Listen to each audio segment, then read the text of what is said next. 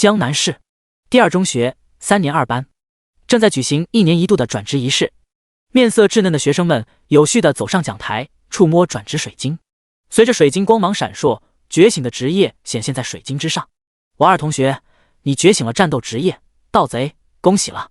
刘全，你觉醒了生活职业，炼金师。虽然是生活职业，但觉醒几率不算高，就业前景很好，努力工作吧。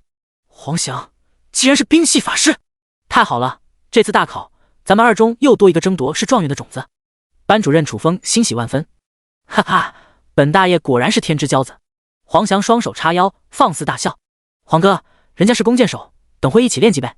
黄哥，你的队伍需不需要战士啊？我拉怪贼溜。班里同学们开始与黄翔套近乎。150年前，天地巨变，游戏入侵现实，人类年满18岁便可觉醒职业。只要觉醒战斗职业，就能通过野怪、副本、秘境获取经验、装备、材料，提升自己实力和财富。而法师在众多职业里优势明显，前期能与之组队，升级效率将大大提高。与此同时，转职仪式也在继续。李康缓步上台，神情略显激动。作为一名穿越者以及重度游戏宅，他很期待觉醒战斗职业，开启属于自己的冒险之旅。李康同学把手放在转职水晶上，敞开身心与之沟通。好，李康把手贴合水晶，整个人被带到外太空。在他面前有着数以万计的战舰和机甲，形态各异，但都保持着整齐的队列，好似在等待他检阅。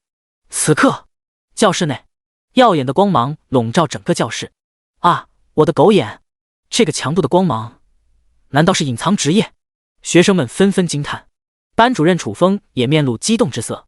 整个江南市已经5年没出隐藏职业了，如果他的班级觉醒了隐藏职业，那江南二中可以争一争今年的省状元了。白光散去，楚风迫不及待地看向水晶球，上面显现出3个大字：机械师。机械师？楚风面容古怪。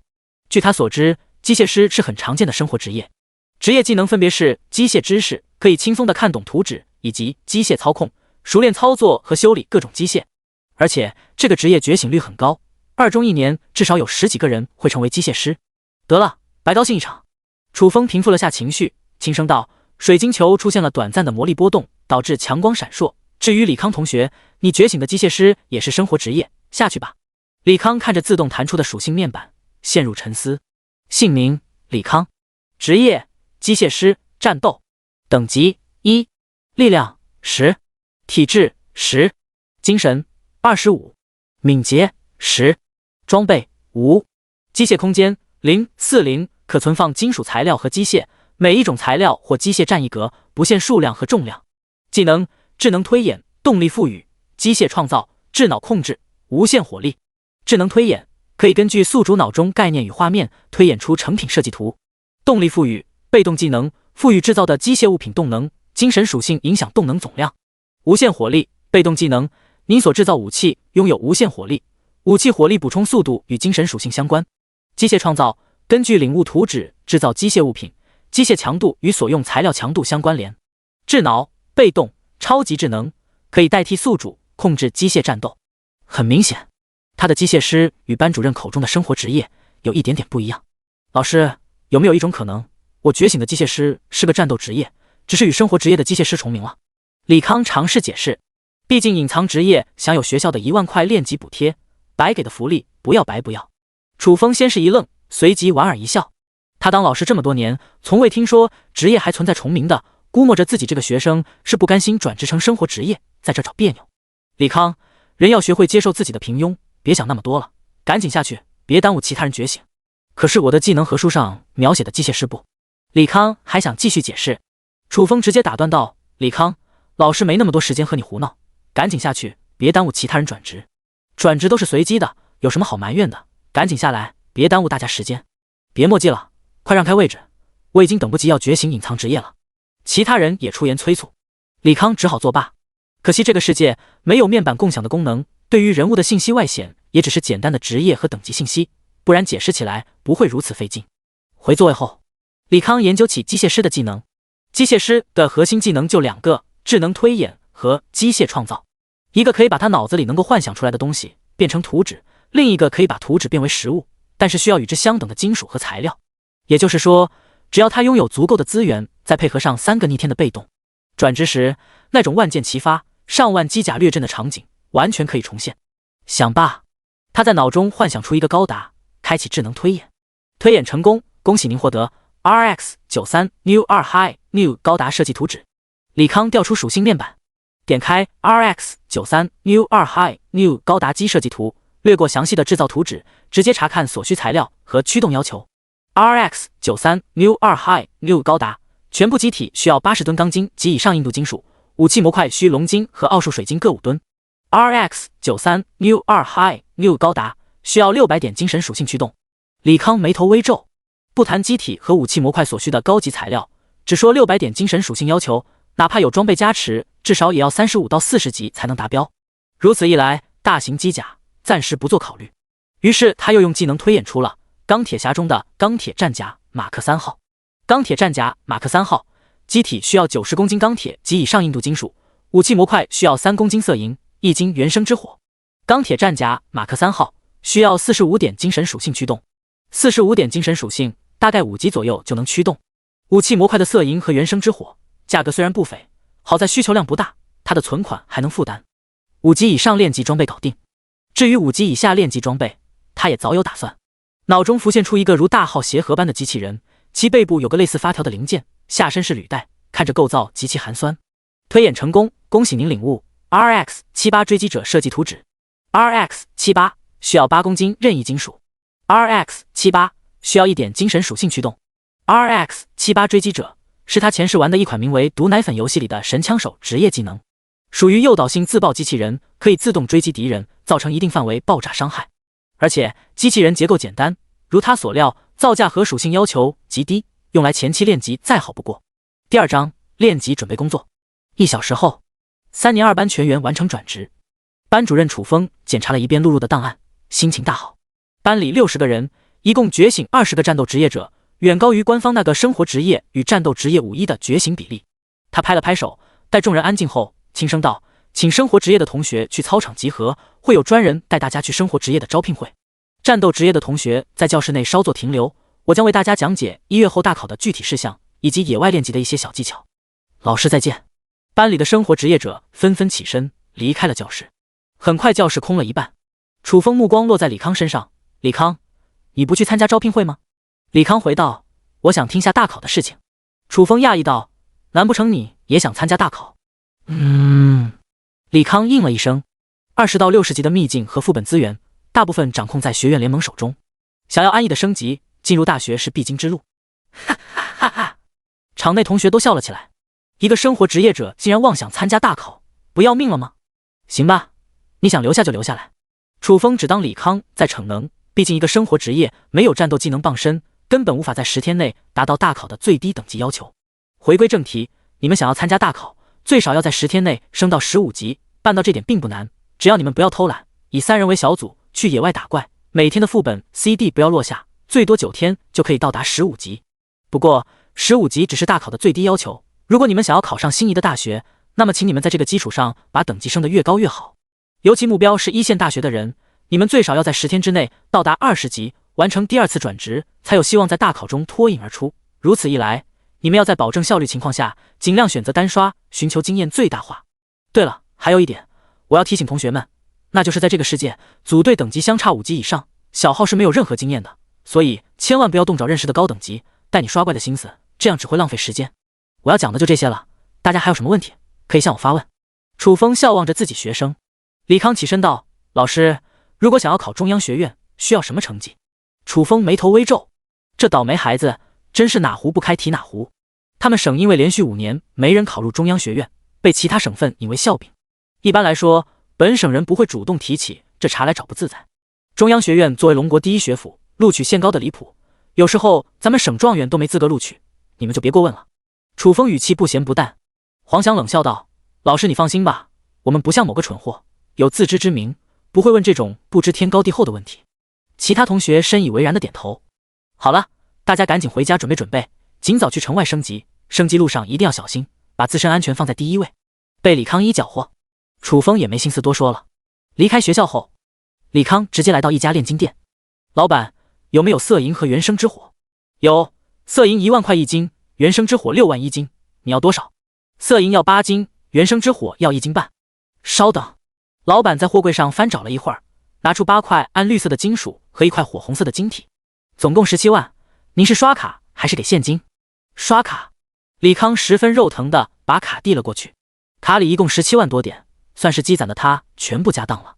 没办法，身为穿越众之一，他也是标准的孤儿开局，无依无靠，一切只能靠自己。老板麻利的结算，把卡递给李康。李康一挥手，把色银和原生之火收入储物空间，又问老板：“你们这有没有废旧金属？我想用一些。”炼金师在炼制高级材料时，会过滤掉一些普通金属，这些金属其实掺杂一些色银之类的高级材料，吸能效果和硬度优于钢铁，用来做钢铁侠战甲再好不过。有的在后院放着呢，你随便拿。老板很是大方。真的随便拿？李康确定道。当然了。老板笑着点头。他已经查看过李康信息了，1级的机械师而已，储物空间负重至多5公斤，后院全是200块1斤的色银杂料，哪怕拿走个50斤他也不心疼，毕竟这单他也赚了起码5万块。谢谢。李康道了声谢，径直来到后院。院子面积很大，堆放着与他等高的废旧金属，粗略估计至少2吨。他犹豫了一下，还是一挥手，所有废旧金属收入机械空间。机械空间3/40，色银合金 2.2 吨，色银8斤，原生之火 1.5 斤。不错，这些材料足够他前期发育了。想罢，他面色不改地回到店内。老板，我走了。多来光顾，看情况吧。李康说话时已经迈出店铺，不一会儿消失在了街道尽头。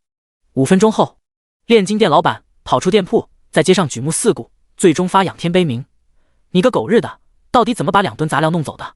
城外一到5级野怪区可以说是人满为患，经常有队伍因为抢怪问题就双方户口本人员多寡进行激烈的争论。李康摇了摇头，这种官方划定的炼级区域怪物相对温和，炼级危险系数小，但缺点也是肉眼可见的，那就是人多怪少，炼级效率极慢。于是他沿着主路继续往城外前行。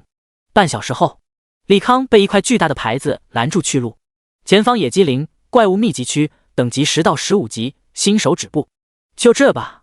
李康观察了四周，确定没有怪物之后，使用机械创造技能开始批量制造 RX78 追击者。您消耗8公斤色银合金，成功获得 RX78 追击者。您消耗8公斤色银合金，成功获得 RX78 追击者。您消耗8公斤色银合金，成功获得 RX78 追击者。一个个半米高钢铁战甲马克3号。轰轰隆，爆炸声此起彼伏。您击杀鹰嘴兽，获得100经验。您击杀烈火兔，获得120经验。经验提示声也不住响起。等25声爆炸全部完毕，李康周身金光闪烁，成功升到2级。5维属性也分别增加了5点。此刻精神属性30点，追击者驱动数量也从25变成30个。爆炸依然继续，获得经验提示声不绝于耳。可李康却高兴不起来，他发现追击者炸死的怪物普遍在10到12级，极少有13级以上的怪物。这说明机器人爆炸威力大概只能重伤13级以上怪物，如果无法补刀，等于机器人放了个空炮。所以他需要一些有效的补刀手段，不然清理了低级怪之后，机器人空炸几率越来越高，白白浪费时间和材料。有什么东西精神要求低又可以有效补刀？李康回忆在蓝星看的科幻片。很快一个无人机浮现在脑海中，无人机呈现不规则箱式状，白色的金属外壳下穿插着各种武器模块，尤其在下方左右对称的微型机枪让人望而生畏。正是史塔克工业出品的多功能武装无人机。这个看似不大的无人机可是差点把蜘蛛侠逼到绝路，而且这款无人机有实时图像传送功能，非常适合现在使用。想罢，他开启智能推演。推演成功，您获得多功能武装无人机设计图。多功能武装无人机，机体需要钢铁以上硬度金属10公斤，武器模块需要色银半斤，原生之火1两。多功能武装无人机，驱动需要10点精神属性。无人机竟然也需要色银和原生之火，好在他多买了些材料，不然还真造不出来。您消耗10公斤色银合金，色银半斤，1两原生之火，成功获得多功能无人机。多功能武装无人机，耐久度500/500，功能红外线扫描、全景摄像头、3管微型机枪、微型导弹、雷射切割、喷火器。智脑已连接无人机1号，无人机有视野共享功能，默认开启，宿主可选择智脑代管无人机或者自行操作。李康眼前出现一小块全息屏幕，正在播放无人机实时反馈的画面。他操纵着无人机起飞，往前方飞去，很快看到3只负伤的烈火兔，它们体型如8岁小孩一般，尾部是一团忽明忽暗的火焰，原本雪白的毛发已经被血给染红。李康二话不说，让无人机射出一发微型导弹，轰的一声，您击杀烈火兔，获得130点经验 X3。就这样，无人机借助高空优势，捕到了20多只漏网之鱼，成功升到3级，精神属性也增加到35点。便又造了一架武装无人机，交给智脑控制。2架无人机用机枪在低空扫射，不停地引怪，等怪物聚集到一定数量，再把怪物拉到缓缓前进的追击者面前，砰的一声，一波带走，效率大大提高。3个小时后，随着金光闪烁，李康终于到达了5级。练级总共耗时4个半小时，他迫不及待用机械创造技能制作钢铁战甲。您消耗90公斤色银合金，3公斤色银，1斤原生之火，获得钢铁战甲马克3号。钢铁战甲马克3号，耐久度500。功能搭载状态系统、飞行系统、智脑导航系统、防冰系统、飞行稳定系统、电弧脉冲炮、Mark I 型小型反装甲导弹 X2、微型导弹、双肩6管迷你炮。提示：您当前精神属性无法驱动马克3号，属性不够。李康愣了一下，马上恍然，头上负责警戒的2架无人机占据了20点精神属性。他心念一动，把无人机收入机械空间。马克3号双眼立马发出亮光，智脑已连接马克3号。李康一招手，马克3号瞬间分解，随后附在了他的身上。接着，李康尝试飞行，四肢喷出强力的火焰，整个人猛地冲向前方告示牌。就在撞上告示牌时，飞行稳定系统生效，辅助他调转方向。在飞行稳定系统辅助下，李康很快掌控了飞行要点，开始搜刮之前刷怪掉落的装备和材料。您拾取了老旧的木棍，您拾取了烈火兔牙齿，您拾取了鹰嘴鸡的羽毛。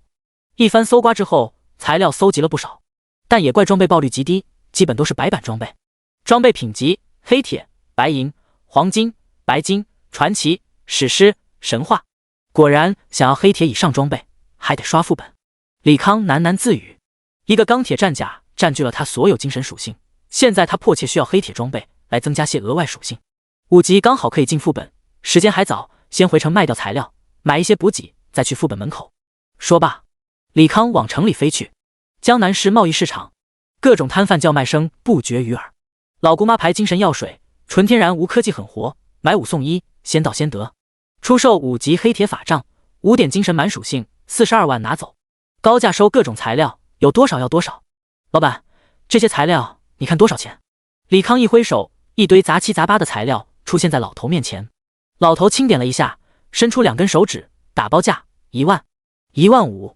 李康其实去过交易所，查看过大概价格了，如果挂在交易所大概是2万左右，但其中有10%的交易税，而且什么时候卖出去也不一定，所以他才来贸易市场碰碰运气。成交。老头掏出一沓票子，李康接过钱，又来到卖精神药水的摊位。药水怎么卖？2000一瓶，买5送1， 1万一组。来一组吧。李康递过钱，把6瓶精神药水收入囊中。低级精神药水，喝下以后可以在一定时间增加精神属性。至于持续时间和属性与配方材料有关，比如他买的这个老姑妈牌属于掺杂科技较多的一种，只加了5点精神属性，持续时间也只有20分钟，远不如知名品牌10点属性半小时持续时间的标准。当然1分钱1分货，知名品牌1万5一瓶，一般人可喝不起。离开贸易市场，李康重新穿上钢铁战甲，飞往副本方向。第4章噩梦级哥布林之森新手副本。哥布林之森副本进入等级5到10级，副本 CD 每天凌晨12点重置，所以说转职的学生能在第1天到达5级，便可以多刷一次副本，凭借副本经验结算加成，彻底与其他学生拉开距离。此刻，副本外，江南市执政官王恩带着3大高中校长正在等待第一个到达5级的人。各位觉得今年能有几个在0点副本重置前达到5级呢？王恩笑眯眯地问。只有今天到达5级并且单刷副本的人才有资格在10天冲击2转20级，成为他们江南市争强省状元。其他人我不晓得，但我校的穆雨晴可是隐藏职业惩戒骑士，1级就可以单刷5级怪物，11点前肯定能到达5级，并且单刷冒险级哥布林之森。我们3中虽然没隐藏职业，但战法木比例很高，单火法就有3个。据我所知，已经有3对战法木组合在越级刷怪，希望能赶上今天副本 CD。2中黄翔也不错，在练级时领悟了隐藏技能冰铠，也是一个人单刷5级怪物，12点前肯定能到5级，单刷普通级哥布林之色没问题。几个校长炫耀着自家学生，王恩脸上笑意更盛，不错，今年我江南市人才济济，让我们拭目以待吧。王长官，这才8点钟，不可能有人到达5级，咱们去旁边休息一会儿。一中校长指了指一侧工人休憩的座椅，王恩点了点头，正要转身离去，轰的一声，一个炫酷的机甲以单膝跪地的姿态落在副本前。什么人敢在我江南市管辖造次？黄恩以为有刺客来捣乱，立马展开魔法护盾，手中凭空出现法杖，准备吟唱攻击魔法。不过机甲压根没搭理他，直接进入了副本。他不由得一愣，这个哥布林之森副本等级限制在5到10级，对方能进入副本，那至多10级，难不成是学生？你们谁看到他的信息了？好像是一个5级机械师，名字叫李康。二中校长表情怪异。黄恩愕然道：机械师？那不是一个生活职业吗？其他人也不知道该怎么回话。机械师在他们印象中就是打螺丝的存在，毕竟这个世界在游戏入侵后，科技一直停滞不前，制造的机械物品也只服务于基础加工业。可刚才出现的东西完全超脱了他们认知，甚至让他们这些4转职业者感受到了莫名的压力。马上给我查一下今年觉醒名单，有没有叫李康的机械师？黄恩直接下达命令。不一会儿，二中校长刘德志回道：黄长官，我们学校3年2班确实有一个叫李康的机械师，他真是这届的学生。我的天啊，这才8点而已，他是怎么做到提前到5级的？难不成他从一开始就单刷10级的怪物？一中校长一脸不可思议。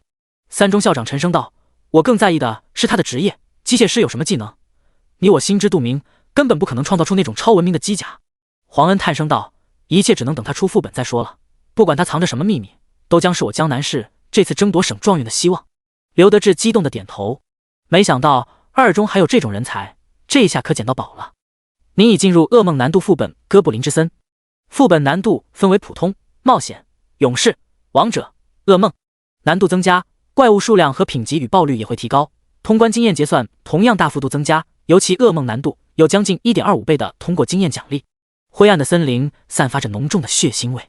李康穿着钢铁战甲飞在半空中，刚好看到不远处有着类似塔防的物体，上有一个身材矮小、皮肤碧绿、样貌丑陋的怪物，手持木棍正在四处张望。哥布林瞭望手，黑铁级，等级5，技能挥棒撕咬。他绕过塔防，打算把整个地图俯瞰一遍。突然一支冷箭射在钢铁战甲上，发出刺耳的金属摩擦声。李康低头看去，树上竟然有一只隐蔽的哥布林，手持简易的弓箭正在向他射击。哥布林弓箭手，黑铁级，等级5级，技能射箭。入侵者，发现入侵者。不远处塔防上的哥布林开始大喊，无数哥布林从4面8方而来，密密麻麻的箭矢攻击过来。马克3号耐91，马克3号耐91。李康躲闪不及，挨了一波攻击才开始反击。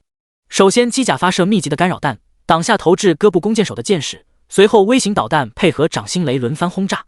您击杀了投掷哥布林，获得50点经验。您击杀了哥布林战士，50点经验。5分钟的轰炸之后，经验条涨到了 90%， 至多再杀10只怪就可以升到6级了。地上材料和装备也爆了一地，其中一件散发着幽暗的光芒。第一件黑铁装备。李康眼睛一亮，确定周围没有怪物后缓缓降落。您拾取了精致的绒布帽子。您拾取了哥布林骨头。精致的绒布帽子，黑铁级，精神加5级可穿戴。运气不错，刚好是我能穿的。李康打开属性面板，装备上布帽子，随后喝上一瓶精神药水，刚好凑出10点精神属性。心念一动，无人机出现在空中。钢铁战甲和无人机借助高空优势，一路上对哥布林之森的怪物进行无差别轰炸，不到2小时，副本怪就被清得七七八八。得益于噩梦难度高密集的怪物，他等级也升到了7级，75%。打扫完战场，一共爆了3件黑铁装备，可惜都不是他要的精神属性，材料倒是爆了不少，直接塞满储物空间，让他不得不扔了一些白板装备。稍作休整之后，又补了一瓶精神药水，直接进入了 BOSS 房间。狭窄的山洞内，一个肌肉裘结、身披铠甲的哥布林手持大刀，一双碧绿的眸子直勾勾盯着他。哥布林统领，青铜级，等级10，技能野蛮冲撞、劈砍、威慑、狂暴。哥布林统领直接使用了野蛮冲撞冲来，速度近乎瞬移。李康下意识抬起双臂，同时使用电弧脉冲炮，也就是钢铁侠的掌心雷，随后脚步引擎启动，后退数米。2个无人机向 BOSS 发射微型导弹，2杆微型机枪同样火力全开。在高强度的火力下，哥布林统领哪怕使用野蛮冲撞，也无法寸进。经过长达10分钟的火力覆盖，哥布林统领发出最后的嘶吼声，痛苦倒地。咣当一声沉默的响声，一把泛着绿光的武器出现在地上，与之一起出现的还有一张绿色卷轴。第5章3种魔能手雷。桃木法杖，青铜级，精神加15，魔法攻击增加 1.5%，10级可穿戴。挑战卷轴，使用后可触发挑战，获得随机奖励。可惜不是技能卷轴。李康轻叹一声，挑战卷轴虽然也有几率获得技能奖励，但几率太渺茫了。一挥手，把桃木法杖和卷轴收入储物空间。系统提示声响起，哥布林之色通关成功，开始结算通关奖励。您获得48610点经验。庞大的经验让他周身金光连闪，直接到了9级。李康打开面板，姓名李康，职业机械师，战斗，等级9 43%，力量50，体质50，精神70左元括号65加5右元括号，敏捷50，装备精致的绒布帽，机械空间3/4，技能智能推演，动力赋予，机械创造，智脑控制，无限火力。竟然没有到达10级，先回趟城，然后练到10级去下一个副本。李康心念一动，出现在门口副本。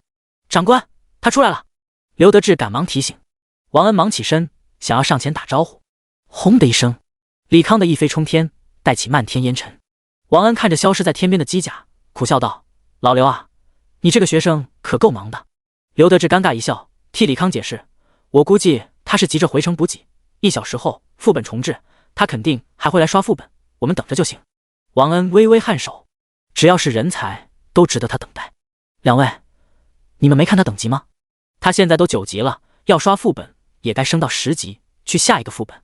一中校长周明语气中满是震惊。王恩等人听到此话也愣在了原地。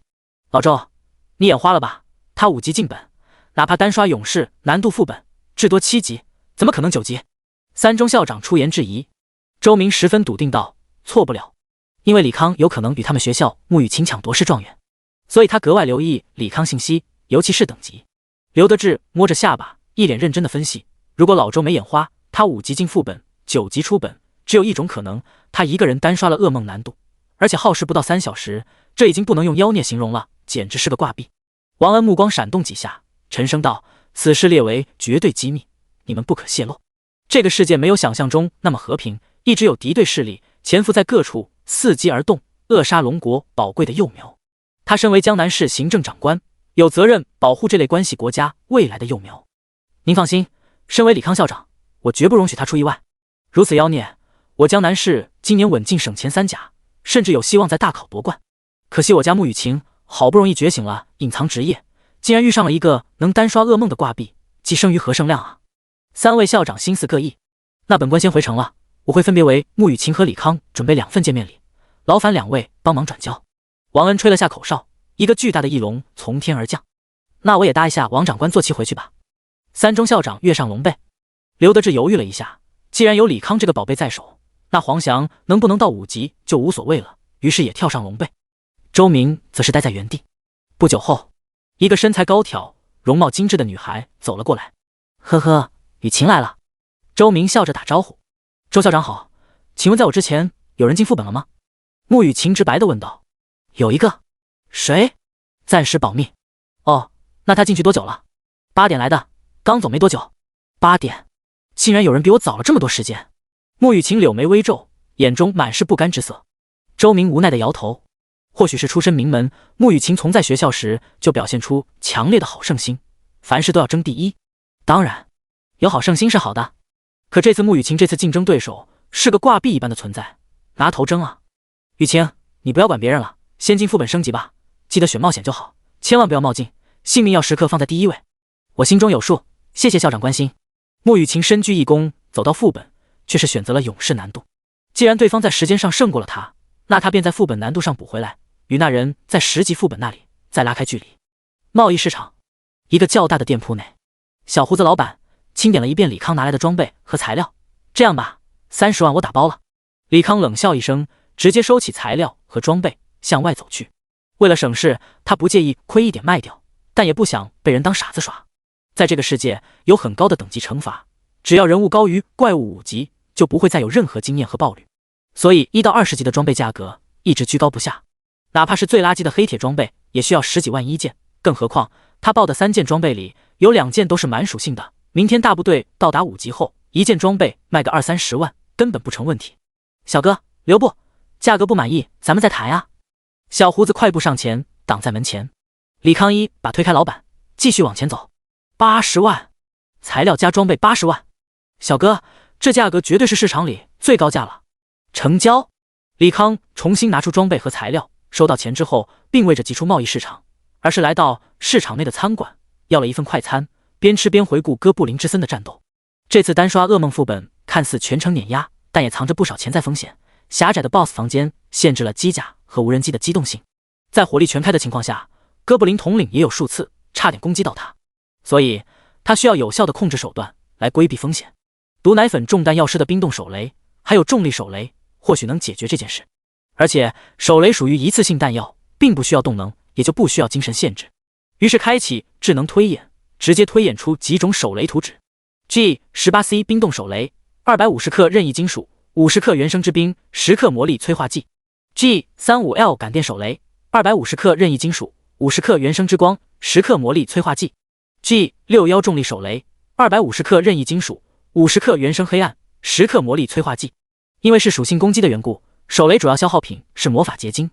虽然4种原生水晶都是魔法结晶，但光冰暗因为需求少、产量大的缘故，比原生之火要便宜许多，基本维持在1万1斤左右。饭后，李康从市场内的炼金铺子以80万的价格打包了30斤色银、3斤原生之火、10斤原生之光、10斤原生之冰、10斤原生黑暗。至于魔法催化剂，价格十分廉价，于是老板慷慨的让他随便拿，他也就却之不恭的把老板存活全部收入囊中。第6章偶遇 BOSS。 您消耗了250克色银合金、50克原生之冰、10克魔力催化剂，获得 G18C 冰冻手雷。5分钟后，李康面前手雷堆成了一座小山，其中冰冻、感电、重力手雷各50个。G18C 冰冻手雷使一定范围内的所有敌人受到光属性魔法伤害，并有很大几率冰冻敌人。G35L 感电手雷使一定范围内的所有敌人受到光属性魔法伤害，有一定几率使敌人进入感电状态。感电状态下，敌人受到伤害加倍。G61重力手雷使一定范围内的所有敌人受到暗属性魔法伤害，并且将周边敌人向爆炸中心聚拢。重力手雷巨怪，冰冻手雷空怪，感电手雷增伤，随后一波火力输出，完美的循环。李康心念一动，把手雷收入机械空间，又拿出副本报的挑战卷轴，打开之后白光一闪，系统提示音响起：您接受了挑战任务，请在半小时内杀死200只18级以上的怪物，完成之后将获得随机奖励。挑战任务难度与奖励挂钩，这任务难度不低，应该会给好东西。说罢，他满怀期待地向城外飞去。毒蛇山谷，爆炸声连绵不绝。李康看着被无人机引来的一大波怪，丢出一个冰冻手雷，刹那间所有怪物被冰封。1、2，大约5秒左右，怪物们逐渐破开冰封，不少怪发现攻击不到无人机，开始往回撤。冰雷持续时间在5秒左右，范围差不多是5米。随后他又扔了重力手雷，一个黑色的漩涡把准备离开的怪物聚拢在一起，并且部分怪物在重力手雷多段伤害下已经死掉。和冰雷差不多，持续5秒，范围5米，但重力雷牵引高度也是5米左右，有些低空飞行的鸟类怪物也被扯了下来。该结束战斗了。最后扔了一个感电手雷，下方电弧交织如海，最终缠绕在每个怪物身上。钢铁战甲和无人机同时发起攻击，不过2轮攻击而已，怪物就全部清掉。这个感电伤害加成果然高。李康缓缓降落，拾取怪物掉落的材料。2个无人机也在智脑控制下飞往毒蛇谷更深处拉怪。可无人机还没离开多久，他就收到了无人机遭到攻击的提示。1号无人机耐久50， 1号无人机耐久30， 1号无人机遭到玩家攻击，智脑系统请求开放攻击玩家权限。李康愣了一下，立马打开无人机画面，只见地面有一个3人小队，看武器应该是战士、盗贼、弓手，其中弓手正不住对无人机射击，但随着无人机慢慢爬高，弓手失去了射距，无法继续攻击。本以为3人会就此离去，谁知这仨孙子竟然玩起了叠罗汉，把弓手送到一棵树上继续攻击。妈的，手贱是吧？李康也不忍了，让无人机降到低处，然后打开喷火器，火焰瞬间吞没三人。随后三人连滚带爬的向森林深处跑去。他也没有继续追的意思。虽然对方手贱，但毕竟不是冲着他本人来的，没必要非得闹出人命。如果他没猜错，这三人应该是故意卡在20级以内的打宝人，以打15到20级材料装备来赚钱。无人机继续深入，不停地拉怪。大概2个小时，李康清空了毒蛇谷前半段的怪，周身金光一闪，成功到达10级。您成功领悟了新技能机械修复，一次性恢复机械 10% 耐久，冷却时间5分钟。您完成了挑战任务，获得特殊技能信息隐藏，可以选择隐藏一切外显信息。信息隐藏有点鸡肋啊，他行得正坐得端，何须藏头露尾。机械修复倒是不错，刚好1号无人机耐久快没了，先给刷50点。于是他召回1号无人机，使用机械修复技能。1号无人机恢复50点耐久，当前耐久度193-500。差点忘了我的青铜法杖。李康忙拿出副本报得的法杖，装备在身上。精神90左元括号70加20右元括号。这样一来，除去驱动着的2架无人机和钢铁战甲，又余下了25点精神。于是他又造了2架无人机，4架无人机再次踏上拉怪的途中。不远处，刚才与无人机发生冲突的3人小队正在玩命狂奔。在3人后方，有一头体型如卡车一般巨大的老虎，穷追不舍。妈的，这么大的地图，虎王刷在哪不好，偏偏刷在咱们跟前。老子加速技能马上结束，这次8成要凉了。少废话，赶紧跑，看有没有其他人，让弓手用雾导把仇恨转移过去。老天爷啊，赐我一个大冤种吧，我不想死啊！呜！3人边跑边哭。跑在最前方的盗贼突然瞥到不远处的李康，大声道：左前方有个穿不明铠甲的人，快点把仇恨转移到他身上。太好了，终于碰到冤种了。弓手忙不迭用出误导，身后的老虎立马偏移方向，朝着李康冲去。李康也看到向他冲来的老虎，瞳孔猛缩，正要启动战甲躲避，那老虎竟是用上加速技能，直接把他给撞飞了出去。砰！钢铁战甲接连撞断4-5棵树，才堪堪停住。哪怕色银合金有着良好的动能回收，李康还是觉得五内翻腾，浑身如同散架一般。马克3号受到攻击，耐久350，剩余耐久80-500。他连忙用了个机械修复，恢复了50点耐久，往天空飞去。本以为这样就可以甩掉突然袭击的老虎，谁知老虎毛发无风自动，纵身一跃，竟然踏空而来。尼玛，飞行属性的 BOSS！ 李康只好掏出冰冻手雷，击中老虎。老虎瞬间冰封掉落在地，冰块碎裂。不待老虎攻击，他又扔了一个反重力手雷，并且命令无人机快速返航。趁这个间隙，他扔了一个探查术，御风虎王白银级，等级20，技能踏空、虎啸、撕咬、裂空爪、风炮。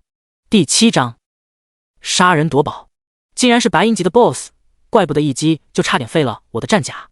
李康又惊又喜，野外白银 BOSS 十分罕见，并且爆率高于副本数倍，只要能单杀，回馈绝对是惊人的。但野外的白银级 BOSS 强度也十分恐怖，一般来说起码要一个20人团队配合才能杀掉。他想要一个人单挑虎王的话，容错率其实很低，战斗中必稍有不慎，让虎王对方近身，或者挨了虎王一记远程技能，以他的机甲现在强度根本防不住，或有性命之忧。杀还是不杀？好！犹豫之时，虎王重力吸附效果消失，用出虎啸，强烈的音波震得李康机甲颤鸣，脑袋有片刻晕眩。就这片刻功夫，虎王再次踏空而上，一记裂空抓直奔李康而来。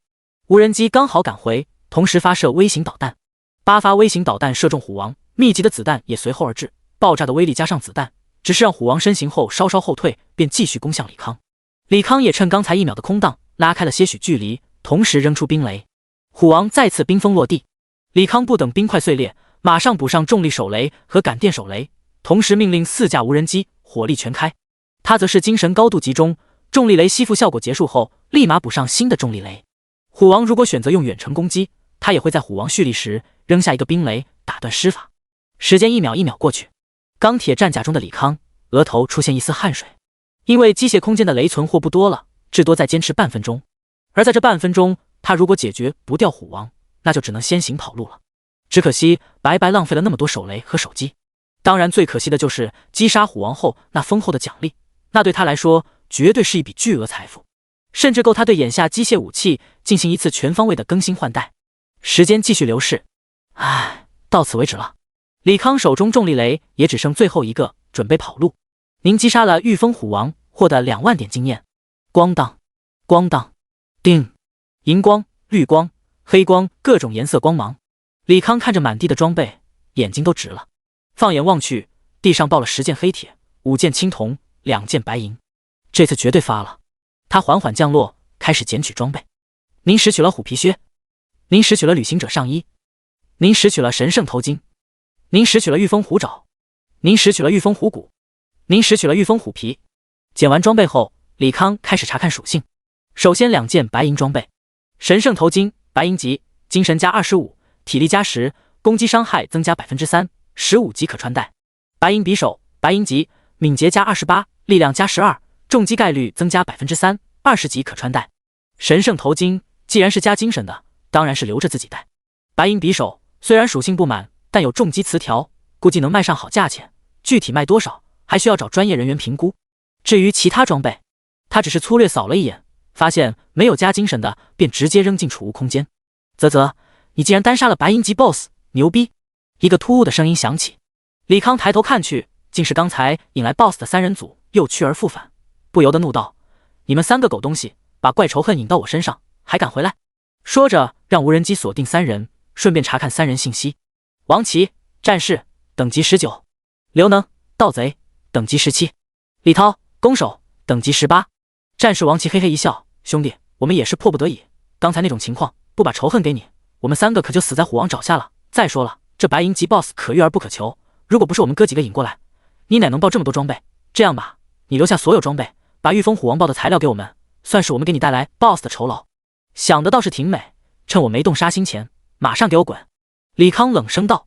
王琦眼睛微眯，用威胁的口吻说道：小兄弟，你最好听我一句劝，马上交出材料，不然你小命难保。李康不屑地扫过3人，怎么着？你们仨还想杀人夺宝？啥？你好好看有多少人？王琦拍了拍双手，周边草丛、树木开始出现响动。不一会儿，王琦身后聚集了不少人。李康数了一下，刚好是一个20人团，等级也都在15到19级。王琦再次开口道：小兄弟，我还是那句话，把虎王豹的材料交出来，你可以安然无恙地走出去。如果执迷不语，我们只能杀了你，让储物空间东西爆出来了。老王，废什么话？我觉得咱们就该杀了他。你没看他职业吗？机械师啊，一个生活职业而已，压根没有战斗技能。他现在穿的机甲，还有那些飞行物，应该都是道具。如果咱们能抢过来，卖给要虎王材料的老板，岂不是又赚一笔？弓手李涛贪婪地看着李康身上机甲，其他人也听得颇为异动，一些人已经握紧各自武器，准备施展技能。王琦瞥了眼身后蠢蠢欲动的队员，急迫地看向李康：兄弟，赶紧把东西交出来吧，再晚1分钟，我也保不住你。恐怕你已经管不住他们了。李康看着已经冲来的战士、盗贼，以及在吟唱的牧师和法师，手中6枚冰冻雷出现，抛入人群之中。刚才与之谈话时，他也没闲着，用机械创造，又制造了这6枚冰冻手雷。冰冻雷在落地刹那，纷纷炸裂，周边化成一片冰原。钢铁战甲一飞冲天，向远处飞去。5秒后，冰冻效果消失。一群人看着天空中黑点，勃然大怒：我靠，这货跑了，赶紧追！放心吧，他只要还想在江南市附近练级，那就跑不了。话还没说完，突然出现5个长方体的机器人，慢悠悠地走了过来。这是啥？一个战士挥动手中武器，砍向机器人。就在剑刃触碰机器人刹那，机器人直接爆开，把周边的3人全部炸飞。其他机器人也在接触到人的刹那，纷纷爆炸。第8章大丰收。啊，我胳膊炸断了，牧师赶紧给我治疗。这他妈什么鬼东西？老子一身重甲，差点没炸成内出血。机器人又来了，大家拉开距离，远程赶紧清除这些鬼东西。正当弓手还有法师瞄准机器人时，头上出现2架无人机，导弹、子弹如雨般落下。我靠，这又是什么鬼东西？赶紧打下来！不对，机器人又来了，马上清理掉。弓手打机器人，法师打无人机，马上！王琦冷静地下达命令。可他话刚说完，钢铁战甲再次出现，6个手雷再次落下，众人如触电一般抽搐不已，身上电弧缭绕，感电状态，受到伤害加倍。这他妈又是什么鬼东西？在感电伤害加成下，一些残血的脆皮职业直接被自爆者或者微型导弹给炸死。不一会儿，20人中只剩下一些肉厚的战士和骑士。去他大爷的，牧师被打死了，老子不玩了！我小祖攻守野人挂了，逃命吧！遇上挂笔了，再不跑都得死。王琦说罢，利用冲锋技能霸体和加速，向一侧密林跑去。其余人也都开始各自逃命技能，四散而逃。李康飘飘然落下，打开面颊冷笑道：“谁说老子要跑了？身为一个机械师，不和你们这群傻叉玩猥琐，难不成要硬刚？人死后，装备和储物空间东西也会爆出来。”所以在他面前掉落了一地装备和材料。黑铁装备，黑铁装备，还是黑铁装备。李康越捡越生气。虽然知道这些职业打宝人不会穿好装备，可没想到抠门到连青铜都不舍得换。倒是死去牧师，一身10级黑铁装备都是10级满精神属性，这次爆了出来，全部便宜他了。二转之前，面板装备栏一共有上衣、手、腰带、裤子、鞋子、头、项链、主武器8个装备栏，7件加10精神属性防具，1件加15精神青铜级法杖。装备之后，总共加了85点属性。精神155左圆括号70加85右圆括号。清理了大半装备和材料之后，储物空间实在装不下了，他只好就地取材，用藤蔓编织了一张粗糙的藤蔓，让4架无人机兜住装备，跟随他往城内飞去。贸易市场杂货铺内，小胡子看着堆积如山的黑铁装备和材料，吞了下口水，颤声问道：“大哥，你这是抢了哪家铺子啊？”李康不耐烦道：“少废话，你就说收不收吧。”“收，肯定收。您少带，我和伙计马上合计价格。”小胡子忙把店内所有伙计喊了出来，开始清点材料和装备。10分钟后，小胡子恭敬地把一份清单递给李康：“这是我们列的清单和收购价格明细，如果您满意的话，小店马上打款。”李康接过单子，粗略扫了一眼，38件黑铁装备给了900万，平均20多万一件；4件青铜装备给了300万的价格，平均70多万一件；材料打包价20万，总计1220万。没问题，打款吧。好嘞。交易完后，李康又来到位于市中心的陶多多交易所。作为龙国最大的交易中心，这里不仅有优质的销售渠道，还有专业的评估师帮忙鉴定评估装备或者材料。李康刚踏入富丽堂皇的交易大厅，便有一个身材窈窕的旗袍女子迎了上来：“这位客人，我是陶多多的员工小丽，请问有什么能帮您？我想评估一些东西，请跟我来。”小丽带着李康来到一侧的房间，两人落座后，小丽笑道：“我们陶多多评估东西，费用是5000一次，如果您没异议的话，请拿出要评估的物品，我将替您进行评估。”李康心念一动，白银级匕首和虎王豹的材料出现在桌上。小丽拿起匕首查看属性，微笑道：“白银匕首虽然属性不满，但重击词条比较稀有，而且大考在即，20级白银武器供不应求，价格一直居高不下。我这边给您估价是250到300万，当然，如果您愿意寄售在我们这儿，至少能卖350万，并且免掉这次评估费用，那就寄售吧。”李康轻声道：“好的，我给您办理寄售登记。白银匕首，我先收下了。”小丽收起匕首，又看向桌上5样材料，待查看材料信息后，脸色微微一变。李康察觉到对方异样，材料有问题吗？小丽起身深鞠一躬，歉意道：“这4份材料有些特殊，您稍等一下，容我去请其他人来和您洽谈。”“去吧。”李康也没多想。10分钟后，一个高大中年踏步而入。李康下意识查看对方信息，略显讶异。木申成45级，炼金大宗师6阶，炼金大宗师6阶生活职业。据他所知，生活职业进阶十分耗费资源，每升1阶，花费的资源也几何般增加。对于普通来说，能升到3阶已经是达到职业巅峰了。至于3阶之后所需资源，就算他们江南首富砸上全部身家，恐怕也难以升到4阶。眼前人也就40多岁的年纪，竟然把生活职业冲到了6阶，财力和势力雄厚程度可见一斑。自我介绍一下，鄙人木申成，京城人士，想要买入小友桌上的材料，不妨开个价。木申成扫了一眼桌上材料，悠然坐下。李康沉默片刻，问道：“能不能告诉我这些材料有什么用？”他的确有些好奇，一个6阶生活职业者为什么来江南市买一份白银级 BOSS 所报材料。木申成微笑道：“这些材料是20级黄金武器、御风大剑主要材料，而鄙人女儿过阵子要参加大考，急需这把剑作为助力。”“哦。”李康应了一声，思量片刻道：“钱我就不要了。您既然是一位高阶炼金师，不知有没有价格低廉的色银？我现在急需大量色银，还有初级元素水晶。色银合金无论是硬度还是动能回收，都无法满足以后的升级需求，所以他打算用色银来替换只有极少色银含量的合金，重新制造一批武器。小事一桩，你直接去国营炼金厂，我会和厂长打声招呼，让他给你准备一些材料。”穆深成说着，把材料收进储物空间。多谢。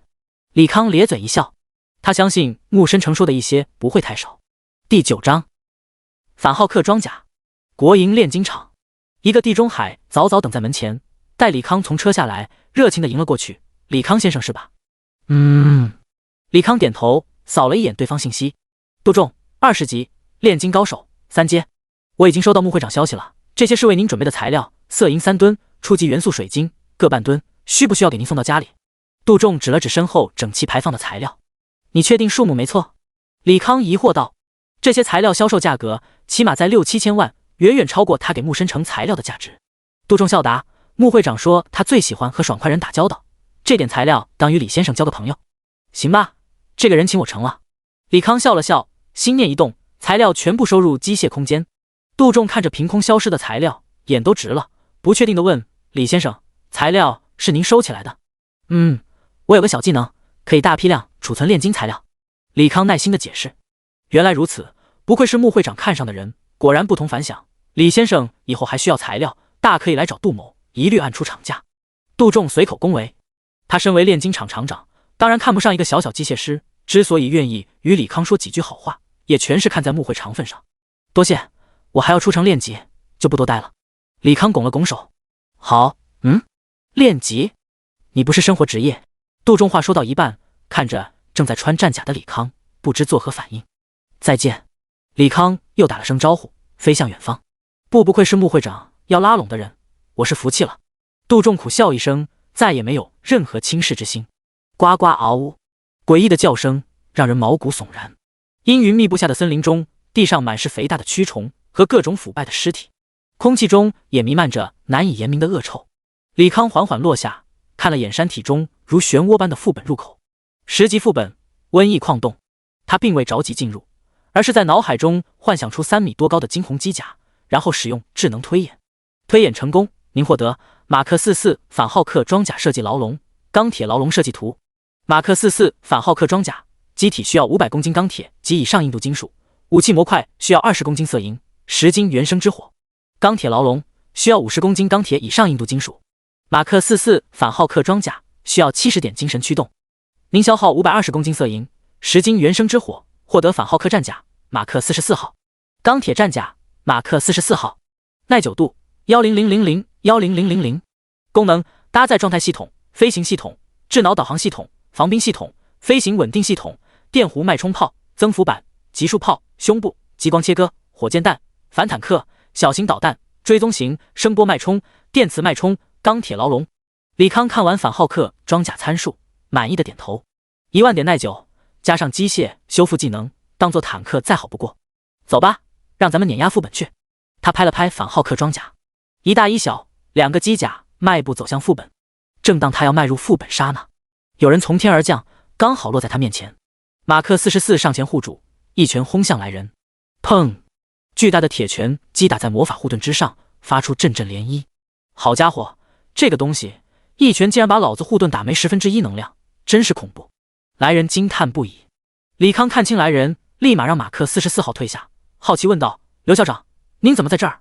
来人正是2中校长刘德志，一位69级的风系大魔导师。刘德志没好气道：当然是赌你这个大忙人。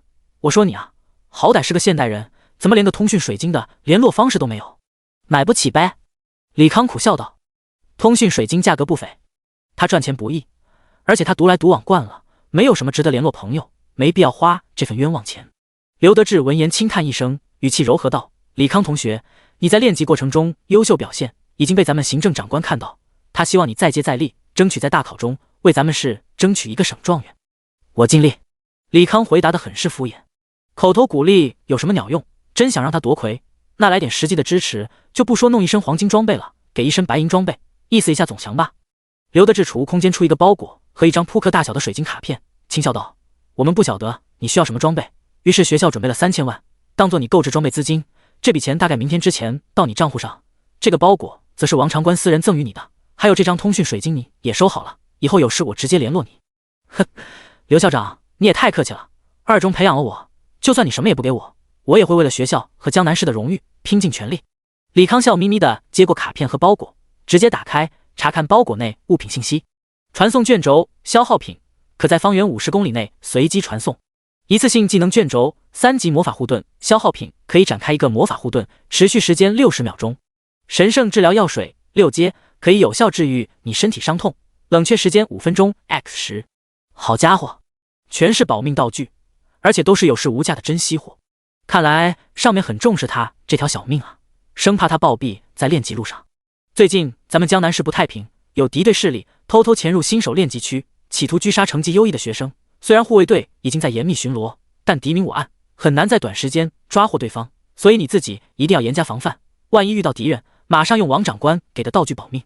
我晓得了，您替我谢谢王长官，如果没有其他事，我先练级去了。去吧。刘德志主动让开道路。李康微微欠身，抬腿迈入副本。第10章偶遇。您已进入噩梦级难度副本瘟疫矿洞。废弃的矿洞内毒雾弥漫，能见度极低。李康抬手释放一记掌心雷，巨大的气流冲散周边浓雾，同时也惊动了四周怪物。肥大的蛆虫、变异的毒蜂还有蝙蝠一股脑地涌了过来。他立马扔出一个重力手雷，所以怪物被引力聚拢在一起，接着又扔了一个感电手雷，给怪物挂上感电状态。反浩克装甲、无人机同时发射导弹，怪物被一波带走。您击杀了变异毒蜂，获得100点经验。您击杀了腐蚀蛆虫，获得了100点经验。您击杀了变异的毒蜂，获得了90点经验。之后由反浩克装甲开路和各种手雷控怪，副本刷得十分畅快，只用了半小时就来到了 BOSS 房间。瘟疫边王，青铜级，等级15，技能超声波、瘟疫散播、蝙蝠召唤。不等瘟疫边王反应，李康已经用手雷控住对方，随后各种导弹、镭射枪、喷火器全部往上招呼。堂堂青铜级 BOSS 一共存活了不到3分钟就憋屈的死掉了。瘟疫矿洞通关成功，开始结算通过奖励。您获得124000点经验。金光连闪，李康等级升到12级，63%。升级越来越难了，得抓紧练级了，不然明天之前到不了15级，那就只能继续打矿洞了。李康捡起 BOSS 掉的2件青铜装备，想起刘德志的话语，呼出面板，打开挑战任务，获得信息隐藏功能。这样一来，外人就查看不到他的信息了，无形中少去一些麻烦。同时间，一位背着大剑的美艳女子气喘吁吁地跑到矿洞副本前，她拿出一瓶解毒药水，一饮而尽，自言自语道：“我打了1天1夜的怪，终于到10级了，装备也换了一身白银，应该能超过那个比我早到的人。”想罢，穆雨晴拿下大剑，给自己上了2个增益 buff， 准备尝试单挑王者级副本。一个穿着机甲的靓仔凭空出现，穆雨晴目光微凝，下意识查看对方信息：姓名未知，职业未知，等级未知。李康也在查看穆雨晴信息，惩戒骑士，教科书上没有提过的职业，应该是隐藏职业，怪不得能跟上他练级速度。你也是这次觉醒的学生吗？穆雨晴率先发问，美眸直勾勾地盯着李康，好似想要看穿面甲内的容貌。一起加油，再见。李康不太习惯和女人打交道，随意敷衍一句，向天空飞去。砰！穆雨婷一剑挥在地上，气呼呼道：“不就是比本小姐早刷2个小时副本吗？装什么高冷？还有7天时间，我一定会超过你。”哀切！李康打了个喷嚏。那个穆雨婷长得挺带劲，就是有点高冷的样子。可惜他这个人不太喜欢当舔狗，注定与这种女人无缘了。胡思乱想了一下，他思绪又回到练级规划上。随着等级提升，经验需求也成倍提高。如果继续刷新首区20级的怪物，至少要30多个小时才能升到15级，肯定无法在明天副本 CD 刷新前进入15级副本。想要提高效率的话，那就只能继续提高刷怪等级，最起码要刷30级的怪。那么他只能去新手区外地图练级了。不过新手区外危险因素太多，去之前先回城补充一下精神药剂。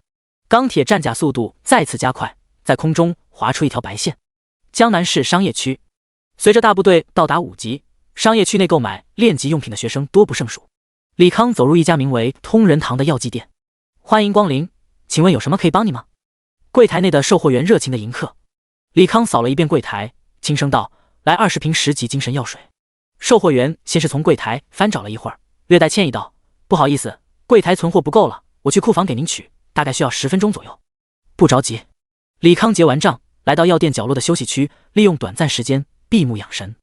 同时间，几个人有说有笑地走入药剂店。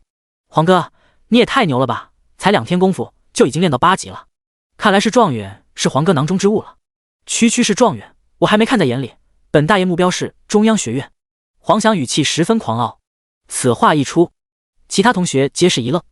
其中一个与黄翔要好的同学小心提醒黄哥，这中央学院录取标准极高，咱们省已经5年没人考进去了，而被拒之门外的历届省状元不乏一些强力的隐藏职业。黄翔扫了几人一眼，淡声道：不妨你们，我领悟了一个很厉害技能，叫做冰铠术，可以减伤 80%， 还有 10%几率返还伤害。减伤 80%， 还有反伤，我靠，这比隐藏职业还变态啊！有这个技能，或许真能考入中央学院。几人惊叹连连。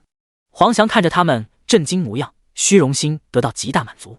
哼，说起中央学院，我想起咱们班的李康，一个破机械师，还有脸问考中央学院什么成绩，简直是个小丑。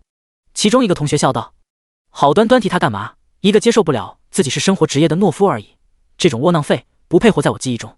黄翔不屑一笑：对，他不配。其实他是真的惨，机械师这个职业压根没可能成为高阶职业者的可能，只能当一辈子长狗。反正没啥出息，最好和他断了联系，省得以后有事麻烦咱们。其他人也笑着附和。这时售货员去而复返，径直走到李康面前：先生，这盒子里是20瓶药水，您拿好。李康把药水收进储物空间，起身向外走去。黄翔等人也注意到了李康，刚才说李康坏话的同学一个个面露尴尬。李康只当没看到几人，面色自若地向外走去。黄翔却是上前拦住了李康，笑问道：李康，见到老同学怎么不打招呼啊？难不成是自卑，怕我们这些战斗职业瞧不起你一个生活职业者？只是怕你们背后说人闲话，被正主带到尴尬而已。李康淡声道。黄翔嗤笑道：他们说的都是事实，有什么好尴尬的？你的机械师确实没什么前途，咦，你还用手段把职业隐藏了。李康，你不用自卑到这种程度吧？机械师虽然垃圾，但也没到无法见人地步。你爱怎么想就怎么想吧。李康实在不想把时间浪费在无谓人身上，径直离去。哼，被我抽到痛脚，落荒而逃了，没意思，买药炼剂去了。黄翔耸了耸肩，回到药店采购药剂。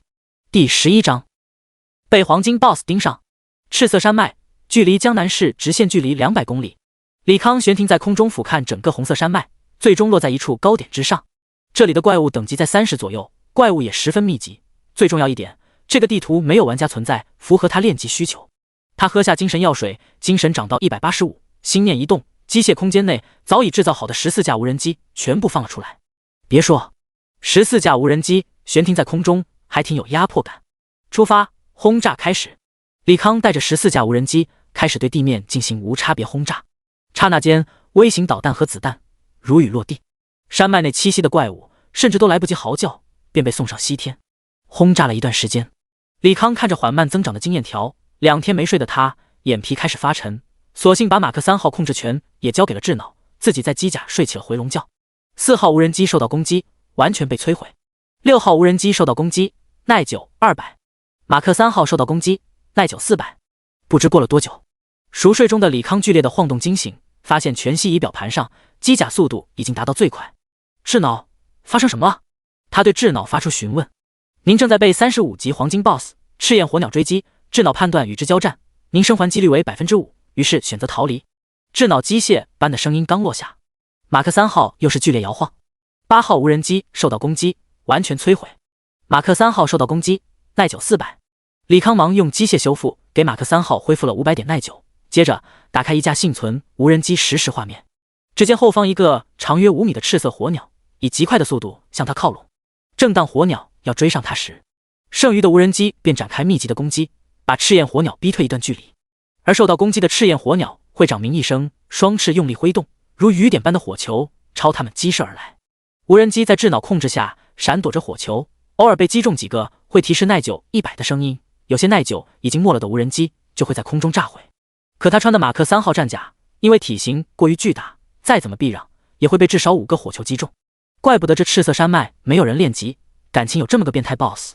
李康吐槽了一句，拿出手雷，冰冻手雷往后扔去。轰轰，手雷撞击在赤焰火鸟身上纷纷炸裂，冰属性凝结的冰块在1秒钟内全部气化，根本冻不住赤焰火鸟。属性克制吗？尝尝这个。他又扔了2个重力手雷，却被赤焰火鸟挥动翅膀打飞出去。能提前规避危险，看来是高智商怪物，这有点棘手啊。李康表情凝重。赤焰火鸟速度明显快于他，如果不找到有效的手段限制火鸟行动，那他为了活命，只能使用那张珍贵的传送卷轴。最后一搏吧！他轻吐一口浊气，心念一动，收回一半无人机，把反浩克装甲放了出来。巨大的反浩克装甲在他授意下飞向赤焰火鸟，双手擒住赤焰火鸟翅膀，全力往地面推去。赤焰火鸟被擒住，拼命发射火球。您的反浩克装甲受到攻击，耐久100。您的反浩克装甲受到攻击，耐久100。在密集的攻势下，反浩克装甲耐久直接掉了近3000。李康趁势使用机械创造技能，您消耗50公斤色银，获得钢铁牢笼。天空中12道红黄相间的金属板在尾部推进器的作用下追向赤焰火鸟和反浩克装甲。轰！反浩克装甲和赤焰火鸟落地。此时赤焰火鸟双目通红，周身火焰也越来越大，好似要发大招。反浩克装甲胸口发射集束炮，直接把赤焰火鸟打进地底，然后启动推进器飞向高空逃跑，同时不忘又补了一发火箭炮，把想要奋起直追的赤焰火鸟再次击落片刻。同时一道道金属板从天而降，插在赤焰火鸟周边，瞬间组装成钢铁牢笼。等爷爷回城刷完副本，再想想怎么干掉你。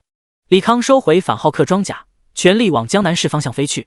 以赤焰火鸟的攻击强度来估算，钢铁牢笼的1万耐久至多撑3到5分钟左右，所以他一刻也不敢停歇，一直飞到江南市新手区范围内，才稍稍放缓飞行速度，并且查看自己如今等级。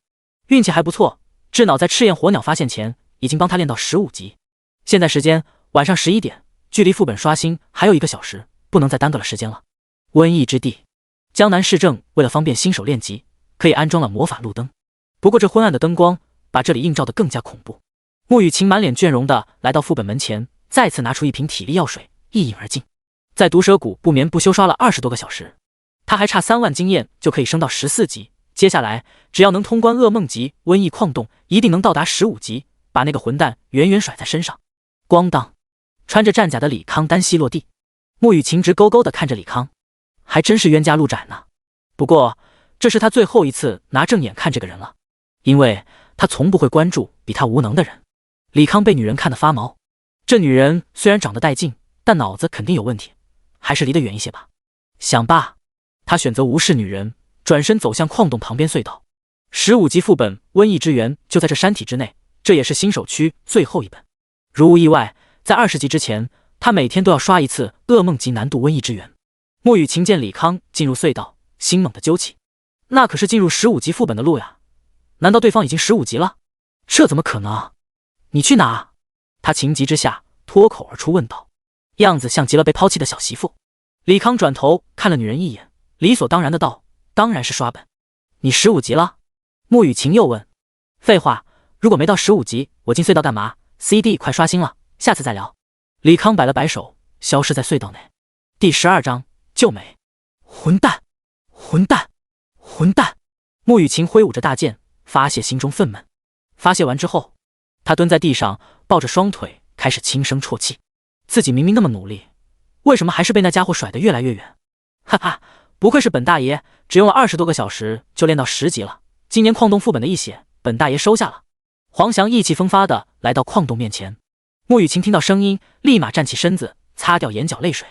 他只是扫了黄翔一眼，便转身往副本走去。10级的兵法，以兵法来说，对方练级速度算快了，但与他还有那个变态相比，完全不值一提。黄翔则是一脸猪哥相，乖乖，这女人也太好看了吧！如果能当我女朋友，学校那帮孙子不得羡慕死。瘟疫矿洞通关成功，开始结算通关奖励。您获得26万1000点经验。瘟疫矿洞通关成功，开始结算通关奖励。您获得26万1000点经验。2次副本之后，李康周身金光一闪，升到了16级，13%。现在副本经验占比逐渐减少，只能多在野外副本下功夫了。赤色山脉怪物秘籍，如果没有那只该死的赤焰火鸟，或许能在那里练到20级。出了副本之后，他站在原地思考接下来上哪里练级。江南市周边30级地图，他几乎飞了个遍，大部分地方都有散人或者大学学生练级。思来想去，真的只有赤色山脉适合无差别轰炸练级。不行，我得想办法弄死那只杂毛鸟。李康刚要踏步离开，副本漩涡处白光一闪，一个浑身是血的人躺在地上。李康吓了一跳，直接查看信息。穆雨晴，惩戒骑士，15级，状态濒死。这是达本翻车，在死之前被传送了出来。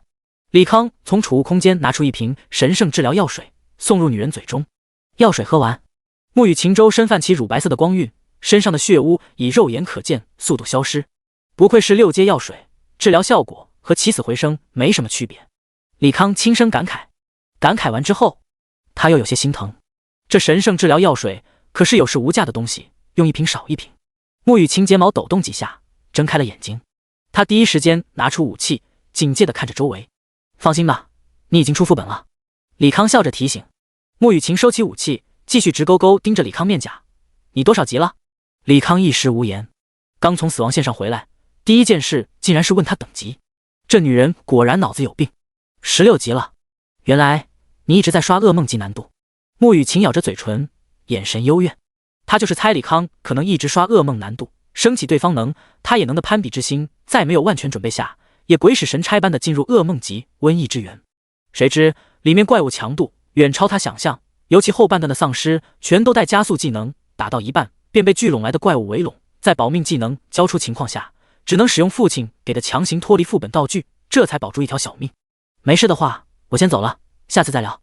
李康总觉得和这女人对话很尴尬，借故离开。沐雨晴快步追了上来，十分认真地说道：我不会认输的，就算少刷一次副本，我也能追上你。还有，谢谢你救了我，我沐雨晴欠你一个人情。李康应了一声。沐雨晴见对方还是那么高冷，也不再搭茬，只是鼓着腮帮子生闷气。两人就这么并肩在矿道走着。待李康走出隧道后，发现矿洞副本前已经聚集了不少学生。双人刷勇士级矿洞来强力输出，本人嗑药后体质100，抗怪能力杠杠的。噩梦级副本5等于1，一身青铜的来，没达标的别来送死。满敏捷10级黑铁匕首换满体大剑，换得来。各种吆喝声不绝于耳。沐雨晴听到有人吆喝装备，好奇地问向李康：喂，你现在什么装备？除了帽子是15级白银，大部分是10级黑铁，准备回城换一身15级青铜。李康如实回答。其实一身15级白银他也买得起，可用不了几天，到了20级又得换一身白银，不如先弄身青铜凑合着。什么？你用一身10级的破烂黑铁单刷了噩梦级瘟疫之源？这怎么可能？沐雨晴失声道。震惊之下，他声音瞬间高了几个度，在如此嘈杂的环境中也清晰地落入每个人耳朵。刹那间，所有人目光都落在两人身上。我去，这人穿的是机甲吧？真特么帅，好像摸一摸。一个战士盯着李康机甲，双眼放光。另一个身材高挑的女法师没好气道：喂，你搞错重点了吧？没听那个美女说，那个穿机甲的能单刷噩梦级瘟疫之源，那可是新手区满级副本啊。战士不以为意，这肯定是在吹牛，这才过了3天而已，怎么可能有人到15级？就算到了15级，也不可能单刷噩梦级副本，以15级惩戒骑士。我的天，这女人竟然是15级！女法师眸中金光闪烁，喃喃道：女的既然是15级大佬，那么穿机甲这位老大说不准这能单刷噩梦级瘟疫之源。想罢，他扭腰走到李康身边，弱弱地问：请问您是男人吗？是吧。李康苦笑道：怎么最近遇到的女人都语无伦次，很难交流的样子？是吗？女法师嘴角微翘，面容变得妩媚起来，刻意拉了拉领口，展现出江南市养育的大好山川，用娇滴滴的语气说道：大佬，能不能等人家15级后带人家刷2次噩梦级瘟疫之源？只要你愿意，人家整个人都是你的。大佬也带我一次瘟疫之源吧，我愿意给你当狗，也带我，人家也可以陪你。无论男女都围了上来。李康见势不妙，直接开启推进器飞向天空。众人看着消失在天际的机甲，又看向沐雨晴。美女！轰！沐雨晴拿出大剑，用技能挥出一道凌厉的剑气，冷声道：滚蛋！好嘞！一群人灰溜溜的回到副本门前。第13章钢筋。陶多多交易所，李康花了近450万，采购了一身满精神属性的15级青铜装备。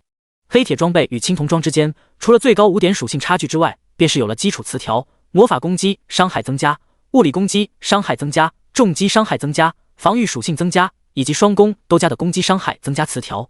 一般来说，词条数值与装备品级有关，并不会因为装等提高而改变。比如他的10级青铜法杖加了 1.5% 魔法攻击伤害，这次换了15级青铜法杖也只加了 1.5%， 只不过是加的物理攻击伤害。这没办法，他做过实验，发现除了手雷吃魔法加成，其余机甲无人机攻击都只吃物理攻击加成，所以他如果想要增加制造机械的威力，只能选择有物理伤害加成的装备。好在这个世界词条是完全随机的，不会因为你是魔法装备就必给魔法词条，而且魔法装备不幸随机到了物攻词条，价格也会在原本基础上至少打个7折。这也是他为什么只花450万便买了7件15级满精神属性青铜装备的原因。把装备全部换上之后，他打开属性面板，姓名李康，职业机械师战斗，等级16，力量85，体质95左圆括号85加10右圆括号，精神265左圆括号100加165右圆括号，敏捷85。装备精致的磨铁法杖青铜，神圣头巾白银，精致的云布上衣青铜，精致的云布裤子青铜，火鳄皮手套青铜，火鳄皮腰带青铜，火鳄皮鞋子青铜，紫钻项链青铜。机械空间13/13，钢铁战甲马克3号 X1， 反浩克装甲马克44号 X1， 多功能武装无人机 X16， G18C 冰冻手雷 X88， G35L 感电手雷 X77， G61重力手雷 X45， 色银合金830公斤，色银 2.25 吨，原生之火420公斤，原生之冰485公斤，原生之光485公斤，原生黑暗485公斤，魔力催化剂300公斤。注：机械空间每种材料或者机械占一格，不限重量和数量。技能：智能推演、动力赋予、机械创造、智脑控制、无限火力、机械修复、信息隐藏。色银合金不太够了，得再弄一些。想罢，他离开交易所，去往炼金厂，打算从炼金厂弄一些便宜合金。炼金厂办公室，厂长杜仲听完李康言语后，苦笑道：“李先生，我们厂采用特别的炼金配方，色银纯度趋近100%，所以金属中色银含量极低，不能称之为色银合金了。当然了，如果您不介意，可以去后院随便拿。多谢杜厂长好意，不过我所需要的金属必须保证充足的动能回收，您厂里那些废铁恐怕不适合我，告辞了。”时间紧迫，李康也不多待，起身向外走去。杜仲闻言似是想起某件事，忙说道：“李先生留步，如果您想要具有动能回收的金属，我倒是有一个消息，可能对你有用。”什么消息？李康驻足询问。咱们坐下慢慢说。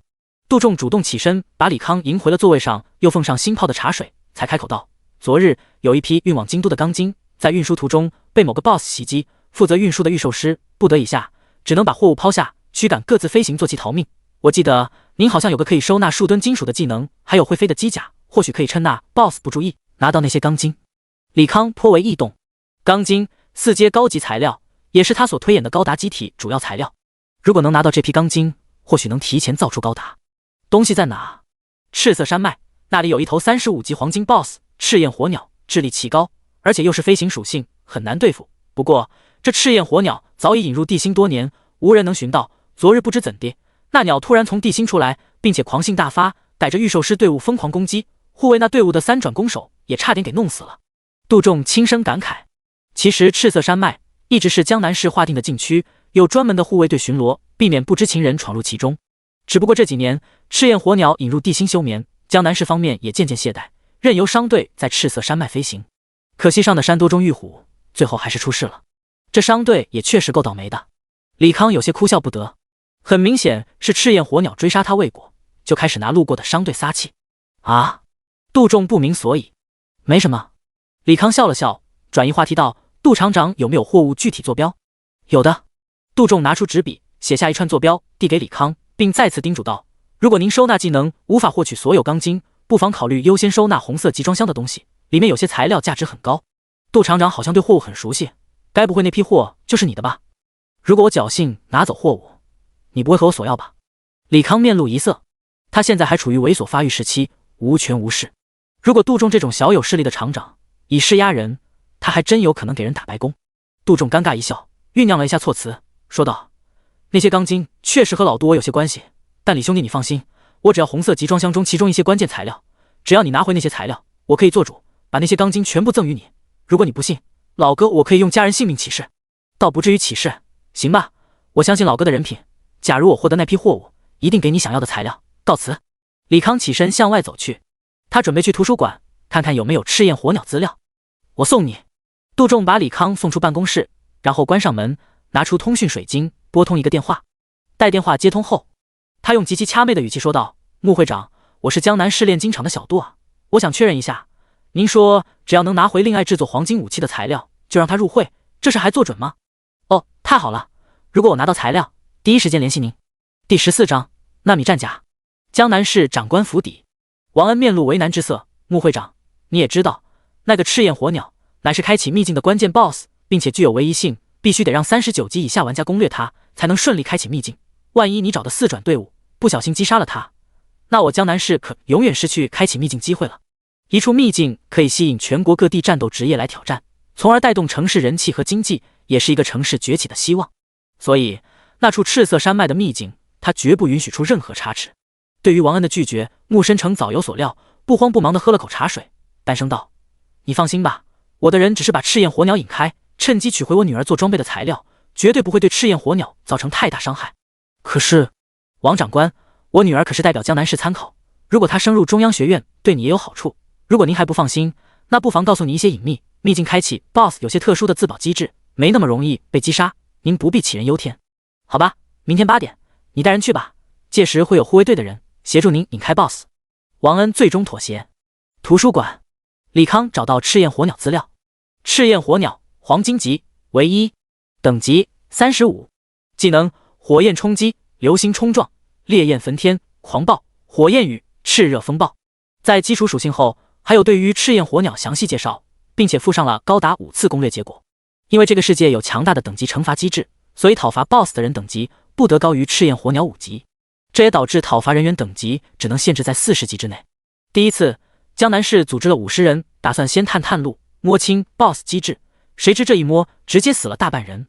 第二次，江南市加大力度，组织了100人，整整2个团，死了1多半人。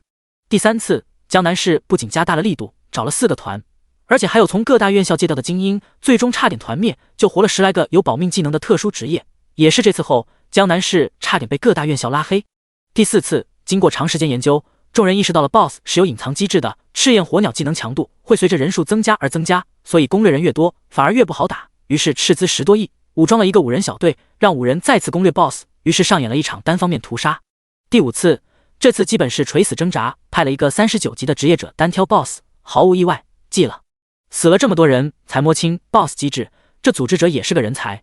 不过让40级以下职业者打一个会飞的黄金 BOSS， 也确实有些强人所难。李康也领教过赤焰火鸟火焰与威力，以他钢铁战甲超音速的机动性都避无可避，那么地上的职业者一旦保命技能用掉，只能当那待宰的羔羊了。感慨一番后，他开始琢磨怎么对付这 BOSS。 从上次与赤焰火鸟短暂交手情况来看，他额外制造的无人机也能增加赤焰火鸟技能强度，那么机海战术完全用不上了，只能多武装一些强力武器来与 BOSS 对抗。赤焰火鸟超音速飞行也是个麻烦，为了确保输出环境，最好把赤焰火鸟控制在地上。可用什么方式控住赤焰火鸟？冰雷之前已经试过了，赤焰火鸟周高温直接把冰冻效果给免疫了。重力手雷应该有用，但持续时间太短，只要1秒钟没衔接上新手雷，就会被赤焰火鸟用超音速逃往天空，容错率太低。再说他还要主力输出 BOSS， 根本没时间不停扔手雷。正当他努力回忆前世有什么东西能够长时间控制别人时，一对男女从他身边走过。女的抱怨道：“哎呀，刷本好累啊！我现在看见副本那漩涡，就像是要我吞进去似的，浑身起鸡皮疙瘩。”漩涡？对啊，那副本漩涡就像一个黑洞。李康眼睛一亮，于是他在脑中幻想出一个装置，环形金属底座上有一个黑色漩涡在缓缓涌动，无数肉眼可见的气流被吸入漩涡中心。推演成功，您获得微型黑洞发生装置。微型黑洞发生装置，装置需高纯度魔钢20公斤，黑暗精华10公斤，高级魔法催化剂10公斤。微型黑洞发生装置需要80点精神驱动，这造价不便宜啊！李康感慨道。魔钢属于3阶炼金材料，大概50万1公斤，黑暗精华也是3阶材料，并且造价高昂，最便宜也要100万1公斤。至于终极魔法催化剂，倒是真便宜，7、8千1公斤。整个黑洞发生装置造价不低于1500万，好在学校赞助了他3000万，不然凭他那点积蓄，造完黑洞发生装置也没钱继续造其他武器了。搞定控制手段之后，接下来就是武装自己了。这个他倒是早有打算，既然这次主打单体作战，首当其冲的就是升级钢铁战甲。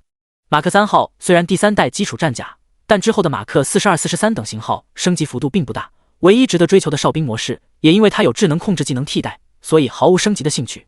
真正让钢铁战甲带来质的改变，应该是使用纳米技术的马克50。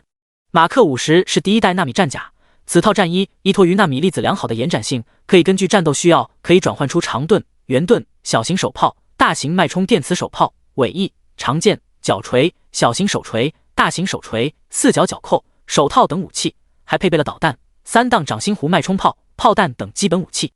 因为是纳米技术，收藏穿戴起来，平时收藏在一个火柴和大的储藏器里即可。穿的时候打开启动器，纳米粒子就会覆盖全身，形成金属战甲。可以说，在攻击力、防御性、便携性、机动力上全面超越了之前的49款装甲。想罢，李康开始用技能推演马克50。推演成功，您获得纳米战甲马克50设计图，纳米及液态记忆复合金属1号配方。纳米及液态记忆复合金属。李康愣了一下，但很快想明白缘由，应该是这个世界没有适合制造纳米战甲的金属。推演技能顺便给了方子，他立马打开面板查看2个设计图。纳米战甲马克50号，机体需要纳米及液态记忆复合金属，硬度需要达到钢筋级别，需求量3立方米，武器模块3公斤火之精华，5公斤光之精华，5公斤原生之冰。纳米战甲马克50号驱动需要100点精神。纳米及液态记忆复合金属1号配方，钢筋大量，色银适量，金属柔合剂酌情添加，幻彩粉尘适量，协调精华适量，魂兽晶核适量。配方罗列了近100种材料，一大半李康听都没听过，并且方子材料剂量也过于模糊，他不免有些怀疑，到底有没有人能按照配方制作出战甲所需要的金属？总得试一试。李康离开图书馆，再次前往炼金厂。他认识的高阶炼金师只有杜仲了。第15章5阶炼金师。炼金厂。杜仲仔细看完配方，摇头道：“这个炼金方子太过刁钻，我估计至少要4阶的炼金大师才能炼出来。”李康问道：“那你有没有相熟的4阶炼金师，让他帮我炼制一些配方上的材料？”不好意思，我并不认识。杜仲刚想拒绝，谁知李康马上又补了一句：“有了这个金属，我就有100%的把握拿到你所需的材料。”杜康硬生生咽下后半段话，确认道：“你真有100%把握拿到材料？”李康很真诚的点头。杜仲默默收起配方，边往外走边说：“咱们江南市这种偏远的小城市，很难吸引3阶以上生活职业者常住。不过你运气不错，江南市还真有一位5阶炼金大师，不过这位脾气不太好。等会儿你不要多说话，一切交给我。”好的。李康微笑着点头。随后2人驱车来到江南市炼金协会。一番通报后，被秘书领进一间办公室，有一个身材矮胖的中年正躺在摇椅上假寐。李康扔了一个探查术：“刘润，33级5阶炼金大师。”刘大师！杜仲叫了一声。摇椅上的刘润毫无动静，似是真的睡着了。于是他又走到摇椅旁，再次叫人：“刘大师！”刘润微抬眼皮，睨了2人一眼，有事说事，没事滚蛋。杜仲陪着笑脸道：“刘会长，鄙人偶得一炼金配方，觉得名字甚是新奇，所以想拿来给您长长眼。”哦，拿来看看。刘润十分慵懒地伸出手。杜仲赶忙递上配方。刘润拿过配方，漫不经心地扫着上面内容，并且根据材料推演炼制出成品的特性。推到最后，他脸上终于露出一丝笑容，连连点头道：“可以变换形态的金属确实是个好东西，可惜啊，造价高了点，炼制难度也极高，寻常5阶炼金大师都未必能炼成。”呵呵，您可是炼金协会屈指可数的天才，其他人炼制不出来，您肯定没问题。杜仲拍了一记马屁。刘润显然对溜须拍马不太感冒，直接把方子扔在地上。这金属虽然可以变换形态，可咱们现在技术无法操控纳米级粒子排列，所以它纯属鸡肋，拿走吧。这样啊，那在下告辞了。杜仲并未再多说什么。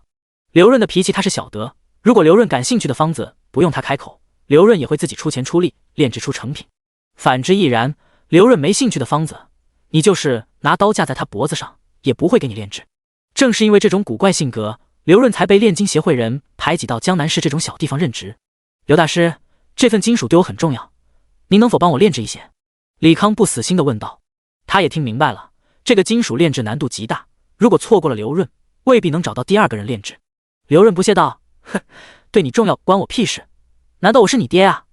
赶紧滚，再不滚我就骂人了。”杜仲见状赶忙上前道歉：“对不起，他小孩子不会说话，我这就带他离开。”说罢，他拉着李康往外走去。这时办公室门打开，一个女孩泪眼朦胧地走了进来。李康看到女孩略显讶异，还真是巧啊，在这都能碰到同班同学。眼前女孩名叫刘晓晴，样貌不错，算得上他们二中校花，在学校颇受男生追捧。刘润看到女孩，立马换上笑脸，迎了上去。哎呀呀，我的宝贝闺女，是哪个不开眼的把你弄哭了？快跟爹说，爹爹找人弄她。刘晓晴抽噎道：爸，他们嫌弃我是召唤，不带我打王者及矿洞。那他们真是太坏了。闺女，咱们不如先退一步，打勇者或者冒险级副本，只要在大考前到达15级，爹爹就有办法帮你进入2线大学。刘润小心翼翼地劝解。不行，我要尽可能的提高等级，在大考中稳压那个穆雨晴一头。爹爹，你就帮人家想想办法嘛。刘晓晴摇着刘润胳膊撒娇，可爹该用的招都用了，实在没办法了。刘润苦笑连连，召唤前期练级效率极慢，自己闺女之所以能跟上第一梯队，完全是靠他这些年搜集的高阶药水和技能卷轴。但随着等级提高，怪物强度增加，药水和卷轴对于练级的帮助越来越小。女儿想要再紧跟第一梯队，确实不太实际。没办法，这就是转职的残酷性。弱势职业与强势职业之间的差距会越来越大，不可能靠氪金和自身努力来弥补。刘晓晴小嘴一扁，恨声道：你不帮我，那我就自己单刷王者副本，最好死在里面。刘润闻言立马慌了神，颤声道：别，我的宝贝闺女，你可千万别做傻事啊！你好好在这儿待着，我这就去给你想办法。说罢，他转身意欲离去，却看到站在那不动的李康，想到刚才丑态全被对方看到，张嘴就要骂娘。我有办法让你女儿单刷王者及矿洞。李康轻飘飘一句话，让刘润把到嘴边的3个字给咽了回去。你真有办法？他狐疑地问。可以。李康笑着点头。刘晓晴闻言也看了过来，见到是李康后，讶异道：李康一直在这儿？李康应了一声。刘晓晴瞪了父亲一眼，埋怨道：爸，我同学来找我，你怎么不早说啊？哎呀，人家刚才那样子，真是丑死了。对不起，是爹错了。刘润在女儿凶狠的眼神下直接认怂。说吧，你想怎么帮我女儿？刘润言归正传。李康回道：我可以制造一些强力武器，帮助你女儿单刷王者副本。刘晓晴翻了翻白眼，无奈地说道：李康，如果我没记错的话，你应该是机械师吧？难不成你觉得造一些早就淘汰的枪械或者火器可以帮我练级？拜托，那些老古董攻击效率慢死了，还不如我扔技能卷轴呢。其实李康在学校存在感极低，如果不是毕业前李康那些近乎傻子一般的言论，他还真不一定记得李康转职成什么职业。刘润也冷笑道：原来是个机械师，我倒是认识一个4阶机械师，现任机械协会会长，每天研究一些不切实际的铁家伙，导致现在连饭都吃不起。如果你指望用那些垃圾帮我女儿，赶紧滚蛋吧。第16章等价交换。李康心念一动，关闭了信息隐藏，再次开口：不如你们看下我的等级，再考虑接不接受我的帮助。哼，你一个破1级机械师有什么？我的天！刘晓晴小嘴微张，眼睛瞪得老大，好似看到世界上最不可思议的事情。刘润也看了过去，同样吓了一跳，颤声道：闺女，你确定他是你同学？李康16级机械师，一个生活职业竟然在转职后4天内练到了16级，这已经不能用夸张形容了。对的。刘晓晴心情复杂，一个自己从来没拿正眼瞧过的人，竟然摇身一变成了在高处俯视他的存在。刘润深吸一口气，平复了下情绪，询问：你想怎么帮我女儿？李康笑道：说起来太复杂，不如去城里虚拟战斗场，我给你们具体操作一下。虚拟战斗场是利用转职水晶神秘力量模拟各种怪物战斗场景的地方，不少人获得新技能后会选择在虚拟战斗场熟悉一下，再去野外正式打怪。宽阔的场地内，李康在专用面板上按了几下，场内白光一闪，场内出现10多个形态不一的怪物。看好了。说罢，他拿出一个冰雷扔向怪物，砰！冰雷碰触怪物，瞬间爆炸，造成第一波伤害，随后冻住所有怪物，继续激发持续冰冻伤害，持续伤害长达5秒的控制。这个技能好恐怖！刘晓晴不由得惊叹。李康又扔出重力手雷，地上黑色漩涡把所有怪物吸附在一起，漩涡每转动一下都会造成数量不等的伤害。又是一个强狙怪的技能，这么多控制，还让不让怪完了？见多识广的刘润也微微动容。低级怪很少有免控属性，对方这俩技能完全对怪物造成了降维打击。李康最后扔出感电手雷，无数光弧交织的大网笼罩所有怪物。刘家妇女也都目不转睛看着怪物，期待这个手雷也能造成免控状态。可惜这次怪物只是带着电弧，其他毫无影响。这个技能一般呀。刘晓晴有些失望。李康笑道：你们不妨看下怪物状态信息。刘晓晴闻言查看其中一只怪物，感电状态中受到攻击，伤害加倍。刘晓晴倒吸一口气，双倍伤害，这个状态有点逆天啊！怪不得你能练到16级，这3个技能确实逆天。这并不是技能，而是3种效果不同的手雷。李康又从机械空间拿出3颗手雷，递向刘晓晴：“你可以扔一下试试，这个是遇怪自动触发，不需要额外拉开保险，用起来十分顺手。”刘晓晴接过3颗手雷，依次扔向怪群，果不其然，触发了与刚才一样的效果。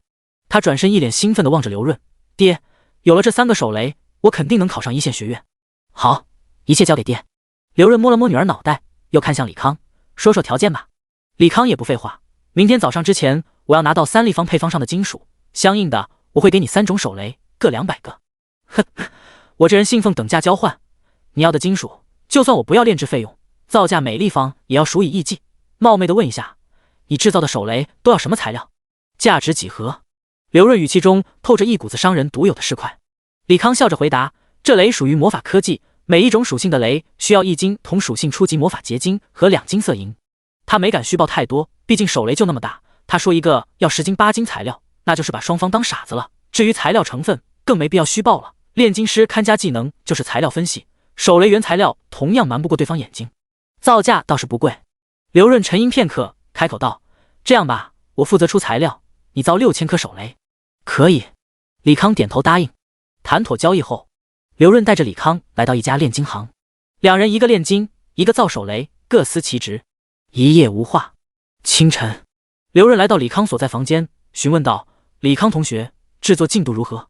李康指了指堆积如山的手雷，3种手雷，冰光按个2000，你清点一下。呵呵，我信得过你，不用清点。刘润满意的点头，这些手雷足够女儿用到2转了。至于2转之后的召唤，与前期截然不同，属于强势职业，再辅以他强大人脉和资源，女儿以后的路自不必发愁。我要的东西呢？李康开口询问。刘润大手一挥，一团黑色的不规则流体漂浮在空中。这是你要的金属，如此一来，咱们2清了。李康把金属收到机械空间。此刻机械空间里还余下4.5吨色银，以及光冰暗原生水晶各0.7吨，算是他辛苦费了。刘大师，我还需要一些魔钢和光火暗精华，不知有没有折扣？他笑着问道。行吧，看在交易顺利份上，今天你在店里买东西一律5折。小王，你带他去店面上选材料吧。刘润招呼过一个青年，青年笑道：“李先生，跟我来吧。”李康跟着青年来到店面，一番询价之后，最终以1500万购入其余材料。离开店面，他来到附近幽静的公园，使用机械创造技能开始制造黑洞和战甲。您消耗3立方纳米及液态记忆复合金属，3公斤火之精华，5公斤光之精华，5公斤原生之冰，获得纳米战甲马克50号。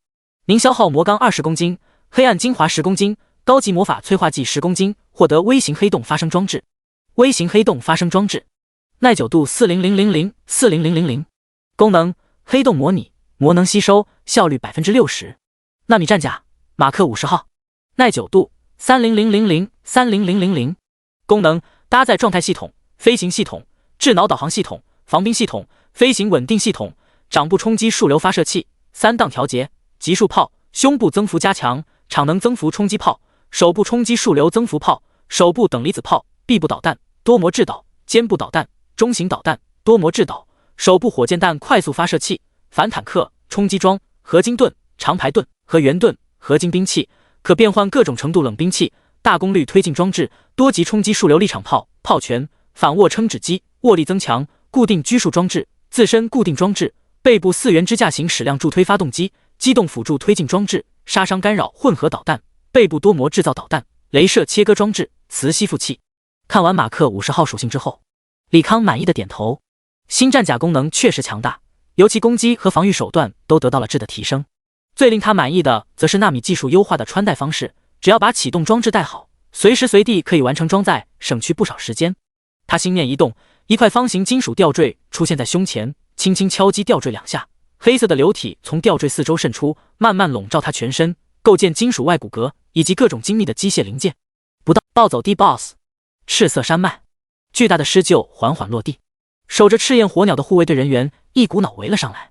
狮鹫背上的木申成诞生道：“在下木申成，想必儿等已经收到王长官命令了，详情穆某就不多赘述了。”为首的魁梧汉子拱手道：“在下江南市护卫队队长黄虎会全程监督你们引怪过程，如果发现你们有击杀 BOSS 意图，黄某不会因为穆会长地位而手下留情。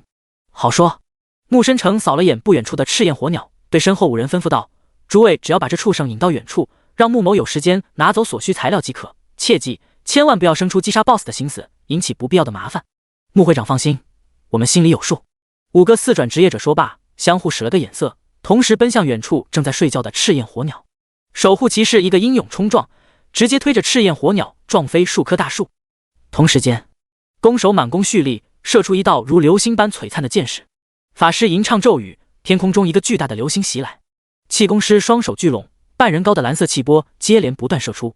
一番高强度的输出后，脱控的赤焰火鸟用出一个火焰冲击，把守护骑士震退数米，随后挥动双翅想要逃离。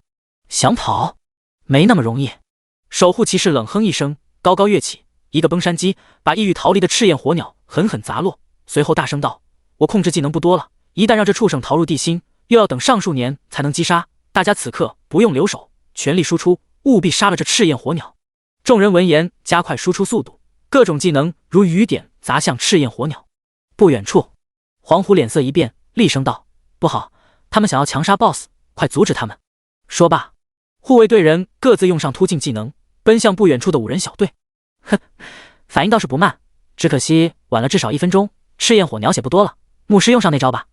守护骑士瞥了眼追来的护卫队，再次使出一个控制技能，刹那间无数大剑虚影组成一个剑牢，让赤焰火鸟动弹不得。牧师吟唱起咒语，头上出现一个4翼天使虚影，只见天使张开翅膀，一个金黄色的罩子缓缓撑起，把5人和赤焰火鸟隔绝在内。轰轰！护卫队第一波远程攻击打在罩子上，泛起阵阵涟漪。队长，这罩子是实体的，咱们进不去。护卫队中的战士砍了数刀之后，轻声会报道：凡是防御技能一定有临界值，大家全力攻击罩子。黄虎说罢，用出剑舞，数秒钟内挥出无数道剑气。别白费功夫了，这是隐藏职业赤天使的专属技能救赎之光，3分钟内罩子属于绝对防御姿态，里面的人出不来，外面的人也不可能攻进去。穆深成踱步走了过来，眯眼望着组内5人。黄虎闻言愤怒地盯着穆深成：姓穆的，如果江南市秘境开启失败，就算你是大公会副会长，也要被上面问责。放心吧，这秘境守关 BOSS 比你们想象的复杂，赶紧离开吧，省得等会儿连命都丢了。穆深成不慌不忙道：什么意思啊？黄虎不解其意。穆深成朝着罩内努了努嘴。黄虎看向罩内，只见赤焰火鸟长啸一声，尾部的火焰瞬间蔓延全身，宛若浴火重生的火凤凰。接着，赤焰火鸟扇动双翅，一个巨大火球凭空出现，狠狠砸向地上的5人。火球落地，直接炸裂，巨大的冲击波瞬间掀飞5人。5人靠技能勉强扛住巨额伤害，一个技能差点秒了我，这玩意不是才35级吗？守护骑士震惊之余，顺便丢了个探查术，这一看连魂都给吓飞了。烈焰火凤，黄金级，唯一，等级130，技能未知。尼玛，130级黄金 BOSS， 这是怎么回事？别管这些了，赶紧跑！咱们平均等级不足70，打130级黄金 BOSS， 简直是找死！一个法师掏出价值不菲的传送卷轴，打开之后，卷轴却毫无反应。其他也是如此。BOSS 自带禁止传送技能，分头跑。法师大喝一声，用出闪现，却发现毫无效果，苦笑一声，拔腿狂奔。其余人也都从各方向跑去，可跑到一半，才发现他们把自己罩住了，根本无路可逃。该死救赎之光是无法主动撤回的，效果还有1分半钟，大家自保吧。牧师边跑边给自己狂刷治疗术。烈焰火凤再次挥动翅膀，5颗火球分别砸向5人，几番攻击之下，很快有人因躲闪不及直接死掉。BOSS 为什么变成130级了？黄虎人都看傻了。穆深成淡笑道：这是秘境 BOSS 特有的保护机制，如果攻击的人等级比秘境 BOSS 高5级，那么 BOSS 就会在剩余1/3血时触发这个保护机制，等级瞬间提升为当前敌人2倍。至于这5人，应该是吃里扒外的间谍，想要利用等级惩罚机制，让咱们龙国永久减少一个秘境，其心可诛，死不足惜。其实这个秘境保护机制鲜有人知，毕竟秘境这东西放眼全世界也没多少，而被顺利开启的不足1%，所以说有开启秘境经验的势力并不多，知道这个保护机制的也是少之又少，就算知晓这个保护机制的势力，也不会刻意告知他人，以免失去抢夺某个秘境优势。原来如此。黄虎面露恍然之色。这样说来，他们这些年兢兢业业在此巡逻，岂不是杞人忧天了？一时间竟是不知该哭还是该笑。别发呆了，赶紧撤吧，等救赎之光效果消失，我们也会被攻击。130级的黄金 BOSS 可不是咱们这些人能对付的。穆深成提醒完对方，快步走向施救。黄虎也缓过神来，带着手下快步离去。1分钟后，罩子缓缓消失，地上多了5具尸体以及闪烁着各色光芒的武器和材料。赤焰火鸟身上火焰退去，体型恢复原本大小。它在空中盘旋许久，确定没有敌人后，缓缓落地，准备继续休眠。突然，赤焰火鸟似是发现什么，猛然睁开双眼，尾部火焰熊熊燃起，再次扇动双翅，化作一道火流星冲向空中。第18章击杀黄金 BOSS。 提示：雷达侦测到有物体以超音速向您袭来，请提前规避或防御。智脑提示声刚响起，李康便从全息屏幕上看到高速飞来的赤焰火鸟。小畜生，还真是记仇啊！他吐槽了一句，右臂出现一团液态金属，逐渐形成一面2米高的盾牌。同时，机甲背部展开4翅，幽蓝的火焰同时从4翅喷出，霎时间机体速度快到如空间跳跃般。几个呼吸后，李康与赤焰火鸟迎面相撞，巨大冲击力形成了强大的冲击波向四周扩散，直接把数十里内的浮云全部搅散。赤焰火鸟身形急速下坠，砸入地里。李康也在空中倒飞数百米，凭借推进器的强大推力才稳住身形。他一个加速直奔地面，手部变为大型手锤，再次轰向赤焰火鸟。轰！已经半个身体陷入地面的赤焰火鸟彻底被砸进了地里，并且发出痛苦的嘶吼。趁着赤焰火鸟在土里挣扎间隙，李康从机械空间取出微型黑洞发生装置，启动之后重新飞回空中。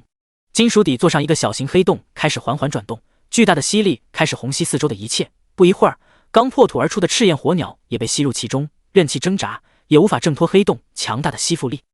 您的微型黑洞发生装置受到攻击，耐久200，当前耐久39800。您的微型黑洞发生装置受到攻击，耐久50，当前耐久39750。随着赤焰火鸟反抗，黑洞发生装置耐久持续掉落。李康也不再耽搁，火力全开，等离子炮、高功率束流炮、各种微型导弹一股脑招呼下去，务求在黑洞耐久掉没之前击杀 BOSS。 时间一点点流逝，就在黑洞最后一点耐久消失前，赤焰火鸟长啸一声，直挺挺倒地。您击杀了赤焰火鸟，获得35万点经验。咣当咣当，各种装备材料掉落一地，其中一个物品被直冲天际的橙色光柱笼罩。李康心头猛跳，橙色岂不是史诗级物品？他以最快速度来到地面，弯腰拾取战利品。您拾取了任务道具涅槃重生，史诗级，赤焰火与 X8， 赤焰火鸟的蛋，黄金级。您拾取了烈焰羽帽，黄金级。您拾取了烈焰手套，黄金级。您拾取了烈焰长袍，黄金级。您拾取了烈焰长裤，黄金级。您拾取了烈焰腰带，黄金级。捡完战利品后，李康开始查看属性。涅槃重生，史诗级，使用后可以开启史诗级任务，至少30级才能使用。烈焰羽帽，黄金级，精神加50，力量加15，攻击伤害增加 8%， 30级可穿戴。烈焰手套，黄金级，精神加50，体力加20，攻击伤害增加 8%， 30级可穿戴。烈焰长袍，黄金级，精神加50，体力加15，攻击伤害增加 8%， 30级可穿戴。烈焰长裤，黄金级，精神加50，敏捷加13，攻击伤害增加 8%， 30级可穿戴。烈焰腰带，黄金级，精神加50，体力加15，攻击伤害增加 8%， 30级可穿戴。烈焰套装5件套属性，精神加70，攻击敌人时有 5% 几率触发火球攻击。竟然是套装！李康很是惊讶。据他所知，每一种套装都要通过任务、怪物掉落以及材料制作等多个途径才能集齐，像他这样一个 BOSS 掉齐整套装备还真没遇到过。他又走向不远处的5具尸体，在尸体周边有9件闪着金黄色微光的装备。根据这个世界机制，玩家击杀玩家时会把身上和储物空间东西全部爆出，但怪物击杀玩家只会随即从身上和储物空间内掉落部分。显然这5人都是被怪物击杀。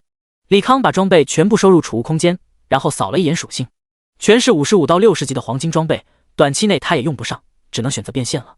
想罢，他又走向不远处散落的集装箱，眼前一共4个集装箱，3蓝1红。他依次打开，3个蓝色箱子里装的全是暗紫色的金属，在昏暗的集装箱内泛着微弱的幽光。果然是钢筋，这次赚大了。李康心念一动，把钢筋全部收入机械空间，不多不少，刚好30吨。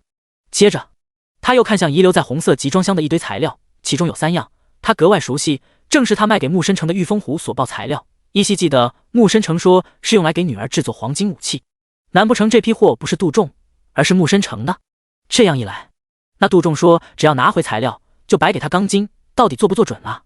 毕竟30吨钢筋可不是个小数目，别自己屁颠把材料还回去，人家穆深成又上门讨要钢筋，那他可就竹篮打水一场空了。正当他纳闷时，眼前突然出现一道十字烈焰，他手臂立马化成盾牌，在十字烈焰炸裂前挡住了攻击。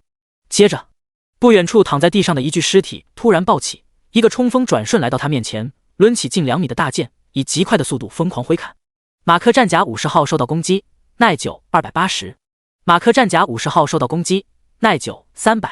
李康听到不住响起的提示音，脸色微变。在盾牌高强度防御下，只是用普攻就让他掉那么多耐久，眼前人的等级恐怕不低呀。既然差距悬殊，那么绝不能硬抗。他趁着对面男子挥砍空档，撤下盾牌，胸口数流炮发射，直接把敌人击退数米。同时，他双手各扔出5枚冰雷，启动推进器往天空飞去。想跑？男子双腿微屈，高高跃起，准备用崩山击打落机甲，谁知刚离地不足1米，10个冰雷轰然炸裂，漫天冰粉结成巨大的冰块，把他给冻在了里面。男子立马使用解控技能，可还是晚了一步。此刻李康早已飞到高空，居高临下望着男子。他扔出一个探查术。王明63级，守护骑士。第19章挑战秘境。4转的骑士，怪不得伤害那么高。李康轻声呢喃，可转念一想，又觉得不对。4转的骑士力量起码在2000以上，这属性相当于50级 BOSS。从这角度看的话，那刚才骑士攻击伤害应该偏低了。难不成身上有什么减一效果？既然如此，那就趁你病要你命。说话间，16架无人机出现在空中，目标锁定王明，开启集火模式。在智脑的控制下，16架无人机同时发射导弹，密集如雨的导弹同时轰向王明。王明瞳孔微缩，开启技能不动如山，硬扛了一波伤害。噗！他喷出一口鲜血，擦了擦嘴角，怒骂道：“该死的狗杂种！如果不是重生道具有属性削减2/3的惩罚，老子刚才至多3招就能秒了你，哪轮得到你在天上攻击老子？”回应他的是第2波导弹和夹杂其中如幕布般的子弹。王明不敢恋战，拿出一个眼睛般的道具对准李康。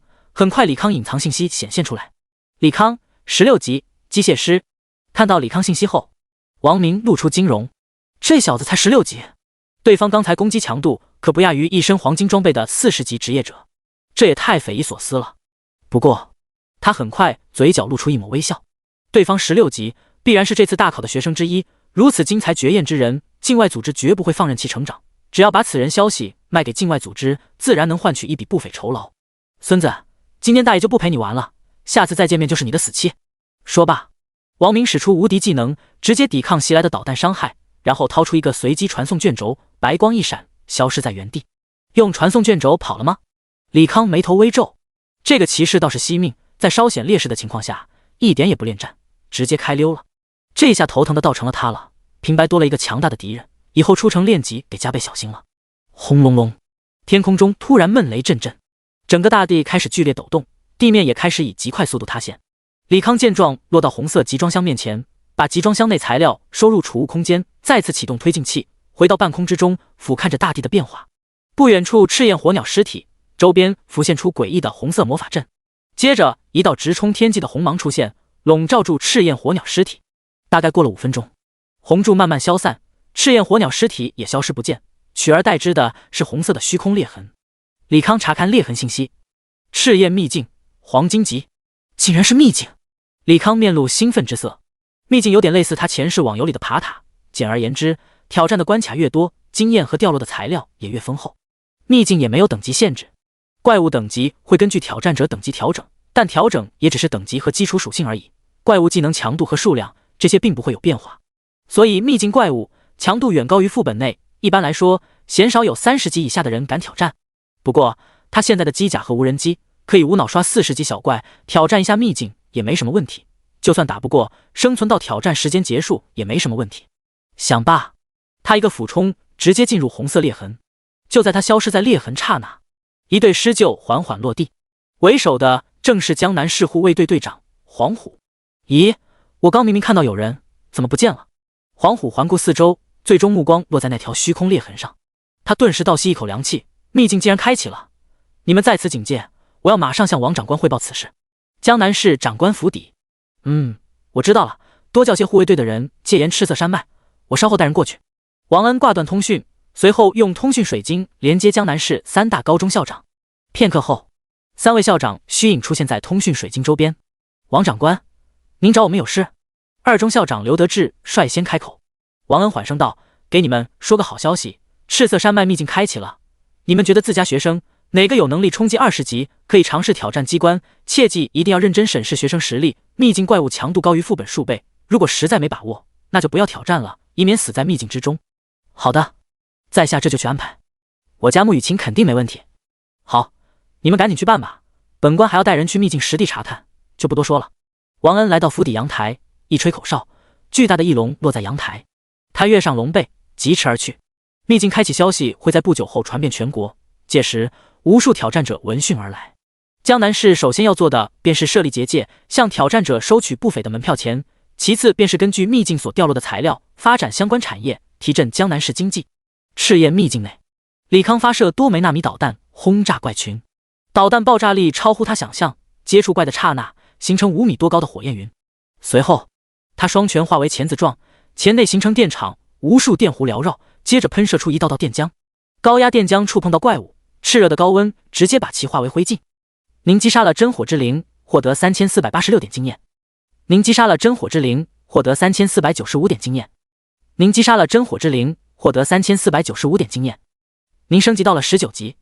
叮叮，掉落了一地闪烁着红光的碎片。您拾取了真火之精碎片 X2。您拾取了真火之精碎片 X3。您拾取了真火之精碎片 X4。真火之精碎片，火属性结晶体，蕴含丰富的火元素。李康看着包裹内将近3000的真火之精碎片，打了10几关了，无论是黑铁品级的怪，还是青铜品级的挂，全都只爆这些碎片。关键他还是不晓得这些碎片有什么用。这时提示声响起，恭喜您通过赤焰秘境第24层，下一层为 BOSS 关卡，是否挑战？是。李康应了一声，眼前一花，面前场景再次变换。他此刻在一个熔岩池旁，池内岩浆以肉眼可见速度向岸边涌动，噗的一声，岩浆如雨般朝他袭来。李康变换盾牌护在身前，挡住了袭来岩浆雨。被阻挡的岩浆雨却不曾散去，聚合在空中诡异的蠕动，最终变成如烂泥般的怪物。他扔过一个探查术，熔岩史莱姆，白银级，等级43，技能物理免伤，被动熔岩喷射，分裂液态牢笼。第20章回城，物理免疫。李康尝试用树流炮攻击，黄色的光束击中熔岩史莱姆，好似泥牛入海一般。身侧无人机的子弹和微型导弹同样攻击无效。很显然，系统判定他的攻击属于物理攻击，这倒是符合他吃装备物理攻击加成这点。于是他又扔出一个感电手雷，这次史莱姆倒是有反应了，周身缠绕电弧，发出痛苦的哀嚎，身体喷射出熔岩箭矢。李康再次用盾抵挡，又扔出一个重力手雷，强大的吸力把史莱姆小部分身子搅碎，可不一会儿，那搅碎的部分成了一个个小型熔岩史莱姆。他尝试攻击，发现小型史莱姆同样物理免疫，这有点难搞啊。李康沉吟道，物理攻击没用，单靠手雷那点魔法伤害，想要击杀一个40级 BOSS， 无异于天方夜谭。迟疑片刻，他便选择放弃了。既然没把握击杀 BOSS， 那就别浪费手雷了，毕竟都是花真金白银造的，能不浪费就不浪费。他看了眼左上角倒计时，关卡挑战时间还有15分钟，索性靠着机甲灵活的机动性躲避着史莱姆攻击。15分钟倒计时结束，系统提示声响起，未在规定时间内击杀怪物，挑战失败，即将传送。白光一闪，李康被传送到裂痕外面。你是何人？一个冰冷的声音响起，接着各种武器出鞘和魔法生效的声音响起。李康看了眼为首之人所穿制服，晓得对方是江南市护卫队的人，赶忙褪下面罩，露出还算稚嫩的脸庞。诸位冷静，我是江南2中应届学生，凑巧遇到这个裂缝，进去看了一下。2中学生，先把你隐藏的信息打开。黄虎一脸戒备道。正值大考期间，境外势力不断深入，企图击杀大考中表现优异的天才，他必须谨慎对待。李康只好打开隐藏信息。李康，机械师， 19级。噌！黄虎拔剑，一道凌厉的剑气直劈向李康。李康赶忙用盾牌抵挡，但还是被剑气硬生生逼退近100米，整个盾牌碎裂。您的马克50号受到攻击，耐久5000。黄虎见李康没死，惊讶道：区19级小号，竟然能硬抗我一招裂地斩！你他妈是不是有病？我都自爆身份了，你还攻击老子！李康破口大骂。不过这一言不合的攻击也让他离开了包围圈，于是他启动推进器，以超音速逃离现场。他刚才探查过场内人信息了，大多数队员在60级以上，队长黄虎更是一名68级的狂战士。既然与对方解释不清，那就没必留在这，任其攻击。场内护卫队员看着远处黑点，一脸懵逼。这也太快了吧！风息大魔岛的御风术也没这么快。咱们队长可是全身传奇装备的高攻战士，竟然没秒了他一个19级的小号，这哥们防御也忒变态了。我没看错的话，他是机械师吧？那玩意不是生活职业，那他咋从秘境里活着出来的？几个队员议论道。一个挨着黄虎的队员问道：队长，他都报出身份了，您怎么还要杀他？黄虎冷笑道：现在统一转职才过去不到6天，他是应届考生的话，绝不可能练到19级。正值大考期间，为免新手区学生受到屠戮，必须宁枉勿纵。可惜还是被他逃了。还是队长明察秋毫，换成我们肯定被他蒙混过去了。队员不动声色地送上马屁。片刻后，一头一龙缓缓落地。黄虎和护卫队队员赶忙列队敬礼，参见长官。王恩跃下一龙，沉声道：黄虎，你可曾查清是哪个团体击杀了赤焰火鸟？黄虎摇头道：我们来时赤焰秘境已经开启，倒是10分钟前有一个小号从秘境内出来。小号？可查看过信息？王恩漫不经心地问。黄虎笑答道：那小子叫李康，19级，职业是机械师。我盘问他身份，他自称咱们江南市应届考生。这转职才过去不到6天，怎么可能学生练到19级呢？所以我一个裂地斩劈了过去，本以为他一个19小号，裂地斩足以击杀，谁知这小子有2下子，竟然用一面盾牌挡住了，还趁着击退的惯性逃离我们包围圈，飞了出去。这点是属下的失职，还请长官责罚。王恩听完之后脸都绿了，直接薅住黄虎衣领，咬牙切齿道：你个没长脑子的蠢货，你就没想过万一他真是一个仅用6天就到了19的天才学生呢？不可能，咱们江南市怎么可能？黄虎话说到一半，对上王恩杀人般的眼神，不自觉咽了下口水，小声问道：他真是咱们江南市学子，板上钉钉的省状元，差点被你一刀宰了。黄虎，你可真牛啊！如果此事传出去了，不仅2中校长找你玩命，省督恐怕都会亲自问责。王恩讥讽道。黄虎只觉得后背发凉，额头冷汗直冒。王恩松开黄虎，沉声道：赶紧找到李康，主动赔礼道歉，用尽一切办法取得他的原谅，争取大事化小。知道了，我立马去找他赔不是。黄虎深鞠一躬，直接骑着狮鹫离开。江南市城门前，李康轻轻拍打胸口，身上机甲逐渐变为液态，回退到胸前吊坠。他抬起已经有些扭曲变形的右手，稍微动弹一下，就有钻心的痛感袭来。这便是纳米金属的缺点，虽然硬度比色银强了不少，但动能回收的效果远远不如色银，所以纳米金属盾牌虽然扛住了68级狂战士的技能，但他那100来点的体质却不足以抵抗狂战士技能额外冲击力，所以胳膊成了现在这般惨样。现阶段装备属性单一，堆体质收益太低，只能想办法再增加一层防御。他转身走向一旁的摊贩，准备买些初级治疗药水，治疗手臂伤势。咦，你手受伤了，需要治疗吗？一个妹子的声音响起。李康驻足望去，只见一个身穿白袍、体态娇小的美女正眨巴着大眼睛望着他的手。李小柔，17级，炽天使。17级又是隐藏职业，如果他没有进入秘境的话，对方岂不是和他练级速度差不多？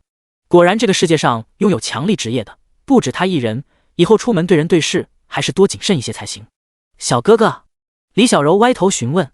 李康回神，歉意道：不好意思，我刚才在想其他事情，那麻烦美女你了。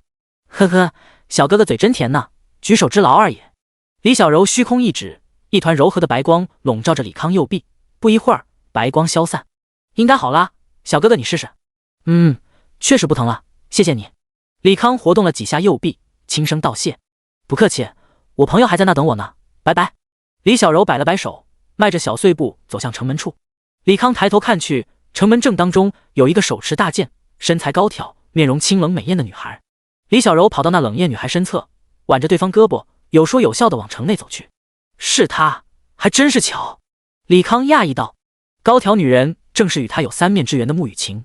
嗡，怀里通讯水晶震动，他掏出水晶，接通之后，刘德志虚影投射出来：“小子，来学校一趟，有事找你。”哦，李康应了一声，也往城内走去。第21章，有人比你厉害。城内，李小柔挽着穆雨晴胳膊：“表姐，副本我也陪你刷了，你就带我去逛街呗。”穆雨晴冷漠地回道：“没空，我要养足精神，应对明天秘境挑战。表姐，我的炽天使不仅能奶人，伤害也很不俗。你又是高防高攻的惩戒骑士，咱俩组队，最少能挑战到15层。你没必要给自己那么大压力，我难得来江南市一趟，你就好好招待我一下呗，好不好吗？我求求你了。”李小柔晃着穆雨晴胳膊撒娇。穆雨晴甩开李小柔的手，冷声道：“李小柔，你如此放松，无非就是觉得全省前3甲你10拿9稳了。那我不妨告诉你一个消息，江南市有一个人比你厉害多了，他15级时穿一身10级青铜装备就能速刷噩梦级瘟疫之源，而你呢，靠着职业优势以及各种强力道具和装备，也就勉强能单刷噩梦级瘟疫之源吧。”李小柔沉默了一会儿，随后嫣然一笑：“表姐，我肯定会认真对待明天的秘境挑战的，你没必要编瞎话激我。噩梦级瘟疫之源难度多大，你我心知肚明，不可能有人穿一身垃圾装备还可以速刷的。不信算了，反正我的对手不是你，是他。”穆雨晴撇下李小柔，自顾自向前走去。他既然有资格挑战秘境，那个穿机甲的家伙肯定也有资格，所以他必须全力以赴，不让那家伙继续拉大差距。李小柔柳眉微皱，只是转瞬间又面带笑容地追上穆雨晴：“表姐，人家知道错了，咱们不去逛街了，回家好好休息。对了，你的黄金武器衣服给你准备好了吗？人家的可早就造好了。”刘德志亲自站在外面迎接李康。呵呵，李康，我还真怕你不来。校长，您找我什么事？李康直截了当地问。刘德志笑道：“这里人多，去我办公室说。”两人来到校长办公室，刘德志招呼李康坐下，并让秘书奉上茶水：“这是我珍藏多年的茶叶，你尝尝味道。对了，你现在应该17级了吧？”“刚到19。”李康抿了口茶水，淡声回答。“嗨嗨。”刘德志差点没被茶水呛死，然后不确定地询问：“你多少级？”“19。”“这才6天而已，你就19级了？”“呵呵，老夫果然没看错人，你小子妥妥的状元苗子，甚至说全国前3也可以争一争。”刘德生脸上抑制不住的喜悦，甚至开始畅想起李康夺得省状元，他在其余校长面前炫耀的模样。“校长，您不是说有事找我吗？”李康不想多浪费时间，直入正题。刘德志尴尬一笑，回归正题道：“赤色山脉开启了一个秘境，老夫觉得以你的实力挑战一下会有不俗的收获，但有一点要切记，秘境怪物强度是副本的6到7倍，你随随便便打个10几层了就好了，一旦打不过，那就用这个道具传送出来，万不可强来。”说着，他掏出一张卷轴放在茶几上。李康瞥了一眼，副本强制退出卷轴，6阶，又是6阶道具，有价无市的稀罕货。他直接把卷轴收进储物空间，问道：“什么时候去挑战秘境？”“明天早上在行政厅集合，有专人护送你们过去。”“集合就不必了，我自己飞过去就行了。没其他事的话，我先离开了。”李康施然起身，既然要2次挑战秘境，那就得造一些魔法攻击的武器，对付那个物理免疫的 BOSS， 不然去了等于没去。我送你出去。”刘德志亲自把李康送出办公室，离开办公楼。李康快步走向校门，可还没走几步，有人在背后叫了他一声：“李康！”李康回头看去，竟是自己班主任楚风。楚风笑道：“还真是你啊，怎么突然来学校了？找到合适工作没？如果没有找到工作，可以去江南机械厂报我名字，应该可以给你安排一个工程师的职位。”李康不卑不亢地回道：“谢谢老师关心，我已经找到合适的工作了。”“那就好，其实老师以前对你印象不错，不过转职仪式上，你那些浮夸的言论让老师很失望，以后步入社会可不能那么轻浮了。”楚风端着老师架子教训。李康笑了笑，没有反驳什么。“老师，您不是说刘校长找我们吗？别为了李康这种小角色耽误我们时间。”“对啊，楚老师，我们这些优等生时间很宝贵的，浪费的每一秒都是经验啊，别耽误功夫了。赶紧走吧，一个破生活职业，死了都没人在乎，你和他浪费什么唇舌？”跟在楚风身后的学生不耐烦地催促。李康扫了眼3人，3人中他只认得同班的黄翔，现在14级，以一个兵法来说，这个练气速度算不错了。其余2人，一个战士，一个牧师，皆是13级，只能说是在第一梯队而已。行吧，多余的话，老师就不和你说了，好自为之吧。楚风拍了拍李康肩膀，带着学生走入办公楼，直接来到3楼的校长办公室。轻叩几下门后，刘德志威严的声音响起：“进来吧。”楚风开门而入，轻声道：“校长，人我带来了。刘德志扫了三人一眼，黄翔三人站得笔直，低垂着眼，根本不敢与刘德志对视。刘德志摇了摇头，单论心理素质，这仨人就不及李康万一。有时候强的未必是职业本身，还有获得职业的人。换言之，其余人就算职业和李康一样强力，但未必能如李康这般优秀。赤色山脉开启了一个秘境，王长官特许你们三人参加，希望你们三个能好好利用这次机会，把等级往上升一升。不过秘境怪物强度要比副本上强上数倍，而且每一层难度都要递增，所以你们仨必须组队挑战，在保证自身安全情况下，尽量打到第5层。万一打不过，那就拖到挑战时间结束，懂吗？懂了。黄翔三人结结巴巴地回答。懂了就去准备一下吧，明早去行政厅门前集合。刘德志不耐烦地挥了挥手。也就李康值得他期待和认真对待，至于其他考生，就算取得不俗成绩，也只算锦上添花，算不得太大惊喜。第22章爆炎弹。李康边走边思索魔攻的事情。物理攻击说白了就是动能攻击，必须依靠某些载体才能发生，比如他马克50的数流炮、镭射激光、高压电浆，攻击方式看似绚烂，与魔法无异，但本质还是动能或者动能转化的热能，所以需要被动技能动力赋予的支撑。至于魔法攻击判定标准太过复杂，恐怕这个世界上没几个人能详细且正确的讲解，但还是有一套简单的说法流传着，那就是带有属性攻击80%会被判定为魔法攻击。按照这个思路来想，他不需要制造新的魔攻装备，只需赋予一些攻击方式属性即可。至于怎么赋予子弹属性攻击，他也有一个不太实际的构想。毒奶粉的弹药专家除了感电、冰冻和反重力手雷以外，还有一个王牌手段，那就是赋予枪内子弹光冰火3种属性，其中最厉害的便是赋予火属性的爆炎弹，子弹击中敌人后会2次爆炸，造成多段伤害，如果再配合感电状态，直接把子弹攻击力提高了4倍。不过这赋予子弹属性的手段并非什么魔能科技，而是实打实的技能。他不确定智能推演能否推演技能，就算推演出来了，也未必是以技能方式呈现，因为这个世界有职业壁垒，除了一些通用技能和特殊职业，不存在跨职业学习技能一说。总之先推演一下试试，不行的话再想其他办法。李康停下脚步，在脑中想象一个高大的神枪手使用爆炎弹的场景。推演成功，恭喜您领悟魔能赋予装置之爆炎设计图。魔能赋予装置之爆炎，装置需要铭刻之时，高级魔法催化剂以及色银，用量根据子弹规格和模具大小而定，火之精华粉末，数量根据子弹消耗量添加。怎么没有具体的材料数目？李康呼出面板，调出魔能赋予装置的设计图，仔细地查看了起来。设计图一共40多页，其中30页全是晦涩难明的符文和魔法阵，最后10页则是机械部分的设计图。仔细扫完最后10页之后，他大概弄懂了魔能赋予装置工作原理。简单来说，这个装置基于符文铭刻原理，在一个圆柱状枪体内集成了复杂精密的符文铭刻加工车间，子弹在上膛之前会先经过装置，瞬间被铭刻上复杂的魔法符文，成为类似爆炎弹的魔法子弹。至于这个装置大小，参考数据是武器口径。他又调出多功能武装无人机设计图，找到3管微型机枪数据，复制到魔能赋予装置设计图内，得出完整的设计图。魔能赋予装置之爆炎3管微型机枪，装置需要1斤铭刻之时，高级魔法催化剂半斤以及色银3斤，7.63口径子弹，20万发，消耗1公斤火之精华。李康扫了眼材料，装置主体所需材料也就几万块，对于他现在来说属于毛毛雨。不过子弹消耗的火之精华可真不是小数目，100万1公斤的火之精华只能打20万发子弹。20万看似很多，可他无人机的配的可是机枪，还是2杆3管机枪，每分钟射速在3000发左右，2杆就是6000发，换言之，不到4分钟，一架无人机能打没100万块钱。就是家里印钱也经不起这么早，还是穷啊，眼下爆炎弹只能当作非常规手段来用了。李康感慨一声，往陶多多交易所方向走去。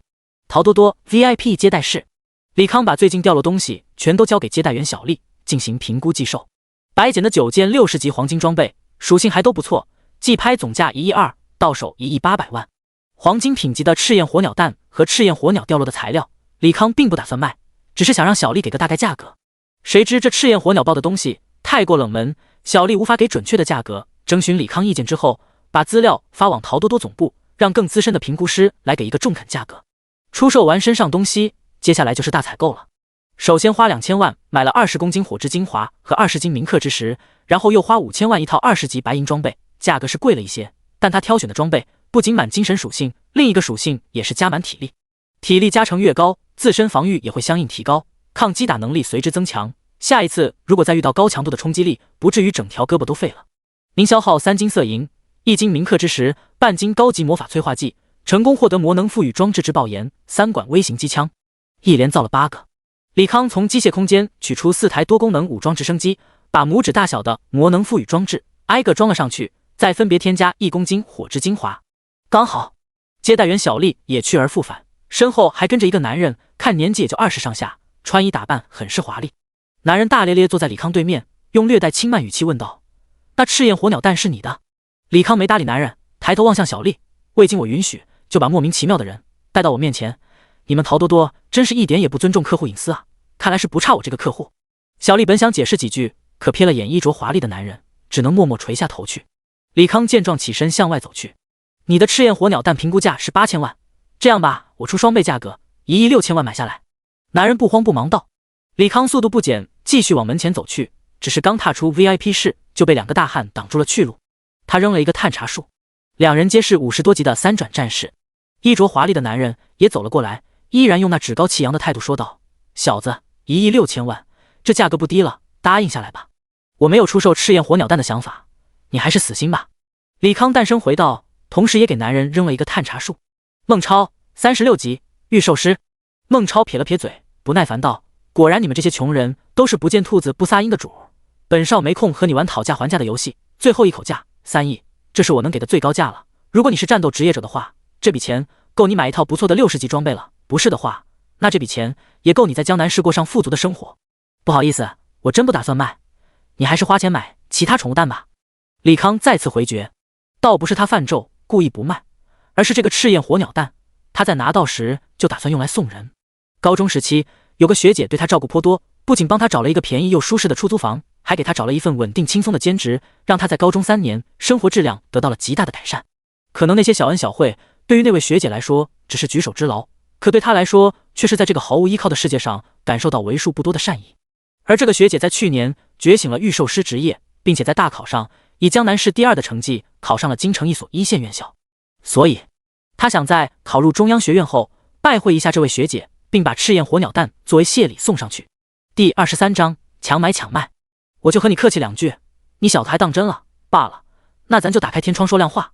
孟超清了清嗓子，继续用那轻慢的语气说道：“自我介绍一下，我叫孟超，金华学院大2学生。当然了，这点不重要，重要的是我爹是盛世工会副会长，只要我说一句话，随时可以调来一队4转职业者追杀你，保证让你出城即死。所以为了你的小命着想，乖乖交出赤焰火鸟蛋。”你在威胁我？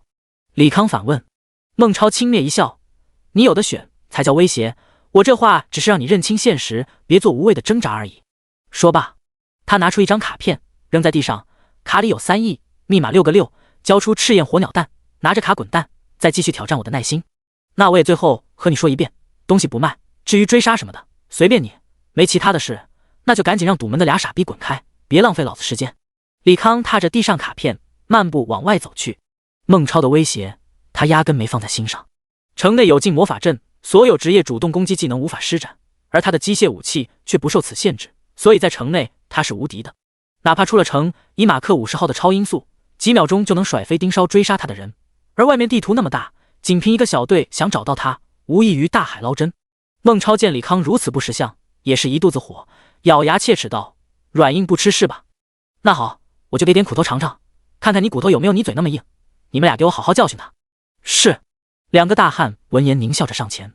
一旁的小丽见状忙上前劝说：“孟少，城内可是严禁斗殴，轻则罚款拘留，重则坐牢，如果出了人命，还要以命抵命。”孟超无所谓道：“王长官和我爹是旧识，只要不出人命，没人敢拿我怎么样，赶紧让开，不然我连你也揍。”小丽无奈地退到一边，只是看向李康的眸中有一丝愧疚。其中一个大汉走到李康面前，并未着急动手，一脸戏谑道：“小子，你多少级啊？最好照实说，省得老子收不住力道，一拳打死你。虽然城内无法使用攻击技能，可他们力量数百在那呢，20、30级的脆皮职业，稍有不慎就可能失手打死。”另一个大汉没好气道：“老宋，你说那么多废话干嘛？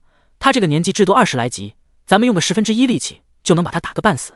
你说的对，不是每个人都像孟少一样天纵奇才，只花了1年多就练到33级。”老宋适时地拍了自家主子一记马屁。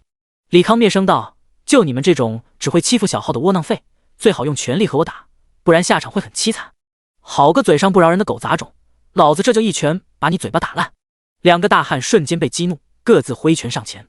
李康轻弹胸前吊坠，一团液态金属流出，逐渐包裹全身，两手化为圆形手锤，手锤平面，数个圆形孔洞冒着幽蓝的光芒，仿佛蕴含无尽能量。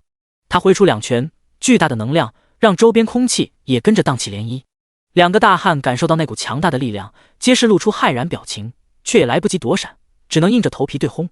拳锤相交，两个大汉胳膊以肉眼可见速度变形扭曲，接着双双被轰飞，重重砸在墙上，双眼一翻，晕了过去。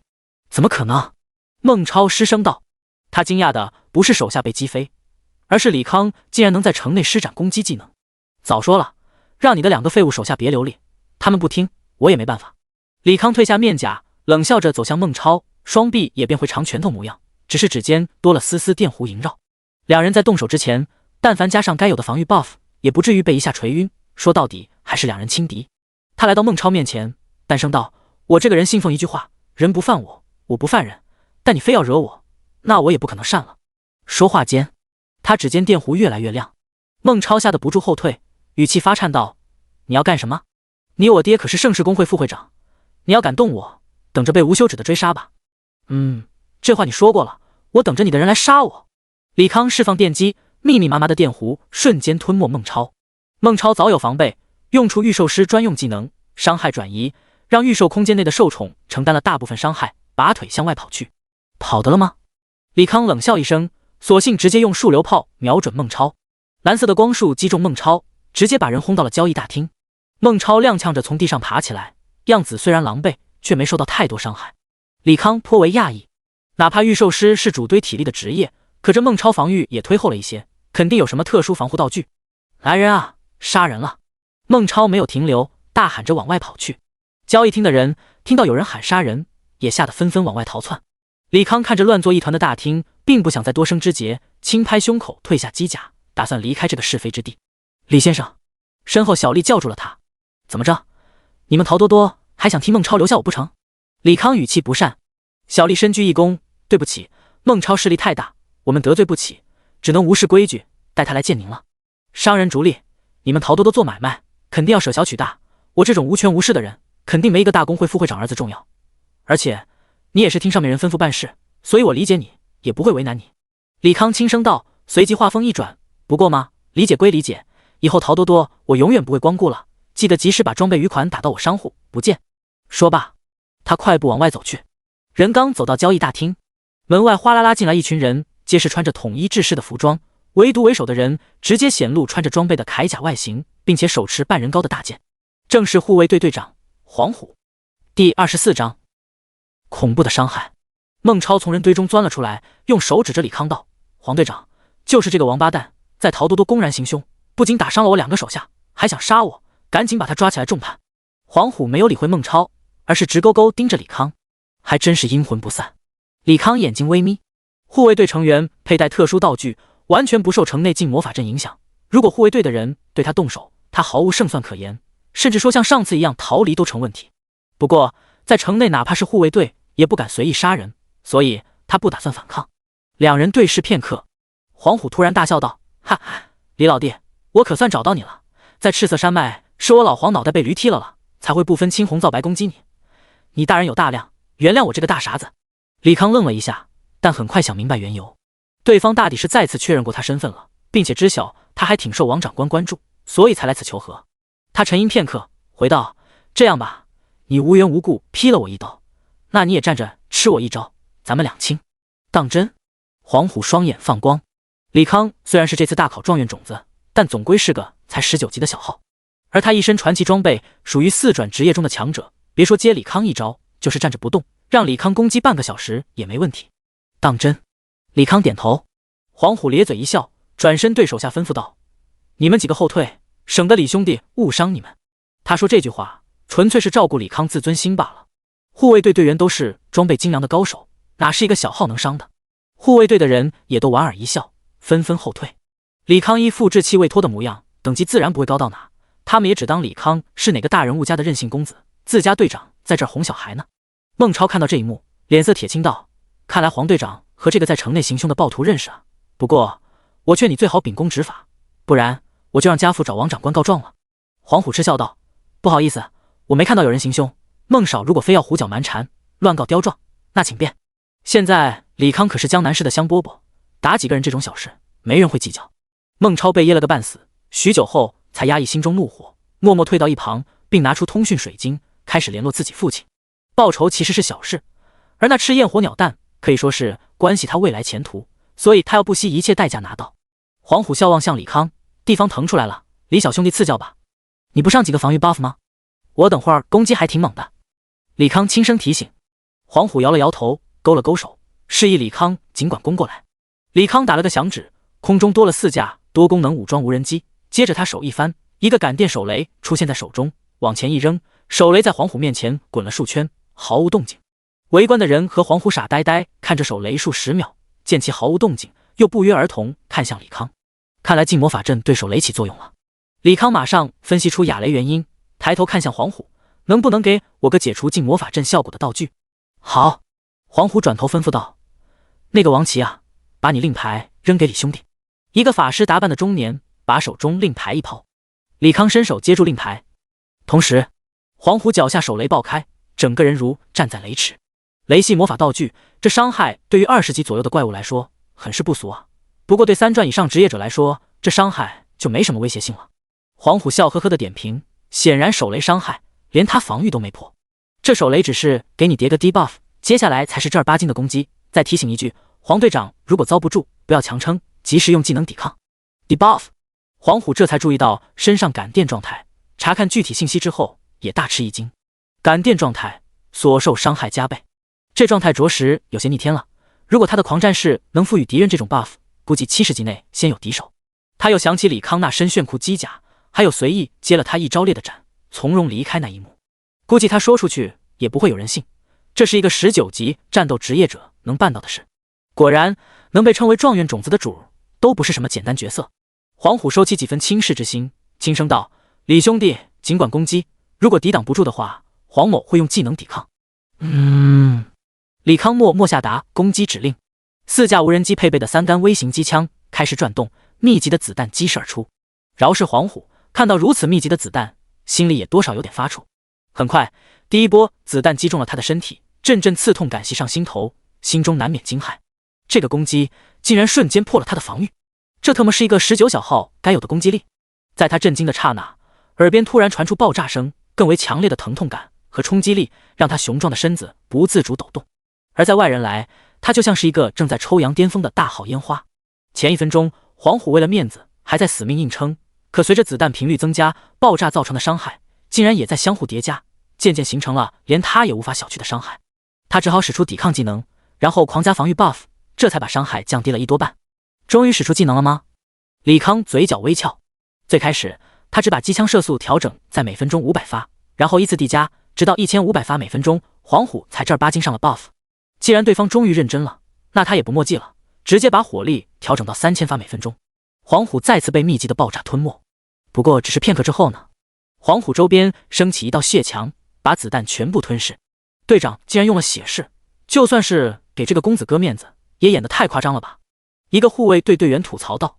血誓是狂战士3转觉醒技能，使用之后1分钟之内筑起血墙，抵抗2/3伤害，5分钟之内每秒回血 5%， 并且体力属性增加 30%， 防御也增加 50%。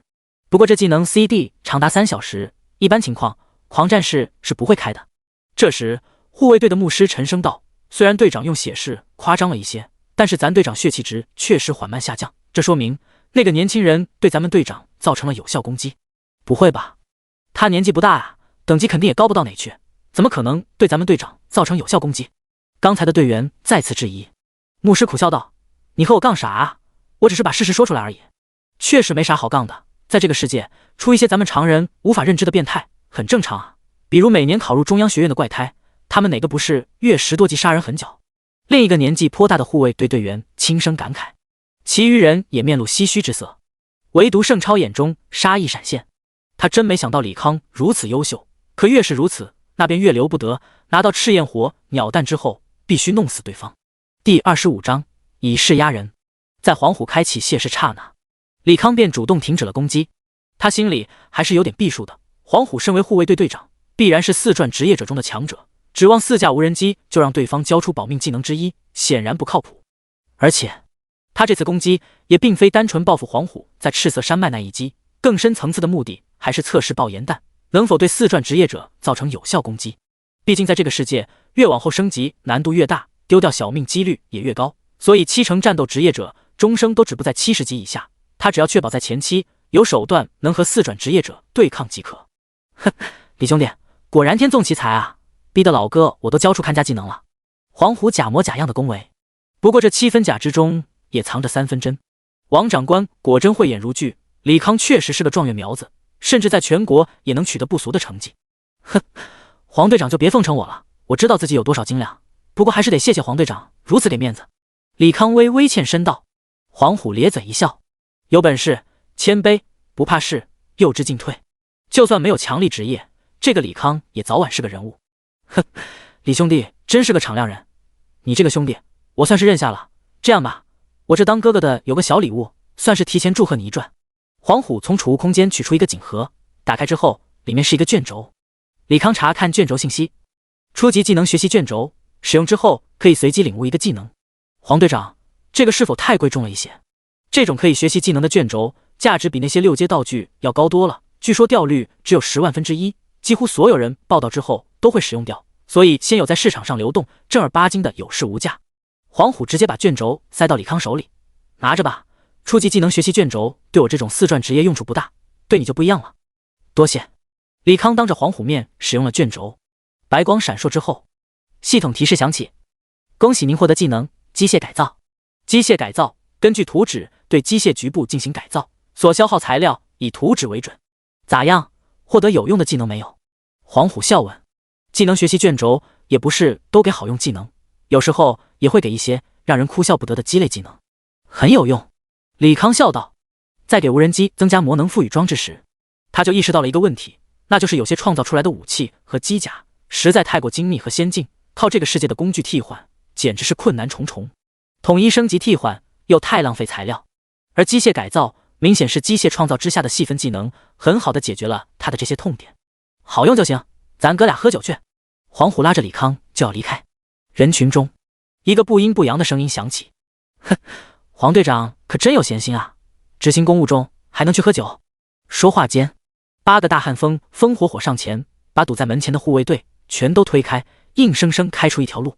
被推去一边的护卫队队员本想发火，可看到8人佩戴的胸章后，又把一肚子骂娘的话给憋了回去。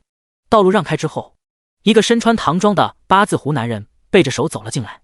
黄虎见到来人，皮笑肉不笑道：孟会长常年驻扎在省城，今天怎么有空来江南市了？哼，听说咱们江南市开了新秘境，特意带犬子来打打，谁知犬子给我打电话说，你们江南市护卫队徇私枉法，包庇意欲杀害他的犯人，我这个当爹的只能赶来帮他出头了。8字胡扫视全场，最终定格在李康身上，眼神也逐渐锐利。你就是想要杀我儿子的杂种吗？你不会教儿子，那我就发个善心，帮你管教一下，感谢的话就不必说了。李康说话时顺便扔了个探查术。孟凡贵79级，圣灵魔导师，隐藏职业准5转强者。孟凡贵眼神一厉，好个牙尖嘴利的狗杂种，别以为有黄虎给你撑腰就可以无法无天了，我要杀你，就是王恩也不敢放屁。黄虎闻言赶忙上前调解，孟会长干嘛动这么大肝火？这个李康可是这次大考中的状元苗子，动不得呀，有什么误会咱们当面说清。状元苗子？哼，你们江南市这次转职除了穆雨晴根本没有拿得出手的货色，何时又多了他这么个状元苗子？而且他就算是状元苗子，与我盛世公会有何干系？杀了就杀了，难不成省都会为了一个死人与我计较？孟凡贵丝毫不给黄虎面子。黄虎一时无言，对方说的没毛病，哪怕李康成为状元，也只是有希望成长为4转强者，而孟凡贵差1级就可以成为5转职业者，属于言下实打实存在的顶尖战力，换成谁也不会舍近求远。黄虎再次陪笑道：孟会长说的对，您是咱们省第1大工会副会长，地位尊崇，别说杀个状元苗子，就是杀了省状元也没人敢与您计较。不过嘛，你也犯不上为了一点小冲突弄一身麻烦，浪费时间和精力。李康打人确实不对，这样吧，孟会长开的条件，别人替李康赔偿给孟少，这还像句人话，孟某也不是个理不饶人的主儿。这样吧，让他给孟超磕头赔罪，再把我儿子看中的那枚宠物蛋交出来，此事作罢。孟凡贵出条件。李康冷笑一声，说到底还是为了赤焰火鸟蛋。不过他有些好奇，这赤焰火鸟蛋到底有什么额外价值，值得孟家如此觊觎？谢谢孟会长体谅，您稍等一下，我和这孩子交代两句。黄虎把李康拉到一侧，低声劝道：孟凡贵这种地位，必然从某种途径获得暂时屏蔽进魔法阵的道具，而他又是主打高攻圣灵法师，秒杀你轻而易举。有句话说得好，能屈能伸方为丈夫，今天你就服个软，道个歉，交出他想要的东西，君子报仇10年不晚，以你的潜力，早晚有一天能找回场子。李康冷笑道：这是从头到尾都是孟超仗势欺人，我被迫反击，凭什么我这个受欺负的要磕头道歉？天底下没有这种道理。你这孩子咋这么死性子呢？只有实力强大的人才配讲道理，你还太弱小，要忍，要活下来才行。黄虎语气重了几分，他是真看好李康，不想对方为了这种小事半路夭折。第26章挟持。李康咧嘴一笑，多谢黄哥关心，今天这事我自己解决，你不必插手。说罢，他走到孟凡贵父子面前。孟超得意道：愣着干嘛？还不跪下给爷爷磕头道歉？也就是黄队长给你求情，换其他人敢惹本少，老子非得弄死他才罢休。下跪是吗？李康冷笑一声，身后4架无人机同时瞄准孟超双腿射击。第一波攻击好似打在无形屏障中，轰然炸裂，但紧随其后的爆炎弹直接击中孟超双腿，颗颗见血。啊！孟超哀嚎一声，双腿吃不住力，直接跪趴在李康面前。李康一侧马克3号出现，抬腿狠狠踩住孟超脑袋。空中无人机数量也增加到20架，好似乌云盖顶。你找死！孟凡贵大怒，掏出法杖，吟唱起技能，天空一个魔法阵缓缓出现。李康瞥了眼法阵，冷声道：老东西，你可以问问你儿子，我的攻击威力如何？有没有本事在你技能击中我之前，让你儿子瞬间被秒？爸，他真有办法能秒掉我，你不要冲动啊。孟超可是见过那个子弹的威力，他绝对扛不住爆炎弹的猛烈攻击。孟凡贵只能终止吟唱，厉声威胁：小子，你马上把他放了，不然我让你死无葬身之地。李康嗤笑道：老东西，都闹到这个地步了，你威胁我有意思吗？孟凡贵双拳紧握，眼神中怒火滔天。他深吸一口气，压抑住怒气道：这样吧，你放了我儿子，我当所有事没发生过，绝不为难你。李康冷哼道：咱们就别说这些鬼都不信的话，简单一点，你既然常驻省城，那肯定有省城的传送卷轴，马上拿出一张当我面用掉。江南市这种小城市没有财力建立空间传送法阵，所以孟凡贵回到省城之后，至少要花费1天时间赶路。我走了，让你随意杀我儿子吗？孟凡贵沉声质问。李康笑道：孟会长有权有势，可以在城内毫无顾忌的杀人，我一个小人物在城内杀人，最少落得一个举国通缉的下场，但凡有一条活路，我也不会选择鱼死网破，所以请不要怀疑我谈判的诚意。爸，我腿好疼，答应他吧。孟超忍不住开口催促。孟凡贵拿出一张紫色卷轴，并未着急打开，对着李康阴恻恻地说道：李康是吧？这次是我大意了，在我回江南市之前，你最好逃得越远越好，下次你不会有这种好运了。还有你们8个，我走后立马带少爷走。说罢，他打开卷轴，白光闪烁之后人消失不见。李康悬着的心终于放下来，他喃喃自语道：这种弱小无力的感觉还真是讨人厌，得加紧练级了，起码要练到30级，并且造出高达，他面对60级以上大号时才有点自保的底气。黄虎上前提醒：李老弟，把人给放了吧，真弄死孟超，那就不死不休了，不弄死他也是不死不休。李康给马克3号下达指令，马克3号抬腿一脚把孟超踢飞出去。黄虎轻叹一声：李老弟，你的冷静和彪悍都让我大开眼界啊，面对死局还能冷静破局。他还是那句话，李康不死必是人物，活命而已。李康无奈道。黄虎又道：可也像你说一样，你与孟凡贵不死不休了，而盛世宫会有许多高等级御兽师骑乘他们的飞行宠物，至多8个小时就能赶回江南市。李老弟，你打算如何？8个小时吗？那得抓紧升级了。李康把无人机和马克3号收回机械空间，边往外走边说道：黄哥，问你个事情，如果我考进京城，盛世公会还有本事追杀我吗？自然没有，自从天地异变之后，咱们土地扩充100倍，又因为治疗术的关系，人们寿命十分长，不停刷新的怪物又带来大量资源，所以人口爆炸。单说眼下，自然省份就有365个，盛世公会在东河省的确是第一，但在全国中下左右吧，没资格，也没势力插足京城。黄虎笑着解释。李康点头道：“那我只要熬过大考，那就天高任鸟飞了。很难熬啊！大考考场在省城，那里是盛世公会大本营，高手众多，杀你一个小号很容易。”黄虎又给李康泼冷水。李康站在街道中央，看着湛蓝的天空道：“盛世公会应该没到一手遮天的地步。大考是国家1年1度盛事，在此期间诸事避让，难不成他们敢在大考期间公然杀害考生？想动手的话，也只能在大考之后，到时候老子就提前溜到京城，管他洪水滔天。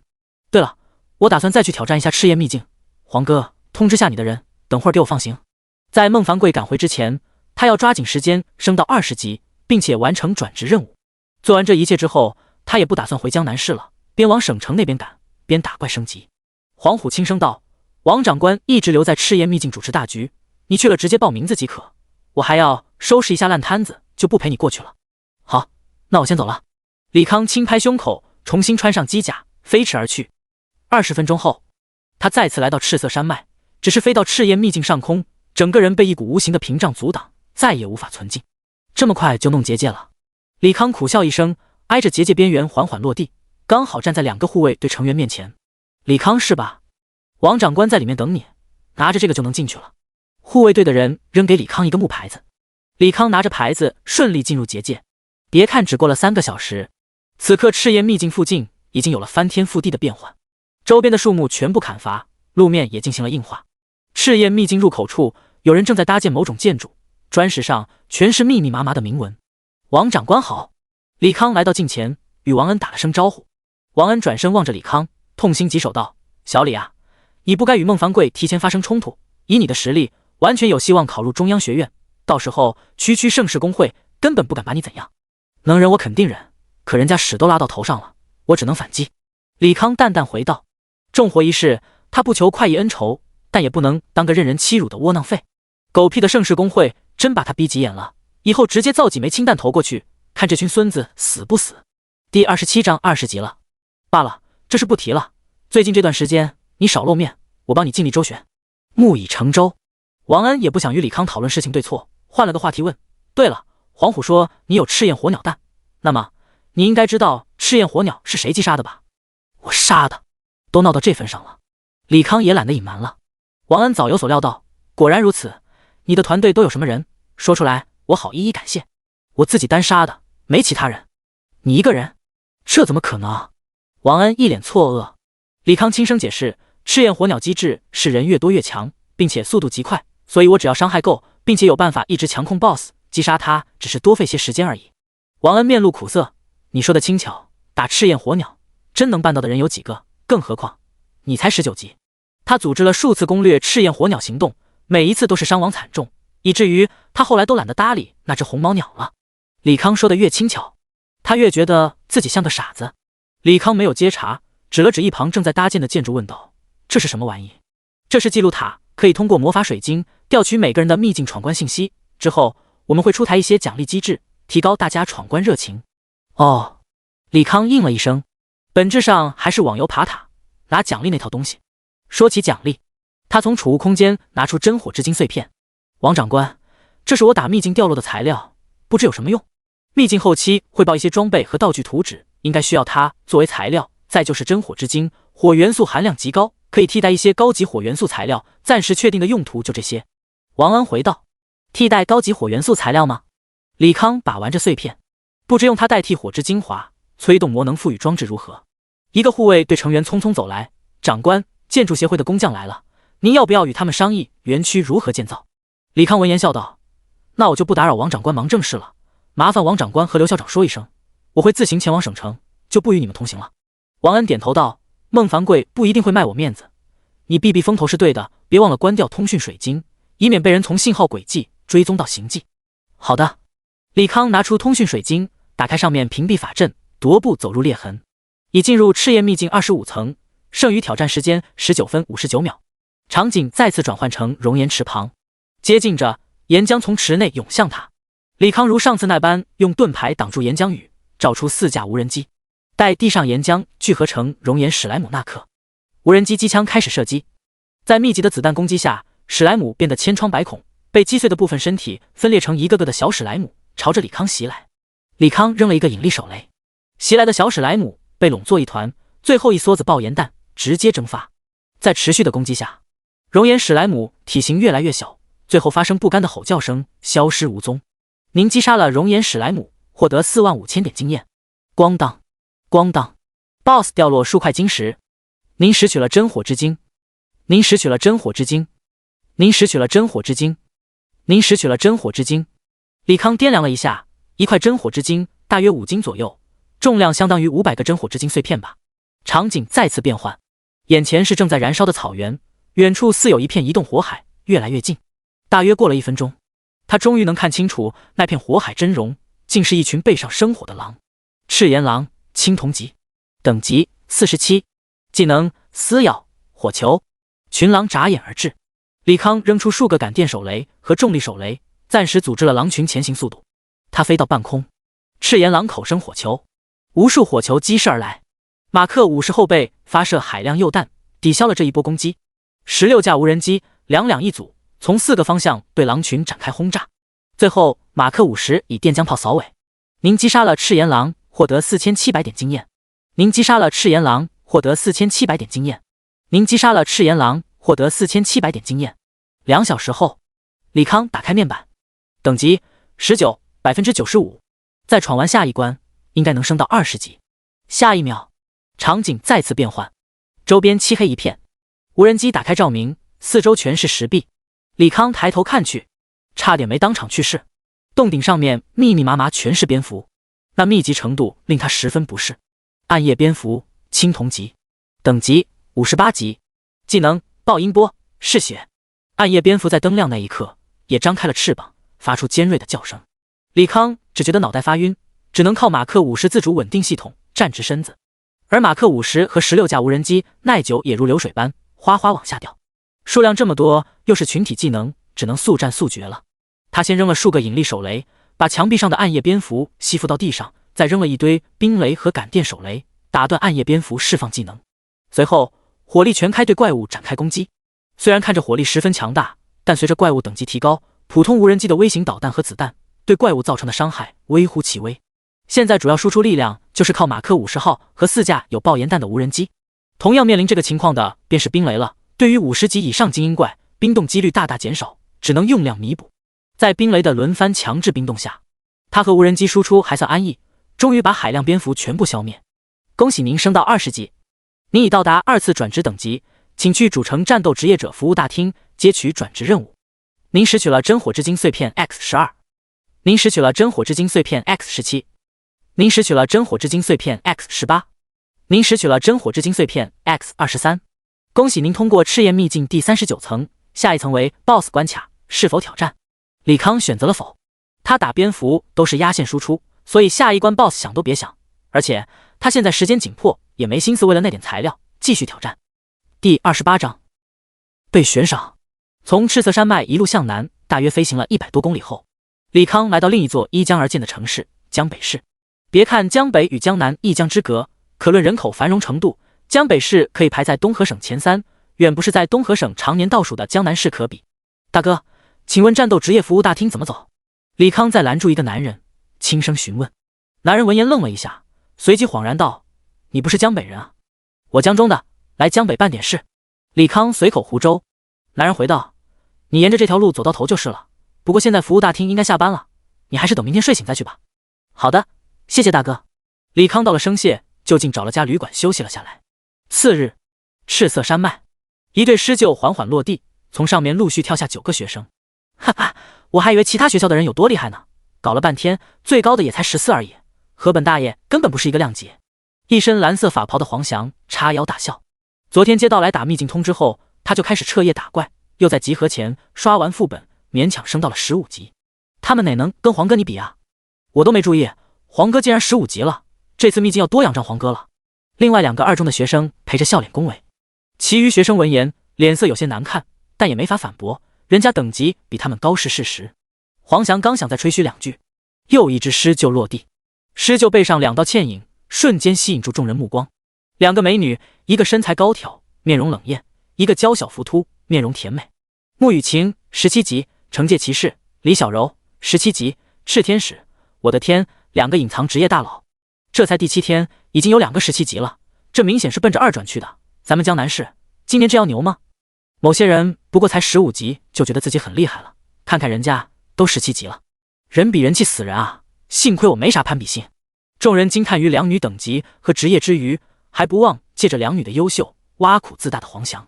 穆雨晴美眸在人群中扫过，一眼望去，除了2个15级以外，其余全是13、14级的学生。他有些失望地说：“那家伙竟然不在啊？什么家伙？”李小柔一脸困惑。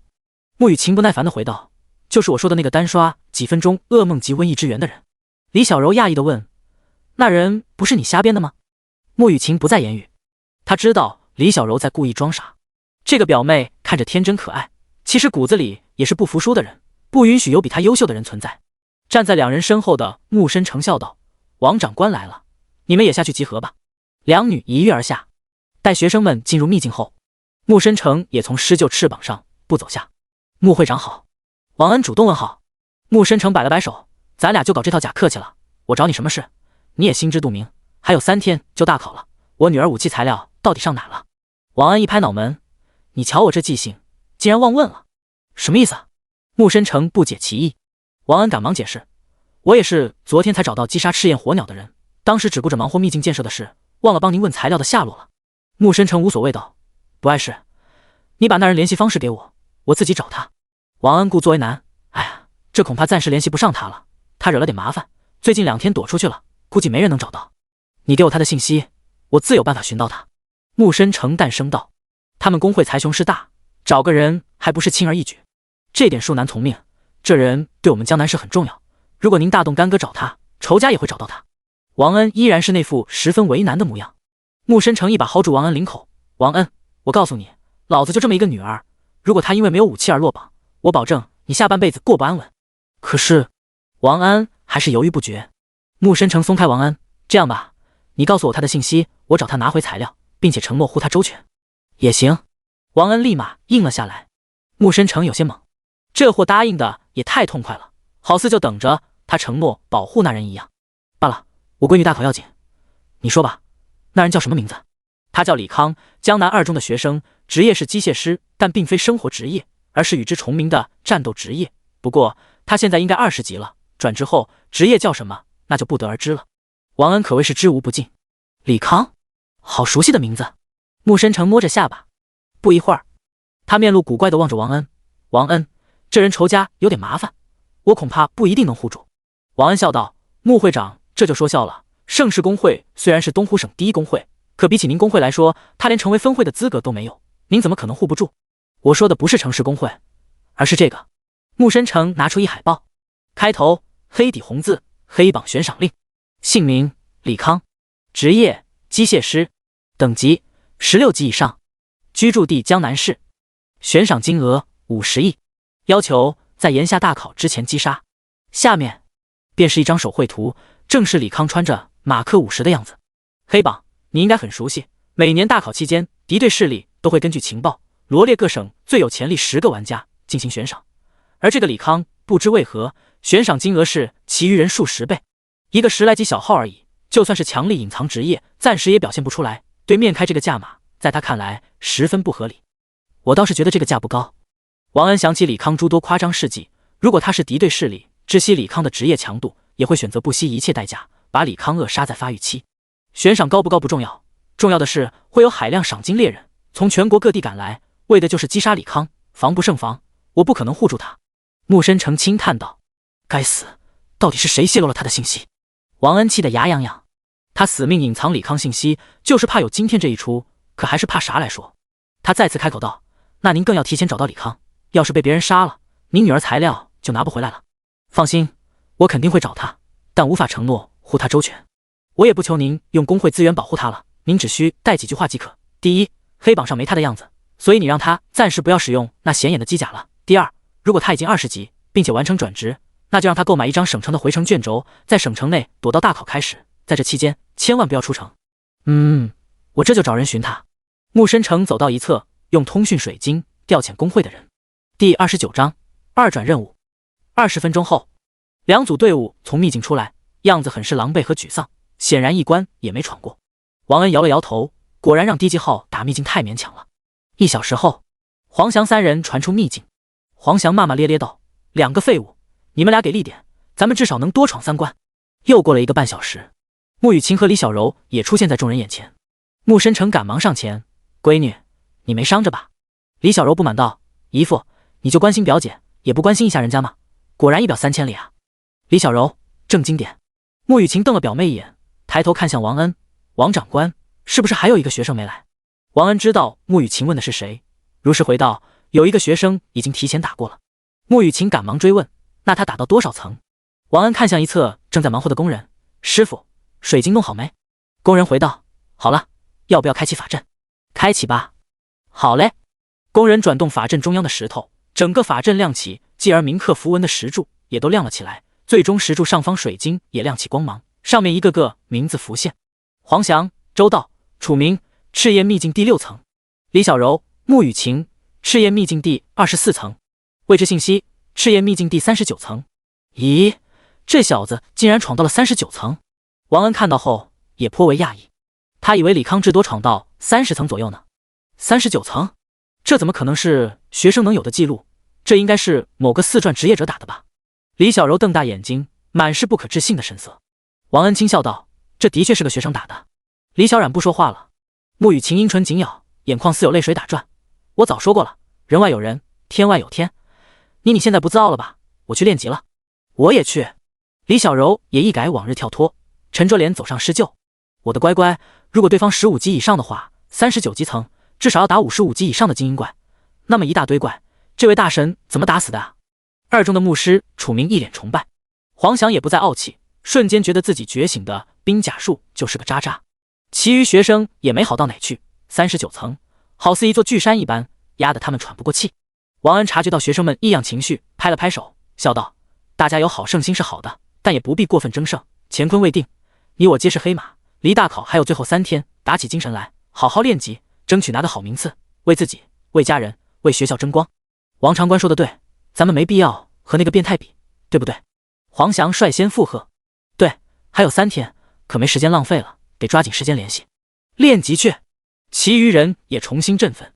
同时间，江北市战斗职业服务大厅，哀切。李康打了个喷嚏，来到一个没人的2号窗口：“先生，请问您要办理什么业务？”窗口接待员问道。“转职。”“好的，请您把手放在水晶石。”接待员在窗口法阵上操作了一番，水晶球凭空出现。李康把手放在水晶球上，球内出现一个个转动的齿轮，窗口的屏幕上也显现出他的职业、姓名、等级。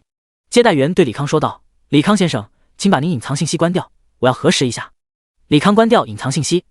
接待员对比之后，又在面前法阵上滑动几下，水晶球内出现5个小圈，每个圈内都有数量不等的星星。“李康先生，转职任务难度是1到5星，您可以根据自己实力选择。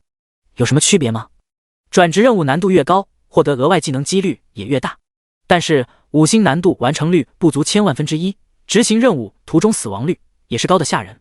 我建议您还是选择1到2星，如果很有自信的话，也可以挑战一下3星。”“懂了。”李康直接点击5星难度：“您已接取5星转职任务，请在面板中查看任务详情。”“你怎么还是选了5星？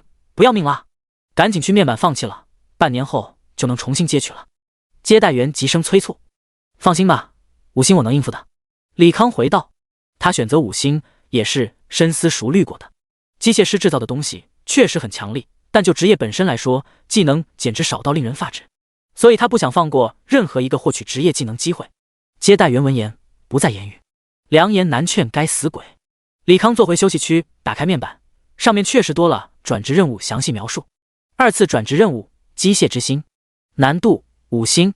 任务描述：您需要用土狼皇之爪、古兽王头颅、时间之沙 500G、空间晶体 500G 开启专属副本消失的文明。第1阶段，从 BOSS 机械兽王处获得远古之心。第2阶段，所以是先级材料，再打剧情本，倒是和在地球网游转职套路如出一辙。他关掉面板，替换上了先前买的20级白银装备。换好装备后，他又打开面板看了一遍属性：姓名李康，职业机械师，战斗等级20，力量105，体质225左圆括号105加120右圆括号。精神355左圆括号115加240右圆括号。敏捷105。300多精神，倒是可以更新一波武器了。虽然他终极目的是想打造一个机械军团，但现阶段还不能盲目追求数量。打秘境时，多功能武装无人机在打50级以上怪时已经表现得很吃力，所以他需要对无人机进行一次迭代。他又找到面板上装备外显功能，直接打开，身上的休闲装立马变成暗紫色的法袍，手上也多了一根造型别致的法杖。如果放在地球上，这身打扮就显得十分中二和突兀了。但在这个世界，直接显示装备外观和隐藏装备外观，穿着时装的人几乎各占一半。走在街上，有穿着时髦的辣妹帅哥，也有一身铠甲的战士，或者身着皮衣的盗贼、弓手，亦或是着长袍的法系职业。李康把长袍的帽子戴上，手持法杖，一副法爷模样。当然，这只是他隐藏的第一步，接下来他还会把自己攻击手段也彻底隐藏，成为一个活脱脱的法爷。第30章，伪装动态全息投影。一般来说，转职任务所需要的任务材料都不会离开任务发布地太远，所以李康来到江北市最大的材料商行雨晴材料行，打算从这儿买齐任务所需材料。先生，有什么可以为您服务？一个女店员主动上前招呼。请问有这些材料吗？李康把写着任务材料的纸条递给女店员。女店员看了材料，笑问：您这是要转职吧？李康点头。时间之沙和空间晶体，小店是有的。至于土狼皇之爪、古兽王头颅，属于石区榜的任务品，我只能给您个大概的刷新坐标，您自己找队伍去打那 BOSS。女店员从柜台上拿了支笔，分别在土狼皇之爪、古兽王头颅写上一串坐标。那时间之沙和空间结晶各来1斤。李康把卡拍在柜台上。好的，收您2300万。女店员先刷了卡，再小跑着走向库房，不一会儿，拿出2个包装精美的盒子，打开后是熠熠生辉的沙子和流光溢彩的晶体。李康伸手欲拿，突然白光一闪，2样东西消失不见。他正要询问女店员，系统提示声响起：已获取任务道具时间之沙和空间结晶。还有什么可以为您效劳吗？女店员问道。暂时没了，有需要再来找你。李康收起卡，有些肉疼。2转材料就要2000多万，这也忒贵了。女店员深鞠一躬，笑道：好的，那祝您3转顺利。3转？对啊，您打的土狼皇还有古兽王都是3转任务常规 BOSS， 每天都有20多个队伍蹲守呢。这么多人抢，那 BOSS 刷新时间多久？因为是任务 BOSS， 刷新时间还挺快的，大概在12个小时左右。如果没其他事，我就先去招呼客人了。女店员再次鞠躬，带着笑容迎向新进来的顾客。12个小时吗？李康揉了揉眉头。现在他脑子里只有一句话：时间紧，任务重。距离大考满打满算还有67个小时，打后续副本需要时间，赶路去省城参加大考也需要时间，所以留给他蹲 BOSS 的时间至多有48小时。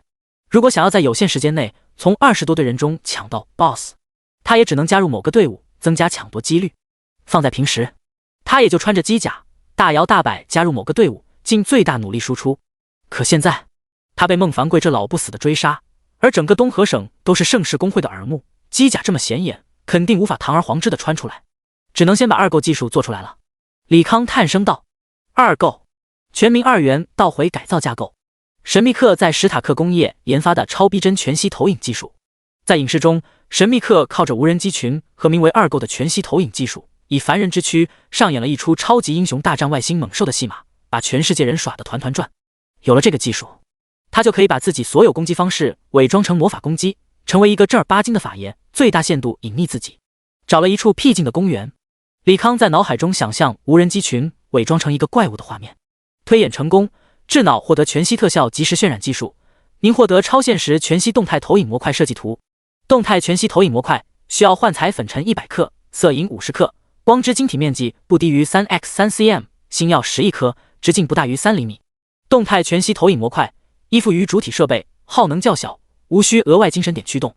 全息特效即时渲染，岂不是可以心之所想，目之所及？神秘客的全息投影虽然能以假乱真，但其背后也是有一个庞大的团队帮他剪辑渲染特效，一些大场面更是要准备和布置很长一段时间才能展现出来。而他得力于智脑超次元级的算力，只要投放的无人机足够，想要什么大场面，智脑都可以马上给他渲染出来。不过他暂时只需要一些小场面就够了。搞定伪装了，下面就要考虑一下自身安全问题了。李康心念一动，从储物空间拿出一沓 A4 纸，上面用素描的手法画着一幅浮草图。转职后的第2天，他就意识到了一个问题：机甲不可能一直穿在身上，不穿机甲时，没有任何防御技能的他就是任人宰割的羔羊，所以有必要开发一套新的防御系统。于是闲暇时，他参考过去一些看过的动漫、电影，自创了一套防御系统，起名为蜂鸟系统，并画在纸上。说罢，他看向第一幅图，上面画着一个人，身侧漂浮着8个菱形多面体。翻到第2章，8个多面体射出碗口粗的光束，这是蜂鸟系统第1形态超电磁炮台，可以射出威慑力十足的电磁光束。第3章，8个棱形多面体逐渐分裂成更多的小型多面体。第4章，这些多面体一部分环绕在人物周围，另一部分飞往袭来的怪群，3个为一组，在怪物头上盘旋，并且持续输出细小的电磁光束。第5章，无数火球砸向人物，环绕在人物旁的小型多面体也都分散开，同样3个一组，组成一个个电磁能量盾，主动拦截火球。这是蜂鸟第2形态鸟群，4个炮台分裂成数量可观的小型多面体，既可以飞向敌人造成持续攻击，也可以组合展开能量盾拦截敌人的攻击。第6章，人物背后长着一对翅膀，这是蜂鸟第3形态羽翼由多面体翅膀推进系统，因为它本身没有防护原因，速度大约在300公里每小时。确定没有细节遗漏，他就开始在脑海里具象这些画面。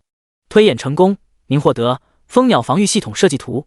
蜂鸟防御设计系统需要钢筋200公斤，光之精华40公斤，雷电晶石10公斤。蜂鸟防御系统需要80点精神驱动。李康打眼一看，2种元素材料花费就不低于6000万，加上全息投影模块和无人机后续改造所需材料，造价妥妥过亿。而他买了装备、火之晶石以及转职任务需要材料后，卡里只剩下4350万，只能卖点其他东西，买接下来所需要的材料。卖点啥好呢？李康打开储物空间，替换的15级青铜和白银装备卖给回收装备的商人，勉强换个600来万。其他小怪豹的材料都是不值钱的货，至多卖个40-50万。赤焰火鸟材料遇上识货的主可以卖个1800万，可他现在也不敢卖。思来想去，也只能卖机械空间里的钢筋了。钢筋价格大概是1吨1亿左右，而且是硬通货，给商人的话折价也不会太多，他只需要变现1吨，暂时足够花销了。第31章，自制蜂鸟防御系统。雨晴材料型。女店员见李康去而复返，赶忙迎上去问：先生是忘了买些什么吗？李康回道：想再买些东西，也想再卖一些钢筋，你们商行收吗？收的。那什么价格？要看看钢筋具体成色，我们才好给价。好。李康从机械空间中拿出一块钢筋，放在了柜台上。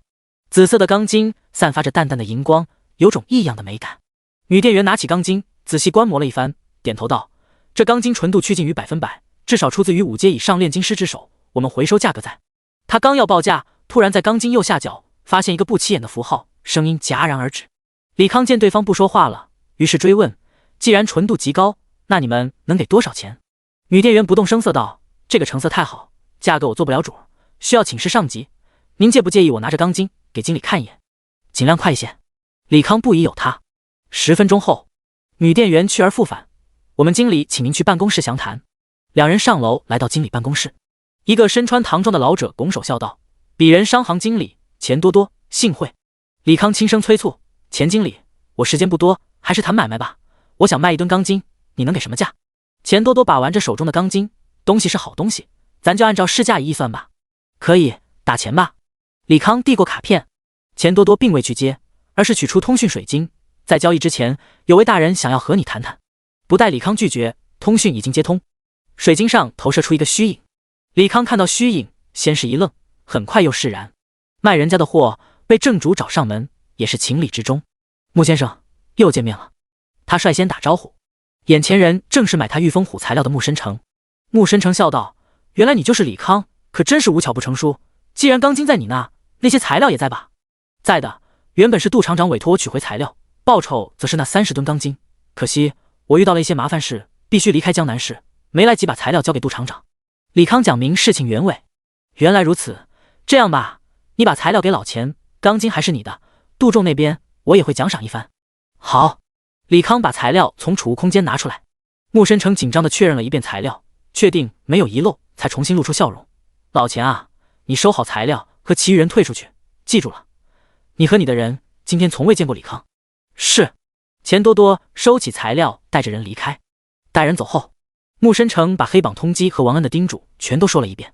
不过出乎他意料的是，李康听到后只是回了一句知道了，完全没有那种被追杀的恐惧感。一时间，穆申成不知该赞叹李康沉稳，还是说他心大。其实他哪晓得李康现在心态就是狮子多了不咬，债多了不愁。被多方追杀既定的事实，李康能做的也只是尽力隐藏自己的情况下，顺利完成2次转职，参加大考。中断通讯后，李康重新把钱多多喊进办公室，心念一动，1吨钢筋整齐码放在地上，不多不少，刚好1吨钢筋，钱经理点一下吧。呵呵，您是穆会长的朋友，我信得过您，马上吩咐财务转钱给您。钱不着急转，我刚好需要买一些材料，咱们多退少补。李康列出一份材料清单，钱多多倒也给面子，只是粗略扫了一眼，便给了一个半价的折扣。李康闻言立马表达了感谢，然后本着有便宜不占王八蛋的原则，又把所需要的材料追加了1倍，作为后备资源。搞定材料，他回到刚才的公园，开始制造所需要的东西。您消耗钢筋200公斤，光之精华40公斤，雷电晶石10公斤，获得蜂鸟防御系统。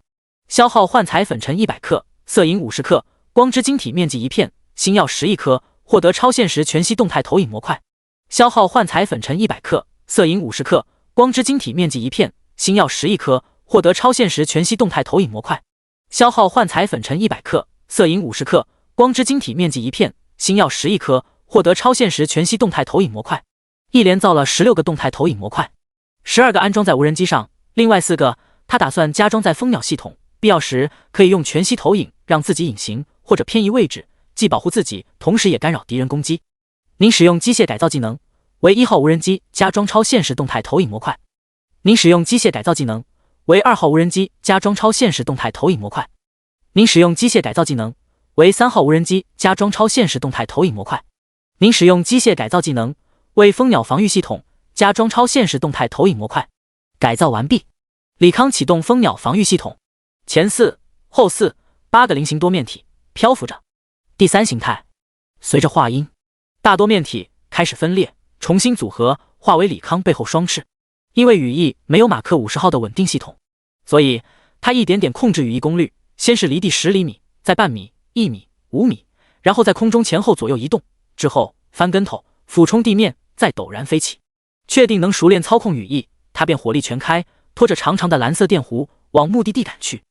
第32章，蹲 BOSS。 出了江北城，往东南方向飞去，沿途望去全是茂密的森林。大约飞了50公里，眼前景色陡然一变，树木消失不见，取而代之的一片血红色的草原。赤红草原与江南市的赤色山脉接壤，怪物等级在40到50之间，因为地形开阔，怪物密集，是绝佳的刷怪场所。李康找了处没人地方，缓缓落地，背上翅膀再次分裂，4个变为第1形态，漂浮在他前方，另外的则是保持最小的多面体，如行星一般，按照一定轨迹环绕着他。这样虽然好看，但不像法爷，还是得加工一下。他心念一动，蜂鸟系统加装的动态全息投影打开，一阵涟漪过后，4个电磁炮台变成红、蓝、黄、青4色光团，围绕它旋转的小多面体也变成一条光链，围绕它旋转，样子好不骚包。走着走着，逐渐能听到人们交流的声音。土狼皇缺个脑袋，有做得来。高攻狂战士求组土狼皇，我是眼睛，请问有缺爪子的吗？组我个。李康来到近前，也开始大喊。可能是他这身特效太过扎眼，很快吸引到一队人目光。我去，这是隐藏职业？应该是吧，我还没见过特效这么骚包的法师。咱们不是还没组到要土狼皇爪子的吗？赶紧把这位也组进来啊！可是人家未必看得上咱们啊！我就烦你们这群大老爷们磨磨唧唧的，闪开，让老娘来！一头红发的牧师妹子快步走向李康，帅哥，我们队伍缺个爪子，要不要来？其余队员也陆续走了过来，一脸希冀的等待李康答复。李康扫了4人一眼，牧师、盗贼、弓手、战士。如果是打本，这个配置还凑合，但野外抢 BOSS， 拼的是谁能最后击杀那一下。全远程的队伍输出环境安逸，有更高的几率抢到 BOSS。 红发妹子似是看出李康在犹豫，于是开口道，帅哥别犹豫了，还有10分钟就刷 BOSS 了，到时候你未必能找到各取所需的队员，只能单打独斗，或者和同样需要爪子的人组队，再凭人品去 roll， 这样多没意思呀。好吧，你们组我。李康被说服了，红发妹子赶忙发来组队邀请。李康点击接受。您成功加入吕小杰的队伍。这位大哥，你怎么隐藏信息了呀？让我们看看你什么职业呗。战士好奇地询问。李康轻笑道：我的职业叫元素掌控者，暂时能熟练使用火电2种技能，3转之后估计会增加另一种。我有些私人原因，不能暴露身份，所以选择隐藏了信息，几位多担待吧。好的，听大佬的职业，就晓得输出肯定爆表，等会人家就靠你了哦。吕小杰对李康抛了个媚眼，但他很快就意识到不对的事情，眼前人血气值太低了。在这个游戏入侵现实的世界，并没有具体的血槽概念，但牧师却是可以用技能把人和怪物状态数值化，而被数值化的身体状态被称为血气值。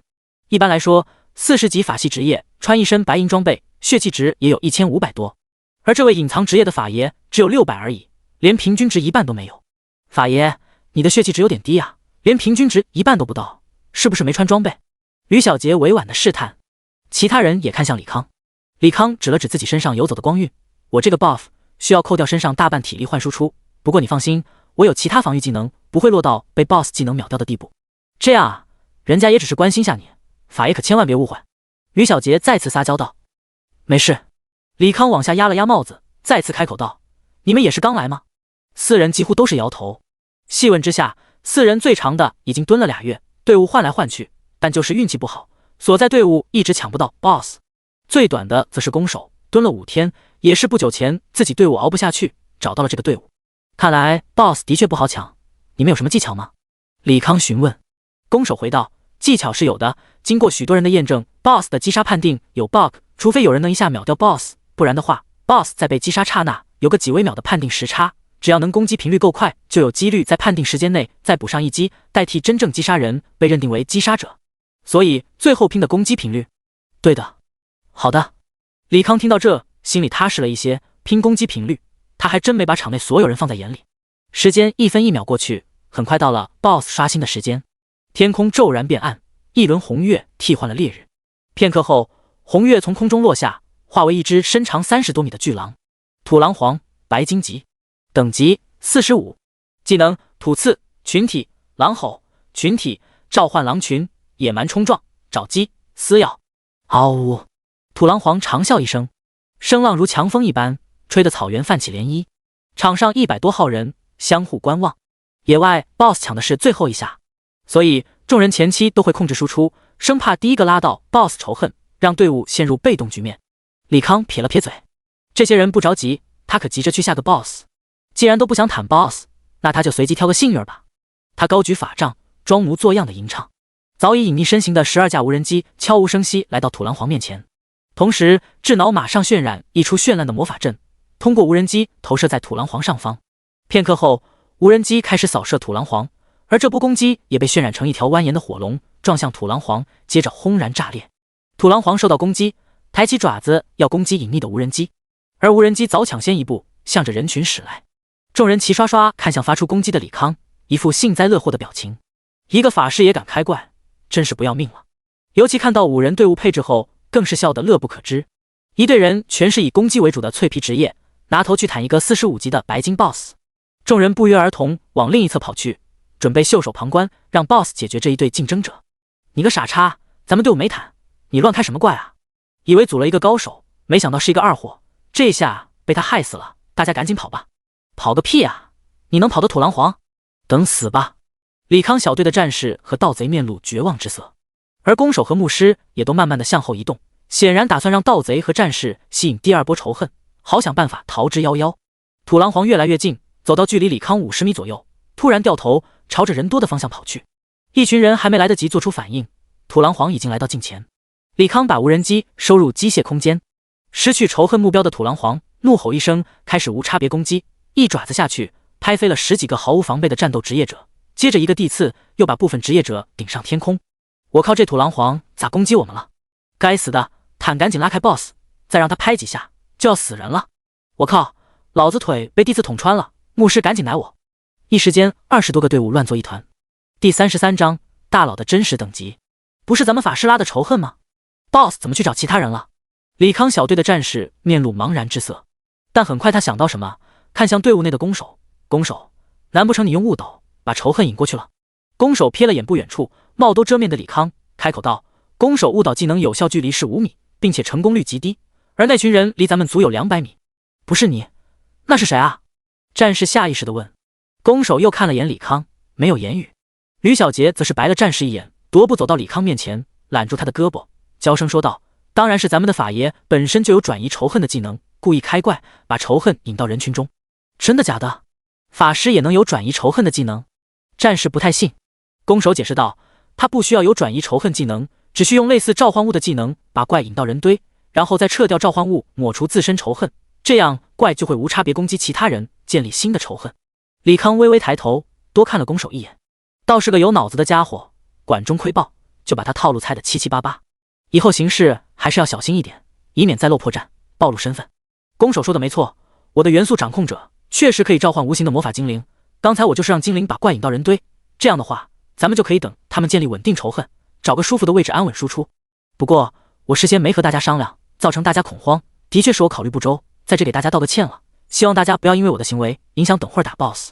他说着微微欠身，表示歉意。哼，我们也有不对的地方，刚才说话太难听了，法爷你大人不计小人过，千万别放在心里。略显尴尬的战士和盗贼见李康主动给台阶下，也主动赔不是。那边仇恨拉得差不多了，咱们也开始输出吧。李康踱步走向 BOSS， 其余人紧随其后。夜色渐暗，众人连续6个小时又输出又躲技能，一个个都面露疲态。负责清理小怪的盗贼用前行回到吕小杰身旁，龇牙咧嘴道：“这狼王召唤的狼群也挺狠，差点把我胳膊给咬下来，牧师赶紧奶我一口。”吕小杰扔了一个治疗书。沐浴圣光的盗贼很快恢复如初，他伸了个懒腰：“那我继续输出 BOSS 了，等狼皇召下一波怪，我再来拉走青了。真是邪了门，一个白金 BOSS， 咋感觉血比传奇 BOSS 还厚？”大家都刻意压制输出，加上狼皇是任务怪上调了血量，所以难打一些，不过算时间也该差不多了。牧师你用技能看看怪还有多少血气值。弓手看向牧师，还有 4%， 不对3%，大家好像提高输出了，血下的很快，我们也要准备了。吕小杰语气有些焦急。盗贼进入前行，大家开始用多段攻击吧。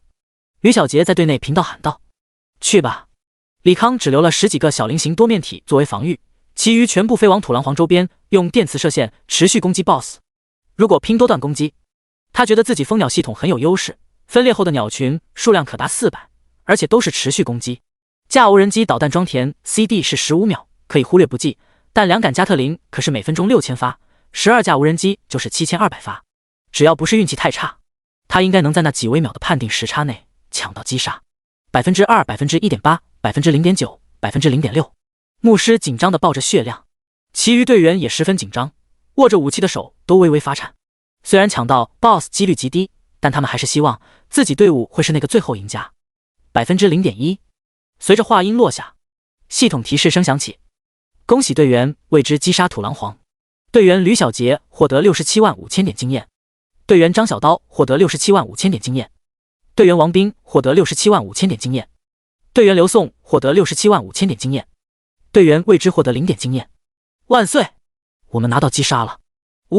蹲了2月了，终于能转职。早知道3星任务这么难做，我还不如选2星呢。几个队员喜极而泣。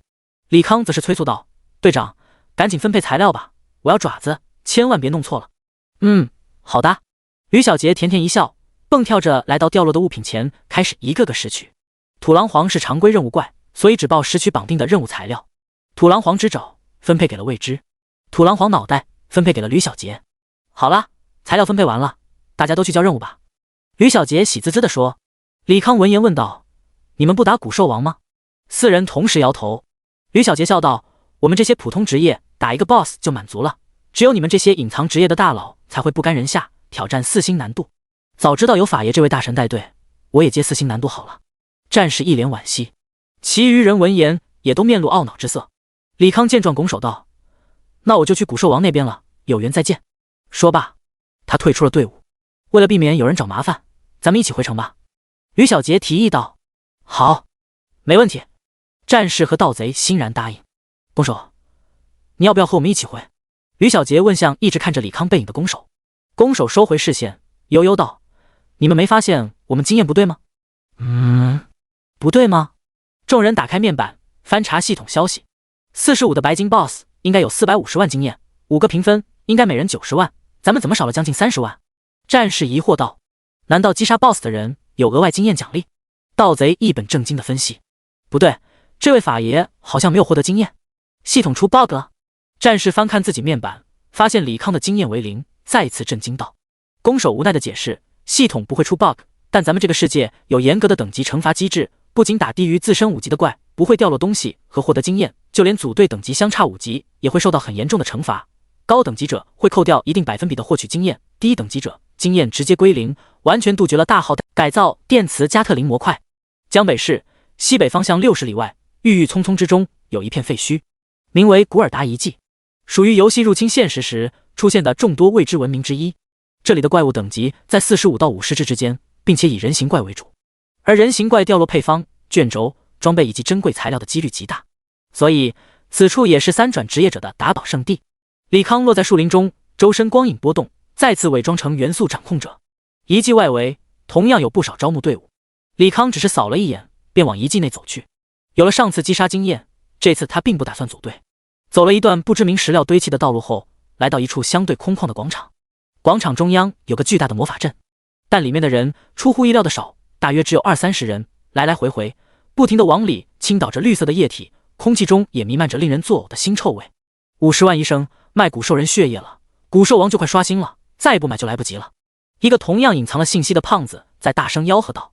在其身后跟着4匹长着翅膀的天马，背上都驮着巨大的木桶。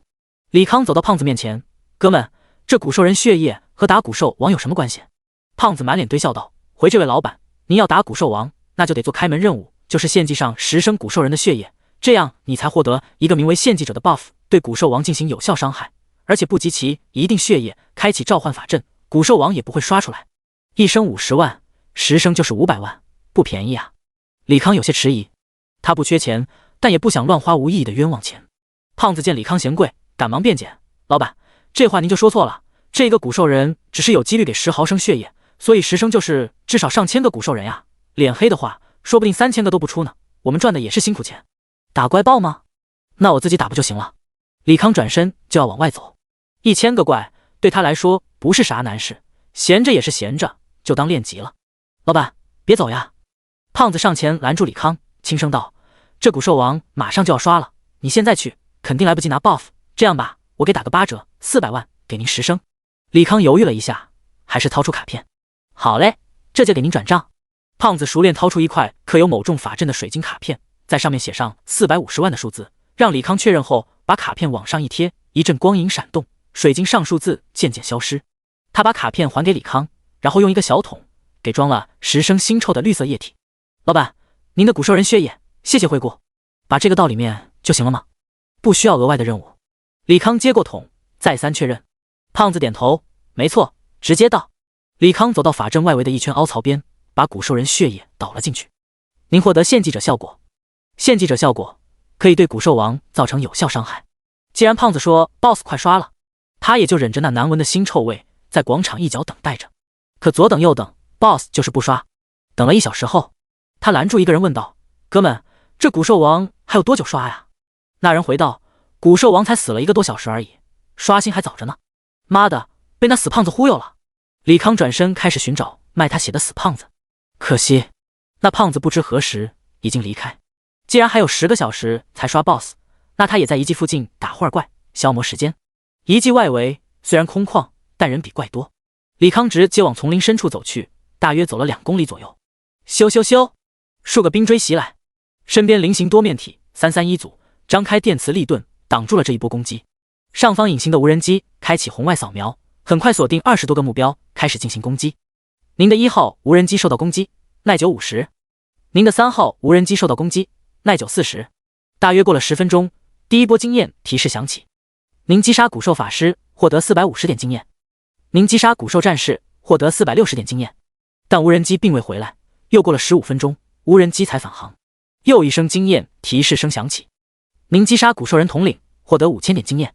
咦，还有个青铜级的精英怪，不过没用爆炎弹的无人机输出的确是个问题，15分钟才把怪打死，得想办法提升一下。李康面露沉吟之色。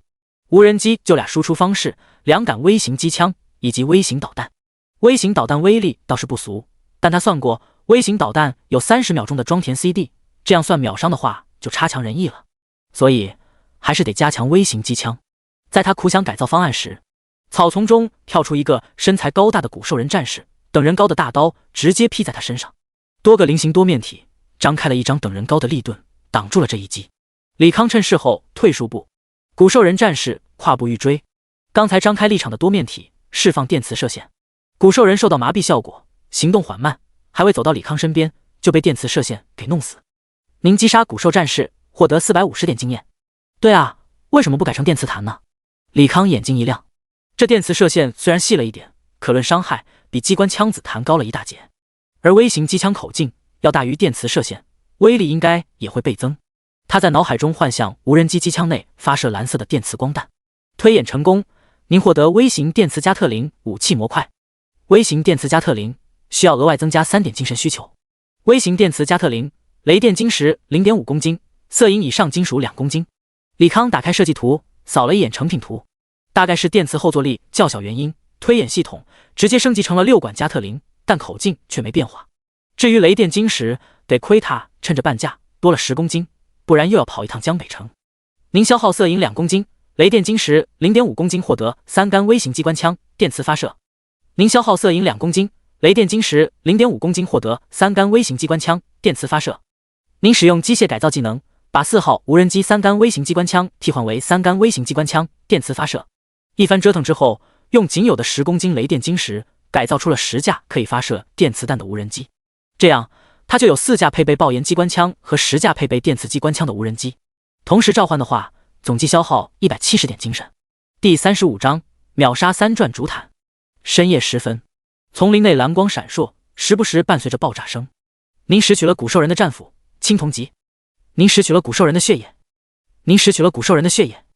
您拾取了古兽人的狂化药剂配方3阶。您拾取了古兽人长老的法袍白银级。捡完最后一波东西，李康打开储物空间，开始清点战利品。10个小时下来，他总计获取了古兽人血液20升，他就贱卖20万1升，那也有400万的进账了。45级白银装备2件，青铜级装备15件。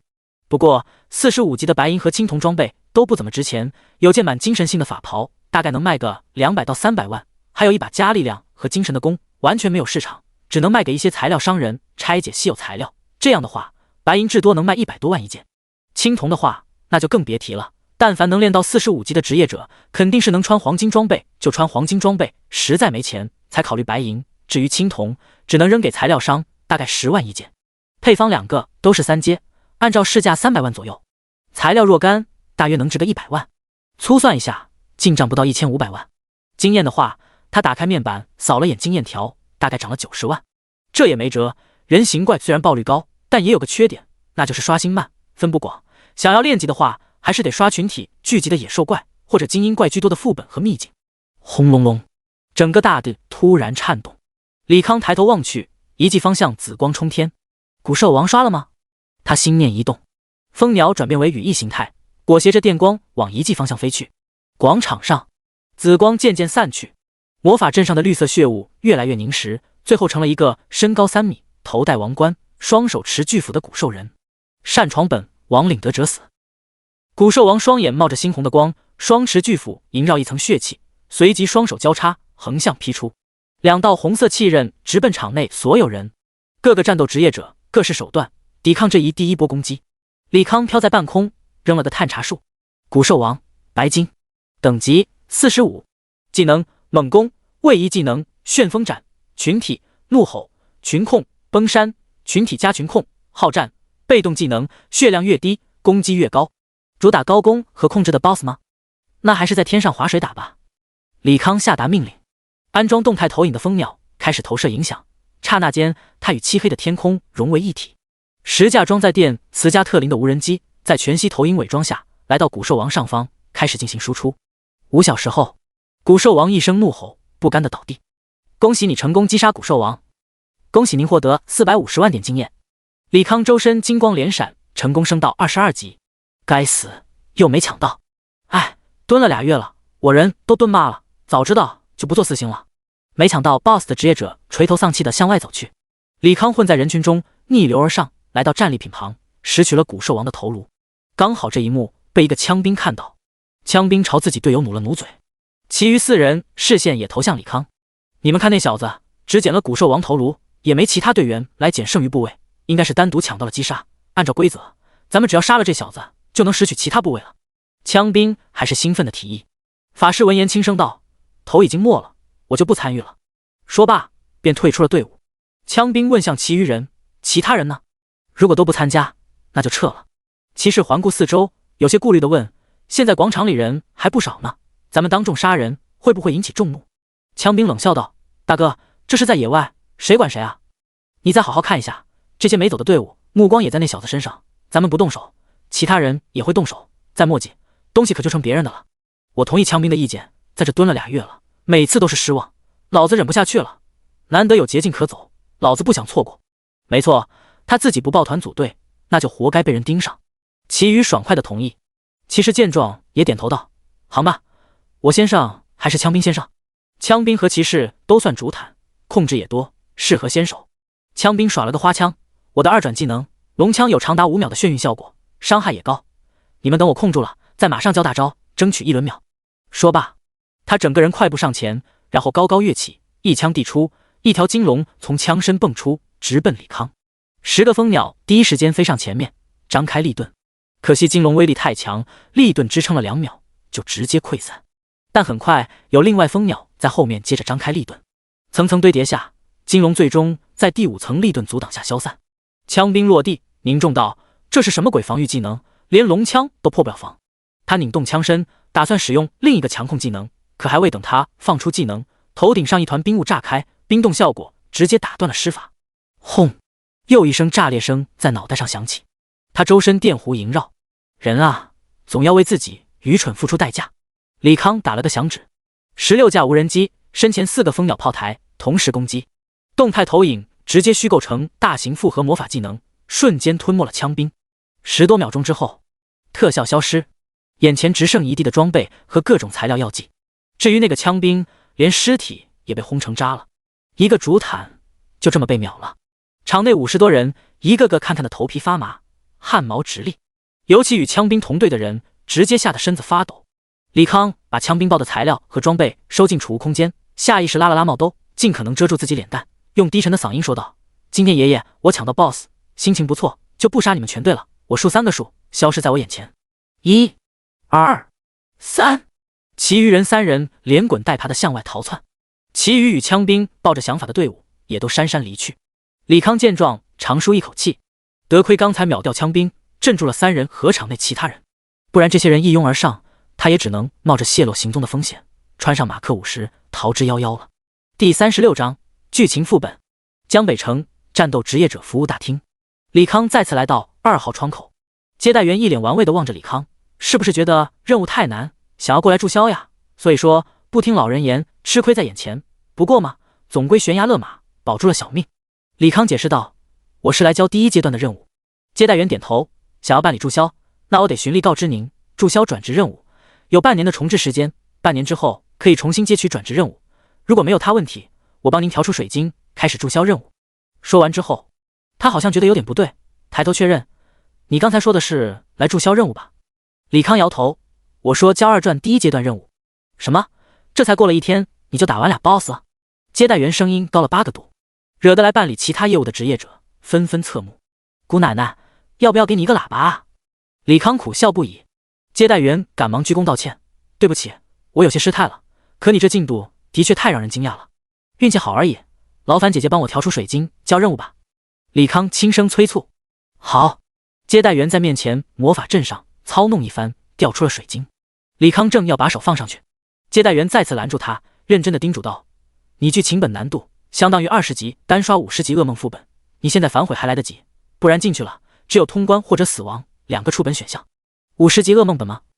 那还挺简单的。”李康笑着把手放在水晶上，秘境他都刷到55级了，还怕50级副本？第1阶段已完成，即将传送第2阶段所在副本。水晶球白光一闪，李康眼前场景变换，他飞快地观察四周，发现身处在一个密闭的枪械库内，金属材质的墙壁上悬挂着各种科幻感十足的武器，每个武器下面都有详细的介绍。电磁机械臂铠可以在1秒钟发射100发电磁弹的超射速武器，腐化重炮装填有6发生化合成的榴弹炮，榴弹爆炸后会散发致命毒物。圣光之星运用魔法科技制造的机枪，充能之后可以发动圣光治疗持枪者。李康目光停留在那把造型如仙女棒一般的武器上。圣光之星魔法科技充能可以发动类似牧师治疗术的技能，可以说这枪除了造型以外都很对他胃口。于是他伸手去拿机枪，打算看下实际效果，这也才有具体的概念，使用技能推演。就在手触碰机枪刹那，房间内红光闪烁，响起刺耳的警告声。警告！警告 ！C 区12号房间侦测到非法入侵者。踏踏踏踏，门外传来密集的脚步声。房间自动门打开，一道道蓝光袭来。电磁炮！在蜂鸟张开利盾刹那，李康也轻拍胸口，再次穿上马克50。无人机也启动防御反击机制，先把配备的微型导弹发射殆尽，再同样用电磁弹还以颜色。您的3号无人机受到攻击，耐久50。您的5号无人机受到攻击，耐久70。无人机受到攻击的反馈不住响起。蜂鸟系统张开电磁利盾的频率也十分高，几乎调动了近200个蜂鸟。李康眉头微皱，这节奏不大对啊，自己这边竟然被火力压制了，这样下去可不行。他启动腿部推进器，瞬息间来到房间外。走廊内30多个穿着作战服的士兵，全部双手端着电磁步枪，发现入侵者，击中火力攻击。为首的士兵把枪口对准李康，开始射击。李康也抬起双臂，使用高攻束流炮，碗口粗的蓝色光束击中士兵，而那士兵却只是后退数步，作战服周身发出淡淡的蓝光。李康看得大为惊奇，这古怪的作战服竟然把都束流炮的动能吸收了，怪不得无人机电磁炮拼火力拼不过人家。他又发射威力极大的肩部导弹，轰隆，导弹击中目标，瞬间爆炸，烈焰充斥整个走廊，但不到1秒钟，烈焰全部消散。30个士兵踉跄着起身，作战服又呈现诡异的红色，显然爆炸造成的动能也被吸收了。好家伙，这是100%免了。动能不行，那就试试魔能。他收起10架电磁无人机，照出4架装在爆炎弹的无人机，同时扔出重力手雷和感电手雷。机枪转动爆炎弹击中目标，轰然炸裂。30个士兵陆续倒地。剧情本没有经验吗？李康走到士兵尸体前，伸手去扒士兵作战服，打算拿回去研究一下。谁知刚碰到士兵尸体，那尸体就在眼前消失了。要不要这么小气，相互探讨一下科学技术都不行吗？其实他对于这座战服作用已经有了很直观的概念，使用技能即可推理出来。扒作战服无非是想省点材料，直接穿现成的。毕竟这作战服样式也挺酷的。走廊前方自动门升起，一个个漂浮的球形机器人鱼贯而入，锁定入侵者，开始攻击。球形机器人双眼射出黄色的激光束，这次应该没那种变态的动能回收了吧？李康再次尝试用束流炮攻击，轰！蓝色的激光束打在球形机器人身上，直接把球形机器人炸飞。他再次照出电磁无人机，一波带走球形机器人，开始主动探索起这个未知的副本。不过这个副本复杂程度超乎李康想象，足足用了5个小时才来到 BOSS 关卡。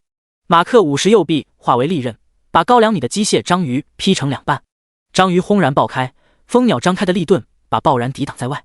李康看着眼前巨大的自动门，如无意外 ，BOSS 机械兽王就在里面。他也不着急进去，把所有无人机召唤出来，用机械修复技能把马克50号无人机耐久全部恢复，才踏步走了进去。第37章转职成功。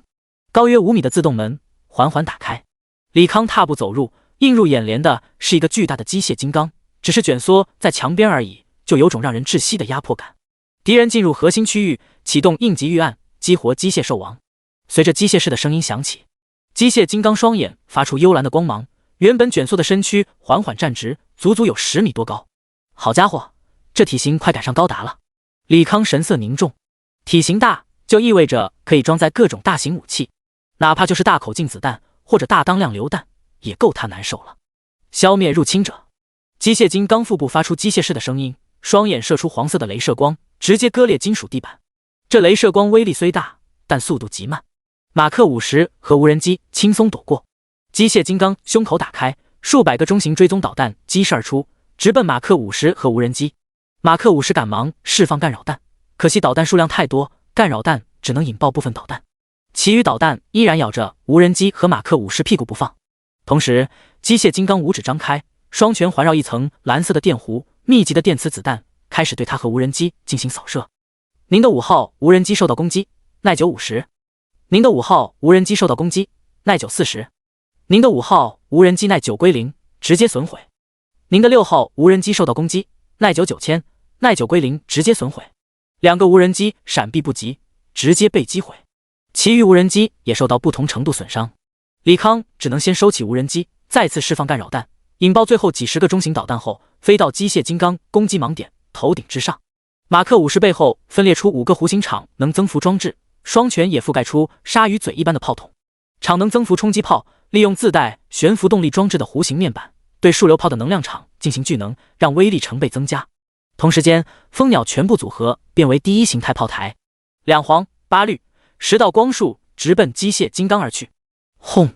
淡黄色的护盾与10道光束相互碰撞，泛起阵阵能量涟漪。同时，机械金刚第2波导弹透过护盾激射而来。靠！竟然也有立场盾！李康再次带着一堆导弹在宽阔的空间内绕圈。毕竟是一转的转职副本，难度再高也有限，因此 BOSS 也有局限性。他猜机械金刚应该没有类似无限动能和无限弹药的技能，那么他只需利用马克50超高的机动性，躲避密集的火力，抽空穿插数流炮或者各种导弹对机械金刚进行攻击。钢铁战甲群。江北贸易市场，李康逛了几家店铺，一番询价之后，以9800万的打包价卖掉了不需要的材料和装备。其中最为值钱的便是枪兵报的8件40级黄金装备，总价8000万。这还是他急于出手，被黑心商人死命压价的结果。如果是挂在交易行，这到手的钱起码在1亿2以上。这让他不禁感叹，无论在哪个星球，杀人放火来钱都是最快的。离开了贸易市场，李康又来到了雨晴材料行，花费1亿购买太阳晶石和光之精华，用于修复受损的蜂鸟和增加磁能无人机。结完账，他转身向外走去。门口一股脑涌进20多号人，为首的精瘦中年沉声道：“盛世公会找人，请大家配合一下。”接着，盛世公会的人拿着一张画像，开始挨个对比。李康暗叹一声，终究还是泄露行踪了。他抬头看了眼2楼的窗户，心念一动，一个蜂鸟缓缓向2楼窗户那一动，最终飞出窗外，落伤巷外一棵树上。小子，把帽子摘下来。盛世公会的人来到李康身边。李康抬头咧嘴笑道：“告诉孟凡贵那老东西，我早晚弄死他和他家那小杂种。”说话间，保持第1形态的4个蜂鸟炮台直接发射电磁光束，蓝色的光束直接洞穿围拢他4人的身体，直奔等级最高的精兽中年。精兽中年瞳孔微缩，马上用出王牌防御技能骨盾，地上陡然升起道道骨墙。可这些骨墙在蓝色的光束下如同纸糊一般道道溃散。这家伙不是10多级吗？伤害怎么这么高？精兽中年看得头皮发麻。转眼间骨墙全部被毁，就在光束就要击中他的刹那，一个手持盾牌的圣骑士挡在精兽中年面前，一招都差点挡不住。孟凡贵的狗真是垃圾。李康肆意嘲讽：“给我杀了他！”精兽中年恼怒不已，手中也出现法杖，开始召唤亡灵。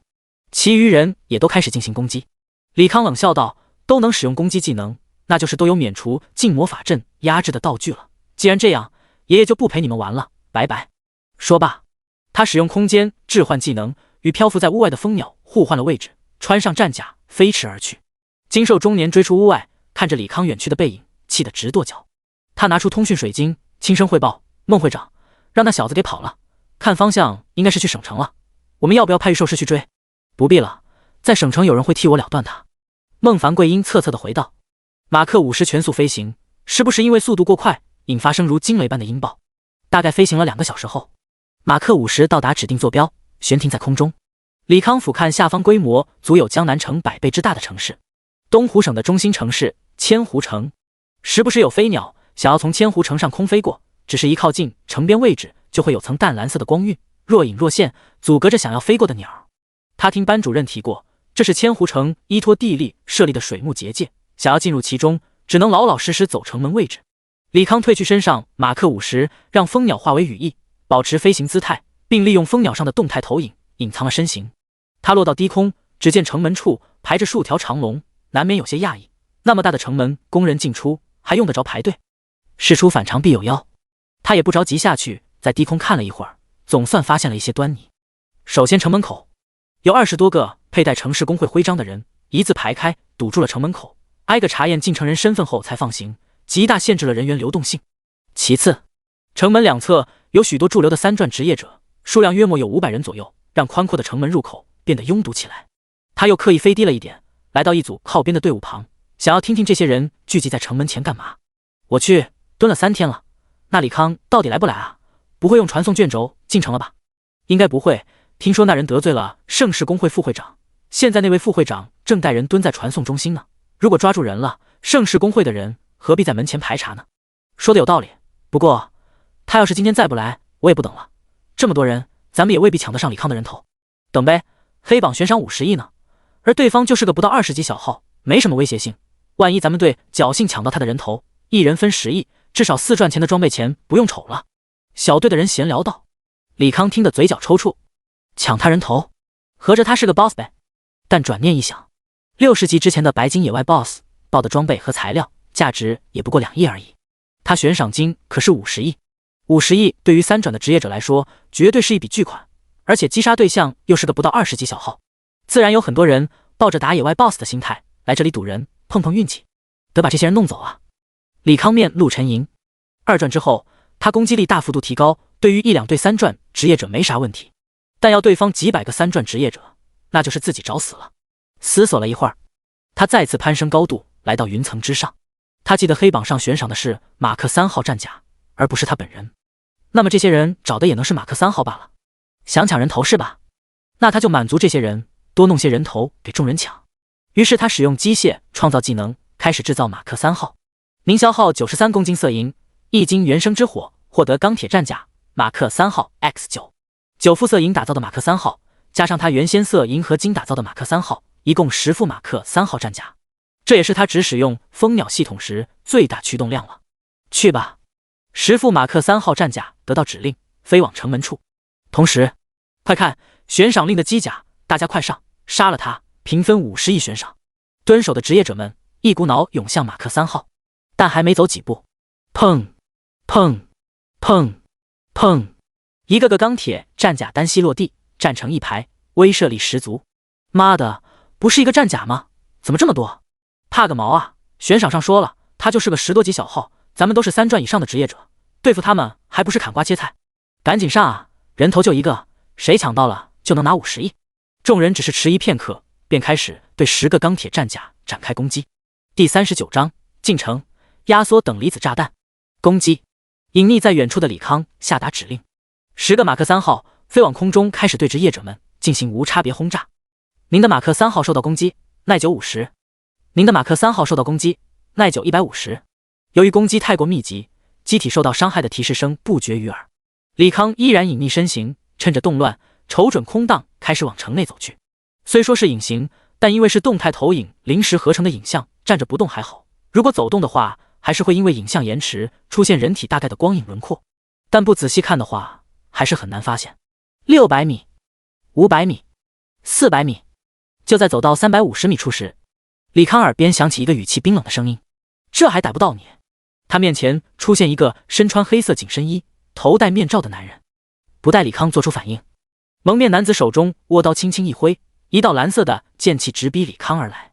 蜂鸟第一时间撑起立场护盾，但立场瞬间被击溃。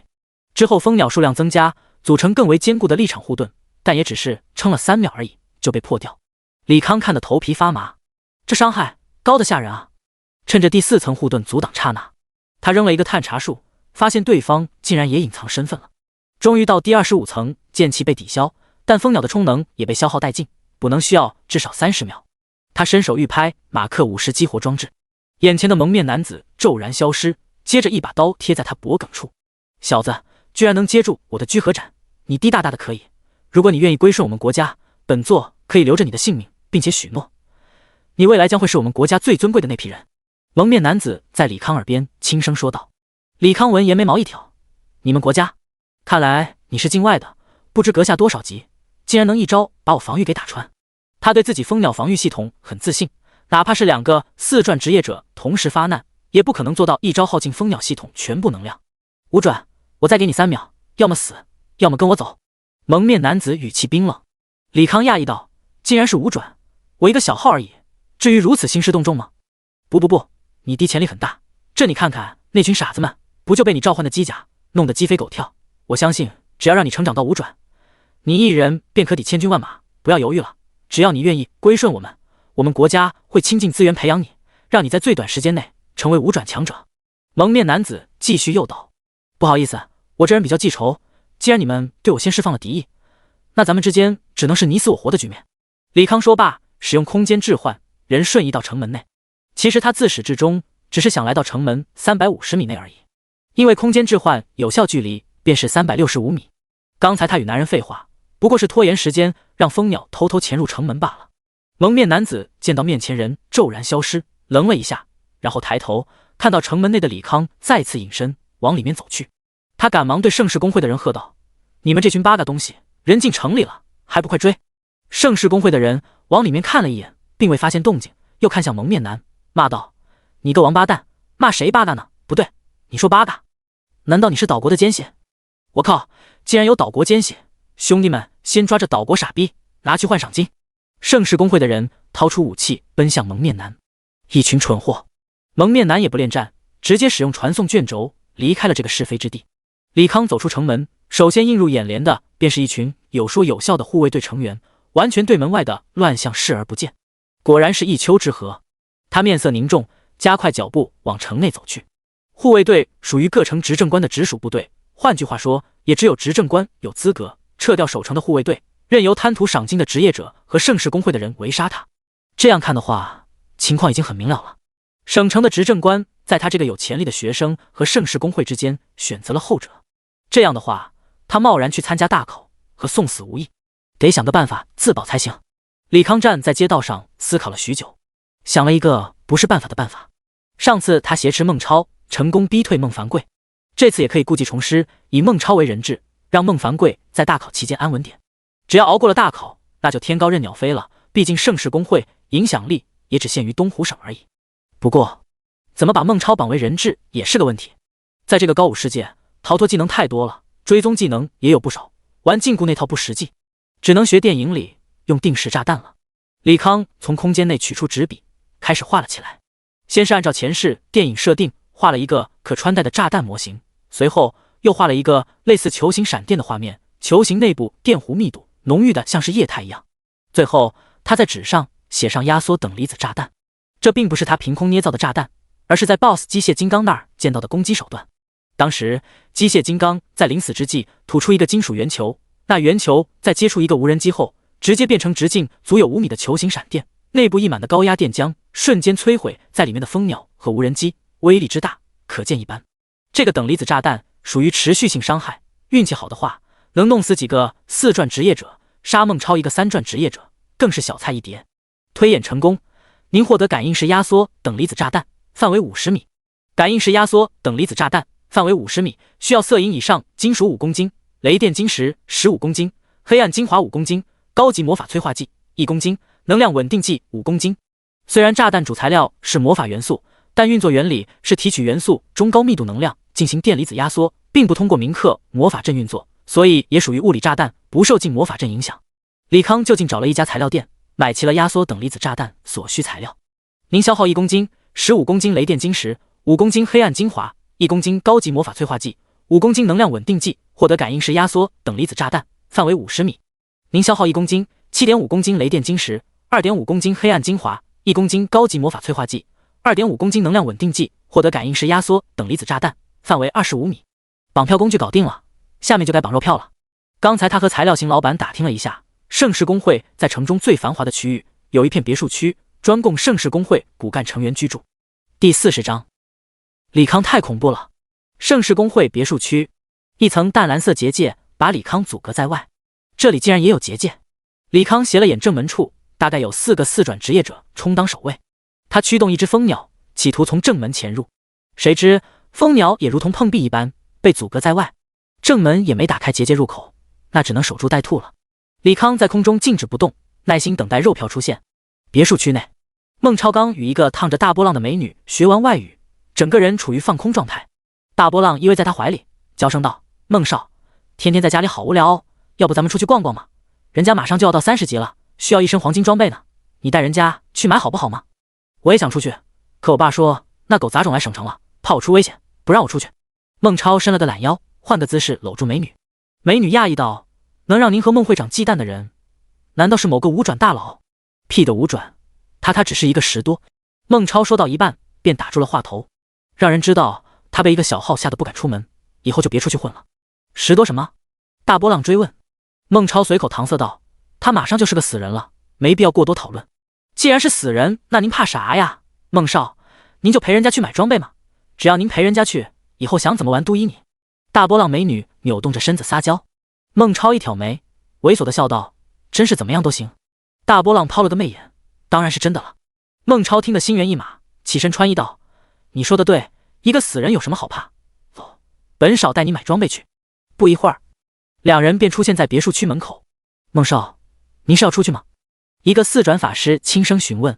孟超点头，在家太闷了，出去逛逛。法师轻笑道：孟会长交代了，如果您非要出门，那就让我们哥4个陪着您，你们愿意跟着就跟着吧。孟超搂着女人走出结界，4个4转职业者也分列孟超周围，包围得严严实实。空中的李康轻拍胸口，马克50穿在身上，同时蜂鸟系统变为8个炮台，瞄准4个4转职业者发射电磁炮，把毫无防备的4人轰飞数十米。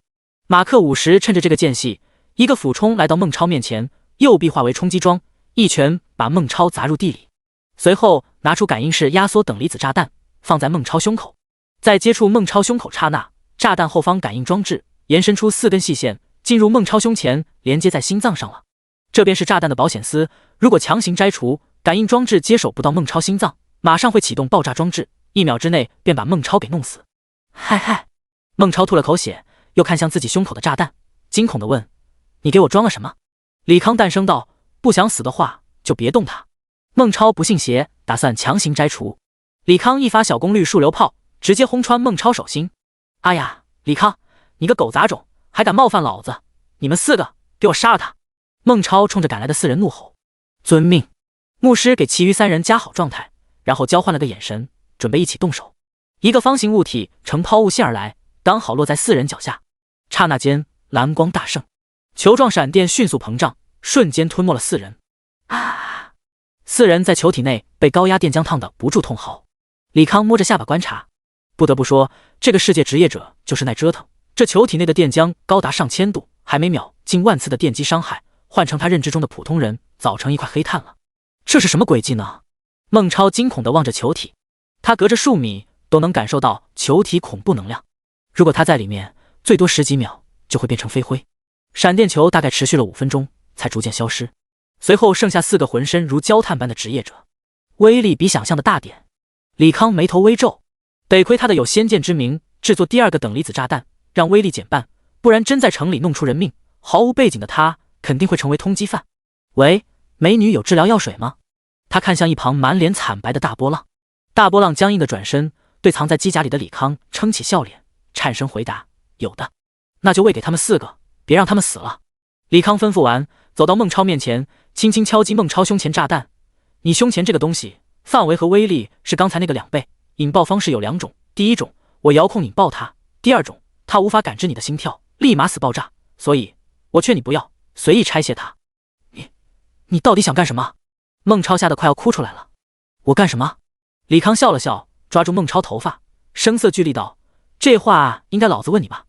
我不卖你宠物蛋，就非要置我于死地，真当老子是软柿子？我告诉你，老子死之前跟定先弄死你和你爸那条老狗。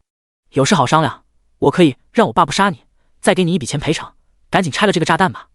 孟超尽量低声下气地说道。一架无人机缓缓飞来，投射出护卫对人往这奔来的画面。李康站了起来，淡声道：拆不拆，什么时候拆，我说了算。告诉孟凡贵，大考结束之后咱们再好好谈，在这期间你们最好别打扰我，我这人很敏感，不小心引爆了炸弹，那就得不偿失了。说完，他启动推进器离开了别墅区。不一会儿，护卫队的人赶了过来，领头的术士扶起孟超，问道：孟少，捣乱的人呢？孟超长呼一口气，回道：没人捣乱，几位回吧。没人捣乱。术士瞥了眼躺在地上的4转职业者，朝着手下一挥手，识趣的离去。孟超掏出通讯水晶，联系自己父亲，用带着哭腔的语气道：爸，我遇到李康了，他太恐怖了，咱们要不然别惹他了。第41章5星转职的恐怖。千湖城东区，也称学院区，东湖省1所1线大学，2所2线大学，以及诸多职业学院都坐落于此。李康走在一个气势恢宏的大门前，东湖大学，东湖省唯一的一线大学，也是这次大考举办地。在门卫那登记身份之后，顺利进入校区。距离大考还有不到24小时，校区内也都设立了路标和专用的接送车辆。李康上了一辆车，同行的还有10多个复考的学生，等级在15到18不等。其中有个坐在前排的胖子，也隐藏了信息。隐藏了信息的胖子，李康越看这个背影越觉得眼熟。老板，我这有本大考攻略，集合了数十届状元夺魁的窍门，原价15万一本，现在考前大酬宾5万就行了，老板来一本。胖子的声音响彻车厢。李康开口道：我要10本。这熟悉的声音还有身形，100%是古尔达遗迹骗他买血的奸商。谢谢老板。胖子从车座上起来，转身望向李康，可看到李康装扮后，脸上笑容止住。李康勾了勾手指，胖子脸上再次挂上笑容，踱步走向李康。老板，咱们又见面了哈，难不成你是东湖大学的学生？胖子，你做买卖不地道啊 ，boss 刚打完，你骗我快要刷新了。我也是着急去练级才撒了个小谎。不过老板，您这么早回校，肯定是成功抢到 boss 了，那您就当我材料有幸运加成，原谅我吧。胖子笑呵呵地说。李康讶异道：你打的材料，难不成你一转就打45级怪了？胖子脸上多了一丝傲气，嘴角情笑道：我职业还挺强力，刻了点高级药剂，刷40多级怪升级效率也凑合。李康又问：那你在做5星难度2转任务？胖子一下子泄了气，苦笑道：老板太看得起我了，虽然我的职业很强力，可也没强力到挑战1/1000通过率的5星难度，去那里单纯是打宝加练级而已。哦，李康点了点头，不再言语。车子停在一个类似体育场的庞大建筑前，跟着的大学老师起身介绍道：这是本次大考主要场地之一，你们下车后在会场门前的水晶录入信息，然后会获得一张临时的门禁卡，凭卡可在会场后方的食堂和宿舍吃饭或者休息。如果没有其他问题，大家有序下车去会场门前录入信息。老板，我先走了，有缘再见。胖子和李康道了声别，起身往车外走去。李康也跟在胖子身后下车，一起在会场门前排队等待录入信息。胖子见状讶异道：老板，您怎么也排队啊？李康回道：当然是录入信息，参加明天大考。参加大考？难不成你也是这届觉醒转职的学生？胖子一脸震惊。李康无奈道：废话，我不是大考的学生，干嘛要搭专车？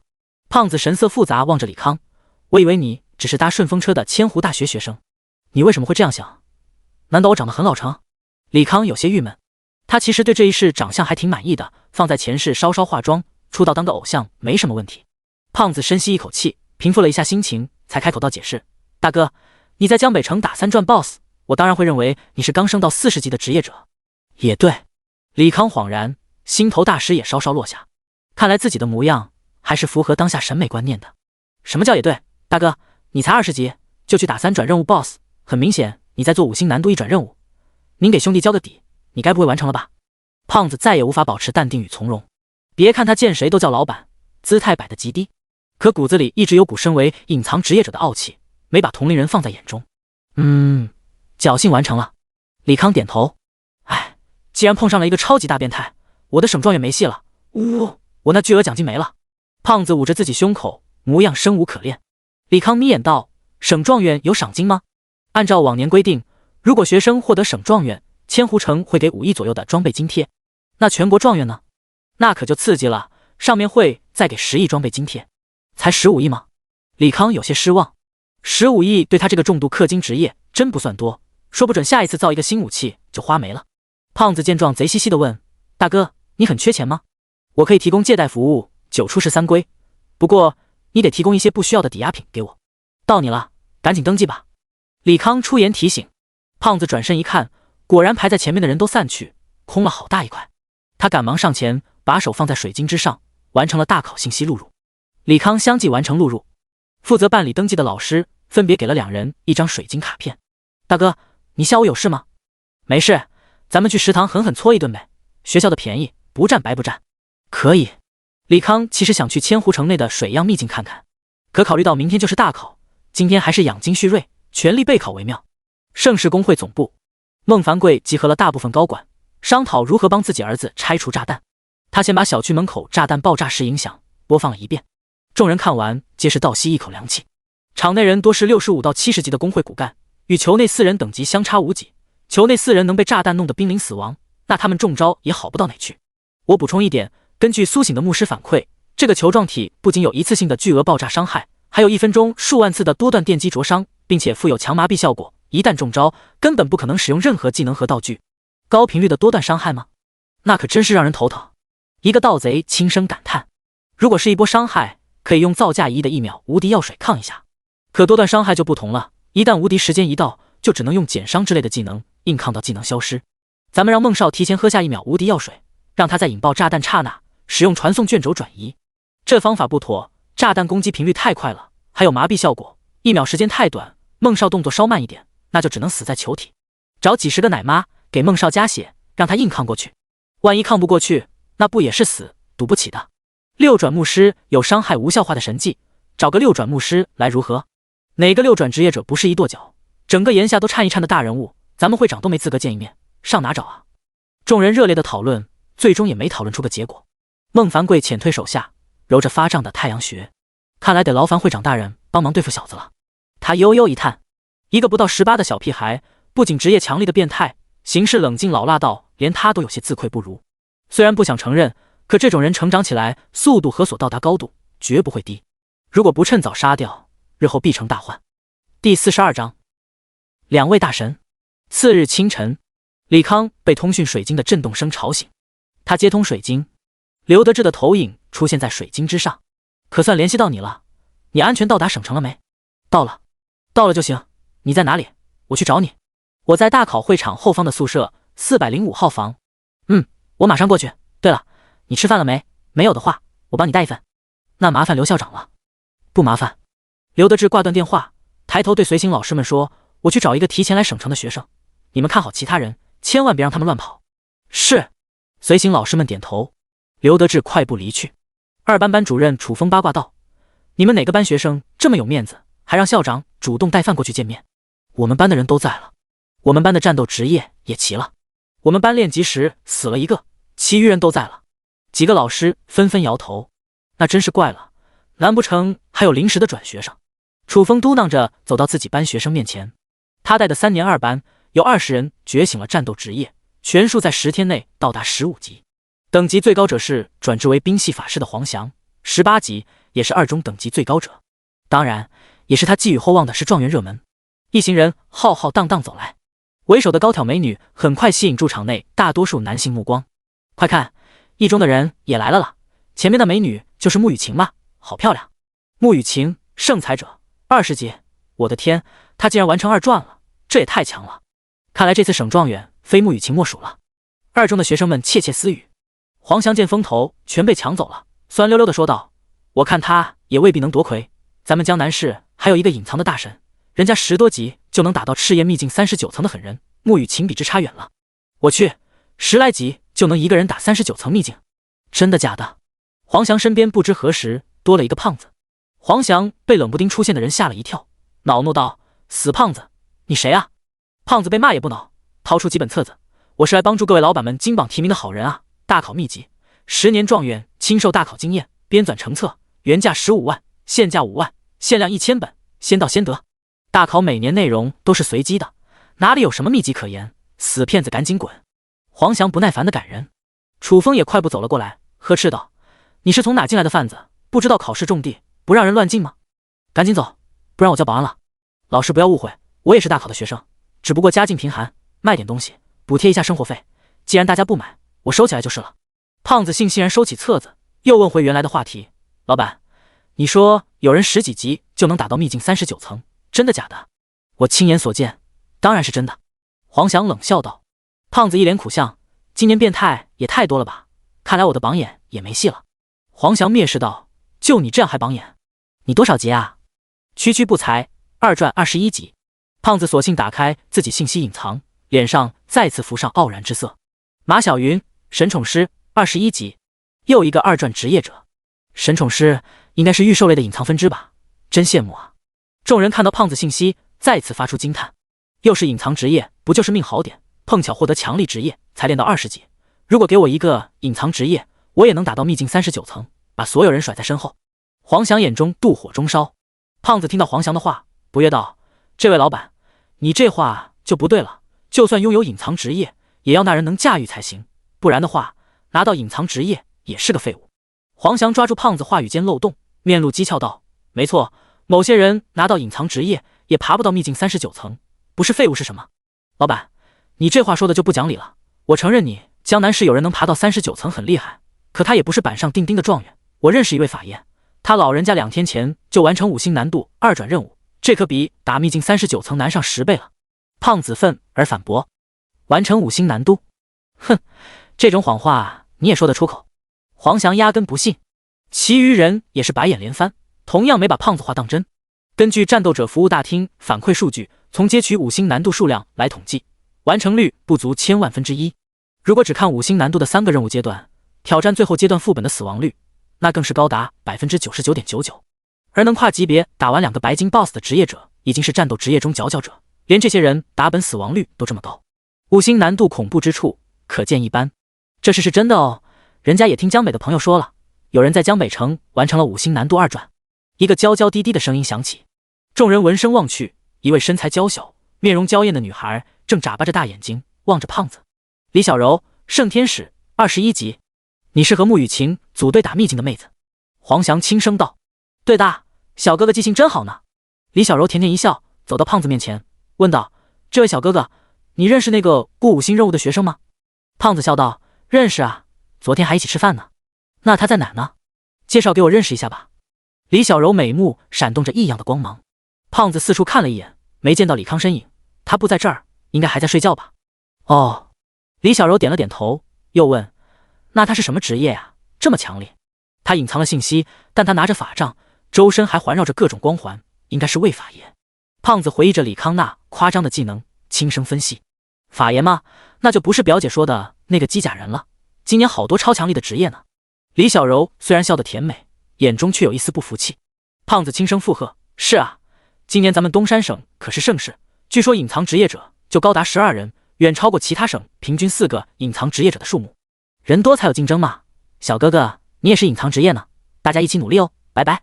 李小柔摆了摆手，小跑着走向穆雨晴，打算和穆雨晴共享才得到的情报。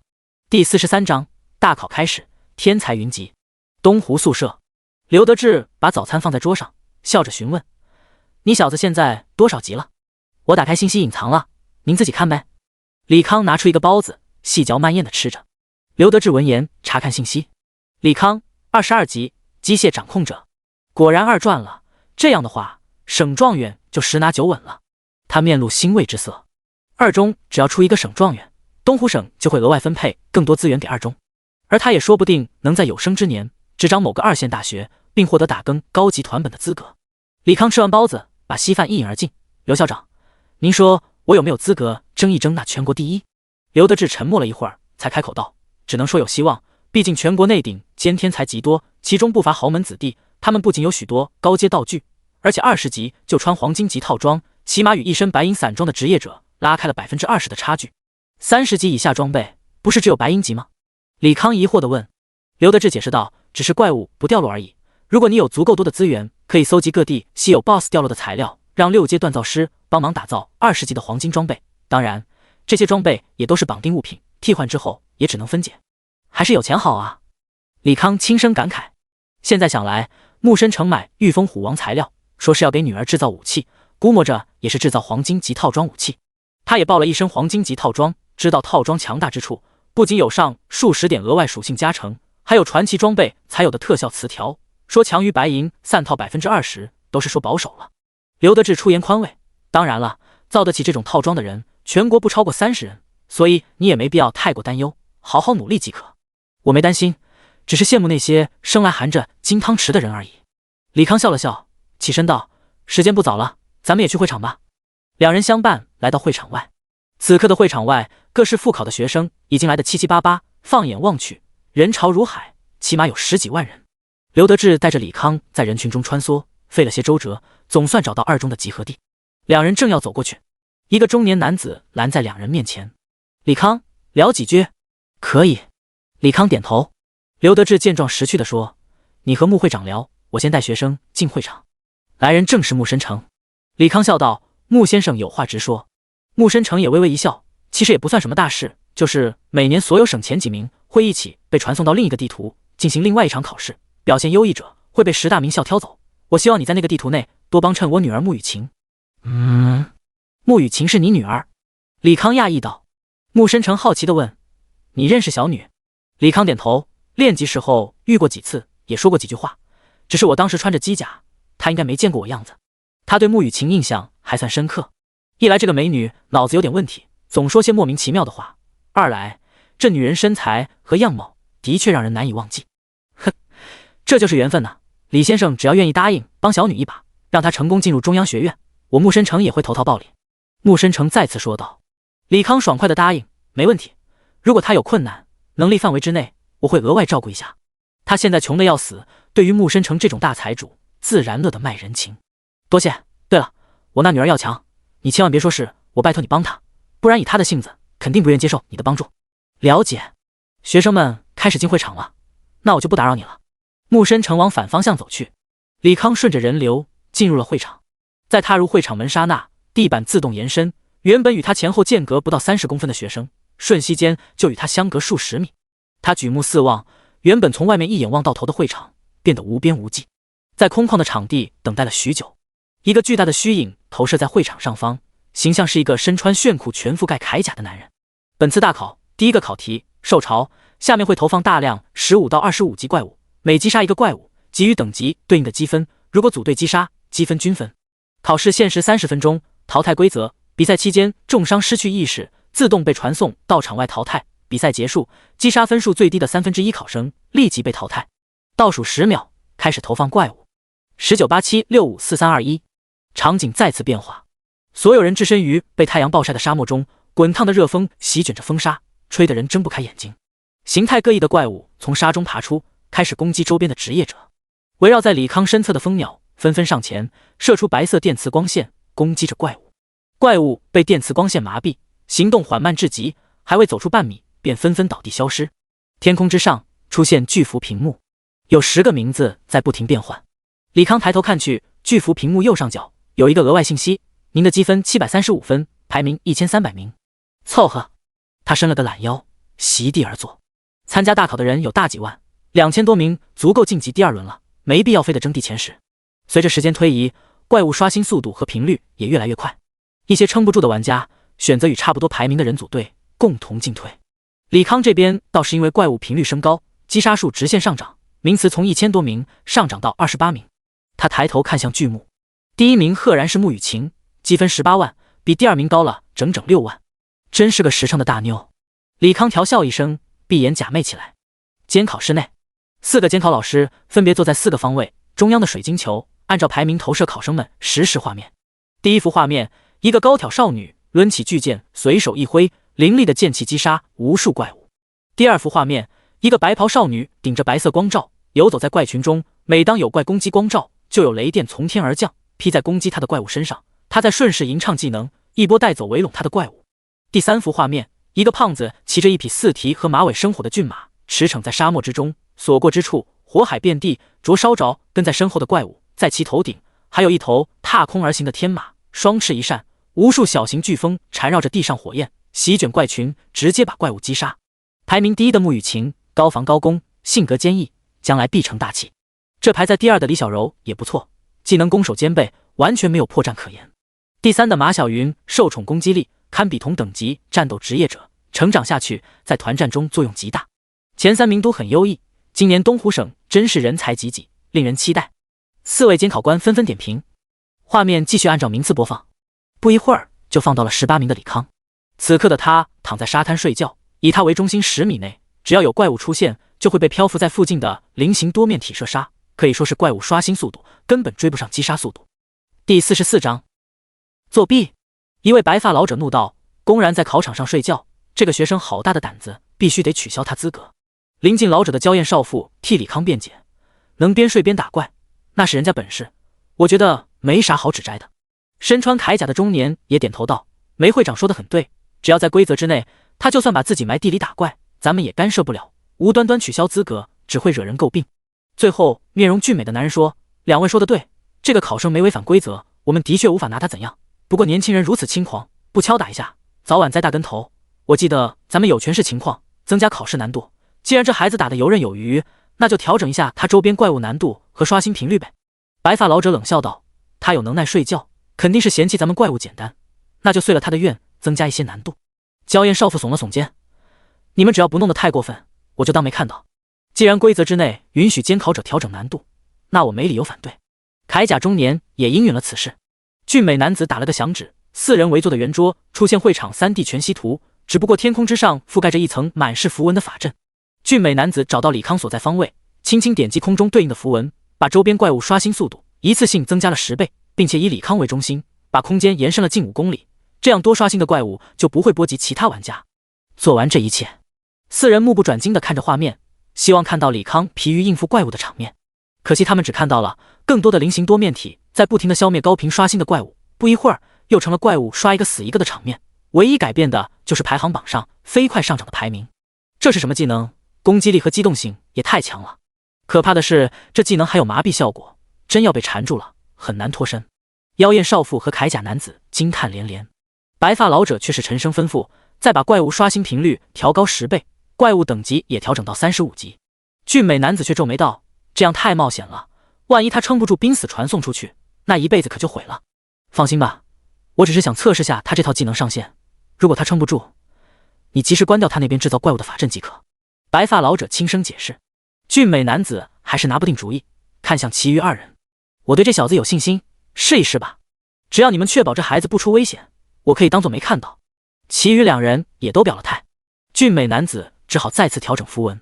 空旷的沙漠刷新出一个个比先前高大数倍的怪物，数量之多，快要挤满延伸出的5公里。哪怕蜂鸟全力击杀怪物，还是让很大一部分怪物向李康靠拢。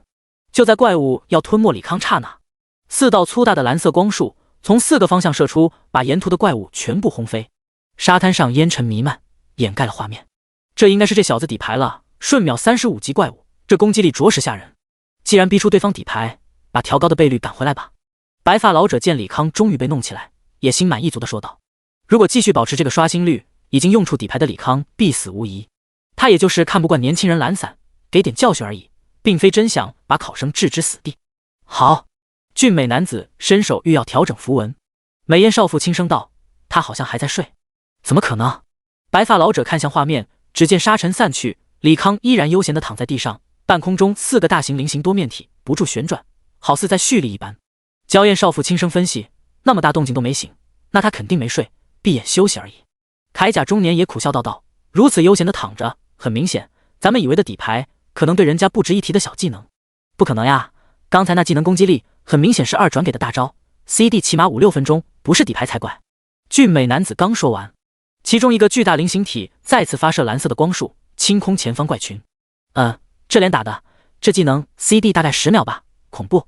俊美男子尴尬笑着：“这个新人好恐怖，我们公会预定了。”娇艳少妇美目中异彩连连：“呵呵，先别着急抢人，历史中也不是没有前期强力，后期拉胯的隐藏职业，还是多观察一下。”铠甲男子泼冷水。白发老者开口道：“既然想要观察，那就再把刷新率调高10倍，怪物上调到40级。”俊美男子犹豫了一下，再次伸手。铠甲中年一拍双手，圆桌上法阵消失不见。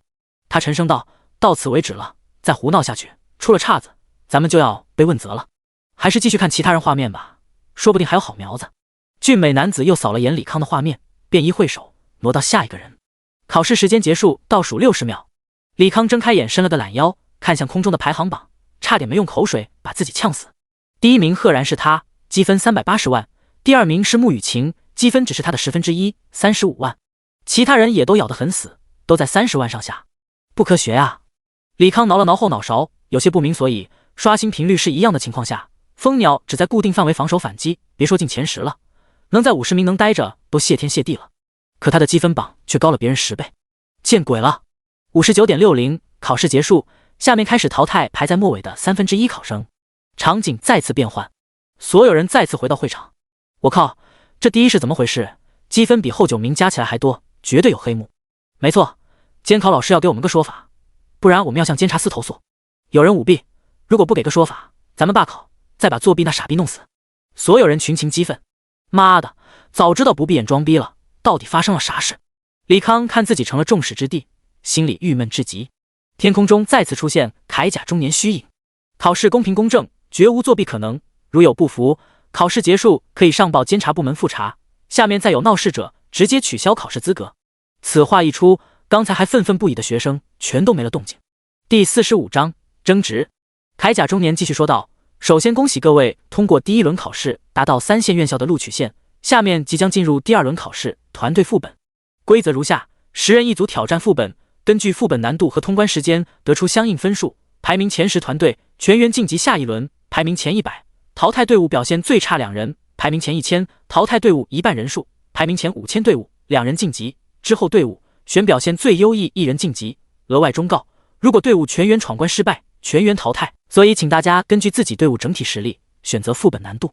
队伍组合方式如下：按照第一轮积分排名，第1名匹配最后9名，第2名匹配倒数10到18，以此类推。考试倒数60秒，祝各位取得好成绩。倒数结束，李康周边场景再次变化，来到一个无人沙滩，海滩中央有一个巨大的漩涡转动。片刻后，他周身白光连闪，陆续出现9个职业者。赵小丽邀请您加入团队。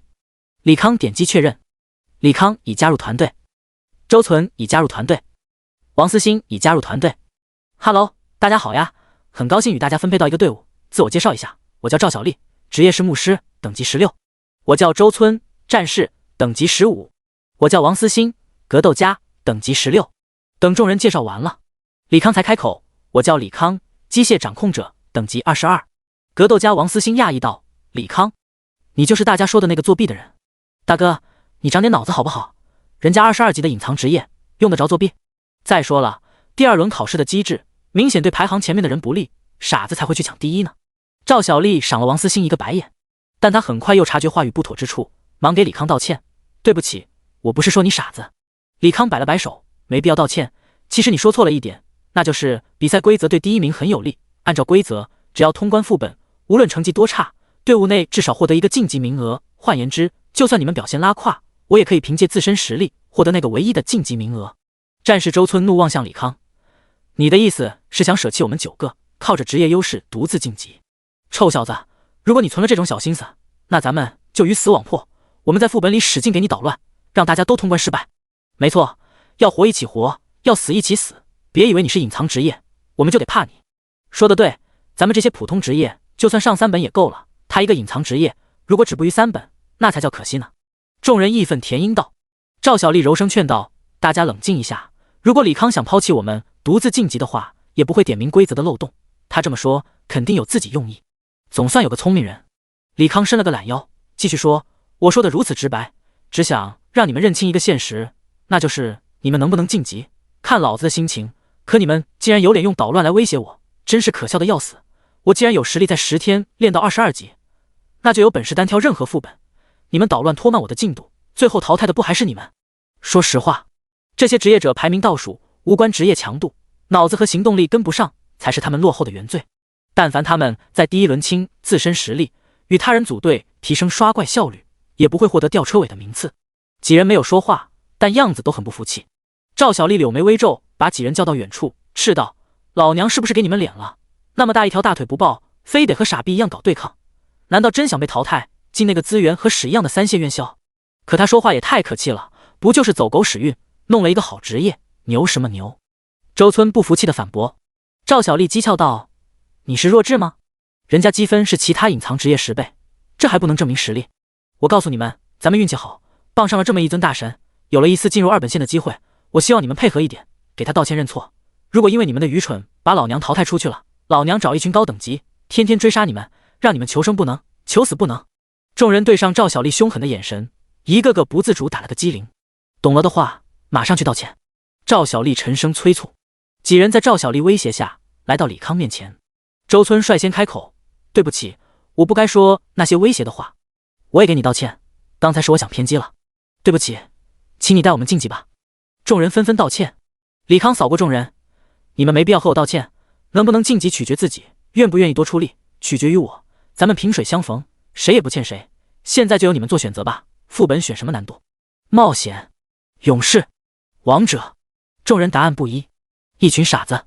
赵小丽嘟囔了一句，用不容置疑的口气说：选地狱难度。晋级的前提条件就是通关，所以李康无论如何也会与他们一起通关。而难度影响最后排名，所以高难度通关才能获得更高的名次，多一丝晋级的机会。地狱难度会不会太难了？周村说完，对上赵小丽杀人般的眼前，改口道：“那就地狱难度吧。”李康斜睨了眼赵小丽说：“那就地狱难度进副本吧。”地狱难度是20级以上副本独有的难度，也是从这个副本开始没有普通怪物的概念，最垃圾的怪也是黑铁级精英怪。众人往不远处的漩涡走去，李康与赵小丽走在最后。他主动开口询问：“你这脑子不至于混到倒数前10吧？”赵小丽苦笑道：“运气不好，组的队伍全是不听指挥的家伙。”难怪。李康不再多言，一步踏入漩涡。第46章愚人巢穴。您已进入地狱级难度愚人巢穴。李康进入副本，一股霉臭和腥臭的气味扑鼻而来。他下意识观察四周情况，但巢穴的光线非常微弱，只有少量的绿色荧光物质在岩石上发光，能见度不足3米。噗呲，不知是谁滑倒在地，地上很滑，大家小心点。猎人放个照明弹，随着一道光束升空，巢穴内变得明亮起来。哦，赵小丽看完四周景象，干呕了起来。李康也皱起了眉头，心中涌现出不舒服的感觉。巢穴的墙壁上挂满了藤壶、水母和海星，数量极多，直接激发了人独有的密集恐惧症。滴答滴答，结结结。巢穴的深处不断响起的滴水声和怪异的鱼人叫声，让人不寒而栗。咻！一道水箭击中站在前方的战士，直接洞穿对方肩胛骨。撕这攻击也太疼了，奶妈治疗一下。战士话语未落，又一道倒水箭袭来，吓得众人赶忙放出为数不多的防御技能。李康挥了挥手，蜂鸟上前张开护盾，挡住了密集的箭雨。左边的蜂鸟炮台发射电磁光束，清空袭来的鱼人群。盗贼惊叹道：“我去，这也太猛了！只是一招就秒了一群22级的黑铁怪物，人家可是积分榜第1，秒小怪是基操。”周村看到李康实力，也开始追捧起来。李康再次开口：“我不指望你们输出，但有一点，如果副本内有什么多人协作的机制，我希望你们能一丝不差地完成机制，不要拖我后腿，懂了吗？”他猜测考试舍弃5人小队，以10人团队为组合，考的便是团队配合，那就需要在构造的副本添加大量非走不可的团队机制。这样的话，团队里不仅要有一个冷静的领导者，还需要其余人绝对服从。懂了，老大放心，我们一定完成任务，我们一定老老实实，不给老大拖后腿。几人纷纷出言保证。赵小丽询问李康：“需不需要我上 buff？” 不必了，跟在我身后即可。李康踏步上前，40级内的怪物完全对他构不成威胁，在蜂鸟的疯狂输出下，算得上一路平推。不一会儿，他们来到一处浅水区，这里四周布满了海草和珊瑚，鱼群在水中游来游去，随处可见各种奇形怪状的海洋生物。噗的一声，一个修长的身姿从水中跃出。我去，这怪好美！男人们看到怪物，不由得发出惊叹。李康也饶有兴趣地打量着骤然出现的怪物。怪物皮肤呈现出闪闪发亮的蓝色，身高大约1.8米，苗条而妖媚。它的身体从腰部以下分成了2条尾巴，每一条都像是一条漆黑的海蛇，晶莹剔透的鳞片反射出淡淡的光芒。它的上身则像是一个人类女性，身穿一袭贴身的蓝色紧身衣，衣服的纹路仿佛是一条条海蛇。海蛇妖女，青铜级，等级25，技能蛇性剑雨，海蛇吐息，水下幻影，蛇蟒缠绕。海蛇妖女眼中闪过幽蓝的光芒，头发无风自动，变成一条条水蛇没入水中。李康见状，直接发射电磁光束，可海蛇妖女却没入水中，消失不见。怎么跑了？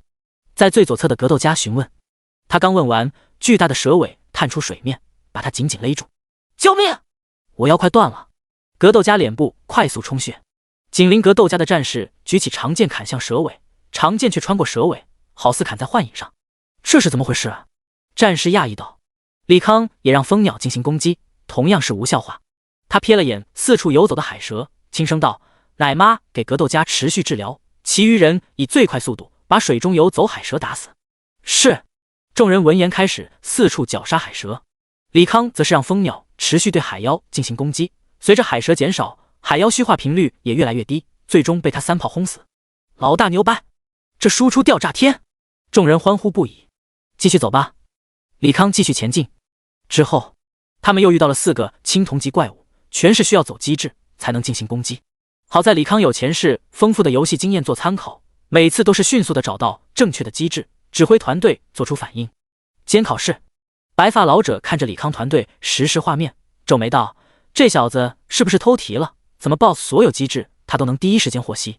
焦艳少妇没好气道：“自游戏降临现实，还从未有偷题的事情发生。再说了，这些机制只要经常打高级团本，肯定能知晓。”俊美男子也忍不住开口：“问题是他才20级，不可能进团本，而且我查过他身世了，就是一个孤儿，也不存在有人传授他团本经验可能。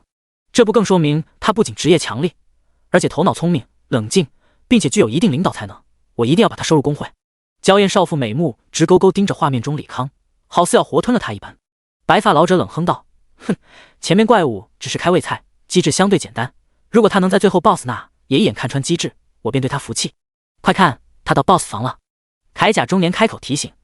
四人目光聚焦到画面，愚人巢穴尽头是一处立于大海之上的光滑巨石，面积大概有2000多平。李康等人刚走上去，海面上突然掀起巨浪，巨大的触手从海面伸出，狠狠砸向10人。李康等人分散开来，躲避着那根触角的攻击。然而海面上又突然出现了数不清的触手，从不同的方向向他们袭来。众人纷纷使用技能攻击袭来的触手，可触手就像无穷无尽一般不住袭来。老大，这是什么鬼东西？没完没了！周村砍掉一根触角，大声询问。李康看着触角上的吸盘，猜测道：“这应该是一只大章鱼，你们跟我中央跑，看看能不能把它引到岸上。”说罢，他带头往中央跑去，触手也跟着众人不停延伸，直到所有人跑到中央的原点位置。那些触手好似到了极限，再也无法存进。只听海面一声巨响，水面上掀起了巨大的波浪，一只巨型章鱼从水中冲出，落在李康等人面前。巨型章鱼身长近10米，18只巨大的触手上布满着吸盘，金色的眼瞳在光线下散发着诡异的光芒，圆形巨口时而张开，时而闭合，露出一口锋利的钢牙。监考室内，娇艳少妇笑道：“他果然是个天才，只用了1分半钟便发现了第一个机制。这才刚刚开始，后面机制才是难点。而且这小子攻击手段太过单一，估计要吃苦头。”白发老者不服气道：“那咱们拭目以待。”娇艳少妇目光再次回到画面。第47章机制：章鱼王白银级，等级25，技能鞭挞、暗潮、黑雾、活力吸收、潮汐狂潮、分身增值。李康直接发射4道电磁光束，轰掉了章鱼王10只触角和半截脑袋。不过章鱼王缺失的部分以肉眼可见速度恢复。自我修复。李康看向赵小丽：“你用技能看一下，刚才攻击弄掉了他多少血？”赵小丽摇头道：“没掉血。又是机制吗？大家先按照常规流程攻击，我琢磨一下机制。”李康吩咐了一声，2个战士首当其冲，开始拉 BOSS 仇恨。其余人从侧面开始输出。李康只是让一小部分蜂鸟进行电磁输出，自己在远处观察章鱼王攻击方式。很快他便发现端倪。章鱼王虽然用触手不停攻击职业者，但嘴中央的那4根触手一直处于防御状态。如果有人用技能攻击章鱼王嘴巴，那触手就会挡掉攻击。而且不同于其余一打就烂的触手，嘴附近的4根触手硬度极高，凭借9人的攻击完全无法造成伤害。李康让蜂鸟炮台对准章鱼王中央位置，陆续发射电磁光束。不一会儿，4根触手没了2根，而且没有增值。远程攻击章鱼王嘴巴位置，近战钳制住其他触角。奶妈看着 BOSS 血量，随时报告。李康再次下达命令，众人开始有条不紊的攻击。不一会儿，赵小丽便惊喜道 ：“BOSS 血量开始下降了，96%、85、70。”当报告到70时，章鱼王通红的身体开始变紫，本就庞大的身子2次膨胀。他要自爆吗？众人吓得不住后退。章鱼王嘴巴张开，喷出黑色的雾气，把众人吞噬。李康眼前一片漆黑，耳边传来系统提示声：“您被迷雾笼罩，获得致盲效果，无法看清周边物品。您吸入了迷雾，获得了混乱效果。您所有动作和攻击都会变得混乱。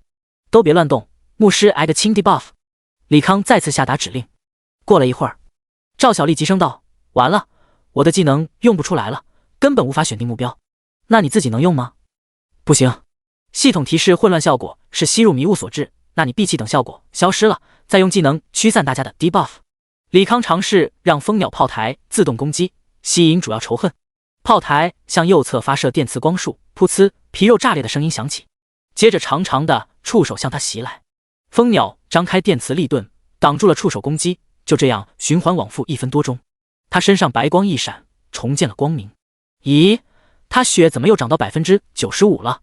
赵小丽讶异道：“长了。”李康看向章鱼王，果然对方中央的触角已经恢复了3根。难道中央的弱点也能自我恢复？那这怪离谱程度堪比白金级了。老大，咱们有3个人变干尸了。周村大声说道。李康转头看去，只见地上躺着3人，一个个瘦如枯柴，十分恐怖。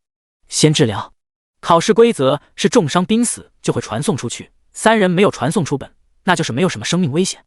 赵小丽一个个使用治疗术，周村也拿出初级治疗药水给3人使用。不一会儿，3人恢复如初。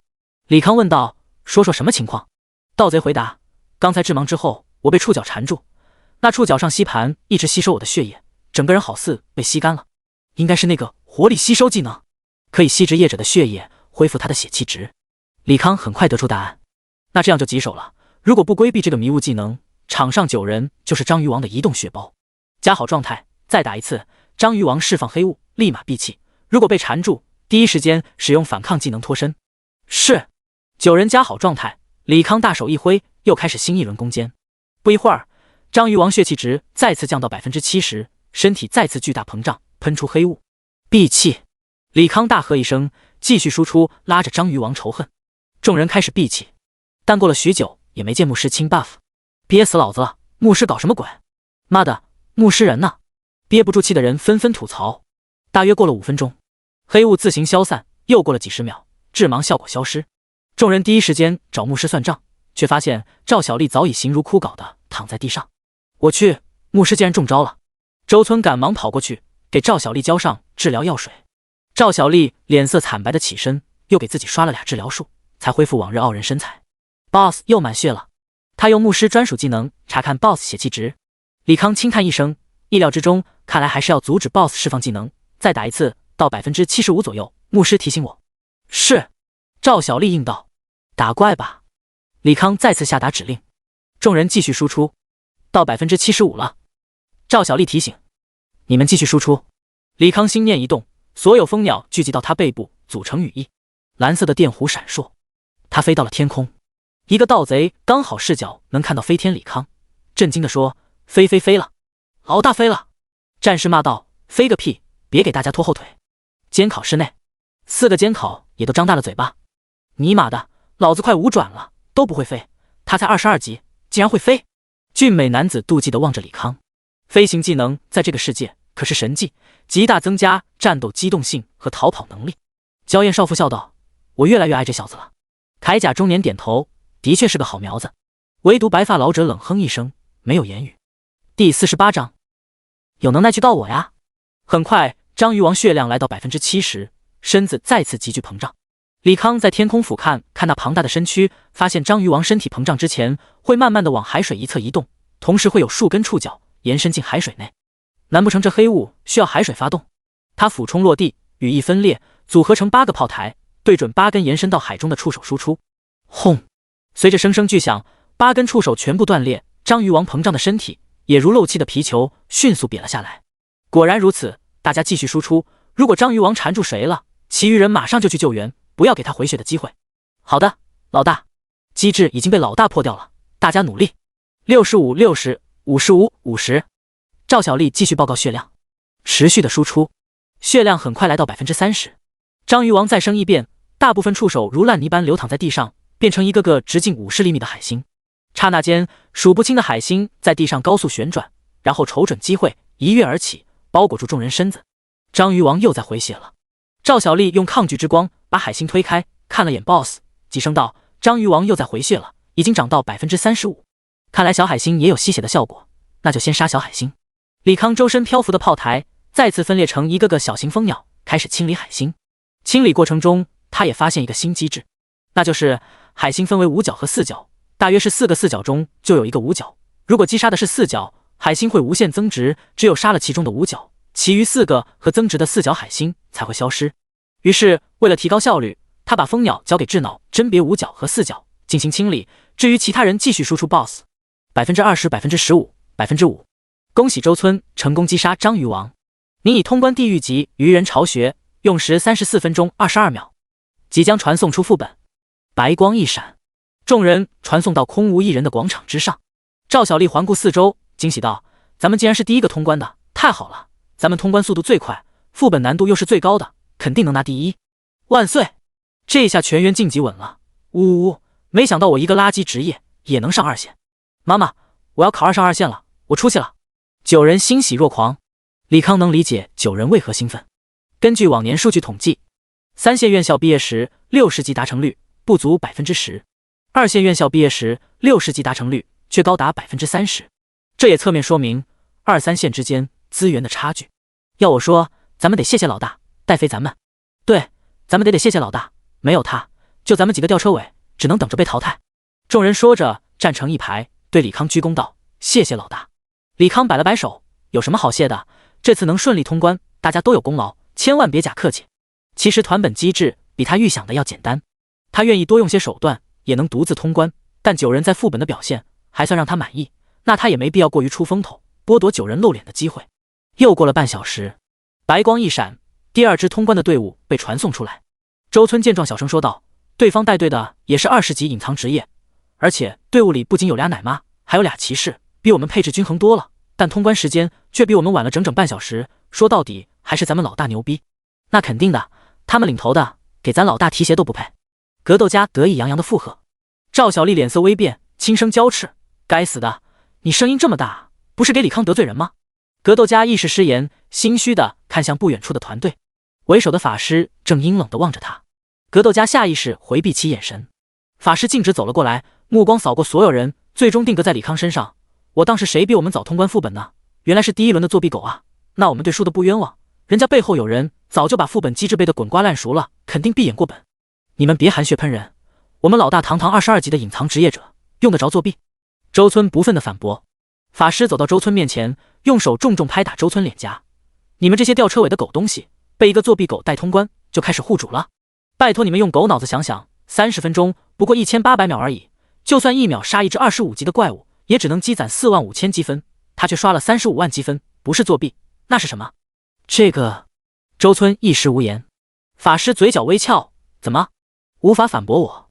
那就是在心里也默认他是个作弊狗了。既然如此，那就少拿他和老子相提并论。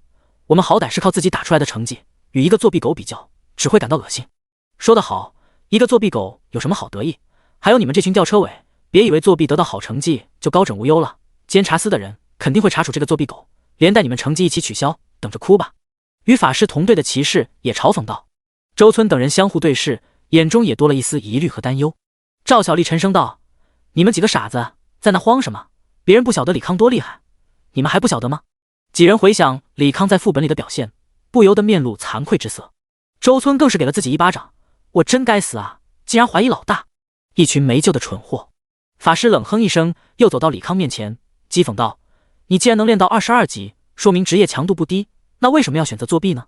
如果只是为了出风头，那只能告诉你，大家都不是傻子，只要看夸张的积分，就会晓得你是一个不折不扣的小丑。”李康也眯眼看向法师。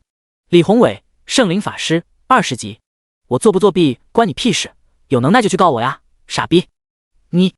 李宏伟被噎得说不出话，许久后撂了一句狠话：“李康，个人对战时，你千万别遇到老子，不然我非好好教训你。”李康没有搭茬，转头望向不远处第3个通关的队伍，带队的人正是与他有一面之缘的牧师妹子李小柔。第49章最后的 PK 赛，李小柔也在观察着李康。李康，22级，机械掌控者，样子有些眼熟呢，在哪见过呢？他记性极好，稍微回忆之后，便记起2人曾在江南城门口有过简短的相遇。江南市，职业与机械有关。是了，他就是表姐说的那人。李小柔美目中波光闪动。如果这个李康与独闯赤焰秘境39层的变态是一个人，那第1轮能刷到35万积分，也没什么不好接受的了。他快步走向李康，打算会一会这个让他备受打击的变态。谁知刚走到一半，周边白光闪烁，一个个通关的队伍出现，犹如人墙一般把他困在其中，只能放弃找李康攀谈的想法。之后半小时，每分钟都数到白光闪烁。不一会儿，空旷的广场挤满了通关成功的选手。天空之上，一个娇艳少妇虚影出现，她用略带磁性的声音说道：“恭喜诸位顺利通关副本，但淘汰还是要继续的。下面公布这一轮排名，各位可在排行榜上查询自己队伍和自己在队内的排名。”说罢，少妇朝着李康方向抛了个媚眼，把一众男生迷得不要不要。李康一开始注意力就没在少妇身上，也没收到少妇明送的秋波。少妇虚影消失，巨幅屏幕再次显现。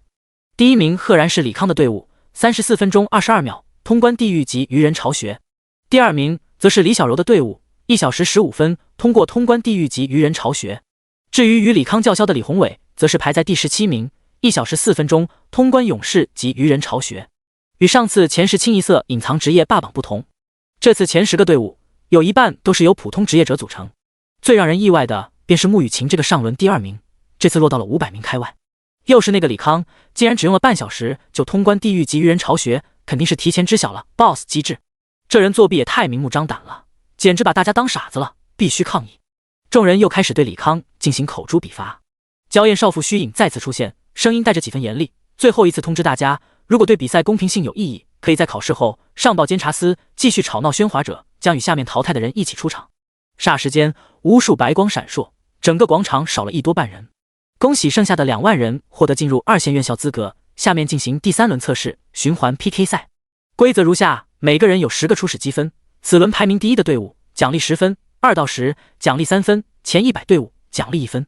获得积分之后，2万人进行随机循环匹配 PK， 战斗中血气值低于 20% 者为输家，会扣掉1分，赢家相应的加1分。如果是平局，那双方不扣分。淘汰方式也很简单，分数归零者立即淘汰，循环结束时分数低于平均值者也全部淘汰。请各位想要报考超一线的学生们注意，本次比赛也是最后一场考核，总分及最后排名，所以希望大家不要藏拙，全力比赛，尽可能获得更高的分数。如果大家对规则没有异议，倒数1分钟，比赛正式开始，祝各位好运。59、58，我能进入2线就心满意足了，各位加油啊，老大，你可一定要拿到第1，狠狠打那些说你作弊人的脸。没错，老大加油，狠狠打那些人的脸。祝老大成功夺得省状元，并且在最后全国甄选中进入超一线学院。9人纷纷给李康送上祝福。李康笑道：谢谢大家鼓励，不过我也希望大家尽量努力，争取能升到1线，逆天改命。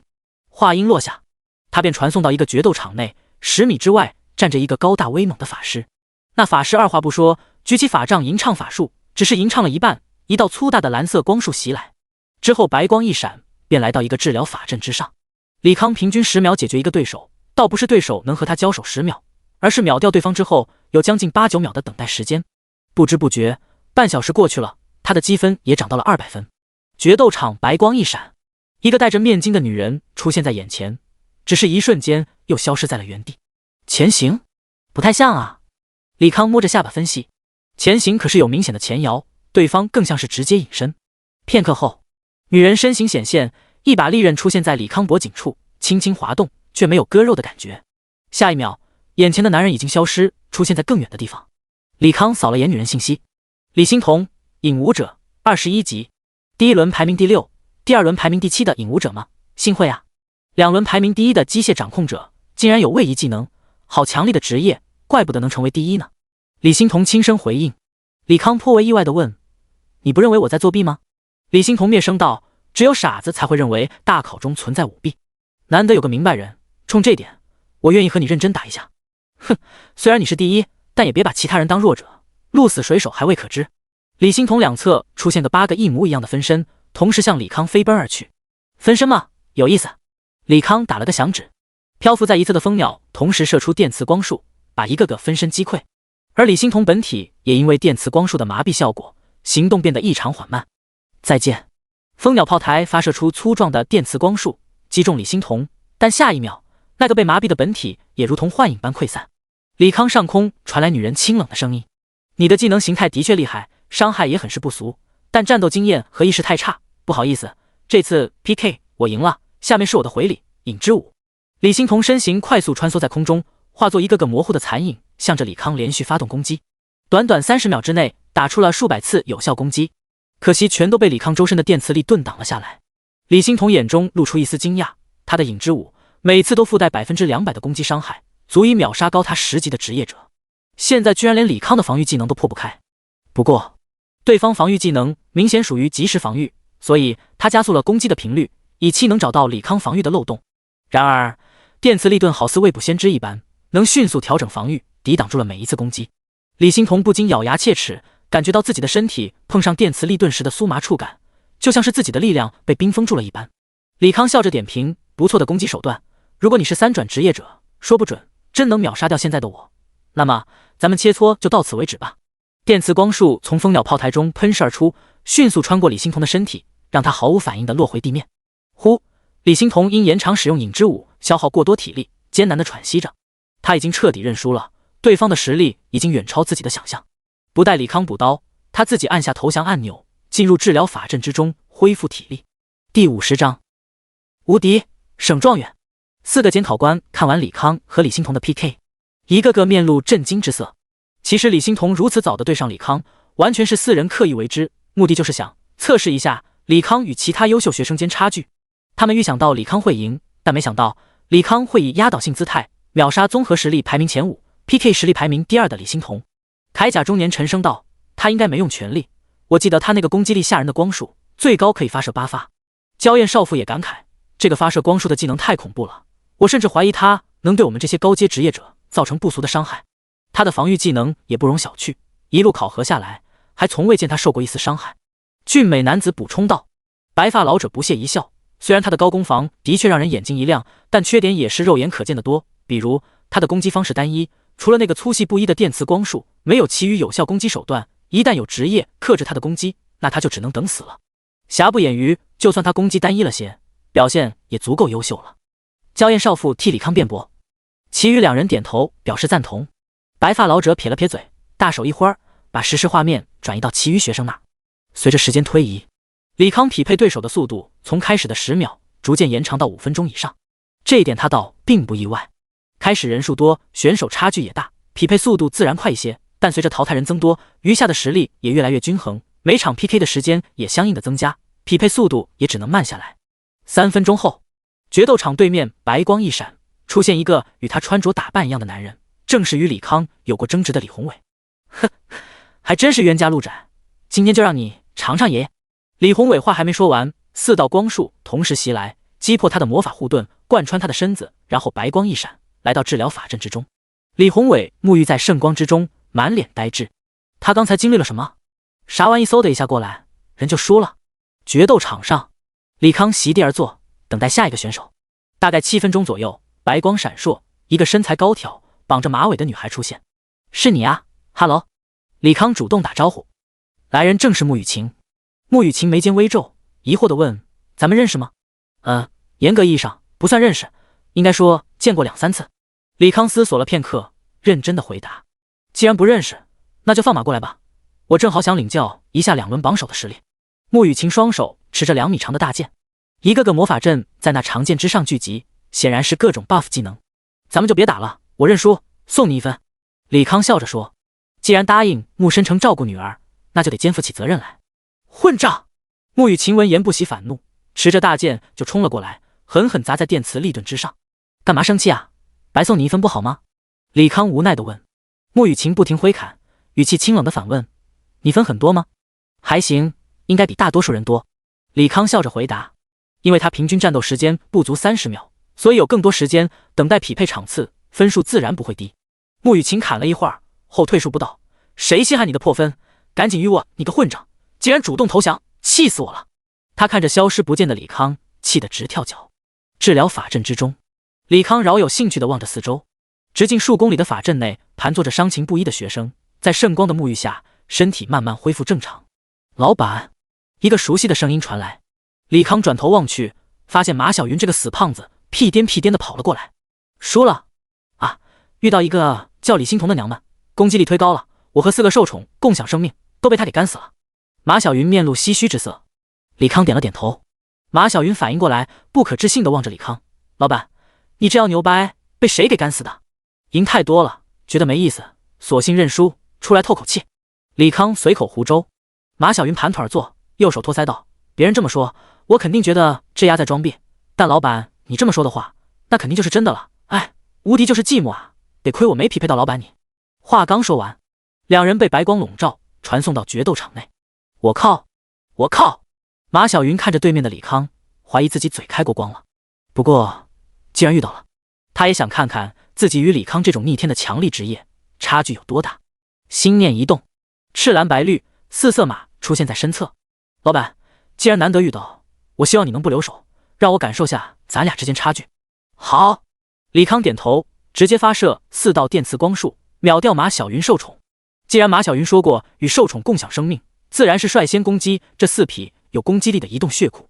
马小云左右看了一眼，叹了一口气。他本质上还是御兽师，现在兽都没了，还打个毛？老板，我先撤了，你忙。说罢，他点了投降。李康伸了个懒腰，轻声道：“连续3把匹配到隐藏职业，应该快要结束了吧？”果不其然，又匹配了10把之后，他便被传送回广场内。李康举目四顾，粗略估计，整个广场大概有个几千人。空中巨幅屏幕再次显现，没有任何意外，他以2887分高居榜首。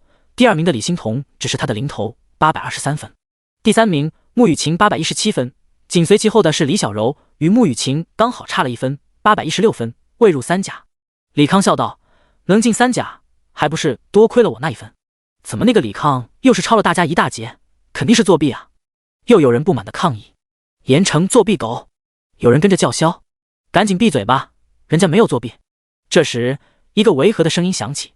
刚才率先抗议的人不满地问：“你怎么知道他没作弊？”“因为老子被他秒了。”“那是你菜。”“呵呵，老子400多分的19级火系法师，不比你这个弱鸡盗贼强多了。”“我也相信李康没作弊，因为我也是被他秒的。”“我也被秒了。”“这李康真变态，根本攻击高的吓人啊！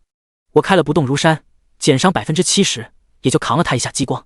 攻击力的确高的吓人，不止攻击力啊，防御力也变态。老子开大招都破不了他的盾啊！”越来越多人吐槽李康的变态，直接淹没了对李康质疑的声音。第51章同学小聚。广场正中央一个高台缓缓升起，白光闪烁，4个监考官出现在高台之上。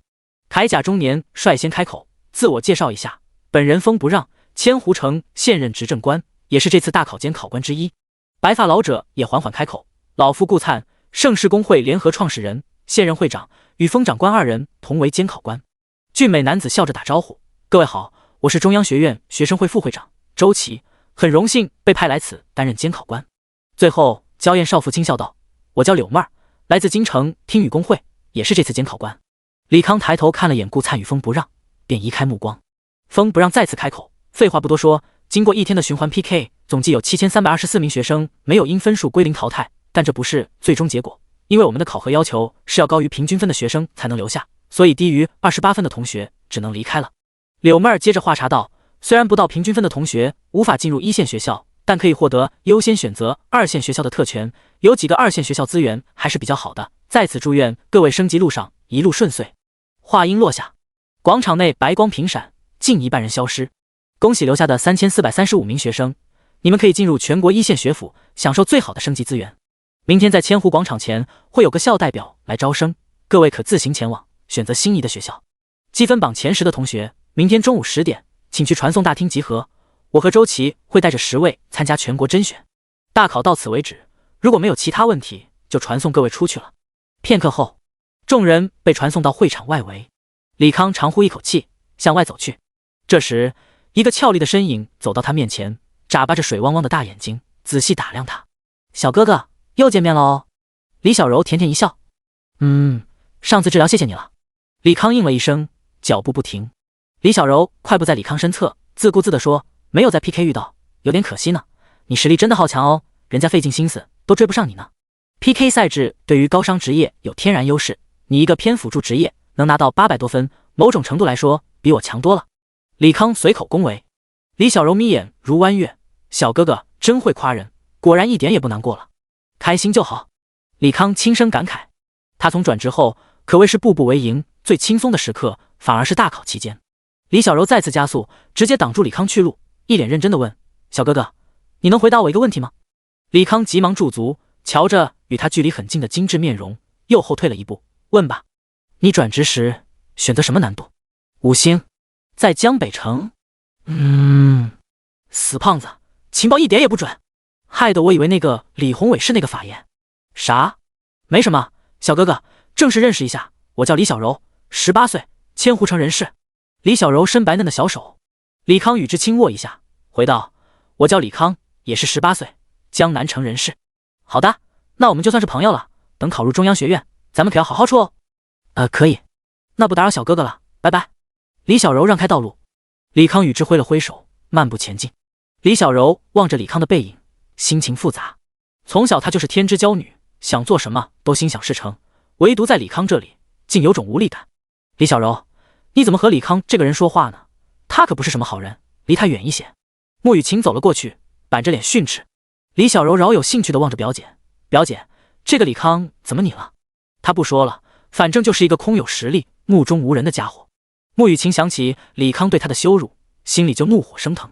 他长呼一口气，一脸认真地询问：对了，你有没有看到那个穿机甲的家伙？我找了一遍，前十好像没他，以他的实力，不该前十不入吧？李小柔白眼直翻。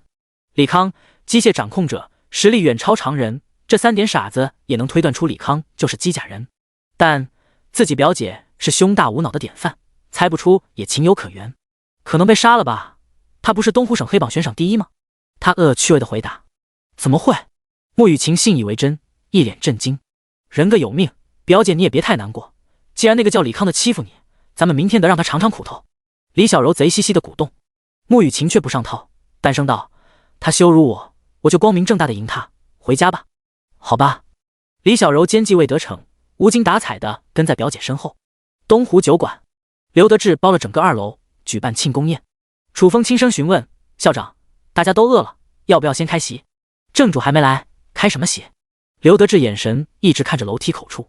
正主。楚风看向黄翔，他们班黄翔以全国第132的好成绩获得进入1线院校资格，竟然不是这次庆功宴正主。难不成有什么大人物要来恭贺？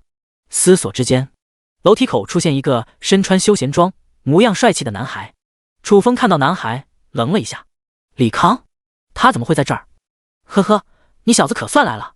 刘德志主动离开座位，笑着迎了上去。场内的学生们也跟着校长移动方向，聚焦在李康身上。突然有人惊声道：我的天，咱们东山省状元李康！我去，真是这位大神，他怎么来咱们这里了？不知道啊，难不成是刘校长朋友？众人议论纷纷，唯独3年2班的学生和老师一个个眼睛瞪大了，呆呆地盯着前方，不敢相信眼前所见。那个力压群雄夺得省状元的李康，竟然是他们班那个机械师，一定是哪里搞错了。他李康应该是个废柴生活职业才对，怎么会是省状元呢？黄翔无法接受这个事实。他其实在转职时说过了，自己的机械师只是与生活职业重名而已，只是我不信而已。楚风面容苦涩，他想起转职那天李康那些莫名其妙的话语，尤其那句考中央学院要什么成绩。当时他只觉得自己学生脑子有病，现在想来小丑竟是自己。第52章不速之客。李康和刘德志来到桌前，楚风忙不迭站起来：李康来了呀。楚老师好。李康轻声问候。好。楚风有些局促，无所适从。没办法，现在的李康不仅是他曾经的学生，还是历年来最优秀的省状元，最有希望进入中央学院的天才，未来板上钉钉的5转强者。所以他在面对李康有种面对大人物的感觉。都坐吧，让厨房赶紧上菜，简单吃个庆功宴，李康就得回去休息，好好应对明天的全国甄选。刘德志轻声催促。对，李康还有重要的考试，咱们赶紧吃。服务员，上菜吧。楚风主动给李康拉开座椅。李康坐下，目光扫过同学们，但每个人与他短暂目光接触都不约而同垂下脑袋，好像都很怕他。他笑了笑，拿起桌上斟满的酒杯，起身道：咱们同学今日一别，很难再聚了，我提一杯，祝各位升级顺利，早日成为4转职业者。在这个世界，4转才是真正的开始，拥有在各行各业立足的资格。众人赶忙起身回应。能和李康你这种牛掰职业当同学，3生有幸。没错，以后去学校跟别人吹牛都有话题了。李康，你可一定要拿全国状元，这样的话，咱们这些2中3年2班的同学能吹一辈子。我尽量。李康一饮而尽，招呼众人坐下。其余桌上观望的同学见李康如此和气，也都端着杯过来敬酒，话语间也极尽恭维。唯独黄翔黑着个脸，独自喝着闷酒。呵呵，真是热闹啊！突然传来一道略带沧桑的声音，打断了热闹的气氛。李康抬头望去，只见一个白发老者与孟凡贵并肩走来。刘德志赶忙起身迎了过去，见过顾会长和孟会长，不知两人有何贵干。来见见状元郎。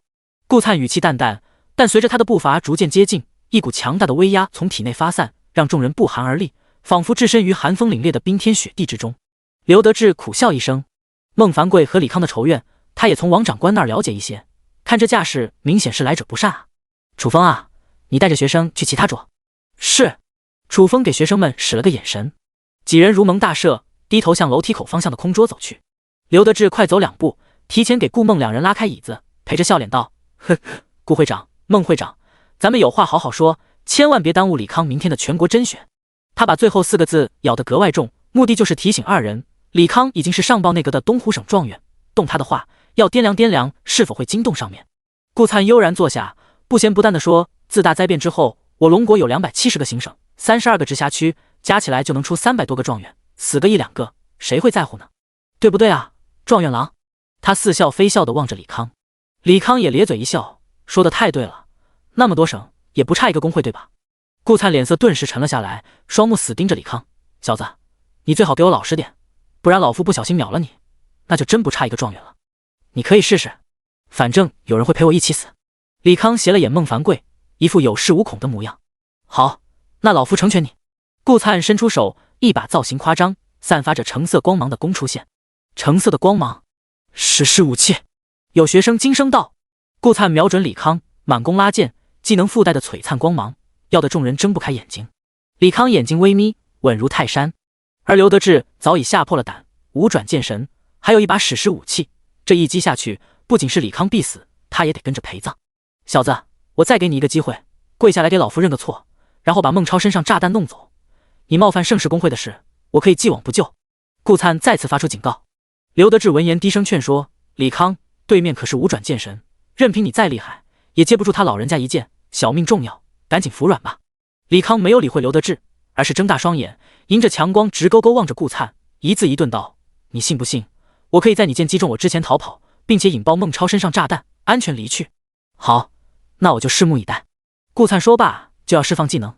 孟凡贵赶忙按住顾灿的手，急声道：“会长，我儿命要紧。”顾灿瞥了眼孟凡贵，弓箭改变方向，朝上射去。轰隆！裹着蓝色光芒的箭矢轰飞整个屋顶，射向天空。一直到高空时，箭矢突然爆炸开来，像一朵蓝色火莲花绽放在天空中。整个城市都被这突然而来的轰鸣声所震撼，数百米范围内的屋顶和建筑都被震得摇晃不已。不少行人都纷纷停下脚步，惊恐地望着天空中的火花。顾灿则冷笑一声，收起手中的弓箭：“罢了，老夫与一个20级小号计较，有失身份。小孟，你与他谈吧。”好。孟凡贵身缓缓看向李康，语气中透露出一丝无奈：“你说，你要怎么样才能帮我拆掉那该死的炸弹？”李康伸了个懒腰，问道：“在谈之前，你是不是该给我道个歉？”“对不起。”孟凡贵没有丝毫犹豫，弯腰道歉。此举惊得一众学生无以复加，堂堂盛世公会副会长，准五转强者，竟然给一个2转小号道歉，哪怕这小号是省状元，也着实有些离谱了。李康冷笑道：“你这道歉太没诚意了，我差点死在路上，让你孟大会长跪地认错，不过分吧？”李康，不要欺人太甚。孟凡贵目露凶光。李康直视对方，一字一顿道：“是我欺人，还是你们欺我？我告诉你，跪下道个歉，还有的谈，不然的话，我死不死都得让你儿子陪葬。”你！孟凡贵眼中迸发出滔天怒火，可想起儿子身上绑着的炸弹，长呼一口气，缓缓跪下：“对不起，我不该为了一己之私追杀于你。”李康点了点头：“这还算有点诚意。那我身上炸弹何时解开？”孟凡贵追问。李康淡声道：“我到了京城，自然会遥控解开。另外，我需要10亿赔偿。10亿太多了，我最多给你5亿。”孟凡贵沉吟片刻，继续说道：“你给我儿绑炸弹，无非是怕盛世公会对你不利。这样吧，明天在传送大厅，当着其余监考官的面，你拆掉我儿子身上炸弹。我觉得还是到了京城稳妥一点。”李康并不同意这个方案。顾灿突然开口：“李康，不要一而再再而三挑战我们底线，真要鱼死网破，对谁都没好处。”李康沉默了片刻，抬头笑道：“行，那就等我进来传送大厅，与其他人会合，再给你拆除炸弹。不过嘛，赔偿你得先支付。”“可以。”孟凡贵如释重负，随即从储物空间拿出一张卡，递给了李康：“我们走。”顾灿深深看了李康一眼，起身离去。待到2人彻底离开，刘德志直接瘫在椅子上，大口大口喘着粗气：“我说小祖宗，你胆子可真肥啊！刚才那一剑轰过来，咱们都得死。”李康笑道：“孟凡贵儿子命还在我手里，他们投鼠忌器，不敢乱来的。不过今天让刘校长和诸位同学老师受惊，的确是我的错，在这给大家道个歉。”刘德志摆了摆手：“道歉就不必了，你明天拆炸弹前还是小心一些，那个顾灿出了名的小气，说不定会给你继续下套子。您放心，我肯定做两手准备。李康轻轻敲击刚拿到的卡片。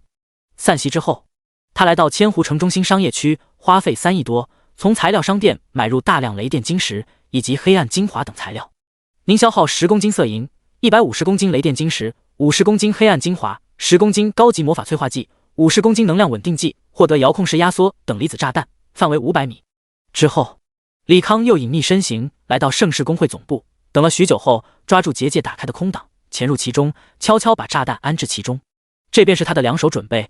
如果盛世工会明天继续整幺蛾子，那这个炸弹就是他第2重保险。第53章伏击。次日，李康来到传送大厅。富丽堂皇的大厅连接着一排排通道，每个通道后方都有一个巨大的传送门，门上刻有奇怪的符文和图案。在大厅上方漂浮着一个巨大的球体，这是掌控着传送大厅的核心空间晶体，也是这个世界最昂贵的魔法材料。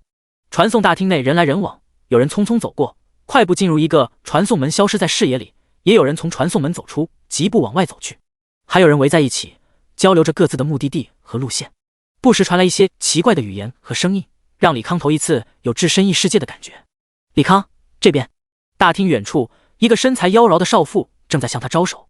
李康踱步走了过去，笑着打招呼：“柳会长，幸会。”柳妹儿美目在李康来回游走，嫣然一笑：“又帅又年轻又能打，真不错呢。小弟弟，要不要来姐姐的工会啊？”“柳姐，你也太着急了吧，50级才能进工会呢，就算他再厉害，也至少要花1年时间才能进工会，所以您1年后再问吧。”俊美男子也踱步走了过来，对李康伸出手，自我介绍一下：“周琦，这次监考官，中央学院学生副会长。假如你选择中央学院，我诚邀你进入学生会。”李康伸出手与之轻握，问道：“进入学生会对我有什么好处？”周琦没料到李康会问这种问题，怔了一下，才开口回答：“中央学院的学生会成员有一定监察学生的责任，同时会有不菲的报酬和特权。这些特效和报酬得你进入中央学校，对他体系有了大概了解，就会知晓其中好处。”李康微微颔首：“那我进入中央学院后再答复你。”“好吧。”周琦苦笑一声。整个中央学院的天之骄子削尖了脑袋想进学生会，可眼前这位还要考虑一下，但没辙，谁让人家有值得他礼贤下士的实力呢？人都齐了，咱们先进传送门吧。柳妹儿说着往通道内走去。“两位稍等一下，我还有点私事要办。”李康看向徐徐走来孟凡贵父子，柳妹儿两人只好驻足。片刻后，孟凡贵父子来到3人面前。孟凡贵朝柳妹儿两人拱了拱手：“劳烦两位会长做个见证，让李康帮小儿拆除身上的炸弹。”柳妹儿看向李康，李康笑着解释：“孟会长和我发生了一些矛盾，集全工会之力追杀了我一路，我为了自保，就给他儿子弄了个足以致命的炸弹。”“哼，整个盛世工会追杀你，你却安然无恙地站在这儿，是你太厉害，还是盛世工会太垃圾？”柳妹儿捂嘴娇笑。李康耸了耸肩。孟凡贵冷笑一声：“举工会之力，在地盘杀不死一个20级小号，传出去的确丢脸，但如果杀死了，那就不存在丢脸的问题了。”他回归正题：“有2位5转强者护着你，可以放心给我拆炸弹了吧？”“李康，你就放心去吧，有我和刘姐在这，没人能杀你。”周琦语气中带着几分警告的意味。李康勾了勾手指，示意孟超过来。孟超看了眼父亲，畏畏缩缩地走向李康。他现在已经彻底被李康给整服气了，面对李康除了恐惧没有其他心思。李康伸手在引爆装置上点了几下，缠绕在孟超身上压缩等离子炸弹应声脱落。孟超摸了摸身上，确定已经没有炸弹的束缚，忙不迭跑回父亲身侧。炸弹已经给拆了，以后大路朝天，各走一边。李康说罢，转身向通道内走去。大路朝天，各走一边。狗杂种，既然得罪了盛世工会，那就别想善了。盗贼动手！孟凡贵面目狰狞的怒吼。李康身边一个盗贼闪现，找死！周琦手中出现大剑，砍向凭空出现的盗贼。盗贼周身黑色的雾气弥漫，轻声道：“转移。”话音落下，盗贼和李康消失在原地。轰！大剑砸在地上，坚硬的地板寸寸碎裂。隐遁！该死的盛世工会，竟敢在本少爷眼皮底下抢人！我饶不了你们！周琦俊美的脸色浮现一丝怒容，转身欲要砍孟凡贵，可对方早已消失在大厅。赶紧出去，隐遁有效距离最多500米，咱们快一些，应该能救下李康。柳妹儿用出闪现，刹那间来到100米外的大厅门前。周琦也用出圣骑士得专属空间技能，来到柳妹儿身边，两人举目四顾，原本人来人往的广场已经被盛世公会的人戒严。李康此刻站在广场中央，一道炫目的蓝色光芒突然瞬间将李康笼罩，接着广场中心的地面开始颤动，原本沉稳平静的石板开始翻滚着向四周飞溅，随之而来的是一股庞大的冲击波，瞬间将周围的建筑物、树木，甚至是在广场外围警戒的工会成员掀翻在地。大片的灰尘和烟雾弥漫开来，伴随着尖叫声和惊恐的呼喊声，整个广场陷入了一片混乱之中。片刻之后，当烟尘渐渐散去，广场中心已经成了一片废墟，原本平整的地面被炸开了一个巨大的坑洞，周围的建筑物也都在这股力量的轰击下受到了不同程度的损毁。周琦和柳妹儿瞬息间来到坑洞处，向下看去，里面并没有李康身影。不用找了，一个20级号，在我倾力一击下，肯定连渣都不剩了。顾灿手持史诗巨弓，踱步走了过来。周琦转头向顾灿看去，心中充满了怒火。顾灿，当众杀一省状元，你是疯了吗？他厉声质问。我和封长官查明他私通外敌，为了避免他在全国甄选中谋害其他学生，只能果断地杀了他。顾灿脸上带着一丝轻蔑的表情。你这屁话，鬼都不会信。周琦冷笑着反驳。那又如何？上面会为了一个死人为难我吗？或者你要代表中央学院问责我？可你有什么理由来问责我？这李康还没考入中央学院呢。顾灿面带嘲讽之色。周琦哑然无言。顾灿说的没错，这事捅上去，上面权衡利弊，只能默认顾灿诬陷李康私通外敌的说法。哼，连自己省出的状元也杀，怪不得你们东湖省会被其他省市做笑柄。顾灿，就你这格局，你们盛世一辈子也走不出东湖省。柳妹儿看着顾灿，眼中充满了不屑和鄙夷。你们听雨规模也大不到哪去，就别在老夫这桩大尾巴狼了。顾灿同样不屑地扫了眼柳妹儿，又看向周琦。我再次提醒两位，为死人出头毫无意义，千万别树立一些不必要的敌人。说完，顾灿带着手下迅速离开了现场。周琦又看了眼深坑，轻叹道：可惜了。是啊，可惜了。柳妹儿也面露唏嘘之色。这个世界就是这么无情，哪怕你有再强力的职业，也无法逾越等级差距带来的鸿沟。其他学生还在等着呢，回吧。周琦率先往大厅方向走去，柳妹儿紧随其后。待两人回到传送大厅后，一个熟悉的身影踱步走了过来，站在厅门处，远眺渐渐走远的顾灿等人。李康，你没死啊？周琦惊喜交加。第54章，是不是你干的？我早就料到顾灿会下手，所以提前使用了类似替身的手段。李康轻描淡写的说道。在进入大厅时，他就使用了全息投影隐匿了身形，而与周琦柳妹交谈以及拆卸炸弹的，不过是用全息投影伪装成他的空壳马克3号。也多亏他长了个心眼，不然真就被顾灿那老杂种给弄死了。周琦和柳妹听了，不禁心中一惊。李康的眼光和手段都超出了他们的想象。没事就好，君子报仇10年不晚，以你的天赋，很快就能找顾灿这老杂毛报仇。周琦拍了拍李康肩膀，以示安慰。李康笑而不语。他的确杀不了顾灿，但也要让老杂毛为今天的算计付出惨重的代价。施救背上，孟凡贵犹豫了一下，还是开口道：会长，我总觉得哪里不对，这李康杀的有些太顺利了。虽然他们针对李康布下了必死之局，不仅针对李康位移技能提前使用了空间禁锢技能，连顾灿也使用了范围广持续伤害长的大招，可他认为李康的心性和城府不该死得如此爽利。顾灿冷笑一声：小孟啊，你是被一个20级小号吓破胆子了吗？人都没了，还有什么好疑神疑鬼的？大概是我多虑了。孟凡贵讪笑一声。孟超也惋惜道：可惜大号杀低于5级以上的小号就不报任何装备了，不然我还有希望捡到那赤焰火鸟蛋。说话间，施救飞到位于千湖城中心的盛世公会总部。这是一栋巨大的水晶立方体，如同外表一般，墙体是由各种魔法水晶组成，上面铭刻着一个个防御法阵，可以在盛世公会危难之时抵御海量伤害。内部更是专属禁魔法阵，任何人不得在公会内使用魔法。施救缓缓在立方体上方的平台之上，三人一跃而下，正要从楼梯进入公会，突然耀眼的蓝芒绽放，透过魔法水晶可以看到内部无数电弧交织，吞噬着公会内的一切物品。孟超顿时腿就软了，跪在地上一脸恐惧。是那个可怕的炸弹，而且威力比我看到的强上数10倍。该死，得赶紧救人。顾灿开启5转专属影之舞技能，在5分钟内闪避率高达 95%， 急匆匆进入公会。孟凡贵犹豫了一下，也加上防御 buff 跟了进去。5分钟后，电浆渐渐消散，原本金碧辉煌的公会内部已经一片狼藉。顾灿浑身焦黑地站在工会门前，其周边全是与他同样狼狈的工会成员，正在接受圣光治疗。孟凡贵一脸疲惫地走出水晶体。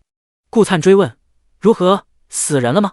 孟凡贵面露苦涩：70级以下，死伤过半；70级以上，大多无碍。什么？顾灿一个踉跄，跌坐在地。总部的成员都是工会倾尽资源培养，死一个都是不可接受的。现在70级以下死了一半，对于他们工会来说，几乎是灾难性打击。咱们其他损失也十分惨重，工会仓库内各种材料、魔法卷轴、高阶药剂全都被摧毁，资料室中的记忆水晶也都碎裂不堪，不可修复，包括一些高难度任务完成证据。总的来说，这5年咱们白干了。孟凡贵苦笑不已。顾灿闻言脸因为愤怒变得极度扭曲，咬牙切齿道：该死的李康，我饶不了你！会长，不行咱们讲和吧，这李康太妖孽了。孟凡贵小心谏言。说实话，他已经有些后悔招惹李康了，对方才20级就能偷偷潜入他们防御森严的工会总部，安装威力巨大的炸弹，那么李康3转之后继续如法炮制，制造一个更巨大的炸弹，鬼知道死多少人。顾灿眼神闪烁几下，沉声道：我去趟京城，你留在千湖城重建工会。孟凡贵动了动嘴皮，不再多言。传送门白光闪烁，李康从门内走出，扫了眼身处的传送大厅，布局与千湖城的一般无二，但规模却大了不止100倍。饶是如此，巨大的人流也让此处变得拥挤起来。好，我知道了。周琦挂掉通讯水晶，眼神怪异地看向李康：你干的？周会长，没有证据的事情可不要乱说，小心我告你诽谤。李康淡声道。周琦翻了翻白眼，他都没说啥事，对方就矢口否认，明显是不打自招。柳妹儿凑上前询问：啥事？周琦瞥了眼一侧的学生，把他拉到一旁，小声道：根据我在盛世工会的眼线回报，有人炸了盛世工会总部，死了很多4转强者，损失的物品和任务卷轴不计其数，可以说是元气大伤。炸了一个工会总部？这不可能吧，盛世工会那个防御法阵可是号称6转职业者也攻不破。柳妹儿第一反应是不相信。周琦回道：好像是从内部被炸的。那更不可能了，所有工会内部有专属禁魔法阵，除非高层自己发疯狂轰乱炸，不然外人连攻击技能都用不出，怎么炸？柳妹儿再次提出质疑。周琦指了指李康：你忘了，他可以制造一种无视城市禁魔法阵的炸弹。柳妹儿回头看向李康，李康与之对视，笑着挥了挥手。柳妹儿扭腰走了过来：小李，你老实告诉刘姐，到底是不是你炸的？放心吧，我肯定不说。李康点了点头。柳妹儿小嘴微张：那么大威力，不亚于我们这些5转强者亲力一击了，你怎么做到的？花钱。李康言简意赅。一个造价2亿5千万的炸弹，他现在还心疼的干颤呢。柳妹儿突然伸手捏住李康下巴，媚眼如丝：小弟弟，你越来越让姐姐稀罕了，你可一定要考虑一下50级来姐姐工会啊，姐姐工会都是大美女哦，保证让你欲仙欲死。李康打掉柳妹儿的手，轻声道：柳会长，还是赶紧去考场吧。呵呵，小孩子害羞了呢。行，姐姐依你。柳妹儿娇笑着挽住李康胳膊，携手向外走去。几个学生看到这一幕，惊讶无比。我靠，咱们状元郎牛啊，3两下竟然让5转的美少妇投怀送抱了。好羡慕。哎，人比人气死人啊，咱们都是隐藏职业，可人家李康远超咱们。几个男生窃窃私语。穆雨晴等女生则是对李康投以鄙夷的目光，直接把李康定义为滥情的渣男。第55章，最后的甄选。众人乘坐巨大的翼龙，一路疾驰，来到距离京城上千里外的荒岛。翼龙驮着众人悬停在半空。李康放眼望去，空中数以千计的翼龙，好不壮观。不一会儿，马小云骑着天马来到翼龙上空，翻身下马，稳稳地落到龙背上。我在上面观察了一下，来参加甄选的人至少2万，可一个省选10人的话，不是该至多4000人参加全国甄选吗？周琦笑着解释，各省名额不尽相同，除了京城等直辖区有50个固定参加全国甄选的名额，其余人省份都是10个固定名额，但有些省人口实在太多，上面都会按照比例增加一些名额。靠，我还以为只有不到4000人，抢中央学院500个入学名额，感情好几万人抢，那竞争也太激烈了。马小云一副生无可恋的模样。主考官来了，各位耐心听规则。柳妹儿轻声提醒。空中凭空出现一道龙旋风，片刻后又兀自溃散，浮现出一个背生透明翅膀的中年。李康扔了个探查术，龙天95级，风系法神。接着一个温纯的声音在众人耳边响起：各位同学中午好，我这次全国甄选的主考官下面给大家讲解下考试规则。规则一：你们下方有一座孤岛，里面20到50级不等的怪物，品质也从普通到黄金。击杀一个普通怪物会获得相应等级积分，品级高一阶，积分 X2。你们需要做的便是击杀怪物，获得更多积分。但要记住，孤岛内等级越高的怪物数量越少，且不会再次刷新，所以你们要在刷低等级怪物与高等级怪物之间取舍。规则二：岛内允许自由 PK， 你们获得的积分也会顶在脑袋上，只要击杀对方就可以获得对方积分。规则：人在岛上死后，可以选择失去当前等级 50% 经验，重生继续参加大考，也可以选择不损失经验，重生在岛外淘汰出局。如无异议，那就开始进行考核了。马小云开口问道：请问考官，如果我们掉到19级，那二传的职业和技能还在吗？在的，只是恢复20级之前，你无法使用二传之后的技能，包括被动技能。龙天轻声回答。马小云深鞠一躬，谢谢考官，我没其他问题了。龙天俯瞰空中数千只翼龙，确定无人再发问，便拿出法杖吟唱技能。刹那间，所有人都被飓风裹挟，急速飞往孤岛各处。龙飞也再次化为飓风，瞬息间来到孤岛中央一处平台。另外有9人早已在平台之上，10人便是10大学院副院长兼全国甄选主考官。龙飞走到9人身侧，看着头上一个个学生的实时影像，轻声道：今年可谓是人才济济，不知谁能力压群众，一举夺魁。满脸络腮胡的黑脸男人伸手虚空一抓，3幅实时画面被放大10倍。这次综合评分第一的是你们龙家的龙力王，99分，自身不仅觉醒了隐藏职业龙骑士，还拥有你们龙家倾尽财力寻来的龙兽当作受宠。其次，西北35省中的最杰出者王天琪，综合评分98分，职业是血战士，攻击力高的吓人，据说能一招秒掉装备精良的50级骑士。再者就是南部68省中的魁首李煜，综合评分也是98分，亡灵法师，20级便可以召唤200个骷髅，每一个战力都不亚于15级的职业者。黑脸男人侃侃而谈，其余考官纷纷点头。英雄所见略同，他们翻看这些学生大考录像，也觉得这3人能夺得魁首。龙天扫过3人画面，轻声道：好像也只有这3位天骄不约而同去往50级怪区。咦，不对，好像还有1人。他手指虚空一点，又一幅画面出现，正是在低空飞往50级怪区的李康。其余考官看了眼画面上的附带信息，一个个神色古怪。这是北部东湖省的状元，职业是机械掌控者，4位监考官给的综合评分只有70分，不过4位监考官给的分有些2级分化，来自京城的2位都给了100分的高分，倒是他们本地的监考官竟然都只给了40分，奇怪。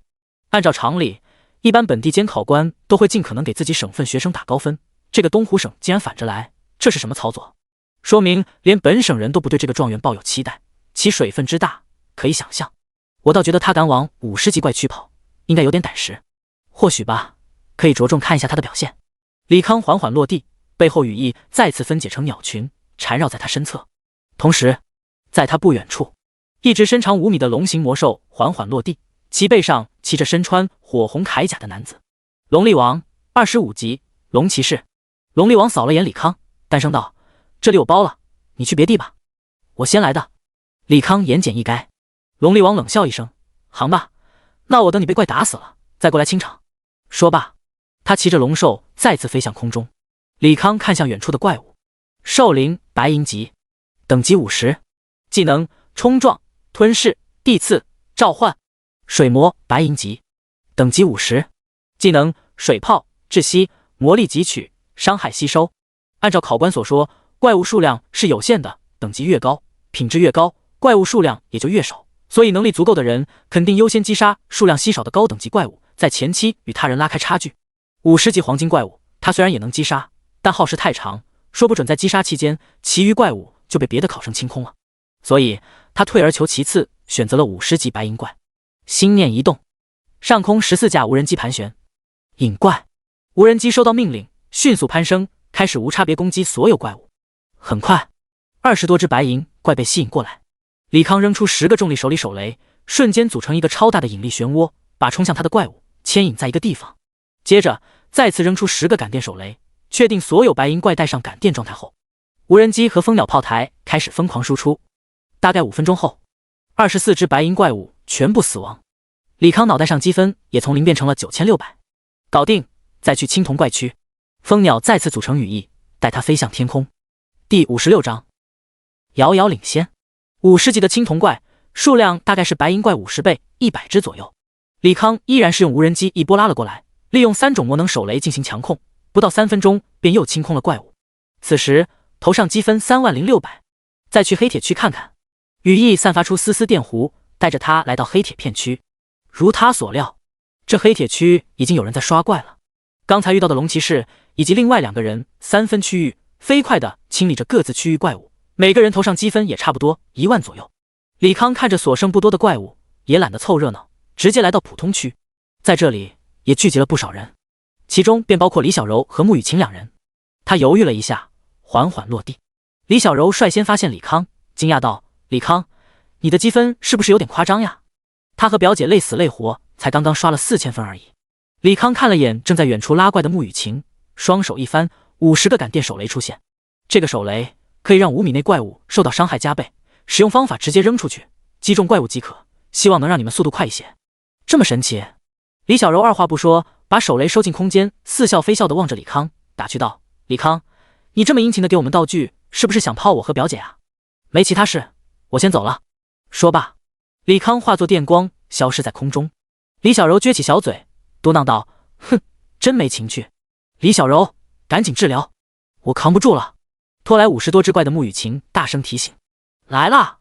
李小柔召唤出天使虚影，白色的圣光笼罩穆雨晴，同时拿出一个手雷扔向怪群，一片电弧如大网般缠绕在怪物身上。“表姐，你试着用最厉害技能输出。”他提醒了一句，自己也扔出大招，身后天使虚影手持圣剑，狠狠砸向怪物们。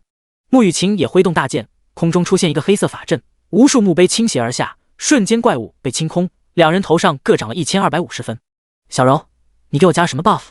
输出怎么翻了1倍？”穆雨晴惊讶地问。李小柔拿出一个手雷，在穆雨晴眼前晃了晃。刚才李康给的道具可以让在短时间内让怪物获得2倍伤害，我觉得咱们用来打普通怪有些浪费，不行去打45级的精英怪物吧。哼，无事献殷勤，非奸即盗，把他给的东西扔了。穆雨晴没好气地说：“表姐，你就别端着了，好不容易有个男人会喜欢你这个冰块，不行你就从了吧。”李小柔轻声揶揄：“再胡言乱语，我真揍你，去45级那吧。”穆雨晴扫了眼所剩无几的怪物，收起巨剑往45级怪区跑去。“嘻嘻，表姐你是害羞了吗？你不会真的对那李康一见钟情了吧？”李小柔给自己上了个加速 buff， 脚步轻盈地追了上去。45级怪区，李康清空了所有45级白银和青铜品质的怪物，径直飞往40级怪区。在他离开之后，龙力王的龙兽缓缓落地，他扫了眼满地的怪物尸体，二话不说直奔青铜品质的怪物区域。可到了之后，发现也是只剩一地尸体。该死，这届的考生这么强吗？这才10几分钟而已，他们就把45级的精英怪给清没了。龙力王踢了踢脚下龙兽，急速飞往40级怪区。他从空中看去，100多只黄金品级的怪物正在四处游荡，心下安定了几分。可到了白银品级怪物所在的区域，竟又是一地的怪物尸体。而在一堆尸体中，有一个脑袋上顶着83200积分的靓仔，格外显眼。龙力王神色微变，嘀咕道：“8万多积分，难道这些怪物全是他杀的？不对，就算是我，也不可能在半小时内清空这么多高等级精英怪，应该是他偷袭了其他玩家，夺去了对方的积分。”噼啪，电光炸裂的声音在他耳边响起，一道蓝光从他身边掠过。龙力王看着李康远去的身影，冷笑道：“你就是老子的粮仓了，尽可能夺去其他人积分吧。等结束的时候，我会亲手杀了你，抢走你的积分。”想罢，他便掉头前往40级黄金怪区，准备挑战一下40级黄金怪物，顺便消磨下时间。35级怪区，李康杀掉最后一波白银级怪物，周边队伍一脸呆滞地望向李康，一个个心中浮现出一个词：变态。他们5人一组，需要打5分钟的怪物，这货竟然一下子就拉几十只，用了不足2分钟全部打死。这变态的输出堪比一个团了。人越来越多了，他扫过周边发呆的队伍，目之所及的考生无不心胆俱裂，生怕这位爷出手把他们这不多的积分给抢了。噼啪，李康再次飞走，众人才松了一口气。太他妈生猛了，把白银精英怪当普通怪打，如果不是他外显只有22级，我都以为他是4转强者。谁说不是呢？他刚才看我时，我都快吓尿了，压迫感太强了。以前我觉得龙力王够变态了，跟这位爷比起来，屁都不是啊。众人纷纷感慨。35级青铜怪分布区域，放眼望去一地的职业者尸体。李康缓缓落下，看向一侧虚空之处：“我觉得你还是要记吃记打，别轻易招惹我。”一个脸戴面纱的女孩缓缓显出身形。我只想走而已，没想和交手。李康看着李欣彤脑袋上高达3万的分数，苦笑道：哎，大姐，你也忒狠了，感情你一个怪没打，上来就杀啊！李欣彤木然道：人为刀俎，我为鱼肉，实力不济就得死。你不杀我的话，我就走了。走吧。对了，能不能给个面子，别动木雨晴？李康看似在商量，但语气却不容置疑。他不招惹我，我可以不动他。Thank you。两人说罢，各自往相反方向走去。第57章混战。岛中央的平台之上，龙飞把目光从李康的画面中移开，问向其他人：你们觉得这个李康怎么样？很好，很不错，职业强度不亚于龙力王3人。看技能形态，好像也是召唤类职业，不过召唤物数量还是不及李煜，但召唤物机动性和伤害确实比李煜的骷髅大军厉害许多。两人孰强孰弱，还未可知。从 PV 来看，他输出堪称第一，但是 PVP 未必能打过龙力王和王天琪这两人。人无完人，职业也没有完美的，就冲他打怪这么厉害，只要能留到最后，便可以进入中央学院。怪也刷的差不多了，马上就要进入 PK 混战了。这时候 PVP 和 PV 职业优势对调，如何能弥补自己职业劣势，活到最后也是这次考核目的之一。咱们就静待今年全国魁首出炉吧。说罢，10个主考官再次聚焦那数不清的实时画面。30级怪区，李康直接5发电刺炮轰死了对他动手的一个小队，获得5人分数后，脑袋上积分也突破了6位数。他环顾四周，看着人比怪多的景象，喃喃道：看来怪已经被清得差不多了，不愧是全国的精英，一个个刷起精英怪和人家打普通怪似的，惹不起啊，惹不起。说话间，又一个盗贼骤然出现在他身后，打算使用割喉技能，却被李康周身萦绕的蜂鸟用电磁光线短暂麻痹身体，同时空中盘旋的无人机锁定盗贼，微型导弹、电磁机关枪同时激活，瞬间融化盗贼。耳边也传来龙飞的声音：怪物数量不足 10%， 发布第2阶段补充规则，6小时后大考结束，同时空中将公布积分排行榜，并且实时共享前20名的位置。半空中出现巨大的屏幕，名为积分榜。第1名赫然是他，积分高达115000。第2名是一个叫李煜的家伙，有62000积分。第3名李欣彤，积分54000分。第4名龙飞，积分44000分。第5名王天琪，4万积分。第6名李小柔，穆雨晴并列，38500分。如规则所说，积分榜只到了20名。李康打开地图，果然地图上多了20个小点，并且注明了名次，好似在等待别人去狩猎一般。他关掉地图，看着周围聚集越来越多的人，咧嘴笑道：不如我给诸位一个小小意见，认清自己实力，先去找积分相近的人 PK， 别来我这送死，好不好？呵呵，40打1，我们不信打不过你，各位一起上，谁抢到人头算谁的。他就是个召唤师，远程牵制住他的召唤物，近战强控他，肯定能秒掉他。众人说一拥而上。李康摇了摇头，在近战强控他之前飞到了天上，同时扔下数个冰雷，扑空的近战化为一片冰海。空中的14架无人机同时四散而开。李康来到远程职业者的周围，扔出重力手雷，在黑色漩涡牵引下，远程职业者不得不终止吟唱技能。无人机也来到远程职业上空，进行无差别打击。在高额的伤害下来狙击李康的远程职业者，死的死，逃的逃，顿时溃不成军。而近战职业们面对在空中的李康，只能被动挨打，不一会儿便被全歼。积分榜上，李康积分涨至17万，同时4、5名的龙飞和王天琪也在飞快上涨积分，纷纷跃升到8万左右，把只有6万多的李欣彤和7万多的李煜挤了下来。李康在那儿，大家一起弄死他，平分17万积分。随着叫喊声，又一波人冲来过来，没完没了。李康摇了摇头，再次往天空飞去。有第2段补规则之后，形势完全倒转。有心人只要在倒计时结束前干掉第1名，并坚持到最后，便可以一举夺魁。那么在考核结束之前，第一属于纯纯的大冤种，注定会被无数人追杀，所以他还是暂时躲起来，当最后那个击杀第1那个老六吧。大概升到15米左右，空中一阵涟漪，一层结界挡住了他。15米刚好是远程职业和强制位移技能有效距离，这群考官想的还真周到，生怕有人当老六。李康看着如雨般轰向他的远程技能，背后金属双翅合拢在身前，一个足够大的电磁力场盾挡住了第1波攻击。既然逃无可逃，那就只能正面对敌了。他心念一动，无人机全部收回。10个马克3号漂浮在空中。马克3号持续攻击能力虽然不如升级后的无人机，但综合打击能力还是有过之无不及。尤其在他2转技能加成后，马克3号原本攻击强度薄弱的短板也得到了质的升华，单对单对付二转职业者毫无问题。让他们杀！一声令下，所有马克3号双眼蓝光闪动，手部和尾部推进器开启，猛地冲向人群。在响尾蛇导弹、束流炮以及肩部6管霰弹枪轮番轰炸下，来袭的职业者全部被带走。清除了当前的敌人，在智脑控制下，10个马克3号分列四周，围拢成一个圈，形成绝对防御。若有来犯之敌，无差别打击。如果有马克3号被击落，李康便继续制造新的补上。排行榜上，他的分数以一个不可思议速度增长，转瞬间便来到20万。不少学生承受不住调级压力和死亡时带来的痛苦，退出了考核。随着时间推移，退出考核的人数超过总数2/3。剩下的职业者也意识到前10有多么难搞，改变策略，开始与差不多积分的考生 PK， 务求在比赛结束前进入前500米，获得中央学院录取名额。总算消停了。他看了眼排行榜，自己积分已然到了38万，远远超第2名20万分，第3到第5也都是15万左右的分数。他继续往下看，脸色变得难堪起来。尼玛，穆雨晴呢？榜上只剩下李小柔以7万分位居第9，而第20名只有3万整积分，远低于排行榜刚公布时穆雨晴3万8千积分。看来是被杀了，这就头疼了。李康揉了揉太阳穴，既然答应了木申城帮女儿晋级，那就不能坐视不管，不然穆雨晴落榜，他不但赚不到人情，还要遭到木申城嫉恨。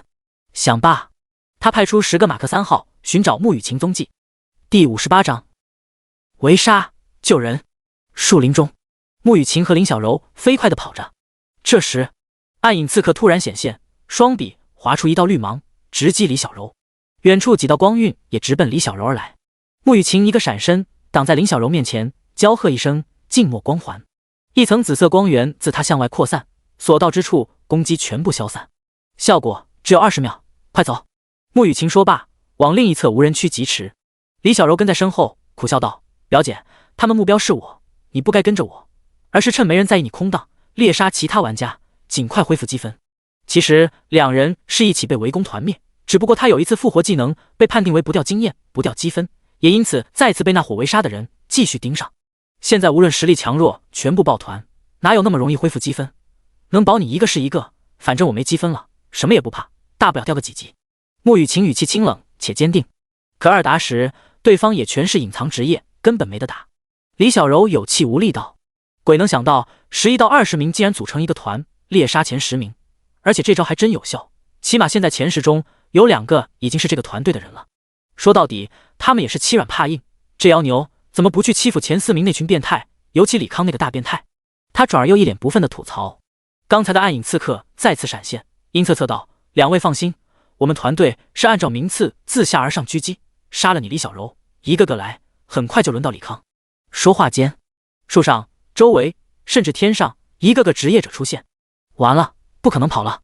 李小柔哀叹一声，看向众人：“各位，你们只是要积分而已，我可以不反抗让你们打，但我表姐现在1分没有，你们就放过她好不好？”小柔，你这话什么意思？我又不怕死。穆雨晴冷哼一声，举剑就要攻击。李小柔赶忙拦住穆雨晴，小声道：“表姐，你再死一次，那就掉出20级，无法使用2转技能，咱们得保存实力，东山再起啊。”穆雨晴犹豫了一下，还是放下了武器。暗影刺客笑道：“可以，我们也只是求分而已，只要你不反抗，我们也不想多找麻烦。”李小柔撤掉身上 buff， 往前走了10几米，闭眼道：“攻击吧！”众人纷纷用出技能，炫目的光晕湮灭李小柔，剧烈的痛楚让女孩精致的脸庞变得扭曲。穆雨晴咬着嘴唇，看得有些心疼。片刻后，李小柔倒地不起，一层白光笼罩着她，随即消失不见。排行榜上，李小柔的名字消失。分数你们已经拿到了，我可以离开了吧？穆雨晴忍着怒意说道。暗影刺客冷笑一声：“不好意思，为了避免遭到报复，你也得死一次。这女人减1 buff 太多，大家一起动手。你们这群出尔反尔的混账！”穆雨晴双目赤红，手中大剑燃起青色火焰，直接使用突进技能来到暗影刺客面前。哪怕会死，他也要拉上几个垫背。只是他刚想挥砍，脚下影子化成一张大布，把他紧紧缠住，动弹不得。哼，果然女人胸大就是无脑，激了几句就上套了，大家赶紧集火，引缠的效果只有10秒。说罢，暗影刺客高举双臂，狠狠划向穆雨晴脖颈。唰，一道破空之声响起，钢铁战甲以超音速撞向暗影刺客，直接把撞飞，砸断了20多棵树。是你没死啊！穆雨晴看到熟悉的机甲，脸上露出惊喜的表情，但他很快又愣了一下。一个自己只见过2、3面的人，为什么要开心呢？你尽量自保，拖个60秒即可。马克3号发出机械式的声音，抬手把对攻来的冰封战士轰飞。好高的伤害！团队里唯一的奶妈看着一击就少了1/4血气值的冰封战士，心头猛跳。马克3号启动推进器，追上倒飞在半空中的冰封战士，胸部和双手束流炮同时发射，打算秒掉对方。冰封战士立马意识到危险，用技能把自己冻住，抵消了第2波攻击带来的伤害，并大声喊道：这东西机动性强，伤害高，赶紧控住集火，不然被他飞上空中游击怎么都得死。毕竟是排名前20的职业者，彼此不用说什么。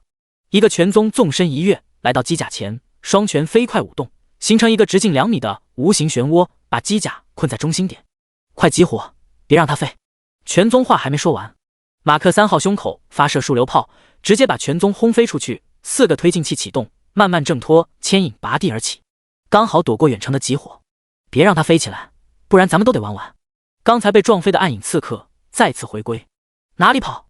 一个力士抡起背着的巨斧，把正要飞走的马克3号又砸在了地上。马克3号砸在地上，肩部发射导弹轰向力士。死吧！暗影刺客闪到马克3号背后，用出2转技能，一击把马克3号右臂给砍掉。远处的第2波攻击也接踵而至，把马克3号轰了个稀烂。好歹弄死了，妈的，这伤害真疼啊！力士拿出一瓶治疗药水，浇在被导弹轰成烂肉的肩部，受伤的肩部慢慢恢复如初。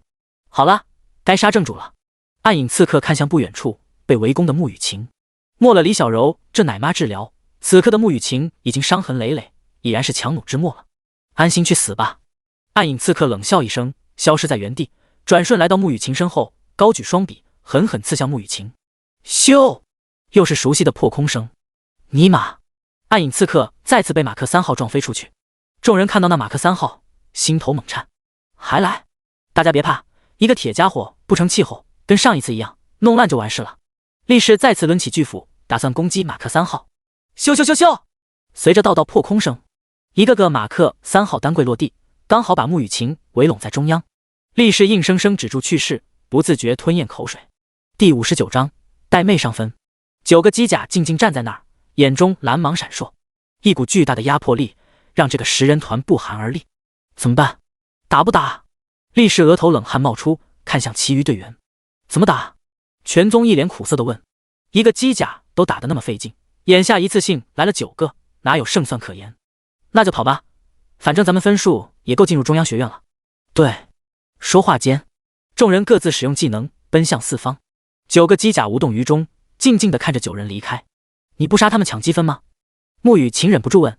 其中一个机甲回道：落单的职业者比相互配合的职业者更好杀，放心，一个也逃不了，老实站在这儿等着拿分吧。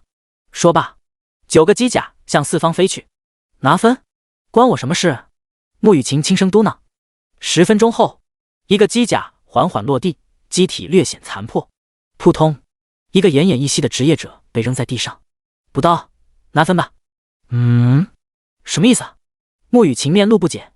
又一个机甲飞了回来，断了一条腿，只能飘在空中，把手中的职业者扔了下来。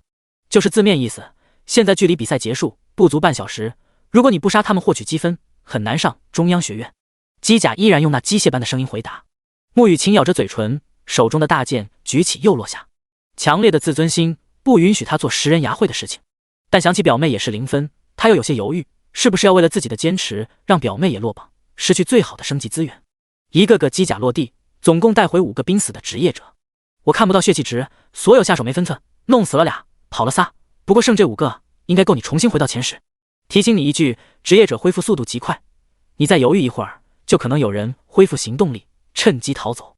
机甲刚说完，一个浑身是血的职业者突然暴起，使用位移技能出现在10米外。看到没？跑了一个。说着，一个残破的机甲冲了上去，直接自爆，带走了那个逃跑的职业者。马克3号10来万的生产成本，对如今的他来说不值一提，破了直接报废即可，没必要修复。赶紧下决心，我不会帮你第2次。李康透过机甲外放，再次催促。早知道穆雨晴这么难搞，就不该答应穆深成照顾女儿的请求。穆雨晴银牙一咬，挥动大剑，把剩余4人全部解决。头上积分从0变为97800。为什么只有一半积分？哦，你组了李小柔，均分积分。现在的积分足够你进入中央学院了。兄弟，你这样偷袭有点不地道吧？说着，一个个残破的机甲冲天而起，飞向远处。唯独2个较为完好的马克3号还守在穆雨晴身侧。怎么了？你遇到危险了吗？不在了吗？我还以为你死了呢，没想到还能见到你，真是太好了。穆雨晴对着马克3号自说自话。表姐。李小柔疾步而来，看向机甲人，双眼放光道：哇塞，这就是你说那个机甲人吗？哈喽，别哈喽了，这就是个空壳机器，人不在的。穆雨晴轻声解释。哦。李小柔又指了指自己脑袋上分数，笑问：是不是他给你打残了那些混蛋，让你补刀？穆雨晴应了一声，眸中闪烁着异样的光芒。李小柔戏谑地望着穆雨晴：表姐，以你的性格肯定不会接受这种馈赠，怎么换成这个机甲人你就愿意了？还不是因为你，如果是我自己才不会要他送的分呢。穆雨晴急忙解释，神情略显慌乱。李小柔掩嘴轻笑，她还是第一次见表姐如此慌乱，不愧是她，真的强到离谱呢。李小柔轻轻摩挲金属质地的机甲，围攻她们姐妹的10人实力可都不差，就算10人不组团围攻，单对单，她们姐妹杀起来也要费些周折。可李康人都没来，单靠机甲就把10人给团灭了，这恐怖的实力与他们这些考生完全不是一个次元啊！也不知道他遇上的敌人厉不厉害，少了2个机甲能不能应付？穆雨晴轻声呢喃。李小柔娇笑道：呵，表姐也会惦记人呢，不过你放心，她没事的。轰隆，一个个马克3号轰然爆炸，荡起漫天骨头。李康看着不断从地底爬出的骷髅兵，好家伙，无限爆兵流啊，真他娘的羡慕。哥们，咱们积分其实稳进中央学院，没必要打吧？他看着不远处黑雾缭绕的李煜，不好意思，我习惯当第一，所以请你去死吧。李煜高举法杖，吟唱技能，一个个光环加到数百个骷髅兵身上。原本行动缓慢的骷髅兵好似打鸡血一般，朝着李康狂奔而来。轰隆，又一个马克3号支撑不住，直接爆炸，轰碎周边5米内的骷髅兵。何必呢？李康眼睛微眯，4架魔能无人机被召唤出来，机枪转动，爆炎弹所到此处化为火海，不一会儿，以他为中心的骷髅兵全部消灭。李煜皱起眉头，许久后再次开口：这是什么召唤物？攻击力为何如此强大？这是科学与魔法的结合，你还有什么遗言吗？李康笑问。李煜冷笑一声：该说遗言的是你才对。射击，远处的骷髅弓手满弓拉箭，漫天箭雨扑面而来。面对数量和频率极高的攻击，李康的蜂鸟系统只能全部调用，张开了一张巨大的电磁力盾，挡住所有箭雨。果然如此，李煜再次吟唱技能骨牢，李康周边的骨头飞速聚拢，形成牢笼，把他与蜂鸟系统隔绝。动手吧！崩山裂地斩。随着一声怒吼，一个大汉举着延伸10米的大刀狠狠砸向地面。刹那间，方圆100米地面出现道道裂痕，涌出红色的烈焰，把困在骨牢中的李康完全吞没。另一侧，骑着龙兽的铠甲男人眼睛微眯，诞生道：龙炎冲，整个人化作一条火焰巨龙，冲向火海的李康。第60章抢人，异变起。平台之上，10位副校长正在关注这一幕。李康最大的优势是防御，但这个防御技能明显是有上限。李煜用密集的远程攻击突破了这个上限，再用技能控住李康，然后王天琪和龙力王联手使用2转大招，一举秒掉失去防御的李康。不愧是这一届最优秀的学生，制定策略精准而有效，直击要害。一个中年轻声分析。龙飞点头道：我家龙力王如此骄傲的男人，竟然会和其他人合作，李康强大之处不言而喻，虽败犹荣。呵呵，哪怕李康败了，我京城大学也会破格录取，不会浪费这个人才。京城大学的副校长趁机说道。龙飞斜睨了对方一眼，皮笑肉不笑的回应：哼，周兄想太多了，哪怕李康落榜，他也会破格升入中央学院。我们中央学院向来是不拘一格降人才，从不拘泥于形势。两位，你们讨论这些有些太早了，好像李康还没死。有人插嘴：什么？不可能！龙飞2人看向实时画面，砰砰砰，有节奏的金属碰撞声响起，烟尘散去，只见一个穿着金属机甲的男人正在用双手鼓掌。不愧是排行前5的存在，真是吓死个人。李康轻笑道：对方这一手的确出乎他意料。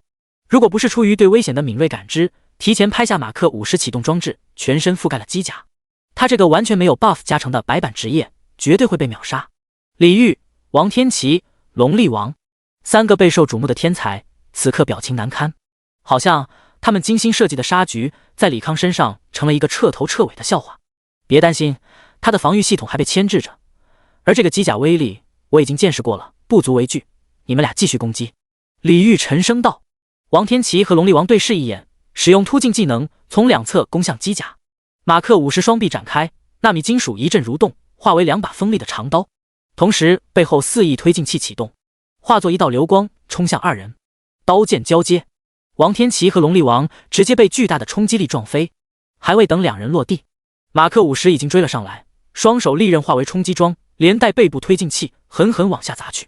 轰隆隆，2声巨响，噗噗，两位天才各自吐血，强忍剧痛，正要用技能反击，数发导弹再次向他们袭来，炸得他们身体不住抖动。为什么要来送死呢？李康冷笑一声，发射数流炮带走了两人。他转头看向已经站立不已的李煜，你的想法没错，巨量的攻击能牵制我的蜂鸟系统，但攻击强度不够的话，那就是相互牵制了。当然，我还是得谢谢你，帮我找到防御系统的漏洞。下一秒，马克50已经欺身而上，李煜瞳孔微缩，根本来及反应，防御力薄弱的他已经被一记数流炮洞穿了胸口。他忙不迭拿出治疗药水，还未喝下去，白光一闪，半个脑袋被削掉，化作白光消失。没了主人的白骨弓箭手也都散落一下。平台上，10个5转强者目瞪口呆地看着这一幕，心里掀起的波涛甚至比爆了史诗武器还要大一些。3个最优秀的学生，同等级最强的职业者，就这么被秒了，这也太儿戏了吧！呼，龙飞长呼一口气，缓缓开口道：“我家力王和龙兽共享生命，这说明对方伤害溢出的很厉害，别说同等级了，恐怕3转的职业玩家也未必能扛住他的输出。”哼，3转，我看4转职业者也不敢小觑他的伤害。另一个副院长也给予了高度评价：“龙飞，你觉不觉得他很似曾相识啊？”一个身材消瘦的中年笑望着龙飞，两人是同期考生，也都成为了5转强者，可当年考试时他们却不是第1名，甚至在整个人生中都被那个存在压得死死。龙飞点头，一样的出色，一样的一骑绝尘，傲视群雄，绝对的6转苗子。此话一出，全场皆惊。龙飞，我承认他优秀，可说他6转苗子是不是太过了？有人持不同意见，另一个人也附和，没错，这些年也不缺力压群雄的天才，撑死5转苗子。龙飞撇了撇嘴，我不与你们争论这种无聊问题，但有一点，这个人我们中央学院要定了，你们别搞背后拉人那一套。嘿，你这话说的真霸道，不知道的还真以为全龙国就中央学院一家学校了。我告诉你，我们不惜一切代价也要把李康招入学校，我们也一样，哪怕这届就招他一个也值了。你们俩的王八蛋，说他不是6转苗子的也是你俩，现在和老子抢人也是你俩，信不信老子一个5转禁咒把你们俩刮到不毛之地？龙飞举起法杖破口大骂，我怕你啊，老子一个连招你能把明天石打出来？都是5转，谁怕谁，干一架！诸位冷静，咱们犯不上为一个学生打架，这样吧，我们学校勉为其难收下这个麻烦，平息这场风波。哎，你们仨怎么打人啊？我擦，你还用技能？大家快看屏幕，情况不太对啊！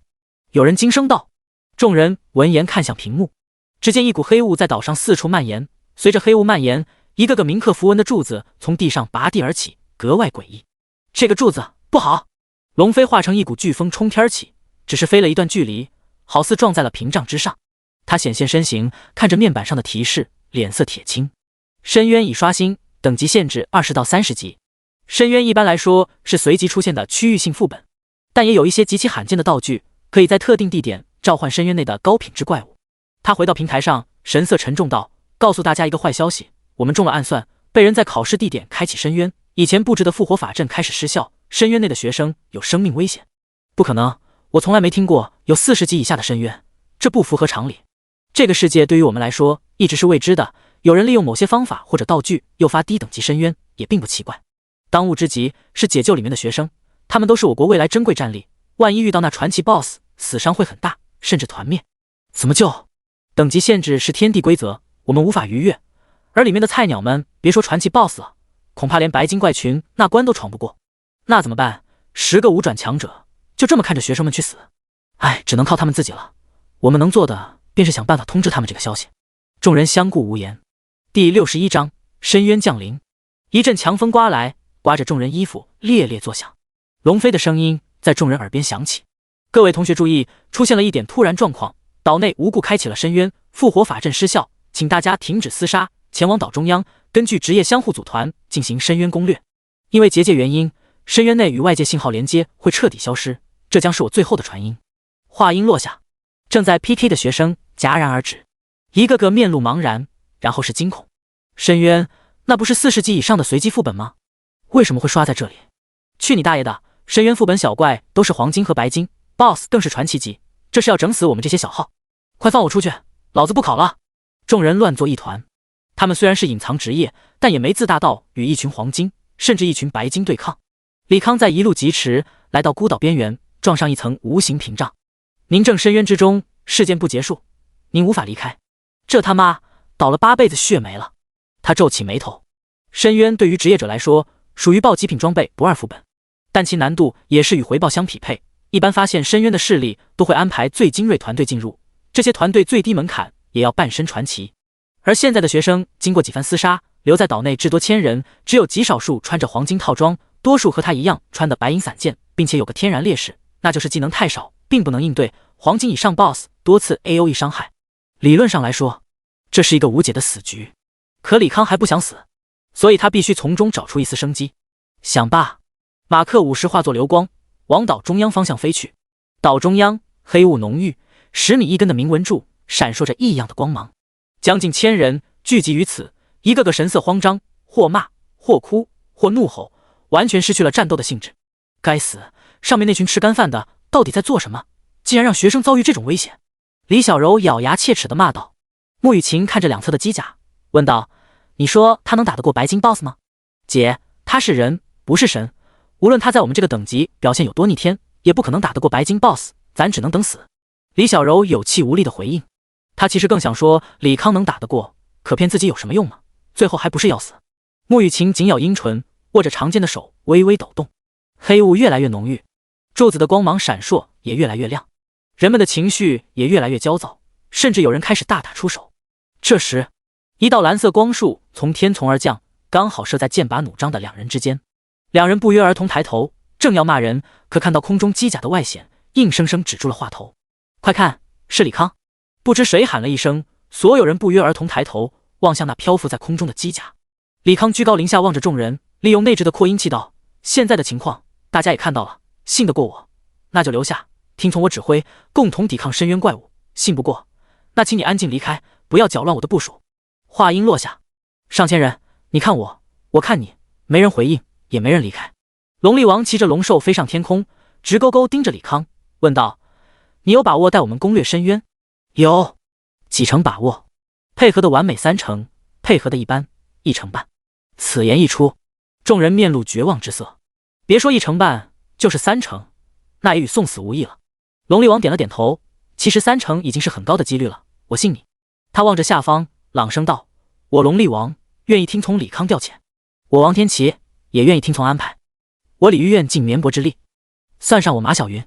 随着越来越多人站出来支持李康带队，处在犹豫的人也都纷纷出声表示支持。李康长呼一口气，他还真怕这些天才一个个桀骜不驯，不服从配合，那么又要抽时间收拾一番，拖慢准备进程。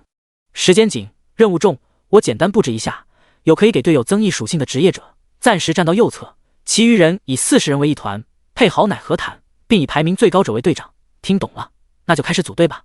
说完，他也缓缓落到右边，看着逐渐走出的人，问道：说说你们的增益技能吧，我迫切需要精神属性。李小柔轻声道：我可以加3个增益 buff， 第一个可以固定加45点精神，第二个可以增加 15% 全部属性，第三个有个限制，需要在你在我100米之内增加100点精神。下一个。李康看向穆雨晴，穆雨晴愣愣看着李康，他真没想到李康就是那个机甲人，或许说他这个笨蛋为什么没想到俩人就是一个人。表姐别发花痴了，叫你呢。李小柔轻碰穆雨晴，穆雨晴狠瞪了表妹一眼，缓缓开口：我有个技能叫做献祭光环，可以4维中某一项加到另一项属性上，其余人呢，我可以共享1半精神给你，大概是223点，不过使用这个技能后我便无法奶人和攻击了。不碍事，你们这些给我加增益，抱团自保即可。我可以四维加 30%， 我也可以四维加 25%， 以及给予固定四维15点属性。我只能加 24维。不一会儿，22个人全部介绍完技能。李康沉吟片刻，问道：谁有精神和力量药水？穆雨晴开口道：我有不限等级的5阶精神药水和力量药水，都能加100点属性。说着，他从储物空间拿出，递了过去。李康接过药水，心中感慨：不愧是富家千金，嗑药都嗑1000万级别，这他要是娶回家，不得笑一辈子。可他想起等会儿自己也即将一穷二白，便再也笑不出来了。喝下药后，他又说了一遍加 buff 顺序，对22人发出团队邀请。一众人开始加精神，随着光芒闪烁，他面板上数字不住上涨，最终定格在2456，这个堪称恐怖的数字。开始爆兵。李康打开马克44号反浩克装甲设计图，稍微修改了一下设计，在其手臂上添加一面钢筋盾牌。您消耗525公斤钢筋，10斤原生之火，获得反浩克战甲马克44号 X20。第62章爆兵流机甲大军。半空中，20个高3米的反浩克机甲骤然出现，在其右臂装配长约1米的椭圆形盾牌。先造这些吧。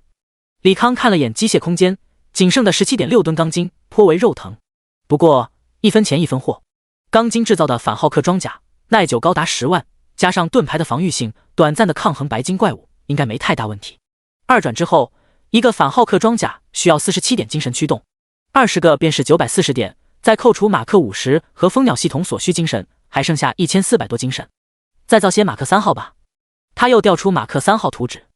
您消耗93公斤色银，1斤原生之火，获得钢铁战甲马克3号。您消耗93公斤色银，1斤原生之火，获得钢铁战甲马克3号。造了13个马克3号之后，系统提示声响起：您色银数量不足，是否换成钢筋？竟然没色银了。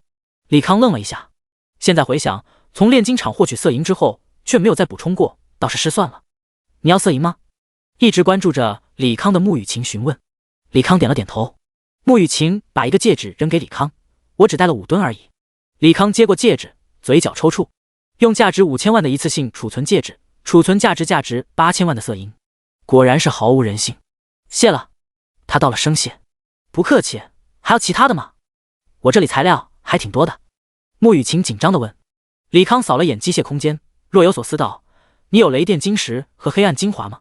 如果有的话，我可以把胜算再提高2成，也就是一半一半胜率。穆雨晴拿出一堆一次性空间戒指，轻声道：风雨雷电4种晶石各700公斤，光冰暗火4种精华各1000公斤。李康面露愕然，这富婆是属哆啦 A 梦的吗？要啥有啥。这么想来，或许自己陷入一个误区。他干嘛舍近求远，交好木深城，获得一些好处，直接抱紧眼前富婆的大腿，何愁没有软饭吃？穆雨晴见李康不接东西，皱眉道：难道不够吗？这些东西家里倒是不缺，但他也用不着呀。现在储物空间这一堆装材料的空间戒指，还是父亲强迫他拿着，以备不时之需的。够了。李康接过戒指，直接扔向一处空地，一堆闪烁光芒的晶石和色银堆积成山。随后他心念一动，把所有材料收入机械空间，又造了17个马克3号，凑了30个，还剩不到500精神。于是他又找到无人机图纸。您消耗15公斤色银合金，1两原生之火，成功获得多功能无人机电磁攻击 X40。这样还剩不到100精神，留作富裕，避免某个增益 buff 失效，让一些战甲失去动力，影响战局。他抬头看着空中，最中心20个反浩克战甲整齐漂浮在空中，其两侧各有15个马克3号，再继续往外延伸是左右各20个武装无人机。乍一看压迫感十足，仔细一看那更是让人肝胆俱裂。其余人也是目瞪口呆看着这一幕，无论是无人机还是马克3号，他们都领教过，单对单都打不过。现在好家伙，一下子来了几十个。不过这次他们没有恐惧，而是在这个深渊中多了一丝安全感。轰隆隆，大地在颤抖，地上黑雾开始向上蔓延，众人面露惶恐。深渊终于要开始了。李康飞向空中，沉声道：所有团长出来。20个人踏步走出。李康大手一挥，空中的反浩克战甲飞向20人。这个机甲会作为坦克输出，辅助你们打黄金怪。至于其他机甲会来回协调，攻击之余也会确保所有人在战斗中安全。第一波黄金怪虽然数量多，但你们是全国最优秀的学生，肯定能应付。大家谋足劲，撑过第一波，等白金怪出来，我会解决，争取一个不拉，全部活着走出深渊。如果杀怪中出现意外，对着机甲喊我的名字，我会第一时间联络你们，商讨对策。如果没有问题，大家去找柱子吧，加油，加油！众人轻喝一声，在团长的带领下四散而去。李康打了个响指，其余战甲和无人机在智脑控制下开始四处游走。啪啦，天空道道红色闪电落下，不偏不倚，正中铭刻符文的柱子。是谁在召唤我？一声沧桑的声音响起，黑雾慢慢聚拢，变成一个个样式不同的怪物。深渊骷髅战士，黄金级，等级30，技能深渊骷髅法师，黄金级，等级30，技能深渊火元素，黄金级，等级30，技能。只不过眨眼间，柱子旁已经有了上百只黄金级怪物，并且都无法窥探技能。你们首要任务是确保自己安全，次要任务是确保我身上 buff 不会断，至于怪不用打。李康又叮嘱了一遍，开始清理周边的黄金怪。同时间，其余团队也在反浩克装甲强大的攻击和拉仇恨能力下稳步输出。随着时间推移，黄金怪物全部被消灭，满地的白银品质装备中夹杂着几件黄金品质以及各种材料。这便是深渊好处，超高的爆率，但数量令人发指的高强度黄金怪也让人望而生畏。李康，我们这边清完了，无人伤亡。我们这边也搞定了，无人伤亡。李康打开所有反浩克装甲实时传讯功能，他的全息画面也出现在众人面前。按照深渊规则，每根柱子有一只白金 BOSS 和若干黄金小怪，你们需要把黄金小怪拉走，至于白金 BOSS， 反浩克装甲会拉到我这边，而我给你们杀小怪时间只有15分钟，之后马上来我这汇合，配合集火20只白金 BOSS。 好，了解。如果没问题，那我倒数3声，打柱子，开 BOSS。 3、2、1。20个团长闻言，纷纷用技能攻击柱子。第63章强控 BOSS， 一人坦20。20个柱子，20种不同形态白金 BOSS。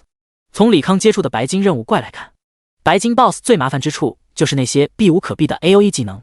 换作是3转玩家，他们可以用各种强控技能打断施法，以此避免 AOE 伤到体力值不高的远程职业者。可对于大多数2转职业者来说，虽然有控制技能，但强度远不能控住白金级 BOSS， 这就导致2转玩家只能硬扛大部分 AOE 技能。可一身白银散剑的20级玩家又能扛几次 AOE 大招呢？肯定不会超过3次，灭团好似是不可避免。他倒是有冰雷可以强控 BOSS， 但冰雷对于黄金 BOSS 冰冻几率已经低到令人发指，用在白金 BOSS 身上，那效果恐怕更让人绝望。哪怕他批量制造冰雷，以量换几率，恐怕也只有不到一半几率能控住白金 BOSS， 这也是他说只有20%把握的原因之一。不过天无绝人之路，穆雨晴这个富婆及时拿出冰之精华，让他们被动的情况得以改善。冰之精华的冰元素含量高于原生之冰数10倍，制作成新的冰冻手雷，控制效果大大增加。如此一来，打白金 BOSS 这一关的成功率接近 80%。 轰！柱子轰然炸裂，一个黑点在柱子炸裂的位置慢慢扩大，不一会儿便有怪物从黑影中爬了出来。李康眯眼打量着眼前怪物，这显然是个人形怪，身高3米左右，全身由一种类似岩石的硬质物质构成，肩膀上扛着一根巨大的柱子，闪烁着诡异的符文。岩石暴君白金级，等级30，技能感受下死亡的恐惧吧。岩石暴君轻喝，柱子狠狠砸在地上，一个个由岩石组成的巨石怪物显现。李康对待命的马克3号下达指令，拉走岩石组成的黄金怪，以免小怪会触发白金 BOSS 某种机制。马克57身上前，与白金 BOSS 站作一团。其余位置，各个团队按照李康布置，迅速拉走黄金怪，配合马克3号和无人机快速集火，力求在15分钟内杀死。反浩克装甲使用树流炮攻击岩石暴君等白金 BOSS， 拉着仇恨往李康方向走去。不一会儿，20只白金 BOSS 聚集，李康扔出一个冰之精华制作的冰雷， BOSS 瞬间冻成一片，但过了不到2秒便全部挣脱。他让反浩克装甲继续扛着 BOSS， 自己回退到穆雨晴等人身边，大手一挥，800颗冰冻手雷堆在地上。为了更好控住白金 BOSS， 他不仅使用了穆雨晴给的冰之精华，连剂量也从250克提高到500克，尽最大能力提高冰冻效果。时间不多，我简明扼要的说，白金 BOSS 最麻烦是大规模 AOE 伤害，你们大多数人压根吃不住2下 AOE， 所以想要安稳输出集火，必须要强行打断 BOSS 的 AOE。你们脚底下的冰雷效果，我刚才已经展示了。除了穆雨晴以外，所有人拿40颗冰雷，并选择一个 BOSS。我给你们5分钟时间，在远处观察负责 BOSS 的 AOE 触发机制。5分之后，一旦你们负责 BOSS 有触发 AOE 的情况，立马用冰雷打断，明不明白？明白，一定完成任务。众人表情凝重的答应。那我干什么？穆雨晴小心的问。李康又拿出50枚冰雷，放在他面前。冰雷冰冻几率不是100%，一旦有人失败，我希望你能立马补上。所以你的职责最重要，能不能胜任？能。穆雨晴眼神坚毅。李康扫了众人一眼，一定认真仔细一些，所有人的命都在你们手里攥着。说罢，他回到白金 BOSS 群中。此刻反浩克装甲在白金 BOSS 连番攻击下，大多残破不堪。李康游走在 BOSS 之间，不停攻击，把仇恨全都拉回自己身上。可白金毕竟是白金，在强大且频繁的 AOE 攻击下，很快便把蜂鸟系统防御彻底击穿。但为了避免仇恨跑偏，李康只能穿着马克50硬抗大部分伤害。大概坚持了5分钟，马克50和他都已经到了极限，甚至意识都因为不停的冲击略显迷糊。他晃了晃脑袋，沉声道：“给我个治疗术。”我去。李小柔快步上前，吟唱技能天使虚影笼罩马克50。在圣光沐浴下，李康身体逐渐恢复。这时，一个 BOSS 突然锁定李小柔，瞬息间来到他面前，张开血盆大口，一道粗壮的4色光束喷射而出，直奔李小柔。李小柔忙撑开魔法盾，但只是抵抗片刻，魔法盾被击穿，就在光束击中李小柔刹那，数个蜂鸟飞来，张开护盾，跑！电磁盾撑不住多久。李康轻喝一声，李小柔回过神来，直接使用位移技能回到原位，光束也击穿电磁盾，落在地上，轰出数米深的大坑。马克50发射数流炮，拉回 BOSS 仇恨，看向其余人。5分钟了，你们负责的 BOSS AOE 机制怎么触发，看懂了吗？ BOSS 太多了，我还没看清。我也是。有4个人回答。再给你们3分钟。李康扫了眼苦苦支撑的5台反浩克装甲，又补充了5台，继续抵抗 BOSS。自己飞到空中，用短暂的喘息之机，用技能修复已经残破的马克50。3分钟转瞬即逝，但对于李康来说，可谓是度日如年。面对20个白金 BOSS， 他只要稍有不慎，吃上4招以上，那留给他的下场只有死。他妈的，看明白机制了没？老子快坚持不住了！蜂鸟防御充能空挡，他又抗了一波 AOE， 忍不住骂娘。我可以了，我准备好了。4人忙回答。李康躲过一个 BOSS 斩击，深吸一口气，好，那从现在起，咱们演练一遍，一定要确保万无一失，不然同时3个 BOSS 进行 AOE 会死很多人。没问题，那就上前吧。好，众人纷纷上前。李康不住输出，游走在20个 BOSS 之间。不一会儿，有个 BOSS 身体膨胀，似是要开大招，立马有人扔了手雷过来，直接把 BOSS 冰封住。之后5分钟，场内人都能精准的打断 BOSS。李康压力大大减轻，虽然蜂鸟防御系统依然处于半瘫痪，他也时不时承受 BOSS 攻击，但总归在可控范围之内。李康，要不要给你加血？李小柔询问。李康沉吟道：“等会儿吧，我一个人坦这么多 BOSS， 你贸然加血，很容易 OT。说起来，过了这么久，应该有队伍赶过来了吧？”刚说完，龙力王骑着龙兽疾驰而来。李康，我们搞定了，然后干什么？直接输出吗？第64章，暂时胜利，应对传奇 BOSS。李康灵巧地躲过 BOSS 攻击，又变出圆盾，挡在龙力王身前，挡住第2击。白金 BOSS 伤害极高，你们以5个坦以及至少2个乃为一组，轮流坦 BOSS。如果团里配置不够，就等下一个团，能坦多少算多少，剩余交给反浩克装甲和我。我有个技能叫龙化，一个人可以顶5个，那我自己坦一个吧。龙力王说着，周身红光闪烁，竟是与身下龙兽合二为一，变成了满身红鳞的龙人。李康斜睨了对方一眼，点头道：“那你自己坦一个 BOSS， 如果扛不住，那就找人分担火力。白金 BOSS 强度高，而且我们是20个 BOSS 一起打，容错率极低。”好，龙力王飞到自己团队，交代了几句，便挑选一个 BOSS 冲了上去，疯狂输出。待拉到仇恨后，向后方打了个手势，其余近战也冲了上来。大家有 AOE 的尽量丢 AOE， 我这边仇恨很稳，不要怕 OT， 最大化输出。李康说着，扔出数个感电手雷。他其实尝试用雷之晶石和光之精华制作新的感电手雷，但除了伤害增加数倍，最重要的感电状态效果只是持续时间延长了10秒钟，本身效果并未增加，依然是2倍伤害，花费与效果不成正比，那就不如继续用原生之光造的手里。是，众人应了一声，卖力输出。随着时间推移，回来的队伍越来越多，直到全员回归，20个队伍替他分担了8个白金 BOSS。对此，李康已经十分满意了。毕竟考生职业比例极不均匀，很多隐藏职业者也只因为职业特性与坦或者奶有关联，勉强充作坦克或者奶妈使用，这才凑出8个配置均衡的攻略团。不知过了多久，第一个白金 BOSS 轰然倒地，一道璀璨的白色光芒直冲天地，啧，竟然一发入魂，爆了件白金装备。李康扫了一眼，便继续坦 BOSS。至于其他人，根本没心思分神，心弦紧绷的应对自己负责的 BOSS。杀死一个 BOSS 的龙力王没有片刻休息，再次弹走一个 BOSS。时间来到深夜，地上一堆的装备闪烁着各色光芒，众人却没有心思拾取，疯狂的输出。咣当，最后一个白金 BOSS 消散于天地。李康一挥手，把余下的机甲和无人机全部收入机械空间，自己也缓缓落地。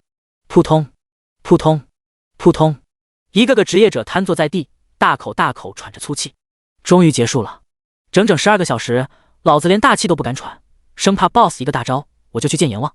同上，同上上，真是难熬的一天。所有人纷纷感慨。这时，李煜不合时宜的声音响起，最后的柱子出现了，我们还有传奇 BOSS 这关要闯。众人闻言好似被定住了一般，久久无言。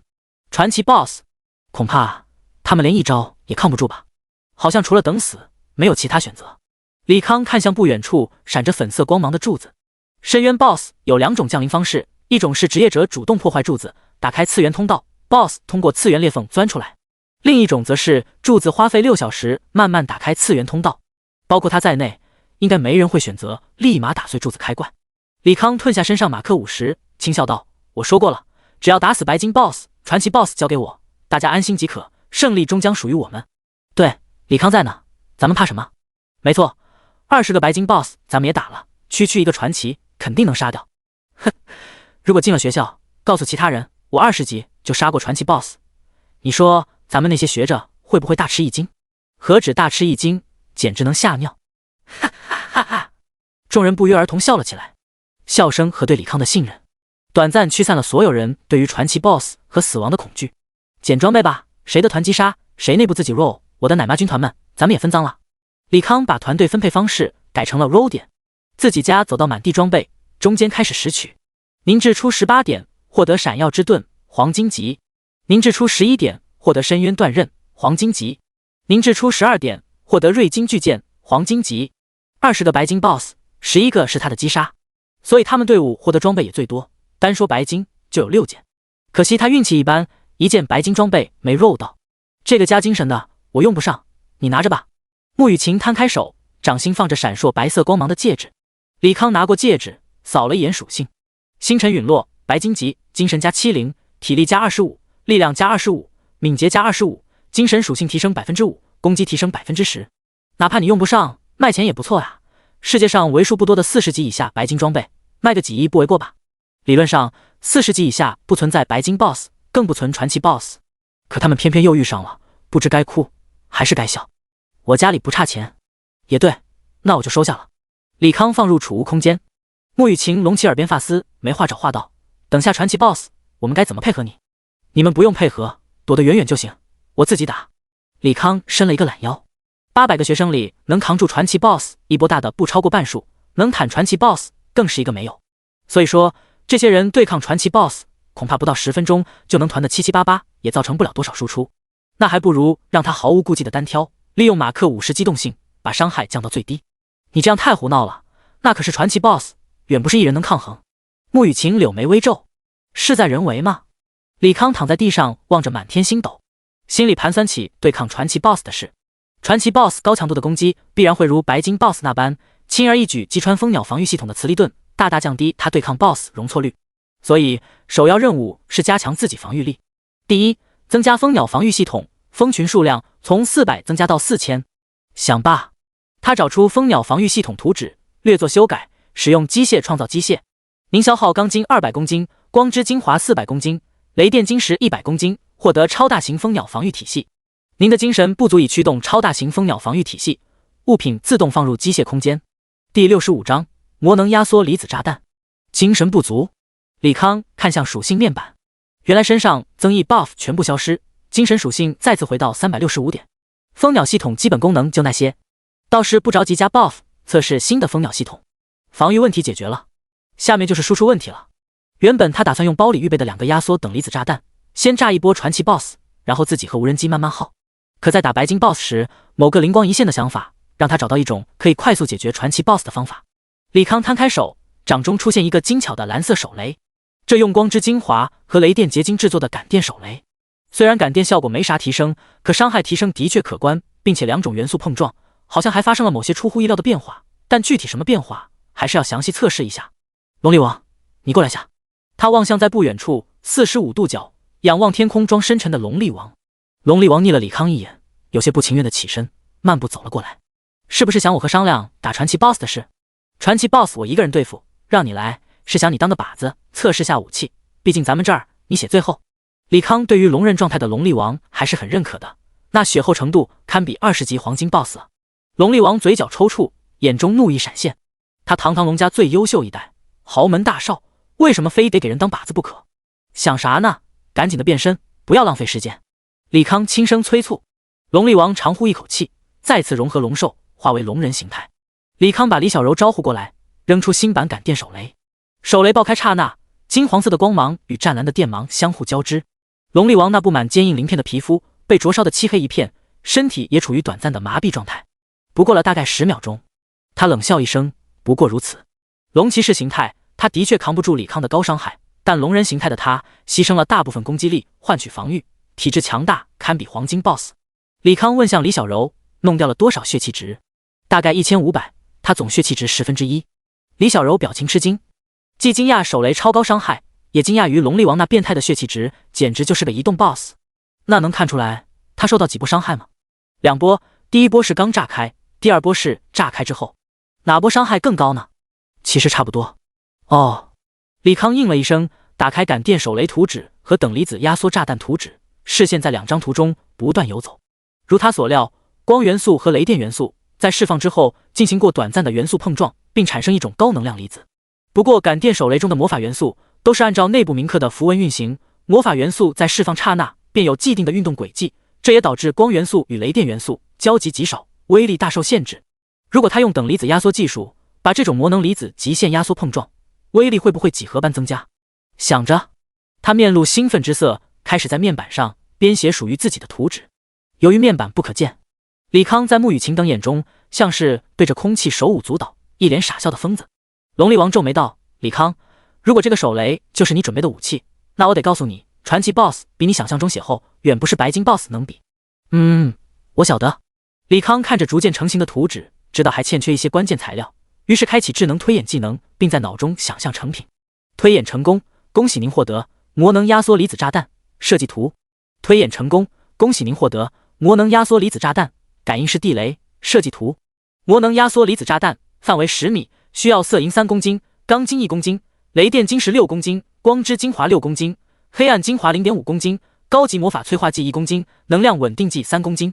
魔能压缩离子感应式地雷范围10米，需要色银5公斤，钢筋1公斤，雷电晶石6公斤，光之精华6公斤，黑暗精华 0.5 公斤，高级魔法催化剂1公斤，能量稳定剂3公斤。穆雨晴，你有能量稳定剂吗？李康这才想起，他好像并没有准备多余的能量稳定剂。高级魔法催化剂倒是还有1吨的富余，我找找。穆雨晴在储物空间翻了一会儿，摇头道：太便宜了，家父没有塞给我，这就难办了。李康打开图纸看了起来，少了稳定剂，那就只能去了黑暗精华，删减图纸中压缩装置，做成魔能炸弹，爆炸伤害上要大打折扣。李小柔笑道：咱们这么多人呢，挨个问问，说不准有呢。我和你去问。穆雨晴拉着李小柔手走向人群。不一会儿，一个胖子屁颠屁颠跟着2姐妹回来。老板，小的我有能量稳定剂，但价格嘛，可能贵一点。马小云搓着小手，一脸市侩的笑着。李康也笑问：如果报了你，应该1毛不用花吧？老板，你说啥呢？我就是开个玩笑，你看你还当真了？咱俩兄弟说钱就俗了。马小云讪笑一声，手虚空一挥，地上出现1桶桶能量稳定剂。你说也巧了，这东西是我天马的辅助饲料，能存在兽虫的储物槽里，所以我存了不少，不够我还有，应该够了。李康收入机械空间，开始制作炸弹。您消耗色银5公斤，钢筋1公斤，雷电晶石6公斤，光之精华6公斤，黑暗精华 0.5 公斤，高级魔法催化剂1公斤，能量稳定剂3公斤，获得魔能压缩离子炸弹，感应式地雷，范围10米。不一会儿，系统提示音响起，您制造的物品缺少关键材料光之精华。他看着归零的光之精华，哪怕不是自己买的材料，可这一下用光也觉得十分心疼。50个魔能压缩离子炸弹，50个魔能压缩离子感应式地雷，材料花费总价值超过20亿，但愿能炸死 BOSS。 心念一动，50个地雷整齐地排列在地上。龙力王，你找一些人帮我把这些雷埋在柱子周围，25米一个间隔。这就是你的新武器，要不要我再试试威力？龙力王问道。不必了，我怕你试试就试试。没什么，这个威力大概是那手雷100倍，这样你该有个概念了吧？李康笑着解释。龙力王点了点头，走到人群中招了50个人，一人抱着一个地雷，拿着各自武器，在地上挖坑埋雷。搞定了。龙力王走了回来。李康对自己团队的人说道，我这次不需要太多精神，你们给我加1小时以上的增益 buff 即可，我 buff 消失之前会飞过来找你们续上，队伍我就退了，我怕 boss 有强制位移技能把你们也拉过去。说罢，他退出团队。李小柔等人也开始给李康加 buff， 不一会儿面板精神到了1280。李康把所有蜂鸟召唤出来，4000个菱形多面体如一条东方巨龙漂浮在空中连绵不绝。他打了个响指，鸟群相互组合变成一条可容纳50人的小船，大家分批上去，我会送你们到深渊边界。李康，你真要自己打 boss 啊？会不会太冒险了？穆雨晴和李小柔等人都面露不忍，他们觉得让李康独自面对不可战胜的 boss 太过残忍了。第66章，惨烈的对抗，鹿死谁手。放心，我应付得来。李康笑了笑，看向那艘蜂鸟组成的小船，此刻已经站满了人，船速有点快，站稳了。说完，小船周身蓝芒闪烁，化作一道流光飞往天际，待所有人都送往边界处，李康也穿上马克50，来到柱子上空。4000个蜂鸟也四散而开，像是那满天星斗一般，是死是活就看这一次了。他深吸一口气，肩部发射6枚导弹，击中柱子。轰！柱子应声炸裂，粉色的光芒直冲天际，再慢慢消散。随着消散的光芒，一个略显消瘦的方脸大叔慢慢显现。他身穿灰蓝色制式大衣，右手一把长剑闪着寒光，右手拿着口径50厘米的巨炮，背部还有一把某种骨头制作的巨弓和一把法杖。啧，终于来到这个世界了，可惜规则限制，本尊实力百不存一。方脸大叔放肆大笑。克雷尔斯深渊军团副指挥官，传奇级，等级30，职业剑圣、枪炮师、植物系魔导师、天之游侠。技能高智商的人形怪，这职业也太操蛋了吧，1个近战3个远程。李康苦笑一声，马克50手中多了一个魔能压缩离子炸弹，轻轻抛出之后，一个蜂鸟炮台发射电磁光束，推动炸弹直奔克雷尔斯。克雷尔斯第一时间抬头看向炸弹，他嘴角微翘，轻声道：树盾。无数植物拔地而起，相互交织，变成一堵墙。魔能炸弹碰到树墙，轰然炸裂。乳白色的能量团吞噬了 BOSS。 哎呀，该死的异域人，竟敢冒犯本将军，我要将你碎尸万段。 BOSS 传来痛苦的吼声。李康眉毛一挑，能让 BOSS 惨叫成这样，看来炸死对方这条路很有戏。还没高兴一秒，数不清的箭矢向他袭来，每一发威力都不弱于4转职业者亲力一击。他在空中灵活的躲避，如果有躲不掉，蜂鸟会张开电磁盾帮着阻挡片刻，一有机会他便用蜂鸟的电磁光束和束流炮攻击，待 BOSS 应接不暇时再补上一发压缩等离子炸弹。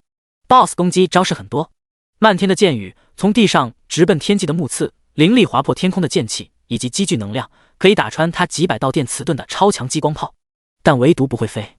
这边奈何不了有超音速机动性的马克50。两人从清晨交战到晚上，不管是地上的离子地雷还是他身上的离子炸弹已经全部耗尽，并且在这期间至少有上千发束流炮和电磁光束击中 BOSS。 可 BOSS 虽然模样狼狈，但却没有丝毫濒死的模样。这血也太厚了吧。李康扫了眼一旁 buff 栏，开启机械创造技能，选择微型黑洞发生装置。您消耗钢筋20公斤，黑暗精华10公斤，高级魔法催化剂10公斤，获得微型黑洞发生装置。他招出一个马克3号，充作死士，举着微型黑洞发生装置来到 BOSS 面前。 BOSS 看到迎面来的马克3号，好似知道要发生什么，脸色一变，疯狂的攻击马克3号举着的圆台。可惜钢筋制作的装置耐久高达10万，哪怕是 BOSS 也无法在短时间彻底击毁。黑洞缓缓开启，巨大的引力撕扯着 BOSS。李康飞往边界之处，让李小柔等人续上了 buff， 立马往回飞去。穆雨晴看着那远去的身影，惆怅道：“你说他能赢吗？我们只能信任他。”李小柔搂住了自己表姐，其余人也都望着消失在天际的李康，久久没有动作。李康回到 BOSS 附近，趁着 BOSS 被黑洞牵引无法动作，招出30多架无人机，并且所有蜂鸟全部变为炮台形态，全力输出一波。蓝色的光束吞噬着克雷尔斯，该死的异域人，我一定要把你碎尸万段！克雷尔斯怒吼一声，浑身燃起赤红光芒，周身出现无数把利剑缓缓升到空中，形成一个巨大的剑阵，把李康裹挟其中。同时耳边响起系统机械式的提醒声，系统提示克雷尔斯牺牲最后血量，换取短暂的封印解放。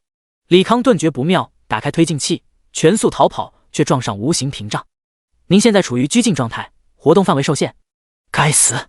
他看着周边蕴藏巨大能量的剑阵，脸色铁青，转而又重重一叹，避无可避，那就只能硬抗了。转瞬间，所有蜂鸟归拢在身侧，张开数以百计的磁力盾，把他团团围住。然后他招出反浩克装甲，穿着马克50进入内部。哈哈，异域人，接受我的怒火吧！克雷尔斯手持长剑缓缓升空，直至来到李康头顶之上，整个人化成一股巨剑，狠狠砸向李康。同时剑阵中也出现道道凌厉剑气，从四面八方刺向剑阵中的敌人。巨剑和剑气不停地击溃蜂鸟张开的电磁力盾，直至来到近前。反浩克装甲高举装配的钢筋盾牌，脚步推进器火力全开，与那巨剑相互碰撞，轰隆一声巨响，钢筋盾牌出现道道裂纹，巨剑来势不减。反浩克10万耐久以极快速度降低，最终在4万左右止住巨剑的攻击。巨剑也显现人形，李康眼睛微眯，立马发射导弹攻击 BOSS， 但 BOSS 却转瞬来到他下方，再次化为巨剑向他袭来。他使用机械修复，恢复了反浩克装甲1万点耐久，继续与之对抗。这一次，反浩克装甲在巨剑攻击下直接溃散崩坏。马克50划出盾牌，勉强接住这一击。BOSS 再次回到头顶。李康穿上第2个反浩克装甲，现在比的就是剑阵坚持的久，还是他坚持的久。时间慢慢流逝，李康身上最后的反浩克机甲炸裂，身上的马克50也因为纳米材料消耗，变得不再残破不堪。他拿出最后一瓶治疗药水，仰头灌下，抹了一把脸上的血，看向周围逐渐溃散的剑阵，还蓄势待发的巨剑。最后一击吗？看鹿死谁手。第67章击杀，连升3级。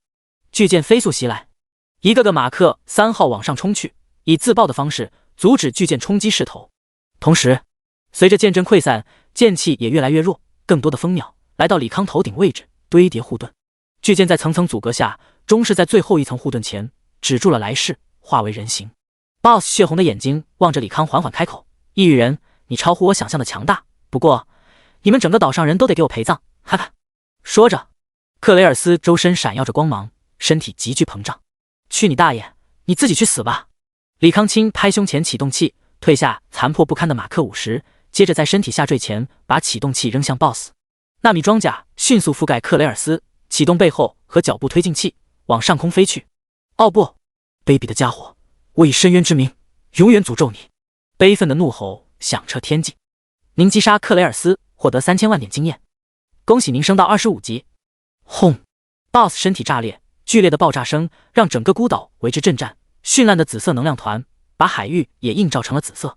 岛边的学生惊恐地望着天空，那能量团，那恐怖的毁灭气息，让人不自觉为之颤抖。完了，这下死定了！这他妈是什么招式？我感觉5转强者也未必能抗衡。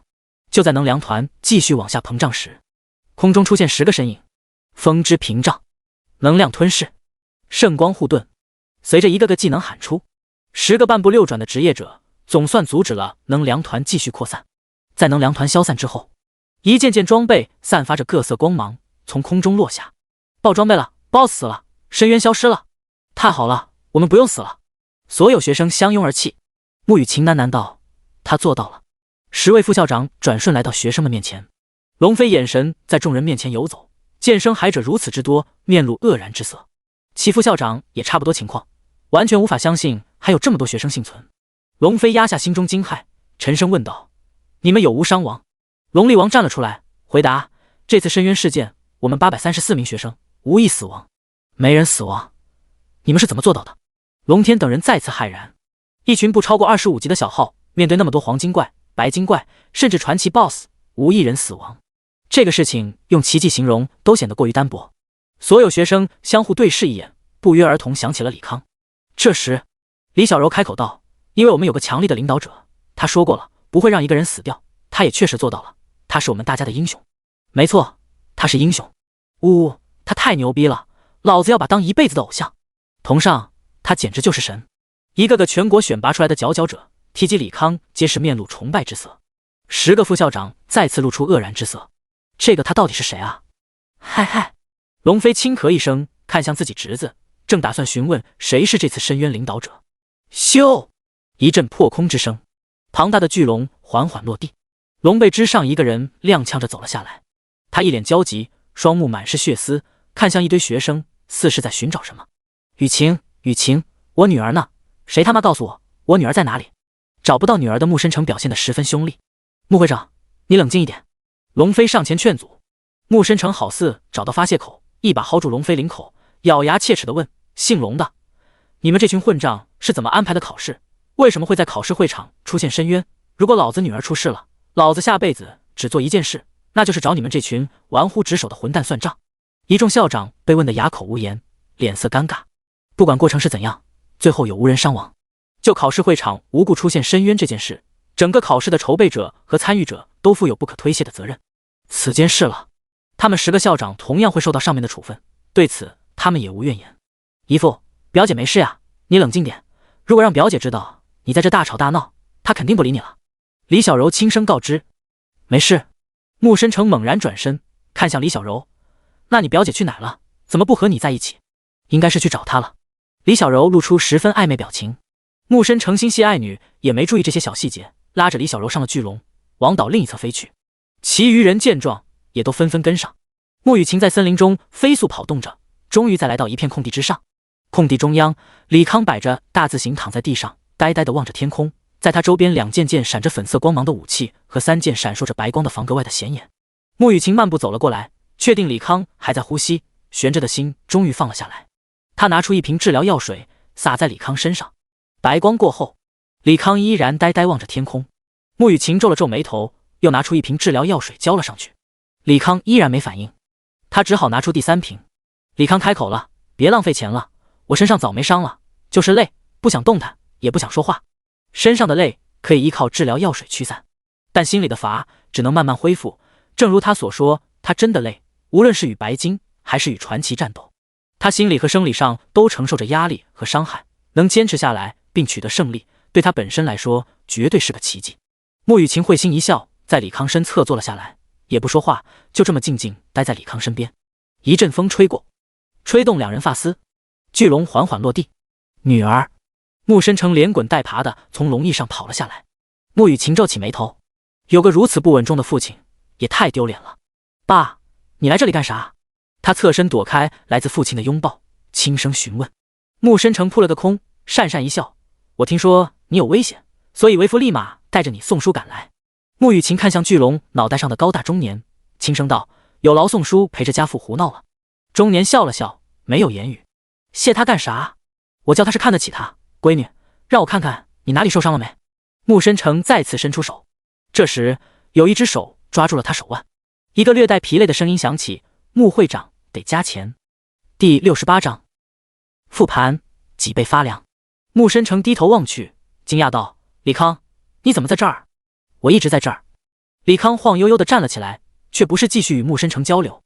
他走到散落一地的装备，捡起了战利品。“您拾取了克雷尔斯的魔杖传奇级。您拾取了征服者长剑传奇级。您拾取了愤怒胸甲白金级。您拾取了愤怒护腿白金级。您拾取了愤怒靴子白金级。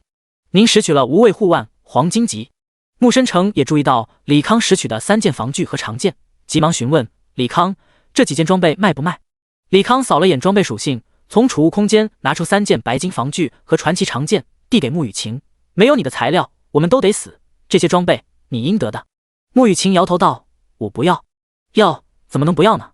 闺女，你要是心里过不去，爸给钱，按照50级粉装和白金套装价格，溢价2倍。”穆深成直接替女儿把装备收进储物空间。李康无所谓道：“行吧，就当卖给你，但一码归一码，您欠我的人情也得记着。等到京城后，我去拜访您，让您帮炼这些金属，没问题吧？马克50毁了，他得再找炼金师弄些纳米金属。身为6阶炼金师的穆深成，无疑是最好的人选。嘘，李兄弟的作为，穆某心里有数。到了京城，且看穆某行动即可。穆深成赶忙说道。如果让闺女知晓，他格外叮嘱李康暗中相助，那还不得炸锅。穆雨晴俏脸寒冰，他又不是傻子。从大考中，李康对他各种偏护，结合李康左一句家钱，右一句人情，父亲肯定许以重力，让李康看护于他。放在以前，他肯定要大发脾气，可看在李康为了大家奋不顾身的份上，他也只能忍怒，等回家再和父亲算账。同时，他得知李康对自己好，只是某种交易，心里也有些气馁和失落。一阵飓风袭来，龙飞等人赶了过来。李康，大家说的领导者，应该就是你吧？龙飞满眼欣赏地望着李康，李康也看向龙飞，淡声道：什么领导不领导的，无非是赶鸭子上架，不得已搏个活命的机会。龙飞见李康态度冷淡，也不恼。这次深渊事件虽然是境外势力针对，可追根溯源，还是我们考虑不周。你心里有怨气，我理解。你放心，此事我们会给你和其他学生一个满意交代。但愿如此。李康点了点头。老板，李康，团长，偶像。随着不同的称呼，一群人向李康涌来，把他高高举起，抛向天空。龙飞看着这些学生如此推崇李康，也乐见其成。每一代总要有个领头人，而李康通过此次深渊事件，全方位向世人证明了他的优秀。只要半路不夭折，成就不会低于他们这些老家伙。京都学院副院长笑道：不知李康这小子用了什么策略，打死了传奇 BOSS。一看便知。龙飞打了个响指，数以百计的水晶球从四面八方而来，最终汇聚成一个直径超过2米的大号水晶。他轻轻一点，一幅实时画面出现。画面从深渊开启时播放，岛内所有人浑然未觉，还在 PK 之中，黑雾不知不觉已经出现。加个速吧。画面以10倍速播放。学生们极度恐慌，得知处在深渊，相互争吵。李康出现，控制局面，制定策略，分配团队，制造大量机甲，参与战斗，一直到杀死所有白金 BOSS 之后，便是长达6小时休憩时间。哎，怪不得这群学生能打过白金 BOSS， 原来李康一人便承担了输出、强控以及坦克的职能。龙飞叹声道。其他人深以为然的点头。穆深成则是看向随行的中年男人：老宋，如何？这人我们要了。中年人语气淡淡：呵呵，你们着什么急？等李康到了50级，你们10大工会再去抢吧。眼下着急的是我们10大名校，你们抢你们，我们先内定他来工会，两者不冲突。中年人微微一笑，好像要打传奇 BOSS 了，这小子技能又有新花样了。龙飞等人又看向画面，只见蜂鸟组成的船把人全部运送到边境。李康身穿机甲来到柱子上方。此刻，龙飞等人好似意识到什么，神色变得古怪。等李康发射导弹击中 BOSS， 终于有人忍不住叫道：他竟然想单挑传奇 BOSS， 这是疯了吗？别说区区一个2转玩家，就是他们这些穿着传奇套装，身上有1、2件史诗武器的5转强者，也不敢单挑同级传奇 BOSS 啊。他应该没疯，因为 BOSS 死了，他还活着。画面还在继续，前面李康与 BOSS 相互对抗，走位和意识堪称完美，没有任何可指摘。到最后 BOSS 发动剑阵，李康硬抗大招。众人哪怕知道李康活了下来，带入彼时情景，也都瞪大眼睛，大气不敢喘一下，生怕自己呼吸之间这个天才就会被秒掉。尤其穆雨晴和李小柔看到双眼微红，捂着小嘴，既感动又难过。最终 BOSS 自爆，李康给 BOSS 穿上机甲，飞往空中最高点。众人又是脊背发凉，汗毛根根直立。多亏李康在瞬息间做了正确的决定，不然 BOSS 自爆的能量团足以吞噬岛内学生，最终无人生还。他们这些主考官也要背上最大的刑责。看来这人情是欠大了。穆深成终于明白李康那句加钱是何意思了。这别说加钱了，让他磕头都得答应啊，毕竟妻女才是他的全部。第69章工会邀约。龙飞大手一挥，把水晶球收入空间，表情凝重道：李康单挑 BOSS 这是不能传出去，不然以敌对势力疯狂程度，一定会针对性袭杀李康，肯定不能传出去。这群狗日的混账，为了扼杀我国崛起，可谓是无所不用其极，连在考场激活深渊这种事也能想到。能在孤岛内提前布置深渊，必然内部有奸细存在。我觉得这次成绩也别公布了，省得那群人顺藤摸瓜，找到蛛丝马迹。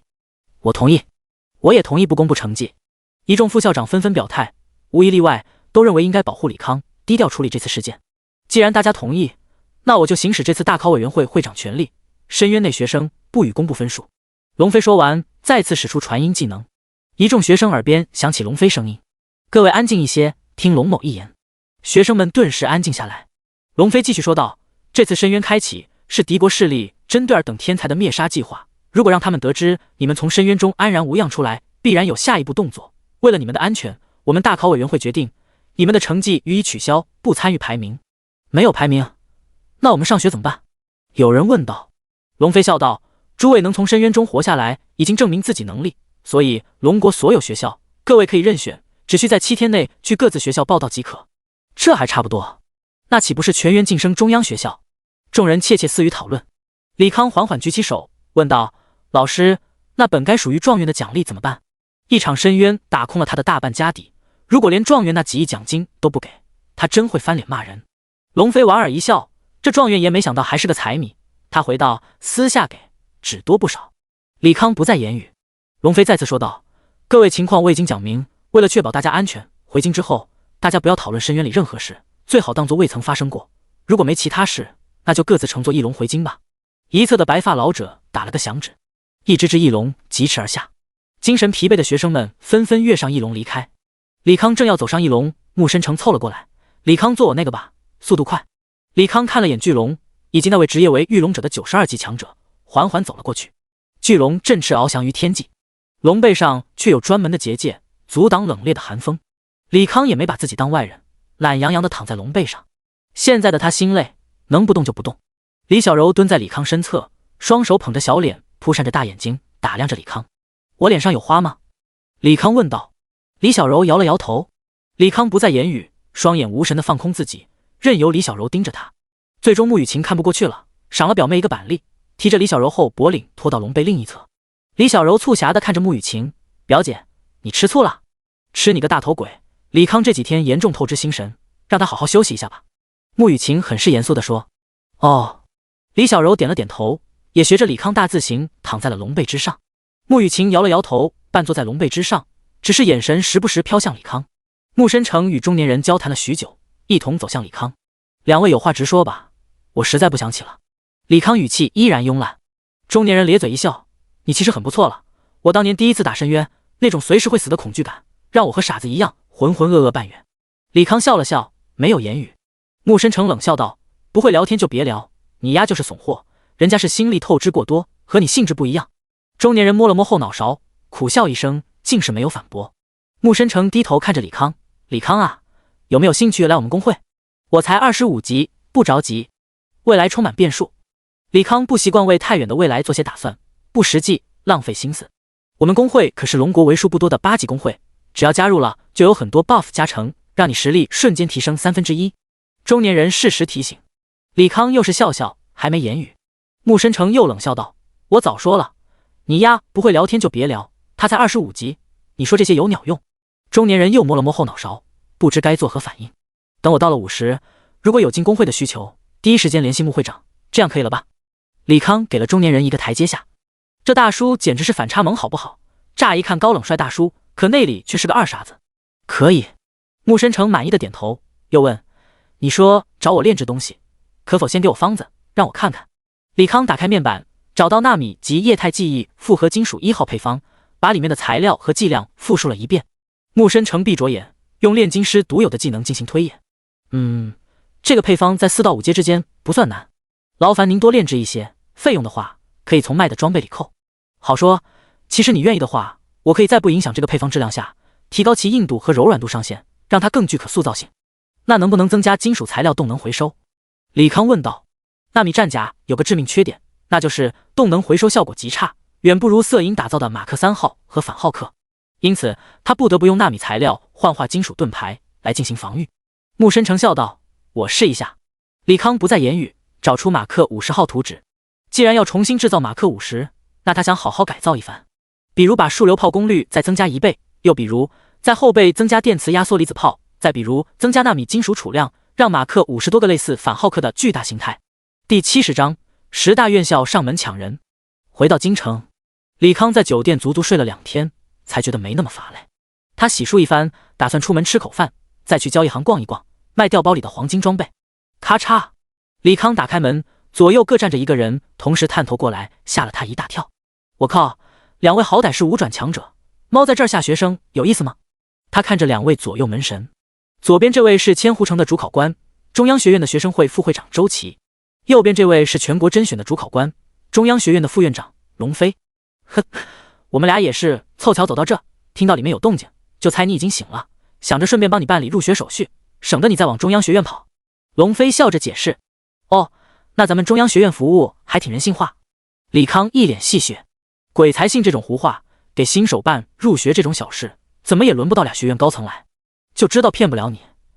那咱们打开天窗说亮话。龙飞边往房间走边说道，李康，你现在是香饽饽，今年最优秀的800个学生，他们都服你，你要选择一个学院，起码有大半人会跟你进去，而我们中央学院贵为龙国第一学府，绝不允许1半以上珍贵生源流失。了解。李康伸了伸手，示意坐下聊。中央学院能成为第一学院，是因为享有最好的资源和生源，两者缺一不可。如果因为他失去了近半生源，很可能遭遇变数，被其他9大学院从第一宝座上拉下来。两位领导日理万机，总不能为了我天天当保安守在门口，所以我也直言不讳了。对我来说，中央学院是最佳选择，但不是唯一的选择。假如有学院能给予我足够心动的筹码，我可能会改变心意。说完，李康看向龙飞，等待龙飞开出条件。谁知龙飞两手一摊，不好意思，我们中央学院完全遵行丛林法则，所以在学校的新生起点相同，能得到多少资源靠你自己本事，这是初代院长订立的铁则，我们不可能为了你改变，许诺某种资源倾斜。周琦又补充道，事实上，像我们这样主动上门邀请学生加入的案例，学院建立数百年中不超一手之数。这样啊，那我得听完其他学院给的条件才能给你们答复，抱歉，让两位白走一趟。李康站了起来，微微欠身表示歉意。龙飞和周琦对视一眼，对于李康的回答并不奇怪，一个能带领一众学生走出深渊的人，他必然是冷静到了极点，在什么时候做出什么选择都有自己的坚持。咚咚咚，门再次被敲响。哼，看来其他学院的人闻着味赶来了，那我们就不打扰了。龙飞施然起身，并从储物空间拿出一本笔记放在了桌子。门打开之后，一个中年人对着龙飞挖苦道，哎呀呀，这太阳打西边出来了，中央学院的人都纡尊降贵来挖人了，可我记得你们中央学院不是主打公平，难不成要破例给咱们状元一点资源倾斜？龙飞冷笑道，你信不信我们中央学院啥都不给，他最后还是选我们？你做梦呢，我们金华学院绝对给他一个无法拒绝的条件。中年人用力关上了门，满脸堆笑地走向李康。整整一天，李康都在家里接待各大学院的领导，这些学院开出的条件也都堪称优渥，比如学校的公用设施不用花费积分便可在无限制使用，所有学院的私人秘境享有优先进入权利，如果有任何副本攻略活动也可自主选择参不参加，参加之后可以优先需求自己想要装备，并且享有每年10亿的奖学金。可以说，除了中央学院，每个学院条件都是许以众筹，让他选择困难症直接发作。哎，太优秀也是一种罪。李康看着已经擦黑的天色，索性从酒店叫了食物，再当一天宅男。等待食物的空档，他随手拿起龙飞留的记事本翻了起来，笔记字体娟秀，应该是女孩之手。第一页竟对他的分析，李康疑似创造系职业者，创造机械物品与精神高度相关，权重。但他并不意外，在攻略深渊时他暴露了太多细节，有心人完全可以推敲个大概。第二页的内容就有点让李康头皮发麻了，左侧是马克3号草图，右侧是对马克3号武器分析，并且说出大部分武器运作原理。要知道，这个世界的物理科技水平约等于地球第一次工业革命，也就是18世纪就中期。试想一下，有个18世纪的人懂马克3号数流炮的冷核反应，并且把用什么材料工艺实现全都说了出来，除了某个高级文明穿越者，他想不出第二种可能。第二页，电磁无人机同样被列举了不少功能，包括核心的电磁机关枪设计思路，也都说的七七八八，还有改进意见，但很显然被撕了。第三页是他的蜂鸟防御系统，这个对方说的就一知半解，只是对电磁力盾说了一些建设性意见，与魔法盾做了某些类比，关键点也被撕了。第四页竟是他的冰冻手雷，上面竟然破解了他冰雷铭刻的法阵，只是道明这种微型铭刻工艺，哪怕是只有从未出现的8阶铭文师才能做到，并且有一行涂掉的页面，好像是针对冰冻手雷优化改造。第五页画的是对付传奇 BOSS 的魔能等离子炸弹，这个直接点明其原理就是魔法元素的复合反应，说它可以尝试用3种以上元素，用某种中和剂发生粒子反应，把范围性杀伤力聚集在一线上，对单一敌人造成更大伤害。人才！通过一知半解的录像可以推测全貌，某种意义上，这人等于劣化般的智能推演。可比之智能推演这种死板的技能，笔记本主人可以有主观的想法，只要这些想法合理，他完全可以用智能推演来完善。李康眼中熠熠放光，如果能和这笔记主人更深入的交流，说不定马克50能有更好的方案。咚咚，门再次敲响。第71章入学，学院的传统异能。李康打开门，望着龙飞，眼中毫无意外之色。钩直耳弦，离水3尺。可人家就算准他会跳起来咬钩，没辙。看来你已经看了那本笔记了，他分析的可对。龙飞笑问：把人介绍给我。李康懒得废话，和这些老狐狸讨价还价太累了。龙飞大手一挥，一颗水晶漂浮在空中。我们学校的老师只服务自己学生，你只要入学，学校会安排他成为你班主任。李康二话不说，把手放在水晶之上。比起其他学校给予丰厚的奖励，他更在意自身职业开发。水晶光芒闪烁之后，一个光点缓缓落在他胸口，是一个藏有东方神龙图案的徽章。恭喜你正式成为中央学院的学生，我代表中央学院全体师生向你表示欢迎。龙飞笑得很是灿烂。多谢，我想知道何时能看到自己班主任？李康问道。他需要尽快制作新的机甲，回到正常的升级轨道。你们新生是在3天后发放身份卡，正式进入中央学院，但我可以给你破个例，提前给你身份卡，让你去找班主任。龙飞手一摊，一张紫色水晶卡出现在手心。这是你的身份卡，里面有53000积分，其中3万是你省状元的奖励，另外2万是对你省状元身份不予公布的补偿。至于3000积分是入学统一发放的基础分，这些积分类似于货币，可以使用和购买中央学院设施和资源。对了，我这里还有张表，是周琦拜托我交给你，他说你愿意加入学生会，马上可以成为干事，你会获得每月至少5000积分酬劳。那需要付出什么？李康问道。天底下没有免费的午餐，既然给酬劳，必然要履行某些职责。其实学生会职责大同小异，稽查不守规矩学生，分担一些老师们日常事务，但你是干事，属于管理层，有活可以扔给手下干。龙飞笑着解释。李康拿过表格，那我就加入学生会，明天把表格交给周琦，他会带你找你想见的人，我就不打扰了。龙飞转身离去。李康回到屋里，拿出笔填了一下表格，便早早躺在床上。对了，报的装备还没看呢。他想起自己的传奇魔杖，赶忙从储物空间拿出来。这是一根不明金属打造的魔杖，魔杖顶端有一团青色的火焰，伸手触碰却不烧人。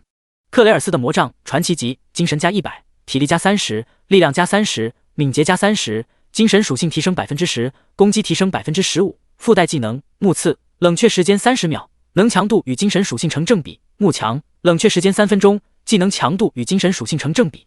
传奇武器竟然附带技能，怪不得那个克雷尔斯有那么多职业。李康竟有些期待30级自己带上这魔杖使用技能的样子了。次日，中央学院正门，造型像是2柄巨剑交叉，佩戴中央学院校徽的职业者穿梭于其中。2个战士打扮的学生与李康保持匀速步伐，往校园里走去。聊天的内容也都被李康听得一清二楚。老李，你们班团本进度到哪了？还是老二那里？机制太他妈多了，我们班主任怕出现伤亡，一直不敢强行开荒。我们也差不多，听说2班的人已经打到老4了，还报了2件白金。没辙，谁人家2班有个妖孽存在呢？你们说啊，咱们以前在自己省也是响当当的天才，可到了中央学院屁都不是。不管怎么说，终于熬到大2了，按照规矩应该得虐大一新生了。必须得虐啊，当年大3那群牲口仗着3转优势，可没少在练习场蹂躏咱们。说的我现在就想拉着新生去当陪练，好好虐虐菜。再等3天吧。咦，这小子他胸前佩戴的是不是蓝色徽章？其中一个学生看向李康，另一个也看向李康，点头道：没错，他是新生。2人对视一眼，快走几步，一左一右伸出胳膊，把李康揽在中间。学弟，还没开学就迫不及待来报道了？居左的黄毛笑问。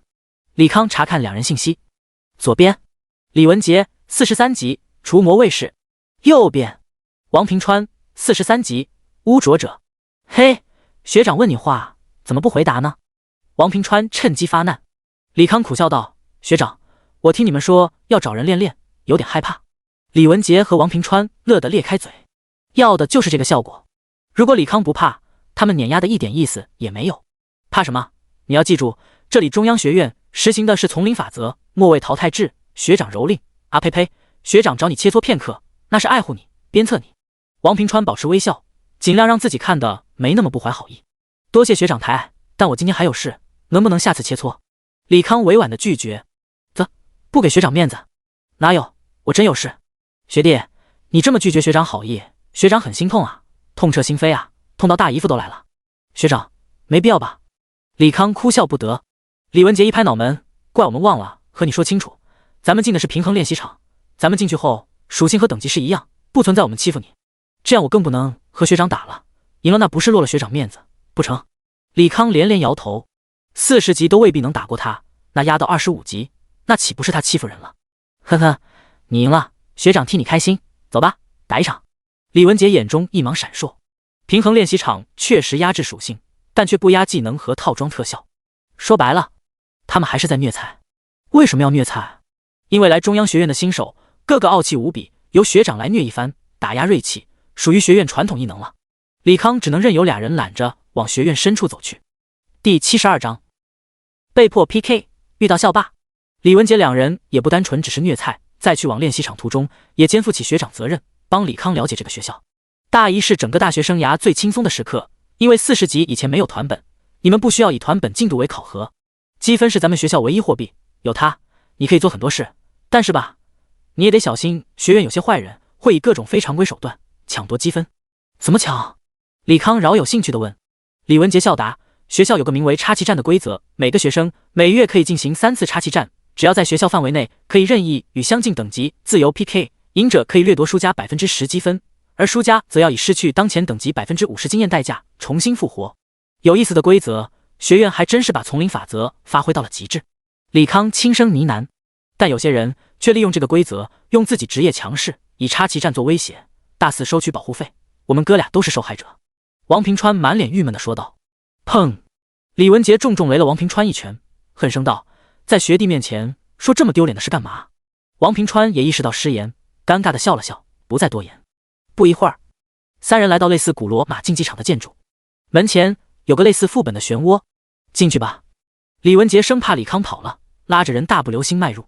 白光一闪，三人来到一个虚无的场所，场所内一望无垠，看似无限大，但仔细一看，又好像界限就在不远处。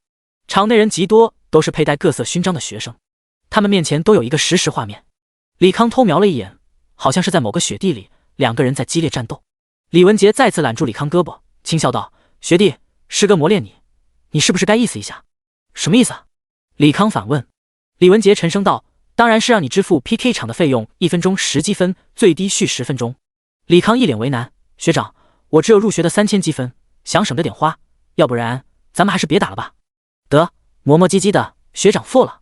王平川掏出自己水晶卡，在虚空中晃了晃，一个面板出现，上面有着详细的规则设定。天空之城公平竞技场 1v1， 王平川与李康搞定 ，Go！ 话音落下，两人来到一处透明的平台，四周流云随风飘过。王平川加上数个防御 buff， 朗声道，学弟，别说师哥欺负你，让你3招。可以。李康换出蜂鸟系统，改为炮台形式，8道电磁光束直奔王平川。好像不太对。王平川心生不妙，想要躲避，可惜已经来不及了，下一秒他已经传送出 PK 场。一旁的李文杰还没等打开实时转播，见王平川已经传送出来，不由得埋怨，姓王的，你有意思吗？秒人好玩啊，让你慢慢虐菜，培养学弟 PK 意识，并且享受学弟那种想赢又无法战胜咱们那种感觉，闪开，我去给你演示一下。王平川回过神来，一把抓住李文杰肩膀，眼眶有些红润，声音略带哽咽，老李，听我说，别去，今天到此为止了。李文杰看向王平川，疑惑道，老王，你是不是哭了？没有，我只是觉得我太不是人了，好好的来找什么虐，不来虐什么菜，学弟那么可爱，我们应该好好爱护，到此为止吧，刚好到饭点了，咱们吃饭去。王平川拉着李文杰往外走去。李文杰冷笑一声，你小子自己虐爽了，还不让我虐？没门。说时迟，那时快，他呼出面板进入了 PK 场。10秒后，李文杰出来，用袖子擦了擦眼角泪花，委屈道，被学长虐了1年，又被学弟秒了，我不玩了，我想回家，我记得我当年也是省状元啊，为啥这么弱？我劝过你了，你自己不听，遇上变态了呗。王平川已经调整好心态了，其实每一届都有那么几个变态，遇到他们输了也无可厚非。李康见两人没有继续意思，也退出了 PK 场。他微微欠身，多谢2位学长指教，受益颇多。两人嘴角抽搐。刚打就被秒了，你倒是给个指教的机会啊！走吧，累了。两人垂头丧气地走向正中央的漩涡出口。李康嘴角噙笑，跟在两人身后。其实这俩人还挺有意思，找他 PK 也是想炫耀学长身份而已，没太多坏心眼。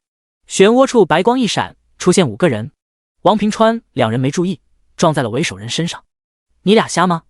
为首的紫袍男子破口大骂。两人回过神来，看到紫袍男子，脸色微微变化，赶忙道歉：“对不起，我们没注意。”说罢，两人让开道路。紫袍男子却没有放过两人想法，轻声道：“我如果没记错，你俩是5班和6班的人。”王平川两人赶忙点头：“哼，既然是同学，那我也不是不讲理的人，一人给我1000积分当做赔偿，我就原谅你们了。”紫袍男子拿出自己紫水晶卡。王平川两人苦笑道：“我们俩已经跟龙哥交过保护费了，一码归一码，撞了人就得赔钱，不赔的话，那咱们就插旗，我的3次插旗机会还没用吗？”紫袍男子咄咄逼人。王平川和李文杰对视一眼，只能自认倒霉，各自拿出水晶卡。算你们识相，一群小垃圾，见到大爷不赶紧让开，不和你们插旗就该感恩戴德了，麻利点，别耽误老子打 PK。 紫袍男子厉声催促。马上，两人设置好交易金额，正要碰触对方水晶卡完成交易。这时李康拿出卡，抢先碰触紫袍男子的水晶卡。李康向您发出交易请求，要求您支付2万积分，是否交易？紫袍男子看着面板上提示，额头青筋暴起。第73章学生会。李康看着紫袍男子，一脸无辜道：“学长，你为什么不点是啊？我他妈为什么要点是？你小子是不是有病？”紫袍男子双眼赤红地盯着李康。李康摇头道：“我当然没病了。那你问我要2万积分？”紫袍男子再问。李康指了指身后的两人：“我看你问他们要积分花，想着也问你要点花，刚入学才给了3000积分，完全不够呀。新生吗？难怪这么傲气，看来还没被人修理过。”紫袍男子看到李康徽章后，面露释然之色。他也是新生过来的，去年入校时，他们所有新生也是谁也不服，被上一届学生挨个教训后才没了气焰。只不过他是少数反过来给学长上课的硬茬。李文杰和王平川打了个眼色，赶忙把李康拉到身后，陪着笑脸道：“峰哥，这小子不懂事，等会儿我们帮您教训。”他们承认李康很强，可比起峰哥这个变态，还是要差上许多。毕竟这峰哥最擅长的就是在 PK 中一波把人带走。而且这个峰哥心眼极小，睚眦必报，如果让他惦记上了，以后出城都要小心挨冷箭，所以还是息事宁人为妙。你们俩的事待会再说，我现在要亲自和这小子 PK。 紫袍男子拨开两人，直视着李康：“小子，别说我不给你发财机会，咱们来局公平 PK， 你压3000，我压2万，谁赢谁拿走。”可以。李康欣然答应。送上门的积分不要白不要。他看了眼紫袍男子信息：蜂蜜46级，星辰术士。好，我会慢慢折磨你。蜂蜜冷笑一声，没什么比凌虐新手之后并拿走他所有积分更美妙的事了。想罢，他掏出紫水晶卡交纳积分，呼出竞技场面板，选择地图公平模式 1v1， 蜂蜜与李康赌注机制。这时李康弹出提示，请输入对应积分作为赌注。他正要输入，漩涡处白光一闪，一个穿着淡蓝色制式风衣的女孩出现。你们在干什么？女孩语气清冷。该死，她怎么来了？蜂蜜看到女孩，表情难堪。蜂蜜，你刚才说了什么？女孩双眸冰冷地看着蜂蜜。蜂蜜讪笑道：没什么，我说您不在学生会处理事务，怎么有空来 PK 场巡查？巡查校园也是我的职责。女孩视线扫过众人，最终落在李康身上。你是新生？李康轻声道：学姐好。冯圆圆48级，剑之死神。冯圆圆点了点头，又看向蜂蜜。蜂蜜，最近新生入学，你给我安分点，不然的话，我就算抓不到你威胁同学索要积分的证据，也要每月找你插旗3次。蜂蜜听到这话，心中怒火喷涌，可脸上还要陪笑。您放心，我肯定老实。刚才这新生差点王平川两人欺负，得亏我打抱不平，才没有事情。没辙，中央学院丛林法则，强者为尊。眼前这个小婆娘就是他们年级霸主之一，无人可撼动。对方真要每月找他插旗3次，那他就得每月掉1级半，不出半年就得末位淘汰出去。最好是……冯圆圆又看向李康，新生3天后才报到，你提前来干什么？一个老师让我去学生会找个人。李康轻声道：那跟我来吧。冯圆圆说着往漩涡处走去。李康看向王平川二人：你俩不跟上吗？哦，峰哥，我们先走了。李文杰冲着蜂蜜深鞠一躬，便跟了上去。退出竞技场，李文杰俩人依然愁眉苦脸。李康见状笑道：“如果他再找你们麻烦，随时找我，我有办法让你们在插旗战中赢。你就别担心我们了，我们俩再次也是3转隐藏职业者，打不过也跑得了。倒是你，才20来级，如果让蜂蜜惦记上，他随时可能在城外围剿你。”李文杰轻声提醒。冯媛媛闻言说道：“放心吧，我会再敲打蜂蜜，让他不找你们麻烦。那多谢冯姐了，没事的话，我先撤了。今天是练塔还没打呢，我也得走了，再见冯姐。”两人一溜烟跑没影，好像和冯媛媛相处比与蜂蜜恐怖几10倍。你也可以走了。冯媛媛看向李康，李康歪了歪头：“你不是要带我去学生会吗？”冯媛媛冷笑道：“学生会是只有成员能进的重要机构，无论哪个老师也不可能让一个新生去学生找人，你不过是想找个借口让我带你脱身而已。”李康竖起大拇指：“学姐厉害，我这点小心思全被你给识破了。哼，与其天天耍小聪明，还是把正事放在升级和副本攻略上，在中央学院强大才是唯一的话语权。”冯媛媛板着脸训斥。李康微微欠身：“受教了。行了，你可以离开了，以后夹着尾巴做人，没有那实力，少挑衅学院里强大的职业者。”冯媛媛又教训了2句，转身离去。李康嘴角轻笑，这学院有意思的人真多。不过对方说的没错，他得开始打副本升级，尽早练到30级，换上他的黄金套装和传奇法杖。中央学院虽然大，但有专门的摆渡车，每个摆渡车上也标明了目的地。20分钟，李康跃下漂浮在半空的摆渡车，走入大楼。或许是因为身上表格原因，他直接穿过了淡蓝色的结界，进入大楼主体。你是谁？为什么能进入大楼？一个学生骤然上前，一把泛着粉色光芒的匕首抵在他脖颈处。李康拿出一张表晃了晃：“我找周会长。新成员吗？那直接把表交给负责1年级的干事即可，不必劳烦副会长。”学生说完，才想起负责1、2年级的干事已经转为负责3、4年级，而新的干事好像还未选出。他收回武器，淡声道：“跟我来吧。”两人来到3楼，学生站在副会长门前，模样有些紧张，深吸一口气，才敲响门：“进来。”周琦声音传出。学生打开门，躬声道：“有个新生拿着学生会表格来找您，让他进来吧。”好。学生看向李康：“你可以进去。”李康微微颔首，直接推门而入。学生本想关门，可李康进门第一句话差点让他腿一软，后背发凉：“老周，忙着呢。”老周这么叫中央学院的冷面会长，这孙子找死呢！学生生怕被周会长怒火牵连，关上门一溜烟跑走。第74章讨论新机甲改造。周琦放下手中文件，笑道：“呵呵，你果然来了我们学校，明智的选择。喝什么？我给你倒去。”李康把表格放在桌上：“咱俩大男人也没啥好聊的，你还是带我去见班主任吧。”“急什么？你好歹是咱们学生会干事，总得走马上任一下，认识认识下属吧。3天后才正式报到呢，先带我去见班主任。”“哎，年轻人就是性子急，走吧。”周琦拗不过李康，只能带着他离开办公室。两人来到大厅，周琦喊住刚才的学生：“你通知一下2年级的学生会成员，3天后早上8点，新干事会与你们开个会议，布置这个学期任务。”“是。”学生赶忙应答。李康微微皱眉，只是当着学生面也不好说什么。等俩人走出学生会大楼，他才不满道：“我啥时候说开会了？再说，龙院长告诉我，这个干事不干活，白领工资，我才当的。你如果压榨我练级时间，那我不干了，你把表还我。就是走个过场，随便说2句，让他们知道你是领导，日常事务不用你管。”周琦笑盈盈道：“他说的没错，现在真不用李康出力，也出不了力。等对方3转之后，该出力了，想退出也晚了。”10分钟后，两人来到别墅区。周琦边走边说道：“这里房租2万2积分1年，学生会成员可以打8折。”“不住。”李康摇头，他对居住环境没要求，积分还是用在刀刃上好。到了。周琦停在一栋别墅前，直接推开门走了进去。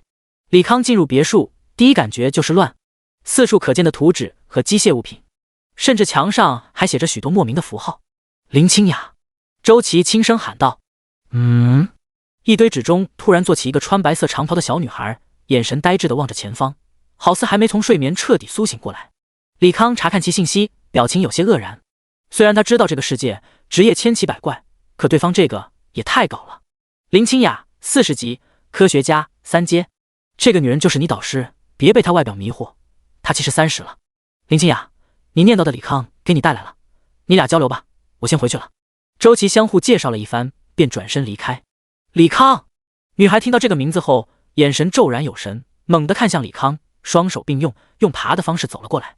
如果不是女孩长得还算可爱，配合那白袍和散乱的长发，这一幕活脱脱贞子显灵。好在林清雅来到李康近前，并没有再进一步动作，就这么直勾勾看着他。把你的东西全都拿出来，他急迫地说道。李康把多功能无人机和反浩克装甲以及蜂鸟系统全都照了出来。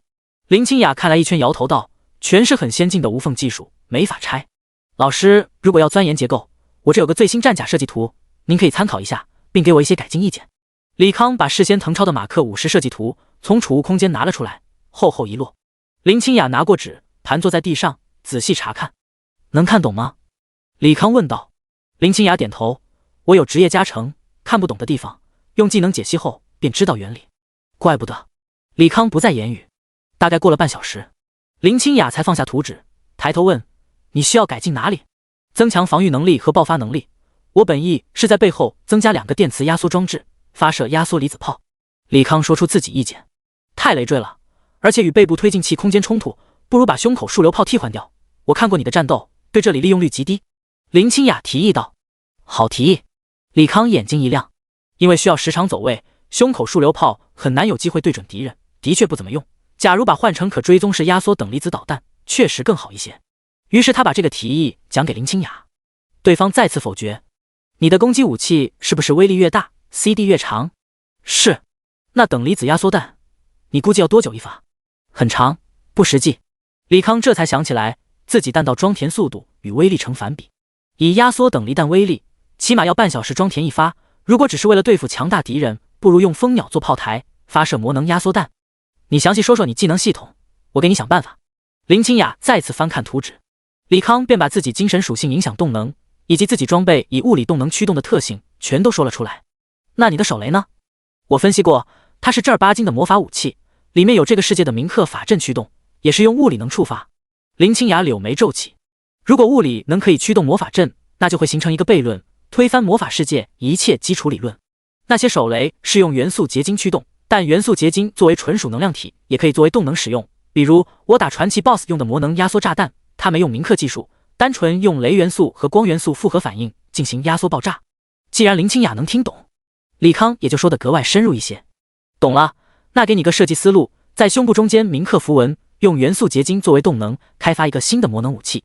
林清雅提议道。李康忙问，那你有什么好主意吗？只要具体的概念，我就可以造出来。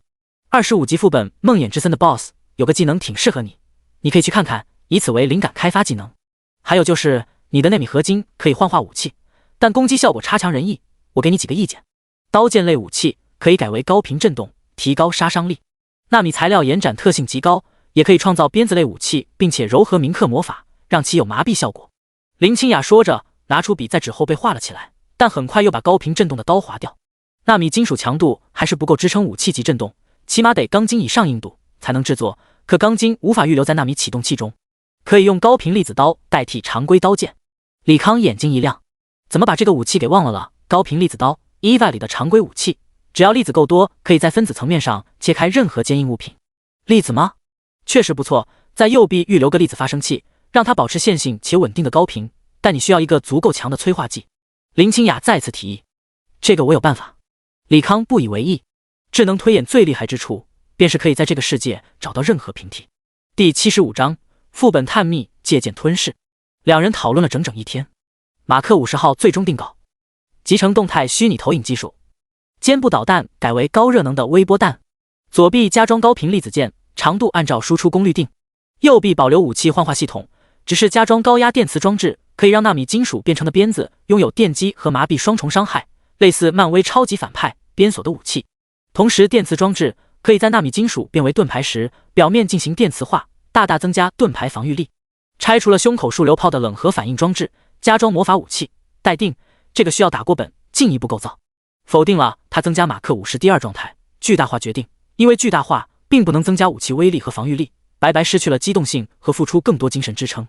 替代方案加快制造高达，以备不时之需，类似在遇到深渊那种窘境。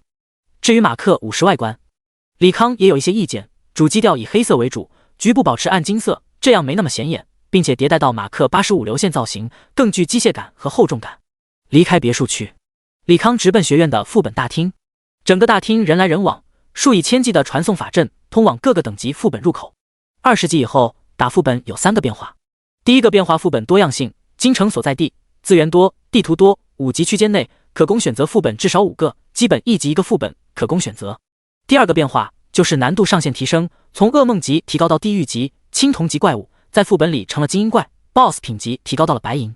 但3个变化，那就是打本次数，自然时间24小时内可以挑战3次副本。李康来到30级以下副本传送区，因为1年级生还未报到，这里极其冷清。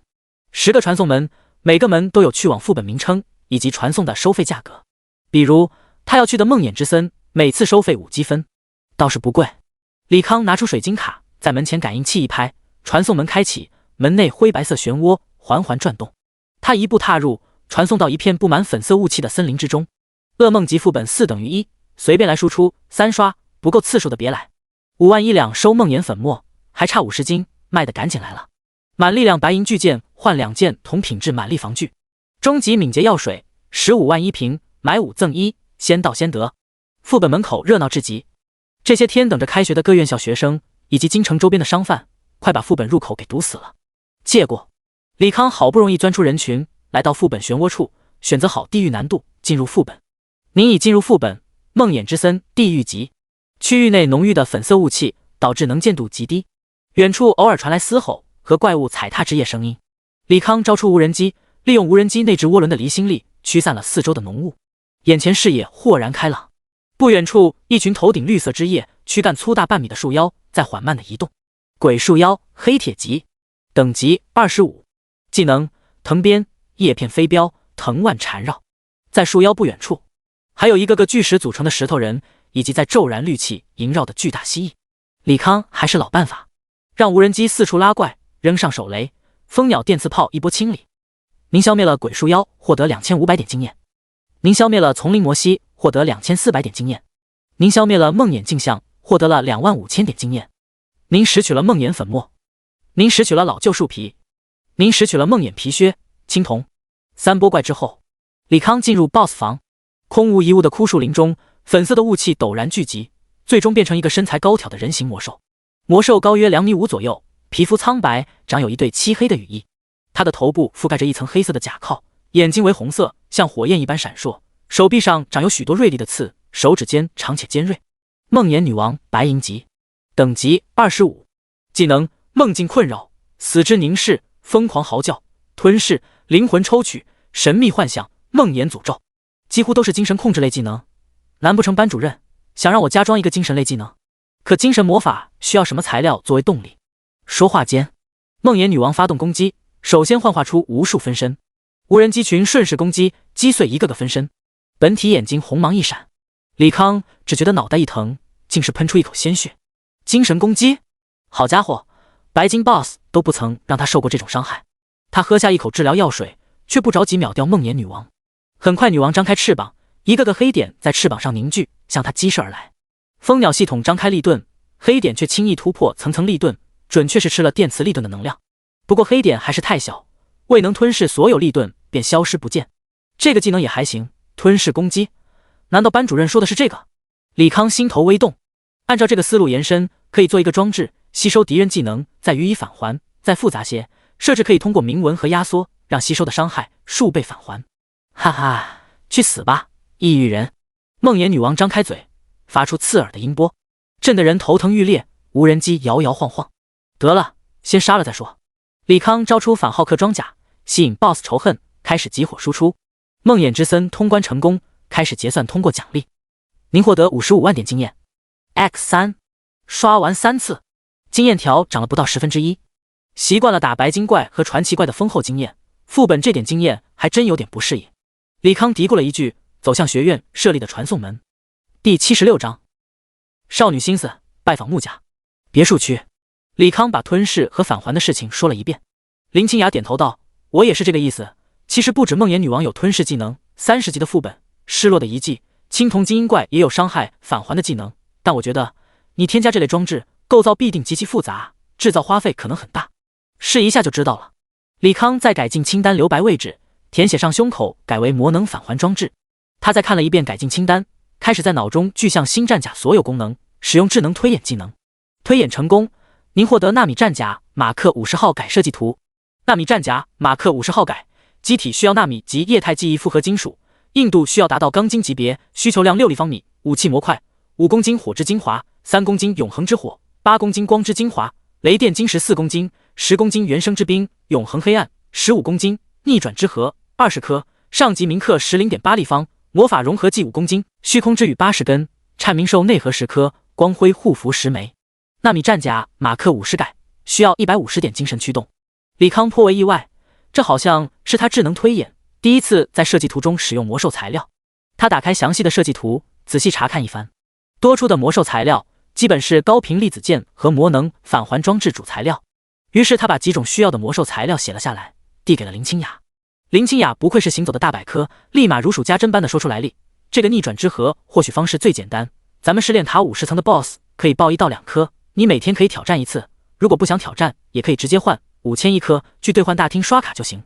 虚空之羽，城外一个35级的白银 BOSS，6小时一刷，一次可以爆20根，你也可以买，但这东西是40级可制作传奇装备核心材料，价格炒到1000万到1500万一根。颤鸣兽是40级黄金野外 BOSS，12小时一刷，但是数量不少，整个京城南北各有2只，内核的话一只可以爆1颗，很不幸它也是可制作传奇装备核心材料之一，而且爆率不是100%，价格在2亿左右。至于光辉护符，30级的黄金装备，所有30级副本都有几率掉落，价格嘛还是挺贵的，毕竟30级的首饰，它5为最均衡，还是光辉套装的关键部位，炒到3000万，但有价无市，爆1颗基本在副本能当场有人收走。这系统是不是玩我？李康一脸生无可恋，这材料要么花时间打 BOSS， 要么斥巨资去买，他现在最缺的就是钱和时间。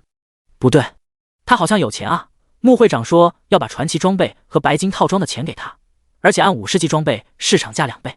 老师，问一下，50级传奇大剑和白金3件套防具价格多少？这个没法估价，传奇装备优势加额外技能和词条，很极品的卖几十亿、上百亿都行，但很鸡肋的也就几亿而已。白金套装也是如此，词条垃圾，比白金散件贵个30%，几千万一件，好的话也能卖到几亿一套。我看过那套装备，属性还凑合，按双倍算的话，给个几十亿不过分。李康刹那间腰杆子又直了起来，这下战甲材料钱有着落了。想罢，他告辞离去，直奔木深城居住地。1小时后，他来到一处飘在空中的别墅群下方，一个75级的4转战士走了过来，客气地说：“李先生，穆会长说有事要忙，请您自己从传送门上去。别墅群中最大的4栋别墅，最左边就是穆会长家。”多谢。李康道了声谢，走进传送门。不一会儿，来到漂浮的别墅群上方。令他意外的是，穆雨晴就在传送门前等着他。李康，你已经进中央学院了。穆雨晴看向对方胸口徽章。对，学院有个人对我很重要，只能选择中央学院了。李康随口回应，踱步走向那显眼的大别墅。其实叫城堡更贴切一些。在这个异世界，他又一次体会到强烈的贫富差距。很重要的人。穆雨晴心头一紧，咬了咬嘴唇，快步跟了上去。你副本打了没？打了，经验太少，我在想要不要去打秘境，尽快升到40级。李康回答。他能想到最快升级方法，第一，扫荡野外 BOSS， 但是抢的人太多，效率肯定跟不上。第二，那就是刷秘境。中央学院拥有全国2/3秘境传送门，并且可以使用积分兑换秘境门票，估计全部刷完了，短时间到40级没太大问题。这样不行的，很多秘境无法重置，你在低级时挑战到高楼层，那40级以后升级速度就会慢下来，无异于饮鸩止渴。穆雨晴点出刷秘境的弊端，也是这个理，多亏有你提醒，不然以后要吃大亏的。李康对着穆雨晴投去感激的目光。穆雨晴心中欢喜，但脸上还是面无表情道：其实咱们学院有类似秘境的日常副本，叫做试炼塔，每天都可以重置 CD， 经验也是极高，还有丰厚的材料掉落，据说进入排行榜前100，还有丰厚的积分和道具奖励。试炼塔吗？李康这是第3次听到这个副本了，第一次是从李文杰口中，第2次是从林清雅口中。既然是日常本，那么今天的次数可不能浪费，要到钱立马去挑战。别墅内，美艳少妇望着黑脸的穆深成，皱眉道：老穆，咱们女儿救命恩人要来，你不去欢迎去算了，怎么还黑着个脸？赶紧笑一笑，别让客人看笑话。穆深成冷哼一声：我女儿都快被人抢走了，我高兴个屁。什么意思啊？美艳少妇一脸困惑。穆深成闻言，一肚子苦闷，可算有地发现了，赶忙说道：“自打咱女儿回来，就魂不守舍，让她选学校也不选，说要等等，还有老爱自己一个人对着天空傻笑，这就是少女怀春啊。那和李康有什么关系？”“哦，你觉得咱闺女喜欢李康？”美艳少妇后知后觉。穆深成一溜烟跑到窗外，看到女儿和李康并肩而走，心里那个恨啊！他马上返回，从储物空间里拿出一团皱巴巴的纸团，“你看到了没？满满一页纸，全是李康的名字，这还不明显吗？”美艳少妇柳眉皱起：“你怎么又去翻女儿房间？她都是大人了，有自己隐私，你是不是变态？”“我没翻女儿房间，上次被她发现，挨了你一顿打，我早就老实了。这是我吩咐佣人从垃圾桶翻的。哎，说到底是我引狼入室了，就不该拜托李康在考试中照顾咱女儿，让她接二连三英雄救美，抢走我的宝贝女儿。不过这事没完，有我在，他俩成不了。”穆深成愤愤不已。美艳少妇揪起丈夫耳朵，娇斥道：“咱们女儿18了，她有追求爱情的权利，你个老东西，如果敢捣乱，看我怎么收拾你！”“我知道错了，夫人饶命。”穆深成赶忙服软。第77章追杀令，进士炼塔。吱呀，别墅大门打开，李康与穆雨晴踏步走入。美艳少妇笑脸盈盈的上前，拉着李康手道：“呵呵，你就是李康呀，常提雨晴提起，真是一表人才。”穆雨晴闻言脸色微红，埋怨道：“妈，你别乱说话，我什么时候提李康了？”“对，你没提，是爸常念叨。”穆深成板着脸上前。李康轻声道：“穆会长，不知我要的金属炼制好了没？到我书房说吧。”穆深成不想给李康与家人接触的机会。两人来到书房，穆深成摊开手，半空中一团不规则的液态金属，配方我稍稍改了一下，现在这纳米金属硬度已经在钢筋之上，延展性也比之前提高了10倍以上，动能回收能力高于色银20倍。当然这样造价也要成倍增长，不算我出手的费用，一立方造价10几亿开外，这些有8立方，收你100亿不过分吧？”“不过分。”李康笑着点头，但马上又补了一句：“可是我没钱，能不能先欠着？”穆某从不赊账。穆深成手虚空一抓，把材料收入储物空间。李康没有言语，等待下文。对方既然造了纳米金属，那除了给他，好像也没其他选择。其他人也没法造出使用的构造纳米粒子的控制器。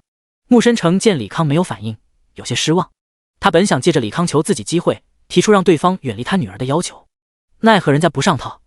他也懒得废话，按照原先计划，开口道：“我不赊账，也不爱欠别人人情。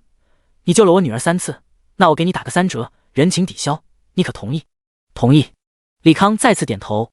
穆深成又拿出一张卡片：“你给我女儿的装备词条和属性尚可，按照市价2倍，我给你40亿，扣除纳米金属费用，你还有12亿报酬。拿走之后，咱们互不拖欠。”说罢，他大手一挥，纳米金属裹挟着卡片朝着李康飞去。李康心念一动，把金属收入机械空间，并伸手拿住卡片：“行了，咱们以后互不相欠，我就不留你吃饭了。”穆深成直接下达逐客令：“告辞。”李康果断转身离去。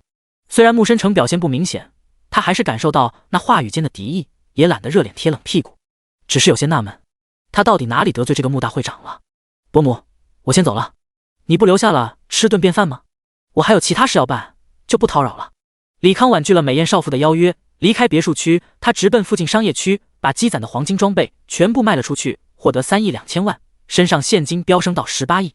这笔钱在3转职业者眼中也是一笔天文数字，可却不够李康战甲所需材料1半花费，还真是1分钱难倒英雄汉。他轻叹一声，蜂鸟化为羽翼，往学校方向飞去。实在凑不够钱，那也只能先抢 BOSS 报材料了。试炼塔高耸入云，塔外四周有6个进入塔内的传送门，每个传送门都排有长长的队伍，其中不乏一些快70级的4转学生。虚空之中有一个全息排行榜，第1名是一位66级的魔龙枪手，记录是78层，之后的前30名也大多在70层左右，有相通楼层便以通关速度决定优劣。在排行榜最右侧还有丰厚的奖励，比如前30名不仅有数万积分奖励，还有各种高级卷轴和符文可供选择。李康目光落在选择项中的高级技能卷轴，作为一个极度缺少技能的职业者，技能卷轴的诱惑力甚至高于100亿现金。30名吗？看看强度如何。他找了较短的队伍排着，没想到竟碰上了熟人。学长，又见面了。他笑着和王平川打招呼。王平川看到李康大吃一惊，随后左右看了一眼，把李康拉到一个巨树后方。你小子还有心思打试炼塔呢？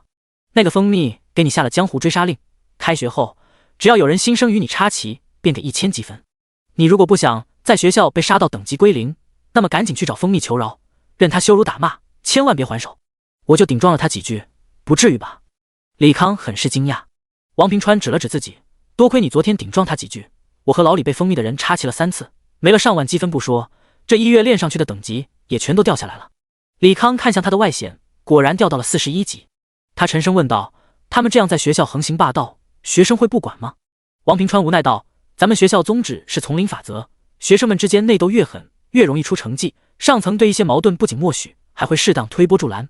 兄弟，听哥一句劝，认怂不丢人，如果被杀到踢出学院，那可就得不偿失了。我晓得了，我抽空去找蜂蜜解决这事。李康拍了拍王平川肩膀，便继续排队。王平川再次提醒，一定要快，不然开学之后新生的插旗战会让你崩溃的。李康比了个 OK 的手势。数分钟后，他消耗100积分进入试炼塔。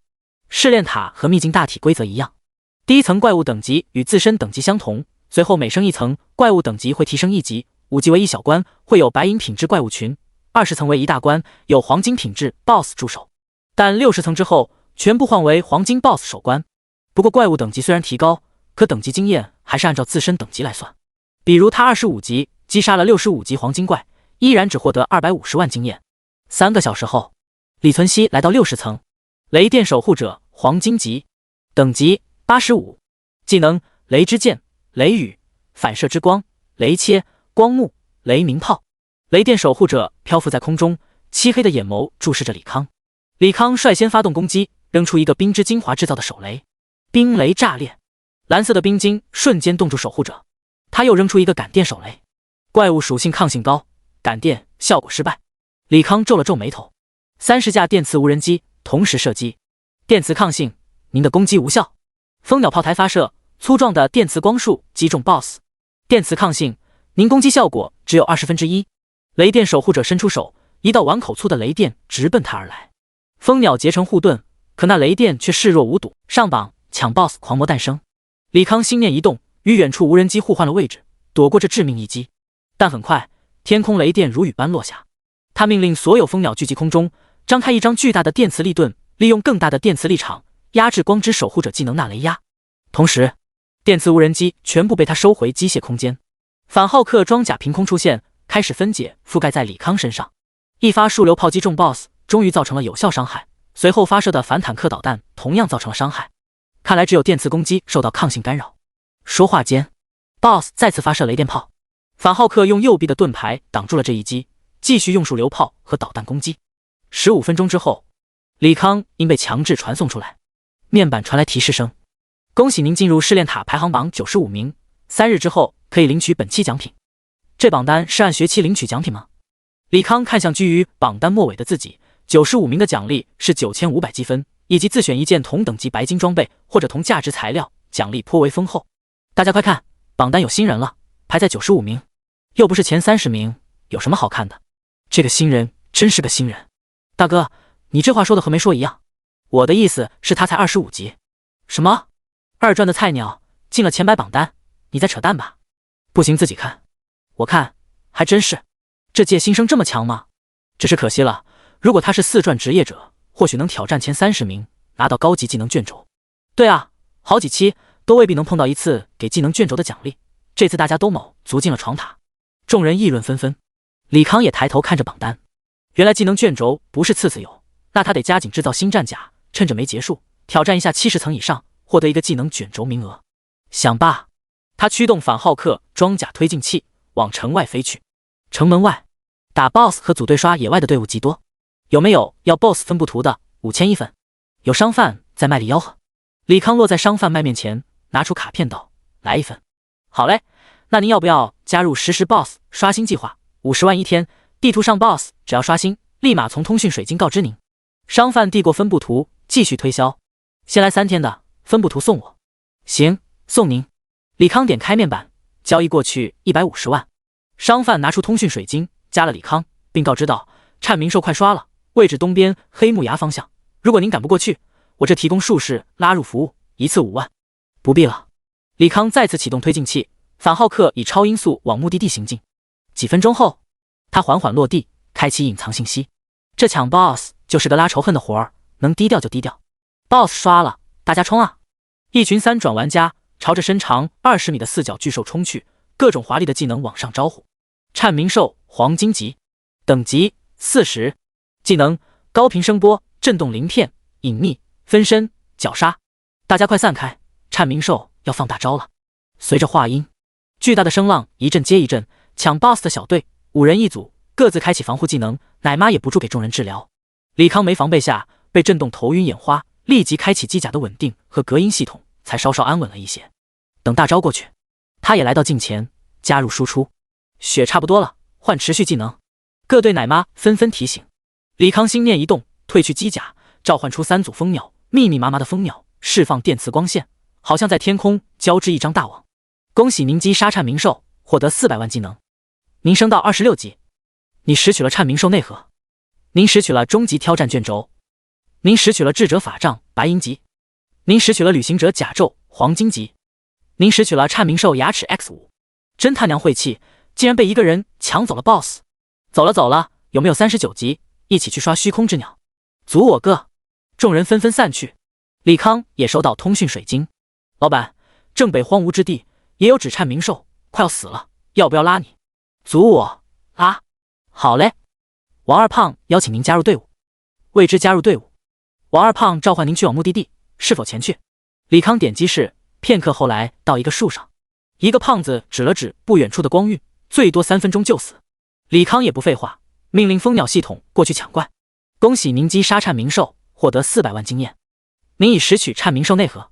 我操，又是你！2个 BOSS 都是你的人头，你开挂了吧？另一个被术士拉来打 BOSS 的人认出了李康，不住吐槽。李康没有搭理他，前往虚空之鸟那守株待兔。2小时后，虚空之鸟刷新，一个战士高高跃起，把巨鸟砸在地上。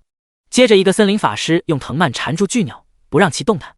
对付飞行 BOSS 最好办法就一直控住，不然 BOSS 飞到空中，攻略难度大大增加。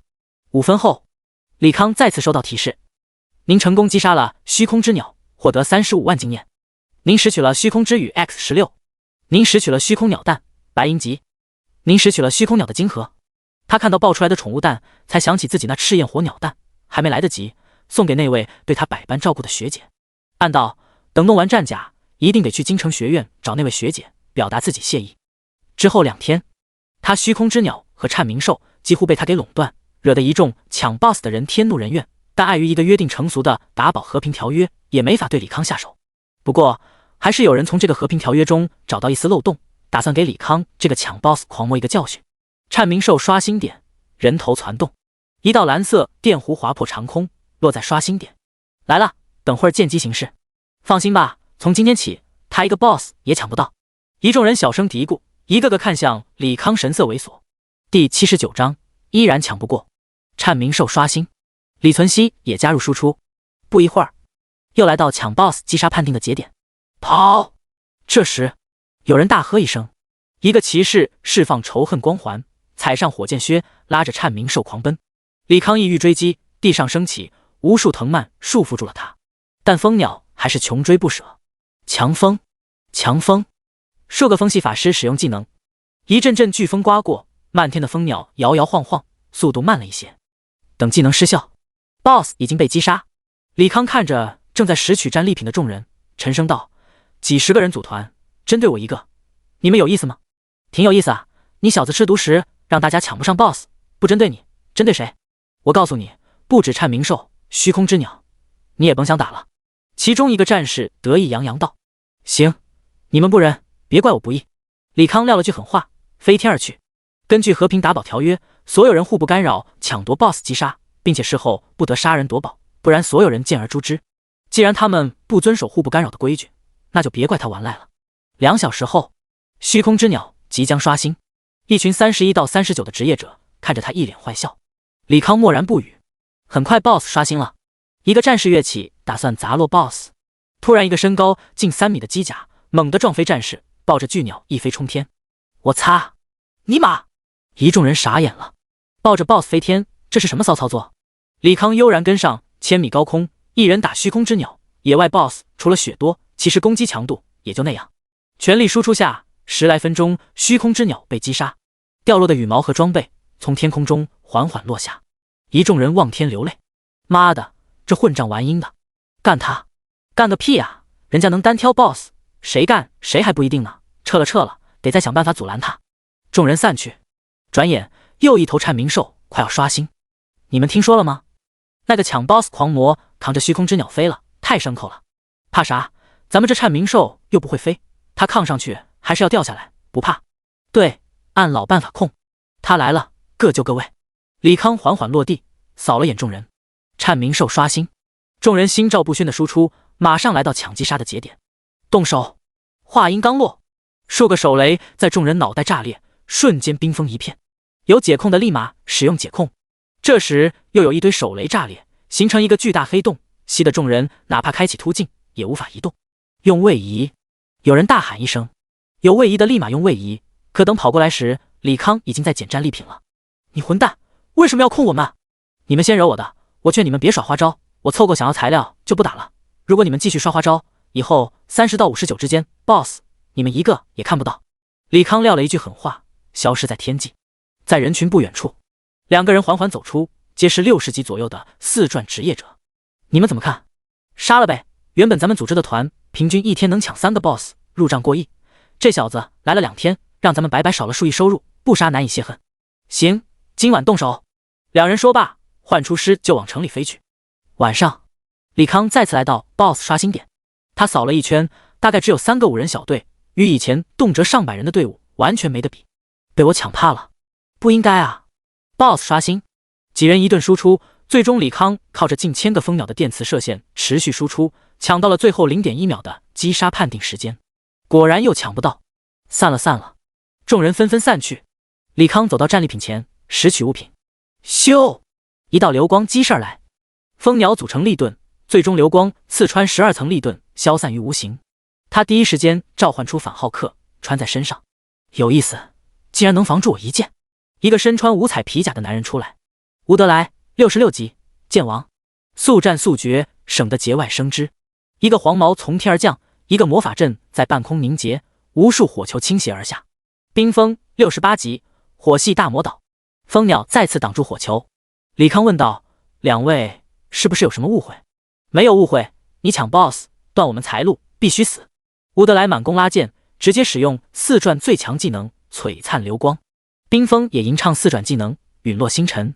天上地上2道璀璨光芒以极快速度锁定李康，看来是没得聊了。李康眼睛微眯，在技能击中他刹那，使用位移来到冰封头顶，机甲抵在魔法盾上，2发束流炮加反坦克导弹击碎魔法盾。8个炮台组装完成，送8个方向射出电磁光束。救我！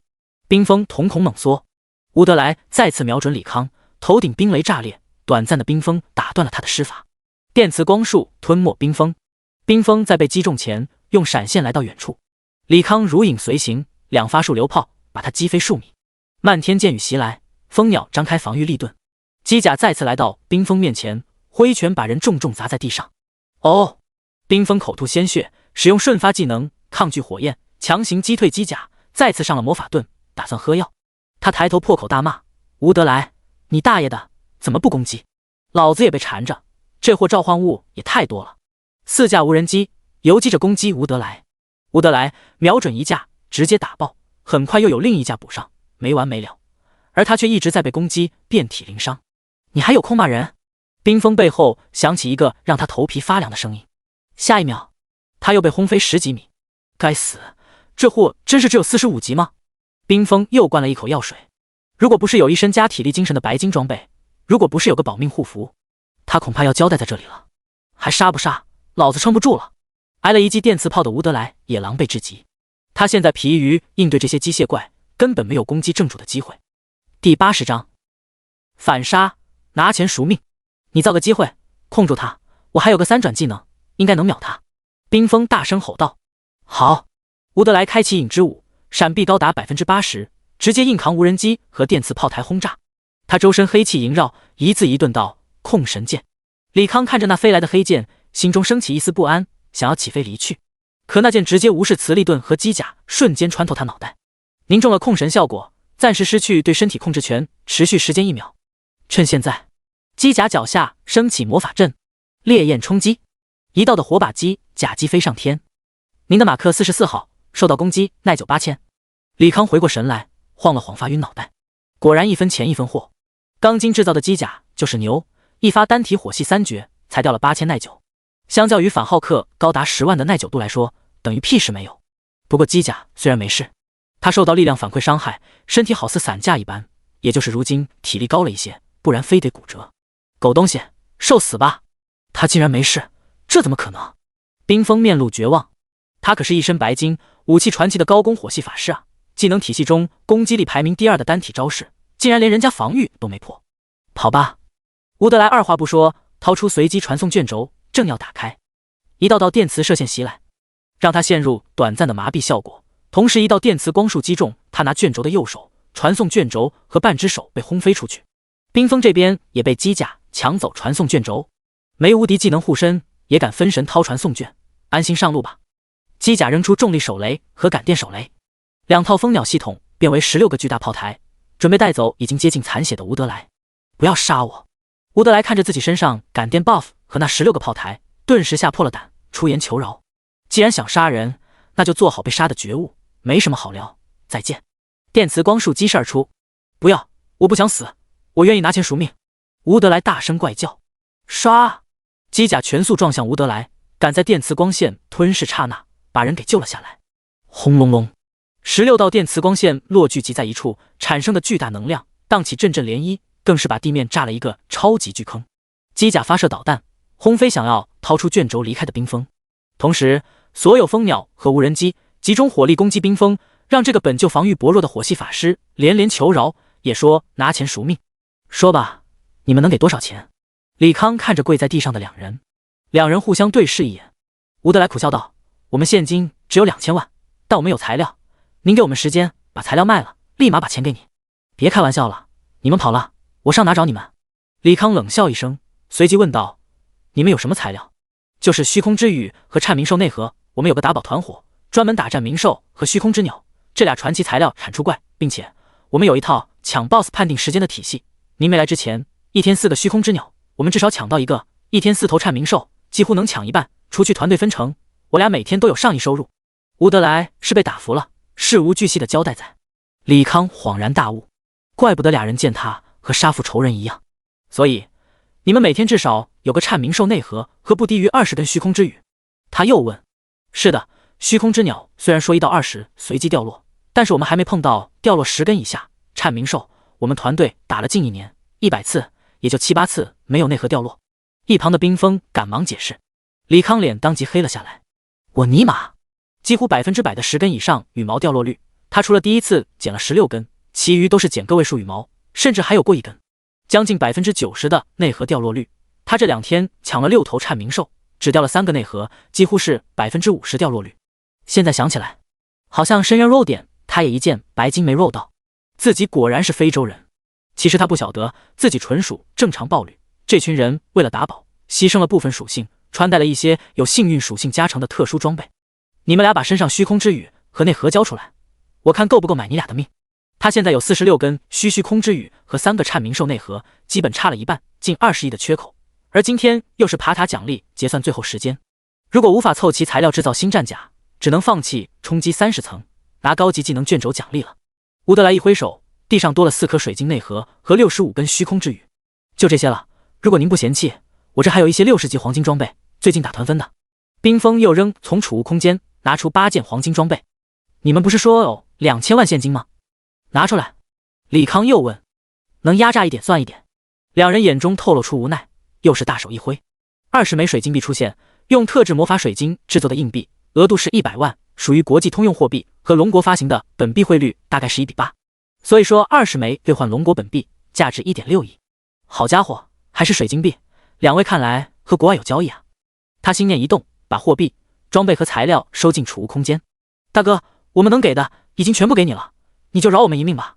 吴德莱继续求饶。李康微微一笑，我就算不饶你们，你们无敌技能也该好了吧，滚蛋吧。谢谢大哥。两人不敢耽搁，直接拿出随机卷轴，白光闪一闪，消失在了原地。李康打开机械空间，把材料盘点了一下，还有再买3颗颤冥兽内核，以及15公斤永恒黑暗和3公斤永恒之火，这俩属于原生水晶上位材料，产出稀缺，价格也贵了10到几十倍不等，也就是数千万1公斤，但不会超过5000万1公斤。以他现在财力，买起来倒也不费劲，光辉护符，他已经给了马小云这个专业贩子5000万，让这货蹲在30级门口高价收购，应该不成问题。再就是逆转之核，他现在有4颗，还有16颗缺口，如果从兑换大厅换，需要花费8万积分，他现在只有5分多积分，差了近3万积分，得想办法弄点积分啊。第81章赚积分。学院附近的商圈，李康在京西商城花费7亿买了缺少的3个颤明兽内核，又去材料店用4亿5千万买入战甲所需的永恒水晶，之后便回到中央学院，先去了一趟试炼塔，发现排行榜前30名成绩没变，这才前往兑换大厅。华丽的大厅内，一排排水晶球漂浮在半空之中，他随便选择一个水晶球，把紫水晶卡拍了上去。身份认证成功，您当前积分52350分。系统提示音响起之后，一个检索面板跳了出来，上面有着各种大类和详细分类，并且还有文字检索。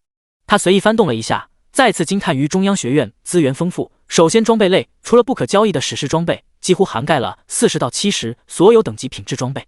消耗品类型也十分齐全，1到7阶不限量兑换，只要你积分足够。他在检索栏里输入逆转之核，很快跳到兑换栏，和林清雅所说一样，5000积分一枚。您消耗5000积分兑换了一枚逆转之核 X10，您当前积分2350，无法满足兑换需求。唉，造孽啊！状元奖励这就没了。李康心在滴血，但没办法，积分没了可以再转，但高级技能学习卷轴错过了，指不定要等多久。离开兑换大厅，他来到学生会，打算向周琦预支点工资。副会长办公室，周琦听到李康预支工资要求，沉默了许久。咱们建校这么久，你是第一个预支工资的。李康一拍手，一脸认真道：“这就叫创新。”可是我们中央学院是所守旧的学校，不批。周琦拒绝：“老周，你这是卸磨杀驴啊！当初牺牲曼语把我骗进学生会，现在连点工资都不能支，我太寒心了。”李康捶胸顿足：“打住！虽然我预支不了工资，但可以给你提供几个赚积分办法。”周琦赶忙说道。李康坐下，静待下文。第一，去做任务，任务大厅内有各种任务，以你的实力，一天赚个几千积分没啥问题。太少了，我现在缺3万积分。那就去插旗，找积分多的凯子，二话不说就上去插旗，运气好3次插旗能赚好几万。可插旗不是只能和相近等级进行吗？新生明天才入学，我上哪插？再说那些新生都是3000初始积分，我抢个10%也不够用啊。李康连连摇头，这学生会会长也不靠谱啊。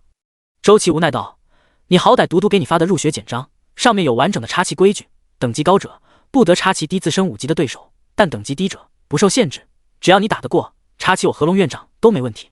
还有，学生会成员每月有4次插旗福利，而学生会干事则有8次，这些都写在学生会的册子里。除此之外，还有好多其他福利，你也得看看。”懂了，但老周，你不预支工资这事还是办得不地道，这会大大影响咱们上下属之间关系，你要深刻反省一下。走了。李康批评完，一溜烟离开。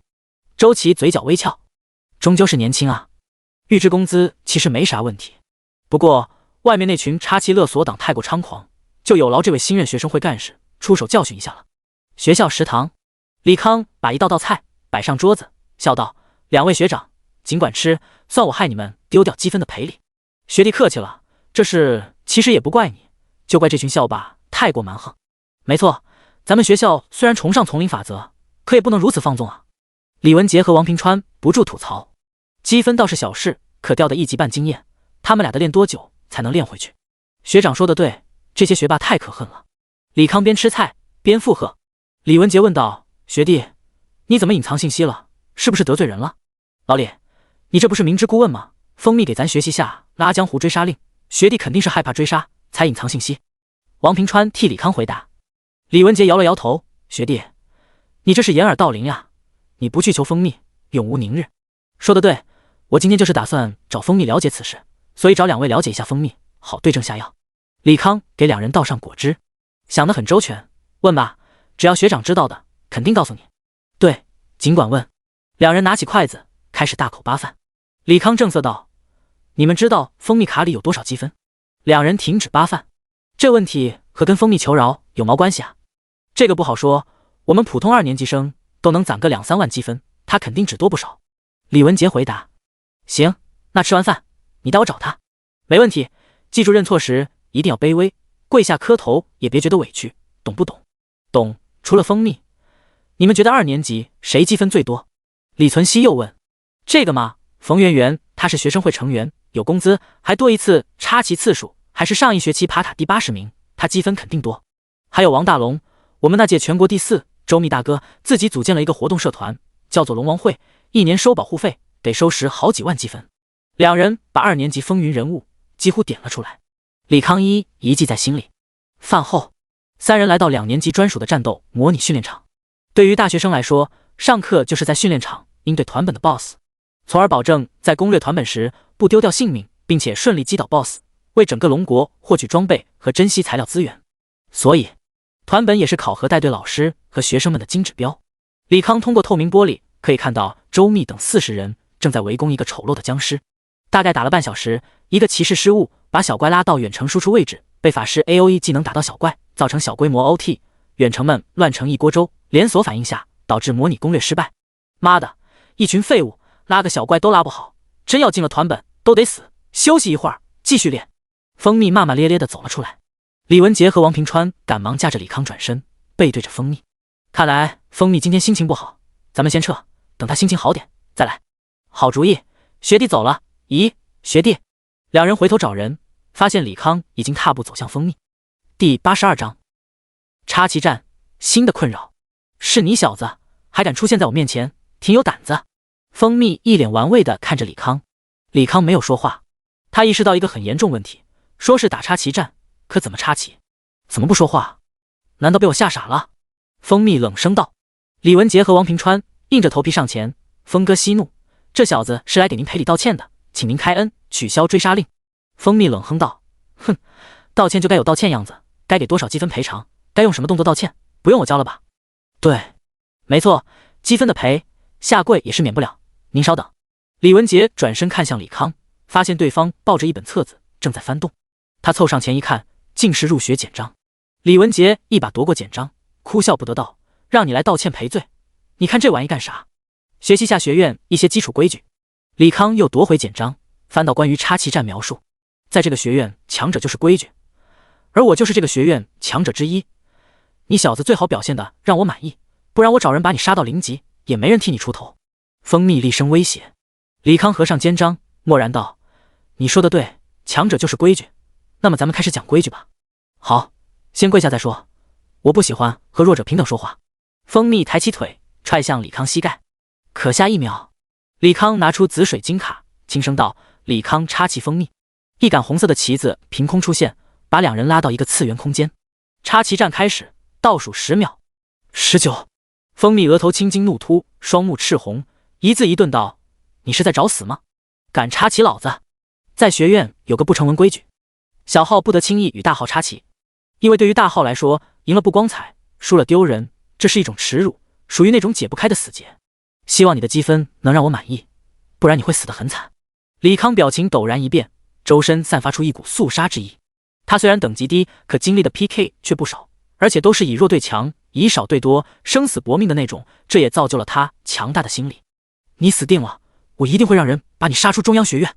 蜂蜜拿出泛着粉光的传奇法杖，一个个技能 buff 加在身上，整个变得流光溢彩。战斗开始，随着系统提示音，蜂蜜法杖轻扣地面，刹那间，李康地面变成深坑，整个人猛然下坠。傻逼，跟老子打，你算老几？蜂蜜冷笑一声，等待李康掉落在那无底的深渊，结束比赛。可下1秒，身穿反浩克装甲的李康一跃而上，数发导弹激射而出，直奔蜂蜜。蜂蜜再次举起法杖，身前出现一个传送门，直接勾连外天空，把所有导弹吸了出去。腐蚀、痛苦、恐惧、感知、致盲，随着一个个名词，李康面板上不住有提示响起：您获得腐蚀效果，身体正在遭受侵害；您获得了痛苦效果，会有剧烈痛感袭来；您获得恐惧效果，无法自由支配自己身体；您的感知被技能屏蔽，听感触感被屏蔽；您被致盲，无法看清这个世界。李康置身于黑暗之中，身体好似被热水浇灌，剧烈的痛感袭来。他赶忙把控制权交给智脑。竞技场上，蜂蜜召唤的星辰恶魔正在攻击蜂鸟屏障。这时，法浩克装甲飞速驶来，一记数流炮击中他的胸口。蜂蜜吐了口血，面目有些狰狞。该死，他应该被我 debuff 干扰，怎么能找到我？他再次召唤出星辰之门，并且使用灵魂锁链技能幻化出无数根锁链，打算把机甲拖入星辰之门。但机甲的力量超乎他想象，竟是直接把星辰之门崩碎。这时，李康身上 debuff 消失，他扔出一个冰雷，短暂控住对方。4个蜂鸟派台对准蜂蜜，同时发射。轰隆！炮台击中蜂蜜，却没带走对方，倒是蜂蜜召唤的恶魔全部消散。怎么可能？这伤害比我还高！蜂蜜一脸惊恐之色，得亏有恶魔的生命分流被动，帮他承受了100%的伤害，不然刚才那一击直接把他秒了。看来你也是个硬茬，不用压箱底手段，赢不了你。蜂蜜双眼猩红，瞪向李康。您中了心灵控制技能，灵魂剑雨。天空之中再次打开一道门，无数黑色能量箭矢倾泻而下，穿透蜂鸟的磁力盾，扑向机甲。机甲推进器全部启动，顺势躲避了这一波。炮台也完成2次充能，电磁光束再次吞没蜂蜜。不可能，你已经中了我的心灵控制，为什么还可以动？蜂蜜在临死前不解的怒吼。李康胜出，获得9342点积分。下一秒，两人传送出来，两人皆是脸色阴沉。李康长呼一口气，上次 BOSS 还有那个3转攻手以及眼前术士的精神攻击，无一例外全都生效。尤其术士这种专门攻击精神的职业，他机械师完全没有抵抗能力。好比刚才，如果不是机甲和蜂鸟控制权还在智脑那边吃了那一波暗影剑，他肯定阴沟里翻船。不行，得想办法杜绝这个风险，不然以后练级路上死亡系数大大增加。李文杰和王平川快步上前，语气发颤道：“李康，你是疯了吗？为什么要和峰哥插旗？无论输赢，不死不休的大仇了。”李康没有回应，转身离开。你不许走！蜂蜜快步上前，李文杰和王平川赶忙求情：“峰哥，他不懂规矩，您别和他计较。”滚开，废物！蜂蜜推开两人，再次揽住李康。滚！李康虽然赢了，但也吃了些苦头，心情很不好，没心思和蜂蜜废话。我不服！再来！蜂蜜双眼赤红，他不允许自己输给一个小号。李文杰和王平川听到这话，大脑有点转不过来。蜂蜜说不服？难道李康赢了？这怎么可能？那可是蜂蜜啊，可以越级击杀3年级、4年级学长的存在，他怎么可能输给一个2转小号呢？两人完全不能相信。第83章新战甲马克50改。你爱服不服？滚蛋！李康推开蜂蜜，踱步走向李文杰二人。蜂蜜又追了上来。你要怎么样才肯和我打？李康沉吟片刻，问道：“你还有多少积分？”8万多。蜂蜜回答。PK 场赌注战，8万对8000积分，来一局，行就打，不行就算了。李康淡声道。说着，他打开蜂鸟系统控制终端，改写了几个参数。蜂蜜面露犹豫之色。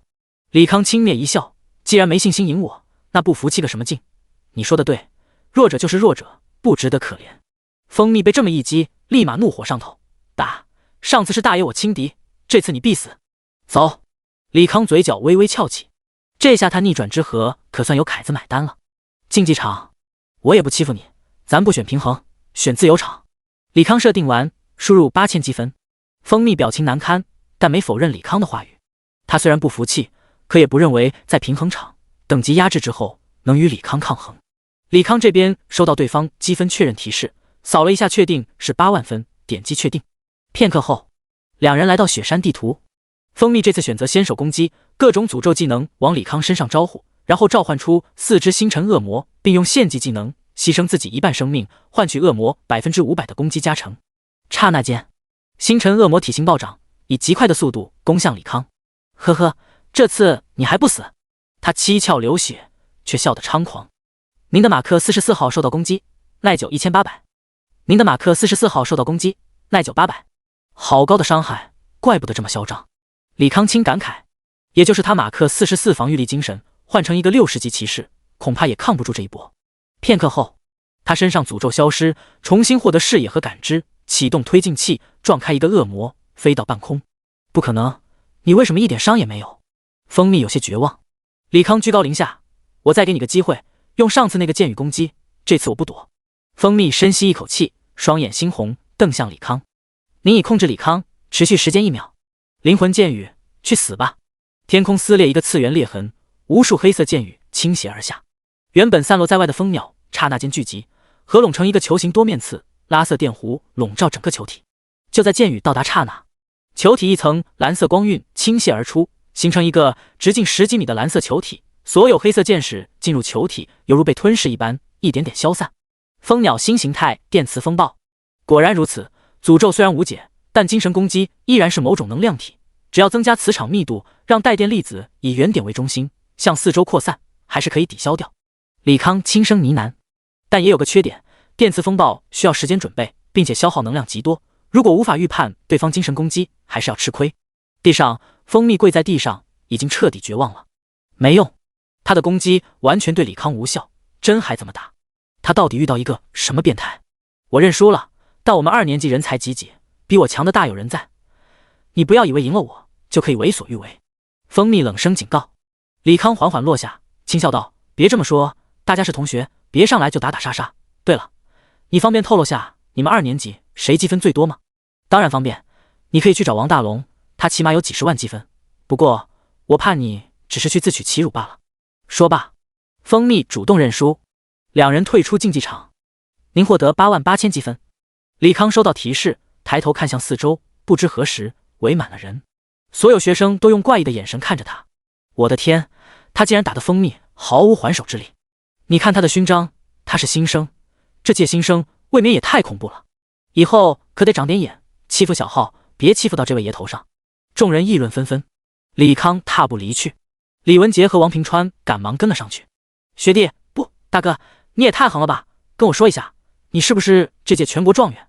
李文杰笑问。李康微微摇头，他记得出于保护，在深渊内的所有学生全部抹除榜单，这届状元从另外淘汰人中选出，估计选在了其他学院了。你这么厉害都不是状元，那你们这届的多强？李文杰讶异道。李康驻足道：两位学长，我还有其他事要做，咱们下次再聊。好，你忙。两人赶忙点头。李康展开羽翼，化作流光飞往兑换大厅。您消耗5000积分兑换逆转之河 X6。之后又来到马小云所在酒店，取走了护符。他打开机械空间，再次清点一遍，确定材料齐全，开启机械创造。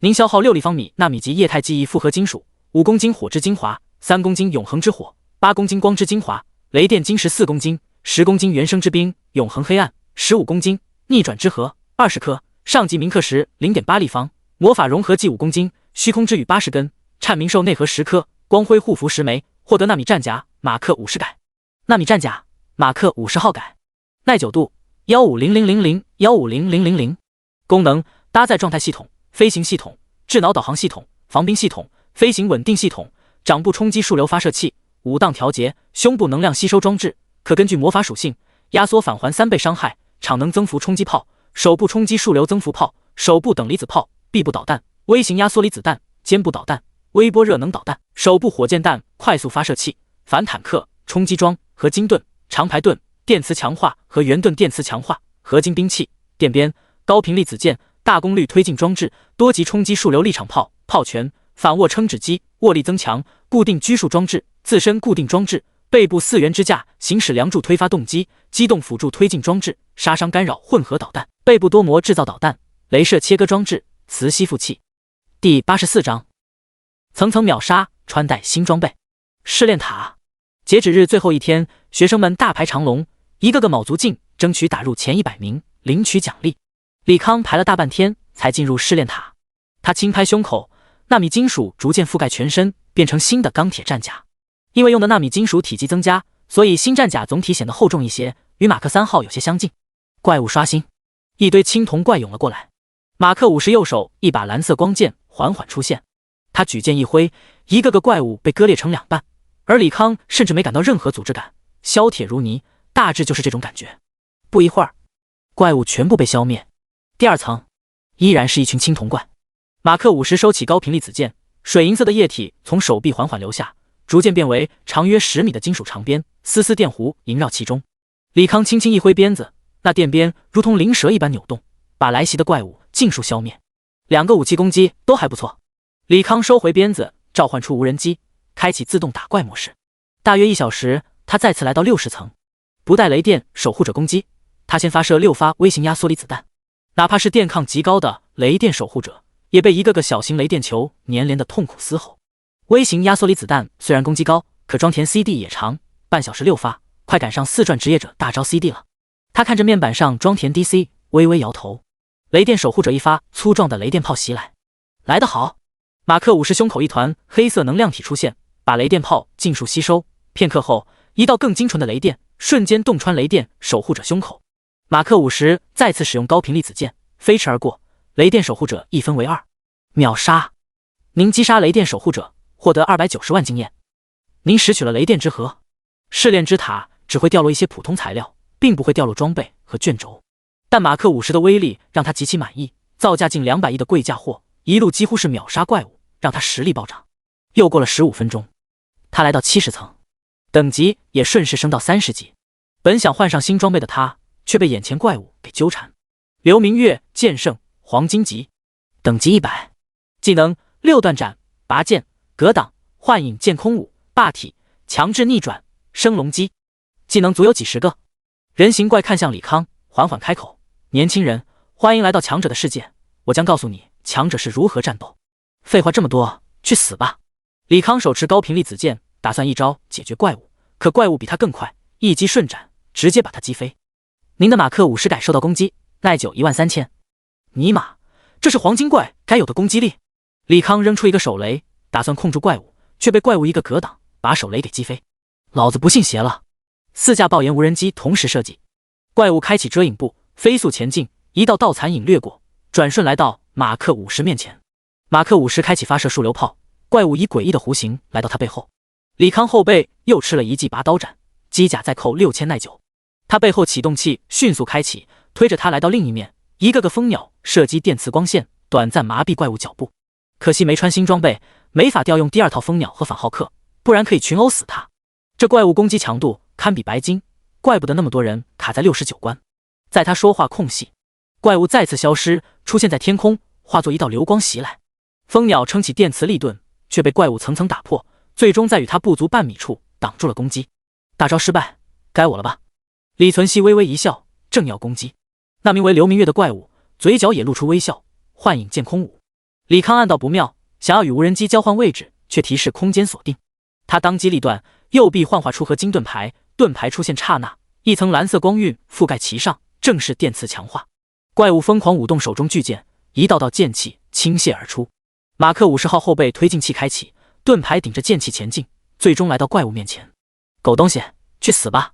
电鞭瞬间缠绕住怪物，马克50发射微热波弹，8个炮台同时发射电磁光线。您已击杀刘明月剑圣，无经验获得。恭喜您升到试炼榜第26名，是否继续挑战？没有经验，这是什么鬼 bug？ 他先不着急点事，开始更换自己装备。您装备了烈焰羽帽，黄金级；您装备了烈焰手套，黄金级；您装备了烈焰长袍，黄金级；您装备了烈焰长裤，黄金级；您装备了烈焰腰带，黄金级。您获得套装加成，精神加70，攻击敌人时有 5% 几率触发火球攻击。您装备了戒指，星辰陨落，白金级。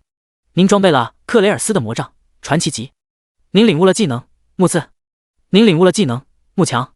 李康打开面板，精神686 170基础属性加26基础属性百分比加成加490装备加成。我靠，装备的精神属性竟然只提升基础属性。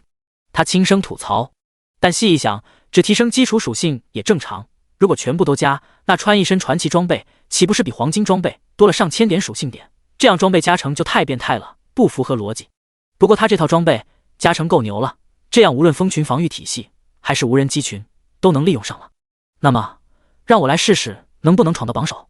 他正要点击确认，白光一闪，他回到试炼塔外。您长时间未做出选择，视为放弃。算了，反正还有其他事要做。他心念一动，一道橙色光芒卷轴在手中闪烁。涅槃重生史诗级，使用后可以开启史诗级任务，至少30级才能使用。当初开启赤焰秘境带的任务既然是史诗级，那么奖励自然也会是史诗装备。第85章史诗级任务，曾经的耻辱。卷轴缓缓打开，一道橙色光芒直冲天际，直接把周边人目光吸引过来。您已接取史诗级任务涅槃重生，请在面板查看任务详情。李康打开面板，找到了任务详情。昔日的神器涅槃碎片散落于各地，请收集重铸。第一步，请击杀灰烬使者，回收炎火之心。灰烬使者，那是什么怪？在什么副本？这任务怎么模棱两可，也不给可提示。他关掉面板，一头雾水，看来只能去问自己知天小地的班主任了。哥们，你要打灰烬使者吗？一个被晨光吸引过来的学生搭茬。李康点了点头，看了眼男人外显。冯平，44级，狂战士。他看到男人职业颇为讶异，狂战士就是普通战士的3转，而战士这种烂的大街的职业竟然能考入中央学院，这绝对是个奇迹。是不是觉得我考入中央学院很意外？冯平似是看出李康疑惑。李康歉意一笑。冯平摆了摆手，没事，你们这些隐藏职业的确牛，照理说我不可能进入中央学院，但我运气好啊，平均5级领悟一个隐藏技能，摸 BOSS 必爆隐藏装备，我们班开荒团本爆的3件白金全被我 roll 走，你说上哪说理去？李康现在歉意全消，而且有想掐死这货的冲动。兄弟，还是说说灰烬使者吧。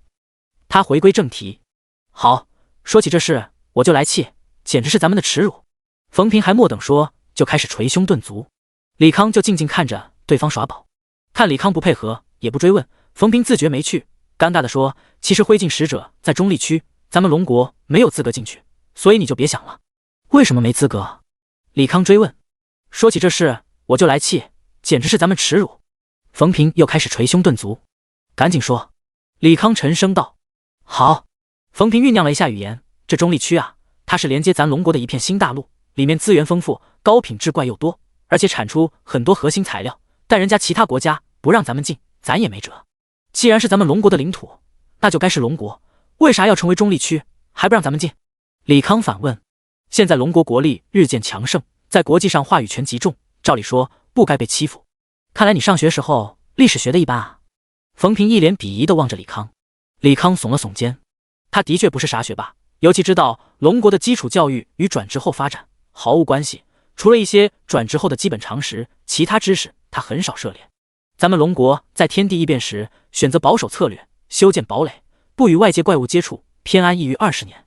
可就这20年，国外发现水晶，第一批4转职业者出现，他们侵略咱们，抢夺咱们土地和资源。之后咱们奋起反抗，有了自己的强者，其中一位就是咱们初代院长，把这些孙子全都给打跑。可那片中立区却被几个国家给抢走了，所以他们不让咱们进。可现在咱们国力强盛，应该可以要回来吧？李康反问。他们可能怎么给咱们？你大概不晓得，咱们龙国很多任务需要进中立区完成，很多装备和炼金材料也只有那里产出。这些占据中立区的国家依靠着垄断中立区，把材料、资源高价卖给咱们。只要有中立区在手，咱们1/3的财富和资源都得流向他们手中。冯平再次说道。李康眉头微皱，又问：那偷偷潜入呢？不可能，他们设立了结界，如果有人撼动结界，岛内驻扎的防卫人员就会群起而攻之。冯平立马否决了这个提议。李康苦笑道：那就是没辙了呗，咱们上层也放弃了。没放弃啊，咱们龙国据理力争，那些外国佬最终妥协，改成每年举办比赛，获得中立区进出权。可惜啊，这个比赛并不公平，看似9国相互竞技抢夺名额，其实是人家9打1，每次咱们参赛的人员都是全军覆没，没有获得一次进入中立区机会。冯平说着又开始捶胸顿足。李康也听着挺气人的，一群道貌岸然的掠夺者换招法剥削龙国，关键龙国还没法说啥，因为规则是人家制定，龙国虽然强大，但也没有掀桌子的实力，只能在人家既定规则里寻找突破口。兄弟，你那是史诗级任务吧？我看你直接放弃吧，做不了。冯平怜悯地望着李康。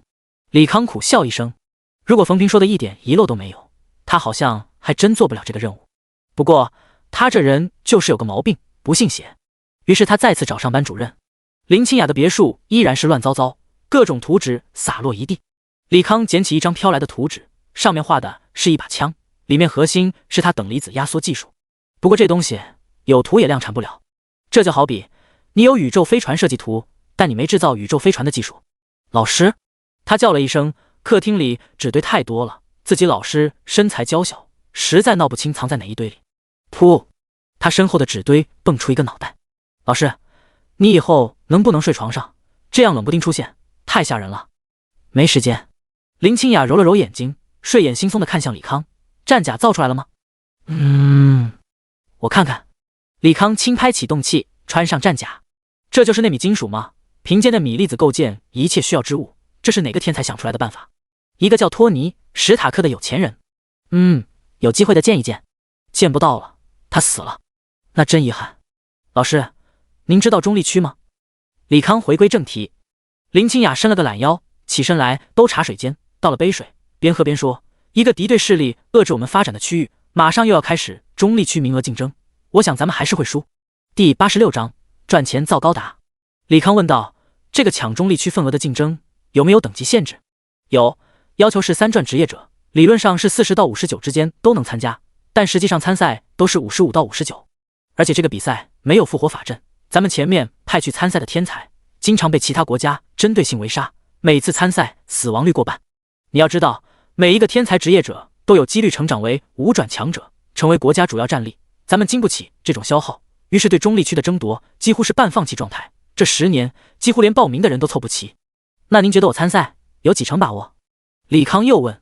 林清雅赏了学生一个白眼，用与生俱来的超强大脑分析一番：如果咱们国家愿意派出99个精英配合你，你可能有3成胜率；如果国家不愿意支持你，你自己招募队伍，胜率不足1成，别去送死了。那加上他呢？李康拿出厚厚一摞图纸，正是 RX93 New 2 High New 高达设计图纸。林清雅拿过图纸一页一页翻看，最终面色动容道：这个大家伙造出来可了不得，能高几成把握？李康笑问。林清雅放下图纸，沉声道：7成吧。行，7成，值得我搏一搏了。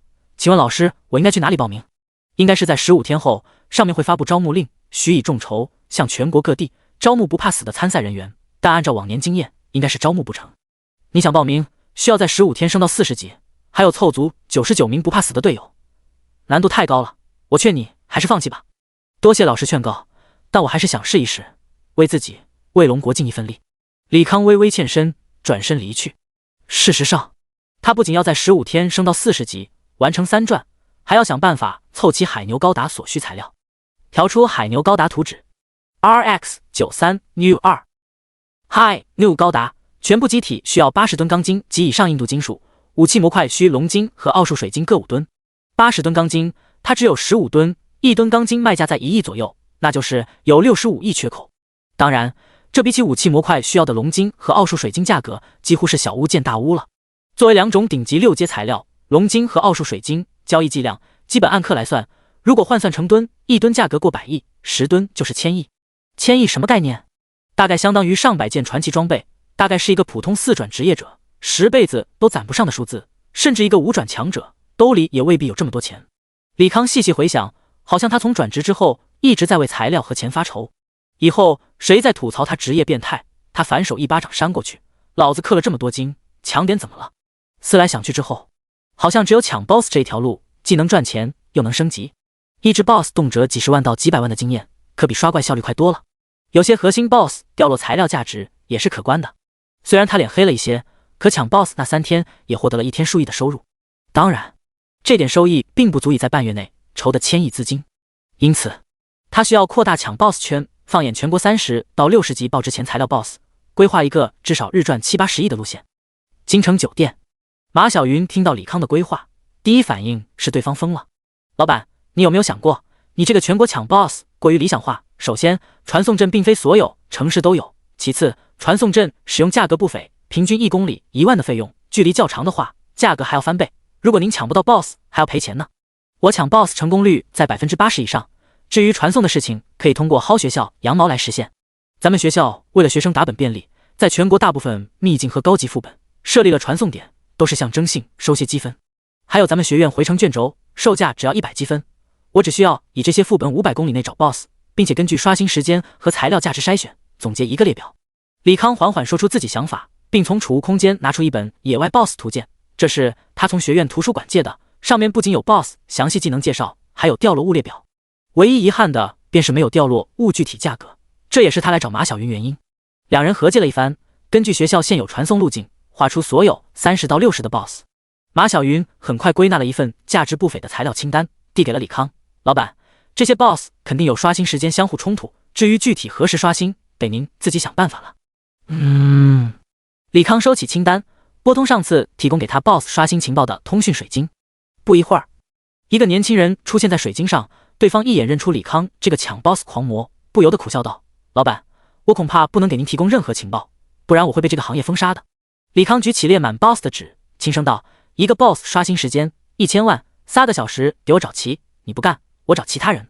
专业的事就交给专业的人，这些专门搞区域 boss 传送和刷新情报的，相互都有联系方式，只要愿意打听，朋友找朋友，总能打听到全国具体 boss 刷新时间。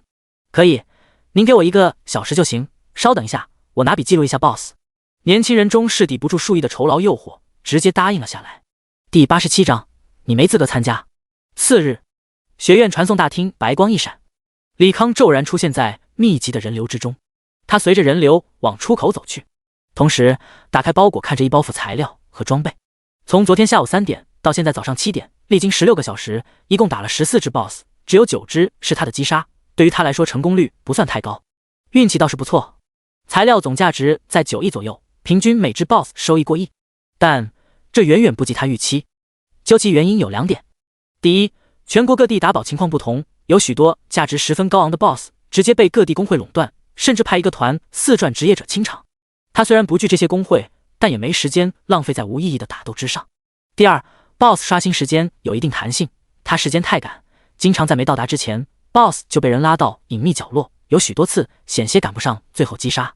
细算下来，一天也就10亿左右收入，这还是建立在次大爆情况下，脸黑的话一天连10亿也没有。看来指望打 boss 凑够高达材料有些困难。李康走出传送大厅，立马收到数个提示：您已被分配在一班，编号是101，请于9点去地图标记地点集合。您的试炼榜奖励已核准，请去交物处领取。您的会议提醒：8点在会议室有个简要会议。您有3条即时通讯，来自周琦、林清雅、马小云。周琦，速来探我办公室。林清雅，我打算让你代表新生发言，你觉得如何？马小云，老板，我是一班的，你是几班呀？李康先给林清雅回了条消息，推掉了当新生代表这种费力不讨好的事，又给马小云回了个一班，随后去往学生会大楼。学生会大楼，因为新生入学关系，每个成员都很忙碌，不停地拿着各种文件进进出出。李康轻叩周琦办公室门，进来。老周，你找我？李康推门而入，却发现龙飞也在，赶忙说道：“两位先忙，我在门外等着。进来吧，我是来找你的。”龙飞一招手，一缕风直接裹挟着李康来到沙发上。找我啥事？李康泰然自若。龙飞问道：“我听小周说，你打算参加中立区竞争？”李康点头。龙飞沉声道：“放弃吧，你没戏。”李康皱眉：“您怕我去送死？”不完全是。龙飞回答得很模糊。李康摇了摇头，表示没听懂。周琦笑着补充：“之所以让你放弃，是不想你做无用功，因为你压根没资格参加。”李康回道：“如果资格指的是3转要求，那我可以保证在半月之内升到40，并且完成3转。不是这个资格，而是自身实力。”周琦继续补充：“这些年，龙国看似对中立区争夺属于半放弃状态，可在龙国高层眼中，防我国土1寸也不能丢掉。于是启动一个长达10几年的卧薪尝胆计划，不惜让大部分天才停滞不前，也要武装一支所向无敌的队伍，目的就是一举夺回中立区，让一些关键材料不再受掣肘。”李康咧了咧嘴，眼中尽是不屑之意。他实力不行，5转之下他还没怂过谁，如果让他顺利3转，并且造出高达5转照样杀。龙飞看出李康的不屑，轻叹一声：“反正中立区这事你确实参加不了，别折腾了。如果你们说我实力不够，那请够资格参加的，把我打败再说，不然我不会放弃。”李康语气坚决。史诗装备获得途径太多稀有，词条属性也过于逆天，哪怕6转强者都未必有几件史诗装备，所以他不可能放弃将要到手的装备。抱歉，我无法派任何人和你打，但我可以告知你一点，学院试炼塔100层有其中一个人镇守，你可以上去会会他。龙飞轻笑道：“如果我打过100层，能不能让我参加中立区争夺战？”可以。一言为定，没其他事，我先走了。李康起身往外走去。周琦提醒道：“别忘了去1楼会议室和你手下见个面。”砰！李康直接关门。周琦苦笑一声，看来是真生气了。天才嘛，都是自负的，容不得他人贬低，生气不奇怪。不过他终究是刚转职，哪怕职业有优势，可等级与装备比之那些打了数年团本的家伙根本没得比。你我都有史诗级武器，应该知道这东西逆天程度。如果李康没走的话，肯定可以听出龙飞话语中的言外之意，那就是参加中立区竞争的职业者几乎都有使市级武器。1楼，2年的学生会成员有些等得不耐烦。冯圆圆突地起身向外走去。圆圆，你要去哪？一个背着十字架的男人问道。我没空在这浪费时间，等无谓的人，我要走了。圆圆，你冷静一点，毕竟是咱们上司，你不给人家面子，人家会给你穿小鞋。我按规章制度办事，还怕他穿小鞋？冯圆圆不屑一笑，打开门。门前一个脸色难堪的少年与之撞了个对脸。是你？谁给你的胆子，敢乱闯学生会？真是的，守门的人眼瞎了吗？赶紧出去！冯圆圆说着伸出手，想要抓住李康。李康一个闪身，走入室内。一阵猛烈的劲风袭来，巨大的十字架插在他面前。高大的男人冷声道：你一个新生听不懂人话吗？让你滚出去，别逼我行使学生会职责，抓你去教务处接受处分。李康扫过屋内人，人不算多，10个而已。他从储物空间拿出制服往身上一披，淡声道：我心情不太好，长话短说，我这个干事就是挂名，你们就当我不存在，该干嘛干嘛，散会。说完，李康直接往外走去。路过冯圆圆时，对方瞬间拔剑出鞘，造型诡异的细剑直至他的眉心。我今天心情不好，收回剑，别惹我。李康轻声告诫。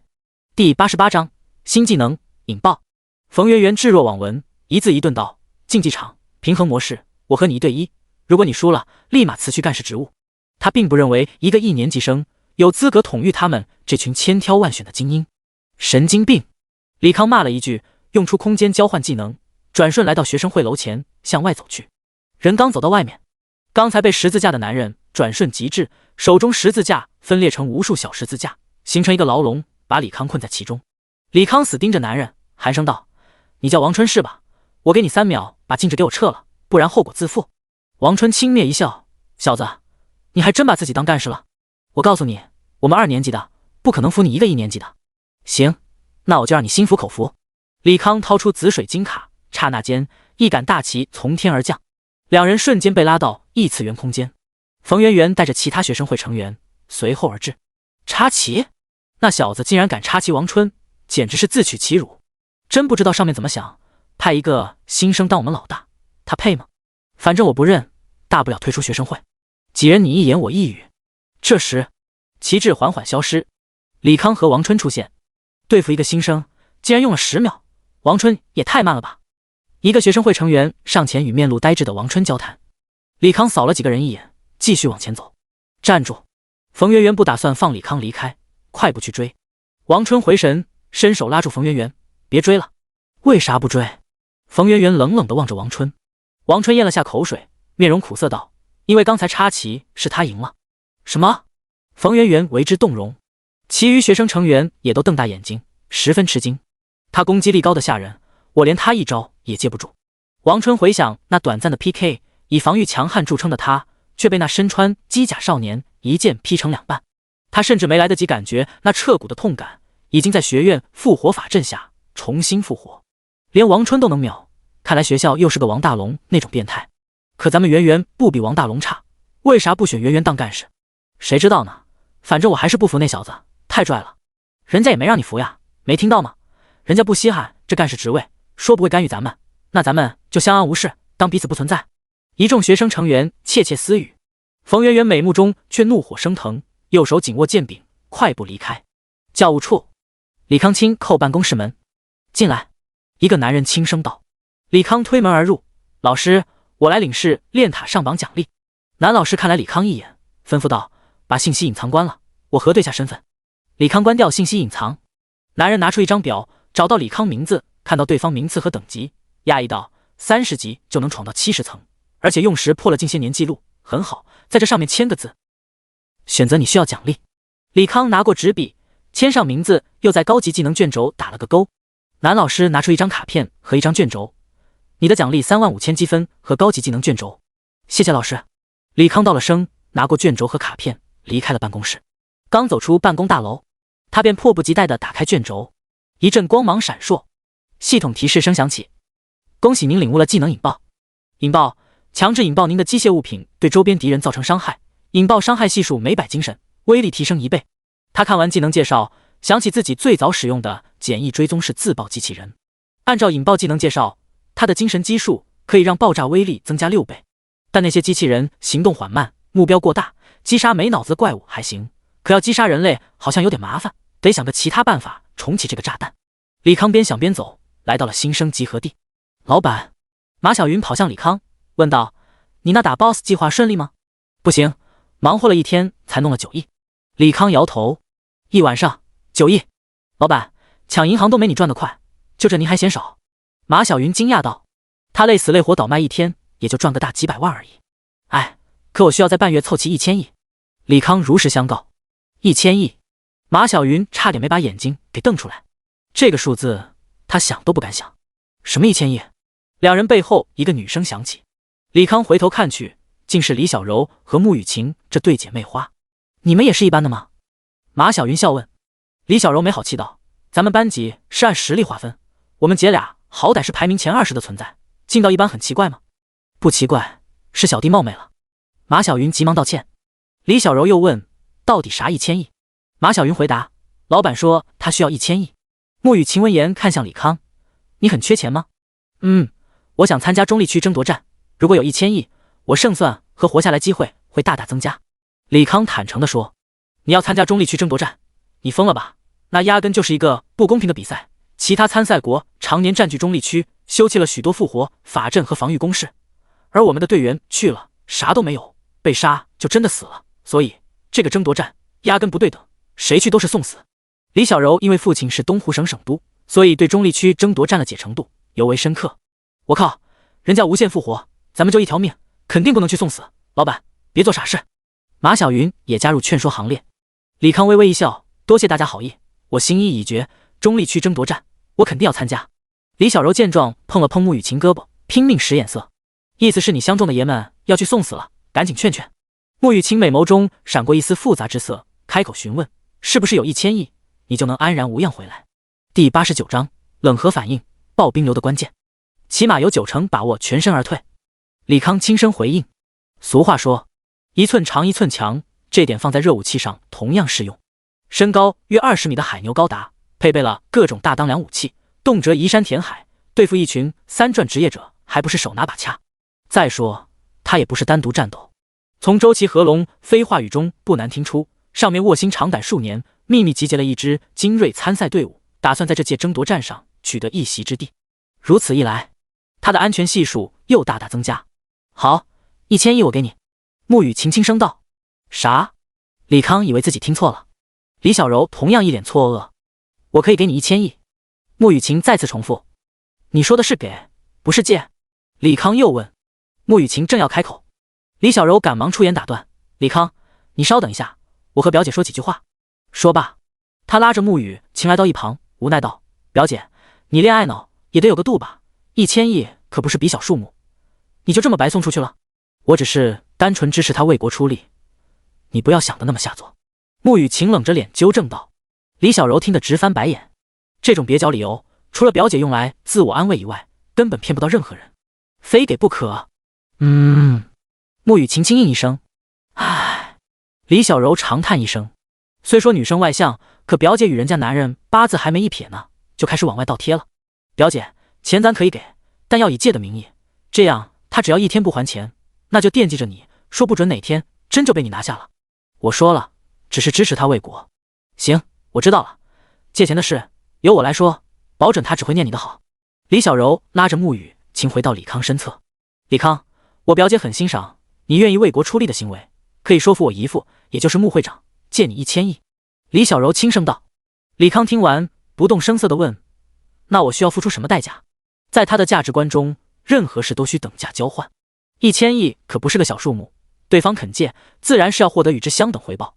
李小柔摸着下巴，思考了片刻，回答：“你除了按月还一定本金之外，还需要带我们姐妹俩打本升级，可咱们等级差的有点远。”李康提醒道：“昨天打了1晚上 BOSS， 他30级经验条又涨了 40%， 再刷完3次副本，打完试炼塔，应该能升到31。而眼前姐妹俩，一个21级，一个22级，与他相差5级以上，相互组队会受到经验惩罚。这个你放心，我们很快就追上你。”李小柔轻笑道：“行，你们什么时候需要我，直接用水晶联络。”李康思索片刻，便答应下来。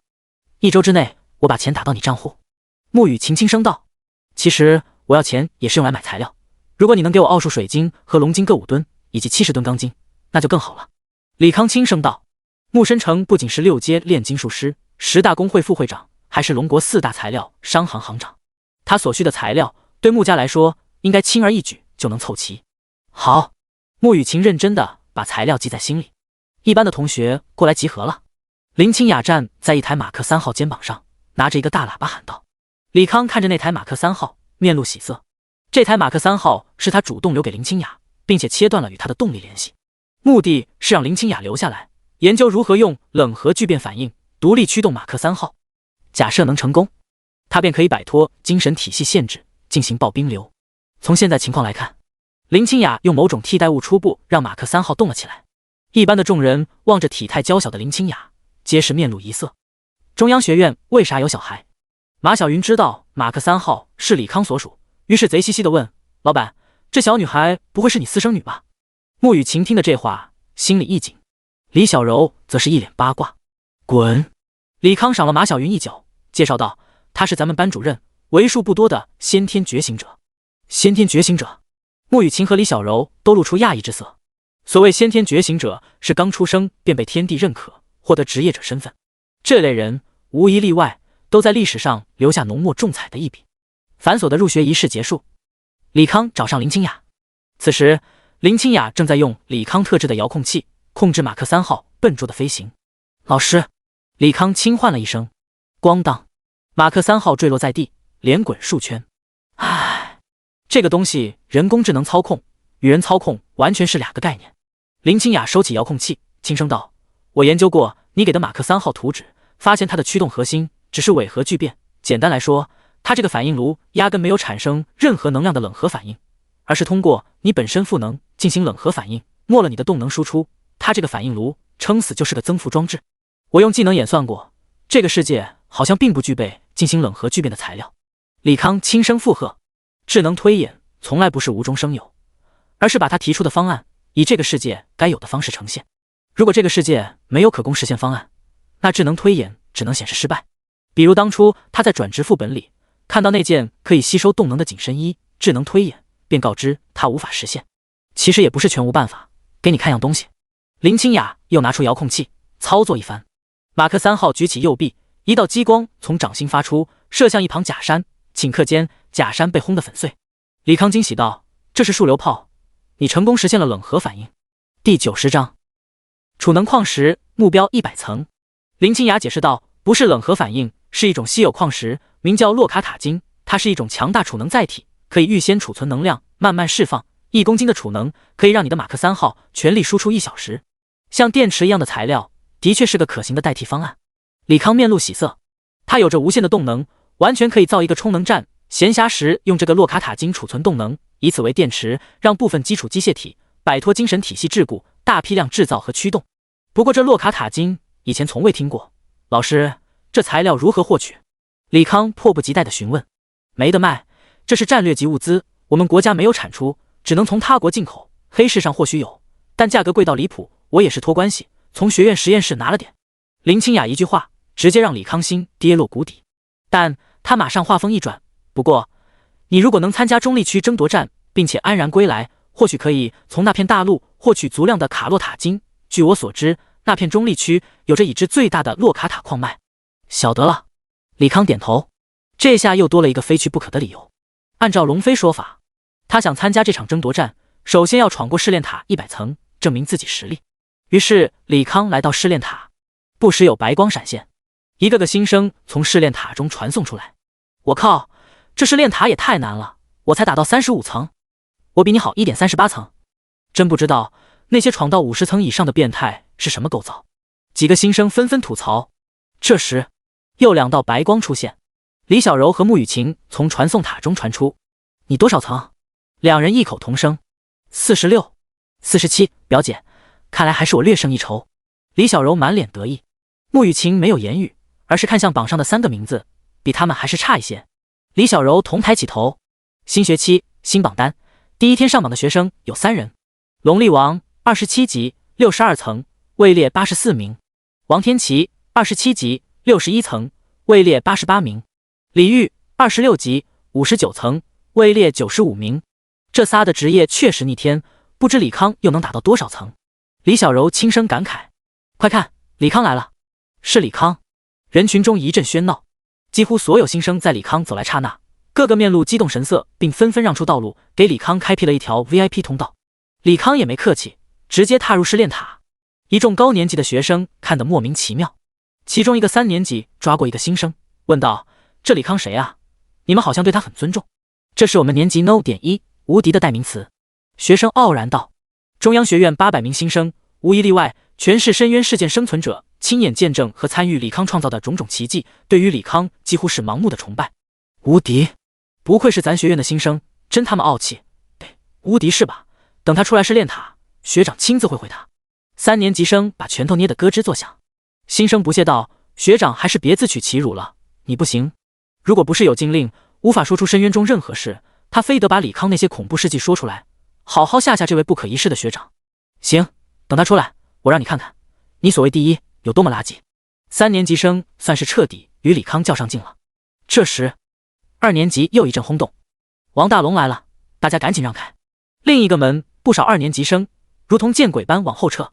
新生见状，循着2年级生目光看去，只见一个身材消瘦、满脸阴翳之色的青年在一群人簇拥下走来。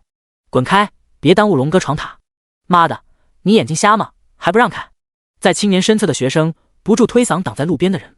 李小柔和穆雨晴也未能幸免，被蛮横的推开。你们有病吧？这路又不是你们家的，凭什么赶我们？李小柔不忿地上前讨公道。哼，小妞长得青春，性子倒是挺辣，要不要哥哥找个地方好好给你道歉？尖嘴猴腮的男人神情猥琐地伸出手，想要触碰李小柔白皙的脸蛋。唰，一道剑芒闪过，尖嘴猴腮的男人被瞬间击飞，但转瞬间又走了回来。妈的，谁敢打老子？有种站出来！男人不住叫嚣，在学校公然调戏同学，你想死吗？随着冰冷的声音，身穿学生会风衣制服的冯媛媛踏步走来。好高，好飒！李小柔看着冯媛媛，双眼放光。冯媛媛本身极高，身高约1.8米，但是身材比例极为匀称，一双长腿线条浑圆，不失美感，配合那刚好过大腿的风衣以及腰间2把佩剑，的确英姿勃发。尖嘴猴腮的男人见是冯媛媛，立马收起怒容，陪笑道：“冯姐，我不知道是您，我该死，我打脸。”冯媛媛没理会男人，看向王大龙：“新的学生会干事走马上任了，你不想找麻烦的话，好好约束你这些喽啰。”王大龙嘴角微翘：“什么破干事，乌合之众罢了，有能耐就来找我麻烦。”说罢，他身姿变得飘忽不定，眨眼间便来到试炼门前，进入其中。“学姐，谢谢你替我们解围。”李小柔上前搭讪。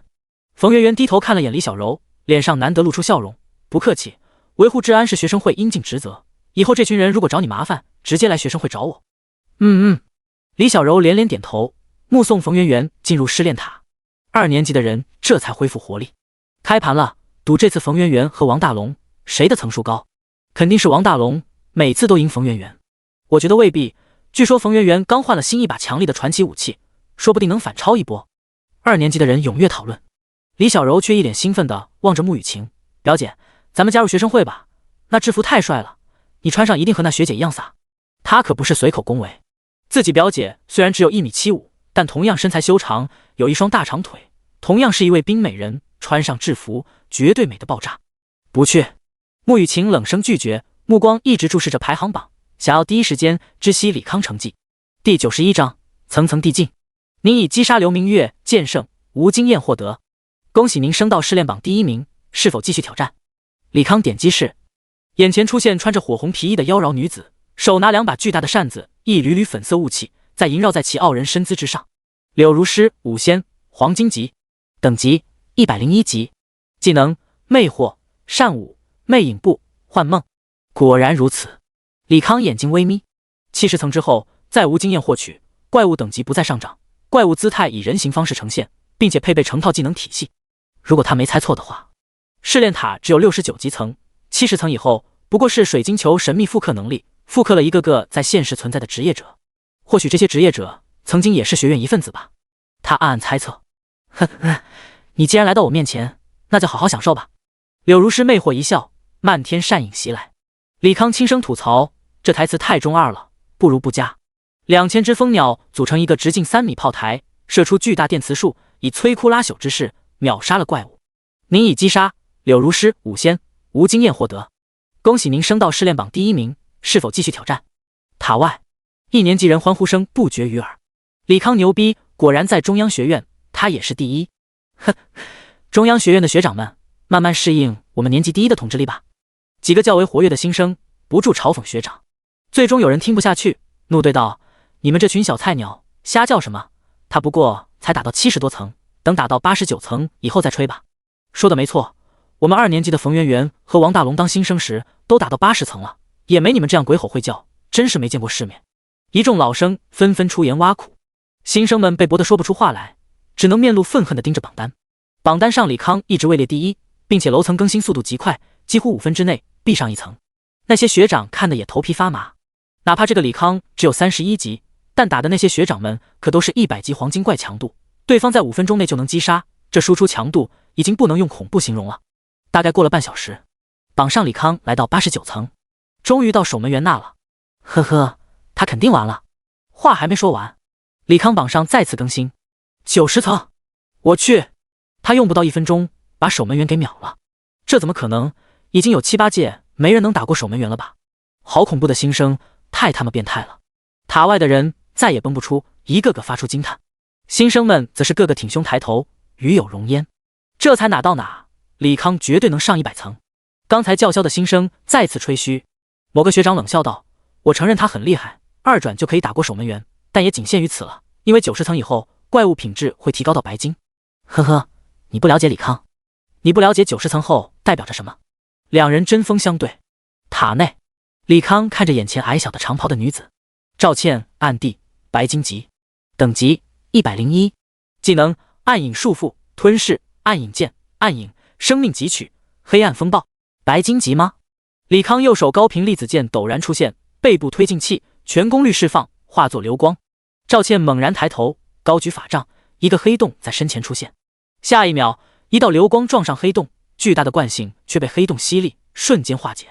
暗影束缚，无数黑影从黑洞中倾泻而出，把马克50紧紧包裹。绞杀，黑影迅速用力收紧，打算把机甲绞碎，可惜机甲硬度极高，黑影反而自己崩碎。饶是如此，李康这边机甲收到1万点耐久的扣除，他迅速后退。第一波交锋以他落败收场。那试试这招。心念一动，蜂鸟再次组成超大炮台，一发特大号电磁炮发射。赵倩依然不慌不忙，举起法杖吞噬。在他娇小的身躯后方出现一个巨大的黑色怪物虚影，那怪物张开血盆大口，猛地一吸，把那具有毁灭一切威能的电磁光束全部吸收融合。话音落下，怪物虚影一口吞掉赵倩，身体渐渐由虚转实，变为一个身高4米、头生牛角、通体漆黑、双眼冒着幽光的恶魔。只见恶魔把手插进肚子，掏出一把黑色长剑，双腿猛地一蹬，飞速冲向机甲。咣当，上百只蜂鸟组成的电磁力盾与之相碰。恶魔举起长剑，不停挥砍，并张开血盆大口，吐出暗影球，一举击碎护盾。护盾破碎刹那，几发蓝色小球悄然而至，粘连住恶魔，膨胀到50厘米左右。恐怖的电压让恶魔浑身颤抖，无法动弹。机甲再次手持高频粒子剑，利用速度优势，在短时间内挥砍上百次。好！恶魔怒吼一声，整个人轰然破碎。赵倩从趴在地上，整个人变得虚弱无比，看来是大招带来的负面效果。趁他病要他命，李康再次发射电磁光束，一波带走赵倩。这就是真人和模拟人最大的区别。真人会权衡利弊，在合适环境中找到最佳应对方法，而模拟人则是随机使用技能。好像这次明明是赵倩的优势，却胡乱放大招，造成自身减1 buff， 早早失败收场。您已击杀赵倩，魔帝，无经验获得。恭喜您升到试炼榜第1名，是否继续挑战？挑战继续。每一层的对手职业技能和强度都堪称变态，有几次李康差点被击杀退出。一番波折后之后，他来到99层，再打1层就可以获得中立区资格了。李康看着缓缓显现的首关 BOSS， 表情从凝重变为愕然。第92章，我与我周旋。龙飞，风系大魔导，白金级，等级101，技能风刃、龙卷、风之翼、多重飓风、风卷残云、风暴之眼、无限风域、风之屏障。李康看着眼前少年模样的副院长龙飞，心里某个猜测终于得到证实。试炼塔69层以后出现的怪物，果然是以学院历史中某些优秀学生为模本创造。不过他有些好奇，龙飞一个普通风系法师，如何在4转时受到学院青睐，收录在这里？锋刃。龙飞一句话打断李康思绪，一道凌厉的锋刃袭来，马上被李康漂浮的蜂鸟截盾挡住。龙卷。龙飞再次吟唱技能，平地升起半人高的龙卷风，依然被电磁力盾挡住，并且消散。李康皱眉，这攻击力有点低啊。龙飞的攻击还在继续，各种技能狂扔。不一会儿，整个空间充斥各种风系技能，蜂鸟全部调用。李康在猛烈的攻势下，所有走位被封锁，完全无法进行有效攻击。哪怕释放远程技能，龙飞总能第一时间使出一层层风之屏障挡住攻击。他终于意识到不对劲，这货技能好像没有冷却时间，像风暴之眼、无限风域这些3转、4转核心大招，经常一连释放数次。不对，这个无 CD 应该是几率触发。李康很快想明白其中关键，龙飞身上装备应该有几率触发技能重置，并且不止一件，才会有如此逆天的技能轰炸效果。这就是游戏降临现实的魅力。哪怕你是垃圾职业，可后期一件装备获得一个特殊技能，就会让人重新崛起。搞清龙飞技能机制，李康心念一动，招出20架电磁无人机，穿梭在各种技能空隙之间，对龙飞进行密集扫射。一道道风之屏障，犹如他用不尽的电磁力盾般挡住如弹幕般的电磁扫射。同时，龙飞举起法杖，吟唱技能，周围的空气开始剧烈扭曲，形成一个个巨大的漩涡。然后，一个球形的风暴开始形成，以漩涡为中心，向四周扩散。风暴之眼。话音落下，那裹挟着雷电的蓝色球形风暴向李康飞驰而来。蜂鸟瞬息间归拢在李康身边，撑起球形利盾，与那球形风暴相互角力，谁也奈何不了谁。李康冷眼望着龙飞，现在谁也破不了谁的招，那就只能比持久，看是他的电磁利盾充能跟不上，还是龙飞风之屏障 CD 未能及时重置。一番对轰之下，龙飞风之屏障率先消失。李康抓住机会，使用空间交换技能与无人机交换位置，瞬移到龙飞面前，高频粒子光剑第一时间砍向龙飞。龙飞背后出现风之翼，想要逃跑，头顶无人机射出多发导弹，把刚要飞起的龙飞击落在地。李康对着龙飞不停挥砍，加上无人机和蜂鸟炮台3重集火，终于在龙飞防护技能重置前把人干掉。您已击杀龙飞，风系大魔导，无经验获得。恭喜您升到试炼榜第1名，是否继续挑战？塔外，整个学院人都沸腾了。一个新生以2转的等级，硬生生闯到了99层，太牛逼了！这已经创下学院最新100层记录了吧？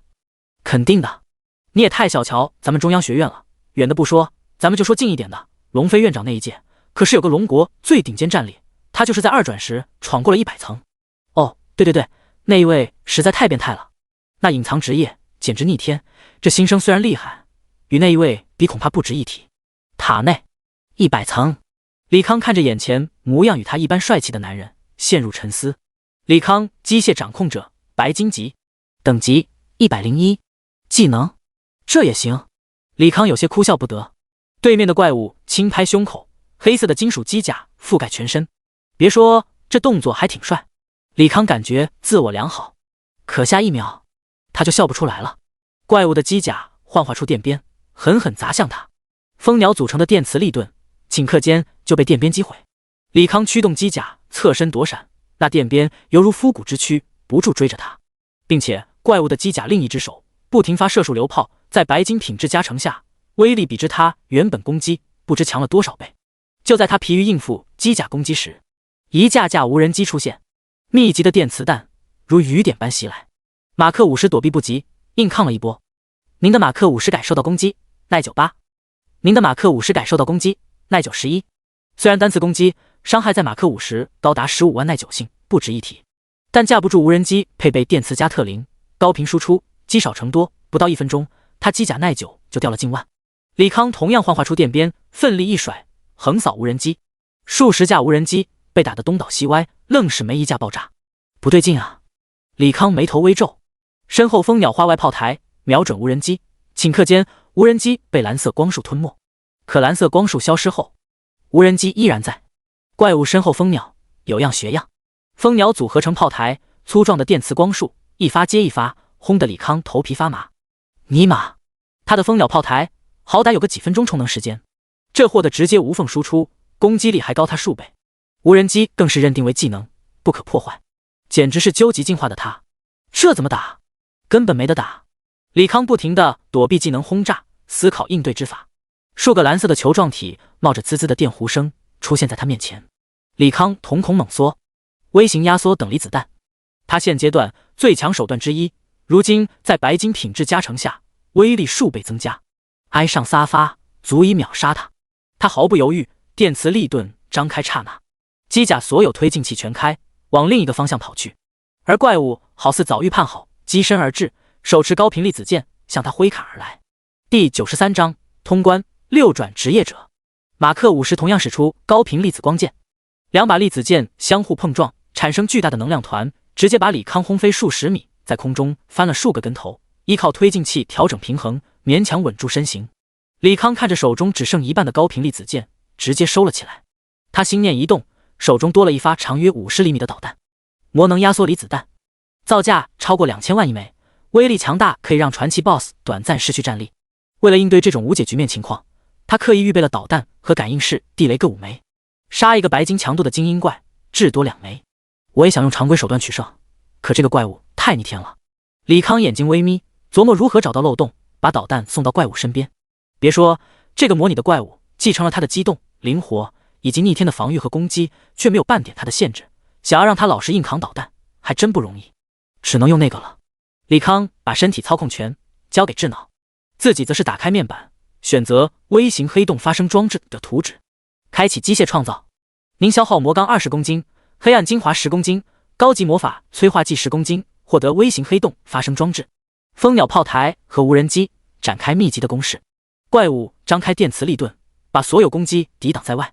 李康重新拿回马克50控制权，全速前进，片刻后来到怪物张开的电磁力盾，手中重新凝聚高频粒子剑，疯狂挥砍，不一会儿盾牌破碎。此时他与怪物马克50不足5米，果不其然，怪物马克50再次手提粒子剑与他进行肉搏。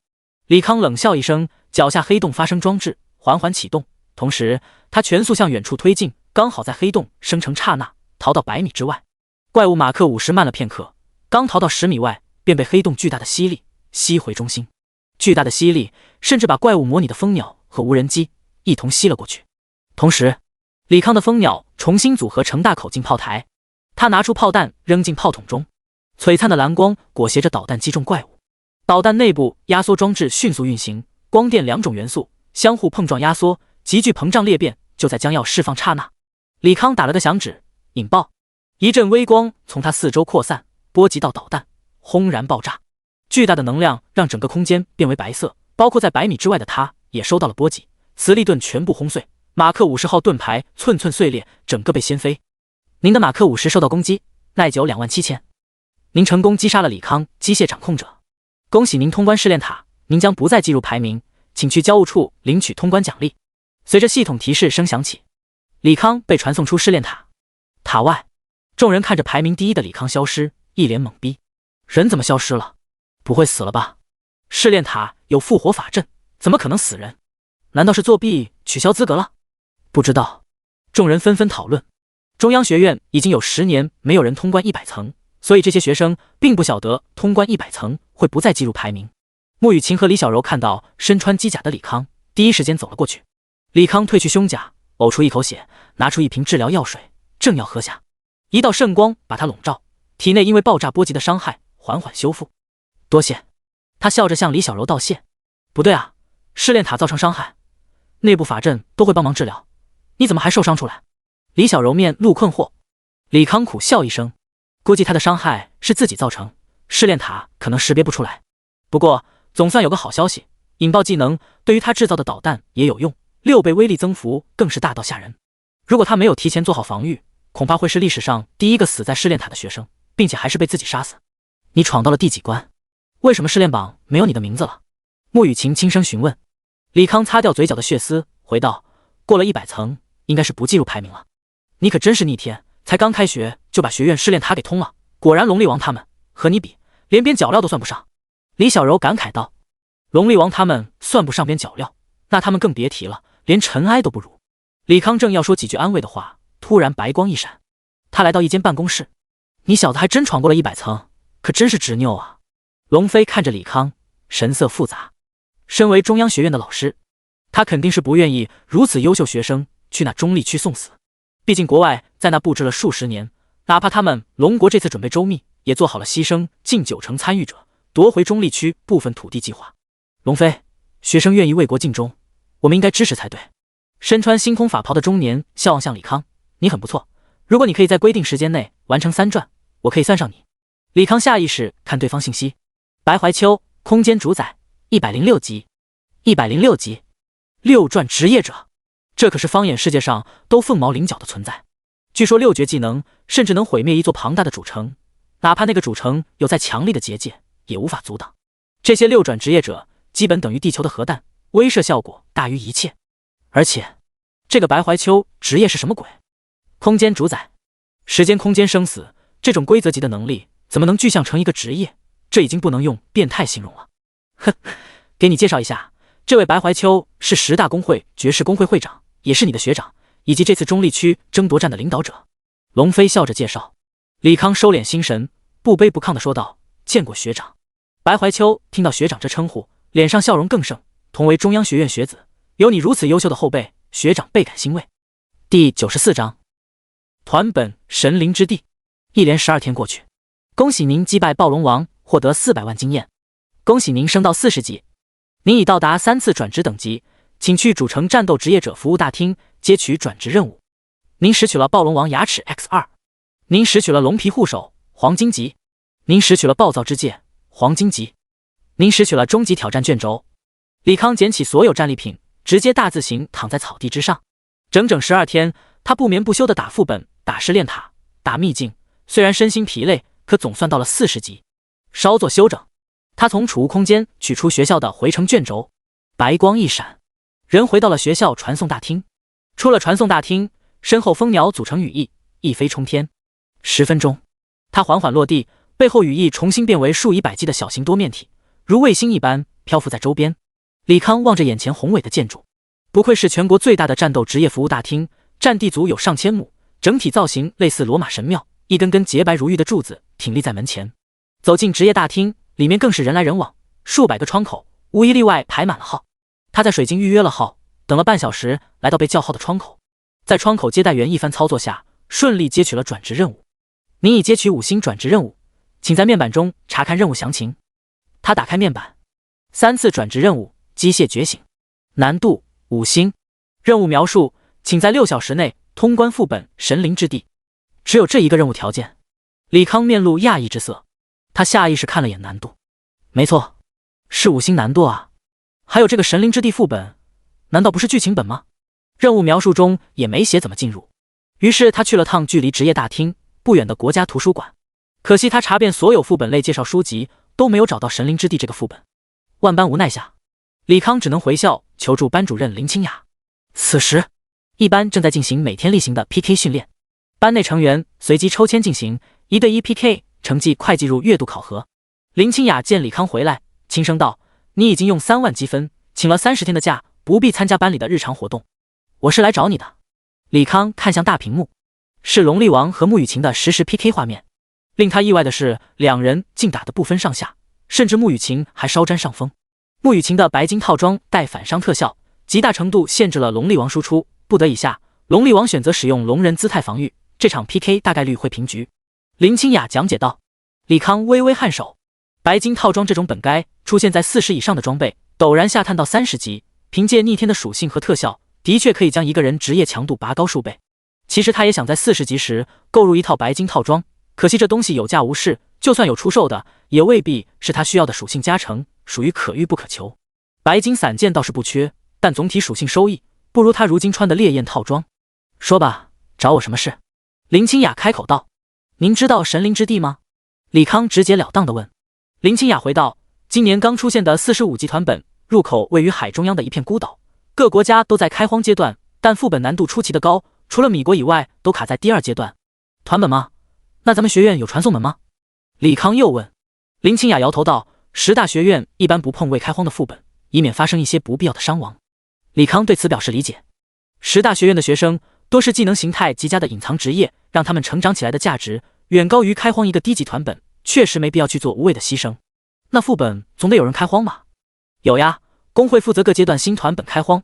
为此，咱们家有一团完善的激励制度，那巨额奖金和资源足以让所有工会前仆后继的争夺首杀。可50级才能进工会吧？40级虽然进不了工会，但不妨碍某些职业者被工会高价聘去开荒。开荒，我看是去送死吧。李康叹声道。但凡是个3线学院的学生，也不可能为了钱和资源去团本送死。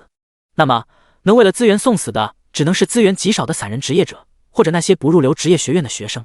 而这些人职业强度和本身素养自然极低，指望他们无伤亡开荒不可能。但对于工会来说，这些职业者命并不重要，只要有一个人活下来，把团本内情报留下，他们就能定制详细的开荒路线，对下一波开荒者进行针对性训练，一步步推进团本进度。不过这种模式下，伤亡和时间成本都非常庞大，而他呢，压根没那么多时间。无论如何，先尝试打一次副本再说。想罢，李康笑问道：“老师，您认不认识副本进度高一些的工会？我想参加他们的开荒。团本 CD 除非通关全部 BOSS， 不然没法重置。因此，衍生出了染 CD 一说，比如找个已经通关2阶段的职业者当团长，组没有打过团本的人，那被组的人进度自动同步到2阶段。”林清雅闻言，脸当即黑了下来。沉声告诫：“团本机制复杂，其中不乏秒杀机制。那副本大家都还未弄清楚，你别去找麻烦。”他就纳闷了，这个学院最近10几年最寄予厚望的学生，为什么老是爱做些作死的事情？难不成有受虐倾向？第95章打本预组。我现在忙得屁股冒烟，如果不是转职要求打神灵之地，我才懒得去找麻烦。李康道出自己打本理由。林清雅脸色稍缓，回道：“我和工会方面不熟悉，如果你想打神灵之地，可以去赏金大厅看看。工会招募人打本，一般在那里招募。”好，李康也不多待，启动羽翼，化为流光离去。穆雨晴和龙力王刚好看到李康离去，龙力王踏步上前，讶异地问：“老师，我是不是眼花了？李康等级好像是40，你没眼花，他的确40级了，但你也不必太过较真。李康这种人，龙国20-30年也未必出一个，你要把他当对手，那会很累，很有挫折感。”林清雅出言宽慰，可这番话对于要强的龙力王来说更加难以接受，黑着脸回到学生群体内。穆雨晴则是看着李康消失的方向，久久不语。李小柔见状打趣道：“别看了，快成望夫石了，你要死啊！”穆雨晴狠瞪了眼表妹，随即面露惆怅之色。他答应帮李康筹集材料，可日子都快到了，父亲死不松口，实在不行，只能按表妹所说，一哭二闹三上吊了。父亲那么宠他，总会松口的。赏金大厅，直白的讲，就是个劳务中介场所。在这里，你可以付出酬劳，发布任务，有想赚钱的人可以用付出劳力获得报酬。当然，赏金大厅会收取部分手续费，如果不想花费手续费，也可以在大厅外喊出自己需求，寻找愿意接任务的人。断背山脉采药需要1对4转职业者护卫，酬劳好商量。我们家少爷招聘刷40级副本猛鬼山坟的绑定材料，要求至少是1线学校的学生，包药水消耗，只要材料，装备你们可以随意分配。周家宴客，来3阶以上厨师，按桌结钱。门外各种叫喊声不绝于耳。李康直接进入赏金大厅，宽敞的大厅内全息屏幕，滚动着各种任务和相应酬劳。他径直走到服务窗口，询问道：“请问有没有关于神灵之地的招募任务？”“您稍等。”女接待手指在虚拟键盘上一阵操作，李康面前出现一个小型屏幕，上面罗列着10多条信息，大致是各大工会对神灵之地招募需求以及攻略日期。他扫了一圈，发现只有一家把攻略日期定在了今天，其余不是5天后就是1月后。请帮我接取这个烟雨楼工会的攻略招募。好的，请把手放在水晶上。凭空出现一个水晶，李康把手贴在上面。在女接待那边，李康信息一览无余。李康机械掌控者2转，等级40，所属势力中央学院1年级。看到最后，女接待眼珠子差点没瞪出来，有些结巴地问：“您是中央学院的学生，有什么问题吗？”李康疑惑道：“不好意思，我恐怕给您办不了招募登记。”女接待在虚拟键盘轻轻一按，屏幕和水晶球全部消失不见。李康沉声道：“我需要一个理由。您是中央学院学生，身份尊贵，如果在攻略中死了，我们负不起责任，我求您别为难我们了。”女接待苦笑不已，这种团本开荒压根就是拿人命去堆，参加的人大多是走投无路和穷疯了的职业者，就是普通2线学校的学生，学院里也不妨放人参加，更别提在1线之上的10大学院学生了。我可以签个声明，如果我死了，与你们无关。李康提议道。女接待却死不松口。李康无奈下，只能询问烟雨楼是不是在京城。女接待点头。李康离开赏金大厅，一番问路之下，来到烟雨楼。这烟雨楼虽然不是10大公会，但论规模不亚于他们东湖省的盛世公会。总部建设的气势宏伟，同样设有结界，并且门前有人把守。站住！公会重地不得乱闯。2个4转职业者拦住李康。李康笑道：我是来应聘神灵之地开荒，那你赏金大厅办理手续即可，没必要来这里，赶紧走。守卫不耐烦地赶人。李康早已料到对方会赶人，也早有副稿，于是笑着解释：是你们那个谁让我直接找他，他知道我是隐藏职业，所以单独招募的。隐藏职业？2个守卫这才注意李康外显。李康，机械掌控者40级，还真是隐藏职业。行吧，我去通报一声。一个守卫快步走入公会。不一会儿，一个中年汉子快步走出。周虎，剑圣71级。虎哥，他就是您招募的隐藏职业者。守卫赶忙说道。周虎打量了下李康，眼中露出一丝疑惑，他好像没见过眼前年轻人啊。何况神灵之地这种炮灰团，他也不可能招募隐藏职业者惹麻烦。这位小兄弟，你是不是搞错了？咱们应该不认识吧？您是这次神灵之地攻略的负责人？李康笑问。周虎冷着脸点头。那请您务必让我加入您的攻略团队，我很需要这次机会。李康这话自己说的都膈应，明明他是来帮人家攻略的，可求人的却是他，真是讽刺。你既然是隐藏职业者，那应该是1线学院的学生吧？周虎不动声色地问。李康苦笑着摇头，我这个职业虽然是隐藏职业，可鸡肋得很，所以没考入任何学院，一直当散人在野外练级，打公众副本，日子过得很苦，迫切希望您给我一个逆天改命机会。隐藏职业虽然大部分很强力，可也有极少部门鸡肋无比。比他的机械师，如果换作没有科幻基础的人，受到想象力限制，未必能发挥出他这般强度。第96章仿生昆虫炸弹。原来如此，那你跟我来吧。周虎没太细究，便应下来。毕竟在他认知中，不会真有资源丰富的人傻傻的去开荒团送死。李康赶忙跟了上去。2人来到一处空地。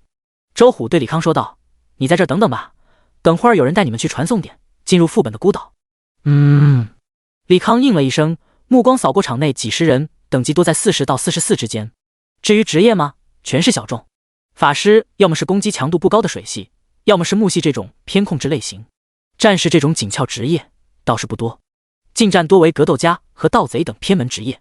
至于牧师倒是出奇的多，但看这些牧师法杖散发的光芒多以白银为主，很明显穿了一身白银散套，奶量应该高不到哪去。还真是名副其实的送死团。李康轻声呢喃。但没办法，学院联盟垄断了8成20到50级的升级资源，却只招收不到4成学生。余下的6成觉醒职业者，只能在有限的资源下苟延残喘的升级，一步难，步步难。比如对他来说，轻而易举获得的黄金装备，可对很多职业者却是求而不得的稀罕物品。很多人把开荒团比作送死团，高达70-80%的死亡率，这个叫法也没错。可对于普通职业者，这又何尝不是逆天改命机会？只要通过一个阶段 BOSS， 他们会获得上亿的报酬，购买一身黄金套装，打更高级的本。如果侥幸过了2个 BOSS， 更可以获得这个公会入会名额，在50级后享受这个公会给予的升级资源，正式脱离散人身份。兄弟，你是隐藏职业者吧？名为徐坤的拳师走过来搭讪。李康点头，很鸡肋的战斗职业，再鸡肋也比我们这些烂大街的职业强，还请多多照顾。徐坤微微一笑，机械掌控者的确让人联想到机械师这种废物生活职业者，相互照顾。李康客气地回了一句。又过了一会儿，周虎领着一个青年去而复返。他指着青年道：这是你们副本指挥孙泽，曾在其他公会通关2阶段，所以我希望你们能齐心合力，最少打过第2关，获得我们烟雨楼入会资格，成为自家人。希望大家配合无间。孙泽表现得很是谦卑。李康扫了一眼对方外显，孙泽剑皇43级，在他印象中，弓手可是个强力职业，何至于沦落到来开荒团本？难不成和他一样，也是做5星3转任务？不对，弓手2转是剑王，剑皇已经是3转后了。人齐了，大家出发吧。周虎把手指伸进嘴里，吹了个口哨，巨大的翼龙从天而降，众人纷纷跃上龙背。李康则是慢悠悠从翅膀走了上去，依然找了个角落盘坐入定。翼龙展翅翱翔于天际，在风系魔法加持下，速度高达300多公里每小时。1小时，他们离开主城区范围，来到郊外。4小时后，翼龙悬停在一个宏伟的建筑上，建筑中央有个巨大的传送门，空间之力特有的漩涡在门内缓缓转动。周虎冲着建筑内吼道：“烟雨楼奉命去神灵之地攻略。”进！建筑内传出悠扬的声音。周虎一挥手，翼龙一个俯冲进入巨大的传送门之中。数万里之外，翼龙飞出传送门，眼前各种建筑遗迹皆是高达数百米，建筑上一块砖都有2米之长，半米之高，植被也是巨大的不像话，树木最矮的足有几十米，高的一眼望不到头。整个岛好似巨大一般。嗡！一个体型犹如汽车一般的昆虫袭来。毒纹赤虫白银级，等级45级，技能毒液喷射、催眠、分裂爆炸。我去，白银级的野怪，大家小心！赶紧用防御技能。他有毒素技能，谁有解毒剂？先给我一瓶。众人慌作一团。周虎满弓拉箭，一个技能秒掉虫子，可虫子被摧毁刹那，变成无数肉眼几乎可见的小虫子，四散着向他们冲来。是分裂爆炸，大家小心！话语刚落，轰！一个微不可见的虫子炸裂，接着无数声爆炸在翼龙周边爆裂，翼龙被炸得痛苦嚎叫，左摇右晃。一众职业者同样被炸得人仰马翻，虽然不至于伤及性命，但也狼狈到了极点。李康盘坐在龙尾处，一道淡蓝色的屏障挡住所有爆炸。他心念一动，16只蜂鸟组成球形立盾，把一只虫子困在其中。他透光蓝色屏障，看着那几乎不可见的昆虫，眼中异光闪烁。昆虫见逃不出，身体急剧膨胀，轰然炸裂，几乎破开这临时组成的球形立盾。对了，就是他。追击者自爆机器人目标太大，很容易在爆炸前被人一锅烩。但如果把机器人做成仿生昆虫，哪怕战斗中职业者看到了，也不会注意。等足够多的昆虫来到敌人周边，他再使用引爆技能。说做就做。李康在脑中想象一个微型昆虫爆炸的画面，开启智能推演。推演成功，您获得仿生昆虫炸弹纹银设计图，小型纳米金属粒子提炼装置。仿生昆虫炸弹纹银需要10克任意纳米金属、5火之精华、1克雷电金粉。纳米提炼装置永恒黑暗5公斤，色银级以上硬度金属50公斤。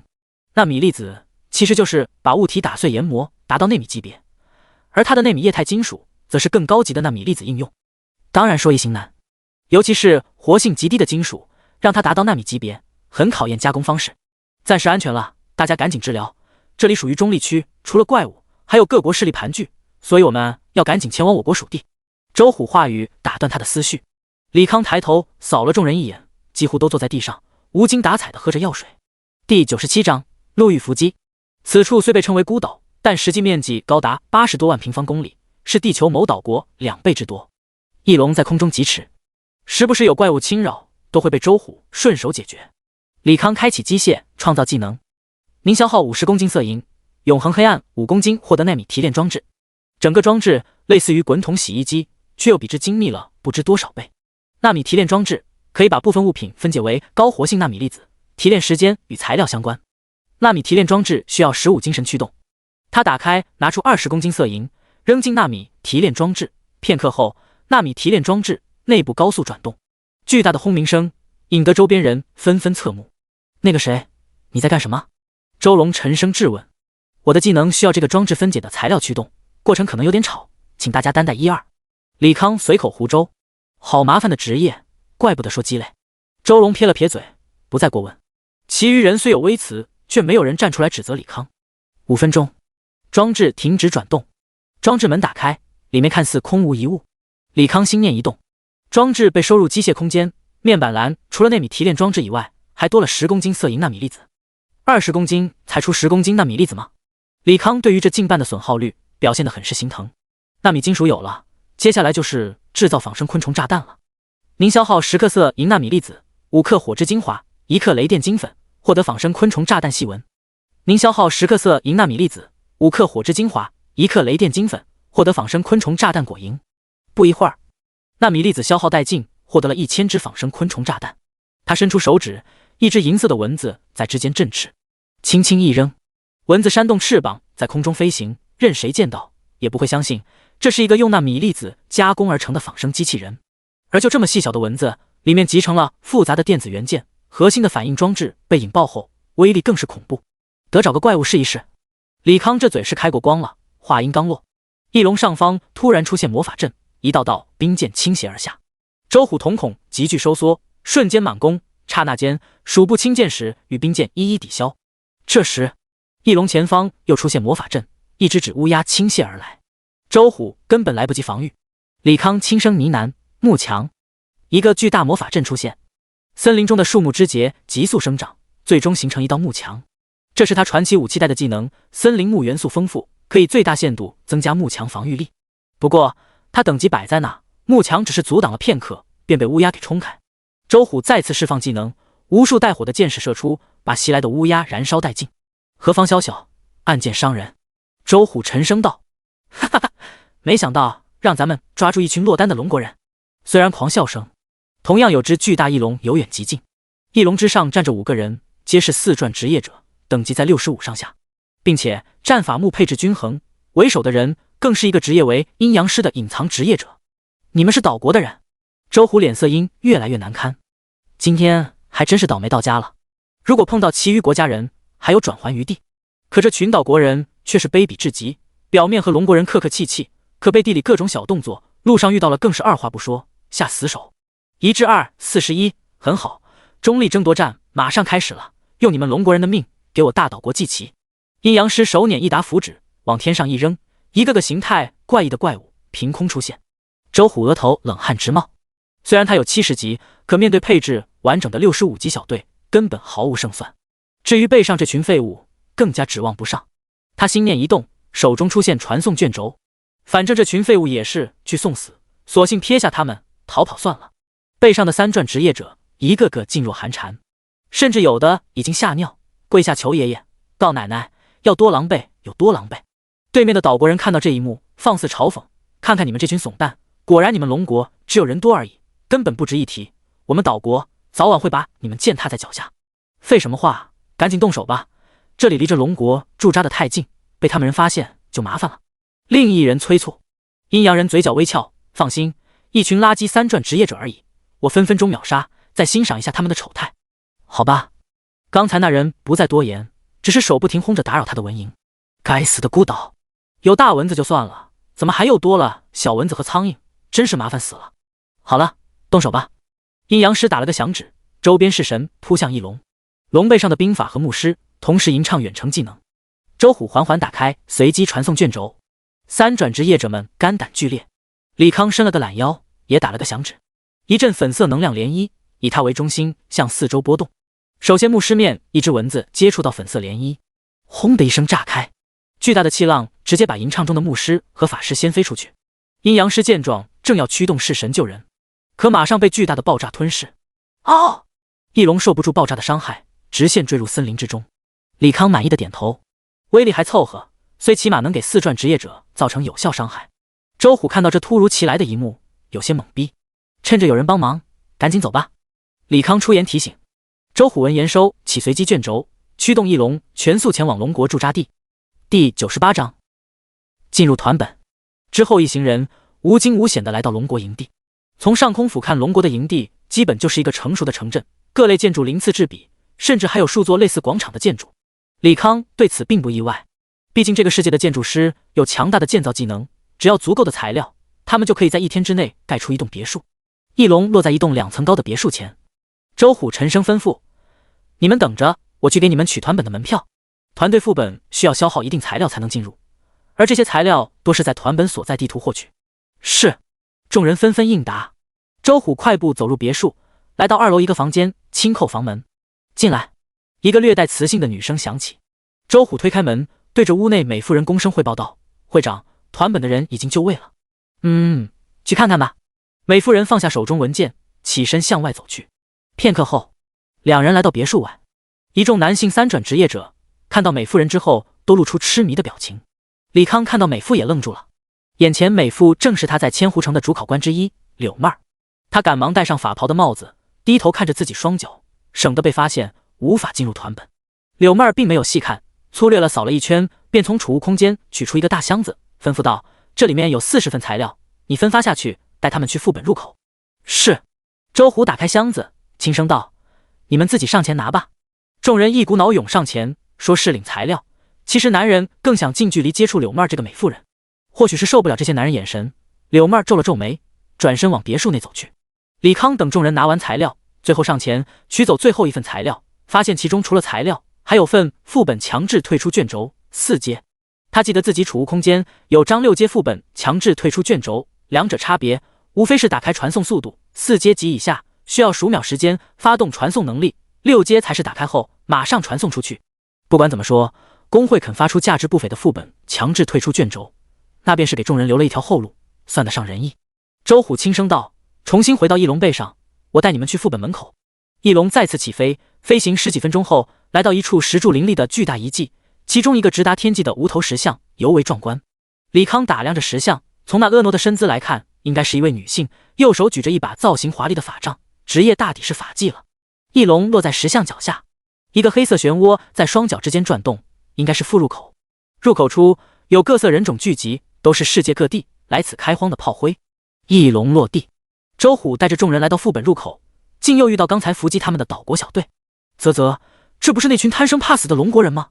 刚才我们一时大意，遭到小人伏击，让你们侥幸逃走，下次可没那么走运了。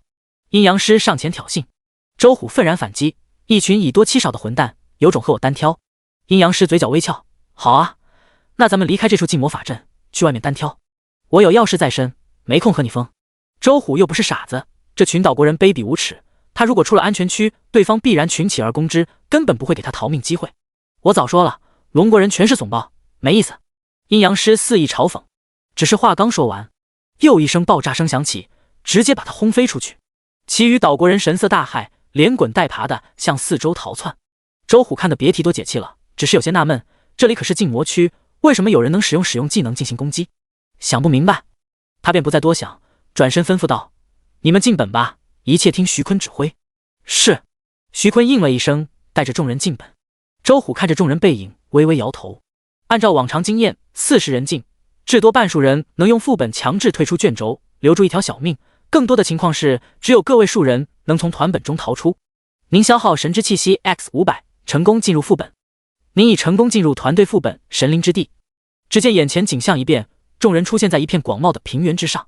李康抬头望去，不远处一座巍峨的巨型建筑矗立着，整体造型像是一座神庙。神庙门前，一群怪物走来走去，它们体型庞大，外形怪异，有着人的身子，可脑袋却是千奇百怪，像是各种昆虫脑袋被硬生生按在了人身上。徐坤沉声道：“门前的4个怪物全是45级的白银精英怪，单独打的话没什么难度，可4只一起开怪就会触发隐藏机制，强度直接升到黄金级别，所以我会一只只引过来，咱们慢慢解决，懂不懂？”懂了。众人异口同声。那咱们先分8个小队，等会好指挥。坦和牧师先站出来。随着话音，走出8个坦和9个牧师。徐坤开始分组，分着，却发现少了一个人。怎么少了一个人？谁见到了？他轻声询问。这时，一个盗贼指着向神庙方向。徐坤转头望去，瞳孔急剧收缩。只见神庙门前4怪正在同时攻击一个男人。该死，这个傻子竟然把4只怪全开了，真是被他害死了。大家赶紧去帮忙，2个小队为一组，把4个怪拉开500米以上距离，这样他们就会从黄金级降到白银级。徐坤有条不紊的吩咐，其余人不敢耽搁，飞快前往神庙面前。不一会儿，众人来到怪面前，还未等打怪，一个个怪物轰然倒地，一件件散发着金色光芒的装备躺在地上。众人张大嘴巴，不可思议地看着周身有无数多面体环绕的青年。就几句话的功夫，4个攀升到黄金级的怪物就给弄死了。这他妈说出去，谁敢信啊？第99章奈米昆虫炸弹的威力。轰隆隆，神庙门缓缓打开。李康转身看向众人，问道：“你们有没有属性的增益 buff？” 这里多是普通职业，他也不指望能有在深渊中那么多增益 buff， 能有2-3个职业，把精神凑到1000点，这样团本打的也会轻松一些。一个妹子牧师弱弱开口：“牧师有精神导言，可以给全员加自身属性10%的精神。那你们几个牧师，谁精神最高？”李康问道。妹子回答：“我532点精神。”“我490。”“我430。”8个牧师报完之后，竟然只有刚才牧师妹子过了500。要知道，牧师基础精神属性极高，40级裸面版属性过250，但凡一身40级白银，精神也不会低于500。属性没过500，只能说他们穿的装备甚至不是一身40级白银散剑。可转念一想，但凡这些职业者有一身黄金装备，也不至于沦落到拿命开荒团本了。还有其他有增加属性吗？我有水之恩赐，可以给队友加与我等级相对应精神，持续半小时。我的骑士有鼓舞技能，可以加全属性10点。其余人纷纷说道。李康把有增益技能的职业者叫了出来，给他加了一通。原本743的精神涨到934，比预期的1000少66了点。他从储物空间拿出一张精神卷轴，一阵白光之后，精神涨到1014。心念一动，4个反浩克装甲出现在众人面前。一众职业者看到骤然出现的机甲，吓得赶忙后退，更有甚者，吟唱技能要攻击。别担心，他们是我的召唤物，会在关键时刻帮你们扛怪，方便你们去走机制。李康解释道。众人这才放下戒备，开始打量起4个炫酷的机甲。轰隆隆，大地开始震动。徐坤脸色一变，不好，是第一波怪群，大家赶紧往两边分散，只要不拉到仇恨，怪群就会无视咱们。众人不敢耽搁，往两侧玩命狂奔。李康转身看向神庙内，只见铺天盖地的昆虫怪物组成一只巨大的猛兽，张着血盆大口，似是要吞噬一切。李康，赶紧过来，这怪物太多了，你应付不了。徐坤好心提醒。李康摊开手，50只仿生昆虫炸弹从掌心飞出，缓缓飞向虫群。同时，20架电磁无人机出现在空中，射击出密密麻麻的电磁弹，阻挠怪群的步伐。不一会儿，昆虫炸弹融入虫群。他打了个响指，粉色涟漪荡漾。顷刻间，虫群被爆炸产生烈焰吞噬。接着，漫天虫子残骸伴随着掉落的材料如雨般落下。团员李康杀死了吞噬者，您获得1050经验。团员李康杀死了邪恶蜂王，您获得1080经验。密密麻麻的提示声在众人耳边响起。又秒了。徐坤不知该如何形容自己心情，太残暴了。大家赶紧捡材料，团本材料可是很值钱。众人一拥而上。团本内会掉落各种白金或者黄金套装图纸，而这些图纸主要材料就是团本怪物掉落的材料，所以团本材料价格极高，堪比一件黄金装备。徐坤见状，立马调整团队拾取方式，改成团长分配，这样便有一股无形能力阻止众人把材料收入储物空间。众人不满地看向徐坤。徐坤，你修改材料分配方式，是不是想独吞材料？有人怒声质问。徐坤沉声道，怪是李康的杀的，应该李康分配才对。此话一出，众人赶忙放下手中东西，生怕晚1秒就被李康记恨。李康轻声道，东西 roll 吧，这样公平。徐坤再次更改分配方式。李康朝着徐坤招了招手。徐坤小跑着走了过来。你打过前2个阶段，和我说说详细机制。好。徐坤整理了一下思路，把自己经验说了出来。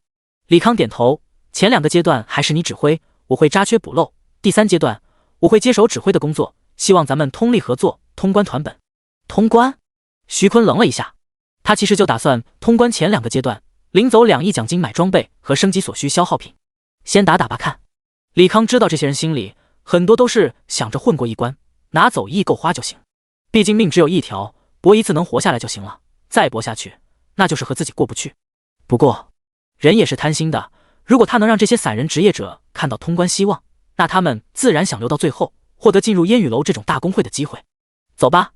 李康领着众人踏入神庙之中。巨大的殿堂内雕刻着各种重手人身的雕像，造型与刚才他杀的2个黄金怪一般无二。在殿堂前侧有5个颜色各异的巨大昆虫。按照徐坤所说，5个怪物皆是黄金强度，开怪顺序正确可以击杀，如果开怪顺序错误会触发狂暴模式，怪物变为无敌。众人只能硬生生扛长达10几分钟到半小时不等的无敌期再打，费时又费力。不过徐坤打的那次最多开对了3只怪，第2次开红色，第4次开绿色，第5次开黑色。假设开怪顺序不是随机，那么把白蓝2次调转即可。于是李康吩咐无人机攻击蓝色怪物。系统提示，您惊扰了守卫者食肉虫王，他进入了狂暴模式，在此模式下你们的攻击无效。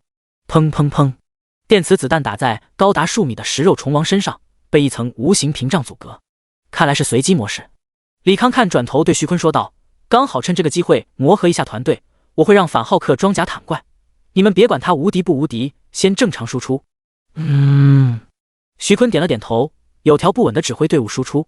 李康穿上机甲飞到半空之中，想要在店内找到关于启动顺序的蛛丝马迹。第100章连通2关。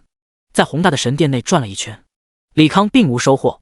这时徐坤大声喝道，食肉虫王眼睛发光了，这是要释放大招，大家赶紧注意躲避。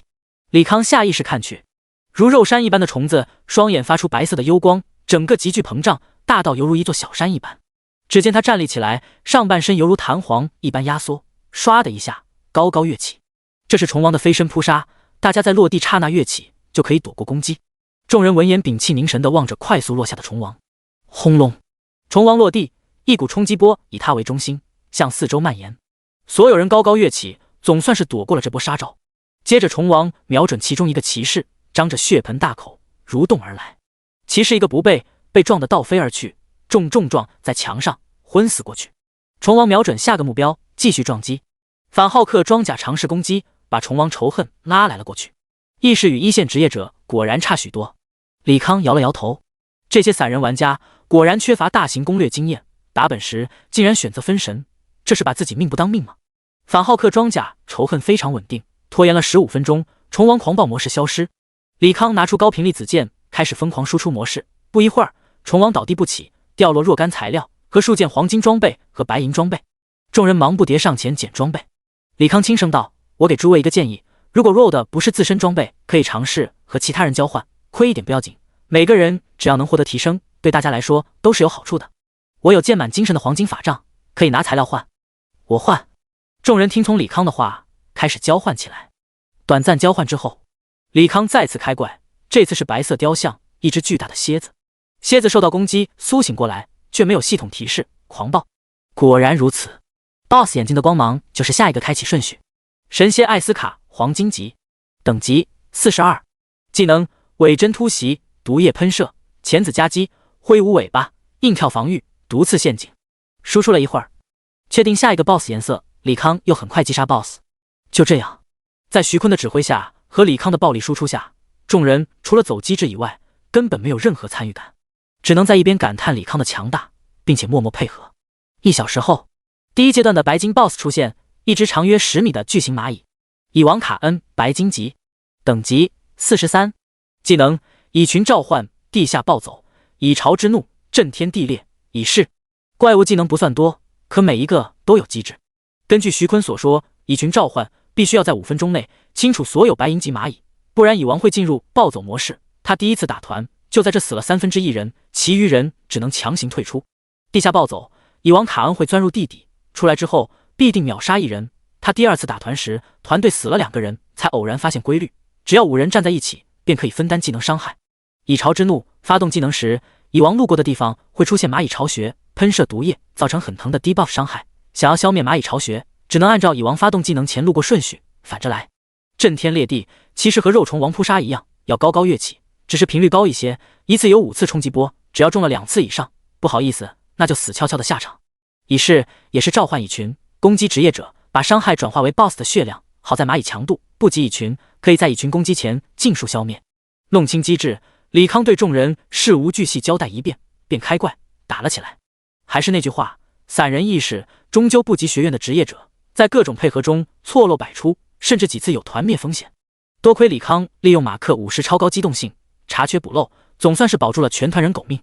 3发微型压缩离子弹粘连在庞大的蚁王身上，电得对方周身通红，倒地抽搐，片刻后化为尘埃消散不见。2道白金色光芒直冲天际，一炮双响，运气不错。李康轻声道。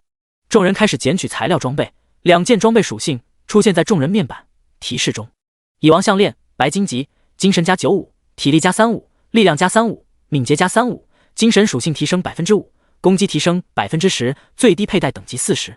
套装：蚁王胸甲设计图。这项链倒是不错。李康点击需求，一群人看到2件白金，正要 roll。嗨嗨，徐坤咳嗽2声，诸位多少有点眼力见，大神都需求了，你们如果不放弃，人家不带咱们继续打本，咱们损失的更多。众人犹豫了一下，大多数人点击放弃，少数人依然选择需求。最终5人 roll， 李康运气不错，获得了项链。至于那胸甲设计图是加力量的套装，不适合他，也不适合穆雨晴等人，他便直接放弃。装备项链之后，精神直接突破1100点，稍作休整。众人通过长长的走廊击杀了数个黄金怪物，来到了一个满是蜂巢的宫殿，密密麻麻的菱形格子让李康密集恐惧症当场发作。按照徐坤所说，这关 BOSS 是一个女性怪物，名叫毒蜂女皇赛莉。不过这个 BOSS 不会轻易现身，需要职业者在蜂巢里搜寻，稍有不慎就会引出一群白银级怪物，数量之巨比门前怪群还多。第101章队内分歧。按照徐坤建议，最好从最近的蜂巢开始搜寻，清理掉一个蜂巢怪物之后，再继续搜寻下一个，以免引发怪潮。李康肯定不能这样浪费时间，让众人站在反浩克附近。他左手幻化出高压电鞭，挥向两侧蜂巢，无数蜜蜂倾巢而入。马克50启动推进器，带着怪群往空中飞去，边飞边攻击空间内其他蜂巢。不一会儿，整个宫殿被蜂群占据，蜂鸟电磁炮和马克50的数流炮根本清理不及。李康释放上百只仿生昆虫炸弹，使用引爆技能，轰隆隆，一声声爆炸，震得整个宫殿摇晃，爆然吞噬着怪群。一波波惊艳提示声刷屏，各种白银装备和材料堆满了整个地面，宫殿瞬间成了堆放宝物的仓库，怪物数量之巨，可见一斑。一众职业者疯了一般捡着材料和装备。李康漂浮在半空，望着不远处的怪物。对方明显是个女性 BOSS， 她的身材极为夸张，腰肢纤细，胸部和屁股却挺翘的惊人，背后一双漂亮的透明翅膀闪烁着金色的光芒，身体覆盖着一层光滑而闪亮的黄色铠甲。她的双手和脚上各有3个细长的指头，末端都有一个小小的利钩，闪烁着异样的寒芒。她拥有一双非常大的红色复眼，闪耀着晶莹的光芒。李康甚至能从那复眼中看到无数个自己。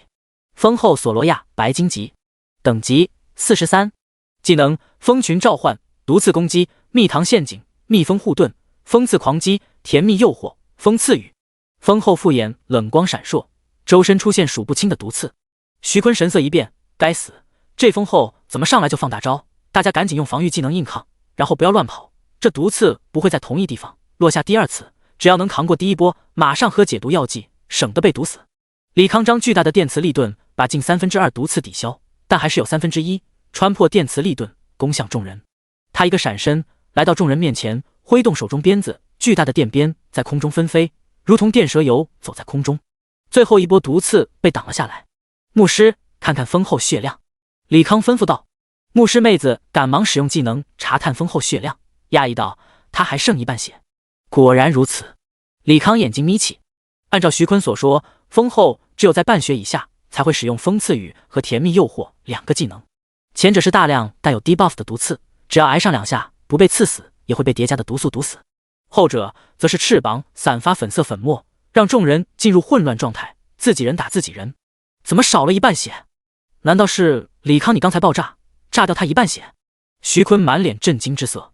这可是白金 BOSS 啊，如果李康一下秒杀对方半血，那攻击力堪比6转职业者大招了。对，也不对。李康轻笑道，蜂后少了一半血，的确与他那一波轰炸有关，却不是那微型昆虫炸弹直接造成了蜂后半血伤害。如果他没猜错，这也是机制之一。蜂巢里的蜂群与蜂后共享血量，如果攻略队伍运气好，第一个蜂巢就找到蜂后，那么他们后面就会与超高血量的蜂后鏖战。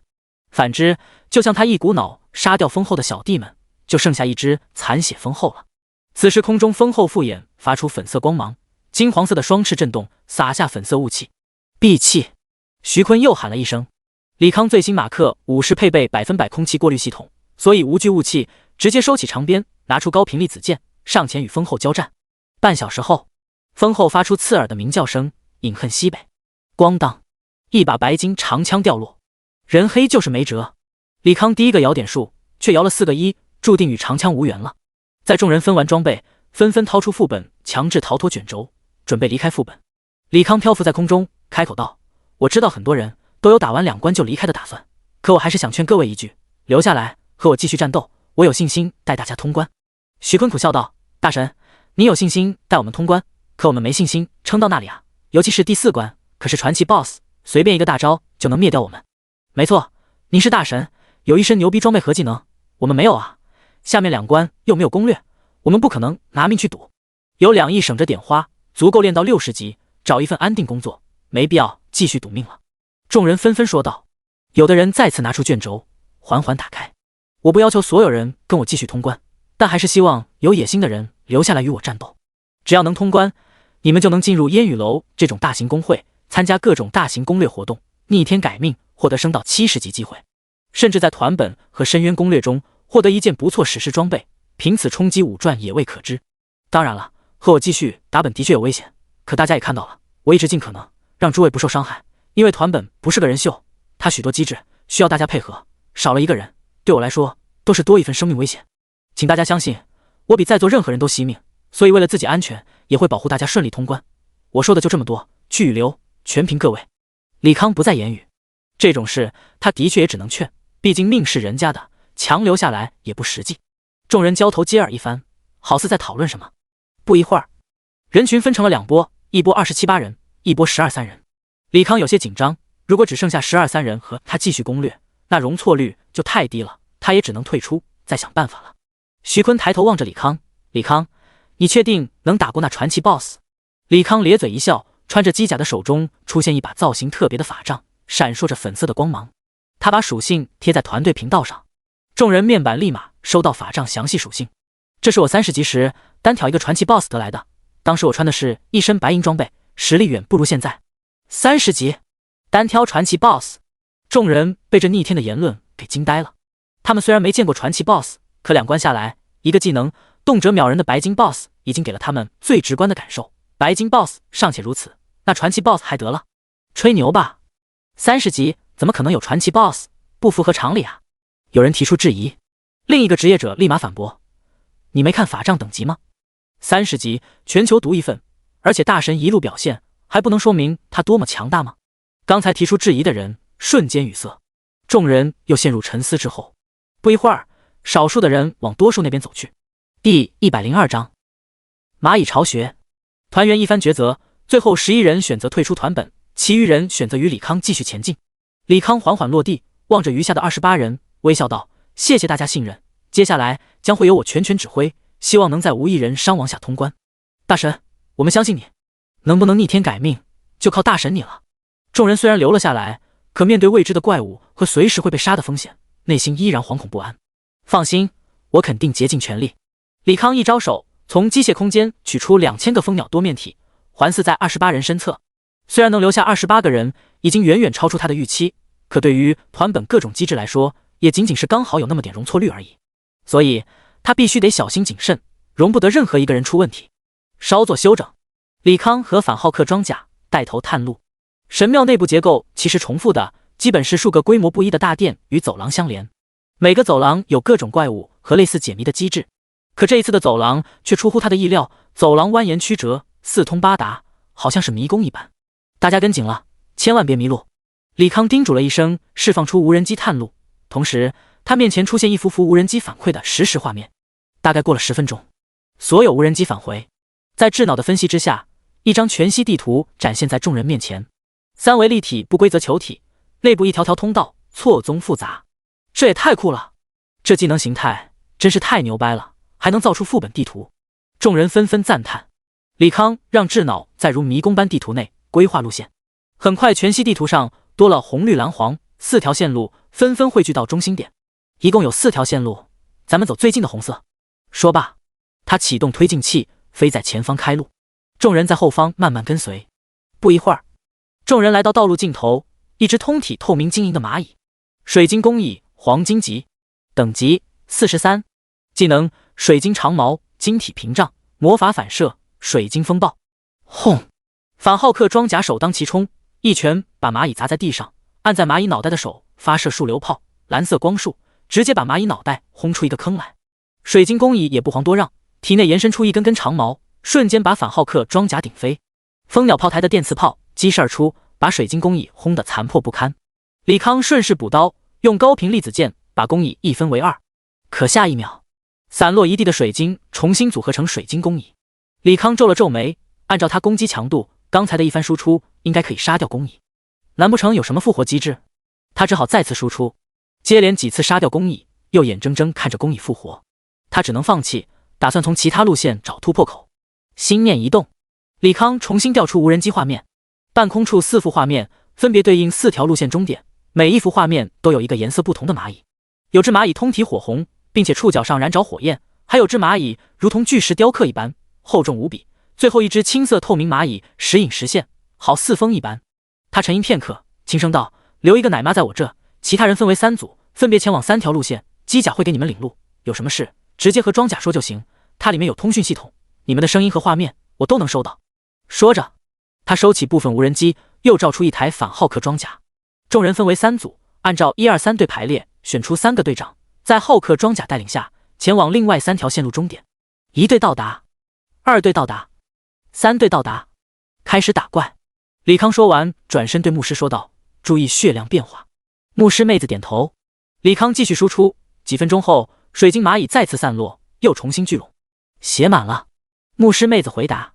同时，李康也收到其他队伍反馈：“大神，怪物自动回满血了。”老大，怪满血了，怪满血了，妈的，白打了。如果我没猜错，4个怪应该需要同时击杀，大家配合牧师观察血线，尽量控制在%左右，后面交给反浩克装甲。李康下达指令，又对身后牧师妹子叮嘱一遍，开始输出。很快，牧师妹子提醒道：“血到5%了。”李康让反浩克装甲抗怪，自己这边张开电磁力盾，等待其他人。又过了10多分钟，老大，1队杀到5%，又过了3分钟，2队成功杀到5%以下，3队报告血已经压倒5%。好，你们离远一些，我需要调用保护你们的蜂鸟系统。李康再次叮嘱。其实不叮嘱也没啥，这些职业者在2轮装备交换后，抗几次黄金怪的大招还是没问题的。心念一动，4条线路的蜂鸟组成一个个炮台，反浩克装甲肩部和尾部导弹激射而出。他做过简短的测试，1轮导弹差不多可以削减怪物2%的血，之后数道电磁炮同时发射，击中4只蚂蚁。咣当，黄金和白银装备以及材料掉落。轰隆隆，各队伍眼前巨大石门缓缓升起。众人不着急进去，拾取完装备和材料，短暂休憩，在李康一声令下走进房间。宽阔的殿堂中央，一只体型巨大的怪物在来回游走。如果只看怪物上半身，那的确赏心悦目，完全是一位长发披肩的妙龄少女，身材凹凸有致。可偏偏对方下半身却是一个巨大的蚂蚁，并且在人身尾部与蚂蚁身体相连部分有着巨大的颚，也就是嘴巴，分泌着绿色的液体。那液体随着走动滴落在地上，冒出滚滚浓烟。神灵之地第3个 BOSS， 也是伪王之前最后一个白金 BOSS， 更是他们打的第一个没有攻略的 BOSS。 李康有信心杀死 BOSS， 却没有太多信心在毫无伤亡情况下杀死 BOSS， 因为团本很多机制都有近乎有秒杀的伤害，错一次那便会给团队带来不可估量的伤亡。第103章玩脱了。魔蚁女皇白金级，等级43，技能水晶突刺，火焰焚身，岩石壁垒，风之漩涡，催眠蚁阵，酸液喷射，蚁群召唤，天崩地裂。只见魔蚁女皇手中出现法阵，一个个魔法阵在半空中出现，无数火球倾泻而下。蜂鸟第一时间响应，飞到众人头顶，张开电磁力盾挡住了攻击。李康看着傻站着的众人，下达指令，大家以小队为中心，尽量分散输出，牧师及时报告血量，争取在触发第1阶段机制前多打掉一些血。众人纷纷散开，开始输出，只是一个个神情凝重，死死盯着那魔蚁女皇。但凡 BOSS 有异常动作，就吓得立马释放防御技能，多亏有蜂鸟系统保障，不然多次交出保命技能的众人早已被 BOSS 大招重创。BOSS 血线到80了，牧师大声汇报。魔蚁女皇再次高举法杖，众人脚下浮现魔法阵，闪开！李康暴喝一声，众人赶忙使用位移技能，可还是有部分人来不及，被从地面涌出的风之漩涡裹挟其中。牧师给中招的人加好血，其他人看看周边有没有异样，避免 BOSS 使用机制技能。李康有条不紊的吩咐，手中高频粒子箭加快输出， CD 已经恢复的微型压缩离子弹从机甲发射而出，粘连在魔蚁女皇身上，争取能靠血线降低，让 BOSS 跳过某个机制。运气还不错，在微型压缩离子弹和无人机全力输出下，总算熬到了第3阶段。牧师再次汇报，血量已经到了57，你们这群毒神者，通通下地狱去！魔蚁女皇用极为附和的嗓音嘶吼道。同时，地上尘土翻涌，一个个颜色各异的蚂蚁出现，皆是白银品质。先杀小怪。为了避免小怪触发 BOSS 机制，李康第一时间做出清怪的决定，并且把输出的反浩克装甲和无人机分配到小怪那里。不一会儿，数个小怪被击杀。绿色的蚂蚁被击杀刹那，溅射出高腐蚀酸液，不仅职业者被腐蚀的血肉消融，就连钢筋制造的反浩克装甲也被腐蚀的残破不堪。红色的蚂蚁被击杀，轰然炸裂，威力之大，直接掀飞周围职业者。万幸爆炸中心没有职业者，不然伤亡会十分惨烈。先住手！李康见势不妙，直接叫停，再次招出一个反浩克装甲，开始抢夺部分职业者的怪物仇恨。牧师治疗伤员，其他人输出 BOSS， 蚂蚁暂时不杀，我会让反浩克装甲拉走。他知道留着小怪可能会触发另一种机制，可现在蚂蚁数量太多，还到处乱动，如果尽数击杀，蚂蚁死亡后的机制肯定会团灭队伍。输出继续。好在魔蚁女皇并未再继续召唤蚂蚁，大家安稳的输出到 40%。第4阶段，魔蚁女皇眼睛发出妖异的红芒，同时被反浩克装甲溜着的蚂蚁大军失去仇恨，纷纷跃出，跳到大殿各处，眼睛也发出妖异的红芒，相互勾连，铺开一张覆盖整个宫殿的红色巨网。凝重了催眠效果，将分不清敌我和现实。系统提示声响起，李康通过画面看向四周，发现团员们竟然相互攻击起来。得亏蜂鸟系统还在运作，才导致双方攻击落在电磁力盾上，没有造成进一步伤害。正当他想继续观察有无伤亡时，眼前突然出一个职业者，手持长剑砍向了他。他下意识躲避，可转念一想，他飞在空中，肯定不可能有职业者靠近。那眼前职业者只能是那个可以御风漂浮的魔蚁女皇。李康一剑劈出，把魔蚁女皇轰飞在地，顺便补了2记数流炮。接着2个反浩克装甲一跃而起，一拳砸在魔蚁女皇身上，开始疯狂输出。李康心念一动，从空间里掏出一张技能卷轴，心灵进化5阶，屡次中招精神系技能后，他便预备了不少轻 buff 类型卷轴。东西是好东西，就是价格太贵，一张就是1000万，哪怕他现在身价不菲，用起来也很是心疼。缓缓打开卷轴，柔和的圣光笼罩整个宫殿，众人被圣光照耀，纷纷停止相互攻击。大家注意自己身边红线，站在网格中央便不会被催眠。下面我会开始清小怪，你们注意别被小怪死亡效果波及。牧师机灵点，有人中了催眠效果，立马清 buff， 不要造成不必要的损伤。布置完一切，李康目光扫过整个宫殿，这个催眠法阵无形中加大了蚂蚁之间的距离，并且蚂蚁无法动弹，可以说是最佳清怪时机。无人机和蜂鸟炮台锁定最外围的一圈怪，开始攻击。不一会儿，各色蚂蚁纷纷爆裂，红色的大王也随之减少，直至全部清除。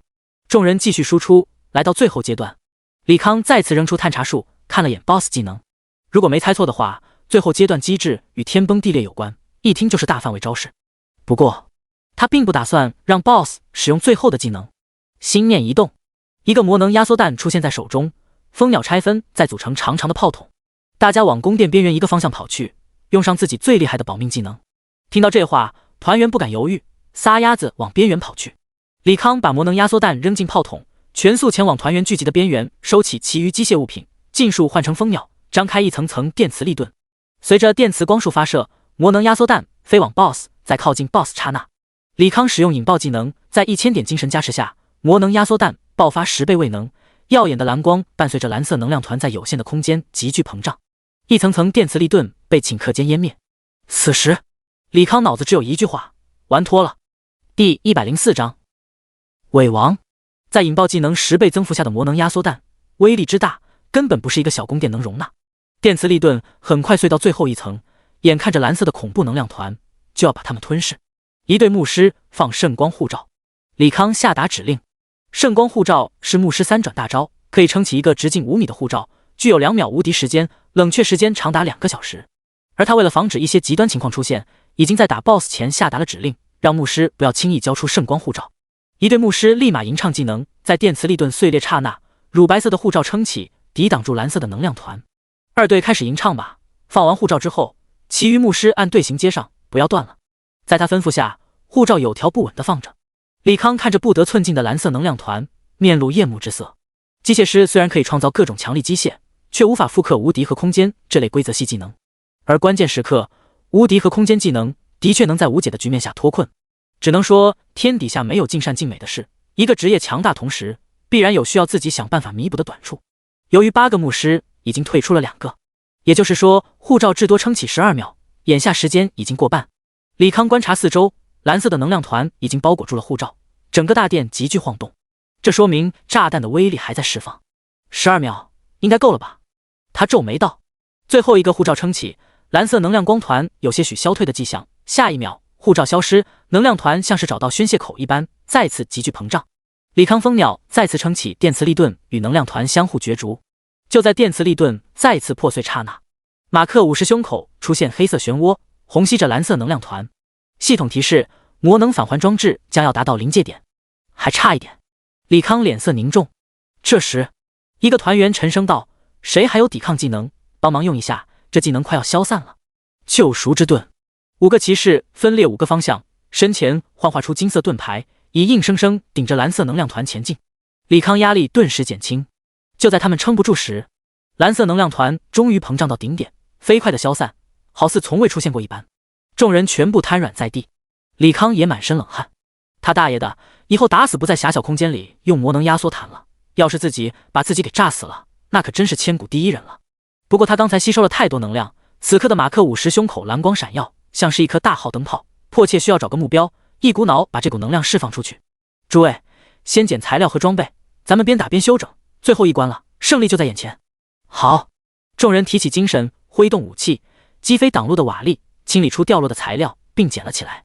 正前方通往尾王的大门早已打开，最后的走廊笔直畅通，没有机关，没有拦路的黄金怪，只有各种图腾雕饰。至于上面的文字，自会有人记录，让专家进行破译，获取一些异世界文明的蛛丝马迹。众人走到巨大的青铜门前，李康飞在空中仔细查看门上凌乱的方块图案，这特么不就是打乱拼图吗？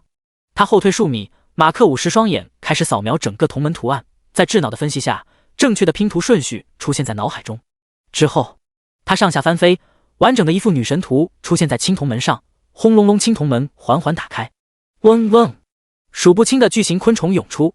蜂鸟系统第一时间张开电磁力盾，把昆虫挡在大殿内。你们退后，李康吩咐了一声，带众人退出10几米，撤去电磁力盾。巨大的蓝色光束从胸口激射而出，瞬间湮灭庞大的虫巢。经验提示声和装备材料语再次出现。团本的爆率的确是高，材料因为各类稀有套装缘故，价格极为不菲，怪不得所有人都想打团本。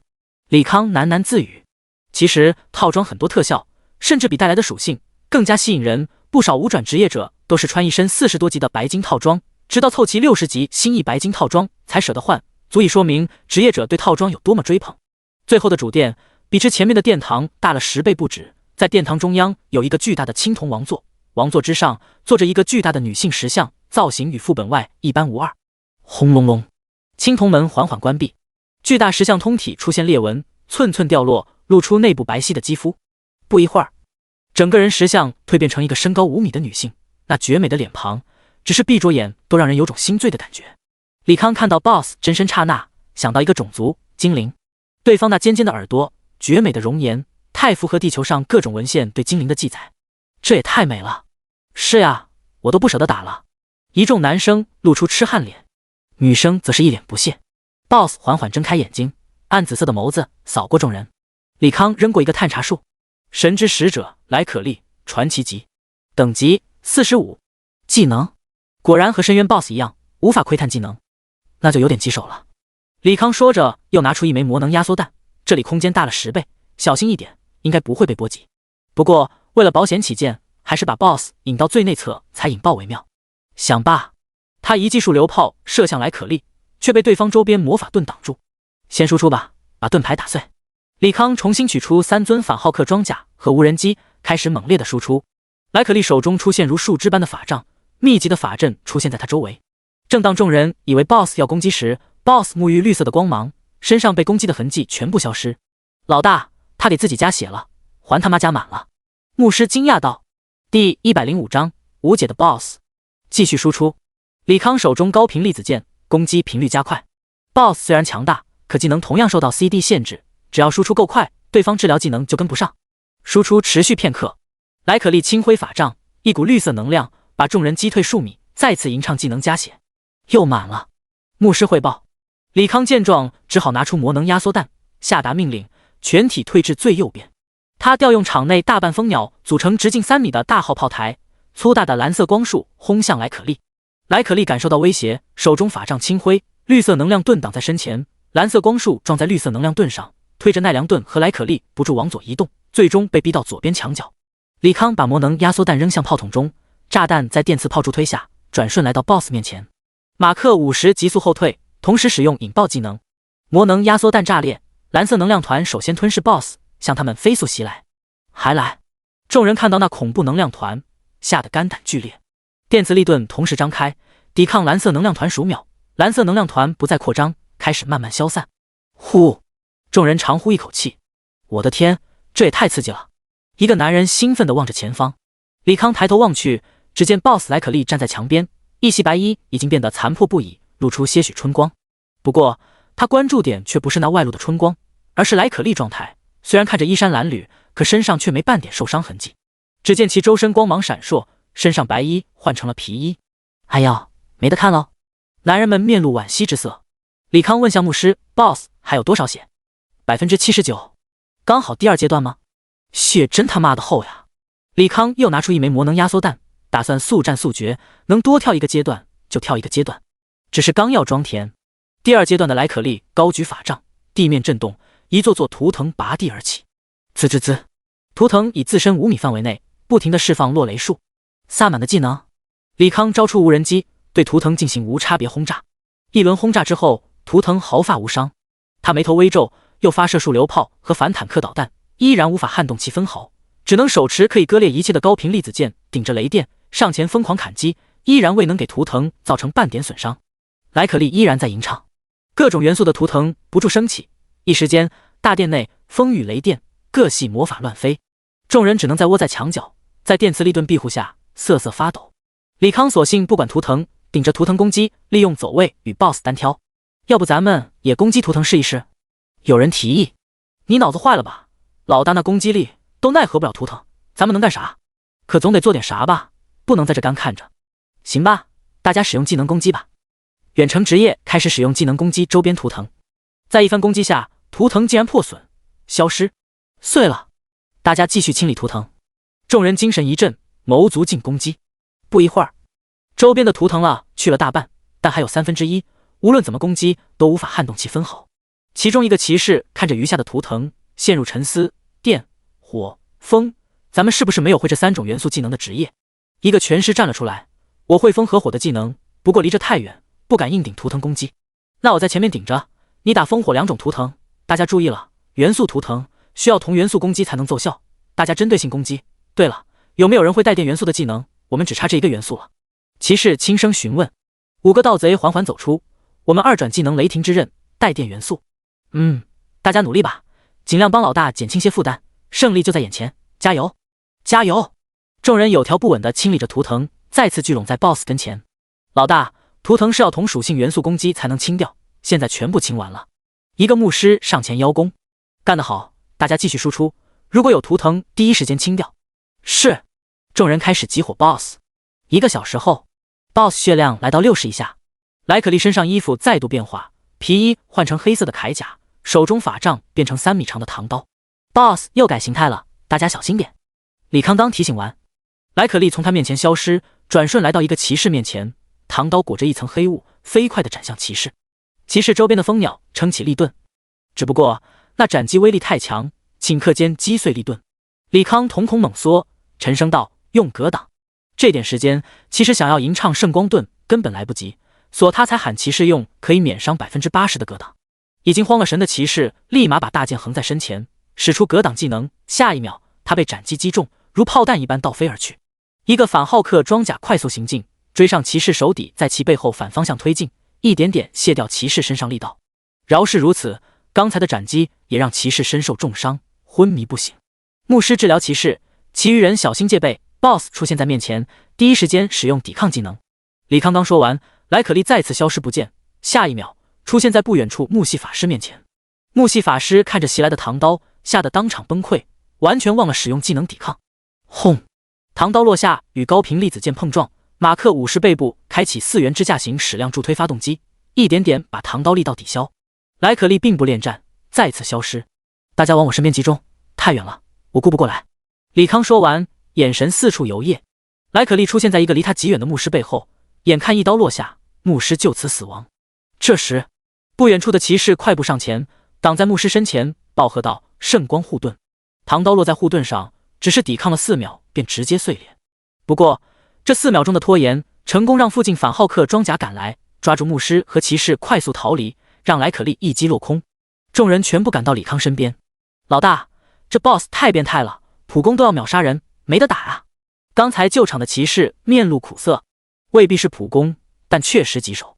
李康神色凝重，传奇 BOSS 普攻不至于一击破碎骑士看家防御技能圣光盾，可哪怕不是普攻，对方这技能近乎无 CD 的频率足够让他头疼，而且3阶段的莱可利会瞬移，想要魔能压缩弹击中 BOSS 极其困难。团本果然没那么容易攻略。他深吸一口气，招出漫天奈米昆虫炸弹。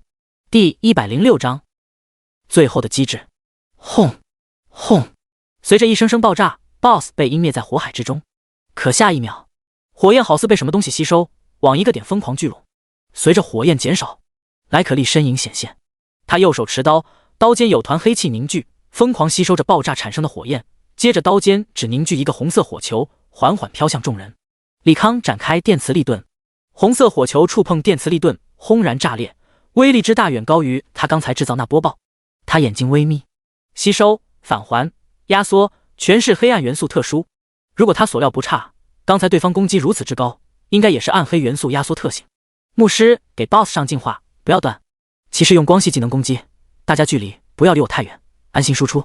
说罢，他使用智能推演，推演成功，恭喜您领悟魔能赋予装置之圣光设计图。魔能赋予装置之圣光，装置需要铭刻之时，高级魔法催化剂以及色银，用量根据子弹规格和模具大小而定，光之精华粉末，数量根据子弹消耗量添加。在面板中填写无人机武器模块参数，便得出魔能赋予装置之圣光3管微型机枪，装置需要1斤铭刻之时，高级魔法催化剂半斤以及色银3斤，7.63口径子弹，20万发消耗1公斤光之精华。随即使用机械创造技能，制造了30架光属性攻击无人机，每个装填1公斤光之精华。30架光属性无人机盘旋在空中，微型机枪疯狂转动，无数乳白色光点倾泻而出，击中莱可丽。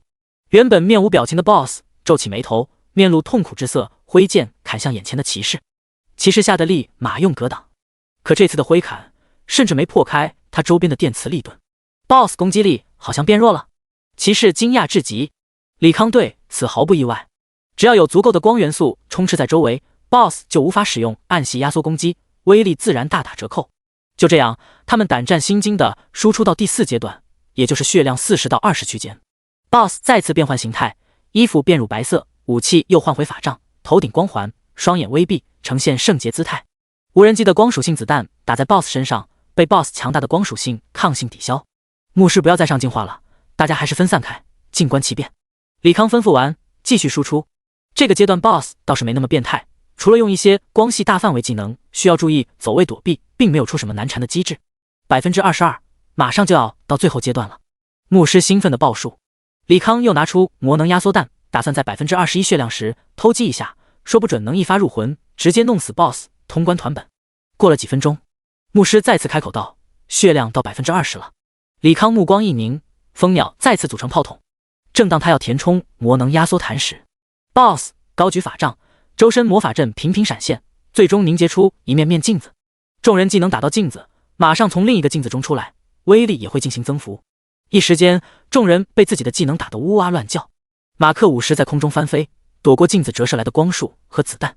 物理攻击也能折射，这也太逆天了。李康不敢使用魔能压缩弹了，拿着高频粒子剑清理镜子。可粒子剑看向镜子，周边又会出现一面镜子，延伸出一把剑砍在他身上。马克50受到攻击，耐久22000，不愧是他自己的看家攻击手段，真他妈疼。李康忙用了机械修复，恢复10000点耐久。观察众人，基本如他这般不敢使用任何技能，可 BOSS 却不会放过他们。吟唱技能数以百计的光锥通过镜子不停折射，随即从某一面镜子内出现。一个盗贼在毫无防备下被倾泻而出的光锥击破电磁力盾，如刺猬一般被扎了个透心凉。众人第一反应是终于死人了，可下一秒，盗贼出现在不远处，满脸骇人，得亏他剑技不妙，使用了替身术，不然真要死了。李康神色凝重，掌心摊开，反重力手雷出现在掌心。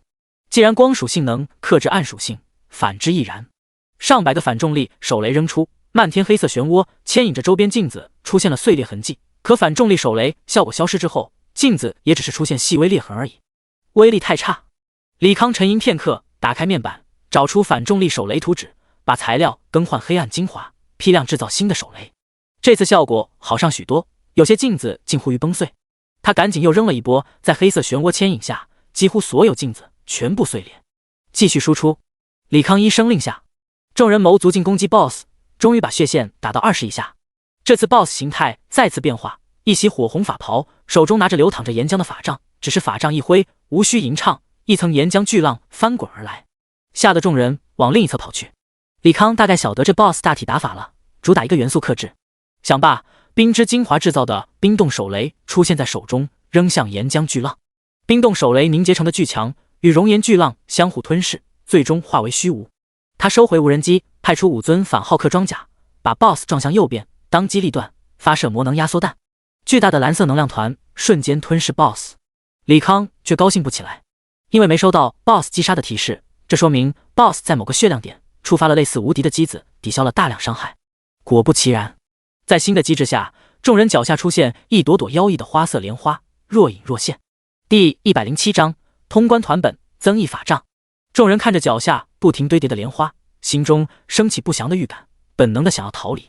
可前方剧烈膨胀的蓝色能量团又让他们不得不在原地等待。10几秒后，能量团消散，众人不约而同用出突进技能，四散而开，发现脚下火莲花如影随形，在惶恐驱使下不住逃窜。一身火红的 BOSS 再次活动熔岩法杖，一道道的火从莲花印记中迸发而出，直达半空。马克50灵巧地躲过一道地火，随着众人乱窜，地火布满大半殿堂，可以躲避空间越来越少。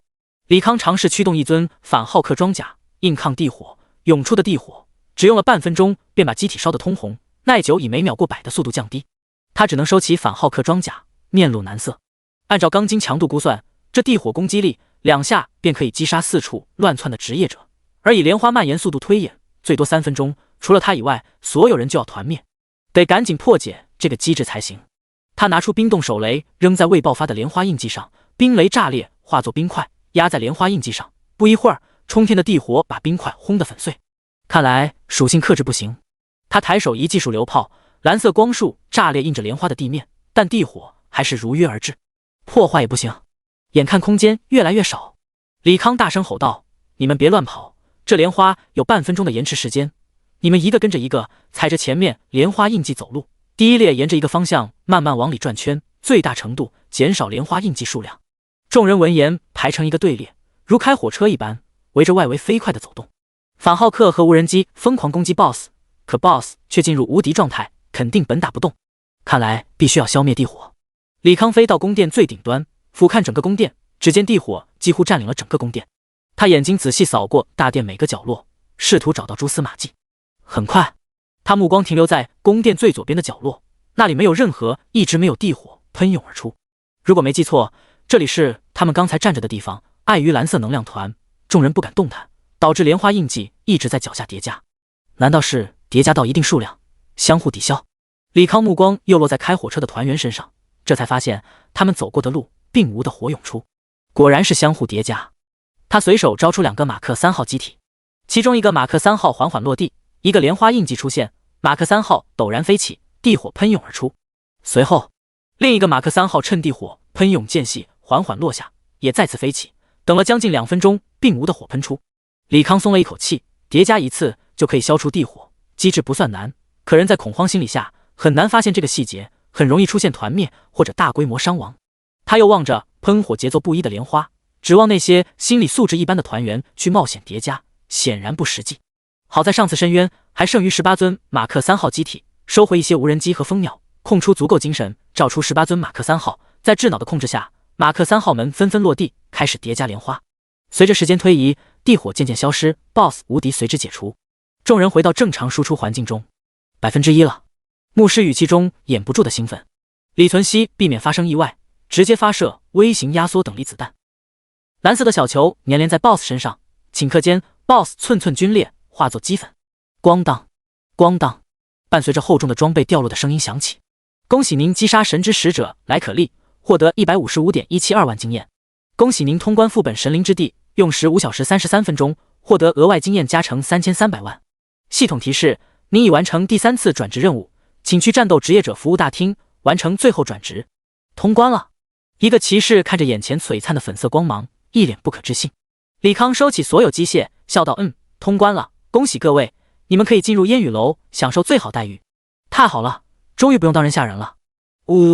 想到以后能有固定队打副本，能有工会给补给，被欺负，还有工会人出头，我就想哭。妈的，可算扬眉吐气了。得亏我留了下来，估计走的人知道咱们通关，肠子都得回死。咱们运气好呗。你看，最后都报了3件传奇。”听到最后一句话，李康才看向他们战利品，的确是3件传奇，一把法杖与 BOSS 第一阶段用的样。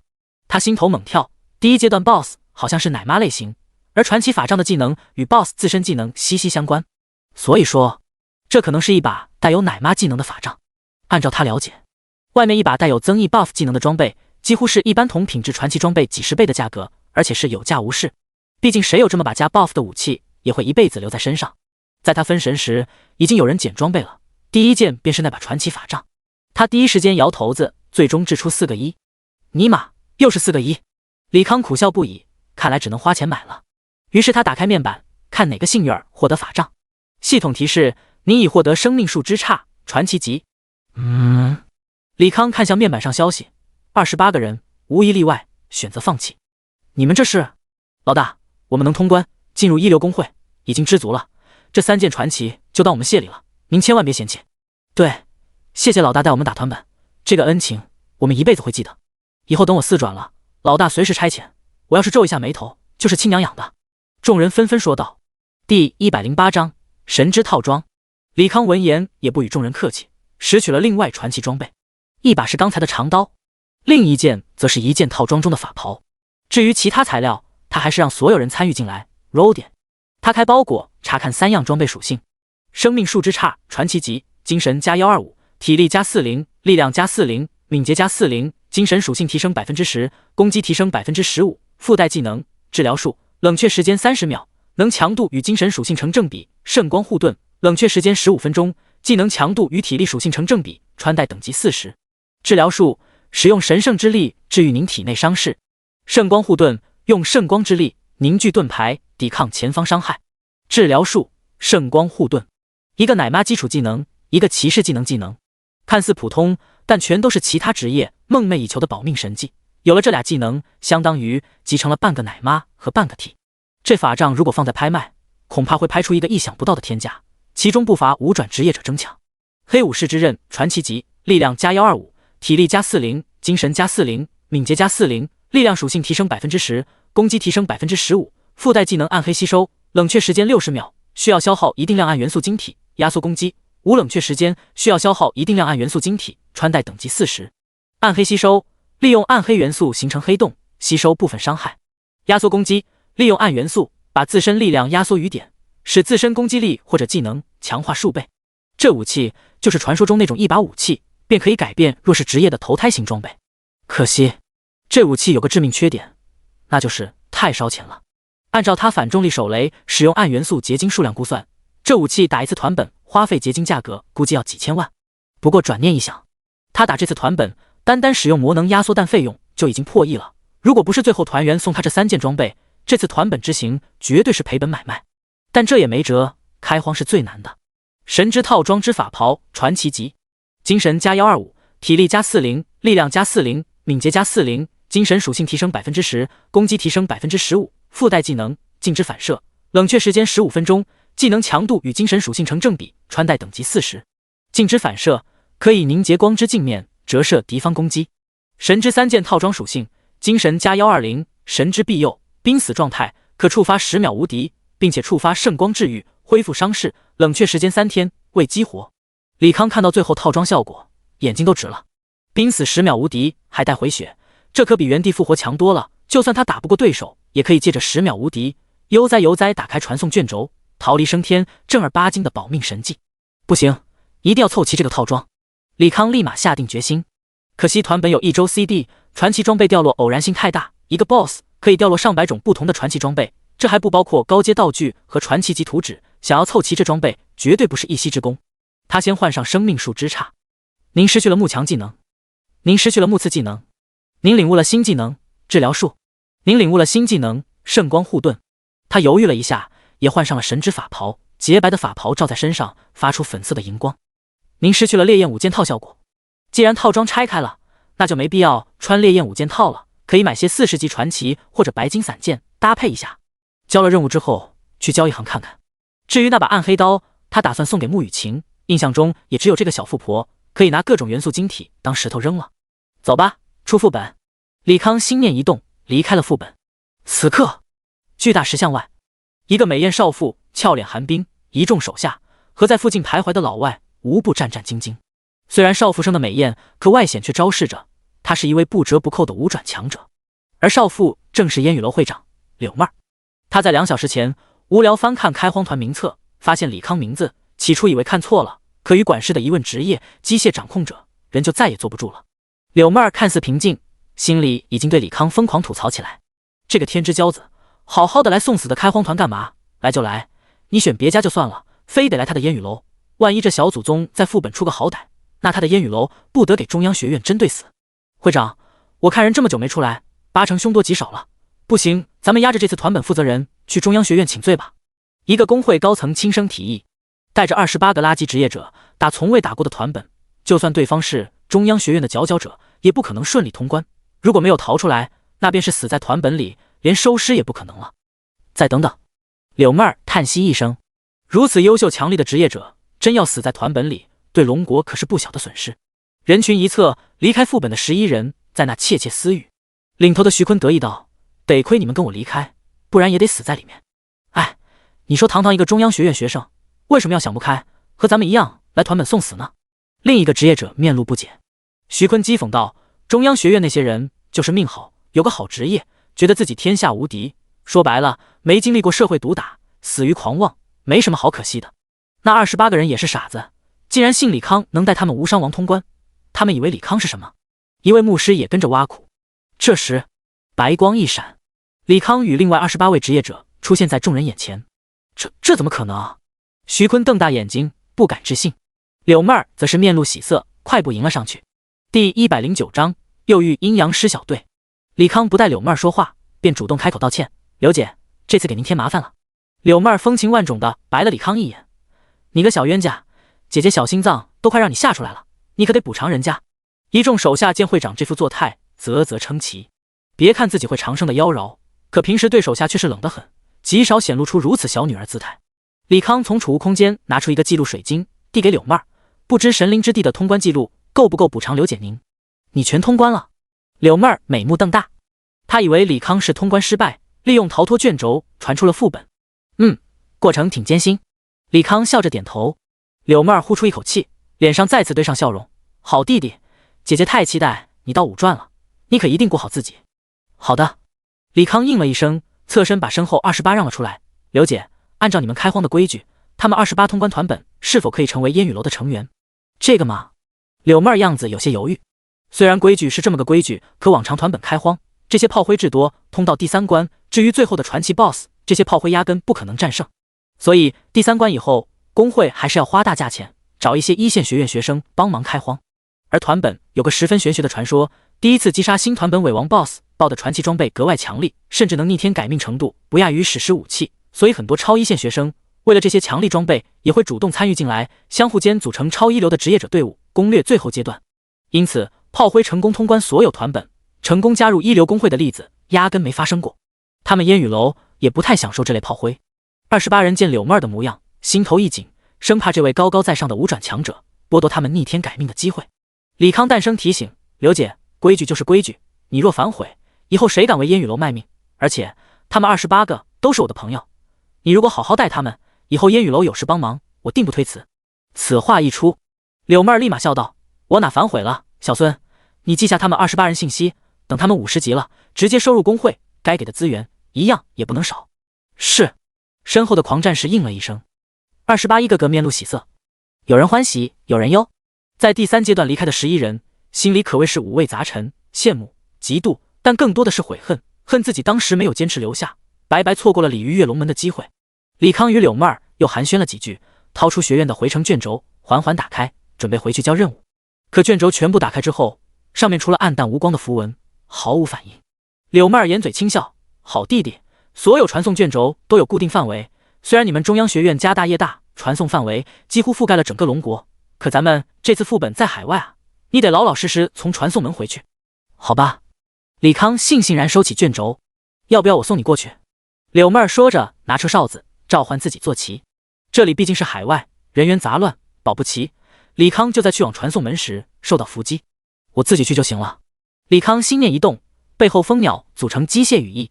以他现在实力，就算被一个5转强者狙击，也有办法逃离。而且他也不认为会有5转强者吃饱了撑的，在一个40多级怪区虐小号。行，路上小心。柳妹儿收起哨子，耐心叮嘱。好。李康说完，化作蓝色电弧，划破长空。一侧的狂战士惊叹道：“不愧是中央学院的天才，这技能形态也太炫酷了吧！”柳妹儿嘴角轻笑：“你要是挨上他一击，就不会觉得炫酷了。”狂战士不以为意：“我好歹是半步无转的强者，他再厉害，也不可能破我的防吧？”未必。柳妹儿目光深邃。李康打本用了不到6小时，几乎与那些精英组成的速通队伍时间持平，如此比较倒没什么。可加上开荒，带着28个一身白银装备都凑不齐的垃圾职业者，这2个前置条件，那李康伤害就有些害人了。那有机会，我得和他切磋一下。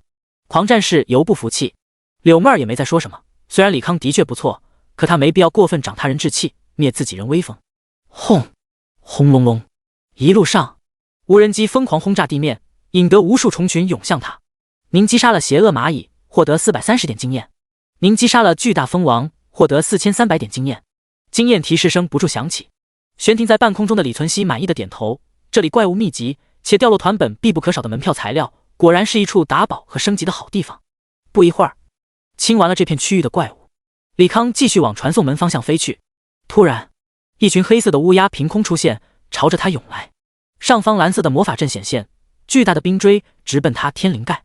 后方宛若流星的箭矢，马上就要贯穿他身体。可这一切在李康半米处被蓝色的光晕挡住。八嘎，竟然是魔法盾！随着话音，巨大的翼龙载着5人出现。李康眯起眼，感情这群无转岛国人专门在中立区杀小号呢，不愧是岛国人，思维就是变态。罗桑，你弟关注点不对，他刚才挡住我们3个攻击，这太离谱了。另一个身材矮小的冰系法师轻声吐槽。阴阳师指着李康那件泛着粉光的法袍，自以为是的分析，应该是那件传奇法袍的保命技能。带保命技能的法袍，那可是好东西。冰系法师脸上露出贪婪之色，他用命令的语气说道：“你弟把法袍脱了扔过来，我弟饶你不死。”第110章，老熟人，绝境，聒噪。李康不打算与这些岛国人多废话，蜂鸟组成一个个小型炮台，发射电磁光束。40架无人机从远处飞回，漫天电磁弹裹挟着数十发微型导弹，宛若蓝色巨龙。区40级，还妄想反抗，死！阴阳师冷哼一声，手中人形符纸扔出，一个身穿白衣的女子凭空出现，伸手往虚空一吹，一股风雪对上那袭来的子弹。可惜了价值数亿的法袍。冰系法师面露惋惜之色，他们老大连3绝都用出来了，眼前落单的小可怜只能死了。而大号杀小号是不会掉落任何东西，这也是他为什么开口诓骗李康交出法袍原因。赶紧用防御技能。一句话把冰系法师拉回现实，他下意识抬头，只见数道蓝色光束直奔他们而来。他瞳孔微缩，难道老大的技能没有挡住对方攻击？可不应该啊，自己老大召唤的雪女连4转战士都吃不消，何况眼前一个区3转职业者呢？发什么呆呢？赶紧用防御技能，老子撑不住了。阴阳师咬牙切齿道。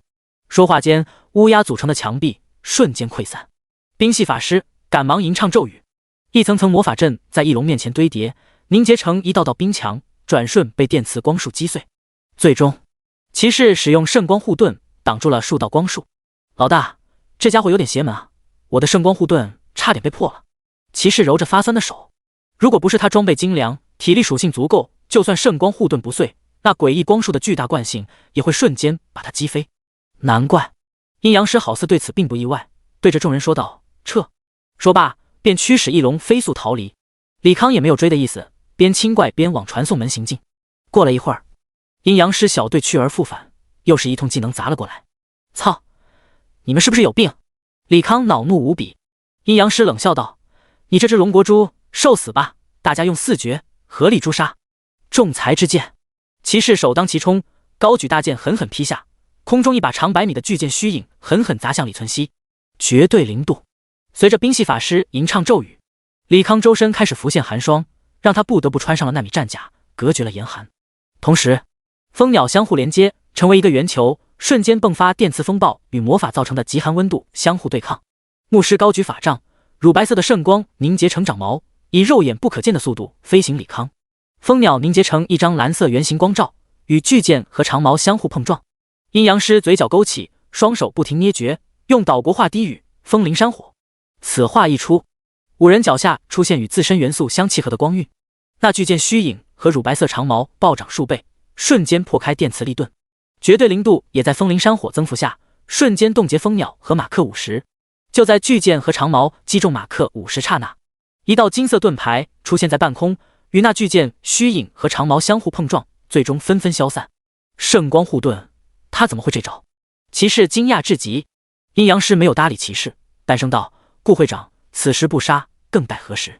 一直长袍遮面、隐藏信息的弓手手中的白金长弓陡然换成一把泛着橙色光芒的巨弓，弓手满弓拉箭，大量魔法元素聚集在弓弦，技能还未成型，那股毁天灭地之力已经让一众岛国人胆寒不已。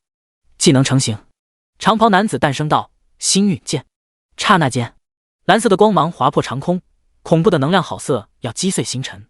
李康刚好解除冰封，看着那几乎令人绝望的能量团，他的魔能压缩弹与之相比都是弟弟级别，这不可能是4转职业者能有的技能，也绝不是他能硬抗的。他立马使用空间转换，您所在空间被技能封锁。这他妈是什么该死的技能？李康脸色微变，看着近在咫尺的能量团，他不该耽搁，先是用出镜之反射，一面镜子出现在面前，将部分技能折射到阴阳师那边。阴阳师大骇，忙求救：“顾会长，救命！”弓手低吟道：“消散。”折射来的技能消散无踪，而镜子在绝对力量下只是支撑了几秒便全部碎裂。马克50右臂生成磁化盾牌，全身推进器全开，与那股力量短暂交锋，又是几秒，能量团又减弱几分，盾牌也瞬间溃散。马克50胸口又出现黑洞，虹吸能量，但也只是坚持几秒，能量返还装置已经到了容纳上限。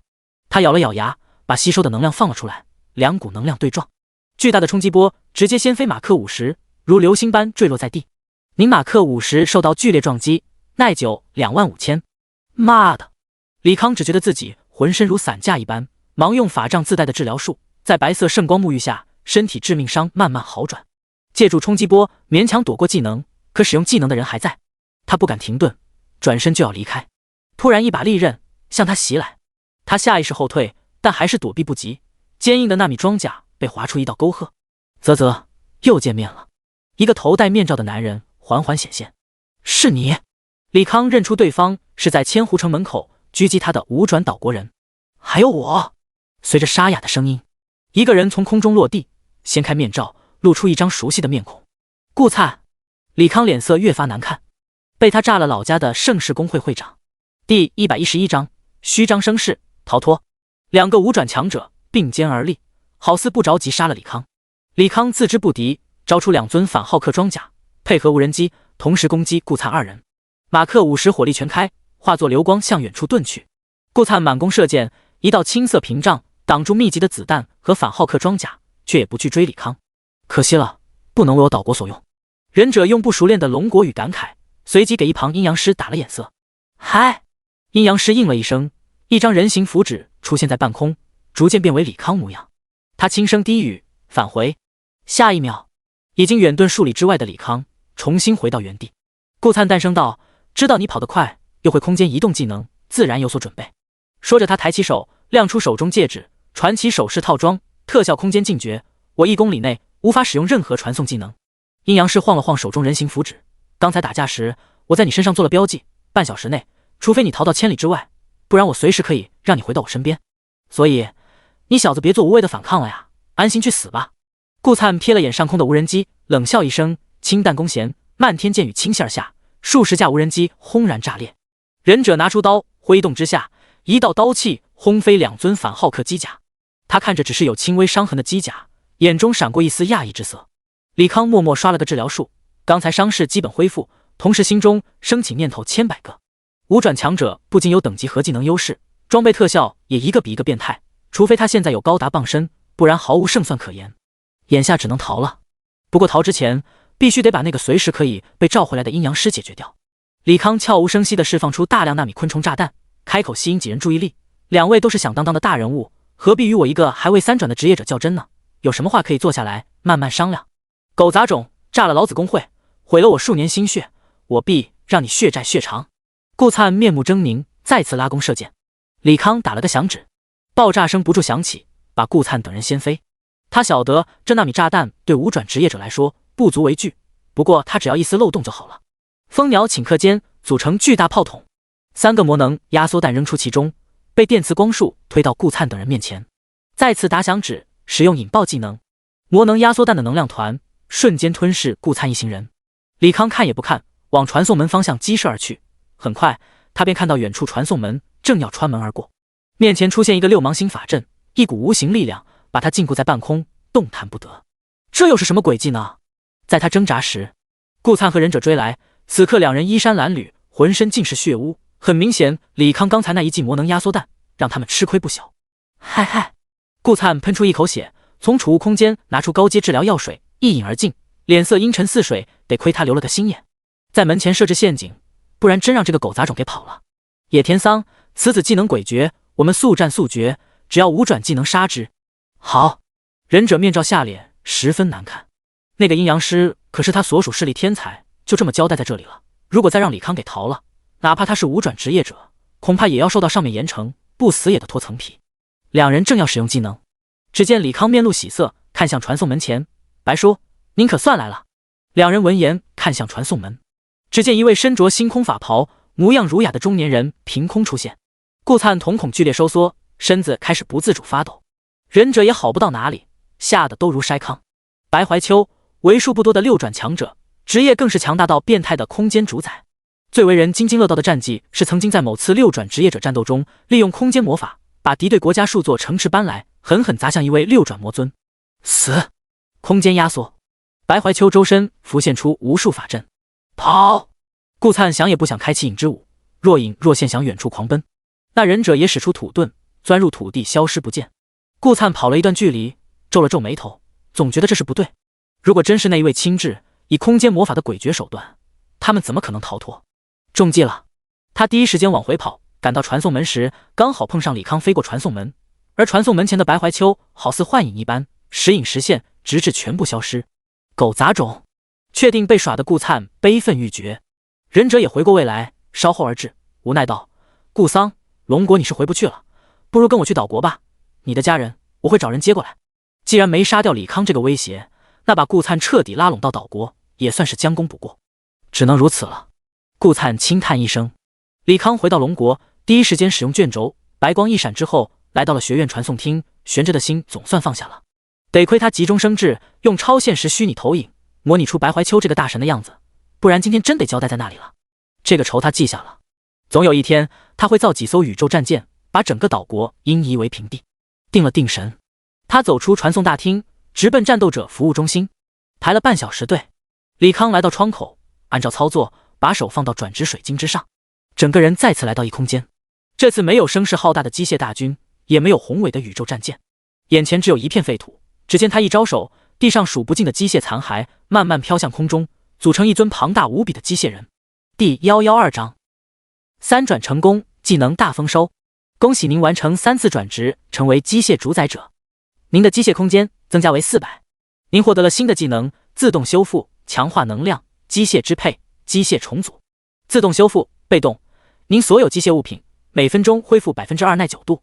强化能量，被动，您所制造的武器装填时间减少 50%， 攻击力增加 30%。机械支配，可以操纵敌人的机械装备或武器，让其成为自己的手下。机械重组，机械彻底被破坏时，可以使用技能重组，耐久恢复如初，冷却时间10分钟。5星难度，额外奖励技能。心灵掌控，可以1秒内掌控他人身体，冷却时间10分钟。金属构造，可以在目标周围利用金属物质构造简陋的大型结构物，冷却时间5分钟。李康看着面板上的技能，自动修复和强化能力属于常态被动叠加，必然让他职业强度又上升一个台阶。机械重组对他来说也是极为重要技能，关键时不仅可以保命，还可以让造价昂贵的机械设备重新修复。心灵掌控其实也不错，虽然只有1秒钟时间，但在战斗中1秒钟足以决定胜局，而且他本身就缺少主动技能，能有这么个技能很是心满意足了。然后是机械支配和金属构造，这俩技能不能说是没用，简直是堪比废物。先说机械支配，控制敌对机械物品，如果放在机械文明中完全是 bug 级技能，可他娘现在是魔法文明，运输工具都是大型魔兽，上哪找敌对机械物品给他控制。金属构造也同理，别说野外了，就是大型城市里也没那么多金属物质让他操控，他总不能用自己金属来造一些城墙、盾牌什么，完全是多此一举，浪费自己财力物力。离开战斗职业者服务大厅，李康直奔中央学院，打算找穆雨晴拿高达的制作材料。中央学院北门广场上，不计其数的学生聚集在此，似是在等待什么。突然，一把长剑击中一道蓝色的电弧，蓝色的电弧落在地上，李康背后机械翅膀重新变为多面体，环绕在身侧。他骂骂咧咧道：“哪个王八蛋偷袭老子？”找了半天也没找到凶手，他只好走到人群外围，找了个人询问：“哥们，啥活动这么热闹？”“我们2年级的王大龙向学生会宣战了，想取而代之，现在正在进行10场单挑比赛呢。”名叫李奇的男人漫不经心地回答。“啥？学生还能取而代之？”李存熙无语至极。这中央学院学风是不是过于自由了？一个模样英俊的男子出现在李康面前，轻声道：“确实有这个规定，如果所在年级中80%人对同年级学生会有异议，便可自发推举代表与学生会成员打擂台，如果能赢下半数比赛，便可更换所在年级学生会成员。同时，管辖1、2年级的学生会干事也会及时解除职务，降为普通学生会成员，由自发推举的代表接替。”“老周，你好像很闲啊，刚才那一剑是不是你劈的？”李康兴师问罪。周琦阴阳怪气道：“的确没你忙，忙到连自己手下都要被踢出学生会了，还在这看热闹。”李康无言以对。他这个学生会干事的确比甩手掌柜还离谱，确确实实属于吃空饷了。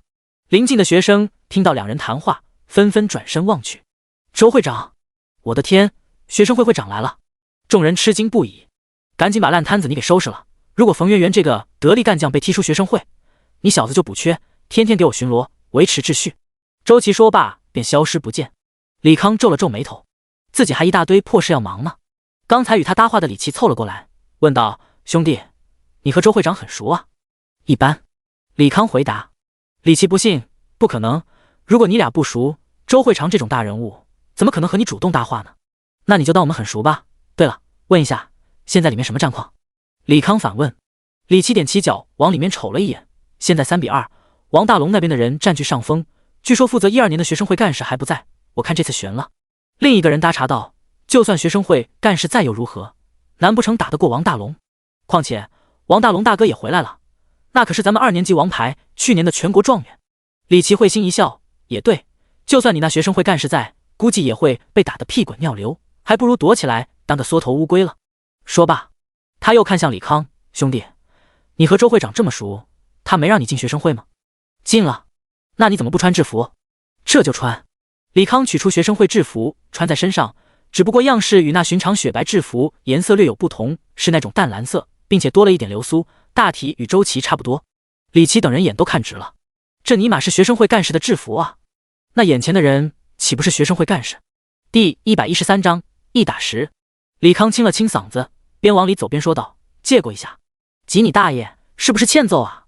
有人不愿让道，反过来骂李康，可看到李康穿的制服，又马上换上一副笑脸，赶忙让出道路：“李哥您先进，大家让一让，学生会新任干事来了。”此话一出，所有人目光不约而同看向李康，并自觉地让出一条道路。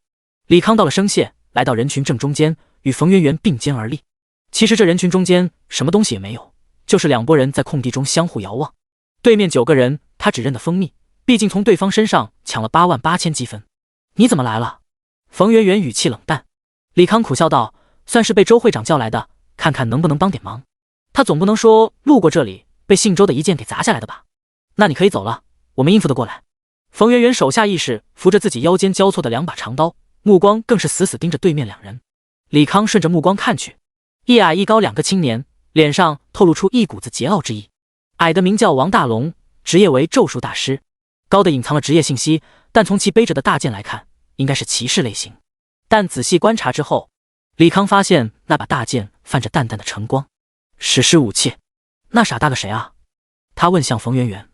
这年头弄到史诗装备几率虽然小，但只要等级高了，多打深渊还是能拥有一件属性不错的史诗装备。可弄到自己职业史诗武器的几率可就微乎其微了，不亚于连着2次投胎到皇帝家里。很多5转职业者身上虽然有史诗装备，但未必有史诗级武器。我们这届状元名为叶天，2转时职业是灵剑师，不过他和你一样，经常不在学校待着，如今等级和3转职业名未知。冯媛媛提起此人，脸上露出明显的不甘之色。李存熙点头：“那我和他打吧。”“用不着，下面这几场我们不会输了。”冯媛媛话刚说完，眼前白光闪烁，一男一女出现。女人抹去嘴角血丝，漫步走向冯媛媛这边。输了还是赢了？赢了。现在3比3了，下面3场我们1场也不能输，不然……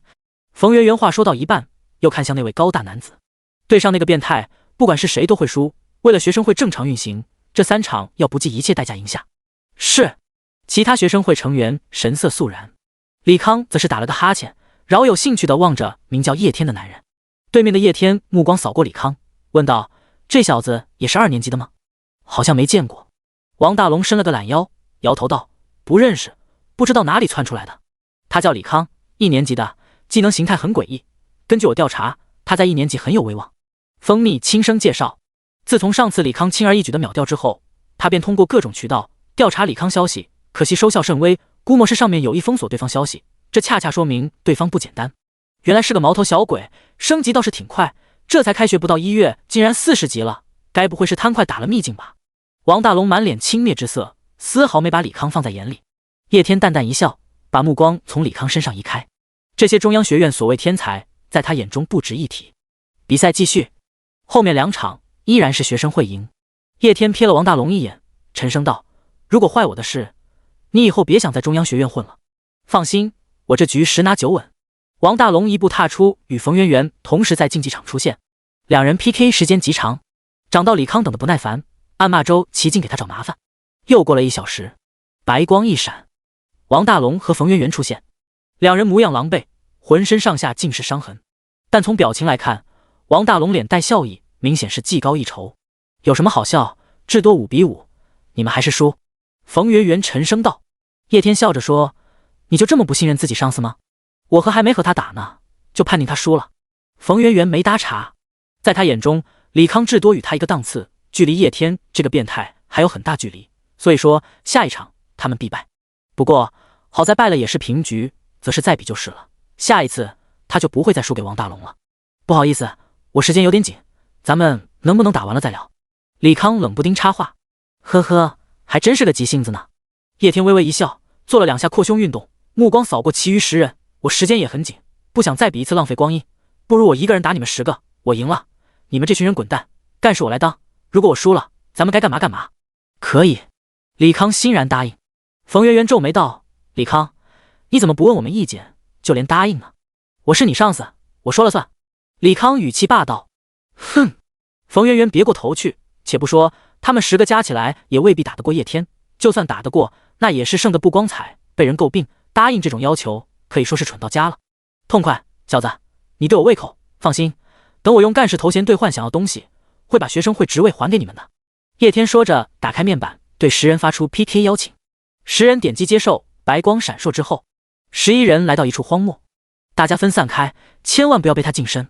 冯媛媛第一时间提醒，可还是晚了1秒。叶天来到一个力士面前，巨剑一挑，高大的力士飞上空中，叶天纵身一跃，在空中幻化出无数剑气，白光一闪，皮糙肉厚的力士就这么被秒了。落地之后，叶天挥动大剑，数以百计的强大剑气裹挟着黄沙袭向众人。十字盾，一位神圣骑士暴喝一声，巨大的十字架缓缓显现，挡住那强大的剑气。第114章，无敌的防御。骑士看着尽数被挡下的剑气，朝着叶天挑衅，看来咱们状元攻击力也不过如此，一个2绝防御技能都破不了。聒噪！叶天一个突进技能来到骑士面前，举剑就要攻击。冯媛媛顺步出现，横剑在前，挡住了叶天的劈砍。刹那间，近乎透明的电芒与漆黑粘稠的能量相互缠绕，其余人也不含糊，同时使用大招，打算秒了叶天。倒是有长进，竟然能接我一招了。叶天赞叹了冯媛媛一句，周身青色电芒化作一把把雷之巨剑，环绕在身侧，把周边的敌人全部钉在了地上。随后他深吸一口气，用出万象天影，大剑挥动之下，以他为中心，一股巨大的吸力把所有人虹吸过来，就连在空中的李康也被一点点吸了过去。得亏他背后羽翼动力够强劲，才能在空中坚持到对方技能效果消失。在众人被吸到叶天面前刹那，巨剑释放出巨大的电流，强烈的麻痹感让众人无法动弹。叶天纵身一跃，整个在半空中化作一个高速转动的圆圈，一道道精纯的剑气向已经麻痹的众人倾泻而去。李康有意用让蜂鸟保护对方，却被挡在一道无形屏障之下，只能让蜂鸟组成炮台，一记电磁光束轰破屏障，把在半空旋转的叶天轰飞出去。叶天在半空中抡起巨剑，借着惯性卸掉自身冲击力，踉跄着落在地上，抬头死死盯着空中李康。怪不得能当干事，的确有2把刷子。李康看向冯媛媛等人，不得不说，这个叶天攻击力确实吓人，不到30秒空档便秒了4个脆皮。换句话说，不到3分钟，他们已经没了一半的人。冯媛媛等人一脸后怕，刚才的圣骑士颤声道：“冯姐，他这攻击手段太变态了，咱们不可能赢的。”闭嘴！别说这种没志气的话。冯媛媛厉声呵斥，左手伸到腰间，拔出第2把剑。这是他职业特性之一，可以装备2把主武器，享受2把武器属性和技能特效。他深吸一口气，周身黑气萦绕，喃喃低语，似是在祈祷。片刻后，他周身黑雾消失，整个人进入忽隐忽现的状态，闪现之中，姿态也是不一样，一会儿是那窈窕玉姐，一会儿是骇人的白骨。下一秒，他消失在原地，再次出现，已经来到叶天背后，一剑劈出，却被叶天护身屏障挡住。叶天反身一记天系流光，带着弧度的白色流光狠狠砸在冯媛媛身上，却如砸在幻影一般。冯媛媛长刀凝聚黑气，再次劈砍叶天，但却破不了叶天屏障。叶天咧嘴笑道：“你破不了我的防御，但我却可以等你技能效果消失。”冯媛媛视若罔闻，各种技能大招往叶天身上扔。其他人也再次上前围攻叶天，可任凭他们使出所有招式，也无法破开叶天的防御。让我看看你防御到底有多厚。李康心念一动，蜂鸟巨龙5个炮台，发射5道电磁光束。刹那间，蓝色的电磁束突破屏障，吞没叶天，爆炸的余波更是掀飞其他人，漫天的黄沙挡住了众人视野。不等黄沙散去，一道道凌厉的剑气朝着李康袭来，尽数被蜂鸟展开的电磁力盾挡住。黄沙散去，叶天在地上朝着李康招了招手。李康望着毫发无伤的叶天，颇为讶异。他的电磁光束在3转技能和新装备加持之后，攻击力之高，每一下都堪比4转职业者大招，对方挨了5下，竟然屁事没有。你小子攻击还凑合，但想要破我防御还差了点，让了你2招，下面该我攻击了。叶天一跃而起，竟是跳到半空，手中巨剑甩动之下，化作一股旋风，裹挟着骇人的能量团冲向李康。滋啦！旋风与电磁力盾碰撞，发出高压电的噼啪声。我去，咱们干事竟然挡住了叶天大招，看来也不是小角色呀。一个学生会成员感慨道。另一个女性成员没好气说，如果没有一点真本事，怎么会成为学生会干事？或许咱们能赢，应该吧。众人眼中隐有期待。冯媛媛泼冷水道，可叶天不一样，现在的手段不过是他2转就用过的，3转之后的他谁也没见过。此话一出，众人又失落了起来。旋风中是没破掉电磁力盾，叶天显出身影，在落地之前又是一记天系流光砸向电磁力盾，这次明显劈开的无形护盾技能直奔李康。李康在空中偏移数米，轻松躲过。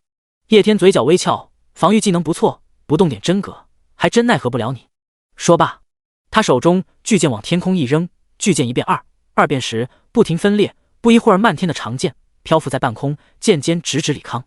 只见他大手一挥人，一把剑裹挟着青色雷电刺向李康。在漫天剑影攻击下，一层层电磁力盾破碎。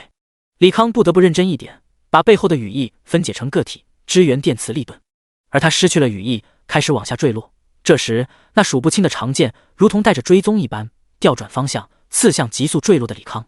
就在长剑吞噬他的刹那，马克50及时覆盖住他，左手延伸出数十米的电鞭，舞动之下，一把把长剑纷纷破灭，待长剑全部清空。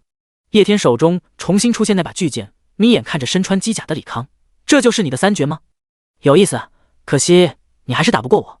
李康缓缓落地，问你个事，刚才那么多长剑是你武器特效吗？叶天摇了摇头。那你特效是什么？李康好奇地问。都说史诗武器变态，他想知道到底有多变态。想要知道，自己来试试不就晓得了。不过你应该没资格知道。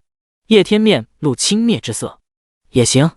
李康马克50背后推进器开启，鞭子收回，右手出现高频粒子剑，刹那间来到叶天面前，只是轻轻一挥，叶天便倒飞数百米。不等他反应，马克50已经追上他，又是一剑劈出，叶天直接砸入无底的沙漠中。第115章认输。李康不给对方任何机会，不仅发射数流炮和多枚导弹，蜂鸟炮台也同时发射电磁光束。轰轰，剧烈的爆炸扬起漫天黄沙。李康见自己还在竞技场中，讶异道：还没死，这血比黄金 BOSS 还厚。话音刚落，叶天从沙漠中窜出，半空中一道巨剑虚影朝他砍来。李康举剑一挥，竟是把那虚影打散，随即举剑冲向叶天。他就不信叶天这能一直毫发无伤，谁知叶天直接扔掉剑，高举双手，投降，我投降。李康悬停在半空，居高临下看着叶天。一旁的学生会成员面面相觑。2年级的状元，众人心中不可战胜的存在，就这么认输了？这也太草率了吧！叶天一屁股坐地上，骂骂咧咧道：“你到底哪来的变态？这攻击力快，赶上5转强者了！我的材料啊，心疼死老子了！我就说咱们干事厉害，你这是马后炮。不过咱们干事确实牛啊，就是不爱管事，不然有他带队，那王大龙的狗屁龙王会早就被打散了。”众人你一言我一语，冯媛媛脸上露出一丝笑意。不管怎么说，学生会的颜面保住了。李康缓缓落地，好奇地问：“你为什么能硬吃我攻击而毫发无伤？”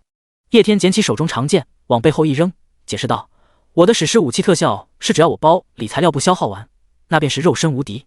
不愧是史诗武器，特效真是变态。”李康一脸艳目，可惜史诗武器无法交易，并且具有唯一性，也就是说这个世界不存在2把相同的史诗武器，不然他还真想杀了叶天，爆出这把武器。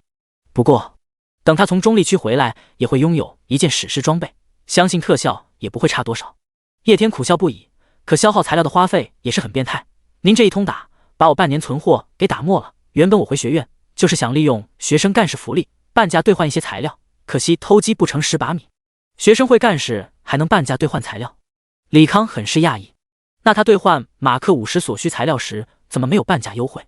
冯媛媛踏步走了过来，学生会干事一直有这个福利，但是得递表格申请。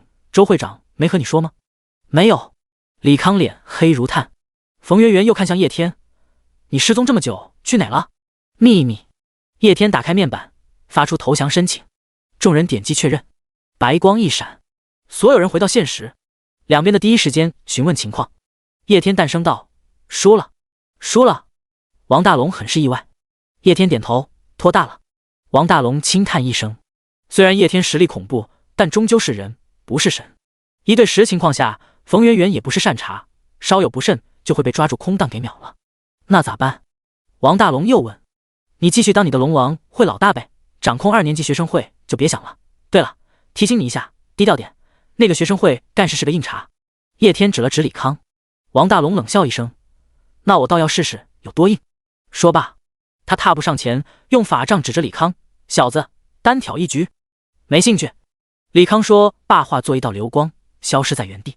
王大龙额头青筋怒突。冯媛媛举剑指向王大龙，朗声道：“胜负已分，学生会保持原样。如果各位同学不服，来年可以继续发起挑战，我们学生会无任欢迎。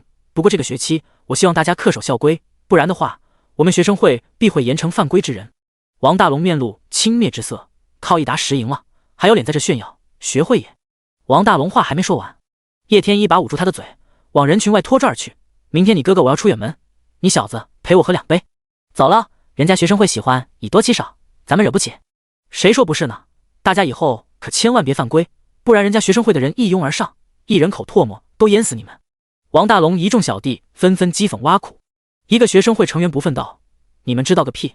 我们干事单挑叶天，打得他毫无还手之力，直接求饶认输。”此言一出，王大龙小弟们哄堂大笑。哈哈，你们当大家是傻子吗？这里全是2年级的人，谁不晓得叶天变态之处？你们干事单挑叶天，还打得他求饶，可真会吹牛。看来咱们2年级的学生会没救了，一群只会吹牛找场子的孬种，还不如让我们龙哥当干事，肯定比你们经营的好。赶紧下台吧，别占着茅坑不拉屎。这群小弟再次起哄，其他学生也是一脸鄙夷。在他们心中，叶天是不可战胜的，所以学生会说单挑投降，简直假的不能再假。咱们走。冯媛媛转身往外走去。刚才的学生会成员快步追上冯媛媛，问道：“冯姐，咱们不解释一下吗？”李康都不在乎，咱们又何必纠结呢？再说了，强者何须在乎弱者眼光？你就想想叶天和李康说话态度，与你们说话态度，便知道强者心态如何。冯媛媛耐心的解释。众人闻言面露回忆之色，好像叶天与他们说话懒得多说一句，但被李康打败之后，犹如话痨一般，态度也是极好的。想要让人尊敬，那就努力变强，好好打本吧。冯媛媛似是在说自己，又似是在说别人。第116章，凑齐高达材料。李康来到1年级活动区域，发现穆雨晴并不在此，又用通讯水晶联系未果，只能派出无人机在广袤的学院内搜寻。大概过了10多分钟，无人机传回实时画面，只见穆雨晴和李小柔从副本大厅走出，原来是去打本了，怪不得通讯水晶无法联系。说罢，李康飞往副本大厅方向。不一会儿，他来到穆雨晴和李小柔面前。穆雨晴看到李康，表情有些慌乱和心虚。李康看在眼里，心里不由咯噔一下，该不会没要到材料吧？不等他开口，穆雨晴便说道：“那个材料我爸已经准备好了，但他想和谈一谈才能交给你。”这样啊，那他现在有空吗？李康略显急迫，明天就是中立区争夺战最后招募期限了，他实在是没多少时间浪费。穆雨晴点头，有，那咱们走。李康心念一动，密密麻麻的小型多面体出现，组合成一个小船。好，穆雨晴和李小柔跃上小船，船身周边电光萦绕，往天空飞去。为了照顾两女，飞船速度不算快，京城面积又大，足足飞了1小时，三人才来到那漂浮在空中的别墅区。穆雨晴拿出一张卡片，对着结界虚空一划，淡蓝色的结界如幕布般向两侧分开。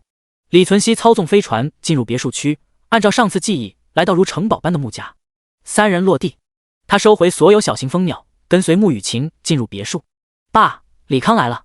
穆雨晴见客厅没人，便朝着2楼喊了一声：“让他上来吧。”穆深成沉闷的声音传来：“那我先告辞一下。”李康微微一笑，从楼梯走了上去。穆雨晴一直望着李康，直到对方消失。人都没了，还看呢？喜欢人家就表白呗。李小柔如魔鬼般在穆雨晴耳边蛊惑。滚！穆雨晴收回视线，惆怅道：“我只是担心爸对李康提一些恶劣的条件，不让他拿走材料。”李小柔听得白眼连翻，忍不住吐槽：“我的穆大小姐，请你记住，你姓穆，不是姓李，1000亿不是个小数目。就算你爹是龙国屈指可数的富翁，拿这么多钱出来也得肉疼好久。何况这笔钱还是要给一个骗走他姑娘芳心的人。你爹现在没找人弄死李康，养气功夫已经是很厉害了。”穆雨晴听完，小脸担忧之色更甚。那我爸不会真不给李康材料吧？李小柔一拍脑门，这胳膊肘都快拐到李康家门口了。放心，姨父他既然说要给了，那就不会爽约。说完，他又在心中补了一句：只不过给的不会那么容易罢了。2楼，李康推开办公室门，笑着喊人：“穆会长好。”穆深成放下手中书籍，伸了伸手，示意李康坐下。待李康坐在对面后，他冷声说道：“1000亿的材料，还都是极为珍贵的高阶魔法材料，你小子真敢开口问我闺女要啊？”李康也没敢说是穆雨晴主动要借的，只是陪着笑脸解释：“我实在没办法，才让雨晴麻烦您借材料，别叫的那么亲热。你和我闺女只是同学。”穆深成出言提醒。李康也没多想，附和道：“您说的没错，我们俩只是同学，所以他能这么帮我，我心里十分感激。以后穆家有事帮忙我，肯定不会推辞。”穆深成摆了摆手：“别说这些虚头巴脑的话，我是个商人，商人自然以利益为先，想要从这拿走1000亿，就得拿出对等的东西交换。”李康心念一动，从储物空间拿出那把传奇长刀，这把剑或许适合恋爱，区区一把传奇武器，至多值。穆深成话说到一半，看到这长刀属性，默然不语，眼中熠熠放光。黑武士之刃传奇级，力量加125，体力加40，精神加40，敏捷加40，力量属性提升10%，攻击提升15%，附带技能暗黑吸收，冷却时间60秒，需要消耗一定量暗元素晶体，压缩攻击，无冷却时间，需要消耗一定量暗元素晶体，穿戴等级40。这武器一个保命技能，一个备攻技能，如同他闺女装备之后，职业强度能获得质变。这个武器如果只看技能能值200-300亿，可算是附带的消耗条件，也就只剩下20-30亿价值。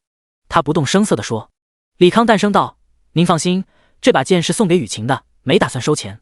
谁稀罕你送，老子又不缺钱。”穆深成把剑收进储物空间，轻声说：“1月之后会有个深渊开启，深渊品级极高，可能会有史诗 BOSS 出现。我希望你能带我闺女进去，帮她抢到史诗武器，只能你能答应，这1000亿材料算我给你的利益。如果我女儿顺利获得史诗武器，我再答应你3个要求：要钱、要东西，或者让我们工会帮你办事，都可以。”李康盘算了一下时间，中立区争夺战时间不定，长则半年，短则10几天，但他有信心尽早结束，于是点头道：“可以。”爽快，跟我来吧。穆深成带李康来到另一个房间，只是刚打开房门，那璀璨的光芒便让人睁不开眼。先映入眼帘的外部晶莹，内部却混沌一般浑浊的水晶，它们形状不规则，那浓郁的元素波动几乎影响了房间内空气流转。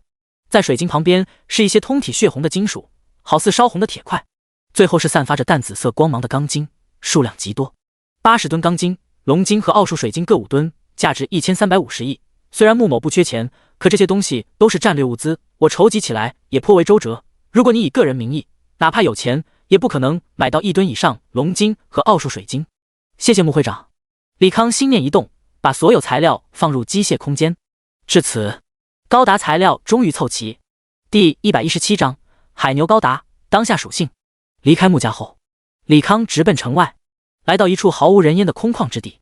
他打开面板，找到高达制作图纸，使用机械创造技能。您消耗80吨钢筋、5吨龙晶、5吨奥数水晶，获得 RX93 New 2 High New 高达海牛。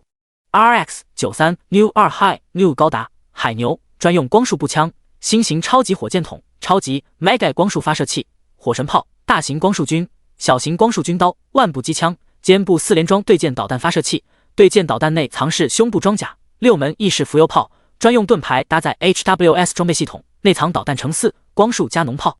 RX93 New 2 High New 高达海牛机体需要400点精神驱动，机械精通加持。RX93 New 2 High New 高达海牛耐久10万。心念一动，高达20米的机体出现在空地上，蓝白相间的高达右手持着长约10米的光束步枪，左手拿着与机体等高的狭长盾牌，后背6根宛若参天巨树的浮游炮，好似翅膀一般分裂在左右。终于造出来了。李康并未进入机体，而是利用心灵控制系统让机体与之动作协调。他右手举起，瞄准一处小山，须作扣动扳机状。海牛高达举起10米的光束步枪，扣动扳机，紫色的光束直奔数公里外的远山。片刻后，光束击中假山，巨大的能量波动升起小型蘑菇云，待烟尘散去，山体多了一个缺口。不愧是大当量武器，确实强。李康对高达技能很满意，正要测试其他武器性能，远处有声音响起：我靠，这里竟然有 BOSS！ 这是机甲 BOSS 吗？也太帅了吧！怎么看不到 BOSS 信息？管他的，攻击一下试一试，说不定也能爆个未来武器用用。话音刚落，一个巨大火球打在机体上。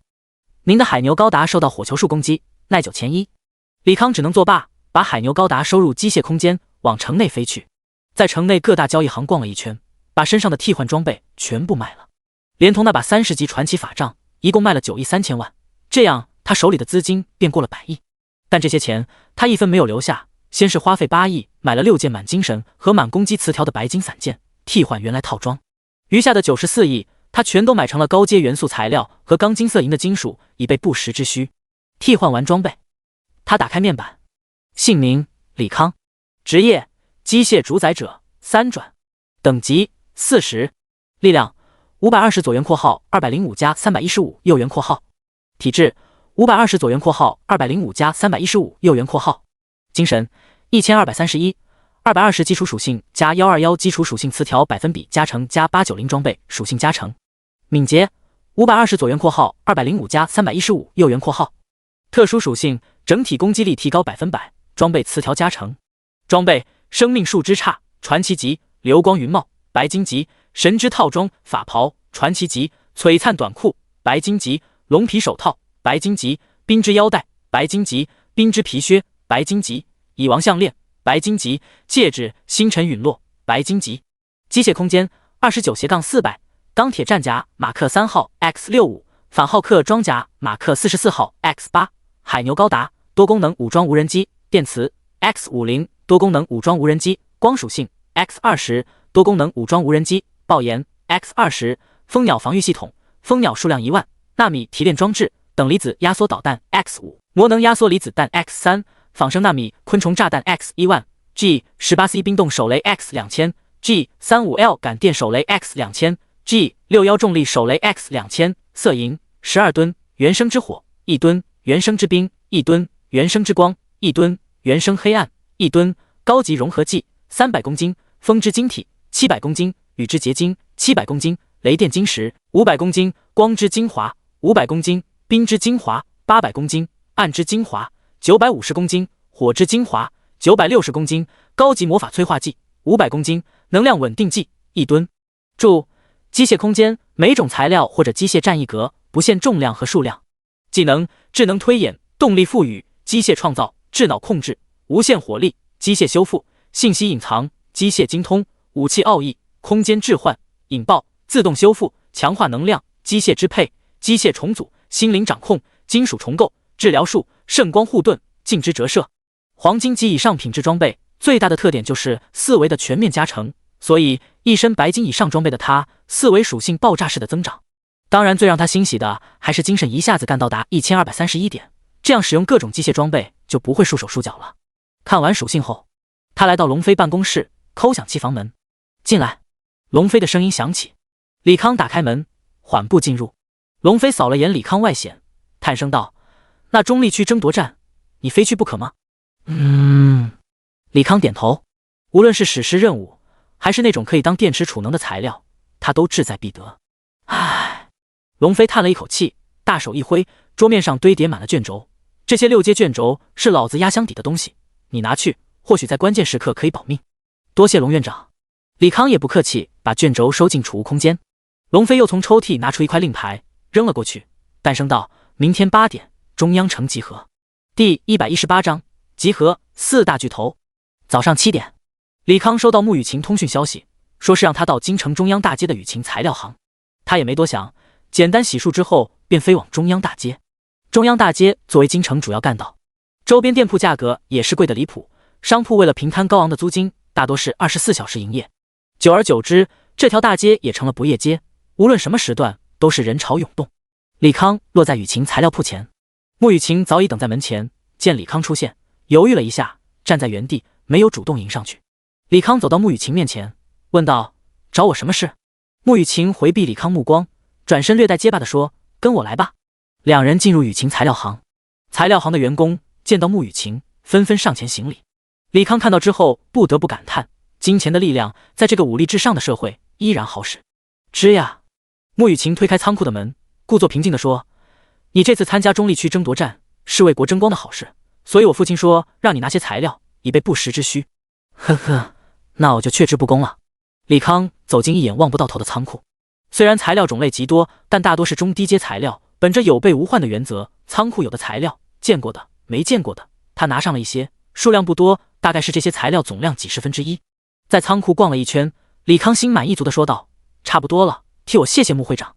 就拿这么点吗？穆雨晴疑惑地问。他以为李康会把仓库里材料全部拿走，够用就行了。李康也不想欠穆深成太多人情，毕竟还有1000亿的债没还呢。穆雨晴点了点头，跟在李康身后走出材料行。那我先走了，等我回来找你。李康与穆雨晴道别。穆雨晴犹豫了一下，小手虚空一抓，储物空间内的木箱子被他抓了出来。这是……李康看着木箱子，一脸困惑。穆雨晴打开箱子，一个个水晶瓶子内装着各色药水。李康扫过箱子，一排排信息显现：无敌药水6阶，治疗药水6阶，抗性药水6阶，解毒药水6阶，精神药水6阶，隐形药水6阶。一箱子全是有价无市的6阶药水。这是我爸给你准备的药水，拿去吧。穆雨晴再次说道。李康望着穆雨晴，没有言语。穆雨晴柳眉微皱，被看得有些不好意思，羞恼道：你看我干什么？没什么，只是觉得穆会长太客气了，那你再替我谢谢他。那我走了。电光闪烁着，人已经消失不见。穆雨晴站在原地，喃喃道：一定要活着回来。中央城作为龙国众多机构聚集地，防卫力量自然也是首屈一指。不仅拥有龙国独有的5型防护罩，还有5转强者带队24小时巡逻。李康刚来到中央城1公里处，便有数个骑着施救的护卫队人员飞来，把他团团围住。为首的人是一位5转神骑士，手持一把散发着粉光的大剑，应该是传奇品质。5转的纯替都没有史诗级武器，由此可见，这史诗武器获取与资源和实力无关。神骑士沉声道：中央城乃是金鸡重地，无通行证者不得擅闯，速速离去。李康掏出令牌，在神骑士面前晃了晃：我来应召参加中立区争夺战。神骑士确认令牌无误，打开防御结界，顺便给李康指出集合地点。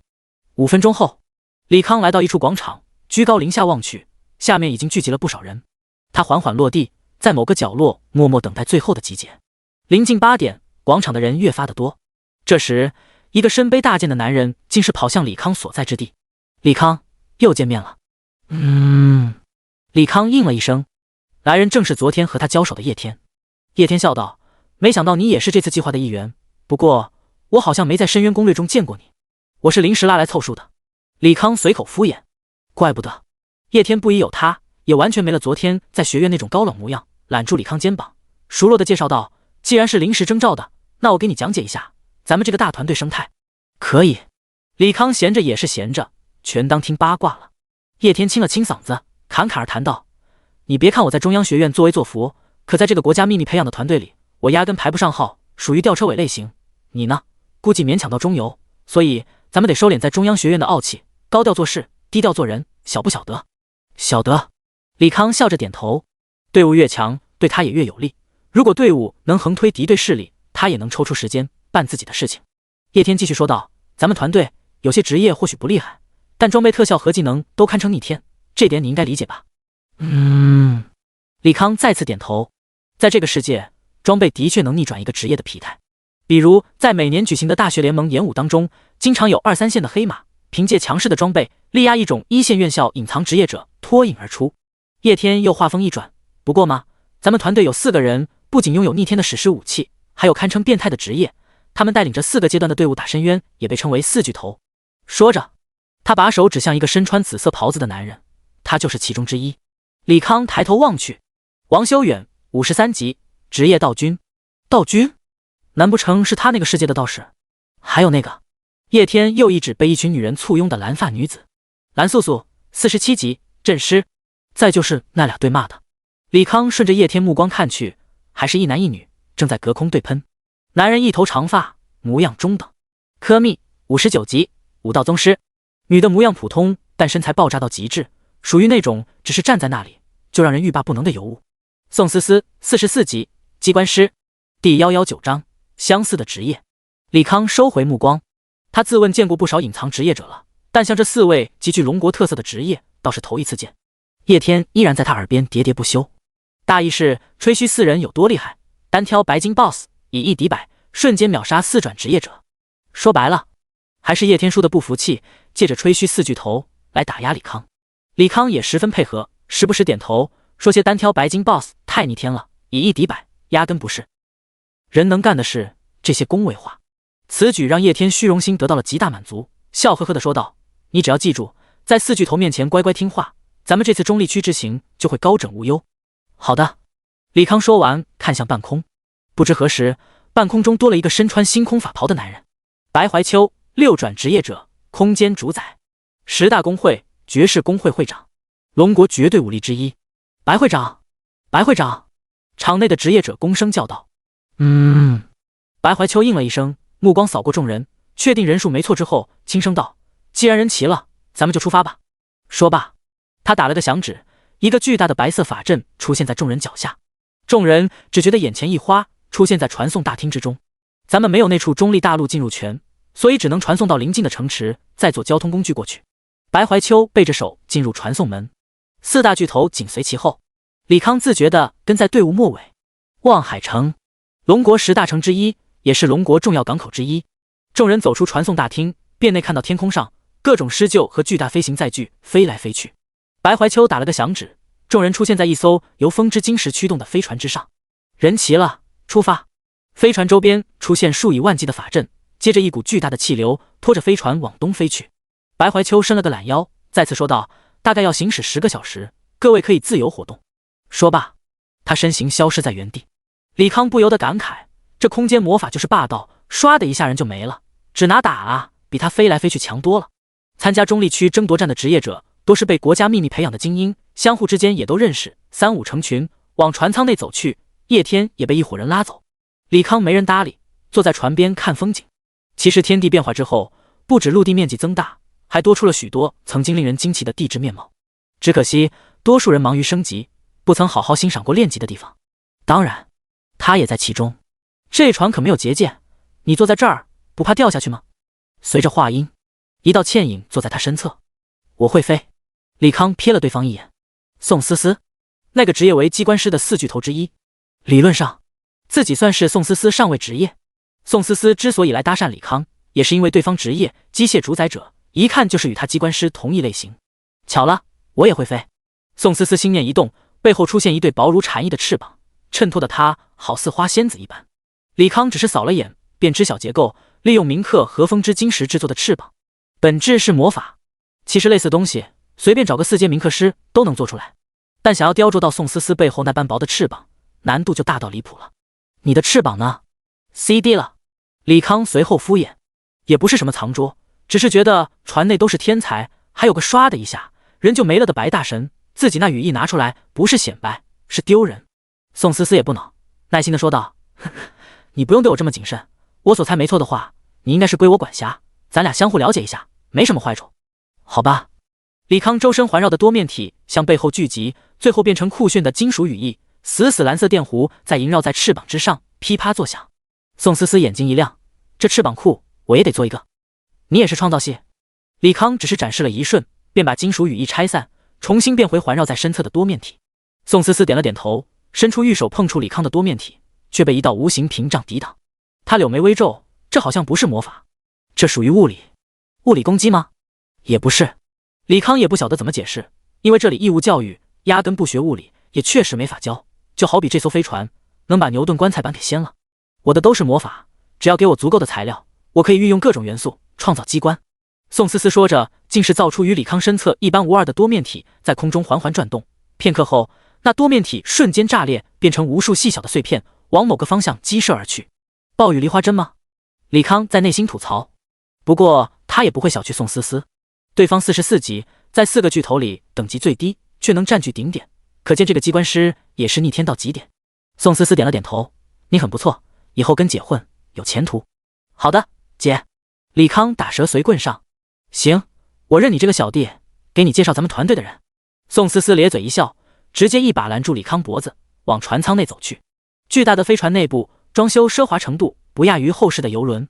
宋思思把李康带到一处活动大厅，朗声道：“哥几个，咱们来新人了，鼓掌欢迎一下。”此话一出，只有寥寥数人响应，其余人各忙各的。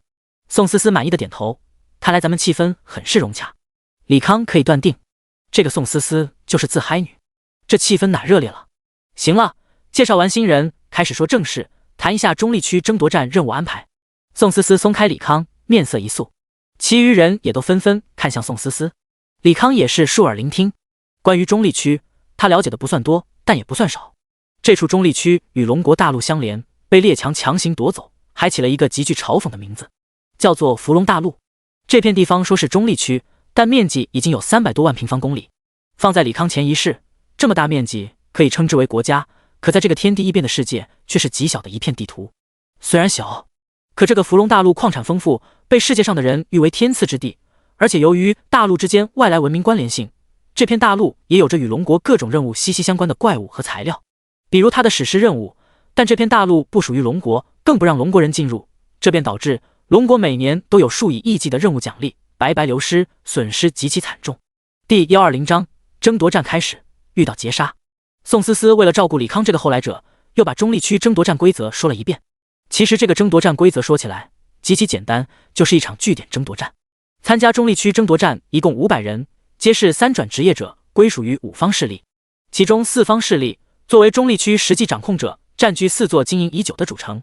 龙国作为挑战方，需要在短期内攻陷其中1座，并且守住7天便可以成功。说起来简单，可做起来那就太难了。要知道，那可是4座主城，有结界，有专门的复活法阵，还有大型攻击法阵。100个人想要攻入其中，几乎天方夜谭。历史上龙国有一次侥幸偷家攻入其中，可人家4方势力同穿一条裤子，400人从4方攻城，不到1天，龙国伤亡过半，只能弃城投降。也是从那一次开始，龙国几乎对中立区争夺处于半放弃状态。不过这次龙国敢派这么多精英前往，应该是在攻城与守城方面都做好了万全之策。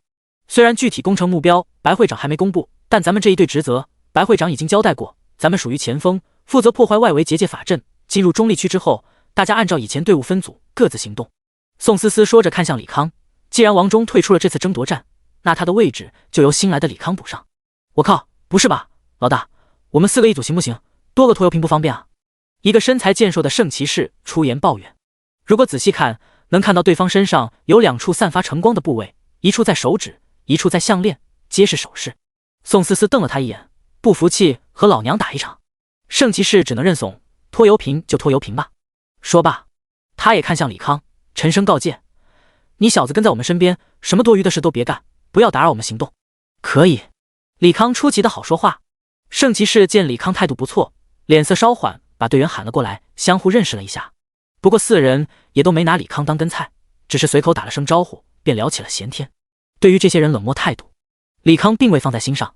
人家是数年在一起经历生死战斗的队友，而且都有强力的装备和职业，相互之间默契十足，对于他这个不知根脚的外人肯定排斥。而他呢，也没啥集体荣誉感，人家不让他出手，他也乐得清闲。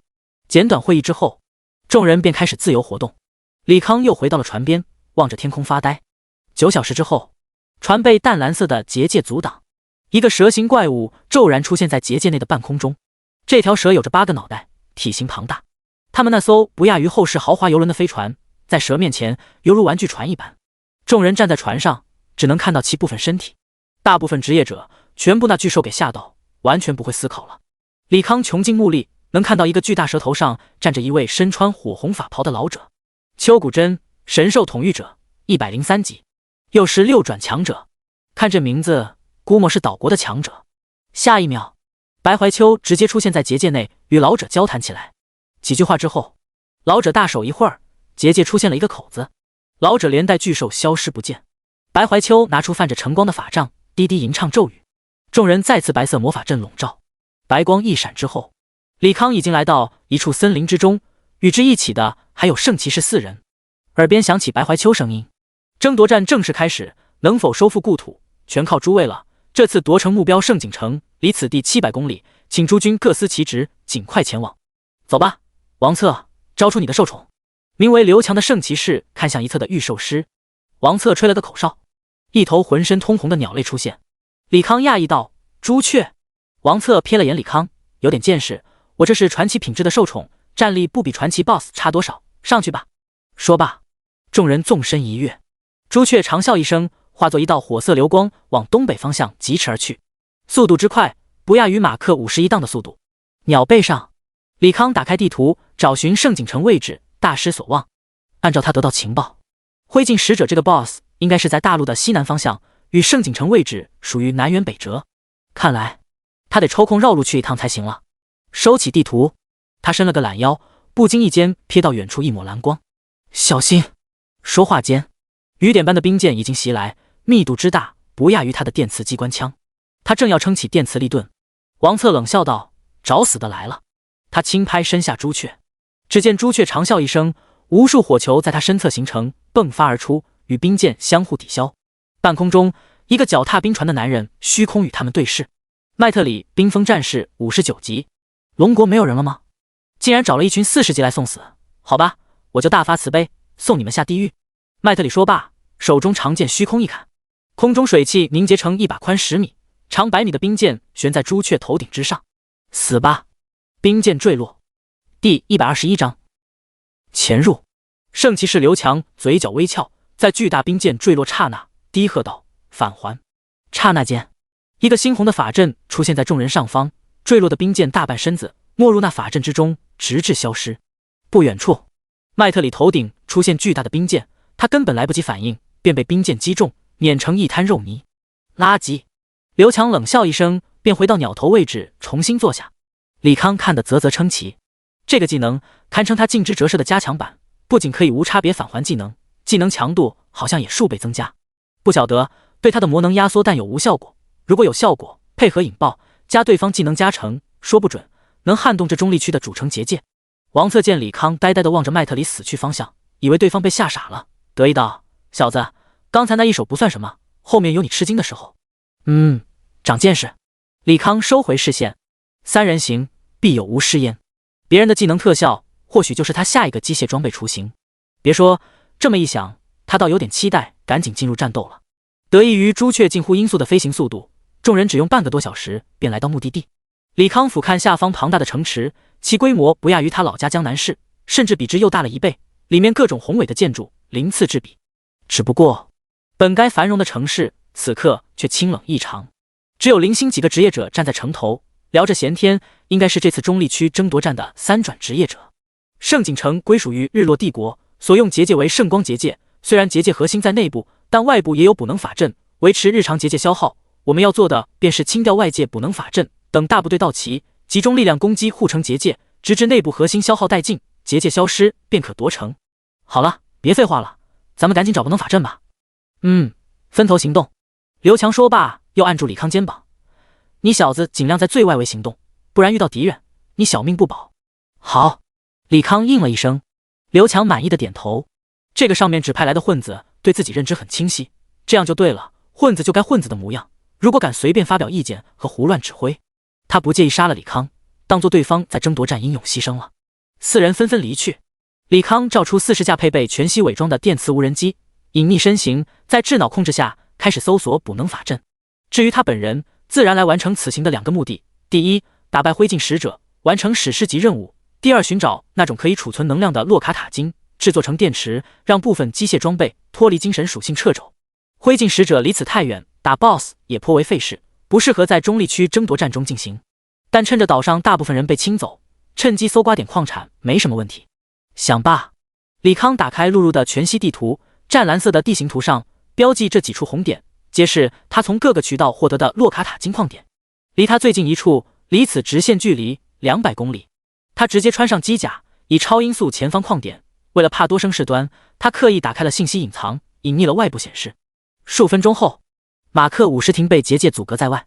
李康拿出高频粒子剑，剑身划过结界，有种金属相互摩擦的感觉。但随着高频粒子剑切割，结界很快出现了一个豁口。马克50趁势钻入结界内，是一处高度工业化的城镇，一个个铭刻法阵的冶炼炉正在炼金师驱动下不停冶炼洛卡塔晶。城镇外，巨大的魔兽拖着一筐筐洛卡塔晶原石走入城镇。城镇内有不少4转的护卫正在四处巡逻。李康打开动态全息影像，与天空融为一体，并缓慢地在空中移动。为了避免打草惊蛇，他第一选择是偷，第二选择才是抢。一番观察之后，在终于找到守卫森严的仓库，不仅有双层结界，还有一位78级的救赎骑士坐镇。谁？救赎骑士在李康靠近刹那，便凭借被动技能绝对感知发现其行踪，掏出泛着黑光的光剑，一记拔刀斩，凌冽的黑色剑气斩向李康。李康见被发现了，也不再隐匿身形。蜂鸟炮台凝聚电磁光束，轰向守卫。同时，20架光弹无人机出现，密集的光属性附魔子弹攻向救赎骑士。对方明显是使用暗属性攻击的职业，那么他就玩熟悉克制。果不其然，属性克制让救赎骑士不得不被动防守。接着，他又放出2尊反浩克装甲，牵制住其余护卫人员。马克50和蜂鸟炮台开始对结界进行轰炸。不一会儿，结界破碎。马克50发射导弹，在仓库顶部开了个口子，飞身潜入。谢特，我要杀了你这混蛋！救赎骑士使出抵抗技能，顶着密集的光弹，凌空跃起，整个人化作一个黑色恶魔，冲向李康。放大招吗？李康也发射微型离子压缩弹，4个蓝色小球与那黑色恶魔碰撞，蓝色的电流与暗元素发生某种裂变发应，轰然炸开。巨大的蓝色涟漪把所有人掀飞。马克50也在空中连翻数个跟头，才稳住身形。不等他反应，一道黑色锁链缠绕住他，硬生生把他往救赎骑士方向拉去。马克54支推进器全开，却也无法阻止前进的步伐。强控吗？李康目光一凝，无人机收起，周边多面体增多，在空中组成一把巨剑，功率全开。巨剑被蓝光笼罩，就如同雷电组成的巨剑。雷伐！巨剑狠狠砸向救赎骑士。救赎骑士见状顾不得，又开启一个护盾。巨剑砸在黑色的护盾上，轰然溃散，再次化为无数多面体。救赎骑士面露愕然之色，声势那么大，就这点伤害，傻了吧？李康咧嘴一笑，本来就是装模作样的招式罢了，骗出对方一个防御技能也够本了。接下来可就是真家伙了。多面体高速转动，组成一个巨大的蓝色球体，内部电浆萦绕，噼啪作响，甚至周边磁场也因为恐怖电压出现某种异常。又是吓唬人吗？我不会让你得逞了。救赎骑士深吸一口气，手中黑色光剑按元素凝聚，准备使出4转技能，彻底结束战斗。第122章夺洛卡塔金，狙击敌人。雷域。随着话音落下，蜂鸟组成的球体内电浆倾泻而出，毫无防备的救赎骑士被电浆吞噬，强烈的麻痹效果让骑士终止了4转大招释放。老实待着吧。李康嘴角微翘，他新研究的这招雷域虽然杀伤力不俗，可最厉害的还是高频电浆带来的强麻痹效果。只要被电浆沾上，就甭想逃脱，哪怕你有无敌技能也没用，因为电浆范围太大，1-2秒的无敌和抵抗技能绝对无法逃脱电浆范围。当然，这雷域也不是永久强控，毕竟这个世界的职业者有临时抗性系统，只要麻痹时间太久，就会短暂获得麻痹抗性，使这雷域如无物。毕竟是准五转高手，估计困不了多久，得动作麻利点。李康加快速度，俯冲向仓库内。仓库里有些昏暗，马克50打开夜视功能，仓库瞬间亮如白昼。宽阔的空间内堆叠着乳白色的金属，数量之巨，令人惊喜。粗略估算，起码有上万吨货物。李康心念一动，把所有洛卡塔金收入机械空间。打开面板一看，洛卡塔重量56吨，才56吨，密度如此低吗？他略显讶异。相比于密度极低的色银，洛卡塔金还要低千倍。轰隆一声巨响，救赎骑士从屋顶跃下，通过映入的阳光勉强看清仓库全貌，不由得一呆。一仓库洛卡塔就这么没了！该死的窃贼，我要杀了你！救赎骑士举剑指着面前机甲人，可眼前一个椭圆形的物体划过，他下意识举剑斩击，剑身碰触那物体，刹那炸开，水汽瞬间凝结成冰，最后连带他一起被冻成冰块。再见！李康东西得手，不再恋战，收回所有机械物品，飞天而去。过了7-8秒，救赎骑士破开冰块，再次跃上屋顶，环顾四周，没有发现敌人身影。气愤地挥出一道剑气，斩向空中。其余4转队员没了反浩克牵制，也与救赎骑士会合。老大，东西被人抢了，咱们要不要禀报给约瑟尔大人？一个法师小心翼翼地问。救赎骑士沉着脸，不发一语。其余人站在旁边，也不敢再出手。汇报吧，就说有5转强者来抢夺矿石，让外围驻军不惜一切代价找到窃贼。救赎骑士沉声吩咐。这洛卡塔金提炼极其缓慢，并且要5阶炼金师不眠不休工作。这50多吨几乎是大半年的产量，如果不抓到凶手，他恐怕要遭受重罚。马克50全速前进，来到圣景城附近。李康褪去身上机甲，调出无人机数据，全息地图上用数字标识着342个点，全是无人机找出并炸掉的补能法阵，数量倒是不少。说话间，刘强等人骑着朱雀缓缓落下。找了一圈也没找到你，你小子去哪了？刘强厉声质问。李康淡声道：我去外围看看有没有其余补能法阵。那有吗？刘强随口询问。有。多少个？300多个吧。什么？多少？刘强以为自己听错了。300多个，外围有200多个，你划定的那圈大概100来个。李康详细的回答。刘强4人听完面面相觑，最终不约而同露出嘲弄之色。御兽狮王策忍不住讥讽道：哎呀喂，看不出您还是位深藏不露的高手，写那么厚的防御法阵，我们几个费尽心思，每个人才破坏了20多个，您一个人就破坏了300个，看来强哥这小组长都得让给您当。呵呵，人家可看不上咱的小组长，估计瞄准了宋姐4巨头位置呢。刘强配合的揶揄。哈哈，其余2人忍不住捧腹大笑。李康面色淡然，看来这4人使使武器功能偏向规则系或者瞬时爆发，对于长续航的输出并不擅长。4人笑了一会儿，见李康神色如常，也没了继续取消性子。你脸皮倒是够厚的，以后不要乱跑，小命没了活该，但打草惊蛇，乱了我们计划，那就万死莫辞了。刘强冲李康恶狠狠告诫了一番，又对其余人说道：大家再辛苦一下，在后续部队到达前查缺补漏，看看有没有漏下的补能法阵。是。众人跃下朱雀，向四周奔去。刘强则是跳到李康身边，用命令的口吻说：这里是集合点，你留在这里等待其他人。好。李康乐得清闲，目送刘强离开，正要构思超级电池和充能站。远处的圣景城有3-2个狮鹫四散而去，其中一个狮鹫直奔他而来。被发现了吗？他再次穿上马克50，不待狮鹫靠近，密集的光束直奔狮鹫，转瞬间狮鹫被他抹杀，幸存的职业者连滚带爬往圣景城逃去。接着他又看了眼其余方向的狮鹫，为了最大限度保存龙国战力，派出20个马克3号前去拦截。不一会儿，派出的战力折损大半。回到圣景城的职业者一脸惊恐地汇报着情况。约瑟夫大人，龙国的职业者们身穿机甲，战力极其强大，我们以少敌多，拼尽全力才击杀了4个，还请您派几个精锐辅助我们。一位占卜师对着坐在沙发上的金发青年躬声汇报。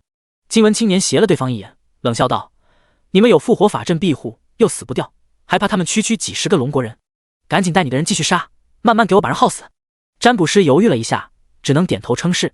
有复活法阵确实不会死，可每次要掉1级，死个10几次，那他们这2-3年的努力可就白费了。可没办法，谁让眼前青年地位尊崇，实力更是恐怖，忤逆青年，以后在日落帝国休想混下去。第123章内奸，出手解围。占卜师无奈下，带领20人小队继续与那些机甲人激战，在全员付出5次团灭的惨烈代价，终于把空中所有机甲全部消灭。终于结束了，回去禀报约瑟夫大人。占卜师长呼一口气，虽然掉了6级，可也歼灭了敌人至少20名精锐。这样的话，龙国至多还有80人，他们歼敌有功，也算是大功一件。走吧！占卜师大手一挥，一群人正欲离去，地上散落的机甲残骸漂浮在半空，如时间回溯一般，重新恢复如初。不一会儿，20尊由钢筋制造的马克3号再次回到空中，眼中蓝光悠悠地注视着占卜师等人，不约而同伸出双臂，刹那间，数十道脉冲炮和数十发导弹射向众人。一众人只觉得头皮发麻，肝胆剧烈。占卜师当机立断，使出最为依仗的防御技能，空中一张张塔牌出现，挡住第一波攻击。跑！他低喝一声，驱动脚下施救，第一时间逃回结界内。其余人有样学样，用技能挡住第一波攻击，在第二波攻击来之前逃回结界内。密集的导弹和蓝色光束击打在结界上，泛起阵阵涟漪。妈的，这些到底是什么鬼东西？根本没法打！一位圣骑士擦了把冷汗，站在结界内骂娘。这些机甲人不仅打人贼疼，而且技能好似无 CD 一般，又会飞躲避他们攻击，现在还会原地复活，完全是无解。一味出去送死也不是办法，先守在城墙吧，反正他们目标是夺城，我们手比主动进攻划算多了。占卜师找了个说辞，在城墙上席地而坐。马克3号对着结界狂轰数分钟，便被李康收了回去，面露兴奋之色。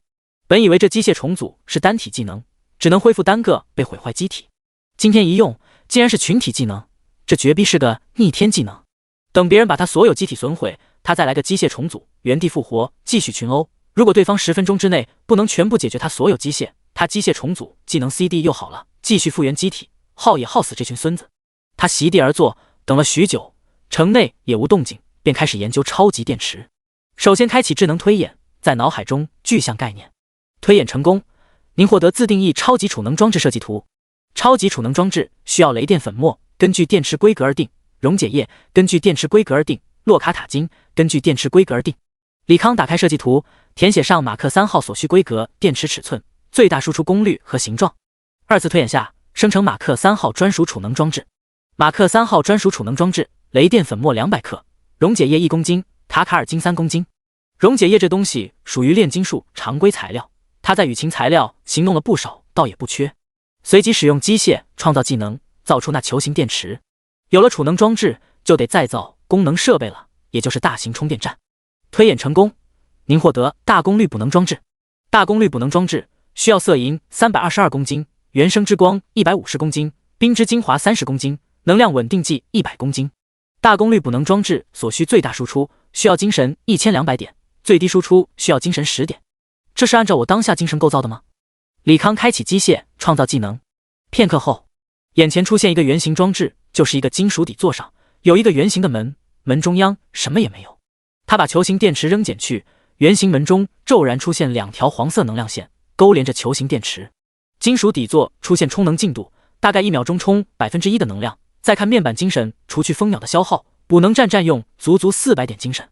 不知一个球形电池能驱动马克3号多久？心中刚发出疑问，智能便回答：根据马克3号攻击频率和综合能耗，得出专属储能装置可以维持1小时到1个半小时动能输出，还可以接受。李康开始批量制造电池，以马克3号和无人机这些不怎么占精神装置为主。2个小时后，20尊马克3号和120架无人机换上了电池，彻底脱离他的精神体系禁锢。其中马克3号续航在1小时左右，无人机稍强可以进行3小时续航输出。因为有无限火力被动存在，弹药补给不受影响。不远处无人机返航，李康师释然起身，看向远处越来越近的飞行物，微笑道：主力军来了吗？可随着飞行物接近，他发现除了非洲上的10来个人，后背还有一只巨龙上站着近50人，各种技能乱扔。非洲上的10人不停抵抗反击，但奈何对面人太多，而且以远程职业为主，非洲上的人依然以被动挨打为主。这时无人机映射出画面，画面中一个一直巨大的飞行魔兽驮着5人小队急速飞行，不远处漫天的小型翼龙正在朝着他们喷火，一位牧师苦苦支撑着结界。接着另一个画面传来，刘强四人在陆地上与敌方20人小队激战，虽然以少敌多，没有落到下风，但也没有凭借身上史诗装备获得半点便宜，明显对面的人实力也不差。这情况不太对啊！这围攻他们的人明显不止日落帝国，看装束还有其他势力的人，可这些实力在攻城战初期泾渭分明，只有一方弱势了才会进行猛攻。这次为什么会出现在日落帝国这边？难道他们这里有内奸，提前透露了龙国要攻打日落帝国消息？不管怎么说，自己人总归是人要救的。李康心念一动，120架无人机，20尊马克3号，4尊反浩克装甲同时升空，浩浩荡荡的往敌人方向飞去。第124章击退来敌。巨龙之上，50位敌对职业者几乎是压着龙国10人小队打。为首的极焰法师望着苦苦支持的10人小队，狞笑道：“这群龙国的猪仔马上就要支持不住了，大家听我号令，远程职业者吟唱3转大招，送他们去见天照大神。可怜的龙国人竟然还敢妄想夺回中立区，今天就把他们挫骨扬灰！这些蠢货到死都不晓得，一切行踪尽在咱们掌握之中。”众人说着开始吟唱大招，可还莫等吟唱完毕，轰隆一声巨响，嗷！巨龙发出痛苦的嚎叫声，众人跟着巨龙身体晃动，不得已只能中断吟唱，稳住身形，避免掉下龙背。驱动巨龙的御兽师使用技能，在巨龙两侧加护一层屏障。待巨龙稳定之后，他们看向四周，发现4个巨大的机甲正与巨龙保持匀速飞行。咣咣咣，机甲猛地撞向巨龙的屏障，巨大的力道让巨龙身形摇晃。这是什么鬼东西？赶紧攻击！说话刹那，屏障被撞碎，反浩克纷纷落在龙背之上，抬手一发数流炮，把数个职业者轰下龙背。有骑士欺身上前抡剑攻击，却被另一个反浩克抱住，陡然升空，然后扔了下去。数发导弹紧随其后，击中下坠的骑士，把人淹没在爆炸之中。去死！领头的极焰法师吟唱技能，数道火龙从法杖喷涌而出，带着融化一切的热量，涌向面前的反浩克装甲。一个手持盾牌的反浩克装甲陡然上前，把盾牌放在身前，把火龙尽数挡下，然后把烧通红的盾牌当作武器，攻击龙背上的职业者。罗桑，和这4个怪物打近战太吃亏了，跑吧。一个职业者沉声道。极焰法师看了眼越来越远的10人小队，掏出一张随机传送卷轴，吩咐道：“大家先散开，去圣景城集合，与其他势力一起歼灭龙国猪仔。”是。一阵阵白光闪烁，敌人消失不见。非洲上众人见巨龙没有追来，纷纷松了口气。真他妈倒霉，竟然碰上了岛国的主力，差点就交代了。别抱怨了，赶紧去集合点。说罢，非洲加快速度往李康所在方向驶去。另一处，密集的小型翼龙追击着5人小队，那火球好似火雨一般，不曾停歇。5人小队站在类似鲸鱼的魔兽之上，从鲸鱼背脊中央喷出水幕，把他们团团包裹，抵挡着那密集的火球攻击。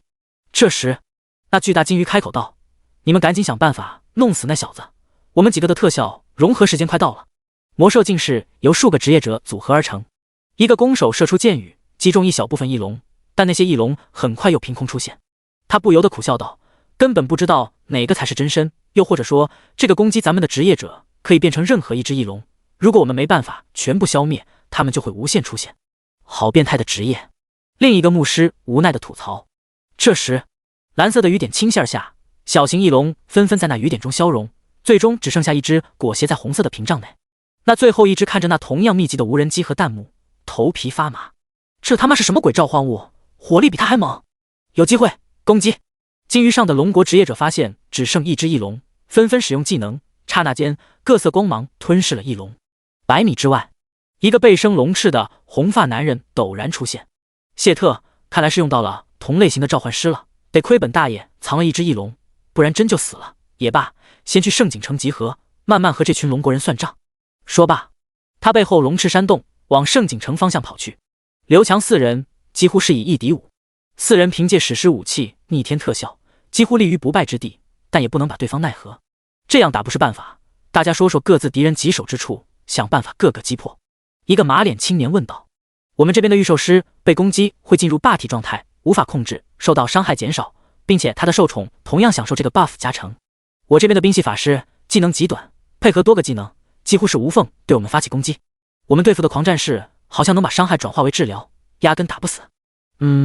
我这边骑士可以返还技能，根本无从下手。”马脸青年说完，沉吟片刻，看向不远处的冰系法师，沉声道：“困住其余3人，大家先杀冰系法师。说罢，他率先吟唱技能，用光牢困住骑士刘强。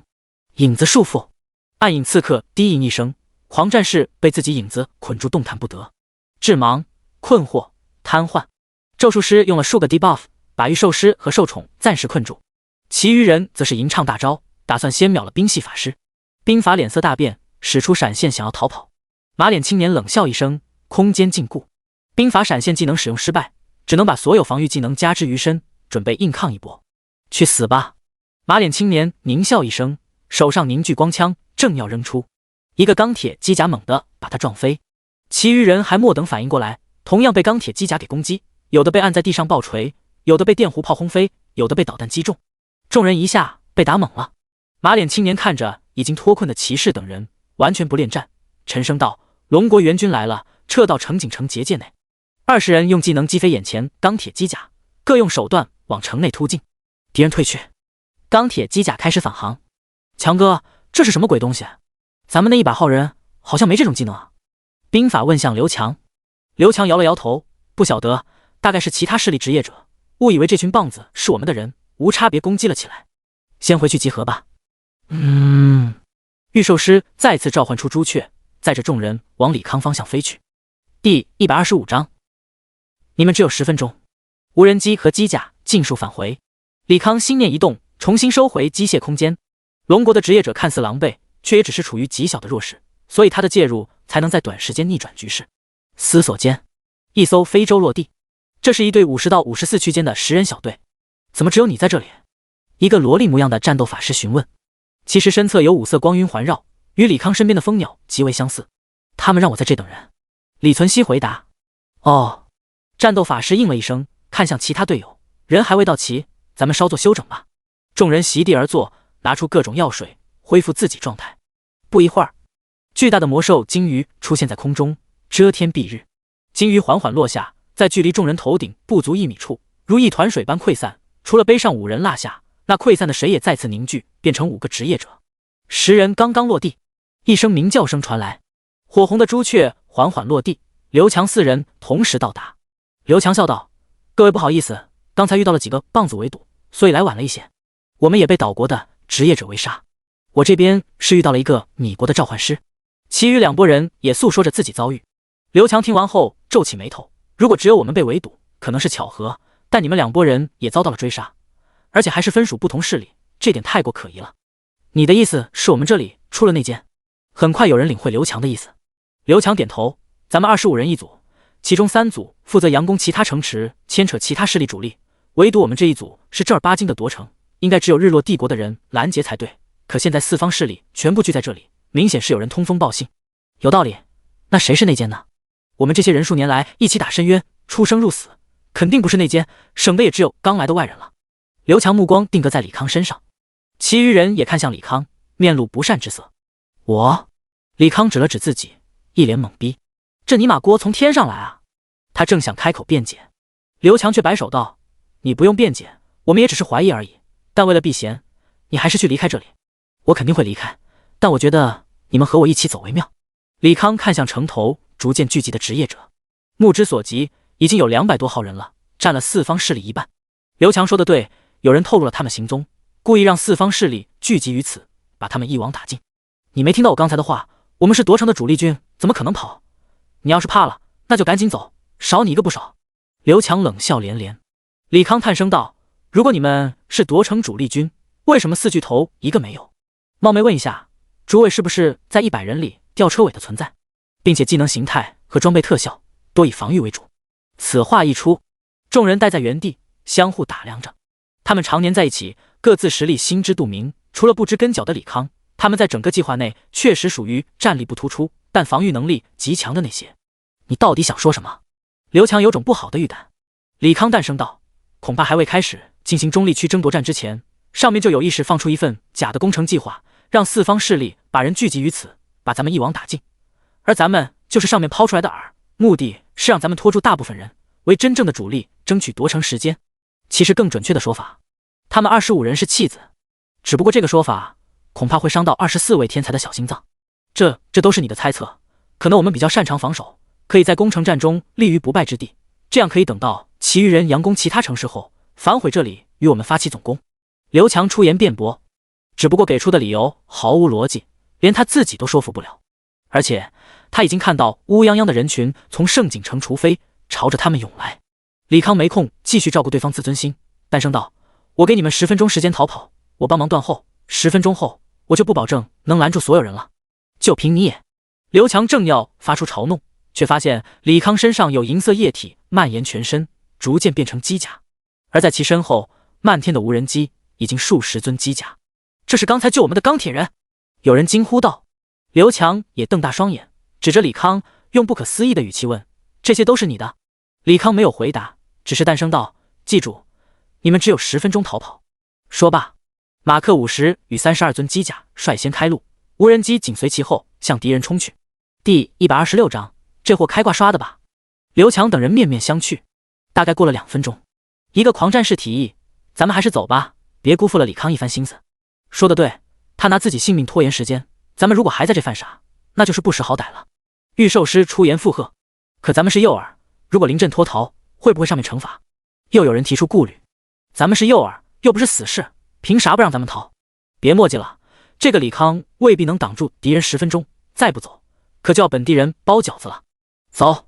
御兽师率先放出朱雀，其余人也放出飞行工具，一溜烟往远处遁逃。盛景城外，无人机和蜂鸟电磁炮对地面无差别轰炸，马克3号和反浩克装甲在低空游击，时不时合力带走一个职业者。李康身穿马克50，居于最后方，一个个打算追击大部队的职业者尽数死于高频粒子箭下。城墙之上，红发男人眯眼看着那无人机群，开始吟唱咒语。半空中一个个紫色法阵出现，接着一只芝兰的风龙出现，数量之巨，足有200只。风龙挥动翅膀，在风元素加成下来到无人机群上方，随即肚子鼓起，一发发风炮从嘴中喷射而出。无人机躲避不及，被风炮击中，但只是摇晃了几下，便调转枪口，蓝色电磁弹瞬间吞噬200只风龙，直至风龙尽数消散。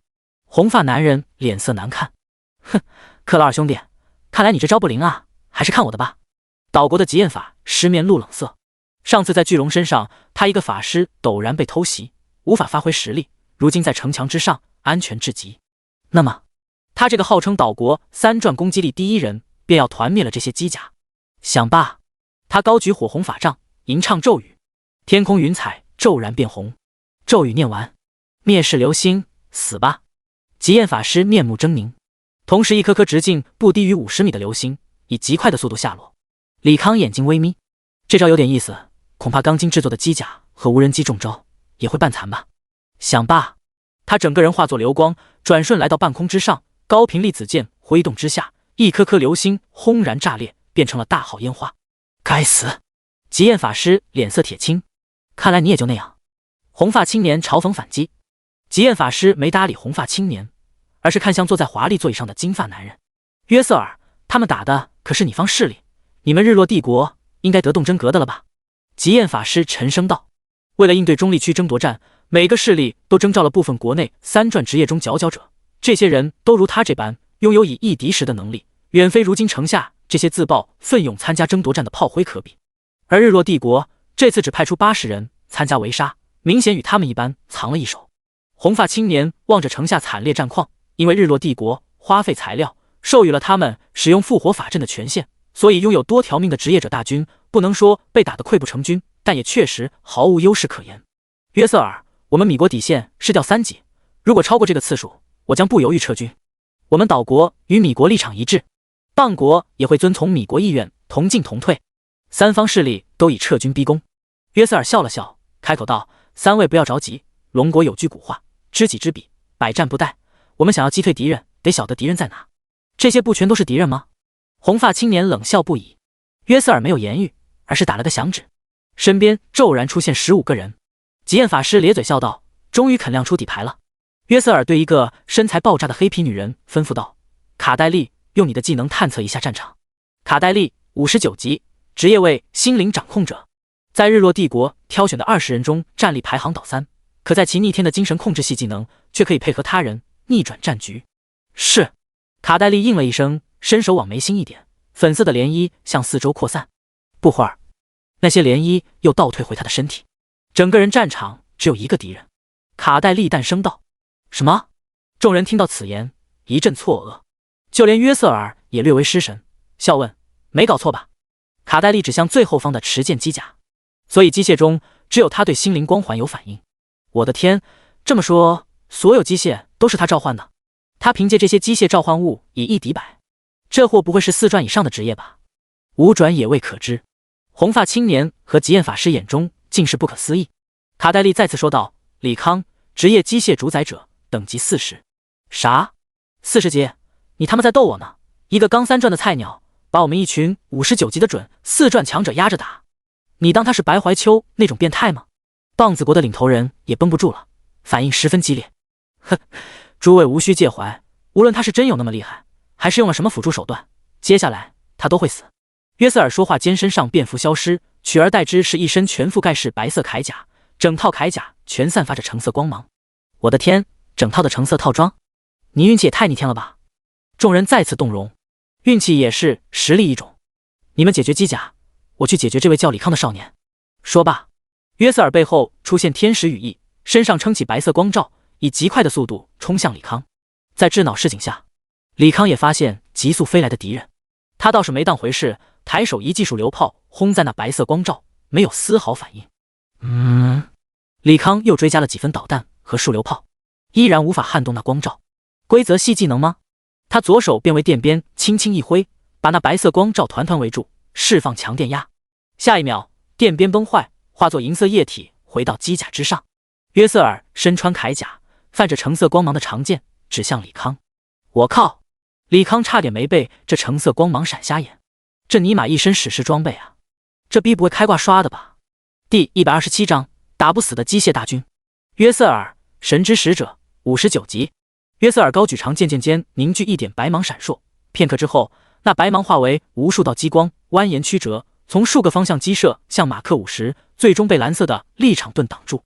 李康看着稍稍碎裂的立场盾，眉毛一挑，看来这史诗武器有不俗的攻击加成，这随手一招差点破了他立场盾。想到那史诗武器各种棘手的特效，李康决定速战速决。马克50推进器全开，转瞬间来到约瑟尔身侧，高频粒子剑在马克50万粒牵引器增幅下挥动之下，好似能斩破虚空。还敢攻过来，不知死活！约瑟尔不慌不忙地举剑阻挡，只感到一股巨力袭来，整个人笔直坠落，重重砸在地里。马克50发射导弹和数流炮，同时蜂鸟组合为大型炮台，一道数米粗的电磁光落在坑中，能量得不到充足宣泄，化为冲击波向四周扩散。战场上的职业者纷纷被蓝色的能量冲击波掀翻。城头上，极焰法师等人都被这一幕给震撼到了。这攻击不亚于5转强者了，真不敢相信是一个3转菜鸟用出来。我靠，约瑟尔不会被弄死吧？那咱们也赶紧回城吧。哼，区区招式奈何不了我们约瑟尔大人。卡戴利冷笑道。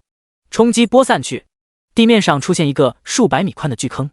约瑟尔站在深坑之中，身上再次出现那白色光罩。李康眼睛微眯，一身神装的人民币战士就是棘手。恍神的刹那，约瑟尔消失在原地，下一秒，整个人无视蜂鸟防御，出现在马克50背后，裹挟圣光的长剑狠狠砸向马克50。马克50背后推进器崩碎，整个机体下落。但很快，银色液体又组成新的推进器组件，悬停在半空。这时，约瑟尔又出现在马克面前，喝道：“审判之光！”乳白色的圣光刹那间包裹马克50，马克50在圣光侵蚀下，外表如同融化一般。马克50受到攻击，耐久500；马克50受到攻击，耐久700；马克50耐久以极快的速度下降。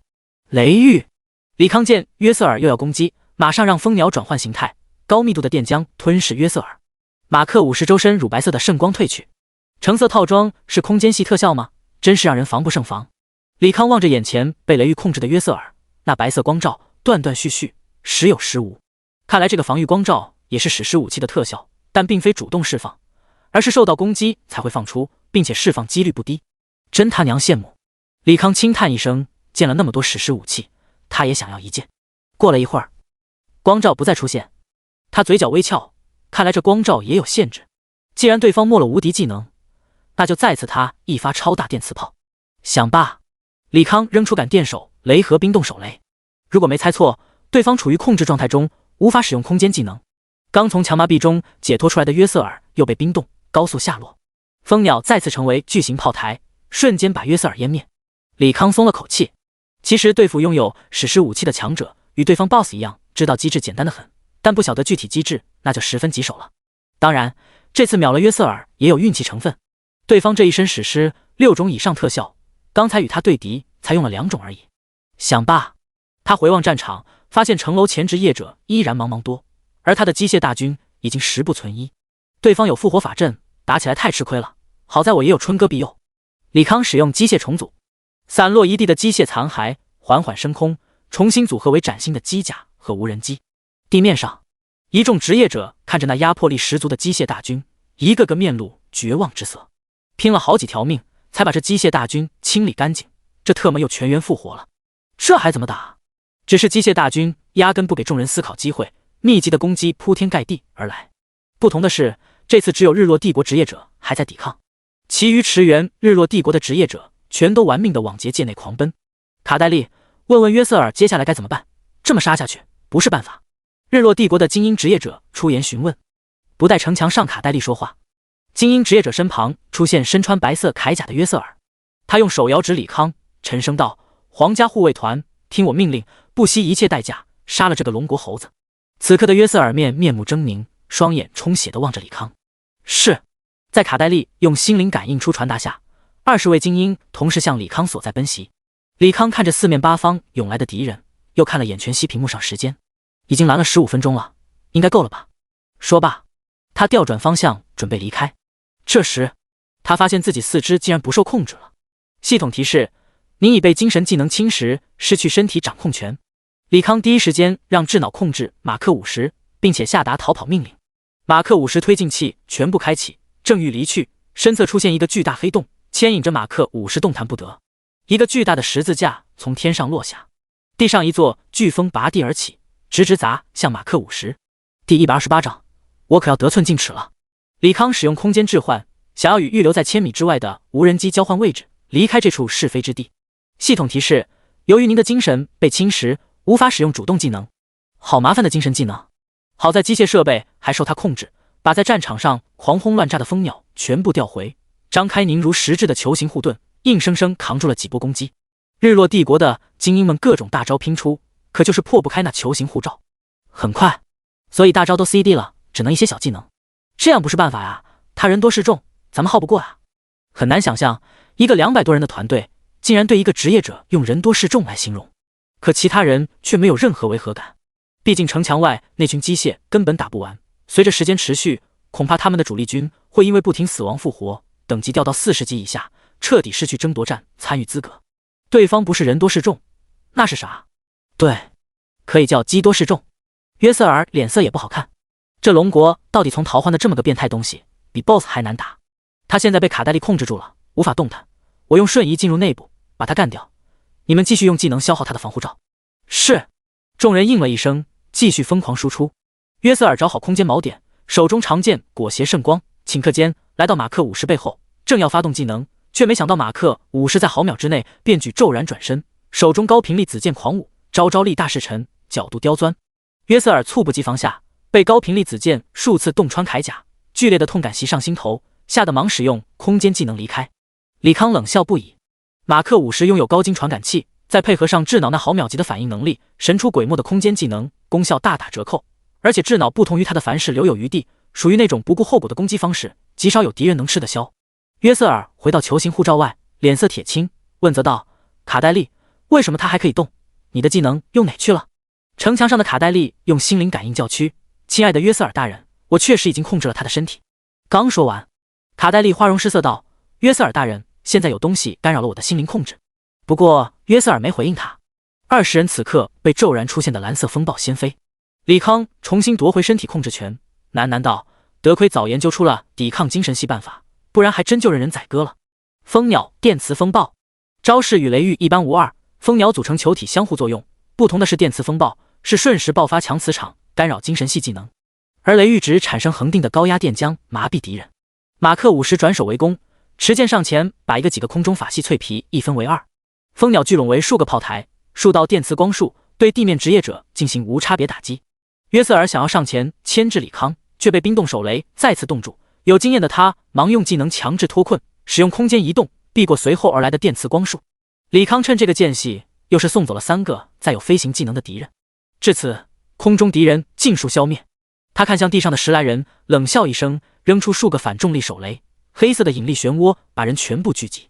马克50同时发射4个微型压缩离子弹，蓝色的小球击中某个职业者，瞬间膨胀，吞噬掉众人，转眼化为灰烬。咕咚，约瑟尔吞了下口水，骄傲的他如今心中被恐惧填满。对面一个怪物，不可能战胜的。这个念头升起，便无法遏制的增长，再也无心恋战。使用空间技能跳跃数次，回到了城头前。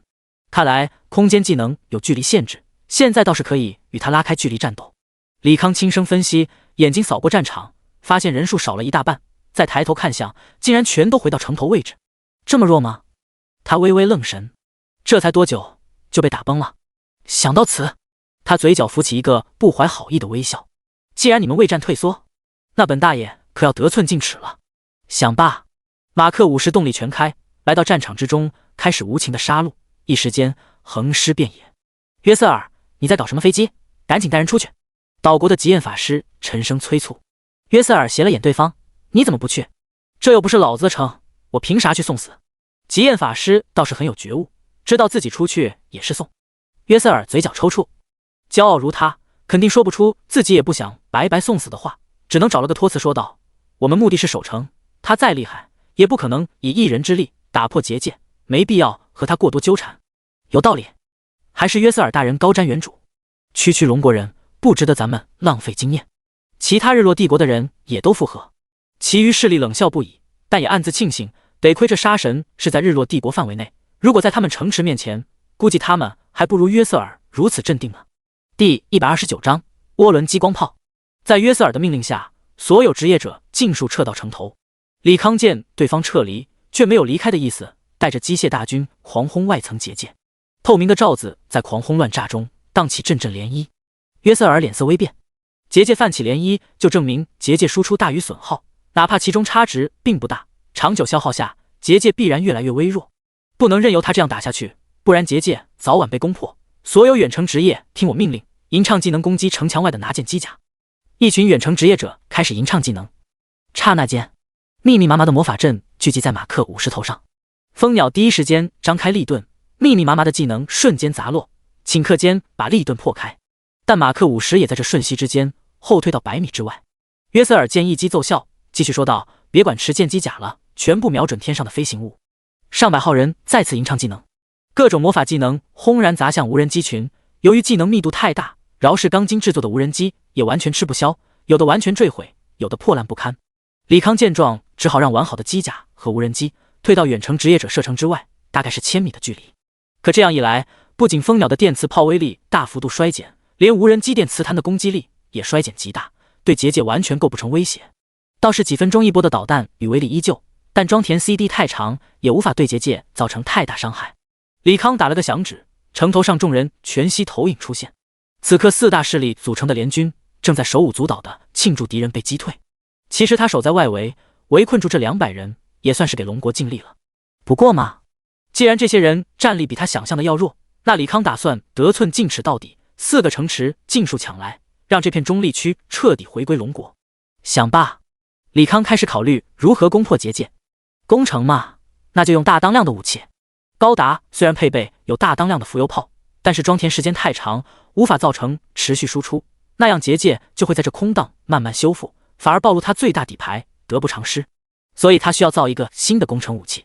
至于造时吗，他也早有讣告。歼星舰上配备的涡轮激光炮可以在真空环境里达到1200公里射程不衰减。当然，他不可能造一个歼星舰上同款比例歼星炮，一来是没那么多精神供应，二来就算有精神他也不敢用，毕竟自己目的是夺回中立区，不是要毁掉中立区。所以他只需要射程在3公里内不衰减的小型涡轮激光炮就可以。当然这个小也仅仅是与歼星舰那种庞然大物相比，估摸弄出图纸花费应该够他心疼好一阵子了。他在脑中具象一门巨大无比的激光炮，推演成功，您获得涡轮激光炮图纸。涡轮激光炮机体需要 1.5 吨钢筋，色银500公斤，洛卡塔金500公斤，雷电晶石100公斤，原生之火200公斤，光之精华100公斤，冰之精华100公斤，溶解液30升，能量稳定剂20公斤。涡轮激光炮最小功率蓄能需200点精神，最大功率蓄能需要800点精神。只是粗略扫了一眼，造价已经不低于5亿了，其中还不包括有价无市的洛卡塔金。如果算上这玩意，造价起码近100亿。希望威力符合我的语气。李康打开面板，使用机械创造。您消耗 1.5 吨钢筋，色银2吨，洛卡塔金500公斤，雷电晶石100公斤，原生之火200公斤，原生黑暗200公斤，光之精华100公斤，冰之精华100公斤，溶解液30升，能量稳定剂20公斤，获得涡轮激光炮。他心念一动，陡然间一个庞大巨物出现在他身侧。激光炮下身一个巨大的圆形炮座，宽10米，高约3米，配备反重力装置，可以最大程度抵消激光炮那超大后坐力。炮座上面是可以360度转动的涡轮炮本体了，炮体造型偏弧形，内置超级涡轮装置和大型蓄能电池，炮筒宽约5米，长也不过6米。李康打开设计图，按照设计说明，涡轮激光炮分为3个档，分别都是蓄能6小时，持续输出20分钟。他打开面板，选择中档蓄能。系统提示：您的精神不足以支撑涡轮炮蓄能。李康愣了一下，咋会不够呢？大部分机械都是用洛卡塔金电池驱动，精神还有500左右富裕才对。他开面板看了下眼精神详细占用，发现大部分无人机和机甲已经电量耗尽，再次占用被动技能输出。看来续航还是太短了，得再弄点洛卡塔金，生产一些大容量电池。李康心念一动，收回大部分无人机和蜂鸟，空出400点精神。炮台内传来剧烈的嗡鸣声，连周围的大地与之同频震动。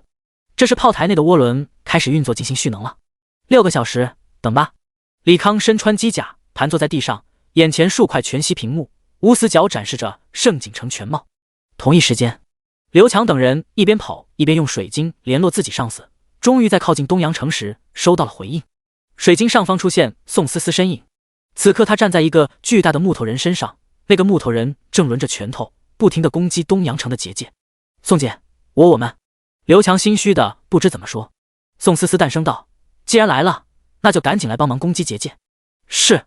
刘强等人不敢单个乘坐朱雀，以最快速度赶往东阳城。宋思思挂断电话，看向巨人肩膀上另外3位巨头，那边诱饵应该失败了，我们要速战速决，不然等调走的势力追来，咱们就功亏一篑了。一位巨头冷笑道：一群不中用的蠢货，本以为他们能撑2-3个小时，没想到这才不到1小时就被人家打得屁滚尿流了。第130章，轰死你丫的！东阳城外，75位龙国职业者各自施展手段攻击着血色结界。城内的岛国人只是站在城头无能狂怒，任由龙国职业者攻击他们血色结界。倒不是他们不敢动手，而是他们只要一扔技能，便被镇尸蓝素素以名为斗转乾坤的阵法归为己有，用来攻击血色结界，无形之中等于他们在帮龙国人一起攻击自家城池，一时间便不敢再出手。不一会儿，刘强等人乘坐朱雀来到东阳城前，众人一跃来到木头巨人肩膀，望着宋思思，神色有些复杂。宋思思大概看出手下们心思，轻声道：在参加这次夺回计划之前，应该有人问过你们是否愿意为了龙国献出生命。你们既然点头参加了这个计划，也享受了举国之力倾注给你们的资源，为什么还会觉得把你们当作诱饵很委屈？刘强众人一脸羞愧。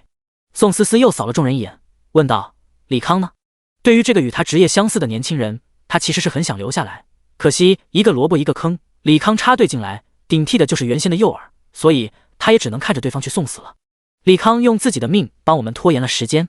刘强面露唏嘘之色。虽然李康最后表现出非凡无比的战力，可面对200人的大军，他还是只有死路一条。一旁的蓝素素轻蔑一笑：拖延时间，螳臂当车罢了，追兵没追过来，那是因为怕你们后方有埋伏，这才让你们逃了。不过我们也没指望过你们，早就留有后手。诸位既然第一方案失败，那就启用第2方案吧。说罢，他拿出法杖，吟唱起晦涩不明的咒语，地上出现巨大的魔法阵。道君王修远手中符纸扔出，分别飞往法阵东南西北4个方向。刹那间，法阵外被火焰笼罩。武道宗师科密轻喝一声，一个巨大的金色护罩又在法阵内部撑起。你们下去。宋思思吩咐了一声，带众人跃下木头人。他打了个响指，巨大的木头人如积木般分解溃散，又在法阵4方组成一座座机关碉堡。这时，又有一个水系法师走出，吟唱片刻，低喃道：水幕。法阵最内层又多了一层水幕。蓝素素吟唱完毕，法阵指着地面，以地心为阵眼，天地五行大阵起。刹那间，火焰、金色护罩、水幕、木头碉堡全都消失无踪，好似什么也没发生过一般。可仔细看去，方圆1公里内有一个若有若无的白色护罩笼罩着所有人，本该是守城之后才暴露的防御手段，可惜了。道君王修远叹声道：“还不是那25个废物不中用，连慷慨赴死的勇气都没有，不然的话，咱们4个也不必充当阵眼，什么也不能做。”蓝素素面露愤恨之色。随后赶来的20号人听到蓝素素的挖苦，也都不敢言语，只能卖力攻击结界。柯密盘腿坐下，笑道：“那个李康倒是有点骨气，可惜蠢到家了。他一个人面对200个人能有啥用？不还是秒死？本来就是凑数的，蠢就蠢吧。只是没了咱们4个，这结界恐怕要1天后才能攻破。不碍事，早晚都改变不了我龙国拿回中立区控制权事实。可惜无法全部夺回，夺回一个就不错了，想要夺回全部，那是痴人说梦。”4人围坐在地上，等着敌人攻过来。可等了近6个小时，也没有敌人的身影。这敌人呢？柯密忍不住询问。宋思思摇了摇头，不晓得。难道用回城卷轴偷偷回来了？柯密猜测道。宋思思白了他一眼：“你脑子是猪脑吗？忘了为啥白会长跟过来了？”也对，柯密讪讪一笑。这次白怀秋带队，除了威吓其他高手不得私下作弊以外，还有一个重要事情，那就是利用职业特性，以神不知鬼不觉的手段干扰4座主城传送法阵运行。如今除了那种没有坐标点的随机卷轴，其余传送卷轴和传送门在整个中立区都处于瘫痪状态。也正因为如此，他们才想利用诱饵佯攻盛景城，把众人目光牵引过去，主力再趁机攻击东阳城。可惜还是失败了。盛景城，岛国人们急得上蹿下跳。东阳城那边已经催促他们数次，让他们赶紧回去支援。可如今回城卷轴和传送门都无法用，随机卷轴呢，又得在城外才能使用。可刚出城就会被那该死的机甲瞬间秒掉，根本来不及掏出卷轴，所以他们急得直跳脚。约瑟尔桑，我们4国可是有攻守同盟条约，请你们协助我们岛国突围吧。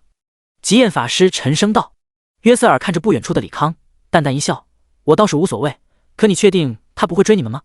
复活法阵的范围只辐射到城外1公里，离开这个距离，你们被那家伙杀了，可就真死了。”极焰法师看了眼李康那把闪烁发光的高频粒子剑，想到被其数次1分为2，点头道：“说的有道理，我们先按兵不动。”约瑟尔耸了耸肩，反正龙国打的又不是他们日落帝国，岛国人沉得住气，那他更沉得住气。毕竟眼前这个李康再彪悍，也不可能突破他们结界。不远处的李康望着已经充满的涡轮激光炮，喃喃道：“轰死你丫的！”说话间，一道粗壮的激光以摧枯拉朽之势击射向盛景城。轰隆隆，整个盛景城为之颤抖。第131章城破，狼狈逃窜。妖异的紫色激光束持续不断地攻击着淡蓝色结界。只见那蓝色结界不住闪烁，好似那接触不良的灯泡一般。约瑟尔脸色微变，好恐怖的技能，竟然直接让结界超负荷运行。不过他也没太过担忧，毕竟高爆发技能都是短暂输出，结界短时间超负荷也不会影响后面运行。可现实给了他一记狠狠的耳光。10分钟过去了，紫光的激光依然在持续攻击结界，结界闪烁频率已经高达1秒数下。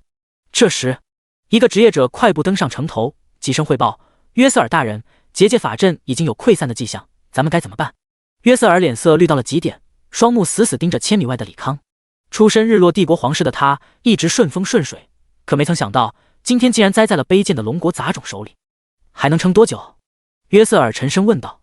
最多5分钟。知道了。约瑟尔看向众人，诸位也听到了，结界还有5分钟，我们接下来要面临选择，死守还是逃，两者都各有利弊，我尊重大家意见。城头上200多号人交头接耳。极焰法师问道：“守有什么说法？”约瑟尔语气淡淡：“咱们如果死守的话，倒是可以借着复活法阵与李康抗衡一段时间，或许能熬死他，但也可能会被杀到40级以下，丧失参赛资格。”极焰法师看向那粗大的光束，哀叹道：“那就是最少还要死10几次吗？虽然死亡会复活，但那死亡时撕心裂肺的痛感，可是实打实存在，每一次死亡都会如梦魇一般缠绕。如果再多死10几次，人真的会崩溃。而且掉级也是个问题，每次复活都需要当前经验作为代价，这好不容易练到快4转的等级，再重新练一次，人也会崩溃。我觉得不宜死守，还是逃吧。”“没错，我也同意逃，留得青山在，不怕没柴烧。”所有人非落日帝国的职业者几乎一边倒选择逃跑。毕竟盛景城和他们只是盟友关系，丢了他们也不会受罚，守住了也没多余奖励。在毫无风险情况下，他们不介意卖些力气。可现在外面那变态分分钟秒人啊，他们又不是傻子，凭啥冒着自己死一次风险给约瑟尔卖命？约瑟尔也早料到对方选择，于是说道：逃跑的话，那就得有人牵制住李康和他那些古怪的机械体，让你们到盛景城外围使用随机卷轴。请问谁想到当这个英雄？众人沉默了下来。轰隆隆，又是一声巨响，整个盛景城剧烈摇晃，而那结界不再频闪，而是呈现一种近乎透明的颜色。约瑟尔见状也不绕圈子了，我们日落帝国可以支援你们离开，但你们听我指挥，先去东阳城支援，夺回东阳城，歼灭其余龙国人之后，其余势力留在城内的精英要与我联合，重回盛景城，诛杀李康，替我日落帝国夺回城池。没问题，我们互惠互利。东阳城的极焰法师答应得很痛快。这个嘛，我们做不了主啊。对啊，那些留在城内防守的职业者都是这个争夺战中的强者，他们不可能听我们安排。其余两方势力代表则是一个劲推诿。约瑟尔微笑道：你们不答应无所谓，既然盛景城夺回无望，那我们日落帝国选择认输投降，你们自己想办法突围吧。约瑟尔，你这是什么意思啊？我们可是来帮你的，你可不能恩将仇报，有事好商量。这样吧，你们先帮我们突围，我们再想办法帮你们。众人纷纷劝解。约瑟尔不慌不忙道：还有3分钟结界溃散，你们可以利用2分钟时间使用通讯水晶与各自负责人联系，只要同意我的说法，我们帮你们离开，不同意的话，那就不好意思了，我们退出。3国势力负责人见状，开始联系各自所属势力，简短的劝说之后，纷纷点头同意了这个方案。约瑟尔重新举起大剑，现在外面机械体不多，我会与护卫团的拖延2分钟，你们撤机四散离去，记住千万不要在城外1公里内使用传送卷轴，这样很容易牵引到城内传送法阵，成为瓮中之鳖。说完，20人奔向城头不同方向，与守在城外的机甲展开搏斗。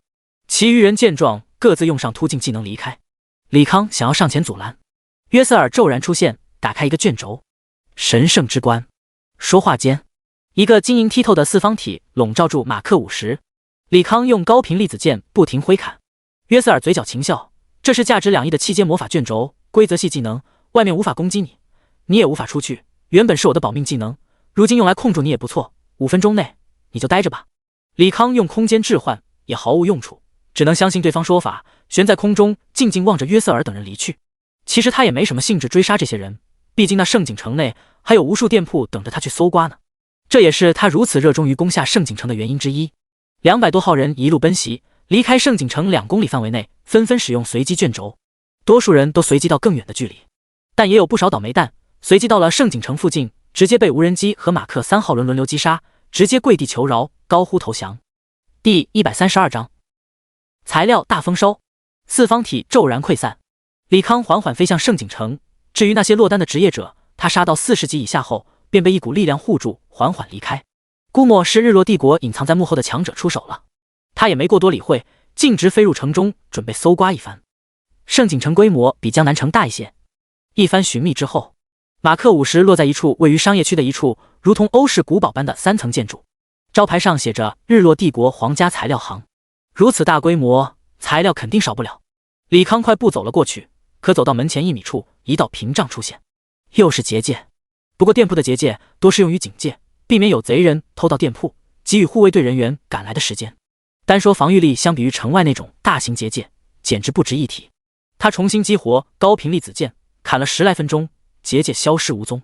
正欲抬腿进入，一道紫色光芒从天而降，速度极快，蜂鸟防御系统甚至来不及张开结界。李康眼睁睁看着那恐怖的能量向他袭来，同样是来不及反应。就在紫色光芒击中他刹那，李康身前白光一闪，竟是来到一处装修奢华的建筑内，而他眼前站着的正是白怀秋。没吓到吧？白怀秋笑问。李康点了点头，还好。走，给你讨个说法。白怀秋打了个响指，两人再次回到材料型，只不过眼前多了一位金发碧眼、身穿铠甲的威武中年。李康看了眼外显，狄若巴102级天煞血帝，又是6转强者。狄若巴，按照争夺战规矩，我们只能旁观，不得对参加者出手。而你刚才对我龙国职业者出手了，是不是该给我个交代？白怀秋说话时，眼中立芒时隐时现，显然是动了真怒。狄若巴诞生道：争夺战规矩里还有龙国攻下城池后不得私拿城内东西，这个小家伙刚才逾越了规矩，我只是出手稍稍警告而已。李康眉毛一挑，对方看来是早有预谋的对他动手，大不了杀了他之后再说句不小心出手中了，毕竟龙国也不会为了个死人较真。白怀秋见对方早有准备，也不好再继续发难，只是警告道：内地会长注意了，你们的人千万别犯错，不然我也会出手阻止。请便。狄若巴不以为意，这个中立区争夺战定制的条款，所有限制都是针对龙国，对于他们这些守方要遵守的也只是一些基本规则而已。狄会长是吧？李康开口问道。狄若巴没有言语，一个区3转职业者，哪怕表现得再逆天，也不足以让他有所回应。李康见对方不说话，便自顾自说道：刚才那一下，我会1000倍还在日落地的人身上，你可以试试。狄若巴目光阴冷，区3转职业者还敢威胁他，那就拭目以待吧。李康与之对视，白怀秋向李康投去赞许的目光，但嘴上还是谴责道：李康，狄会长是日落帝国支柱之一，不得无礼。说罢，他又伸手把住狄若巴的手：狄会长，别耽误孩子参加比赛了，咱们走吧。狄若巴望着李康淡声道：这里店铺都有结界，只要结界被攻击，我就会赶到，劝你不要在打城内店铺注意。说罢，他身后出现血色翅膀，冲天而去。白怀秋笑着提醒：你最好听他的话，不用动有结界店铺东西。说罢，人便消失不见。李康暗松了一口气，6转强者攻击真不是盖的，尤其刚才那一击，他可以肯定自己挨上了，绝对会死。看来得想办法凑出那神之套装，用来保命。既然不让动有结界店铺，那他就只能想办法动这刚打碎结界的皇家材料铺了。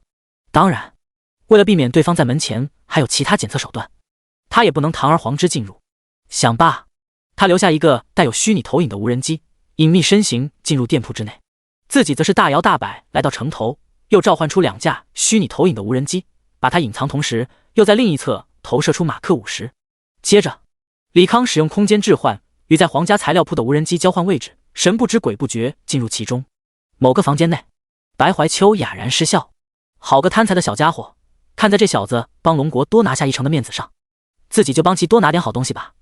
他拿出法杖滴滴吟唱技能，片刻后，整条商业街材料铺东西全部移动到了皇家材料铺。材料行内，李康看着骤然出现的一大堆材料，差点没给吓死。警惕的他愣是站那研究了10多分钟，确定不是什么新型骗局，才毫不犹豫的全部收入机械空间。顷刻间，机械空间材料种类暴涨10倍，一些主要材料也到了一个可怕的数字，比如魔法精华和魔法晶石，数量都到了几吨不止。除此之外，收获最多便是钢筋、色银等复合金属了，几乎都有几10吨，可谓是大丰收。唯一遗憾的是，像奥数水晶和龙晶这类高级货，城内依然没有，连洛卡塔金也只有极少的数量，大约300-400公斤而已。但转念一想，这个中立区对于龙国、蚌国、岛国这些相近大陆具有紧密的联系，时不时有各种隐藏任务来此逗留消费。但对日落帝国和米国来说，这里就是一块无关紧要的飞地，目的也不过是遏制龙国发展，还利用这里资源大肆赚取龙国钱财。看来想要多弄些材料，得把蚌国好岛国的城池夺下。李康目光灼灼，天底下可没有比抢来钱快的买卖，自己得把握机会，争取把到5转的资源一次性掠夺出来，也不枉参加一趟中立区争夺战。第133章防御部署。清点完机械空间战利品，李康准备干正事了。按照中立区争夺战规矩，占领城池之后还有7天守城时间。正所谓攻易守难，攻城时他进退自如，别人拿他没办法，但守城就不一样了。他必须在城里抵抗敌人，又没有结界防御，活脱脱一个靶子，所以他得自己建立一套防守体系，轰击一切来犯之敌。不过在弄防卫体系之前，他得先把复活法阵毁了，不然的话，人家死了马上复活在城内，他这防御工事做了和没做一样。寻觅了一番，找到位于地下广场的复活法阵。整个广场面积5平方公里，极为庞大，每一寸地面都铭刻着复杂的符文。在庞大的法阵上方，一颗直径500米见圆的巨大白色晶石漂浮着。好大的圣药石！李康眼中熠熠放光。圣药石可是稀有结晶，价值不菲。这么大一颗几千亿、上万亿，还是外国老有钱啊！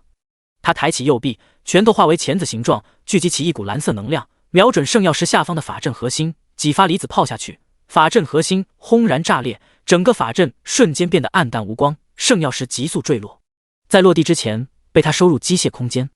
圣药石500吨，这么大才500吨，这证明石头里神圣之力已经被消耗了大半。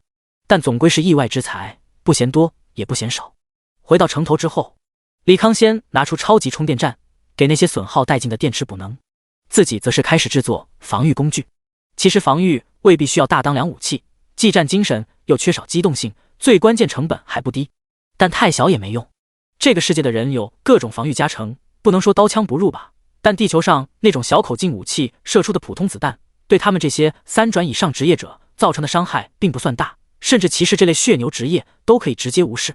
他思来想去，想到了小时候玩的红警，里面有个光冷塔，单个攻击力其实一般，可一堆配合起来，光线相互折射，威力会几何般增加，那真是神挡杀神，佛挡杀佛。于是在脑中具象，开始推演。推演成功，您获得光冷塔设计图。光冷塔需要100公斤色银，30公斤高折射率晶体，3公斤雷电晶石，20公斤原生之光。光冷塔需要10点精神。高折射率晶体吗？李康看向不远处巨大水晶雕像，应该是日落帝国的某位重要人物。他缓缓飞过去，用手触碰一下，很好，没有结界，那就是可以拿的。下一秒，巨大水晶雕像已经不翼而飞了。备好材料后，李康并不着急制作光冷塔。整个城市如此之大，200个光冷塔都无法覆盖，所以单靠他的精神支撑整个城景城防御体系完全不切实际。如果洛卡塔金，他其实不太舍得用，而且充能也慢，把几百个光冷塔充满，还不晓得要到哪一辈子。李康沉吟片刻，拿出一颗魔能压缩离子弹。如果能把魔能压缩离子弹能量用来恒定输出，其实可以攻击许多光冷塔能量。简单点，他要利用光电2种元素裂变反应来弄一个小型魔能核电站。说做就做，李康继续使用智能推演。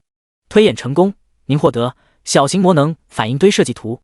小型魔能反应堆需要任意导电金属200吨，色银1吨，雷电晶石500公斤，光之精华500公斤，黑暗精华50公斤，圣药石100公斤，冰之精华100公斤，超级分解溶剂100升，高级魔法催化剂1公斤，能量稳定剂500公斤。他打开看机械空间，发现东西该有的都有。至于导电的金属，继续拆呗，难不成用色银这种贵金属？在城里扫了一圈，拆了近1000吨合金。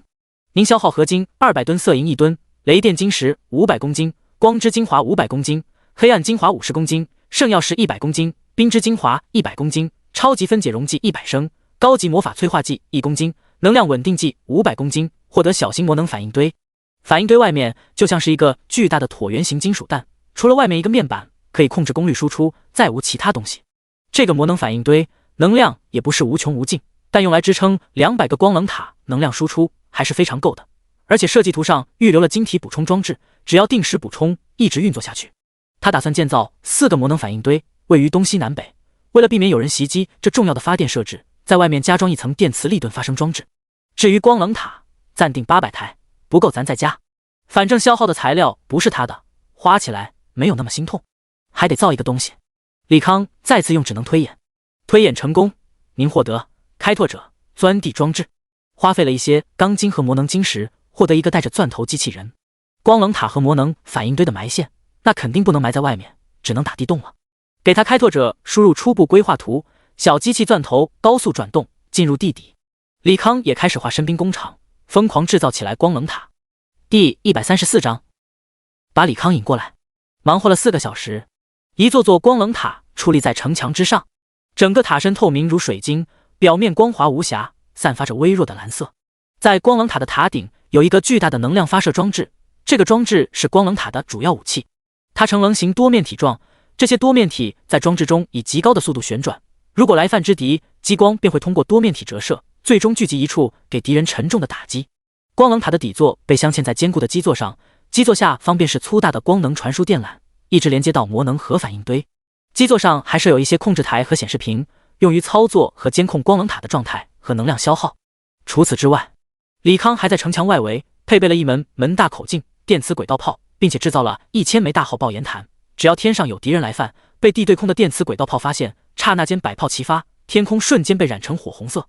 如果此刻有人在城外1公里，会看到一个个直径半米的金属蜘蛛驮着几十颗圆形装置，用锋利的截肢迅速挖开地面，把圆形装置掩埋进去，再来到距离刚才掩埋地不足半米的地方，继续重复刚才的事情。圆形装置是各种地雷，基于冰冻、重力和感电3种手雷改变。除此之外，他还加入了离子压缩技术，增加了地雷爆炸威力。机械蜘蛛是李康刚创造的多功能机械体，不仅可以埋地雷，还可以帮安装一些简单的基础设施。在李康努力部署防御时，千里之外的东阳城，龙国职业者们却陷入苦战，尽数蜷缩在先前布置的防御大阵内。淡黄色的光照外，各种技能狂轰乱炸。4位巨头加一个冰系法师坐镇其中，额头渗出密集的汗水。他娘的，和他们拼了吧！柯密额头青筋怒突。王修远神色冷峻，望着门外80余人，沉声道：“看来4大势力最精锐的人全都聚集于此了，咱们贸然行动，伤亡会继续加大。刚才80人悄然而至，一波袭击重伤了他们30余人，死了8个人，这对于以少对多的他们几乎是沉重的打击。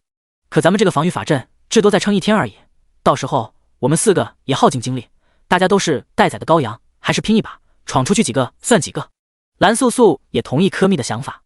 宋思思轻叹一声，没有发表意见。放心，我还有办法，再多等1天。王修远眼中一芒闪烁。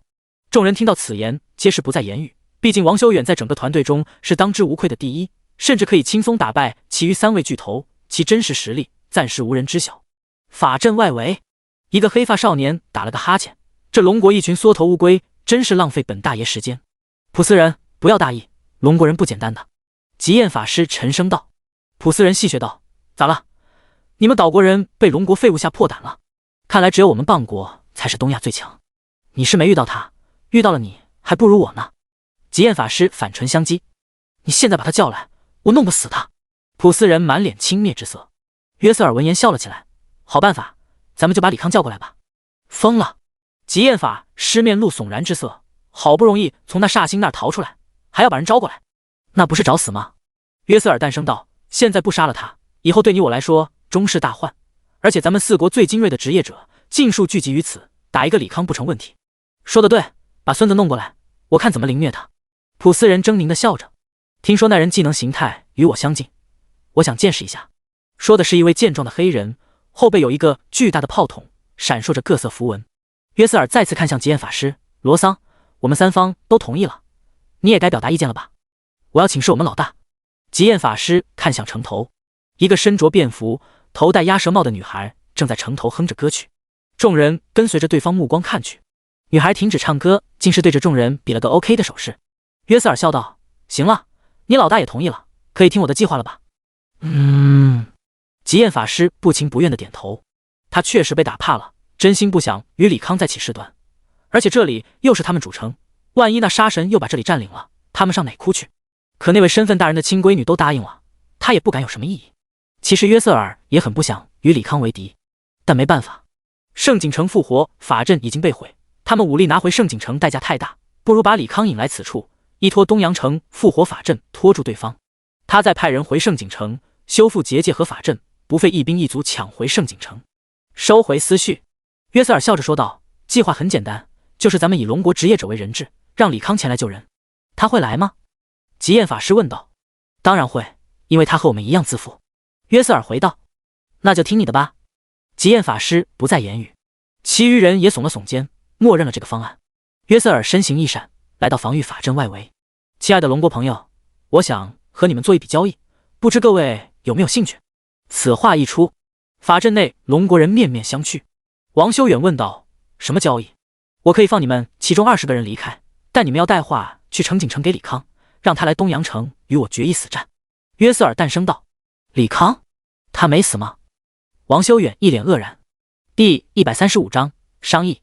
其余人也是大吃一惊，在他们看来，李康不自量力，以一敌百，压根没有活路才对。这小子难道是个深藏不露的主？柯密问道。蓝素素轻蔑一笑：“真要深藏不露，便不会被当成炮灰，安排去送死了。”柯密替李康辩解，可他确实从200人追杀中存活下来。或许是他有什么厉害的保密技能，让200多人奈何不了，又或者他很能逃命。蓝素素猜测道。有道理，能逃命也是一种本事。柯密同意了这个说法。从200多人手中逃跑，确实比能力敌200人靠谱一些。蓝素素却不以为意，能逃只能说对方是个怂包，代表不了什么。结界外，约瑟尔一脸古怪之色，这群龙国人好像不晓得李康真实实力，但无所谓了。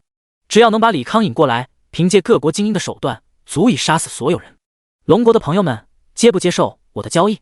他再次询问。王修远问道：万一我们人出了结界，你趁机偷袭怎么办？好办，我们所有人撤回城内，甚至不出现在城头，这样你们有足够时间逃跑。但我希望你们只走20人，不然我们可要追出去，把多走的人给杀死了。约瑟尔笑着回答：我们商量一下。王修远说罢，拿出一张卷轴，打开之后，结界内又多了一层屏障，外面嘈杂声彻底隔绝。他望向其余3位巨头：你们怎么看？蓝素素冷笑道：那李康就算能逃命，也没什么威胁可言，敌人没必要非得把他引过来。我看金毛就是故意把咱们人引诱出去，趁机杀死。我和蓝素素想法差不多，咱们本就是以少对多，每一个战斗力都弥足珍贵，20个人咱们赌不起。再说了，他们20个逃出去又能干啥？找那个会逃命的李康，能把咱们救出去？根本不现实。柯密也表达自己意见。王修远点了点头，看向一直未说话的宋思思：你的看法呢？宋思思则是看向刘强：刘强，你们这些人对李康什么看法？很强，他技能形态类似召唤师，短时间内以1敌100没问题。如果把他喊来，咱们或许有突围可能。从盛景城逃来的人纷纷给予李康高度评价。真有那么厉害？柯密不太信。蓝素素讥讽道：一群临战脱逃的人，说话有什么可信度？我看他们是想趁机逃跑。兰姐说的没毛病，如果不是这群贪生怕死之辈临战脱逃，咱们早就攻下东阳城了。呵呵，吹牛也请你们吹得认真一点。你知道以1敌100什么概念吗？咱们这4位巨头都不敢这么说，你们张嘴就来，我呸！真是白瞎了上面花费在你们身上资源。本就憋了一肚子气的众人，好似找到了发泄口，对这些从盛景城来的24人一顿狂喷。24人脸色难堪，却不敢反驳一句。够了，让你们讨论事情，不是让你们内讧的。宋思思低喝一声，众人立马闭嘴。老王，听刘强他们这么一说，我觉得可以把李康叫回来增援，但派1个人去就好了，你说好不好？宋思思提议道。他的机关师与李康的机械师同属创造系技能，所以他愿意相信刘强等人说法。也行。王修远应允下来。失去20个人，那就打断他明天的部署，但以失去1个人代价换取一个可能有用的强援，还是不错的。你们谁愿意前往？我去吧，我的朱雀速度快，防御力也高。御兽师王策主动站了出来。可以。王修远撤掉隔音结界，对着约瑟尔说道：你既然想把李康引过来，那派1个人去通知他就行了。可以。约瑟尔做了个撤退手势，众人默契返回城内。王策深吸一口气，踏出防御法阵，忙不迭召唤出受宠朱雀，飞天而去。城头上，约瑟尔嘴角勾起一丝弧度，只要李康来了，他就可以安排下前往盛景城，拿回自家城池。朱雀全力以音速飞行，2小时后终于看到远处的盛景城。终于到了。王策面露喜色，可还莫等高兴几秒，一发发巨大的炮弹袭来，直接砸在朱雀身上，轰然爆开。在连环的爆炸中，朱雀发出一声悲鸣，身形急速下坠。王策也被这爆炸给震成重伤，眼看进的气多，出的气少。城头上正在假寐的李康被爆炸声惊扰，赶忙抬头看向，一眼认出那只朱雀，赶忙让电磁轨道炮停止运作，同时派出2尊马克3号，把1人1朱雀救回城头。他先是给王策扔了一个治疗术，又拿出一瓶治疗药水洒在王策身上。2次治疗之后，重伤的王策勉强坐起，把朱雀收回宠物空间，慢慢恢复，模样还有些惊魂未定。我说你没事乱跑啥？得亏我只开了4门电磁轨道炮，如果东边这25门全开，你刚才就扎了。李康埋怨道。25门？王策把头探向城墙，果然有25个炮筒。想到刚才那一炮的威力，背脊冷汗直流。说吧，来找我干啥？李康又躺回自己制造的自动按摩椅上。王策擦了把冷汗，把事情说了一遍。我困了他们200多人，将近8个小时。你和我说你们没攻下东阳城，还被人围困了。李康反问。王策苦笑着解释，咱们4巨头以为您困不住追兵，以自身无法使用技能为代价，摆出了一个类似结界的防御法阵，以防被人前后包夹。没人他们4个，结界攻破进程就慢了下来。最后那个日落帝国的约瑟尔带了其余势力最精锐职业者来偷袭，我们一时不慎被杀几个，其余人只能躲在防御法阵内。你们可真是废物。李康悠然起身，本以为在这守株待兔，等一波攻城，屠掉敌对势力部分兵力，没成想自家人先困住了。你守在这里，我去一趟。我守这里，我不行啊。王策赶忙拒绝。放心，这里我都布置好了，你看着就好。我再给你留2个反浩克，不过他们续航只有2小时，你尽量省着点用。李康说着，招出2个装有电池的反浩克。不过，他如果距离反浩克装甲太远，对方就会失去他技能和装备加成，威力大打折扣。城头布置的光棱塔和电磁轨道炮以及地雷也是同理，可架不住数量多，哪怕受不住城，也能让对方损失惨重。第136章，远程操控。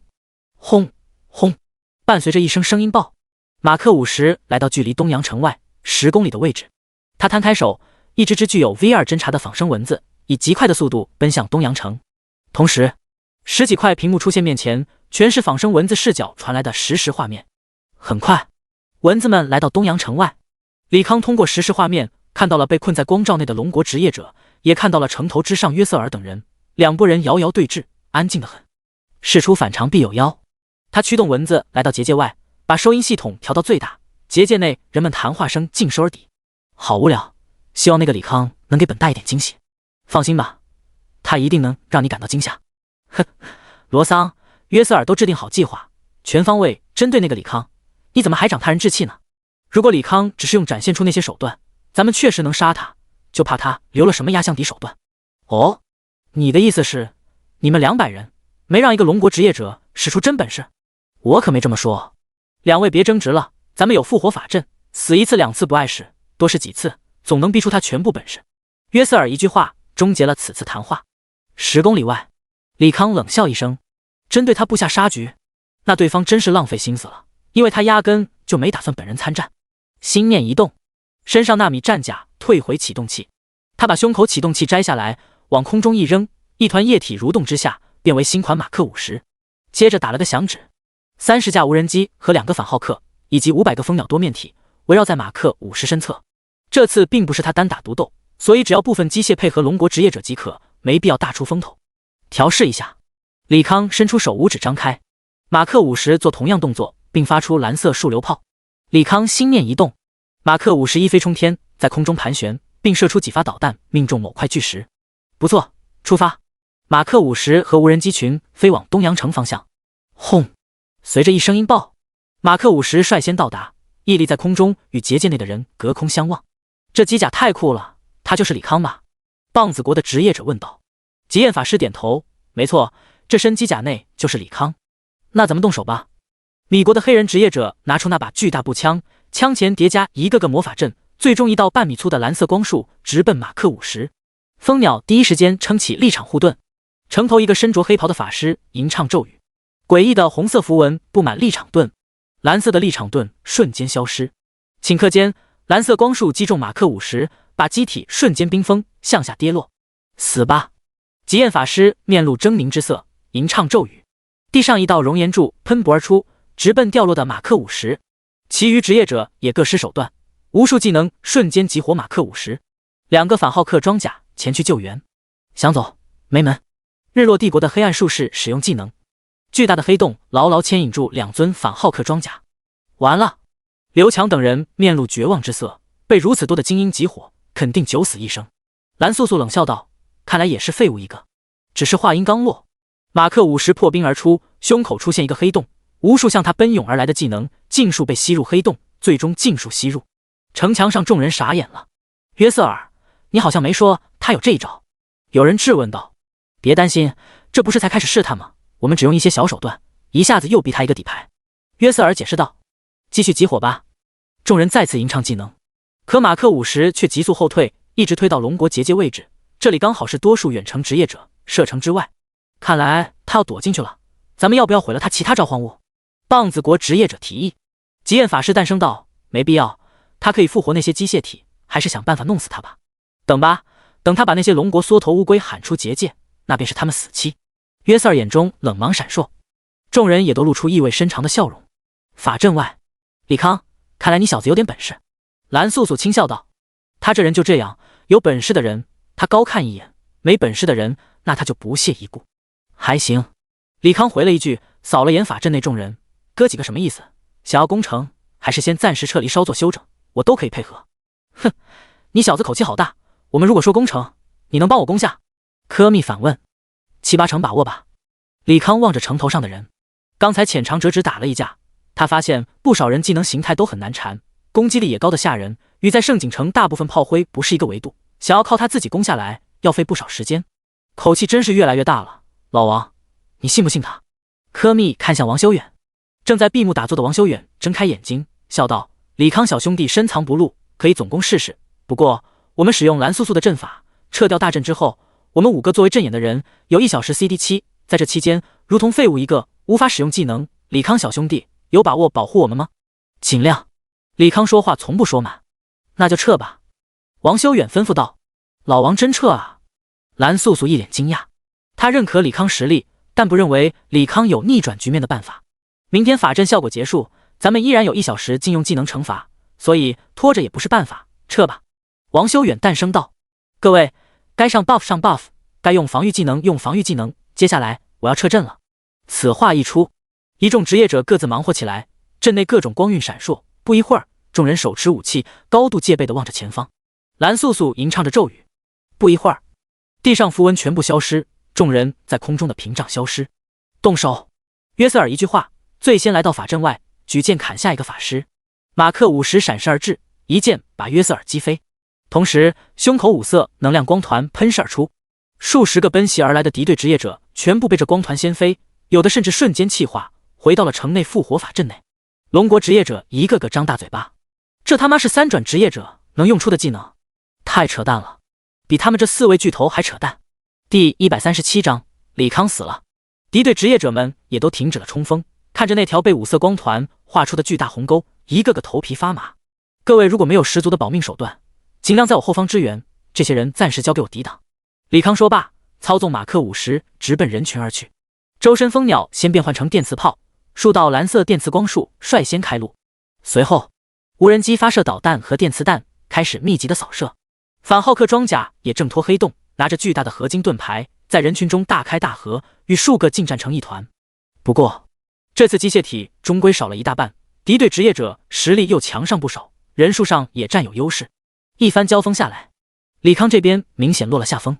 蓝素素轻叹道：“终究是和咱们一样3转职业者，再厉害也有限，指望他以一人之力单挑80多位各国顶级精英，简直是痴人做梦。已经很可以了，起码比咱们强。此件事了，非得和他交交手。”柯密满脸兴奋之色。蓝素素动了动嘴皮，没有反驳。事实就是如此。4巨头里，他的阵师和宋思思的机关师都擅长打群架，可从他对战场上攻势来看，俩人合力至多拖住20到30人。至于柯密的武道宗师，那就是高阶班拳师，主打单对单 PK 群战，并无优势。李康确实咱们仨强，可与老王相比，还是差得远。蓝素素拉住4巨头最变态的王修远来做对比，柯密不置可否。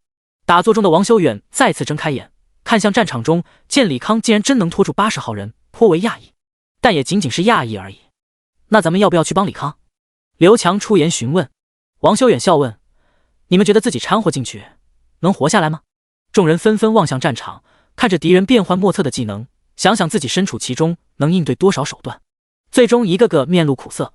王修远淡声道：“既然都没有把握不死，那就别去添乱，准备好防御技能，万一有敌人来袭，不惜一切代价护住我们4个。龙国的这些职业者是他未来攻城的底牌，缺一个对他来说都是巨大损失，所以在他眼中，这些职业者的命比李康重要多了。因为只要他底牌一出，东阳城必破。”众人只能轻叹一声，作壁上观。人群中，无人机和反浩克装甲已经全部被击碎，只有马克50利用空队的优势牵制着众人。这样不行，得控制住他才行。有人提议道：“看我的！”黑暗术士拿着魔杖往空中一指，黑色的法阵凝结暗黑元素，最终化为巨大黑洞。马克50再次被黑洞牵引。起火！约瑟尔一声令下，一波技能袭来，在能量盾短暂防御后，直奔马克50。马克50右臂收回高频粒子剑，幻化出电磁盾牌，挡住一个个技能，直至盾牌崩碎。这时，黑洞效果消失，马克50想要升空离去，想跑没那么容易。魂链，一个身材火辣的金发女郎法杖直指马克50，地面出现无数红色锁链，把马克50缠绕住，往地上拉去。马克50火力全开，硬扯着红色锁链继续升空。另一个术士冷声道：“重力压迫。”刹那间，马克50被辉光笼罩，以极快的速度往地面下降。妈的，这孙子劲忒大了，2个强控都没法把他拉到地面，赶紧帮忙！金发女郎和术士此刻已经满脸汗水，体力值在与马克50角逐中飞速下降。圣裁，约瑟尔使用技能，一把巨大圣剑凭空出现，急速下落，狠狠砸在马克50身上。瞬间，马克50头部破碎，但一阵蠕动，再次恢复如初。尼玛，都被砸烂了，还能再生？这到底是什么妖孽？众人惊得无以复加。约瑟尔，我有点后悔来帮你了，这家伙挺恐怖了。如果你打不死，我们可就要逃了。米国的黑人虽然这么说，却凭空掏出巨炮，各种魔法光束，直奔马克50而去。我才不信他能无限再生，赶紧攻击吧，他已经是强弩之末了。棒子国的职业者是个召唤师，身侧各种元素体，不停地使用魔法攻马克50。其余人也谋足进了攻击，很快被控死的马克50被各种技能湮灭，最终化为一片废铁。10公里外的李康看得津津有味，想要使用机械重组技能。系统提示：机械重组范围是自身精神 x 5米。还有这个限制？他愣了一下，随后穿上一套马克3号，利用动态投影隐藏身形，偷摸靠近东阳城，再偷摸复活自己机甲。东阳城外，黑人看着那残骸，冷笑道：呵呵，终于弄死了。罗桑说的他有多厉害，现在看来不过如此，我们这边几乎没有伤亡。棒国的召唤师对着那残骸发出嘲弄。极焰法师冷哼一声，没有反驳。可能是这次的精英太强缘故，他也觉得李康没有在圣景城那么强大。约瑟尔皱起眉头，他总觉得李康死得太轻松了，于是问向自己这边心灵掌控者：卡戴利，你用技能搜索一下，看看有没有李康踪迹。好。卡戴利把心灵感应扩大至5公里内，最终摇了摇头，感应不到，应该是死了。那就好，杀了这些龙国职业者，咱们就赢了。约瑟尔剑指龙国众人。黑人狞笑道：呵呵，龙国的女人交给我吧。卑鄙的龙国人企图用计谋夺去东阳城，简直是自不量力。少说废话，弄死他们，让龙国损失一批重要战力。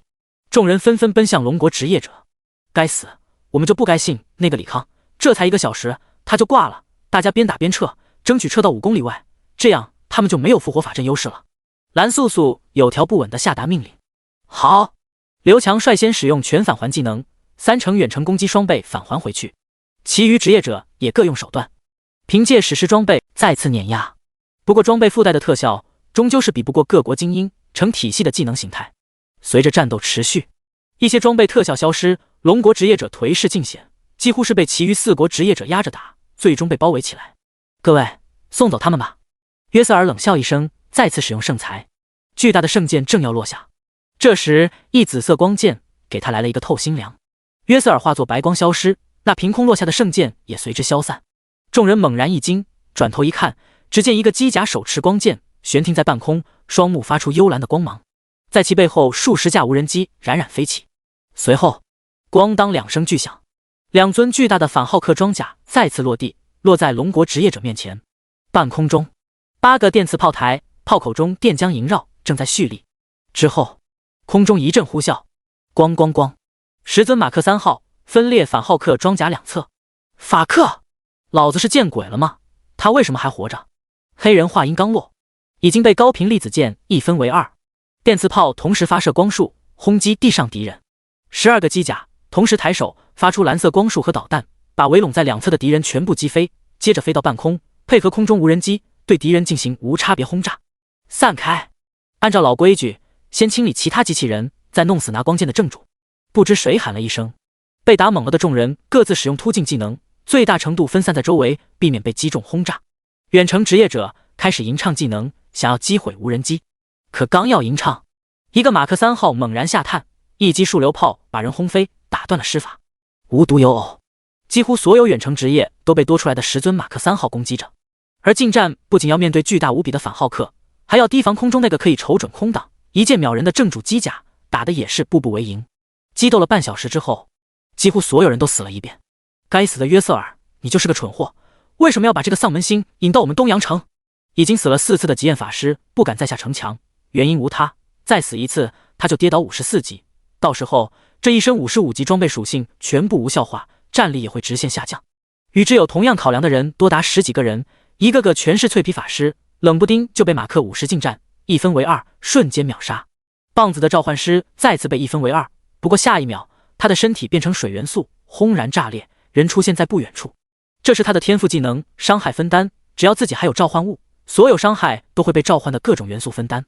但饶是如此，那该死的机甲一剑下来，他上百个召唤物得死掉大半。马克50马上找到棒子，举剑继续砍，对方使用技能远遁到别处，并且把所有元素召唤物引爆，巨大的爆炸直接升起一股蘑菇云。哈哈，这次还不弄死你！召唤师疯狂大笑。可下一秒，蘑菇云中冲出一个没了半年身子的马克50，一剑把他送回复活法阵。马克50残缺的身子不停蠕动，用李康预留在启动装置中的纳米金属一点点自我修复，只不过损伤面积太大，修复速度极慢。马克50收起高频粒子剑，变化出电鞭，裹着高压电浆的鞭子在战场上飞舞，所过之处，职业者全部被击飞，并附带强烈麻痹效果。龙国职业者们看着狼狈逃窜的敌人，一个个心神恍惚。刘强得意道：“看见了吗？我早说李康很厉害，在盛景城他一人占200，现在一人占80多个精英，事实不容雄辩，他绝对称得上第5位巨头。妈的，人比人气死人，凭啥老娘只能造那些笨拙的机关，他却能造这些杀伤力惊人的铁家伙？”宋思思那个羡慕嫉妒恨啊！人家这机械师明显是他机关师上位形态，不过吐槽归吐槽，他心里还是对李康很服气。创造系技能最难的就是想象力，对方能造出如此多杀气，能力绝壁在他之上。城头之上，4国领头之人皆被杀到了55级。约瑟尔，你要给我们一个解释。没错，我们这次被你害死了。如果东洋城丢了，我们岛国一定向你们日落帝国索赔。3人纷纷向约瑟尔问责。当初你们自己答应来围杀李康，现在怎么就把事情全怪到我头上来了？再说，我哪知道李康如此狡猾，竟然只让机甲过来，本尊压根不露面。约瑟尔强忍着那满腔愤怒之意辩驳。原来李康自始至终就没把他们放在眼里，甚至不屑于亲自来应战。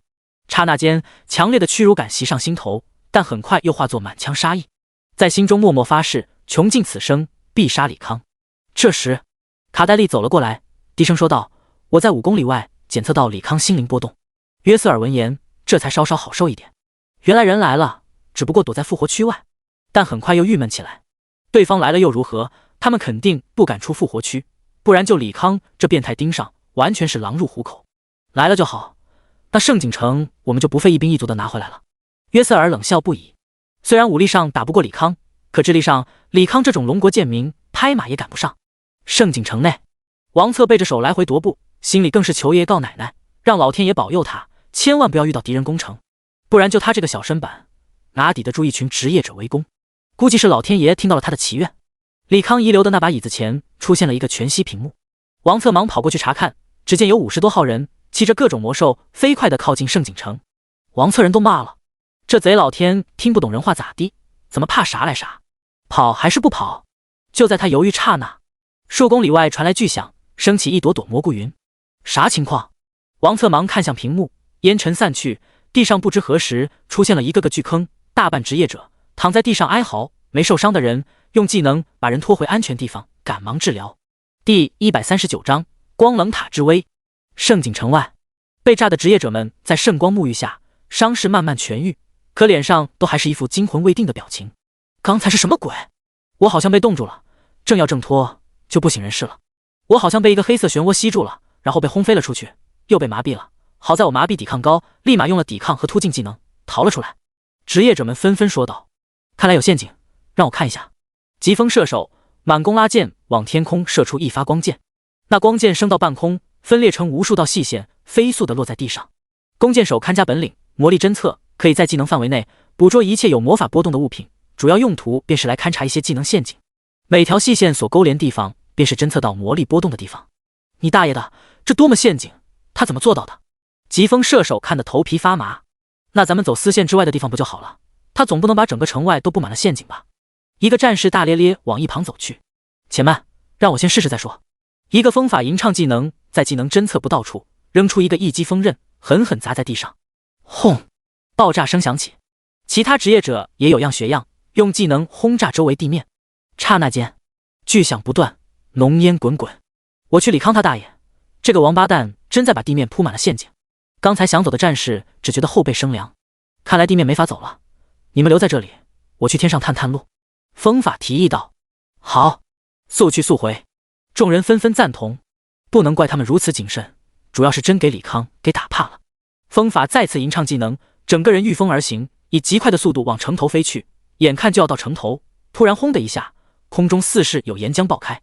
风法用魔法盾抵挡了一下，还没稳住身形，轰轰轰轰轰，又是数声巨响，漫天岩浆散落，空中再也不见那风法的踪迹。死了！与风法组队的职业者收到了信息提示，刚才好像是火系魔法，难道城内有火系魔法师在聚集？有人猜测道，如此密集的魔法释放，绝不是一个职业者能做到。不应该啊，龙国职业者现在90%都在东阳城，哪怕圣景城有人留下，也不可能有如此火力。我再去试试。名为控虫师的职业者心念一动，周身多了一只巨大的黄蜂，在其驱使下飞向城头。待黄蜂到达风法殒命的范围时，控虫师低喝道：“共享视野！”用上技能之后，控虫师目之所见便是大黄蜂视角。只见一发闪着电弧的炮弹以极快的速度袭来，如果不是黄蜂那夸张的动态视力，仅凭人眼完全无法捕捉。虽然看得见，大黄蜂身体却来不及反应。炸弹精准的击中告诉飞行的黄蜂，被从中迸发出的烈焰吞没。控虫师恢复原先视野，脸色煞白。怎么样？看到了什么？身侧职业者问道。攻击黄蜂的是一颗炮弹，它速度很快，快到肉眼无法辨别。控虫师哆嗦着回答：“一个炮弹，至于如此害怕吗？”有人面露不屑之色。控虫师斜了对方一眼，深吸一口气，平复一下心情，淡声道：“射出来的是一发炮弹，可那一面城墙，他娘的有上百门炮。如果咱们是飞过去的，现在已经全员见阎王了。”此话一出，整个场面寂静了，有人的身子已经开始颤抖。那啥，不行，咱们撤吧。李康这是要团灭咱们呀！咱们现在没复活法阵加持，就别去送死了吧。有人提议。对，还是撤吧，这地上也没法走，天上也没法飞，如今这圣景城就是铜墙铁壁。另一个人也附议。谁说地上没法走的？不就是陷阱吗？老子给你们趟出一条路。一个高大的大汉走了出来，职业为死灵术士，周身萦绕黑气。死灵军团。死灵术士高举法杖，地上出现一个个血色魔法阵，随即一个个骷髅从魔法阵中爬出来，向城内狂奔。骷髅所踏之地轰然炸裂，霎时间漫天骨头从天而降。但死灵术士马上又召唤一波新的亡灵，继续来趟路。周而复始，在骷髅兵不懈努力下，终于趟出一条道路。走吧！死灵术士一脚踏出，踩在被炸出的深坑中。众人小心翼翼地跟在身后，排出一条长龙，慢悠悠地往城内迸发。带头的死灵法师走到城外1公里左右，突然驻足，望着远处城墙上一门门大炮以及下面累累白骨，又招出一个巨大的骷髅战士向前一点点探索。怪了，这些炮怎么不打了？控虫师纳闷道。或许他只打空中的物体。死灵法师猜测。是吗？一个骑士轻喝一声，面前出现圣光盾牌，顶着往前走去。果然那些大炮没动静。他不由得兴奋道：好了，现在没东西呢，奈何咱们了，兄弟们冲啊，赶紧进城。说罢，他一个英勇冲锋，以极快的速度奔向城门。其余人也有样学样，开启突进技能。大家不要急。死灵法师想要制止，可众人经历过刚才极度恐慌，又到如今极度放松，完全不受控制了，只想早点进入城内完成任务。不一会儿，职业者们来了到城外500米，城头的王策正在犹豫要不要排除2尊反浩克装甲阻击，然后自己趁势逃跑。只见身侧光棱塔中间的光柱白芒大作，最终塔顶射出一道激光，与其余几座塔相互勾连，最终射向城头之下的骑士。那骑士转瞬间化作乌有，随后一道道激光接连射下，瞬间灭杀了30余人。其余人目眦欲裂，肝胆俱颤，吓得技能都不会用了，连滚带爬的往回逃窜。第140章退敌进攻。城头之上，王策看的这一幕，不自主挪腾了2步，与身前光棱塔拉开一段距离。眨眼间瞬杀30号人，这也太变态了吧！此刻李康在心中已经和神没什么两样了。攻城的日落帝国职业者们一个个瘫在地上，不停的大喘气。理论上职业者有体力属性加成，冲刺个10来公里完全没有问题，但如今这群职业者已经吓破了胆，无论是瘫软在地，还是大喘气，亦或是满头大汗，全是因为恐惧产生的生理反应。没法打，我不玩了，我要退出。这李康技能太变态了，眼前一堆人，唰的一下就直接气化了。妈的，老子也如果不是上了复活 buff， 并且有 0.5 秒无敌时间，也被那光束给弄死了。他妈的，老子是来赚钱，不是来送死。现在啥都弄到，等级还是59掉到了56，投降了。余下的大半人全都被打怕了，完全没有继续战斗的想法。死灵法师闻言沉声道：你们都是我日落帝国公民，应该要为了帝国的献上性命才对。刚才死里逃生的牧师冷笑：拉倒吧，帝国早没了多少年，皇室就是一群蛀虫。你们皇家护卫团和约瑟尔这个皇室拼命去吧，我们这些老百姓可不想为了你们皇室赔掉性命。命都没了，还谈个屁报效国家？你不觉得这问题很蠢吗？有能耐你把这城攻下来，老子替你守。众人调转枪头，开始攻击死灵法师。死灵法师皱了皱眉头，看着那些光棱塔，沉声道：技能距离够的人可以攻击那些奇怪的塔试试。几个法师和弓手开始吟唱，各色技能直奔光棱塔，全部被塔外一层光幕挡住。好像有防御技能挡着，别怕，只要是防护技能，那就有耗尽的时候继续攻击。死灵法师也招出数十个骷髅弓箭手，漫天箭矢飞往城头，其余人也跟上，各种技能如雨落下。城头之上的王策瞬间慌了，不知道该怎么做。这时旁边的反浩克装甲说话了：王策，去光棱塔底座的操作面板，把防御模式改成主动进攻，距离拉到最远。啊，哦。王策哆哆嗦嗦走到光棱塔周边，强大的能量直接他身上毛发根根炸起。寻觅了一会儿，王策找到那个面板，在液晶屏上找到点开模式按钮，出现切换模式选项，立即点击，又出现几个横拉按钮，他按照指示拉到最远。只见光棱塔柱状物再次发光，积聚能量，几座之间相互折射，射出一道激光，直奔远处的职业者。由于距离较远，死灵法师又早有防备，瞬间升起一道道古墙拦截激光。骑士，赶紧开圣光盾，不然咱们都得死。好，一个骑士硬着头皮上前，金色盾牌凝结在古墙之后，一道激光穿过古墙，顶着他不停后退。这时另一道激光如期而至，打在金色盾牌之上，连人带盾牌击飞。妈呀，快跑！众人想到激光夸张的攻击力，又屁滚尿流的往后撤，沿着那根烫出来的坑路一路狂奔，直到逃到城外数公里之处，一个个才露出劫后余生的表情。一个战士一把薅住死灵法师衣服，骂道：你给狗东西，大家差点让你害死。死灵法师苦笑不已，他也没想到那个怪异的塔状物还能增加有效攻击距离。撤吧，这李康太邪性，确实没必要做无谓牺牲。死灵法师轻叹一声，也没了进攻的心思。一个御兽师召唤出飞行兽宠，正要上前，另一个战士抓住他：走路吧，鬼知道那些大炮会不会也增加攻击距离。有道理。御兽师收回飞行兽宠，又召唤出一只巨大的猛犸象，高约4米。啪！战士给了他一巴掌，骂道：这玩意4米高，和飞在天上区别。那就跑吧。跑吧。那傻死灵法师继续趟路吧，万一外面也有陷阱。好。一群人已经被弄神经了，觉得这个中立区完全没有安全的地方。东阳城外5公里处，李康看着众人撤退，嘴角微翘。光棱塔是利用光源折射来攻击，所以它的距离越远，威力也越弱。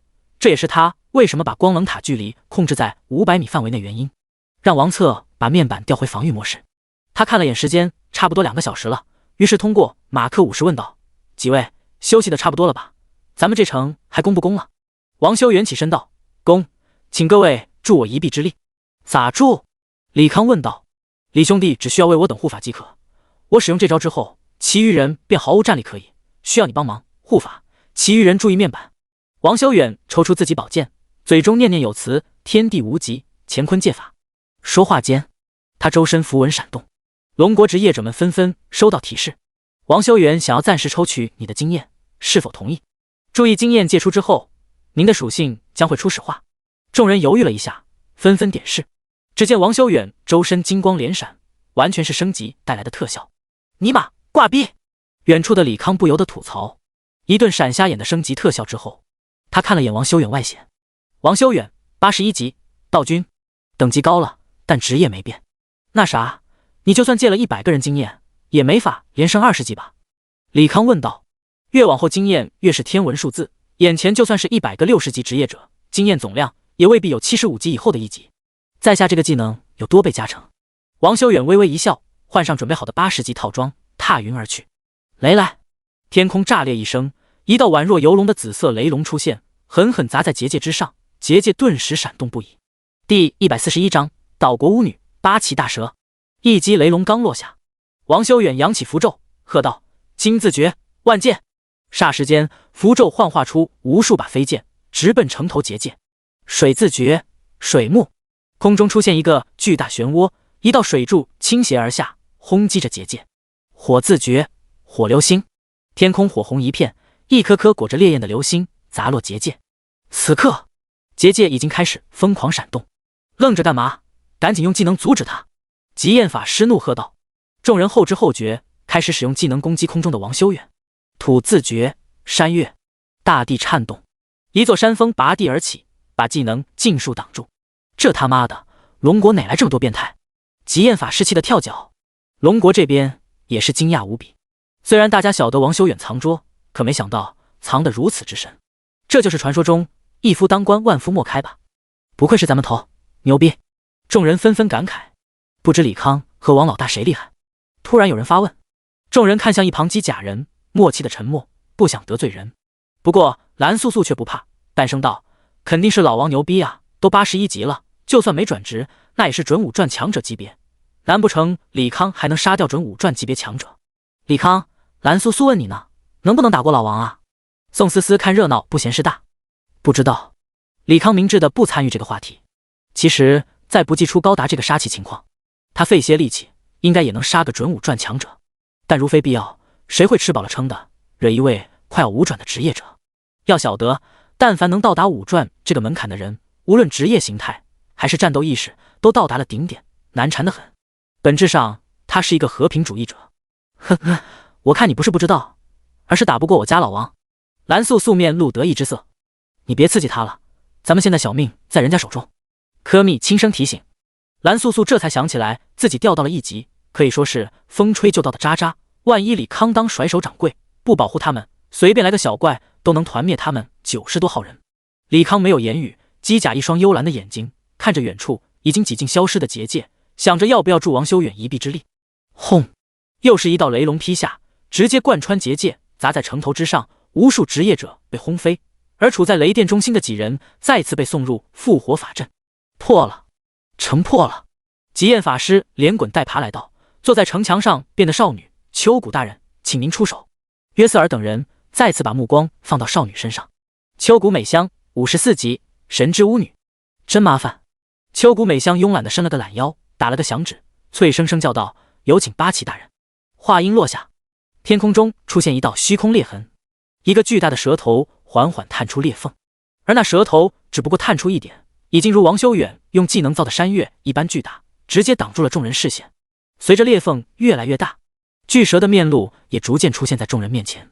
8个巨大的蛇头，粗如山脊的蛇身，一半在那虚空裂缝之中，一半盘旋在半空，遮天蔽日。李康一眼认出巨蛇正是才进入中立区时那个叫秋谷真的6转强者的兽虫。只见那其中一个蛇头张开血盆大口，吐出漫天绿雾，笼罩住王修远。风自绝，龙卷，一道龙卷风把绿雾席卷向城头。城头上秋谷美香拿出法杖，轻轻挥舞，另一个蛇头喷出剧烈的寒流，硬生生把那龙卷吹散。金自绝，万剑，王修远趁势攻击，符咒化作剑雨砸向蛇头，露出斑斑血痕。李康心头微动，既然王修远能打动，那就是防御力一般，防御力一般，那就是能杀，能杀的话，那就不足为惧。八岐大蛇被攻击，变得狂暴起来，眼睛闪烁妖异紫芒。刹那间，王修远被变为一座雕像，急速坠落。又一个蛇头吐出雷电，把那下落的雕像击杀得粉碎。下一秒，龙国人这边一个被人忽视的稻草人炸裂，王修远出现在众人身旁。我擦，老王，你怎么神出鬼没的，差点被你吓死。蓝素素轻声吐槽。王修远脸色凝重，沉声道：“这孽畜攻击力太高，稍有不慎就会死，我打不过。”打不过，那咋办？蓝素素呆呆地问。跑！王修远冷静地说道。蓝素素，李康，你护送他们走，我断后。王修远说完提剑又要上去厮杀。马克50按住他的肩膀，我断后吧，你们跟着另一个机甲去5公里外找我。这话说得很别扭，但也确实是事实。你行吗？蓝素素质疑。拖一拖还是可以的。马克50推进器启动，飞向庞大的大蛇。来到大蛇面前，越发能感受到那股庞大的压力。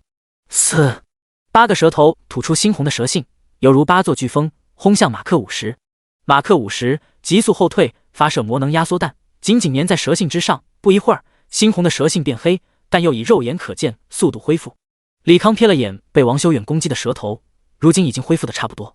再生？不对。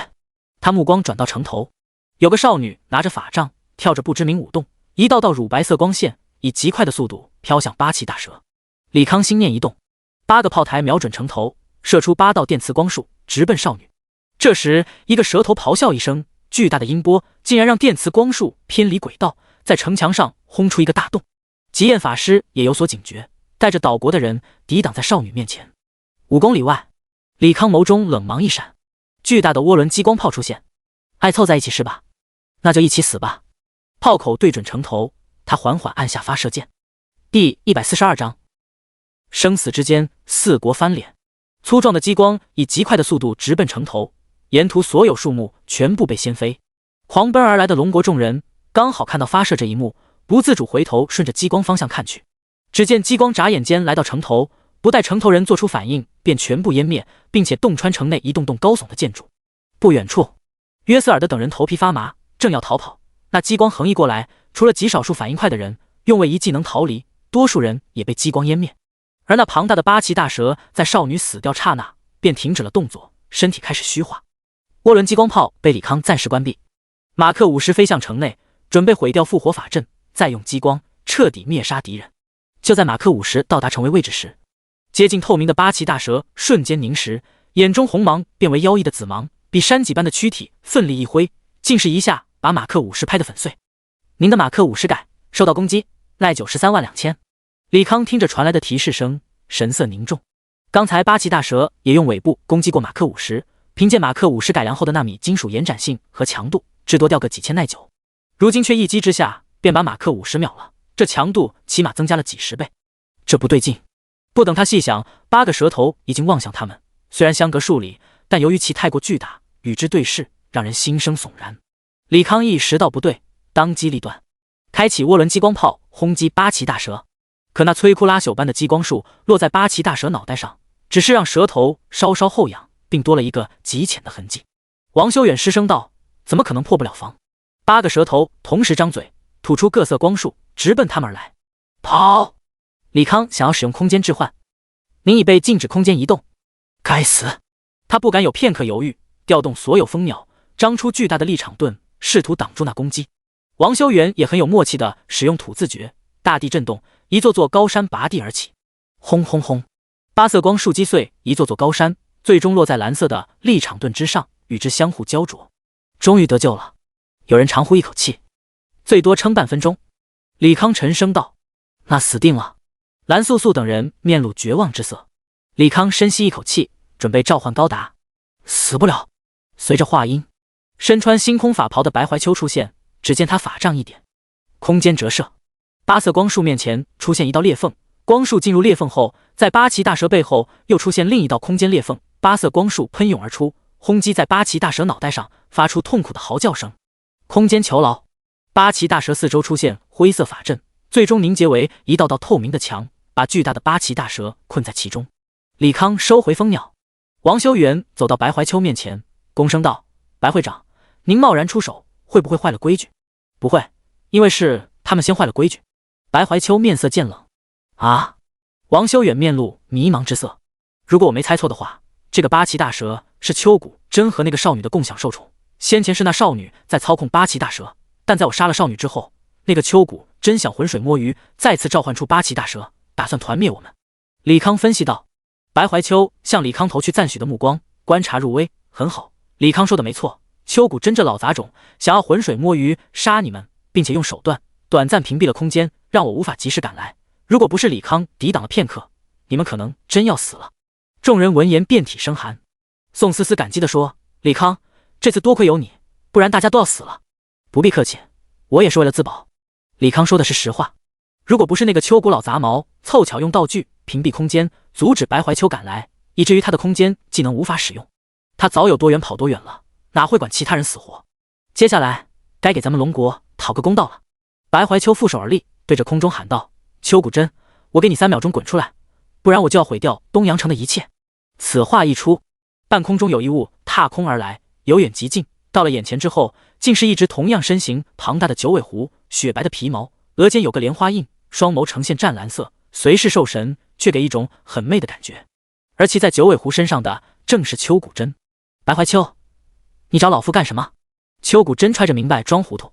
白怀秋淡声道：把东阳城让出来，带着你的人滚蛋，不然就别怪我追究你私自出手的事了。可以。邱古真应了一声，随即狞笑道：但我怕你没命进城。你要找死吗？白怀秋眼中冷芒闪烁。虽然同为六转强者，可他的实力却是在六拽中最顶端的那几个。费些代价留下眼前这个邱古真不成问题。各位出来吧。邱古真话音落下，一个骑着天马身穿铠甲的男人从天而降。狄若巴102级天煞血地。呵呵，邱古老头，你可真是急性子。一团黑雾出现，最终化为一个枯瘦老者。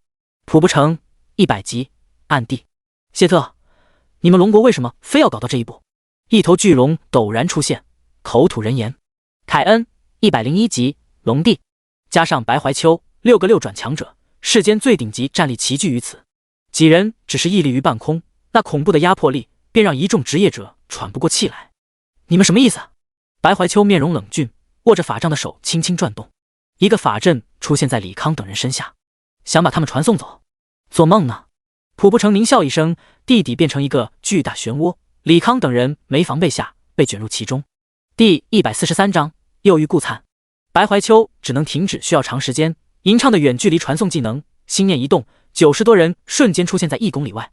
血浪滔天，狄若巴高举巨剑，随着他挥动，空中出现一道绵延数里的血色长河，倾斜而下，朝着李康等人袭来。白怀秋冷哼一声，法杖往虚空一指，空间扭曲，一道空间裂缝挡在李康等人面前。上飞船，跑路！李康不敢耽搁，调动所有蜂鸟组成一艘巨大飞艇，众人纷纷站上，飞艇蓝芒闪烁，向空中滑去。走得了吗？巨龙凯恩张开血盆大口，炽热的龙炎迸发而出。白怀秋再次虚空一指，凭空出现一道裂缝，一道血河流出，与龙炎相撞，在空中激荡出巨大涟漪。已经飞出数公里的李康看到这一幕，心头凛然。六转强者果真如传言一般，一招便可灭城移山，自己哪怕有高达加持，在其面前也如同孩童一般。看来此件事了，还是要赶紧升级，最起码成为5转强者，才能在这个世界有立足的实力。城头前，4位强者手段尽出，但全被霸道的空间魔法尽数拦截。该死的空间魔法也太赖皮了！狄若巴气恼至极。秋谷真淡声道：规则系魔法本不该存在，有个白怀秋也就罢了，现在又多了李康和那个叫王修远的家伙，咱们只能破釜沉舟了。可惜让那俩小子跑了，我要不要去追过去，以绝后患？巨龙凯恩询问。放心吧，我已经安排人狙击他们了。至于咱们4个全力对付白怀秋，只要能杀了白怀秋，龙国综合实力必然大大受损。秋谷真说完，看向白怀秋，表情凝重。由于空间系技能太过霸道，他们4个也未必能稳操胜券。我会用精神技能控制住白怀念，你们用大招合理击杀。秋谷真说罢，用意念驱动身下九尾狐，一双眸子射出诡异的紫芒，用精神技能短暂控住白怀念。其余3位强者顺势而动，扔出6转技能。此时已经远遁数十公里的李康等人只觉得大地震颤，一股强风吹来，吹得飞艇来回摇曳。众人转头看去，只见天空中各色光芒闪烁。6转强者太恐怖了，所有人心中被恐惧填满。王修远，你把等级还给大家吧，这样大家都有逃跑的能力。李康提议道。好。王修远掐诀念咒，一道道金光从体内迸出，钻入其他人身上。众人纷纷恢复等级，而王修远却直接从原本的59级掉到了42级。你这个技能有经验惩罚吗？李康问道。王修远点头，其实是很鸡肋的一个技能，不仅借等级之后有经验惩罚，而且借等级对象也有亲密度限制。这群人和我朝夕相处3年，也不过勉强够了亲密度。李康笑了笑，这技能何止是鸡肋，简直是废物恶心。但王修远这个道君技能形态本身就够变态了，风雨雷电火，没有对方不能调用的元素，简直是龙国版全系法师。该死的4国联盟，一群不遵守规则的强盗。柯密恨声大骂。宋思思冷声道：他们强盗也不是1天2天了，咱们早晚会拿回来。咱们去哪啊？蓝素素询问。我送你们回龙国，你们把事情如实禀报，让人来增援白会长。李康淡声道。王修远皱眉道：你这语气好像是你不打算回去，我还要打个 boss。李康无奈一叹，他估计今天之后这里要成为一处长久的战场，现在反而是他击杀那个灰烬使者最好机会。现在这情况还打 BOSS， 你不要命了？宋思思有些恨铁不成钢。是史诗任务的 BOSS。李存希淡声回答。宋思思哑然，如果是为了得到史诗，确实值得搏一搏。史诗级 BOSS 机制很多，你一个人未必能击杀，我跟你去。宋思思又说道。我也去。科密跟着站了出来。那我也跟着。陆续有人站出来。李康朝众人拱了拱手，多谢各位好意，这事太危险了，我自己一人去即可。咋的，瞧不起我们？宋思思面露不满之色。真不是。李康苦笑不已。行了，别为难李康了，可能他觉得自己一个人遇到了危险，更好脱困。王修远替李康解围。众人见状也不再多言。飞艇继续飞行，隐约快看到盛景城，突然一道空中多了一丝亮光，分化成一条粗如手臂的细线，把众人困在其中，形状宛若发光的鸟笼。巨大的翼龙从鸟笼最高点处落下，翼龙背上站着3个人，一个白发发须身背弓箭，一个头戴面罩，一把长刀横在腰间，还有一个身材妖娆的少妇，赤着玉足凌空而立。顾灿83级剑神，服部灵太80级甲贺战神，郑秀晶81级光系法神，3个5转强者，咱们死定了。众人再次被死亡的恐惧笼罩。哈哈，李康，咱们又见面了。顾灿眼睛中射出无尽恨意，如果不是这兔崽子，他也不会被迫投入岛国。老杂毛，你可真是阴魂不散。比起其余职业者惶恐，李康要淡定许多。第144章，高达 1v3。卑鄙的李康，上次你竟然用幻象吓唬我们，这次我们不会放过你。服部灵太咬牙切齿，只是话音刚落，他身边就多了一个身穿星空法袍的白怀秋，手拿法杖指着他，空间裂痕。服部灵太吓得忙用出无敌技能，下一秒，白怀秋消散无踪。同样的招式还上当，你们岛国都是弱智吗？李康嗤笑道。八嘎呀路，我要弄死你！服部灵太气得直跳脚。李康没搭理他，而是看向蓝素素，上次你们那个结界还能用吗？他已经试过空间置换技能，虽然可以使用，但范围只限于鸟笼内，所以想要逃脱必须打碎这个鸟笼。可以是可以，但在5转强者攻势下，5行大阵至多撑半个小时，等法阵破了，咱们还是难逃一死。蓝素素面容苦涩，在他看来，如今情况是必死之局。放心吧，我会拖住他们3个，你们躲在结界里，等待时机。一旦这个破鸟笼结界消失，马上去城景城内躲着，我会想办法引走他们，你们趁机逃回城内。李康缓缓落地，蜂鸟组成飞船瞬间解体，撑起一个巨大的立场盾。你拖住他们？你疯了吗？他们可是5转强者，你哪怕你再厉害，也不可能以3转对抗5转吧？宋思思沉声道。李康淡淡一笑，放心，虽然未必能击杀他们，但拖住他们没有太大问题。对了，你们谁有精神增益 buff， 给来几个。可是没时间了，想活命就听我的。李康语气严厉几分，他已经看到顾灿开始拉弓了。如今大家身处绝境，只能寄希望于李康，听他的，开始结阵加 buff。 在王修远催促下，众人忙活起来。李康身上被加了几种 buff， 面板精神直奔1800。顾灿一箭射出，轰！耀眼的光剑砸在电磁力盾之上，泛起阵阵涟漪，大地也为之震颤。郑秀晶也吟唱完毕，神才审判之枪。天空中光元素凝结成巨大的长矛，飞快落下。服部灵太从腰间拔出佩刀，低喝道：“闪！”即刀术。刹那间，他整个人化作一股流光，在立场盾外斩出密集且威力巨大的刀气。好了没有？立场盾最多坚持15秒。李康厉声催促，眼前可是他所有蜂鸟组成的立场盾了。如果15秒之后这些人还无法结阵，那他也只能看着众人团灭了。时间一秒秒过去，结！随着蓝素素一声娇斥，黄色的黄罩再次出现在众人头上，立场盾也在结阵刹那溃散。光剑、光枪，无数刀气倾泻而下，瞬间淹没众人。巨大的能量膨胀，化为冲击波，掀飞周围树木巨石。待烟尘散去，地上多了一个10几米深、100米之大的巨坑，而坑内空无一物。李康，他不会死了吧？众人在法阵之中，一个个面露担忧和焦急之色。如果作为他们唯一希望的李康也死了，那他们也就没有活下的机会了。天上是什么？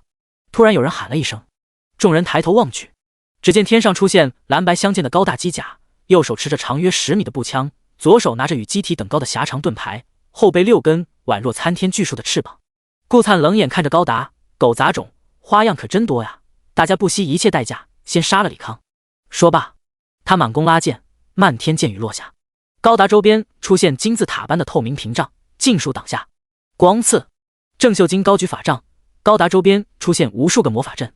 驾驶舱内的李康打开推进器，在大功率推进器增持下，高达几乎以肉眼无法辨别离开了原先位置。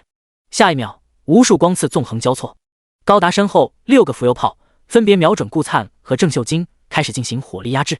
该死，这技能攻击力堪比5转强者，他怎么办到的？顾灿和郑秀晶扛了2发激光之后，不敢再继续正面对抗，只能躲避着密集的激光束。去死！服部灵太持刀斩来，高达举起光束步枪，密集的紫色激光弹射出，直接把服部灵太一路击飞到鸟笼顶点。呵呵，不过如此。服部灵太冷笑不已。虽然这激光有强烈的击退效果，但威力不算强，起码没有破了他的刀盾。李康切换光束步枪形态，紫色的激光蓄力在枪口，最终迸发出一道粗壮的光束。服部灵太脸色微变，立马用技能躲开。可下一秒，高达肩部多了一个长约15米的大型火箭筒。驾驶舱内，李康看着不断变换的准星，最终锁定目标，一发导弹直奔服部灵太。该死！在急速下落的服部灵太避无可避，只能用技能与之对轰。火箭弹在半空炸开，犹如烈日。服部灵太被余波波及，狼狈的先飞数十米，用刀狠插在地面，堪堪稳住身形。海牛高达收起光束步枪，激活藏在机械臂内的光束军刀，直奔服部灵太。巴嘎亚洛，我爹怎么可能输给你个3转的蝼蚁？服部灵太愤怒至极，深吸一口气，举刀与海牛高达战成一团。法阵内的人一个个瞪大了眼睛，看着眼前激烈的战况，倒吸着凉气。原来他一直在藏拙。一刚进入3转的职业者独占3个5转强者，还压着3个人打，说出去恐怕都没人信。你说当年白会长有没有这么猛？估计没李康猛。哎，没想到这个时代又出妖孽了，老娘光芒要被掩盖了。众人纷纷惊叹，看着李康稳占上风，心里也轻松了许多。第145章，赶紧增援，咱3打不过。海牛高达1对3，虽然稳占上风，但也没有办法奈何对方。驾驶室内的李康看着仪表示的各种全息数值，首先浮游炮的能量已经快要见底，预计充能时间8分钟左右，看来得想办法弄死一个，不然没了浮游炮前置，这场仗不好打。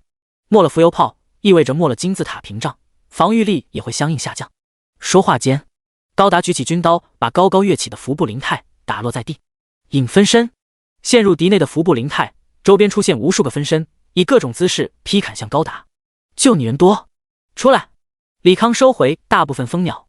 刹那间，30尊马克3号和50架魔能无人机出现，对着各种人引狂轰乱炸。高达则是提着10几米的光束军刀，继续追砍服部灵太这个小日子。八嘎呀路，你们2个赶紧死啦死啦的来救我！服部灵太气得直骂娘。虽然力量上他不弱于眼前这个庞然大物，可正所谓一寸长一寸强。他一把刀1.7米，人家一把刀17米，自己放大招等于对方平 A， 对方平 A 等于他放大招，打个屁！天上那俩也是叫苦不迭。浮游炮单发强度虽然不至于让他们重伤，但奈何频率太高，稍有停顿，至少连中10几发激光束，不死也残。最操蛋的是，这玩意机动性极高，2个堂堂5转强者，用尽各种躲避和防御技能，也才勉强躲避而已。这也不是说他们堂堂5转强者就真无法奈何李康的高达，只是有些保底的技能和手段有极为严重的减一 buff， 不到万不得已，他们不敢用罢了。轰！顾灿一个不慎被击中一次，开启影之舞，趁着躲避率100%的间隙，开始对下面高达进行轰击。可那高达速度之快，超乎众人意料，技能完全无法击中。该死的，赶紧传讯米国和日落帝国驻留的强者，咱们3打不过他。顾灿也顾不得什么高手脸面了，让一旁郑秀晶求援。光之壁垒，郑秀晶吟唱一个保护技能，面前激光尽数被折射到其他方向，他掏出通讯水晶开始求援。不一会儿，他沉声道：日落帝国的准5转强者5分钟赶来，米国驻守的5转强者需要请示他们上级，如果没问题半小时内赶来。好，就再陪他玩一会儿。顾灿深吸一口气，继续操纵翼龙躲避那密集的激光束。高达驾驶室内，浮游炮能量只是条件底。李康心念一动，6个浮游炮重新回到机体，同时无数蜂鸟组成一个球体，相互作用下产生浓密的电浆。雷域，浓密的电浆犹如银河高挂在空中。电浆带来的高热和麻痹，顿时让顾灿和郑秀晶无法动弹。同时间，高达收回军刀，再次掏出那巨型炮筒，扛在肩上，一个个马克3号飞到炮筒口，把魔能压缩弹扔了进去。轰！高达扣动扳机，5个魔能压缩弹飞向顾灿两人。引爆！驾驶舱内的李康打了个响指，一道涟漪扩散，机甲同时后撤到5行大阵上方，并收回所有机体。半空中，巨大的能量团炸开，急剧扩散，几乎填满了整个天空，被鸟笼阻挡之后，迅速下探。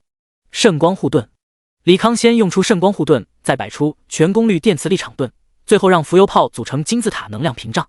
由于体力太低，他的圣光护盾在魔能压缩弹恐怖能量下顷刻间破碎。紧接着便是力场盾，哪怕他把所有蜂鸟祭出，提供的力场盾也在坚持了20秒消失，开始压榨浮游炮开启的能量屏障。驾驶室内，李康看着飞快见底的浮游炮能量条，不由骂道：妈的，以后打死老子也不在狭窄空间引爆魔能压缩弹了。很快能量屏障消失，高达把盾牌顶在前方，苦苦支撑着。咔咔咔，龙晶制造的盾牌开始碎裂，就在支撑不住刹那，那光牢陡然消失，巨大的能量得到宣泄，向四周扩散，所过之处皆化为废土。高达顶着冲击波站立，法阵内的人再次露出惊骇之色。这李康手段层出不穷，一个比一个颠覆他们认知，这不亚于6转强者了吧？不至于，单说在范围上堪比5转强者亲历一击，那就算是5转强者亲历一击，那也够恐怖了。他才3转，你忘了，他现在就与3个5转在打呀。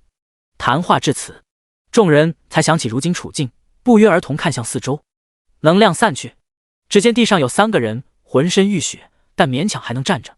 不愧是5转强者，命真他妈硬。李康冷笑一声，趁他病，要他命。高达立马切换光束步枪，凝聚激光，粗大的激光射出。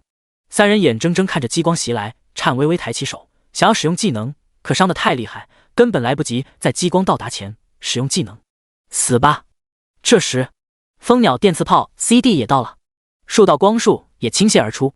这时，天空一个翼龙急速飞来，上面跳下一个铠甲骑士，手持黑色的盾牌挡在3人面前，低声喝道：救赎之盾！无论是电磁光束还是激光，尽数被吸收进盾牌里。是他！李康一眼认出来人，正是守护洛卡塔金矿的准武装强者救赎骑士。各位赶紧疗伤，我来挡住他。救赎骑士刚才吸收的能量聚集在大剑之上，一击挥出，黑色的剑气直奔高达。哦！顾灿吐出一口血，忙吞下一瓶治疗药水。其余2人也赶紧服药。高达用盾牌挡住袭来的剑气，沉声道：你们几个马上去城井城内，我掩护你们，记得走天上，不要走路面。现在这情况，恐怕援兵会不断找来，他必须引开这些人，想办法让龙国的职业者回国报信。第146章5打1。龙国4位巨头交换了一下眼神，撤掉法阵。3位御兽师同时召唤出飞行魔兽，众人跃上魔兽，直奔圣井城而去。想跑？恢复过来的顾灿拉弓狙击，高达立马举起光束步枪，密集的光束射线打得顾灿连连后退。光刃！郑秀晶低吟一声，逃窜的职业们上空出现巨大的魔法阵，无数光刃倾泻而出，眼看就要团灭。紧随其后的蜂鸟张开利盾，尽数挡下光刃。眼看职业者离着城头越来越近，你们拖住李康，我去杀了这群龙国崽子。顾灿吩咐了一声，骑着你是骑士职业，应该有长效的规则系防御技能吧？30秒就好。我的宽恕之墙是规则系技能，1分钟内无敌。地上的救赎骑士回答：好，你跟我去杀了那群龙国崽子。顾灿缓缓落地，救赎骑士跃上，翼龙正要再次起飞，正与服部灵太交战的高达高举军刀倾力一挥，服部灵太被距离击飞，如炮弹般砸向翼龙。救赎之握！救赎骑士使出技能，面前出现一只紫色举手，握住了服部灵太，让其止住了退势。服部灵太却不领情，大声骂道：八嘎，你控制我干啥？赶紧放开我，我现在正压着李康打，给我5分钟，我肯定能杀死他。救赎骑士咧了咧嘴，让大手把服部灵太扔向李康。翼龙载着2人飞向城头。去死吧，狗杂种！急，千人斩！服部灵太在救赎骑士技能加持下，已经稳占上风，再次使出4转大招，不停地攻向李康。锐利的斩击在高达的盾牌上划出一道道剑痕。哈哈，去死吧！服部灵太见攻击凑效，放肆大笑。可还没笑多久，系统提示他增加 buff 消失，挥出剑气在盾牌上造成的伤痕也越来越浅。纳尼？服部灵太下意识回头，发现给自己增益 buff 的人没了。而这晃神的功夫，高达抓住空档，挥动盾牌，把服部灵太砸入地里，疯狂的斩击。救命！服部灵太连忙呼救。正在疲于奔命的郑秀晶皱眉道：真是麻烦。说罢，他趁着浮游炮补能间隙，给服部灵太加了一个光辉护盾。咣！军刀砍在乳白色的护盾，迸发出一股力量，让高达微微后仰。反弹的技能。李康目光一凝，管他反弹不反弹，趁着四人分散的空档，先杀一个再说，不然等四人汇合，又是那种相互牵制的局面。于是继续顶着反弹之力拼命挥砍，不一会儿光盾破碎。高达高举军刀，欲给服部灵太最后一击。这时，一道黑影从地面跃出，变成一个人形，手中匕首凝聚一道暗芒，瞬间洞穿高达持剑的右手。不待李康反应，那人再次变为黑影裹挟服部灵太，远遁到1公里外。人影再次显现，麦克、冯、沙地90级。麦克打开一瓶极品治疗药水，倒在濒死的服部灵太身上。在圣光沐浴下，服部灵太逐渐恢复。一个鲤鱼打挺起身，多谢。麦克冷笑道：哼，2个5转强者，一个在天上被追得和狗一样，一个被人按在地上暴打，差点被杀。而攻击你们俩的人，还是一个3转的职业者，和2位差了足足有40级。2位不觉得这是可笑吗？麦克桑，这个李康大大的厉害，不能用普通3转的蝼蚁来形容，不然你们米国也不会派你来增援了。服部灵太出言辩解，借口，看我的。麦克再次化作影子，消失无踪。下一秒，麦克出现在高达身后，高达却猛地飞上高空，对地面进行无差别打击。刺客这个职业的确难缠，各种加攻击力被动就不说了，一些大招也都是其他职业4-5倍威力。除此之外，刺客擅长逃遁和隐匿，很难攻击。可有优点，那就有缺点。刺客这个体系的职业几乎没有远程攻击技能。麦克被炸得四处逃窜，最终来到服部灵太面前。这小子确实不好对付，不是还有2人吗？咱们一起合力击杀他。咱们先去城内清掉那些碍眼的蝼蚁，再合力杀李康。2人说罢，直奔城头跑去。只是刚跑出不远，便踩到李康的提前布置的地雷，被冰冻的冰冻，被麻痹的麻痹。李康瞅准机会，再次掏出火箭筒，3发魔能压缩弹装填，发射同时使用引爆技能。轰！魔能压缩弹在宽阔的场内瞬间炸开，庞大的能量团吞噬着周边一切。第147章逃离。原本在光冷塔射程之外攻城的顾灿2人也被爆炸波及，先翻到城头位置，再次进入光冷塔攻击范围。只见数个塔间白光闪动，白色的激光射向2人，2人身上瞬间被洞穿。早已知道光冷塔威力的2人不敢有片刻停留，开启突进技能，玩命后撤。谁知刚突进到1000米外，就看到膨胀而来的白色能量团。见识过魔能压缩弹威力的顾灿脸顿时变白，颤声道：开无敌技能，赶紧的。没防御技能了，刚才心里一慌，全都交了。救赎骑士无奈道：你他妈一个血牛骑士，那光冷塔又弄不死你，你至于全交了吗？顾灿想要骂人，可看着越发靠近的能量团，根本来不及多想，拿出一个卷轴打开。黄色的护盾笼罩住2人，7阶防御技能卷轴天之护盾。片刻后，白光到来，与那黄色的护盾相互角力，最终绕过护盾继续前行，缓缓靠近城墙。顾灿面露喜色，难不成李康这傻叉要自毁城墙？那可真是帮了他大忙了。可白光未能如他愿，在城墙300米左右尽数消失。高达悬停在空中，俯瞰大地，爆炸中心近1000米的深坑内毫无人影。他视线往城头那边望去，大概与顾灿距离300米之远，2个略显狼狈的身影正在往顾灿方向奔去。李康轻叹一声，这魔能压缩弹打怪倒是没啥问题，可是打5转强者就有些欠奉了，因为他们技能多，保命手段多，只要扛过核心的一波伤害，有的是手段逃离爆炸中心，尽可能降低爆炸带来伤害。而且这个魔能压缩弹度也不好掌握，刚才差一点就把自己在城墙布置的防御工事一并给炸了。看来自己得想办法改进一下魔能压缩弹。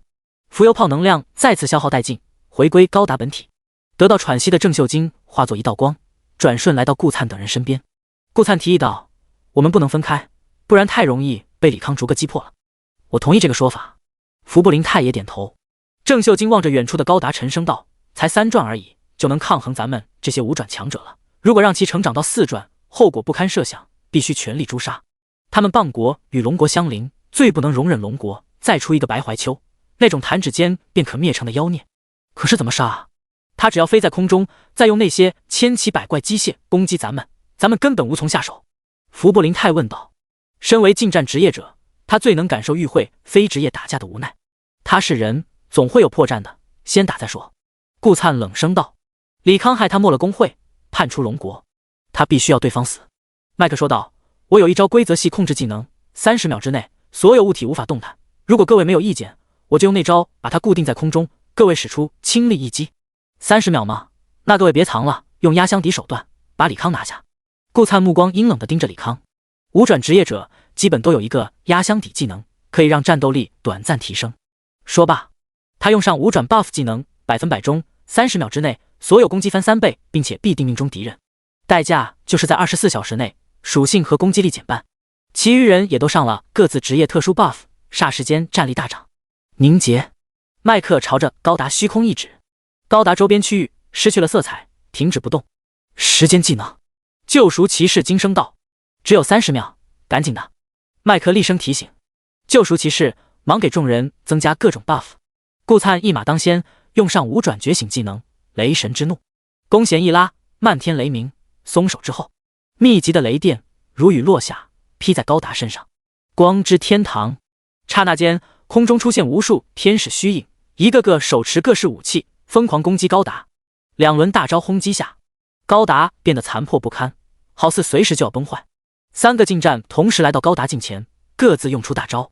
轰的一声，高达因为毁坏爆炸带来的惯性，把空中的3个近战推到了地上。高达碎片如一颗颗流星四散而落。哈哈哈哈！李康，你终于死了！顾灿放肆的大笑。敢与我们岛国作对，死亡是你唯一的结局。福布林泰冷笑不已。麦克淡声道，也不过如此，终究是一个3转的蝼蚁。好了，再杀掉城内的人，咱们就完成任务了。郑秀晶看向城头，顾灿提醒道，城头有李康布置的机械物品，威力强大，先击毁他们。好。郑秀晶吟唱咒语，攻击着城头光棱塔，费了一些时间清理掉城头的防御性武器。几人来到城里，仔细搜寻了一番，却不见龙国职业者人影，应该是趁我们和李康战斗时跑了，该死！顾灿气恼道。追，他们应该是往龙国方向走了。郑秀晶二话不说，化作一道光，直冲天际。现在正是围杀白怀丘关键时刻，如果龙国得到消息，再派6转强者增援，那战局可就要被扭转了。中立区边境，李康悬停在半空，背后双翅闪着电弧。各位，我就送到这里了，咱们过阵子京城再聚，一定要保重。王修远沉声道。放心，我很惜命。李康说完，化作电弧消失在远处。众人目送李康消失，才收回视线，驱动着魔兽离开了中立区结界。第148章3个怪2件传奇。李康隐匿身形，以极低的高度贴地飞行，速度也不算快，大概飞了10几分钟。空中5个身影飞速掠过，他面前出现一幅全息影像，正是蜂鸟系统抓拍的5人飞过影像。好歹是骗过5个二傻子了。李康松了一口气，这个5个二傻子大概是没看过窃听风云。刚才5人谋划如何一击杀死他时，自己的仿生窃听昆虫就在旁边听着。他一听人家又是用30秒的绝对控制技能，又是开什么战力叠加的 buff， 准备放大招，顿觉不妙，想着继续僵持下去也没啥意思，所以随了5人心愿，让他们杀死自己。于是用空间置换离开了高达，再用蜂鸟隐匿身形，偷偷潜入城中，趁着几人玩命攻击高达时，带人偷偷逃离，而自己也光荣牺牲，彻底摆脱中立区敌对势力追杀，偷偷去杀死灰烬使者，再返回龙国继续升级打装备。至于中立区的战争，那是4转以上职业者的事，与他暂时没关系。确定5人彻底走远，李康加快速度来到盛景城外，使用机械重组一些5公里范围内所有机械残骸，好似时间倒流一般，在空中飞快凝结，最终焕然一新。以前他不懂这个技能具体恢复机械物体的基础逻辑，可那个麦克用时间规则系技能冻结了他的高达之后，李康便想到一种可能，或许他的机械重组也是时间规则的一种，只要使用技能，碎掉的机械就会回到最完美的状态。可惜这个技能无法用在其他地方，不然真有个时间倒流技能，那可就太无敌了。歪歪了一会儿，他把高达、无人机、钢铁战甲以及城头的光棱塔和高射炮、城外围未触发的感应控制地雷尽数收进机械空间。然后又用垃圾合金制造了一些空壳，再全部打碎，伪造出原来凄惨的战场。确定没有问题，他下意识拍击胸口，想要启动纳米战甲，随即一愣，这才想起来纳米战甲被八岐大蛇给击毁了，他根本来不及使用机械重组，便被迫撤离。现在东阳城外神仙打架，自己凑过去简直是找死，只能回去再花钱造一副新战甲了。刚好他有些新想法，可以进一步改造机械战甲。一路奔驰，李康来到中立区西南角，寻觅了一圈，找到了史诗任务要击杀的灰烬使者。一片炽热的熔岩地里，一个身高5米的人形怪物正在四处游走。他身披黑色斗篷，头生双脚，面容被一层浓厚的灰烬所覆盖，散发着死寂与毁灭的气息，手持一柄烈焰组成的长剑，每走一步，身上便飘出燃烧殆尽的灰烬。灰烬使者传奇级，等级45级，技能灰烬吞噬、烈焰审判、灰烬领域、黑暗召唤、恶灵之处、灰烬风暴、黑焰护盾。来之前他查过灰烬使者的资料，首先这是一个常规野外 BOSS， 强度据说比副本的伪王还要厉害。而这个 BOSS 除了爆出那把号称可以媲美史诗武器的灰烬之剑以外，还可以爆出与龙国高阶任务和配方需要的材料。而这些材料因为被中立区垄断，在龙国一直是天价，估计中立区战乱开启之后，价格还会翻个几番。开打！李康照出高达，进入驾驶舱，身后浮游炮射出道道紫色的激光，强大的攻击力直接打破 BOSS 最为依赖的强僵值，迫使灰烬使者一直倒地不起。在高达密集的高频攻击下，只用了半个小时，便把这个数个团攻略数天的传奇野外 BOSS 拿下。您成功击杀灰烬使者，获得4500万点经验，经验条瞬间暴涨一大格。李康美滋滋的想，如果现在有一堆传奇 BOSS 给他砍，那不是简简单单练到60级。不过这也只能想想了。白金以上传奇 BOSS 争夺强度何其惨烈，在龙国那是各大公会抢破头的重要资源。咣当，装备落地，粉色、白色、橙色各色光芒直冲天际。为了避免打草惊蛇，李康忙不迭从驾驶舱落下，飞快地拾取东西。您拾取了史诗级道具炎火之心，恭喜您完成了昔日的神器涅槃第一步。第二步任务请查看面板。您拾取了灰烬之剑传奇级，您拾取了恶灵斗篷白金级，您拾取了熔岩靴子黄金级。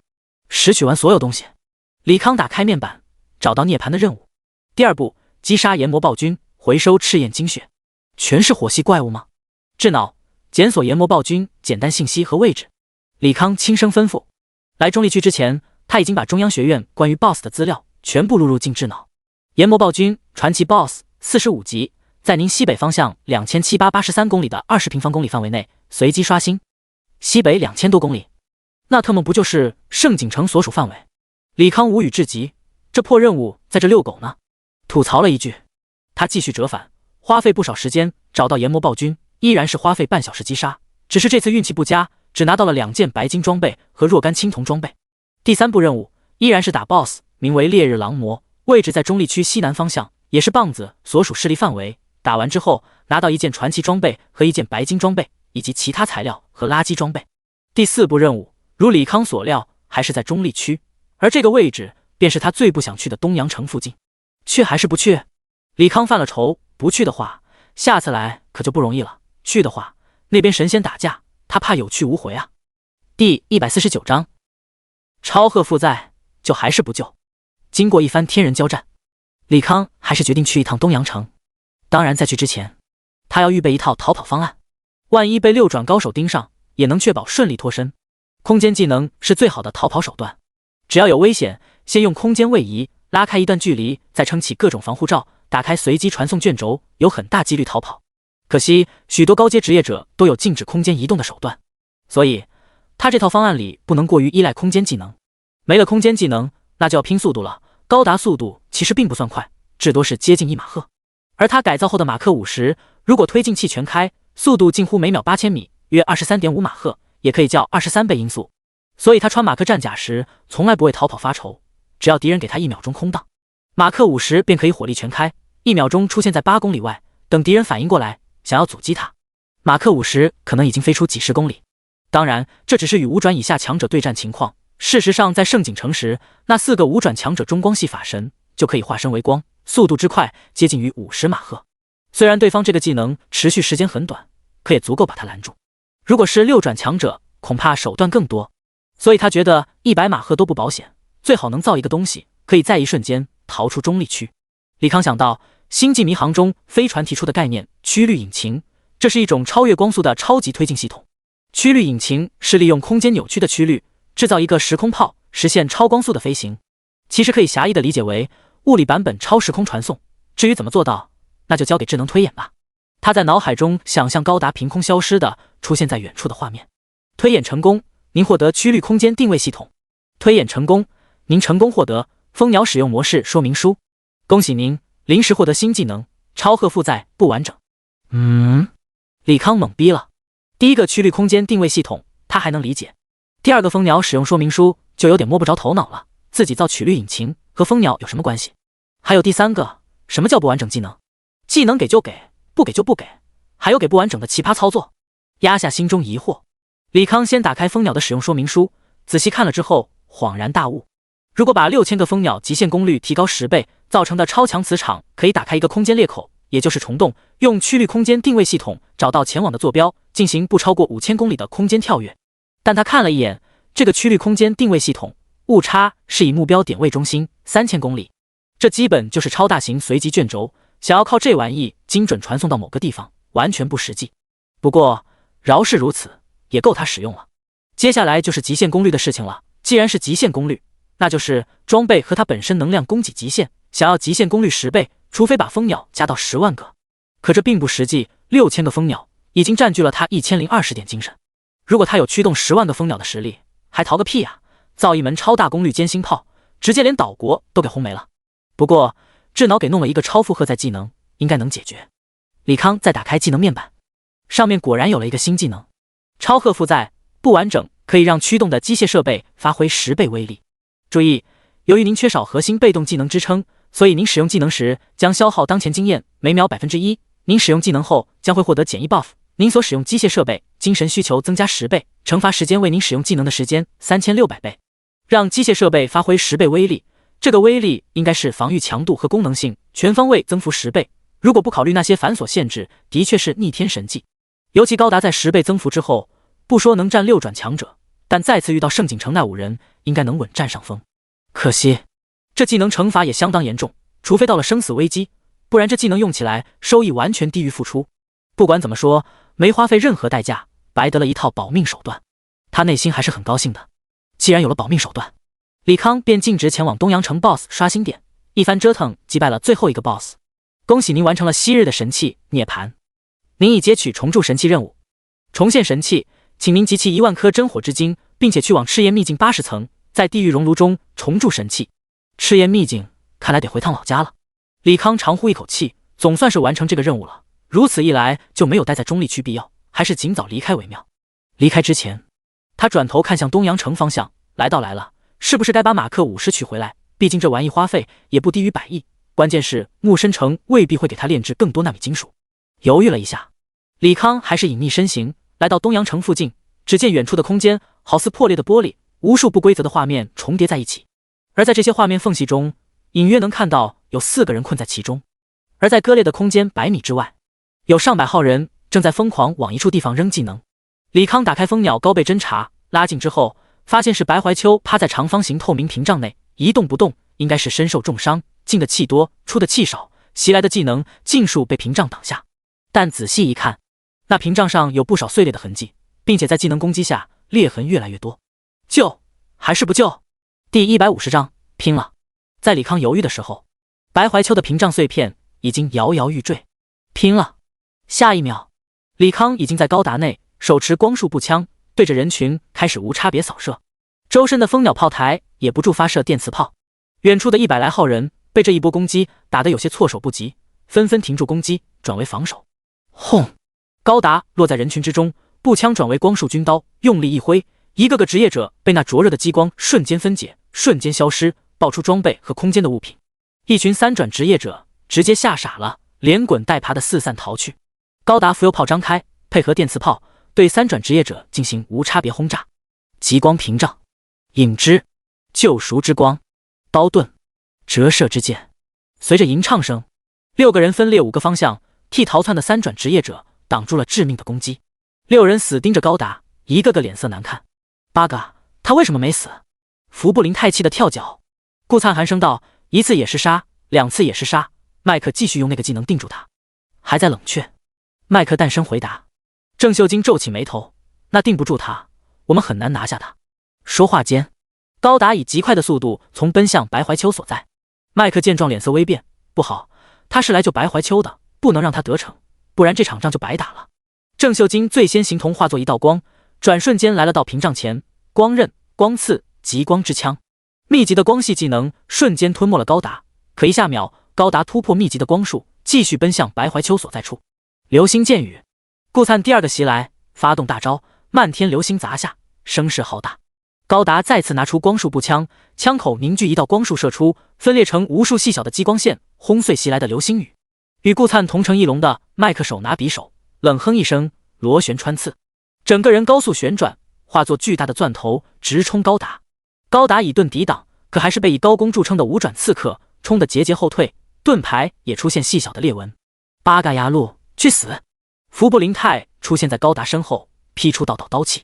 驾驶舱的李康见离着屏障越来越远，低声道：“机械重组。”在某个破碎的空间碎片中，一个四分五裂的饰品逐渐合拢，随即里面流出银色的液体，逐渐苏醒，换成钢铁战甲。下一秒，战甲右手出现一把激光剑，以极快的速度奔向战场。轰！服部林太一个不慎，被马克51剑砍向地面，随即马克50发射数枚导弹，收起激光剑，放出高压电鞭，在空中挥得如狂蛇乱舞。麦克技能效果消失，正要衔接第二下，一个反浩克装甲直接抱着他落在地上，随后数个手雷从空中落下，地面化作雷池。接着20架爆炎无人机出现，开始疯狂的射击，密集的魔法爆炸伤害，不得不让功高疲惫的杀敌疯狂走位躲避。高达继续前进，救赎骑士随后而至，直接被高达一剑砍翻在地。远处四国的三转职业者不可思议地望着激烈战况，四个五转强者，一个准五转强者，竟然压着打，难不成对面是龙国最优秀的五转强者？岛国的极焰法师震惊道。棒子的职业者摸着下巴分析：“我怎么觉得那个大家伙像是李康的技能？那人不会是李康吧？可惜距离太远，看不到外显。不可能，李康再厉害也不过是三转而已，我相信他能越级杀四转，面对五转强者，他同样没有胜算。”约瑟尔冷声反驳：“说的没错，那个人应该是五转强者。该死的，龙国为何如此多强者？”米国的黑人枪炮师眼中尽是嫉妒之火。他们人多，自然觉醒优秀职业者几率就多，但也只是新人多而已。我们这些老牌国家底蕴深厚，真要动真格，龙国未必是对手。约瑟尔满脸傲然之色。黑人咧嘴笑道：“只要没了白怀秋，一切都好说。他太的技能太 bug 了。”众人目光再次回到战场。高达虽然攻势猛烈，但五转强者底蕴同样深厚，各种高阶卷轴扔出，让李康在距离屏障不足100米处不得存进。轰！高达轰碎一个名为雷之结界屏障，郑秀晶立马又补了一张火之漩涡，把他们和屏障内的白怀秋包裹。这样下去也不是办法，咱们技能卷轴也不是无穷无尽。郑秀晶肉疼道：“他们用的可都是6阶防御系卷轴，价格倒是其次，主要收集难度太大，哪怕他们这些五转强者资源丰厚，一年也未必能收集2-3张。”顾灿转头看了眼碎裂的空间，已经有些地方开始回归正常，冷笑道：“3分钟，至多3分钟，就有一位6转强者从空间裂缝脱困，到时候李康和白怀秋必死。”说罢，他打开一张7阶卷轴，暗元素如同棺椁一般笼罩住郑秀晶等人。1分钟后，棺椁被打碎，郑秀晶拿出一张卷轴，面露不舍：“墨迹什么？赶紧用卷轴！”顾灿忙催促。郑秀晶轻叹一声，打开卷轴，一层透明屏障出现，罩住几人。空间屏障，7阶卷轴。屏障打开刹那，趴着的白怀秋眼皮微动，睁开了眼睛，勉强喝了瓶治疗药水，看着面板上使用那多如牛毛的简易 buff， 面露苦涩。这强行撕裂空间代价实在太大了，就算这次能逃出去，恐怕半年内战力也百不存一。轰！巨大的轰炸声让他抬起头，看到眼前巨大的高达，先是一愣，看到对方外显之后愣了一下，这李康怎么还没走？随即他又看向自己撕裂的空间，神色微变，急声警告：“李康，我拘押的6转强者马上就要出来了，赶紧跑！”高达驾驶舱的李康闻言同样心里一惊，随即咬牙道：“妈的，拼了！你已开启超赫负载技能，开始消耗当前经验。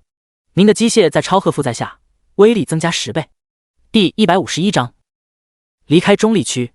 地面上，残破不堪的马克50以一种近乎瞬间瞬移的速度来到服部灵太面前，只是一记数流炮直接洞穿了五转强者身躯。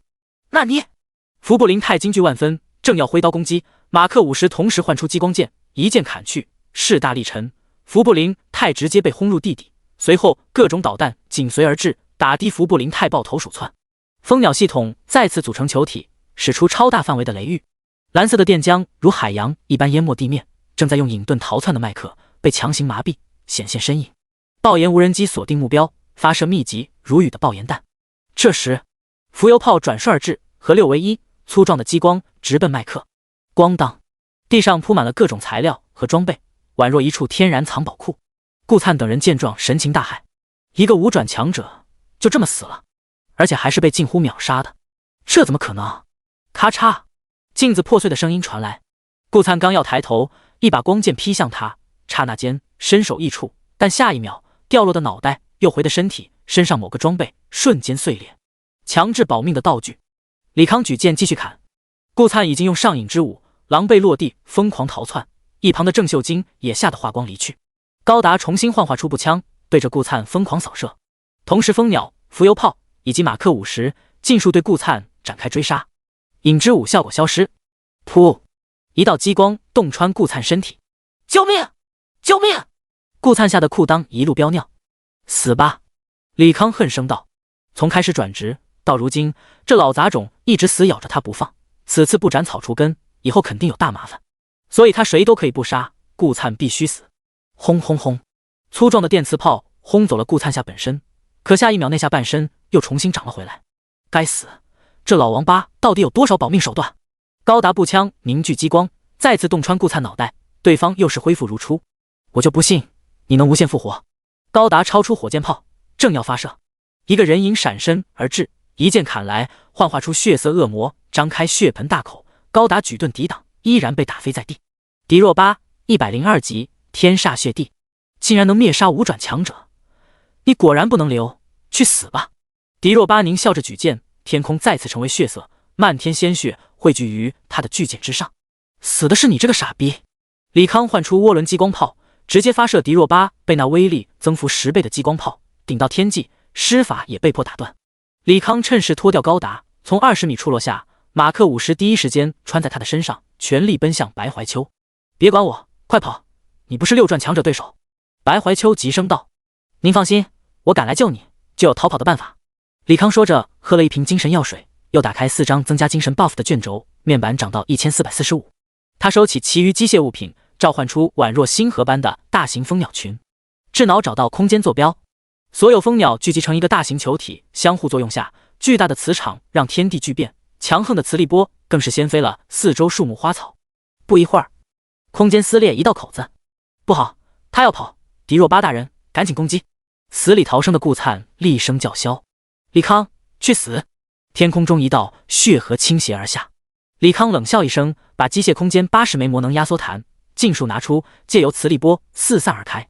他打了个响指，使用引爆技能，超核负载10倍增幅，引爆技能15倍增幅，两相叠加。他不信炸不死这群孙子，一个也别想活！一个个魔能压缩弹炸裂，璀璨的白光急速吞噬着一切。李康在白光即将吞噬刹那进入了虫洞。咣当咣当，马克50从空间裂缝甩出，在地上滚了数百米，才堪堪止住身形。您击杀了龙井魔兽，获得4500经验。您击杀风姿鸟，获得4700点经验。密集的经验刷屏声响起，原本已经快要见底的经验条竟然逆势生长。不一会儿，金光连闪，李康忙打开面甲，不住干呕起来。这空间看似一瞬间，但因为进入空间时受到巨大冲击力波及，好像在洗衣机转了很久一般，恶心的要命。白怀秋也是如此，不停的呕吐。吐着吐着，李康又升了2级。他似是想起什么，忙不迭关掉超核负载技能，刹那间身上马克50退去，缩回启动器中。你已经获得机械崩坏状态，所有机械驱动要求增加10倍，机械装备装填冷却时间增加10倍，机械装备攻击力减少10倍，持续时间360小时。靠！李康真想骂人，就这 buff， 这半月内啥也别想干了。不过自己那80发魔能压缩弹位能真他妈够劲，连周边怪区都给掀了，整整升了4级，可想而知辐射范围之光。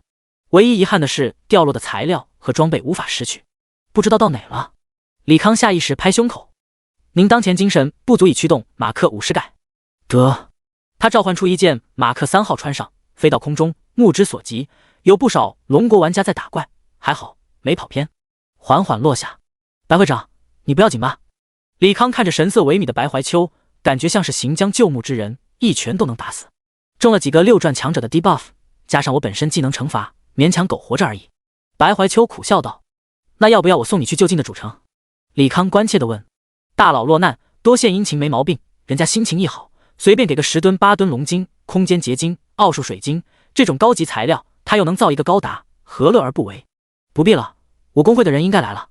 白怀秋微笑道。说话间，空中出现一个个魔法阵，不一会儿，整个天空被各种飞行魔兽占据。李康随意一扫，尼玛，5转强者就快组成一个40人团了，70级的强者更是数以百计。这就是6转强者创立工会的底蕴吗？滚开！一个5转骑士直接把李康撞开，上前搀扶白怀秋：“会长您没事吧？别碍事。”另一个5转战士同样推开了李康。不一会儿，李康就被挤出了人群。第152章偶遇沐雨晴。白怀秋与手下交代了几句，便让众人退开，寻找李康的身影。但找了一圈，并未发现李康，于是问道：“刚才与我在一起的那个年轻人呢？”身材窈窕的少妇娇笑道：“那个3转菜鸟应该是没见过如此大阵势，直接给吓跑了。那个3转职业者命也是大，竟然被咱们会长顺手从战场上救了回来。不过没什么礼貌，被咱们会长救了，也不晓得道一声谢。”刚才撞李康的5转骑士开始挑理：“下次见到了，教训一下就是了。”另一个5转法神诞生道：“哼，这种蝼蚁见不见得到都是未知之数。”少妇满脸不屑。白怀秋脸色怪异，他很想说自己是被李康救了，并且解释自己手下瞧不起的3转小菜鸟直接宰了米国久负盛名的杀敌麦克，并且打得4位5转强者毫无还手之力。不过他觉得自己说了，手下们也未必信，因为现在李康展现的实力已经完全超过人们对于3转职业者的认知，就连他当初在3转时也远远不及。云染，刚才那个小兄弟对我有恩，你从工会仓库选4件 S 级物品送到中央学院，顺便问问他50级之后有没有兴趣加入爵士。白怀秋对着少妇吩咐。其实他很想把李存熙拉到工会，但身为强者，他知道强者的骄傲。李存熙这种人，未来必定是自己建立工会，发展属于自己的势力。4件 S 级，这个数目，会长是不是太多了？少妇小心地提出异议。他们这些5转干部积攒数年的贡献，也不过是换一件 S 级物品而已。你在质疑我？白怀秋笑问。少妇忙低头道：“不敢。”那就照办。中立区战事将起，你们尽量配合上面调遣，如果没有其他事，就各自去忙吧。白怀秋满脸疲惫。刚才的5转骑士躬声道：“会长，江南城那边好像有深渊显现，等级大概是40到50级，根据深渊规模，应该有几率出现史诗级 BOSS。找一个干部，选拔一些预备役工会成员，进入其中攻略。”是。赤焰秘境附近已经建立起大规模的城镇，从上空俯瞰，能看到络绎不绝的人群。李康缓缓落地，蜂鸟分解成小型多面体，环伺在身侧，如今还在技能惩罚。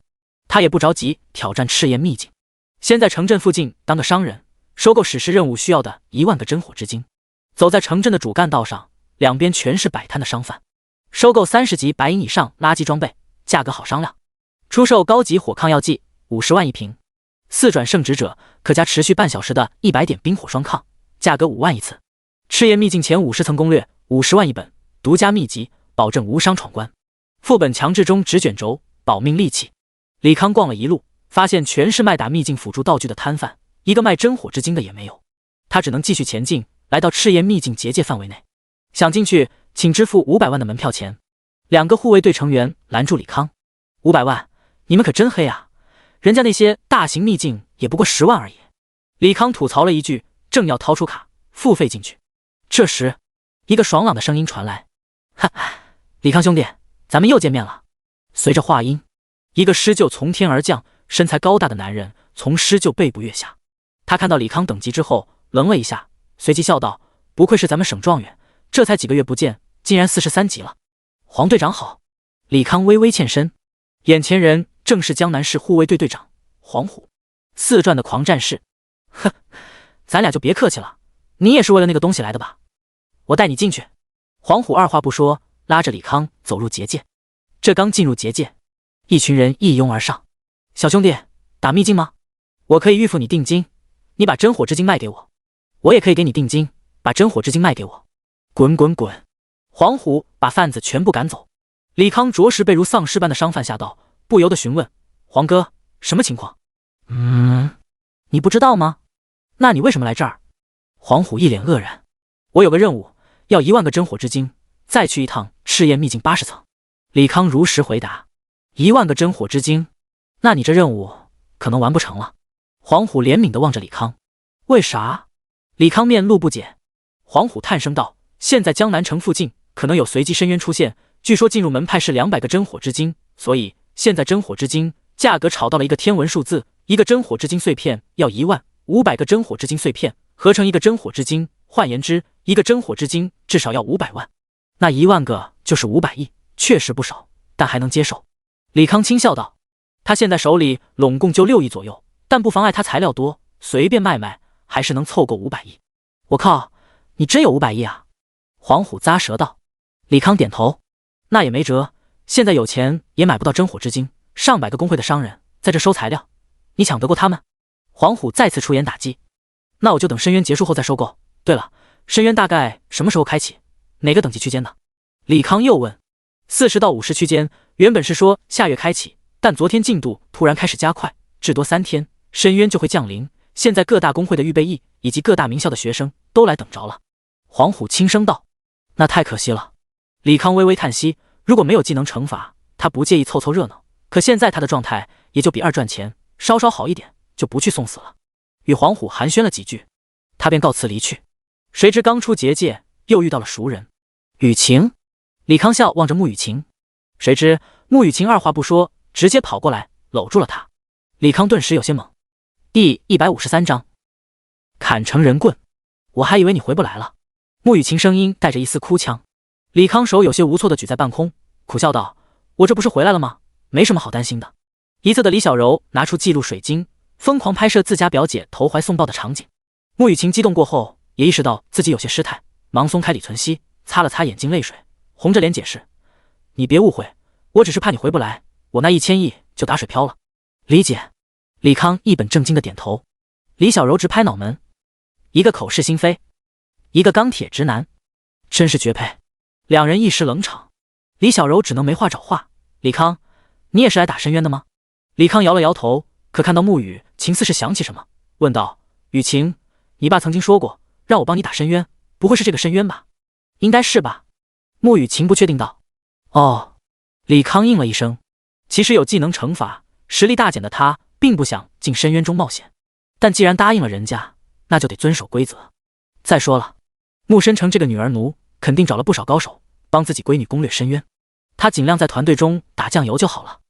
你们团队多少人？李康问道。加上你，刚好一个大团。李小柔回答。哦。李康又应了一声。一个大团就是40人，如此多的精锐，自己可以安心摸鱼了。三人又聊了一会儿，约定好晚上集合地点，便各忙各的。江南城几乎到处都是40级到49级的战斗职业者，让这个还算偏僻的小城变得略显拥挤。李康找了几家材料行，想把那500吨的圣药石尽数出手，可惜问了几家，要么是没能力吃下，要么就是把价格压到极低，至少100万1公斤的圣药石能压到10万1公斤，也就是原本5000亿的材料，只给他500亿的价格。在卖的途中，他也了解到圣药石如此难出手原因，一言而概之，神圣之力应用范围小，除了一些大型势力用来设置复活法阵，其他行业需求量不大，这就造成圣药石流通性差。如果他想用100万1公斤的价格出完这500吨货，恐怕要等个7、8年。想要打包卖，就得血亏。李康想着，实在卖不了，就自己用。琢磨琢磨，能不能用这圣药石制作一些魔能道具，辅助战斗也行。其实满打满算，他离开江南城也不到半年，也没啥思乡之情。逛了一会儿，便有些兴致缺缺，提前来到穆雨晴说的集合地。穆深城在江南城的豪宅，夜是一栋类似城堡的大型建筑，外部设有结界。道明身份之后，被一个4转战士带入其中。李康，你怎么提前来了？穆雨晴从楼梯上迎了下来。没事干，就先见见打深渊的团员，相互熟悉一下，这样到了深渊也好配合。李康笑着回道：看他们，我觉得你还是别看好一些。穆雨晴小心地劝说。怎么了？李康不解地问。穆雨晴支支吾吾半天，才模棱两可地说道：他们可能不合你的胃口。哼，我又不和他们交朋友，简单熟悉而已，我也好制定一些配合策略，带我去见见吧。李康知道这些自以为是的天才有多傲气，但无所谓，他这次目标就是安稳划水，人家出力多，傲气就傲气呗，忍着就是了。好吧，跟我来吧。穆雨晴率先上楼，李康紧随其后。不一会儿，两人来到一个实木大门前，隐约能听到里面有男女嬉戏声。穆雨晴深吸一口气，推开实木大门。李康抬头望去，宽阔的大厅里，一张长桌摆满了丰盛的酒菜，桌子周围几十对男女搂抱在一起。嗨嗨，穆雨晴咳嗽了一声，一对对男女依然忘我的亲热。穆雨晴拔出长剑，挥出一道剑气，长桌一分为二，桌上酒菜炸得四散而开，落在亲热的男女身上。其中一个紫毛青年抬头恼怒地望着穆雨晴：穆雨晴，你他娘是不是有病？给你们介绍一个新成员。穆雨晴把手指向李康，他叫李康，会是这次深渊攻略指挥。指挥？谁他娘给的权力？紫毛青年推开怀里的女人，晃悠悠地走向李康。李康看了眼对方外显，红不让，46级高级御兽师。李康，机械主宰者，我认识你，中央学院的天才，对不对？红不让用手拍着李康的脸，笑得十分放肆。穆雨晴第一时间推开红不让。红不让，你对我朋友放尊重点，老子他娘的和他说话那是看得起他，别忘了我爹可是红霸天准6转强者，红楼工会会长，他一个破中央学院的学生算个屁啊！红不让打着酒嗝，哼，你这个废物也只能靠你爹了。穆雨晴面露讥讽之色。红不让恼怒看着穆雨晴，小贱人，你再喊一句废物试试，喊你100句也行，怎么着？你个废物还想和我动手？穆雨晴一点也不惯着红不让，手中长剑一股黑烟萦绕，剑尖直指红不让脖颈。打架是吧？行，我今天就替你爹教训一下你。孙天放，给我教训教训这个丫头！红不让声嘶力竭地吼道。这时，女人堆里出现一个年近50的略腮胡，慢悠悠起身说道：5000万，帮你砍掉他一条腿。红不让咧嘴笑道：那你就帮我把他砍成人棍。你找死！穆雨晴一剑劈出，下一秒，一把泛着晨光的匕首抵住了长剑。第154章带不动。络腮胡眼神在穆雨晴最丰盈处狠盯数秒，咧嘴笑道：穆小姐，不好意思，我也是拿钱办事，就委屈您受点疼了。说罢，他身形一闪，出现4个分身，手中匕首轻轻挥动，4道细芒斩向穆雨晴四肢。一个蓝色的光照徐徐撑起，把所有攻击尽数挡下。络腮胡眼中金芒一闪，厉声喝道：湖光连闪！刹那间，络腮胡好似消失了一般，不计其数的斩击砍在立场盾之上。每次斩击，立场盾都会荡起涟漪。不愧是有成武的刺客，好高的攻击力，恐怕这磁力盾受不住了。我会用技能影响他一下，你趁势攻击。李康微微叹息，这就叫虎落平阳被犬欺。如果自己没受到技能惩罚，他只要用2组蜂鸟来回交替，任凭这孙子打1年也破不了他的防。时移世易，眼下只能忍到15天后再重振雄风了。穆雨晴微微点头，3、2、1，心灵掌控，使出技能刹那，李康暂时能掌控络腮胡身子，对方技能戛然而止，傻站在半空中。审判之刃，压缩。穆雨晴把武器自带的压缩特性，把技能威力凝聚在剑锋之上，以迅雷不及掩耳之势斩向络腮胡。就在剑锋击中络腮胡刹那，虚影一晃，面前的人换成一位3转圣骑，用盾牌挡住了这次攻击。刷刷刷，刚才还与女人嬉戏的职业者们一个个身形一晃，利用位移技能包围住了李康2人。李康环顾四周，几乎所有人都的等级都在45级，但他们的年纪起码在40岁以上，装备也是十分精良，除了3个拥有史诗武器，其余人都是一身粉光，环绕其他套装独有的特效。年纪大，等级统一，那这些人身份不言而喻，职业打宝人。因为这个世界强大的等级惩罚，有些人利用特殊道具把等级锁死在某个区间，来狩猎这个区间段 BOSS 和副本，获取巨额资源和金钱。啪啪啪！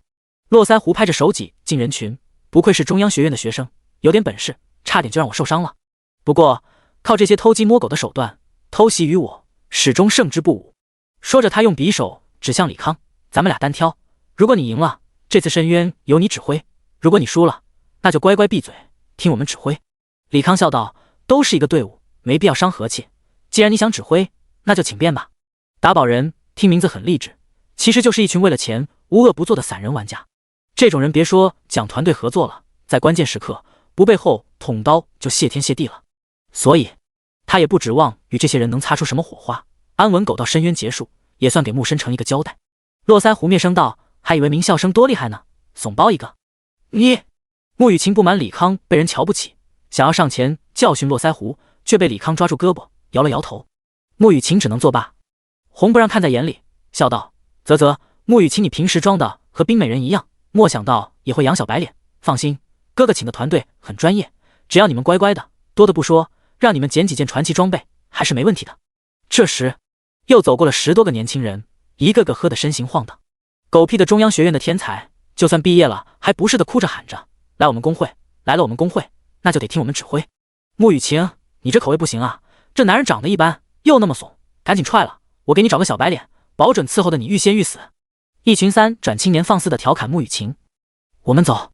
穆雨晴怕待下去真砍死这群傻叉，反手扣住李康食指，气呼呼的向外走去。待走到客厅之后，穆雨晴鼓着腮帮子道：“我早说不来这次深渊了，我爸非得让我来，一群工会高管的废物子女，带着他们和带一群拖油瓶没什么区别。冒昧问一下，有多少个你口中的废物？”李康问道。25个。穆雨晴回答。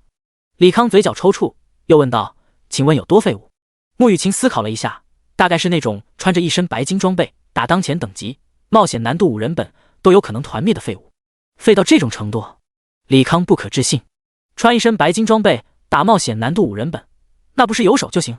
穆雨晴无奈道：“就是这么废，工会那几个5转强者，儿女众多，有优秀的，也有废物的，这次来的就是那群废物。你们工会高管是嫌子女太废，打算借着深渊清理一波？”李康好奇地询问。废成这样还打个屁深渊，进去十死无生。就是因为废，所以他们父母才想让他们来深渊碰碰运气，万一能抢到史诗武器，那就不那么废了。至于深渊的危险性，工会那群强者也已经考虑到了，这些20组身上全是高阶的防护卷轴，还有替死的极品道具，只要稳住别浪，很难被杀。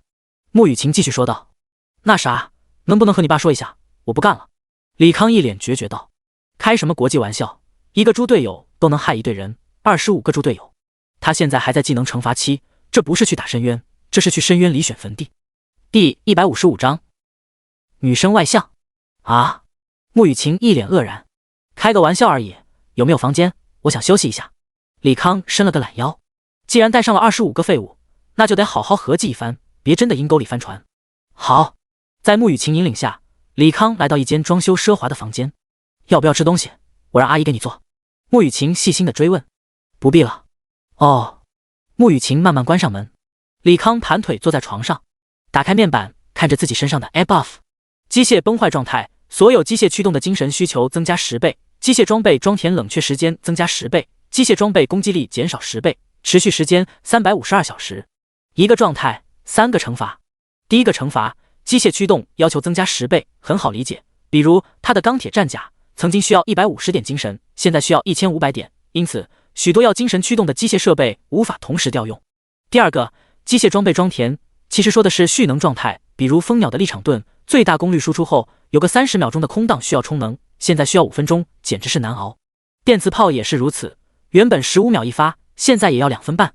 以前他压根不需要发愁装填时间和续航这档子事，现在恐怕要精心计算了，稍有不慎就会出现长时间空档。第三个，攻击减少10倍也是个问题，攻击高，那么在对敌时的容错率就会变高，攻击低，与之相对的容错率也会大大降低，几乎把它全方位限制死了。但其实细想之下，这个机械崩坏还是有漏洞，它的限制几乎都是与物理能有关，攻击也是限制物理能驱动的装备，物理装备上会显示攻击减少，魔能装备却没有这种显示，所以魔能不受机械崩坏状态限制。李康心念一动，床上多了几样魔能装备。巴掌大的金属球状物是魔能压缩离子弹，利用压缩技术让魔能粒子高度配合，其核心威力远超核爆。密密麻麻的虫子是仿生纳米昆虫炸弹，外部是纳米粒子，配备有纳米级感应和监控装置，内部有火之精华和雷电晶石的粉末，负责跟踪监听，也能引爆。3个颜色各异的桶状物，正是他第一款魔能装备 G18C 冰冻手雷、G35L 感电手雷、G61重力手雷。冰雷和重力雷强控，感电雷增伤。除此之外，还有配备有魔能机关枪的无人机、多功能武装无人机、光属性、多功能武装无人机、爆炎。由于无人需要的动能极少，它可以批量制造无人机专属电池，再用小型魔能反应堆给电池充能，只要材料够，短时间爆冰1万架无人机也没什么问题。所以，李康其实并不缺攻击手段，那缺的是啥？其实还是保命的手段。技能惩罚让他失去了蜂鸟的全方位立场盾保护，他需要以魔能为基础开放一款防御装置，这就要用到他最不缺的圣钥匙了。神圣之力绝对是规则系技能之下的第一防御技能，圣骑士的圣光盾、牧师的圣光罩都是防御技能的天花板，近乎无敌的存在。而他想到了当初在转职剧情本遇到的那些守卫，他们穿的动能吸收服装，曾尝试巨献却失败了。大概是智脑找不到这个世界有可以重现动能回收衣服的材料。虽然无法达成动能回收，那李康可以按照动能回收衣服的思路，造一套以防御性为主的衣服。李康在脑海中想自己穿着防护衣抵御敌人攻击的画面。推演成功，您获得魔能防护衣设计图。能防护衣机体需要6阶龙皮10公斤、6阶凤羽10公斤、上级风之蚕丝50公斤、空间晶石13公斤、上级铭刻石 0.3 立方、魔法催化剂3公斤、能量稳定剂2公斤。李康看完图纸材料后，第一反应就是厚重。他造的可是贴身衣服，这玩意加起来几10公斤，穿起来不得和铠甲一样。可当他看到设计图最后的成品图，却发现衣服最终效果就是一件秋衣的薄厚，估计是用了什么特殊技术。再就是制造材料，6阶龙皮、凤羽，还有风之蚕丝。他翻了一下机械空间，确定没有，应该是一些价值不菲的材料。于是离开房间，打算去商店看看。刚出别墅门，就发现李小柔和穆雨晴正在 PK。两人发现李康之后，同时收手。你要出门吗？穆雨晴走过来询问。我想去买点材料，下深渊的时候用。李康回道。要什么材料？我给你找。穆雨晴说着，从储物空间掏出一堆储物戒指。李康技能需要消耗材料，这点他在上次深渊中就晓得了。李康不禁暗叹，有个有钱的爹就是好。这次需要空间晶石、6阶龙皮、凤羽以及上级风之蚕丝。他倒也不打算替穆深成省钱，毕竟这次他是要给穆雨晴卖命去，拿对方点材料也没啥可指摘的。我这里有500公斤空间晶石，你先收着，其他的我现在联系我爸。穆雨晴二话不说，把一个戒指塞到李康手里，打开通讯水晶。对面几乎是秒接，水晶上出现穆深成的实时影像。乖女儿，找为父什么事呀？穆深成声音温柔。穆雨晴直截了当道：爸，李康他需要6阶龙皮、凤羽，还有上级风之蚕丝，你赶紧让人送过来，越多越好。穆深成脸瞬间黑了下来。都说女生外向，现在他这个老父亲算是体会到了，真是恨不得把李康扒皮抽筋，再剁碎喂狗。让李康来和我通话。他强忍怒意。第156章烧钱的魔能装备。李康挪腾了2步，来到通讯水晶前。穆会长好。穆深成冷笑道：小子，你可够贪的，拿了我1000亿的材料当酬劳，还敢问我要东西。李康刚要解释，穆雨晴挤开了李康，不满道：爹，你误会了，不是李康问咱们要材料，是我主动替他帮您要的。穆深成立马又变成满脸堆笑的老父亲。乖女儿，我就是和他开个小玩笑。这样吧，你和小柔回避一下，我和李康聊点正事。那你可不许再找李康麻烦。穆雨晴不放心的警告。哎，知道了。穆深成忙不迭点头。穆雨晴与李小柔离开。过了1分钟，穆深成向李康确认道：还在吗？李康摇了摇头。穆深成立马换了副嘴脸：我告诉你，在商言商，那些材料我不可能白给你，我可以给钱，穆会长报价吧。李康笑道：能白嫖固然好，白嫖不到的话，那也只能老实交易了。买？你以为任何东西能买得到？穆深成冷笑一声。6阶的龙皮凤羽可是传奇级龙凤种类 BOSS 才可能爆出来的材料，且掉率比传奇级装备小，而且是史诗级装备重铸必不可少的材料之一，需求远远大于产量，就算各家工会有也不会出售，拿来提升自己工会史诗武器拥有者战力。至于上级风之蚕丝，那就更珍贵了，8阶卷轴制作的底材，7阶炼金材料，就算是我想要炼制，成功率不足 1%， 而炼制这种材料的原材全是出自于80级副本，价格嘛，我劝你别问，绝对比那些奥数水晶和龙晶付出的代价要大。穆深成侃侃而谈。李康揉了揉太阳穴。穆深成的话翻译过来，这些材料有钱都未必买得到。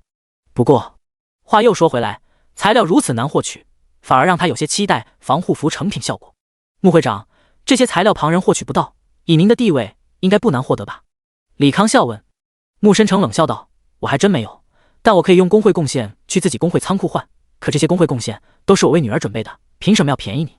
李康沉吟片刻，从空间召唤出2架无人机，使用全息投影模拟出他和穆雨晴两人站在一处竞技场，相互切磋。很快穆雨晴技能用尽，被李康的无人机疯狂攻击，但子弹打在穆雨晴身上，其衣服上又一层金色流光，把子弹尽数挡下，完全没受到一丝伤害。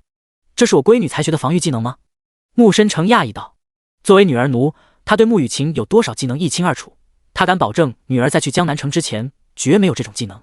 这是我将要制造的魔能护具，只要圣药石足够，那么防护服的能量屏障就不断，而其主要制造材料就是龙皮凤羽和风之蚕丝。如果穆会长能给我提供足够材料，我可以为令爱也制造一件。李康提出自己条件。穆会长问道：要多少材料？李康直接把材料清单用全体投影列了出来。材料其实没啥好保密，近乎纳米级的铭刻工艺，这个世界根本没人能做出来。我给4份材料，你给我做4件。穆会长沉声道。那你至少要给我6份的材料，每个人身材不一，使用材料数量也不同。李康讨价还价。成交。穆深成点头答应。次日，穆深成亲自送来材料。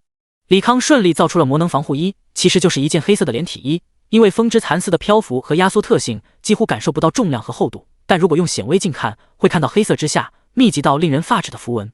根据图纸，大概1平方厘米中就铭刻了上亿符文。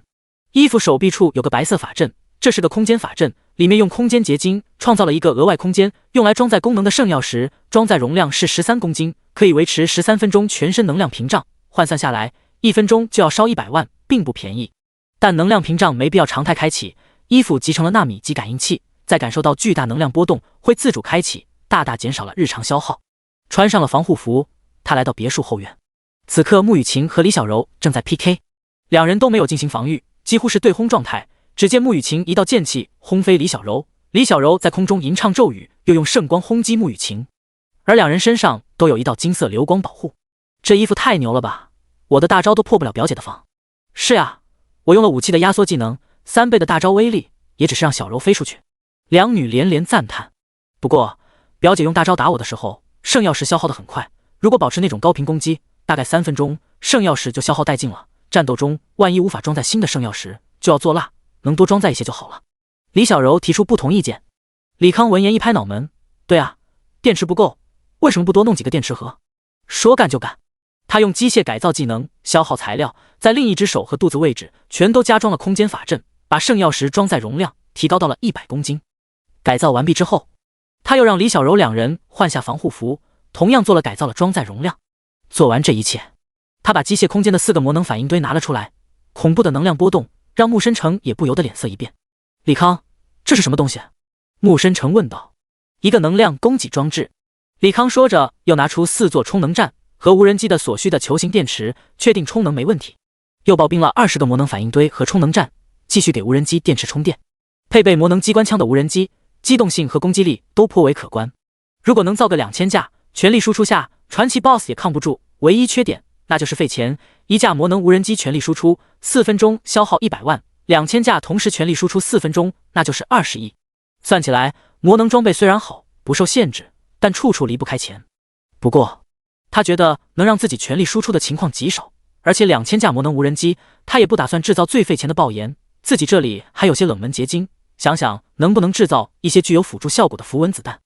第157章小冲突。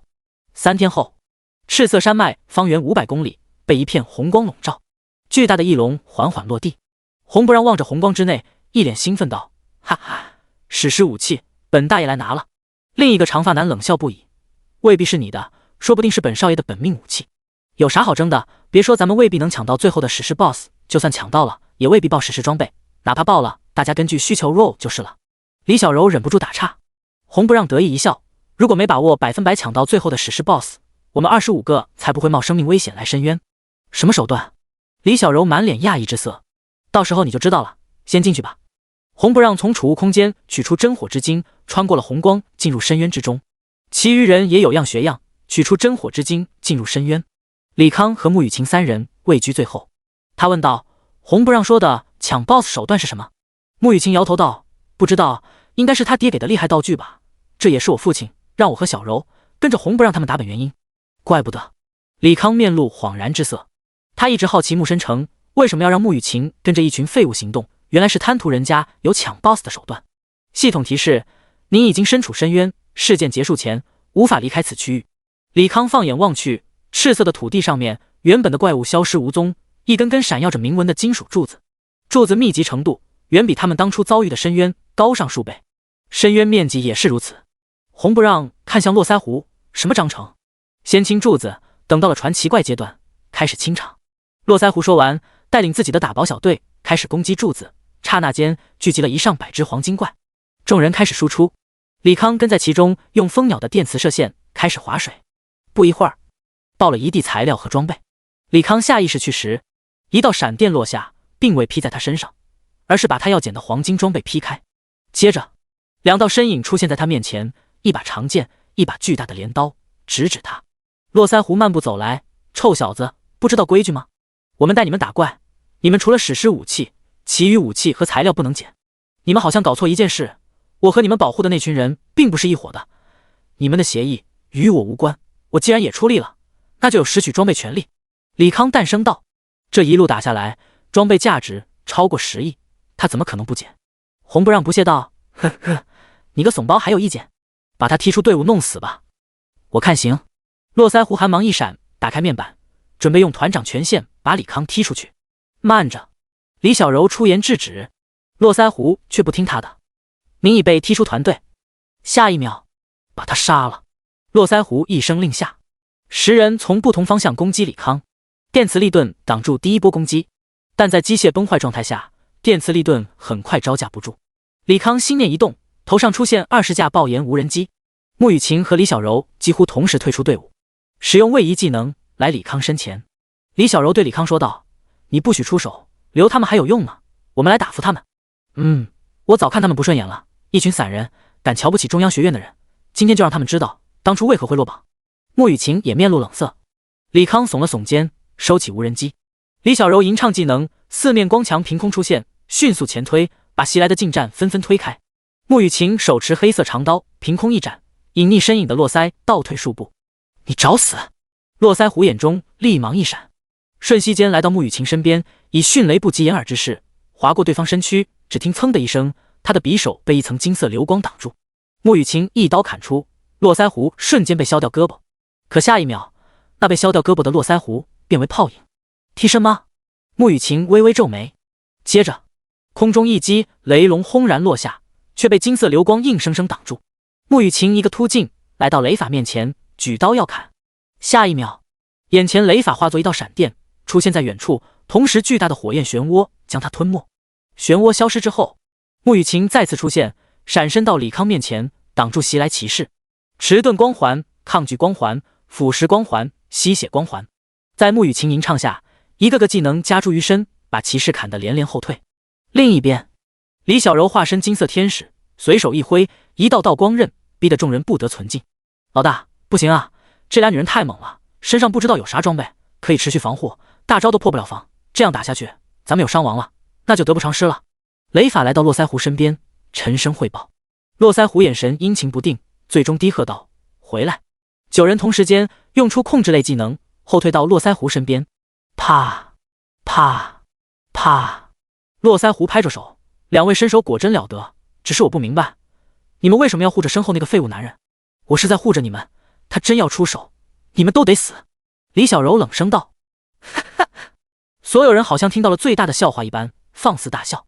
你们想抬高自己男人，也得用点脑子。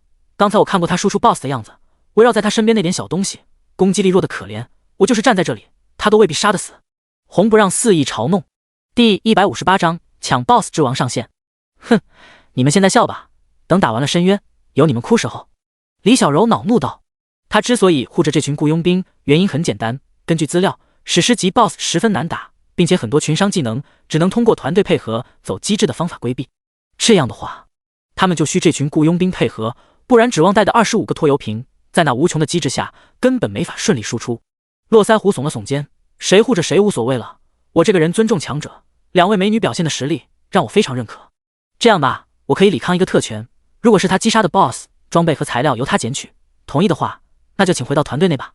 其实他开出的这个特权等同于无，他们可是专业的打宝团伙，有专门的抢 BOSS 手段，旁人想要从他们虎口夺食，几乎不可能。李小柔看向李康，李康点头道：“那就各凭本事。抢 BOSS 拼的是高频且持续的攻击，这点他还没怕过谁。”三人回到团队内，李康让李小柔给了一个 buff， 又刻了一个上级精神药水，面板精神来到1335点，从机械空间取出5架电磁弹无人机。至于为什么不用高攻的魔能无人机，而是用受技能惩罚影响的电磁无人机，原因很简单，符文子弹太贵，他抢 BOSS 是来赚钱的，不是为了逞能。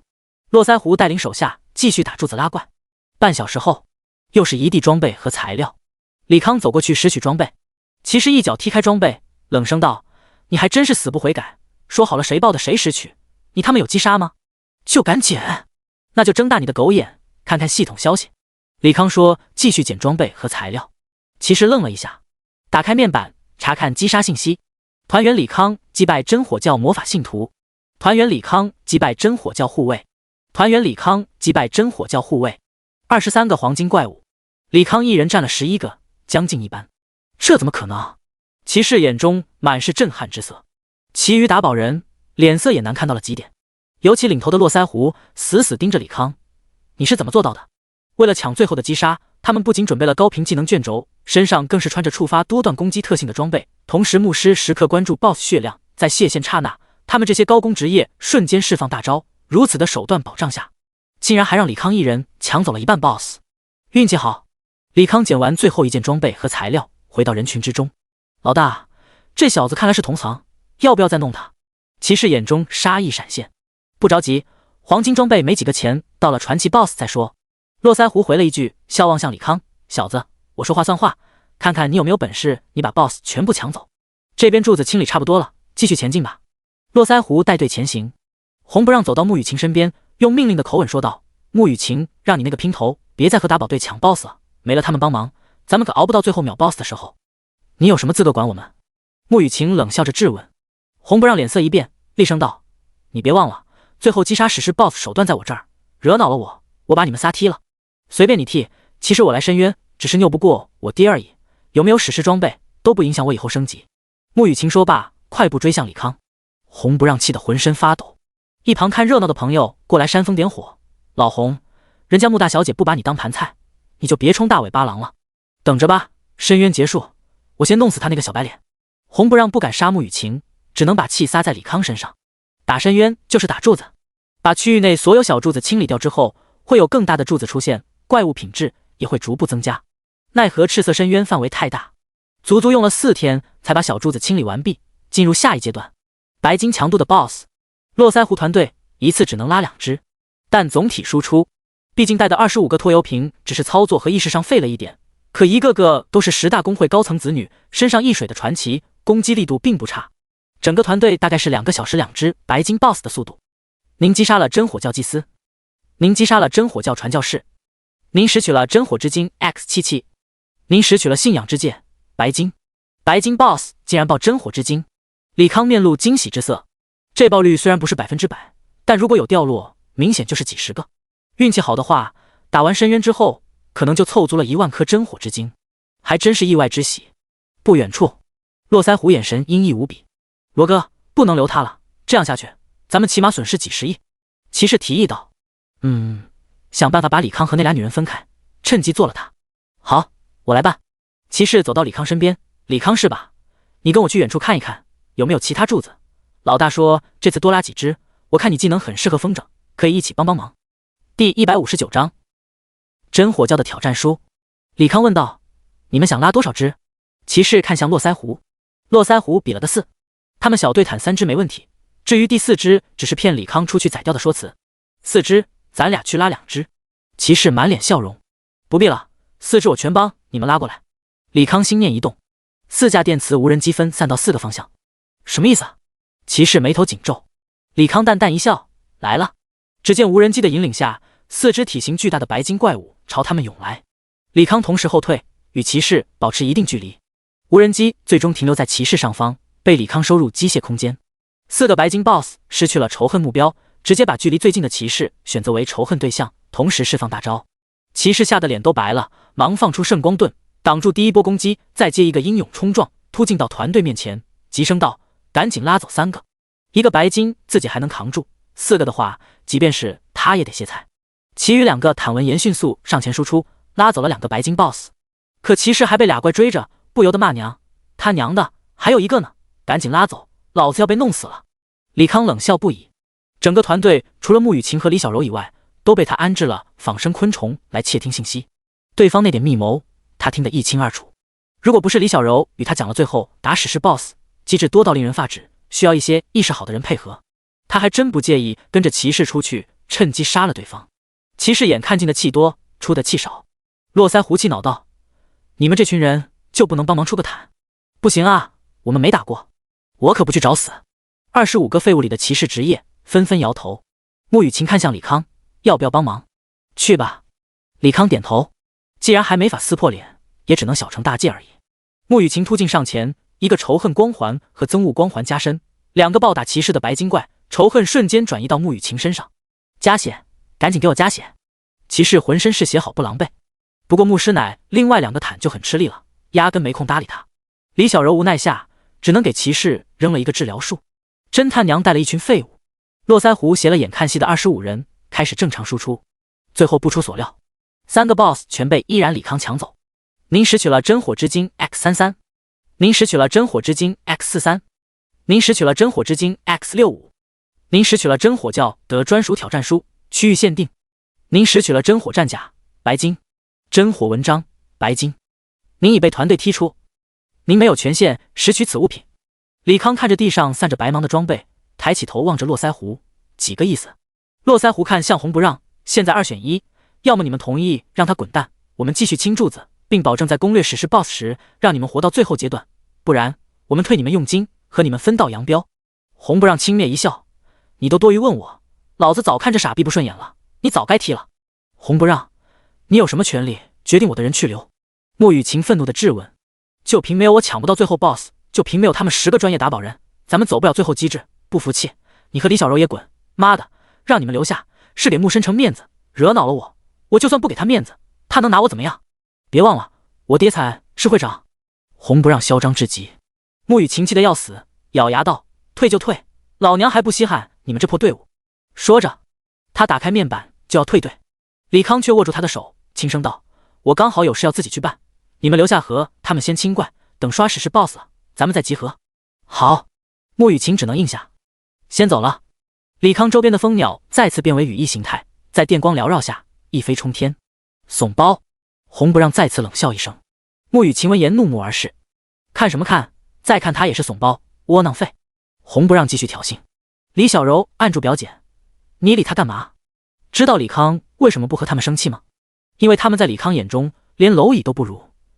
你会为了蝼蚁挡了你的道生气？哼，如果我爹他们也不配和李康站在一起。”穆雨晴气呼呼道。李小柔出言打趣：“表姐可真是护肤小娇妻，容不得李康有半点委屈。”你想死？穆雨晴狠瞪了眼李小柔。李小柔上前挽住穆雨晴胳膊，娇笑道：“表姐，你要真想拿下李康，就得主动一点，小心以后被别人截胡了。我和他没什么，你别乱说。”穆雨晴抽出胳膊，脸色通红。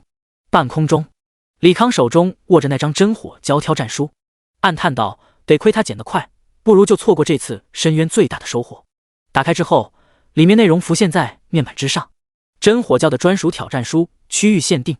任务内容：击杀100个真火教成员，白金级。任务奖励：您将获得一个真火教技能。对于他这个技能单一的机械师来说，一个技能的吸引力甚至大过史诗装备。是否使用挑战书？李康点击是，手中挑战书化作白光。您已接受挑战，当前深渊白金 BOSS 数量732只。大概只过了1分钟，白金 BOSS 数量又少了一个。狼多肉少，看来得用点手段了。他心念一动，1000架装有魔能电池的无人机漂浮在空中，随即在李康授意下分散向数个方向。第160章，就凭我能秒了诸位。整个深渊内，无人机四处飞行，寻找还未开启的柱子进行攻击。等 BOSS 召唤出来，无人机会识别 BOSS， 如果是以远程攻击为主的白金 BOSS， 无人机会迅速撤离，继续寻找下一个目标。反之，如果是近战为主的 BOSS， 魔能无人机就会风筝着，往李康所在地前进。深渊范围虽然广阔，可攻打深渊的职业者也多，时不时有团队看到被无人机拉着的白金怪，有的一笑置之，找其他柱子打，也有手贱的主，要么攻击无人机，要么攻击 BOSS。 无论哪种，迎接他的便是无人机一梭子低密度爆炎弹。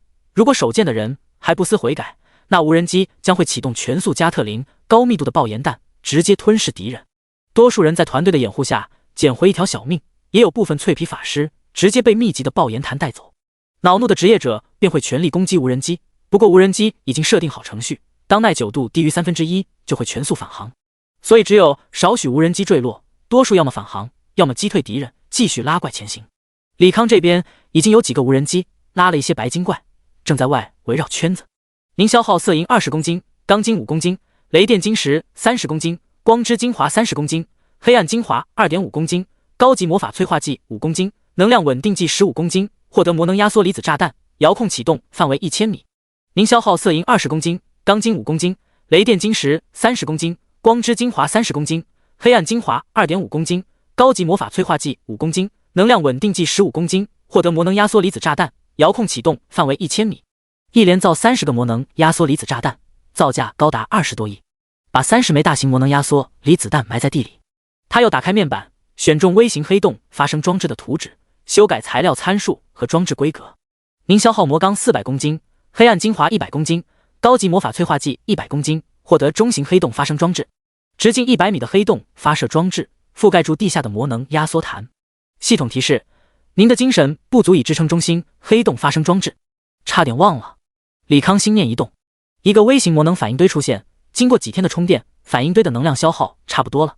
用机械改造技能把黑洞发生装置改为供电室，接上天线。为了确保功能不被打扰，又在魔能反应堆上加装了立场盾，并用特制的电缆把魔能反应堆放在1公里外，线缆也利用蜘蛛机器人埋入地内。万事俱备，只等魔能无人机拉来足够的 BOSS， 开启黑洞发生装置，暂时控制住怪物，再引爆30枚魔能压缩炸弹，就能一举歼灭所有 BOSS。 当然，这个方法虽然简单直接暴力，可费用着实不低，20多亿的成本，只能希望能多拉回一下白金 BOSS， 尽可能多爆一些装备和材料回血。随着时间推移，李康几公里出现一处让人头皮发麻的奇观，一群无人机溜着一群 BOSS 转圈，不少路过的人驻足围观着这一奇怪，但无一例外，没有手贱的。这么多 BOSS 敢手贱的话，将要面对上百只白金 BOSS 围殴，绝对试试就是试。我的天，这他娘是哪个人才拉了这么多怪？是活腻歪了吗？有人惊声感叹。其实我更好奇他怎么拉了这么多白金 BOSS。现在距离白金柱子降临不过才12个小时而已。我靠，又来了一批，赶紧闪！随着话音落下， BOSS 沉重的脚步声和无人机的螺旋桨声，上百架无人机与上百个 BOSS 一起往李康这边飞来。在其背后还有几个团队，这些人属于百大工会预备役，基本来自一本的学院。该死，怎么越来越多了？这下没法打了，静观其变吧。时间推移，李康统计了一下，派出的无人机损毁72架，返航600多架，所以成功拉回 BOSS 的无人机大概在300多架。但这个数目也不是绝对准确，有时候智脑也会在无人机返航时协助其他无人机拉怪，其中不乏2-3个无人机拉一个 BOSS 过来的情况。可以开始了。他伸了一个懒腰，蜂鸟再次组成羽翼，带着他飞在半空，不一会儿来到 BOSS 绕圈的外围，却发现 BOSS 不远处还有至少200名职业者正在围观 BOSS 绕圈。这群人不打 BOSS 赚钱，看 BOSS 遛弯，脑子有坑。李康心念一动，无人机攻击 BOSS， 并拉着 BOSS 往他设置的陷阱走去。走了，咱们跟上去。一群人小心地跟在 BOSS 身后。啪啦，一道闪电落下。李康落在众人面前，笑道：各位，现在这里清场，为了诸位安全着想，请在10分钟内后退至2公里外。你谁啊？我凭什么听你的？有人冷笑着质问。凭我能在5分钟杀掉诸位。李康语气平淡。哈哈，你吹牛逼也有个限度，知道我们多少人吗？一人一口唾沫也能杀掉你。臭小子，赶紧滚蛋，别逼我弄你。一群人面色不善。李康打了个响指，一个无人机拉过来一个白金 BOSS， 再打个响指，空中多了700架无人机。他拿起感电手雷扔了过去，700架魔能无人机同时以最高时速射击白金 BOSS。 半分钟后，咣当咣当，白金 BOSS 消失，只剩下一地装备和材料。第161章大爆炸，一地白金装备。200多号人看得头皮发麻。一个白金 BOSS， 他们这些40人团火力全开也要打半个小时，这就唰的一下就秒了，这他娘是人干的事！滚！李康再次警告。众人闻言只能默默离开。李康飞在半空巡视了一圈，确定没有其他人，心念一动，拉仇恨的无人机尽数回到了机械空间。数百只白金 BOSS 失去了仇恨目标，正要四散而去。这时，中型黑洞发生装置启动，巨大的吸力瞬间把 BOSS 吸到了中心。你的中型黑洞发生装置耐久500，你的中型黑洞发生装置耐久400。由于 BOSS 太多，黑洞发生装置的耐久掉得飞快，李康不敢耽搁，也撤到了安全距离。使用引爆技能，虽然现在引爆技能受到技能惩罚，增幅系数大幅削减，但聊胜于无，多1倍那也是多。随着技能引爆涟漪扩散，地底的30枚大当量魔能压缩离子弹轰然炸开，白色的能量团吞噬了周边一切，不停向外扩散。爆炸造成的波动直接把远在7公里外的人们尽数掀飞。您击杀了真火蛟小头目，获得450万点经验。您击杀了真火蛟小祭司，获得了450万点经验。李康周边金光连闪，等级来到45级。恭喜您完成真火蛟挑战任务。您获得技能真火奥义。他打开面板查看技能，真火奥义被动，您的火属性攻击方式增加 300% 攻击力。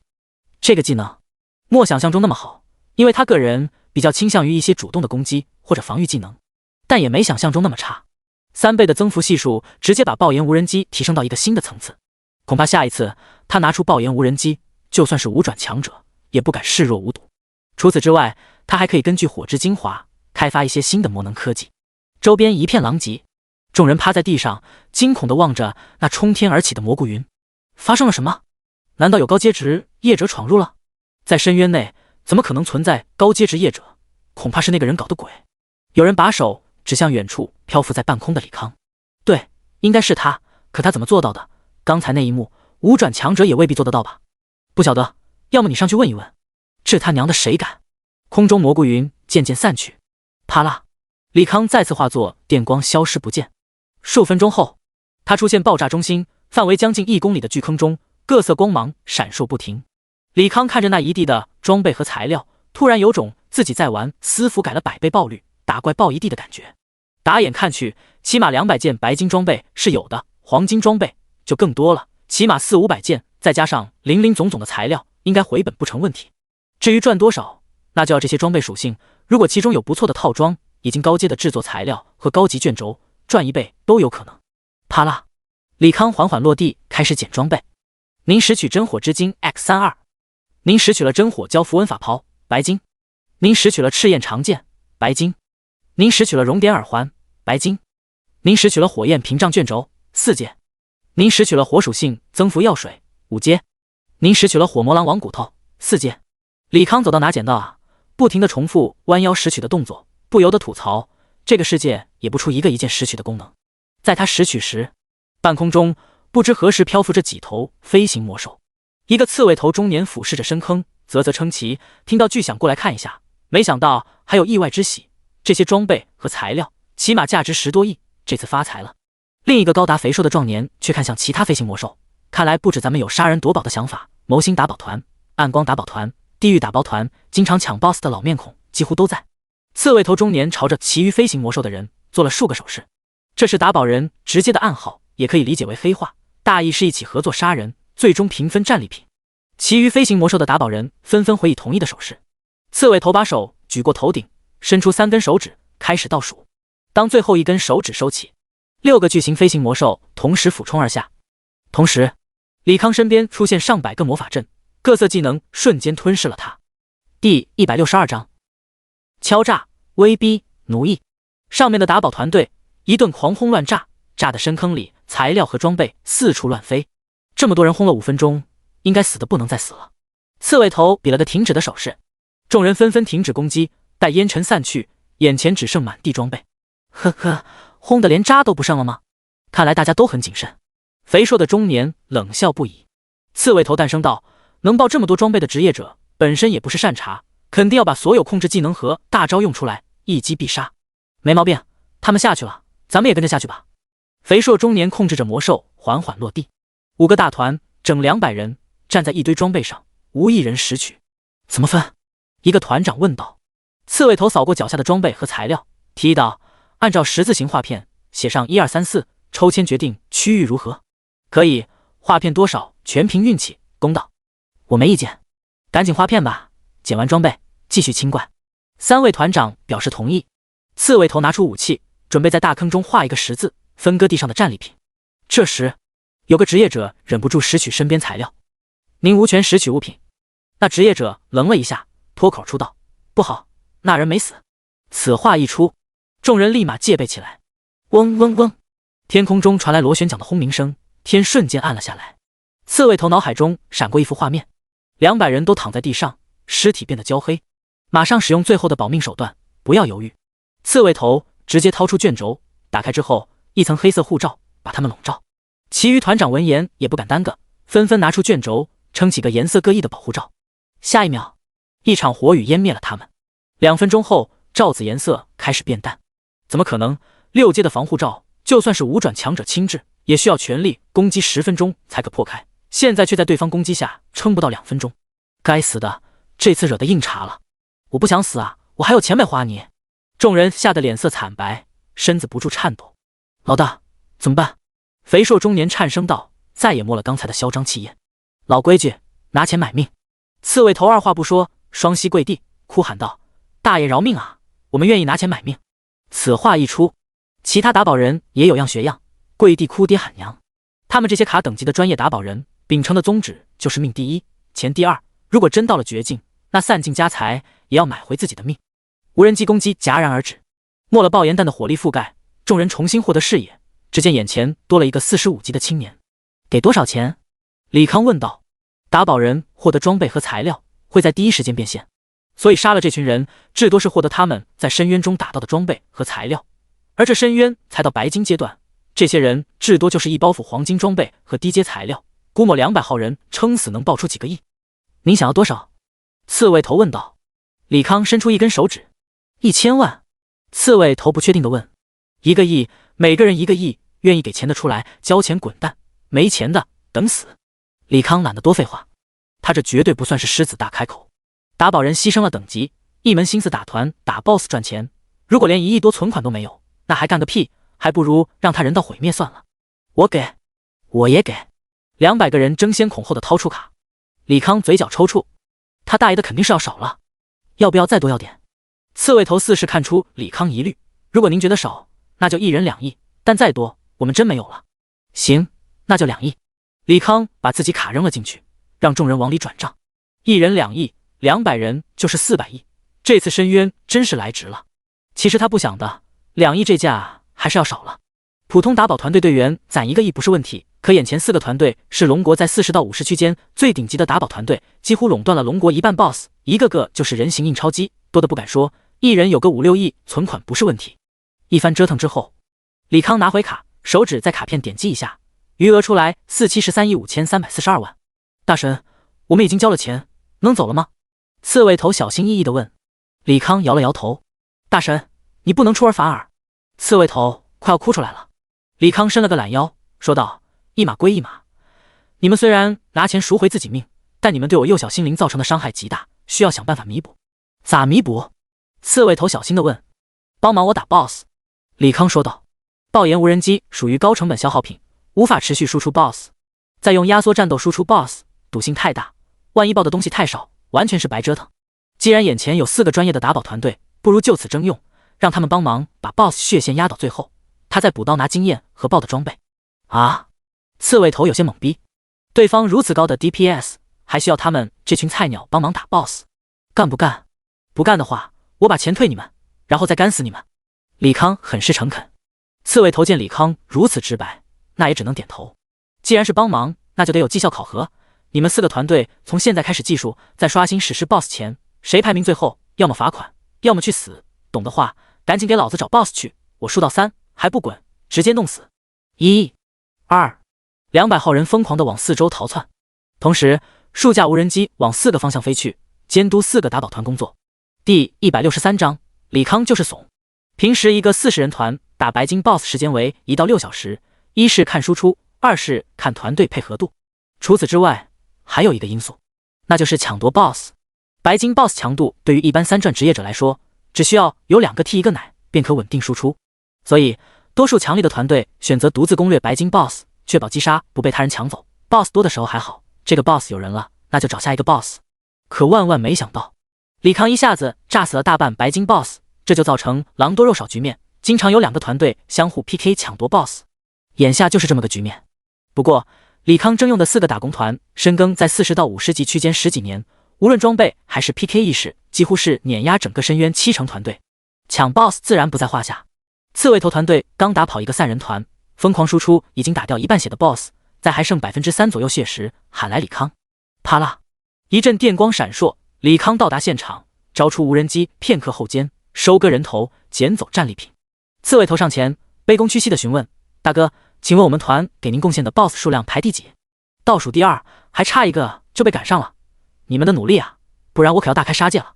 李康沉声道：倒数第2，那我们继续去抢 BOSS， 兄弟们走了。刺猬头走后没多久，李康又收到第2个团队的坐标，再次起飞，前往目的地，轻松收割掉 BOSS。李老大，请问我们现在排第几？第2个打宝团团长问出与刺猬头相同的问题。不问不行，谁让眼前杀神说了，如果谁抢的 BOSS 数量最少，要么再交500亿，要么随机杀10个人，无论哪一点，他们都承受不起，可又打不过李康，只能和疯狗一样到处抢 BOSS。倒数第2，还差1个就被赶上了，你们的努力啊，不然我可要大开杀戒了。李康重复刚才的话，说罚钱和杀人其实就是一个善意的鞭策，只要4人努力帮他打 BOSS， 他是不会惩罚最后1名的。团长闻言脸色一变，与李康道了声别，带着团队继续抢 BOSS 去了。2天后，穆雨晴一行人与刺猬头对峙，络腮胡笑着上前：罗德生，都是同行，没必要抢到我们头上吧，要么留下 BOSS， 要么滚蛋。刺猬头冷笑道：平时他或许会给同行点面子，可现在他给别人面子，李康未必给他面子。自己他娘的可是倒数第2，与倒数第1就差1只 BOSS， 眼下 BOSS 又越来越少，自己不打1只抢1只，下场就是要么给李康讹死，要么被李康给干死。狗日的罗德生，欺负我们人少是不是？络腮胡这边的活法愤怒的质问。刺猬头这边出来一个暗黑术士，要么滚蛋，要么弄死你们这群狗东西。络腮胡还不死心，指着红不让说道：知道这是谁吗？10大公会会长家的公子，10项的赶紧滚，不然出去了，你们将会面对公会无休止的追杀。没错，赶紧滚蛋，不然本少爷找一个团的4转玩家，天天追杀你们。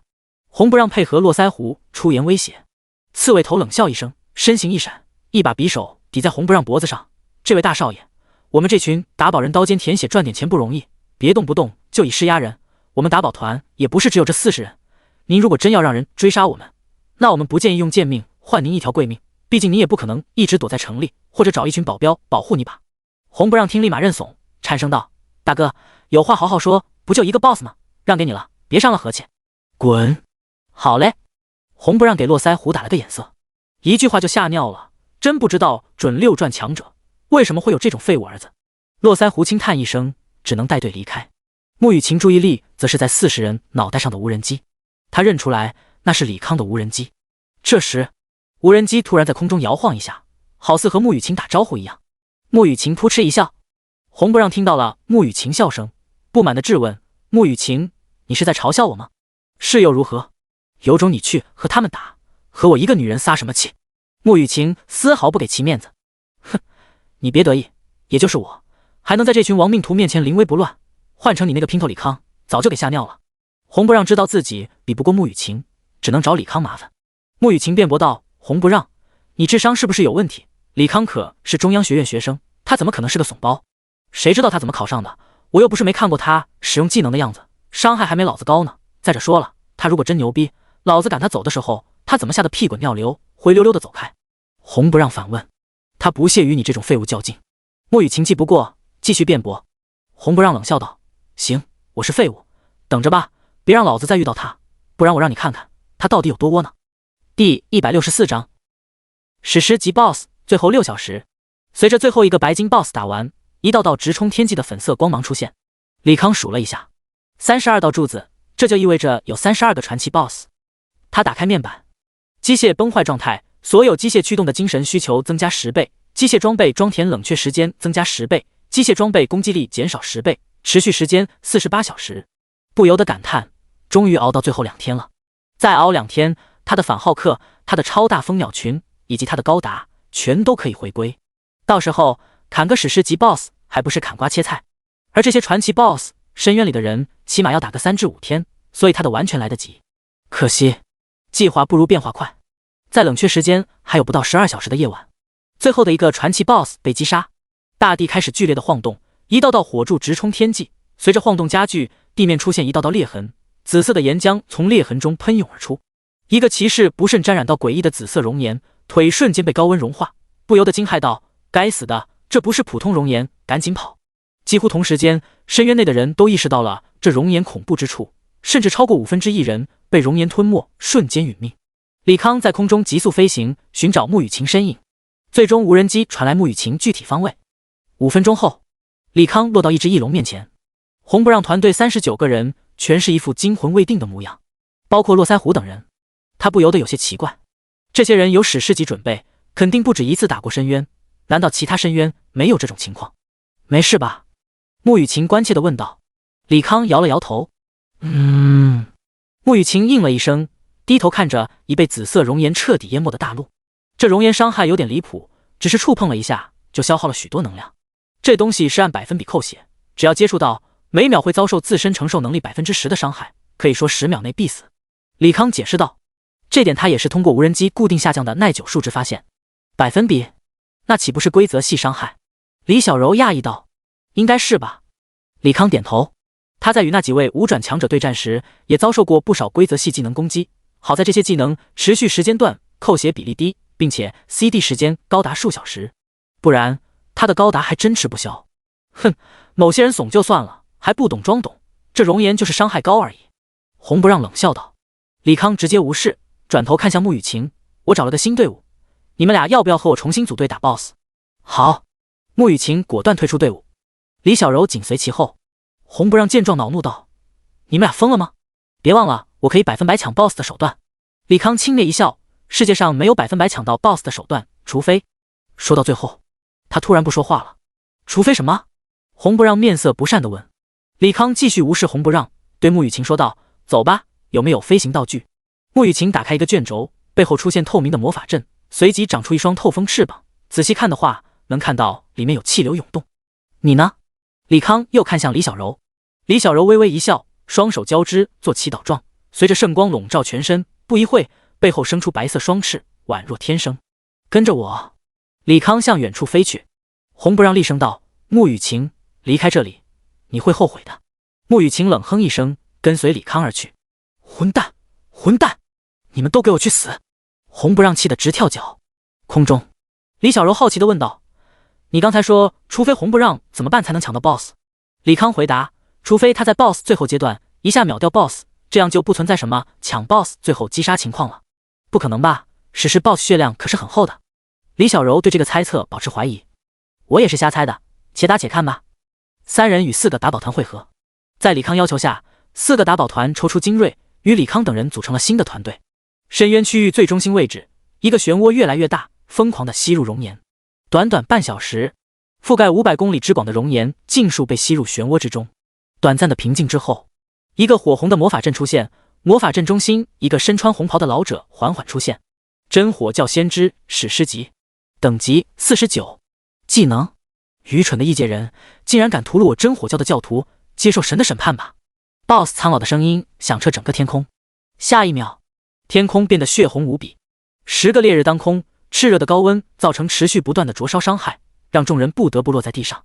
随着一个个魔兽落地，方圆1公里内挤满了职业者，至少有3000多号人，竟然是最麻烦的人形怪。刺猬头面色凝重：人形很麻烦吗？李康问道。人形史诗级 BOSS 智商和人类无异，而且血量厚，技能范围光，还有各种恐怖的秒杀机制，翻车几率很高，恐怕眼下这3000多人能存活一半都算烧高香了。刺猬头详细的解释。哦，咱们不着急打，先看情况。李康打开面板，机械崩坏状态，所有机械驱动的精神需求增加10倍，机械装备装填冷却时间增加10倍，机械装备攻击力减少10倍，持续时间6小时。第165章惩罚消失，力挽狂澜。场内大多数人与李康抱着相同的想法，先坐山观虎斗，摸清 BOSS 的机制。不过 BOSS 压根不给众人这个机会。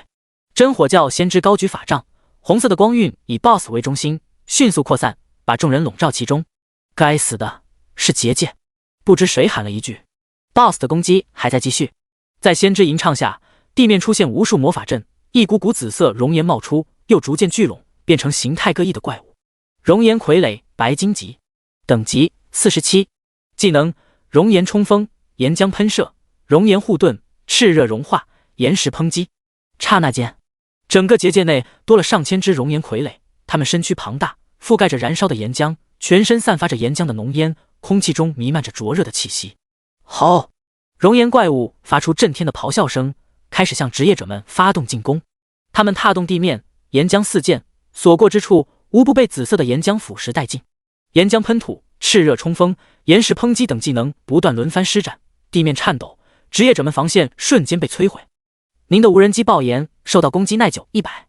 您的无人机爆炎，受到攻击耐久100。您的无人机爆炎，受到攻击耐久100。无人机被熔岩傀儡的岩浆溅射到，钢筋的金属外壳变得坑坑洼洼。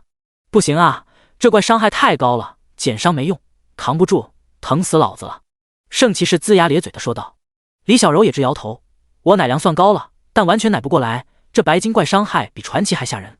伤害高正常，因为这些怪物和那些紫色熔岩如出一辙，都是100%伤害，接触岩浆越多，受到的100%伤害越高。骑士只是减伤技能多，体力高，但减伤的优先级明显低于100%伤害，那么一个骑士和一个法师并无区别了。李康揉了揉太阳穴，如果所有攻击都按100%扣血，那这怪物还真没有几个人能扛得住。事实上也正如他所说，在这有限的空间里，2000号人被追得上蹿下跳。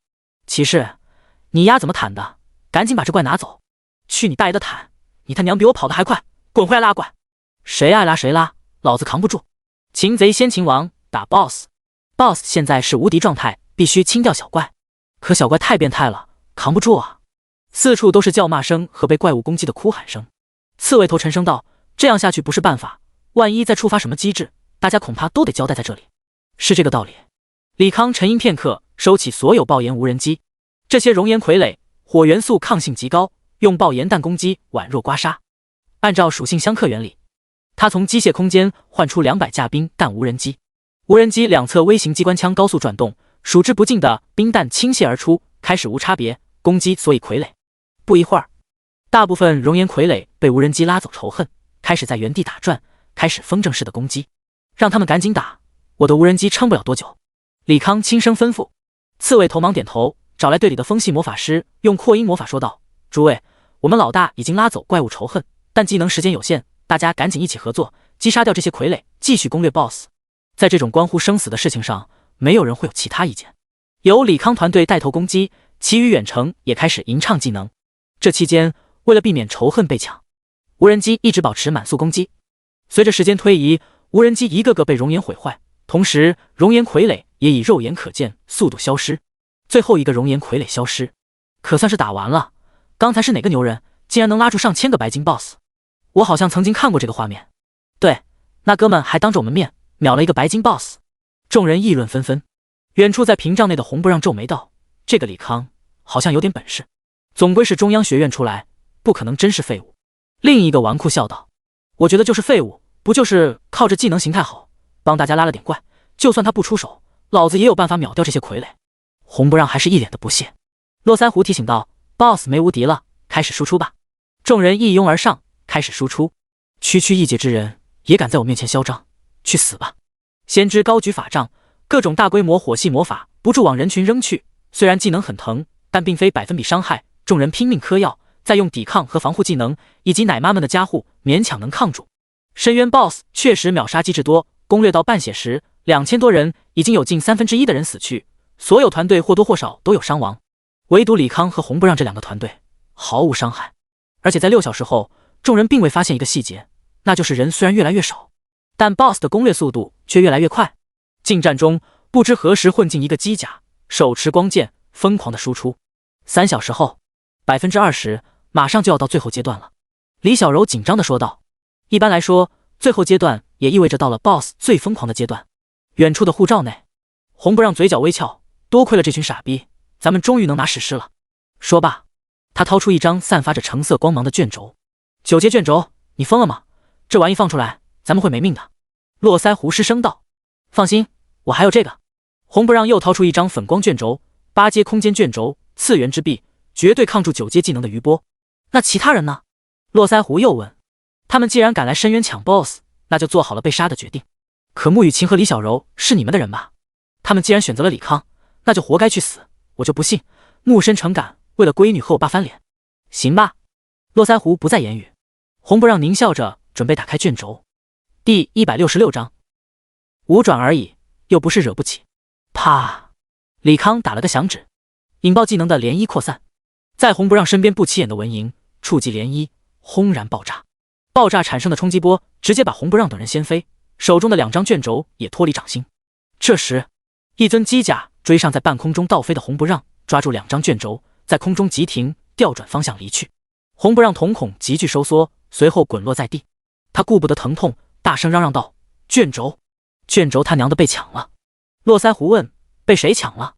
红不让举目四顾，刚好看到李康从机甲人手中，额头青筋怒突，该死的混账，竟然敢抢我的东西！李康抬头瞥了红不让眼，心念一动，2张卷轴收入储物空间。一趟深渊，白赚2张超高阶卷轴，就冲这点深渊没白来。杀了他！给我杀了他！红不让气得跳脚。络腮胡默然不语。李康身边那些都是其余打宝团的精英，还有李小柔和穆雨晴2个高手，与之发生冲突，肯定是不明智的。红不让见络腮胡不说话，咬牙道：“我给你们100亿，不1000亿。红手，他们那边都是高手，我们是个打不过。”络腮胡无奈道：“他是打宝人，不是敢死队。”红不让难得智商在线，你傻吗？只要杀了他，爆出那2张卷轴，咱们8阶防护罩一开，再释放卷轴内的9阶技能，场内的人和 BOSS 都得死，根本不用和他们死战。就算你们的不了手，我们手中还有足够的7阶卷轴防护，完全能撑到深渊结束，回城离开。有道理。络腮胡盯着李康，眼神灼灼。他是刺客，并且有增伤数倍的技能和史诗武器，全是施为之下，暗杀一个40多级的职业者不成问题。为了1000亿，倒是可以一试一试。真给1000亿？当然是真的。我堂堂10大公会会长儿子，难道会赖你的账？只要杀了李康，抢回卷轴，1000亿双手奉上。红不让恨声道：“行。”络腮胡看向其他手下：“我先动手，你们锁定李康，如果我没得手，给我断后，助我回来。”是。手下们纷纷的应对。络腮胡使用前行，慢慢往李康身边走去。很快来到李康身后，他缓缓拿出史诗匕首，想要使出割喉技能。只见匕首红芒一闪，锋利的匕首迅速划过李康脖颈，溅起阵阵劲光。下一秒，一个反浩克装甲从天而降，抓着络腮胡的脑袋按在地上一路拖行，最后掌心一击数流炮轰击络腮胡的脑袋。络腮胡顾不得疼痛，忙使用影盾逃窜。这时数十架无人机和电磁炮沿着影子逃遁方向一路轰击。络腮胡知道攻击，影盾中断，浑身是血的求救：“救我！”9个手下忙上前帮忙，可受到无人机密集子弹波及之后，便纷纷退却。最终纨绔中一个术士用技能把络腮胡拽回团队，无人机和电磁炮紧随而至，对众人进行无差别轰炸。红不让忙扔出一个7阶卷轴，意图挡住所有攻击。可就在屏障展开之前，咣当咣当，金属落地的撞击声不绝于耳。众人不约而同向声音来源看去，只见身形不一的机甲人双眼幽蓝地望着众人。攻击，赶紧攻击！红不让忙说道。一个骑士猛然上前，举刀要砍。反浩克抬手一击数流炮，把人轰飞数米，紧跟着肩部术发反弹跑，追踪而去，把骑士彻底湮灭在爆炸中。其余机甲同时抬手，开始无差别攻击。霎时间，一群人打得鸡飞狗跳，想要逃跑，却又被屏障罩着，短时间压根出不去。李小柔见状提醒道：“那个红不让毕竟是红楼工会会长儿子，你要是杀了他，以后会很麻烦。那个红会长很疼这个儿子。”看得出来，李康又掏出那张冒着晨光的卷轴，这玩意一张卷轴便可屠城灭族，绝对比一件史诗武器价值高。对方既然如此舍得，肯定是很在乎这个儿子。其他人呢？他们爹都是什么情况？李康又问。穆雨晴接茬道：“除了我爹，都是5转的副会长。你们工会副会长挺多。”李康哑然失笑。穆雨晴解释道：“大工会都这样，毕竟5转强者到哪都是主要战力。既然没一个6转，那就全杀了吧。”李康打了个响指，正在输出 BOSS 的马克50冲向屏障，拿着高频粒子剑疯狂挥砍。2分钟后，屏障破碎，马克50冲入其中，开始疯狂的屠戮。随着一个个击杀，装备和材料爆了一地。你疯了吗？五转强者你也不能惹，赶紧住手！李小柔惊声道：“我给过他们很多次机会了，他们不珍惜，那就得去死。”马克50举剑看向红不让，这时穆雨晴举剑挡在马克50面前，竟是稍稍碰触，穆雨晴便倒飞而去，重重地撞在结界之上。李康脸色微变，让马克50上前接触下落的穆雨晴。片刻后，马克50横抱着穆雨晴来到两人面前，李小柔忙施展治疗术。李康沉声呵斥：“你疯了吗？如果没有里面那件防护服，你早就死了。”穆雨晴笑容苦涩：“你越来越强了，我连你一招都接不住。你有病吧？想这种事干嘛？”李康继续呵斥：“我求求你了，别杀红不让行不行？”穆雨晴满眼哀求，他为红不让求情，当然不是为了红不让，而是不想李康平白树立强敌。李康看了眼远处已经吓尿的红不让：“不杀就不杀吧，但你让以后别再惹我。”说罢，他直接穿上马克50，飞到尸体旁，开始捡取装备。红不让雇佣的打宝队不算废物，激烈顽抗之下，39个人只让他杀了大概16、17人，有打宝队的，也有那些工会的纨绔。捡完装备，他来到红不让面前：“别杀我，我错了，我给你磕头。”红不让磕头如捣蒜。李康一脚把红不让踹倒在地，打开面甲，指了指自己：“以后看到我滚远点，不然下次还杀你，懂？”“懂。”“既然懂，把储物空间东西拿出来，如果我觉得你藏了一件东西，我都把你爆了。”说罢，他看向其余幸存者：“你们也一样，往外拿东西。”第167章2件史诗装备。李康把众人交出来的东西尽数收进储物空间。这些纨绔平时不怎么打团和去野外活动，除了死后爆掉的传奇装备，再没什么值钱的材料和装备。唯一值得欣慰便是获取了各种7阶防御卷轴，大概有100张左右。这玩意，当初他和那个5转的棒子娘们打架，对方就是凭借诸多7阶卷轴挡住了高达的攻势。所以说，这些卷轴关键时刻真能保命。记住，以后见到我滚远点，下次绝对弄死你。李康拍了拍红不让脸，直接飞回团队，分离钢铁战甲，继续攻击。扑通扑通，红不让等幸存者一个个瘫坐在地。该死的，我早说别惹他了，你非不听，老子差点死了。一个纨绔埋怨道，身子依然不停抖动。红不让双眼呆滞，显然被吓傻了。络腮胡等人毕竟是经历过生死，稍强一些。老大，就剩咱4个了。一个雷法语气哽咽：“认栽吧，不是咱们能惹的。”络腮胡满脸苦涩：“杀人者，人恒杀之。这个世界规则如此，人口爆炸，除了在城内，只要置身野外，就要有被无缘无故杀掉的准备，更何况是他们首先挑起事端。”但是他也不认为李康就赢了。还是那句话，杀人者，人恒杀之。李康杀了那么多红楼高层的儿子，出去之后肯定十死无生。轰 ！BOSS 一个冲击波，掀飞众人。络腮胡沉声道：“各位少爷，现在咱们人手不够，你们也没有防护卷轴，不想死就听我指挥，麻溜走机制。”李康那边，无人机迅速清理地上的火焰莲花，待莲花消失，又出现一波熔岩怪物，全被马克50拉走，以极快的速度清理。就这样无惊无险 ，BOSS 终于到血线。他看向队里其他人：“你们退吧，反正你们也不想吃经验，就别在这儿浪费我们经验了。”一众打宝人纷纷退出。李康心念一动，刹那间，结界内漆黑一片。众人抬头一看，无数飞行器挡住了天空，但很快，随着轴承转动的机械音，各色光弹倾泻而下。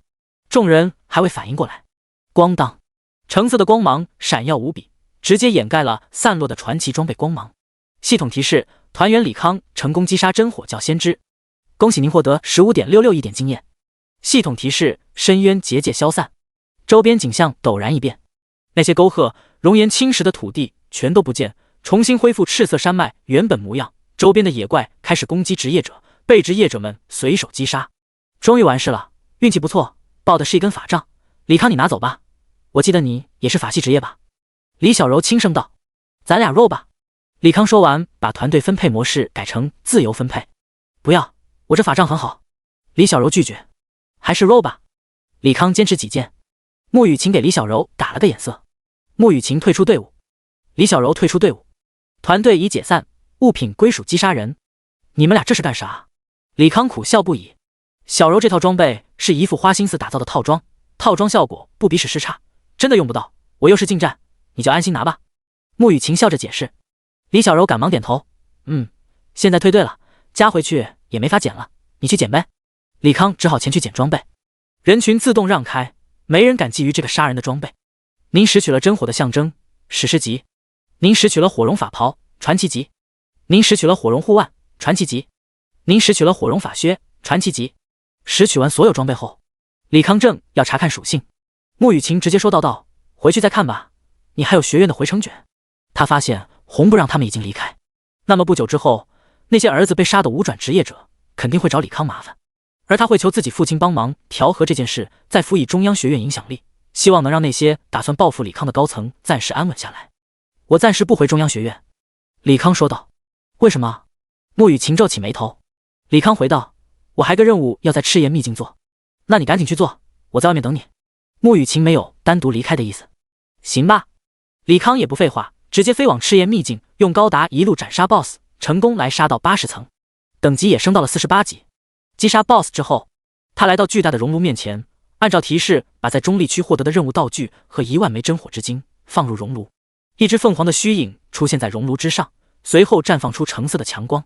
随着强光变弱，半空出现一个凤凰造型的吊坠，发出淡淡的橙光。恭喜你完成住神器任务，获得任务奖励史诗装备涅槃。第168章属性逆天，麻烦来临。离开秘境，李康迫不及待地拿出装备查看属性。真火的象征史诗级，类型法杖，精神加230，体力加80，力量加80，敏捷加80，精神属性提升 20%， 攻击提升 25%， 附带特效1，您的攻击有几率触发熔岩建设效果，熔岩固定伤害为 1%， 附带特效2，佩戴装备获得真火的护佑，受到火系攻击减免 75% 伤害，使用火系攻击增加 100% 伤害，穿戴等级50。涅槃史诗级，类型项链，精神加220，体力加70，力量加70，敏捷加70，精神属性提升 20%， 攻击提升 25%， 附带特效涅槃重生，玩家死亡之后原地复活，并获得10秒无敌，30分钟内属性翻倍的效果，冷却时间7天。看完之后，他不得不感叹史诗级武器的强大。第一件虽然与他职业匹配度欠佳，但也足以让他战力翻一番。假如在中立区有真火的象征在手，绝对可以压制那5个无转职业者。不过这史诗法杖虽然好，却比不过这涅槃。原地复活，无敌10秒，属性翻倍，这玩意戴上去等于不死2字。就算他遇到打不过的6转强者，那也可以凭借这个技能逃跑。10秒无敌，足够他用随机卷轴离开。假若空间被封闭，那凭借属性翻倍和超合附在2个状态，足以与6转抗衡，甚至单杀。不枉他为了这玩意折腾了近1个月，值了。看完这2样装备，他又拿出 BOSS 包的套装。火绒法袍传奇级，类型上衣，精神加135，体力加50，力量加50，敏捷加50，精神属性提升 10%， 攻击提升 15%， 附带技能抗拒之火，冷却时间15分钟，技能强度与精神属性成正比，穿戴等级50。火绒护腕传奇级，类型手部护具，精神加135，体力加50，力量加50，敏捷加50，精神属性提升 10%， 攻击提升 15%， 附带技能火雨流星，冷却时间5分钟，技能强度与精神属性成正比，穿戴等级50。火绒腰带传奇级，类型腰带，精神加135，体力加50，力量加50，敏捷加50，精神属性提升 10%， 攻击提升 15%， 附带技能烈焰护盾，冷却时间5分钟，持续时间2分钟，技能强度与精神属性成正比，穿戴等级50。火绒法裤传奇级，类型上衣，精神加135，体力加50，力量加50，敏捷加50，精神属性提升 10%， 攻击提升 15%， 附带技能烈焰冲击，冷却时间9分钟，技能强度与精神属性成正比，穿戴等级50。火绒法靴传奇级，类型靴子，精神加135，体力加50，力量加50，敏捷加50，精神属性提升 10%， 攻击提升 15%， 附带技能火焰传送，冷却时间30分钟，技能距离与精神属性成正比，穿戴等级50。火绒5件套装属性，精神加180，体力加180，附加特效地狱熔岩，使一定范围内地面变为熔岩，让敌人受到持续100%伤害。套装穿戴者免疫熔岩伤害，冷却时间24小时，未激活。火绒套装说白了就是复刻了那个真火教 BOSS 的部分技能，而它本身就是法系职业，主堆高精神，又有配套法杖加成。等50级穿上这套装备，活脱脱一个高阶火系法师，而且伤害绝对不比那些有各种被动叠加的火法低多少。当然，这些对他来说都是天头。既然火系法杖有100%的伤害加成，那他打算开发一些火系魔能装备，配合这根法杖使用。同时间，红不让赶回了洪都公会总部，坐落在京城西北角的一个巨大建筑群。刚好，红楼高层正在开会，红不让直接闯入，哭喊道：“爸，你得给我出头啊！我们快让人在深渊欺负死了！”会长洪霸天看着贸然闯入的儿子，沉声斥责：“没看到我正和你各位叔叔开会吗？赶紧出去！我可以出去，但我得让各位叔叔知道，他们儿子在深渊被人杀了。”此话一出，会议室站起来20多号人，皆是武转高手，纷纷向洪不让询问自己儿子近况，声音嘈杂，洪不让也不知道回答谁，只能把幸存的人全部叫了进来。没有在现场的，便是被杀了。混账，谁杀了我儿？我要让他碎尸万段！该死的，你没报红楼公会的名头吗？为什么那群人还敢杀人？12个人暴怒无比。穆深成脸色阴沉，沉声道：“洪不让，我女儿呢？也被杀了吗？”其他人被杀正常，因为确实是一群废物。可他女儿和外甥女都是正儿八经的中央学院高材生，战力非凡，并且还有李康这个妖孽护航，不可能出岔子。穆叔叔，您女儿肯定没事，因为她和杀人的凶手是一伙的。洪不让冷笑不已。穆深成神色一滞，立马想到一种可能性：李康与这些纨绔发生了冲突，并且愤而杀人。儿女被杀的职业者们立马看向穆深成：“老穆，你是不是要给我们一个交代？那个李康只是和我女儿只是同班同学而已，绝不是一伙的。各位想要报仇请便，我和我女儿绝不干涉。”穆深成立马撇清干系。这次李康闯的祸太大了，一次得罪12位武转强者，他没能力保对方。很好，那我就把那个李康全家和朋友尽数杀了，告慰我儿在天之灵。我也去，我要让生不如死。12个干层尽数出动。洪霸天默然不语，只是觉得李康这个名字有点熟悉，但一时忘了在哪听过。第169章，全城追杀。秘境入口处，穆雨晴通讯水晶震动，打开之后，穆深成的投影出现。闺女，你是不是和李存熙在一起？对，他刚从秘境里出来。这小子闯了这么大祸，还有心思打秘境，真不知道说他心大还是愚蠢。闺女，你现在立马带他回中央学院躲着，这是他唯一活命的办法。有人了来，我先挂了。通讯中断，穆雨晴看向李康。李康笑道：“那就回去呗。”虽然他不怕红楼的人找麻烦，但眼下还有更重要的事情，那就是升到50级，把打到的装备换上。3人掏出中央学院传送卷轴，白光闪烁之后，人已经消失在原地。10分钟后，秘境结界被一剑劈开，12个武转职业者缓缓落地。强大的气场震慑的周边人大气不敢喘一下。其中一名术士使用类似探知的魔法，顷刻间方圆5公里范围内的怪物和人物信息尽数出现在他面板。不在这里，难道是收到消息跑了？哼，现在咱们发布了100亿悬赏令，可以说整个龙国都是我们红楼的眼线，他能跑到哪里？那就让他逃跑吧，逃得越久，越能体会到我儿临死前那种痛苦。说话间，一个肌肉男通讯水晶响起，接通之后出现一个青年投影。大人，中央学院传来线报，在试炼塔见过李康。知道了。肌肉男挂断电话，看向众人，都听到了吧？人在中央学院，是直接上门要人，还是等他出来了？别人怕中央学院，可咱们红楼可不怕，直接上门要人，我就不信姓龙的会为了一个3转职业者与咱们红楼闹掰。我调查过他的底细，此人乃是中央学院这届最优秀的学生，咱们贸然上门，恐怕会碰一鼻子灰。难不成那个李康一辈子躲在中央学院，咱们就等一辈子，不给儿女报仇了？不管了，上门要人，如果不给，那就别怪咱们红楼兄弟给中央学院的学生上眼药了。对，上门要人。半小时后，中央学院待客室，4位副校长、2位学生会副会长尽数出面迎客。12个红楼的副会长你一言我一语痛斥着李康的杀人行为。中央学院的高层神色各异，有的面含愠色，有的神色古怪，有的一脸愁容。诸位，还请把李康交出来，千万别为了一个学生伤了我们2家和气。红楼的人沉声道。中央学院的高层相互对视一眼，最终今年负责校务的龙飞开口道：“几位，深渊属于野外副本，杀与被杀都不受龙国法律保护，你们找来我们学院寻仇，未免太不讲道理了。看来中央学院是不想交人了。如果你们说2句话，我们就把自己学生交出来，那以后谁还敢考中央学院？既然李康没做错，我们不仅不交，还要护着他。诸位想要动李康，考虑一下，能不能承受中央学院的怒火？”哼，很好，那咱们走着瞧，看看你们护不护得住李康。红楼等人气愤地离去。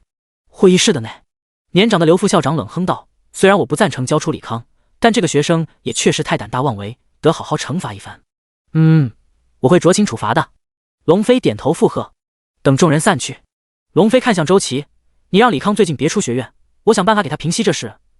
这小子虽然是个天才，但也确实是个惹事精。”周琦笑道：“他能从中立区跑出来，已经是不幸中万幸。听说那里出现了大爆炸，死了不少人。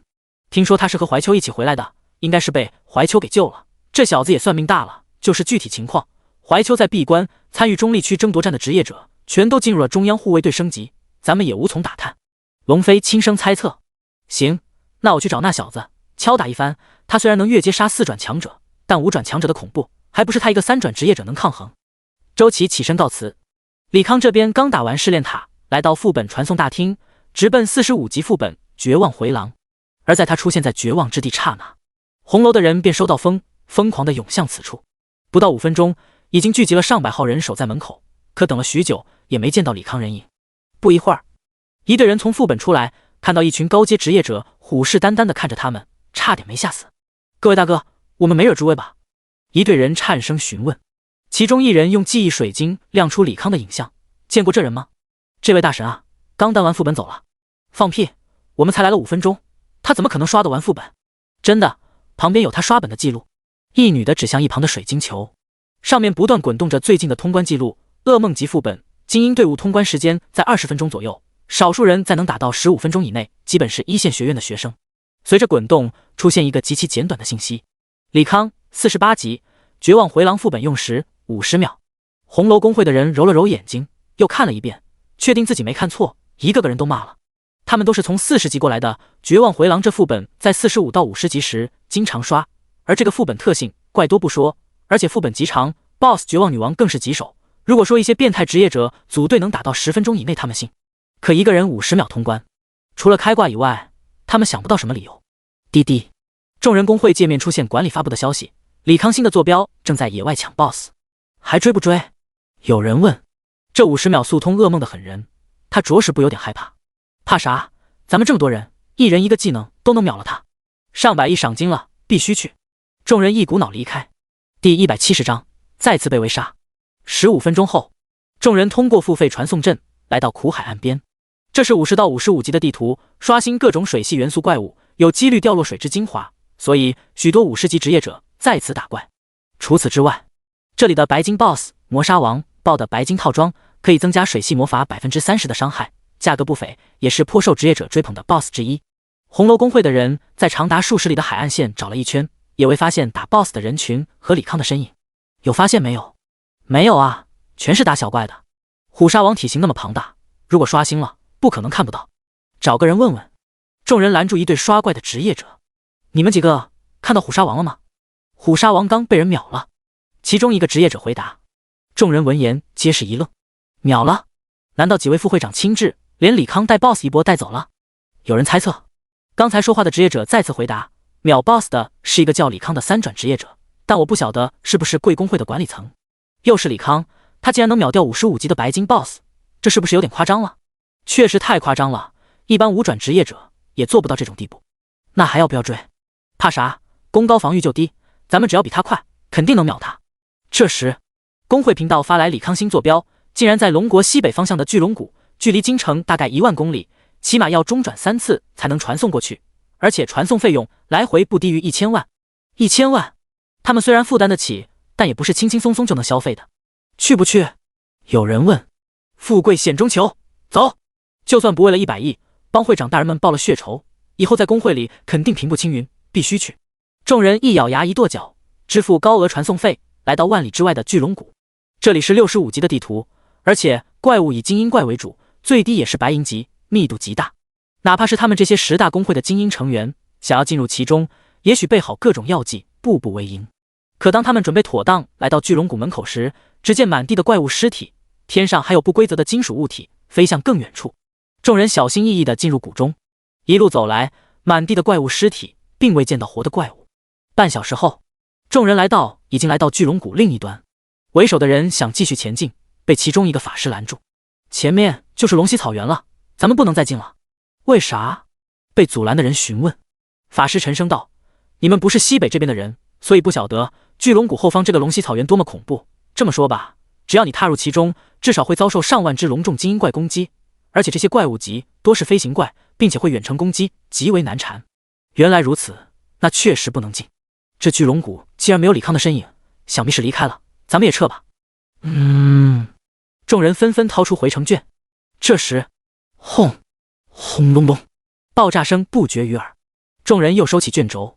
那龙息草原有动静，会不会是李康？要不去看看？咱们就在谷口看一眼，万一是李康在打怪，咱们就趁他被怪物围攻，偷袭击杀，一劳永逸。好主意，走！众人不由得加快脚步，出了山谷，眼前空间豁然开朗。只见一望无际的绿色平原上，站着一个穿着法师长袍的青年，周身环绕着一层散发着蓝光的多面体。在其身边，有一个巨大的椭圆金属装置，连接着一个个高约4米的塔状物。只要有怪物刷新，塔状物射出白色的光线，刹那间65级的白银怪化为灰烬。轰！又一声巨响，众人闻声望去，只见不远处数个机甲不知从哪引来一群怪物，随后空中密集的光点如雨落地，刚刷新的怪物尽数被消灭。我擦！瞬间秒了一群怪，这他娘的还是人吗？太恐怖了！他竟然把龙息草原的怪物全部杀光了。要不咱们跑吧，肯定打不过他。一半人亲眼看到李康恐怖的杀伤力，战意全消，但还有少数人不死心地盯着李康。李康似有所感，看向谷口乌泱泱的一群人，打了个响指。马克50以破空之势转瞬落地，幽蓝的眼睛望着众人。李康通过共享视野看清了这些人胸前佩戴的徽章，一个古朴的楼宇。他没记错的话，这是红楼公会的标志。你们是来杀我的？马克50响起他的声音。冰冷的机甲给着众人莫大的压力，众人不停吞咽唾沫，无意答话。不敢打就滚蛋，顺便带话给你们主子，再招惹我，我不介意把没杀掉的那一半狗崽子送到地狱。哼，黄头小儿，好大的口气！随着话音，一道闪电落地，逐渐幻化成一个身穿青色法袍的老者。刘青木87级雷系法神。兔崽子，你杀我儿子，我今天就让你偿命！刘青木说完，挥手之间，一道道雷龙从天而降，直奔李康。蜂鸟张开电磁盾，把雷龙尽数挡在外面。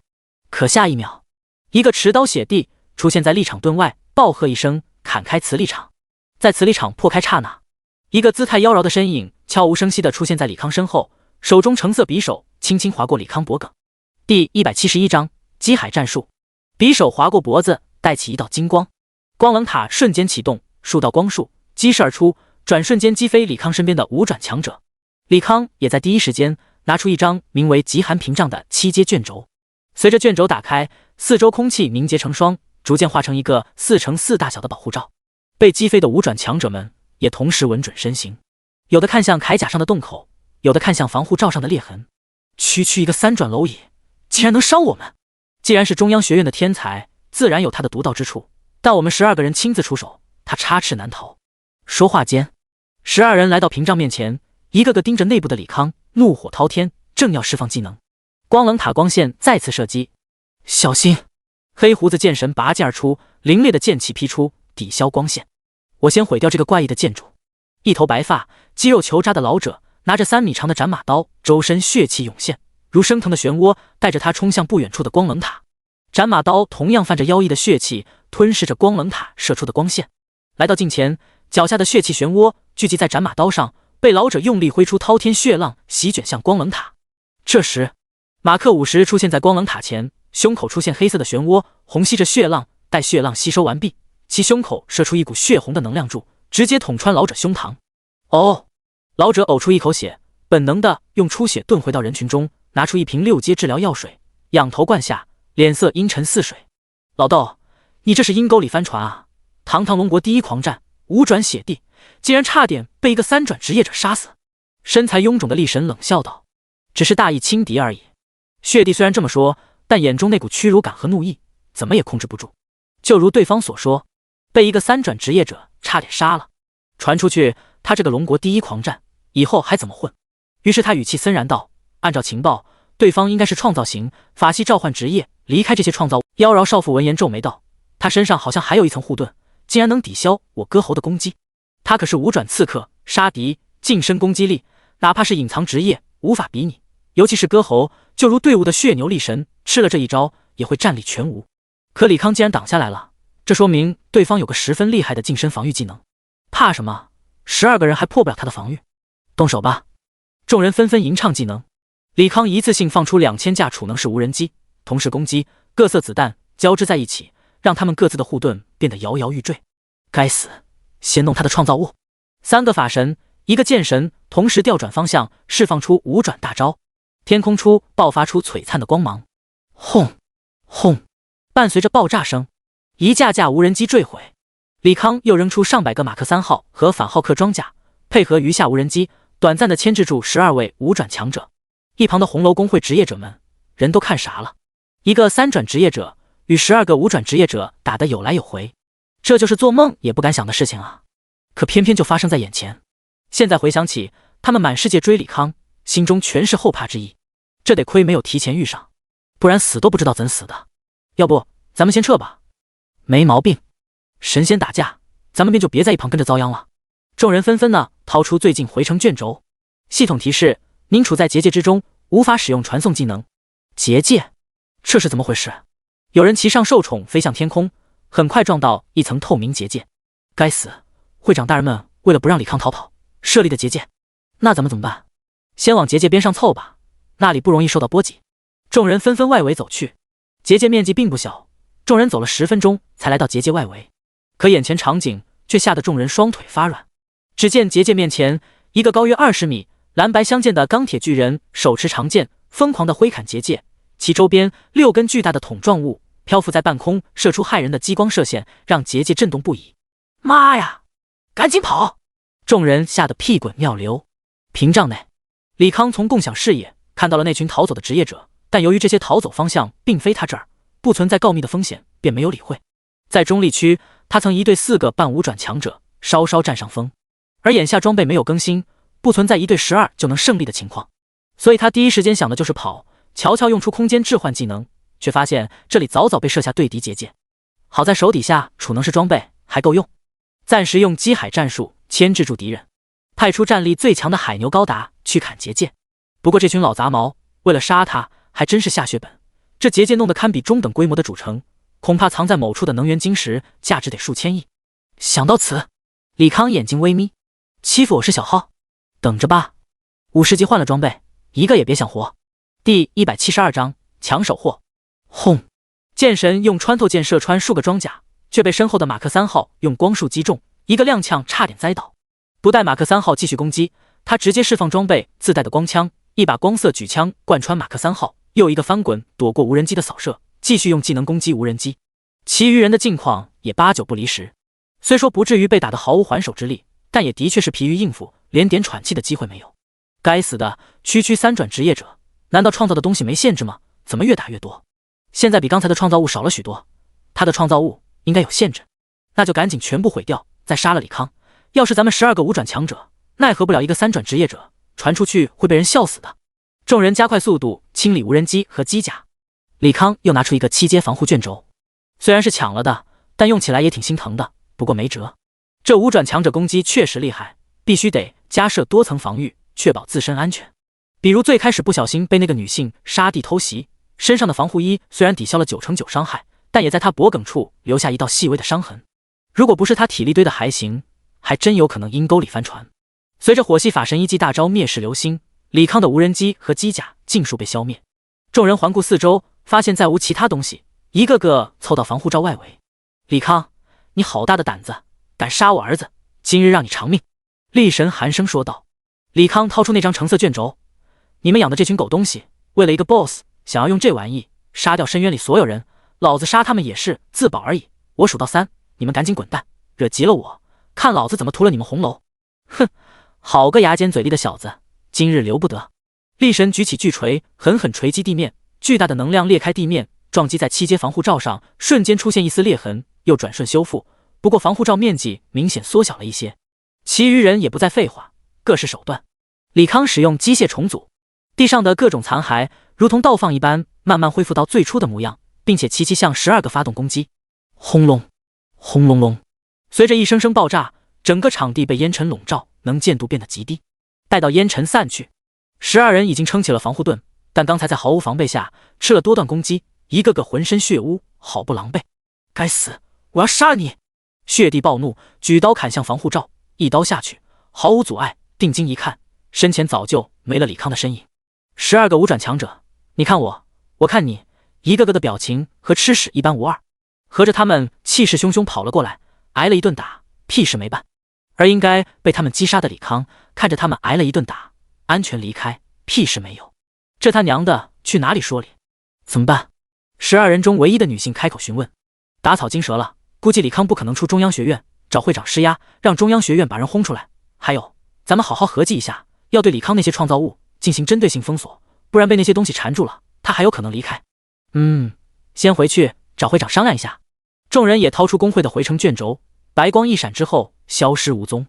中央学院，李康一路骂骂咧咧，还差一级就50了，遇到这档子事，恶心死他了。这是绝对没完。思索间，他来到龙飞办公室，轻叩房门。进来。龙飞的声音响起。李康打开门，走了进去。龙校长，您找我。正在写文件的龙飞放下笔，皱眉道：我让你立即返校，你当耳旁风是吧？我刚报了件50级的史诗装备，想要快些练到50级穿上。您也是战斗职业，应该能了解我那迫切的心情吧？李康笑着解释。龙飞脸色稍缓，叹声道：你最近惹的这个篓子，着实让中央学院的管理层头疼不已。就听我一句话，最近别出门了，等过段时间那些苦楚气消了，我以中央学院名义给红楼一些资源，这事就过去了。这个世界，人们等级越高，生命越漫长，除了少数职业者外，多数人都是儿女成群。这些五转强者未必是心疼儿子被杀，而是恼怒自己被落了面子。我又没做错，野外 PK， 生死各有天命，他们以大欺小，我没找他们麻烦就算不错了，还有脸问咱们要补偿？李康一脸愤恨。你找他们麻烦？龙飞闻言哑然失笑，语气柔和道：以你的职业强度来看，或许你在4转之后有可能与1-2个5转强者对抗，但现在还不行，老老实实在学校里待着吧，留得青山在，不怕没柴烧。行吧，没其他事，我就离开了。李康其实欲要李康。等等，龙飞叫住了李康。还有事？李康笑问。50级就能进工会了，你考虑好进哪个工会了吗？没有。李康摇了摇头。工会相当于地球的公司，但比那些大公司重要性强上许多。毫不客气地说，各个国家其实就是由工会来分工合作，维持运转。无论是战斗职业还是生活职业，少不了进入工会获取资源，支撑自己冲击更高的等级。他其实也想过工会的问题，到底是进个大工会，服从上面安排，获取自己应得的资源，还是自己创立个工会，一个人自由自在。但毕竟还未到50级，他也没那么深的考虑这件事。那这个给你参考一下。龙飞拿出一沓资料，上面是去年评估的100大工会，但以李康的水平，10大工会应该是闭眼挑。甚至除了红楼以外9家，为了争李康，或许会吵起来。而他的龙家也在10大工会的行列。不过他并不打算近水楼台先得月，说些劝告的话，而是把选择权交给李康自己。第173章死局。天底下没有密不透风的墙，更何况整个红楼工会大张旗鼓的悬赏李康。眼下京城人都晓得有个中央学院的学生已经被红楼通缉。对此，中央学院的学生分为2派，一派认为李康咎由自取，惹是生非，中央学院不会保李康，最终把人交出去；一派认为中央学院不会寒了学生们的心，一定会力保李康。但无论哪一派，都不认为李康在没有中央学院庇护下，在红楼这种庞然大物通缉下存活下来。李康漫步在校园中，学生的目光全都聚焦在他身上，3、5成群的窃窃私语。看到没有，那个就是1年级的李康。1年级，他等级都快50了，总不可能是这2月连升20多级吧？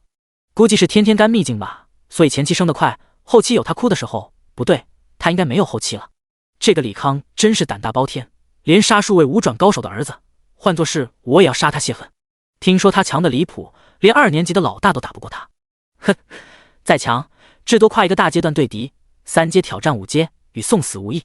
所以说，职业强至多在同阶或者高一阶耀武扬威，只有靠着大机遇、大毅力、大胆魄，成为5转强者，才能笑到最后。别说了，他过来了。众人纷纷止住话头。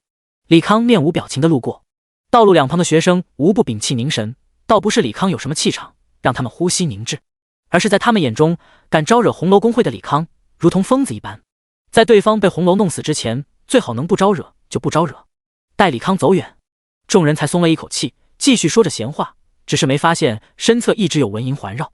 李康微微叹息，本想是从学生们口中了解一些红楼的消息，好知己知彼，没想到听了不少他的闲话。对于这些闲话，他倒不怎么上心。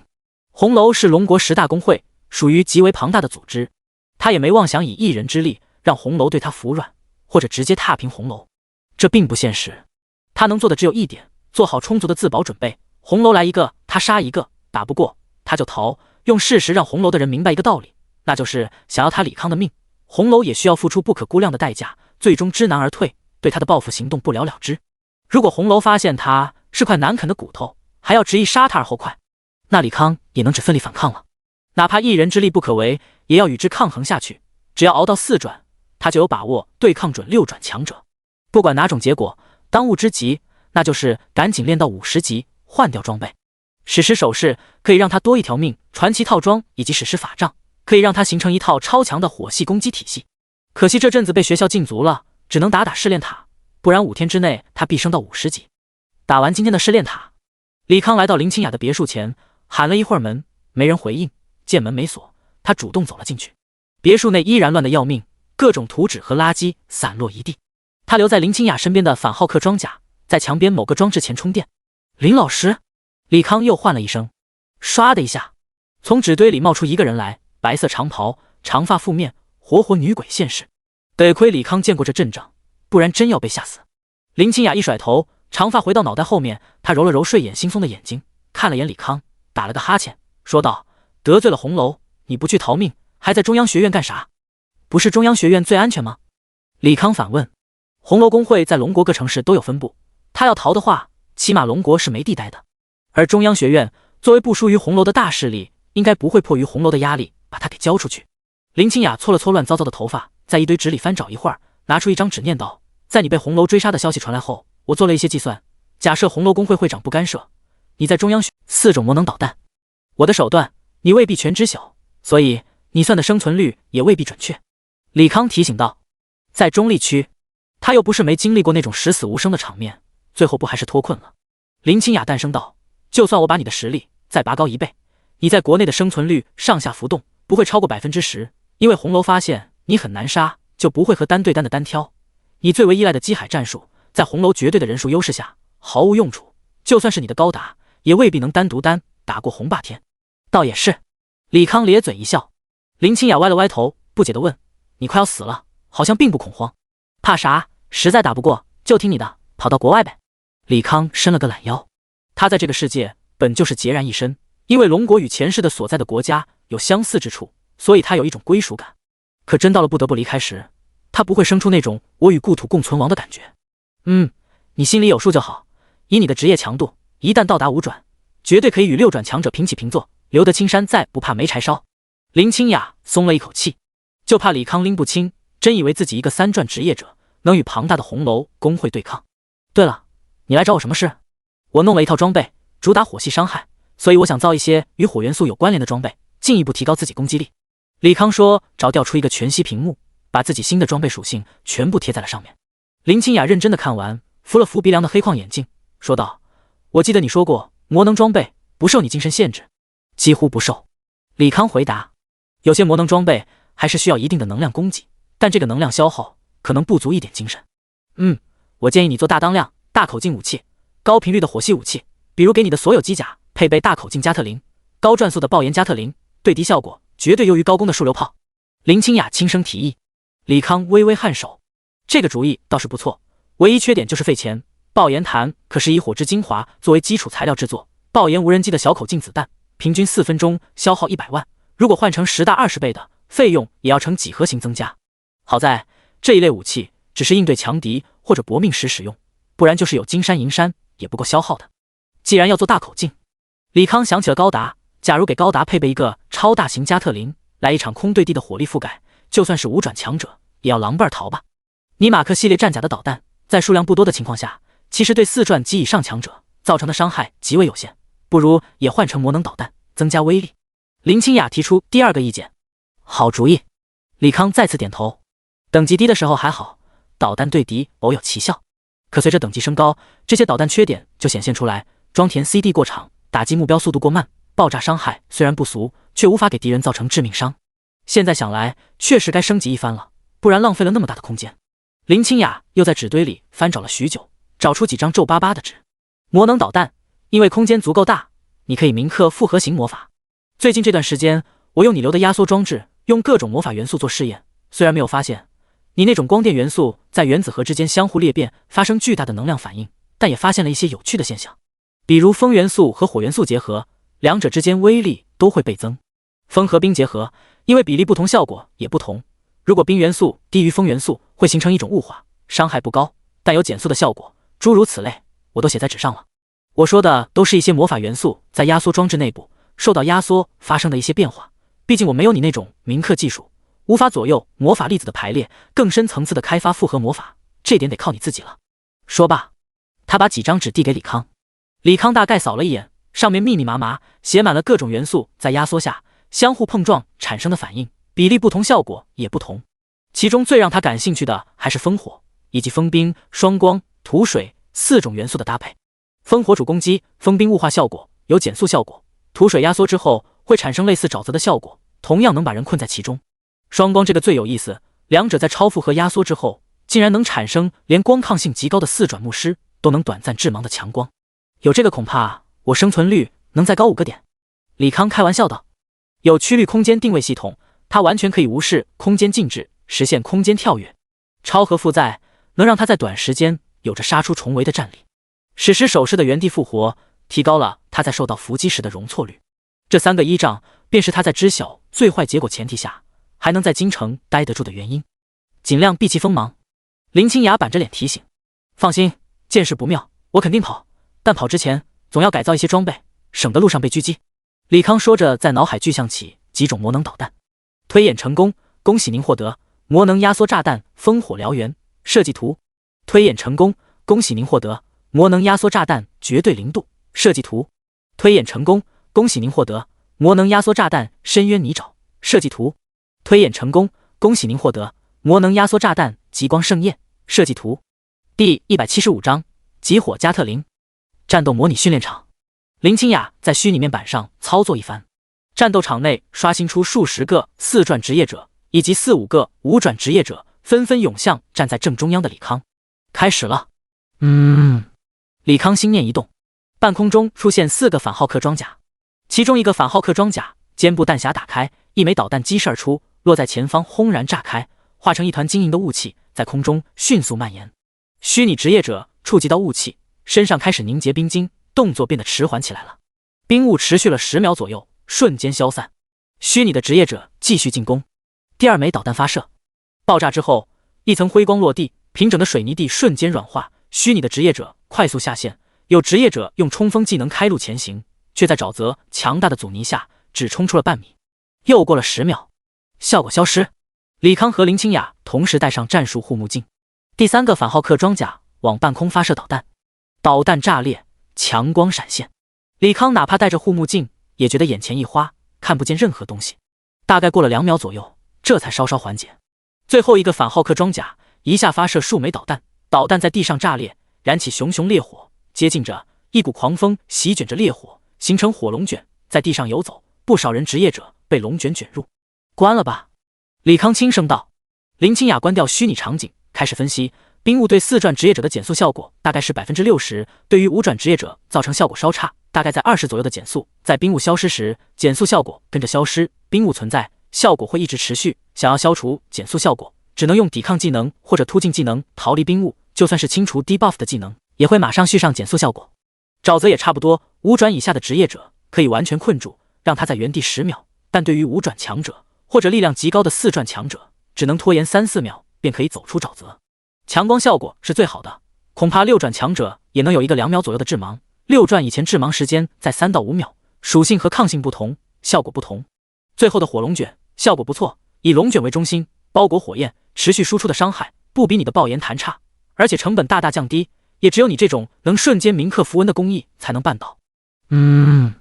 李康应了一声，4种魔能弹效果不错，主要是掺杂了近半冷门元素材料，造价比之原来的单纯用热门材料便宜了许多，大概一枚价格在10万左右。范围广，控制效果长，伤害时间长。唯一瑕疵就是对5转和6转强者控制效果不明显。对此，既然低当量的魔能导弹对高等级控制效果欠佳，那就增加当量。海牛高达的火箭发射器高足足有30米，口径更是高达3米，以这个为规格，制作大号魔能弹总能控住高等级的孙子了吧？李康在脑海中具象一个巨大的机关枪。推演成功，恭喜您获得海牛高达配件极火加特林设计图。极火加特林全部机体需要5吨钢筋及以上硬度金属，500公斤色银，50公斤特级铭刻之石，50升特级魔法催化剂。极火加特林依托于海牛高达动能，无需额外精神。李康调出图纸，5吨的重型机枪口径自然小不了，一根管子口径足有200 mm， 这已经是火箭炮的规格，枪管更是高达100根，每秒射速最高可达1万发。什么概念？威力的话，他暂时想不到，可他能想象这玩意1分钟能花掉他多少钱。爆炎无人机的机关枪口径是 7.63 mm， 口径子弹20万发消耗1公斤火之精华，极火加特林口径是它的27倍，也就是说7500发就会消耗1公斤火之精华，每秒1万发，那就是1秒钟至少花它130万，1分钟7300万，恐怖的数字。当然贵是贵了一点，但有了新装备加持，这个加特林说不准能击退6转职业者。您消耗5吨钢筋，500公斤色银，50公斤特级铭刻之石，50升特级魔法催化剂，获得极火加特林。巨大的加特林占据了大半个虚拟竞技场，他已经可以想象海牛高达手持这个杀器横扫战场的场面。李康又打开机械空间，查看材料余额。上次去中立区，在材料型搜刮了巨量的魔法材料，如今各种元素结晶数量都在5吨以上，火之结晶最近消耗多了点，但也有 4.7 吨。其余金属材料，除了高阶的龙晶、奥数水晶等材料，皆是在20吨左右。只论材料价值，他确实身家颇丰，但这些对于他来说属于必需品和消耗品，无法变现。倒是在中立区以及深渊打的装备和材料，粗略估计卖个上百亿不成问题。看来得偷溜出去一趟，把这些装备和材料变现，再补给一些高阶精神药水和卷轴。学校会议室，一身金色铠甲的红霸天扫过4位中央学院的院长，淡声道：“诸位别和我说什么野外 PK， 生死个安天命，我现在就问你们一句话，我红霸天的面子值不值得让你们把那个叫李康的学生交出来？”龙飞沉声道：“洪会长，我们不会拦着你杀李康，但也不会主动交出李康，让别人看中央学院的笑话，那就是没得谈了。好，那以后红楼与中央学院再不是合作伙伴。”洪霸天拍桌起，另一个副院长赶忙安抚：“老洪，莫要生气，虽然没法主动交出来，但我们可以把他支走，让你们动手狙杀他，但成功与否，看你们红楼的本事了。”洪霸天嗤笑一声：“放心，本座亲自出马，杀他如碾死一只蚂蚁。”第176章古怪结界。我同意这个办法，也同意。其余2位副会长纷纷的表态。龙飞阴沉着脸。洪霸天眯眼问道：“龙校长意下如何？”龙飞冷笑道：“洪会长，如果这次把李康支走，你杀不掉他，总不能让我们天天把李康强行派出去做任务给你杀吧？这要是传出去，中央学院会成为笑柄。放心，如果我真杀不掉他，那是我红楼无能，以后你中央学院无论如何袒护李康，我都没意见，也绝不会再找上门。”洪霸天沉声保证。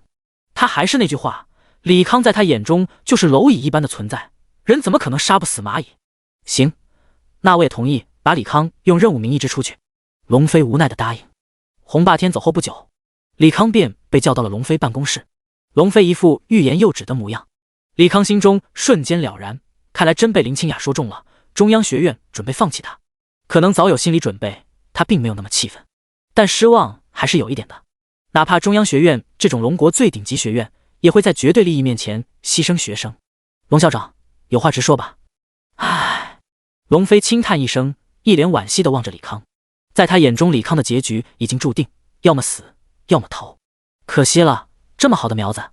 那我就不废话了。洪霸天找来学校施压，想要让学校把你赶出来，然后趁机击杀你。我虽然力保你，可这学校并非我一人说了算，最终大家决定用执行学校任务的理由把你支出去。说罢，他看着李康，想看对方有什么反应，却发现对方神色如常，想象中的惊惶无措完全没有。你好像不害怕？天要下雨，娘要嫁人，有什么好怕？李康嗤笑道。出现地方毫无征兆，他可能出现在任何地方，规模也不一样，强度也不一样，但无一例外都会给笼罩在其中的人带来不可估量的伤亡。龙飞摇了摇头，不像是深渊，因为这次面积太广了，整个西部的4省都被笼罩在其中，历史上可没有如此大的深渊。5个省，李康怔住了。西部本就地域辽阔，5个省的面积比前一世的龙国都要大上数倍，这么广阔的面积，确实不可能是深渊。至于是什么，他也懒得问，因为这个任务明显是敢死队性质，大几率有去无回。那啥，我觉得这个任务不太适合我，先看看奖励再说。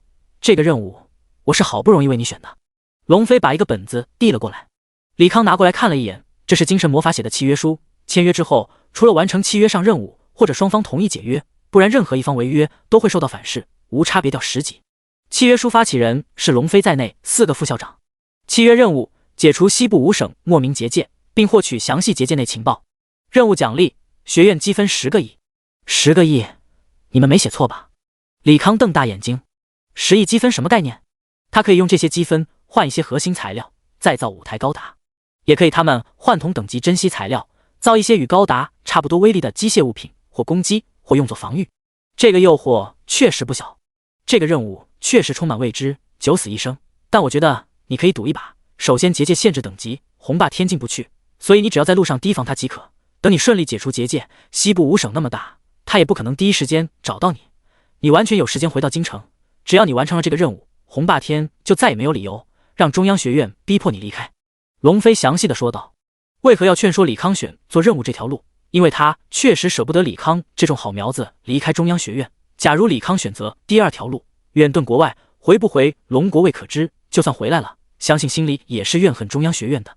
李康面露沉吟之色，他肯定是不想背井离乡，但也不贸然去一个未知的险境，可积分奖励又太过诱人。大概犹豫了4-5分钟，李康抬起头，我去也行，但你得和院里打好招呼，给我1周时间，保证我安全升到50级。可以。龙飞点头。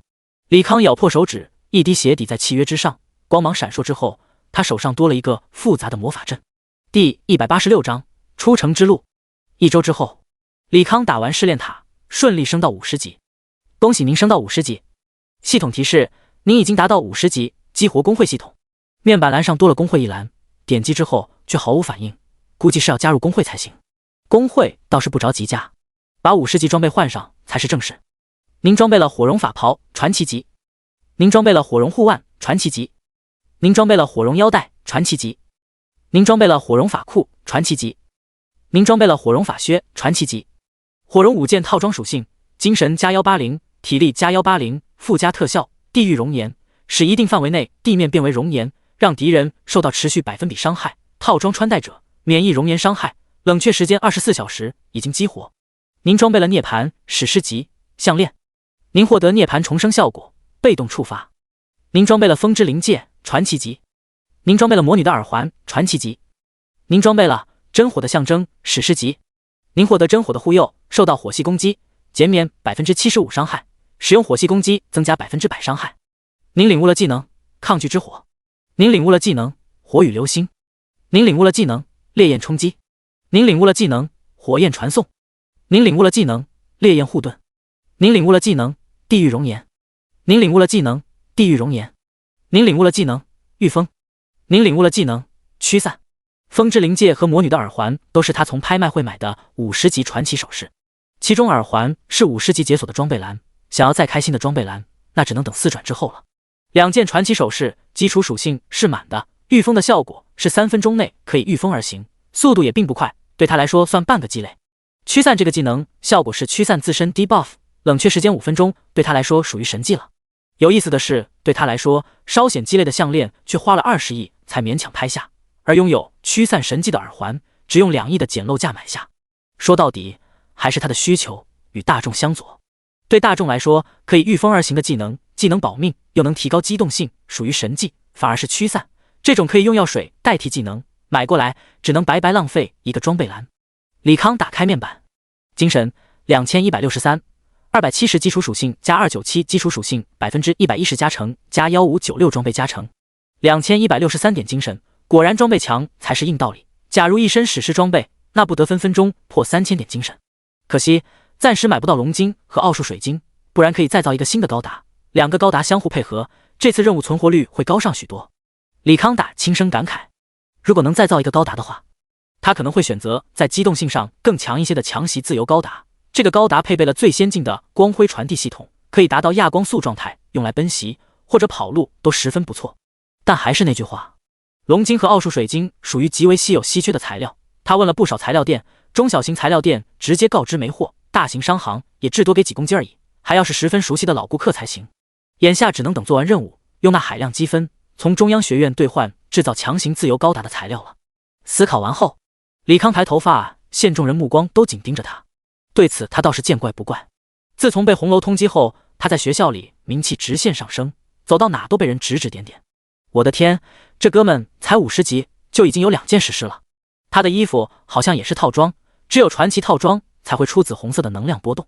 路过的人讨论声被李康听见，他这才注意到自己身上除了如熔岩缓缓流淌的法杖散发出橙色的光芒，身上的衣服也不再是以前那种粉色的轻微荧光，而是像个大号紫红色的灯泡，闪得晃眼。李康打开面板，隐藏了所有装备，以普通的便服示人，身上的光芒也随之消失。既然50级了，也该出发了。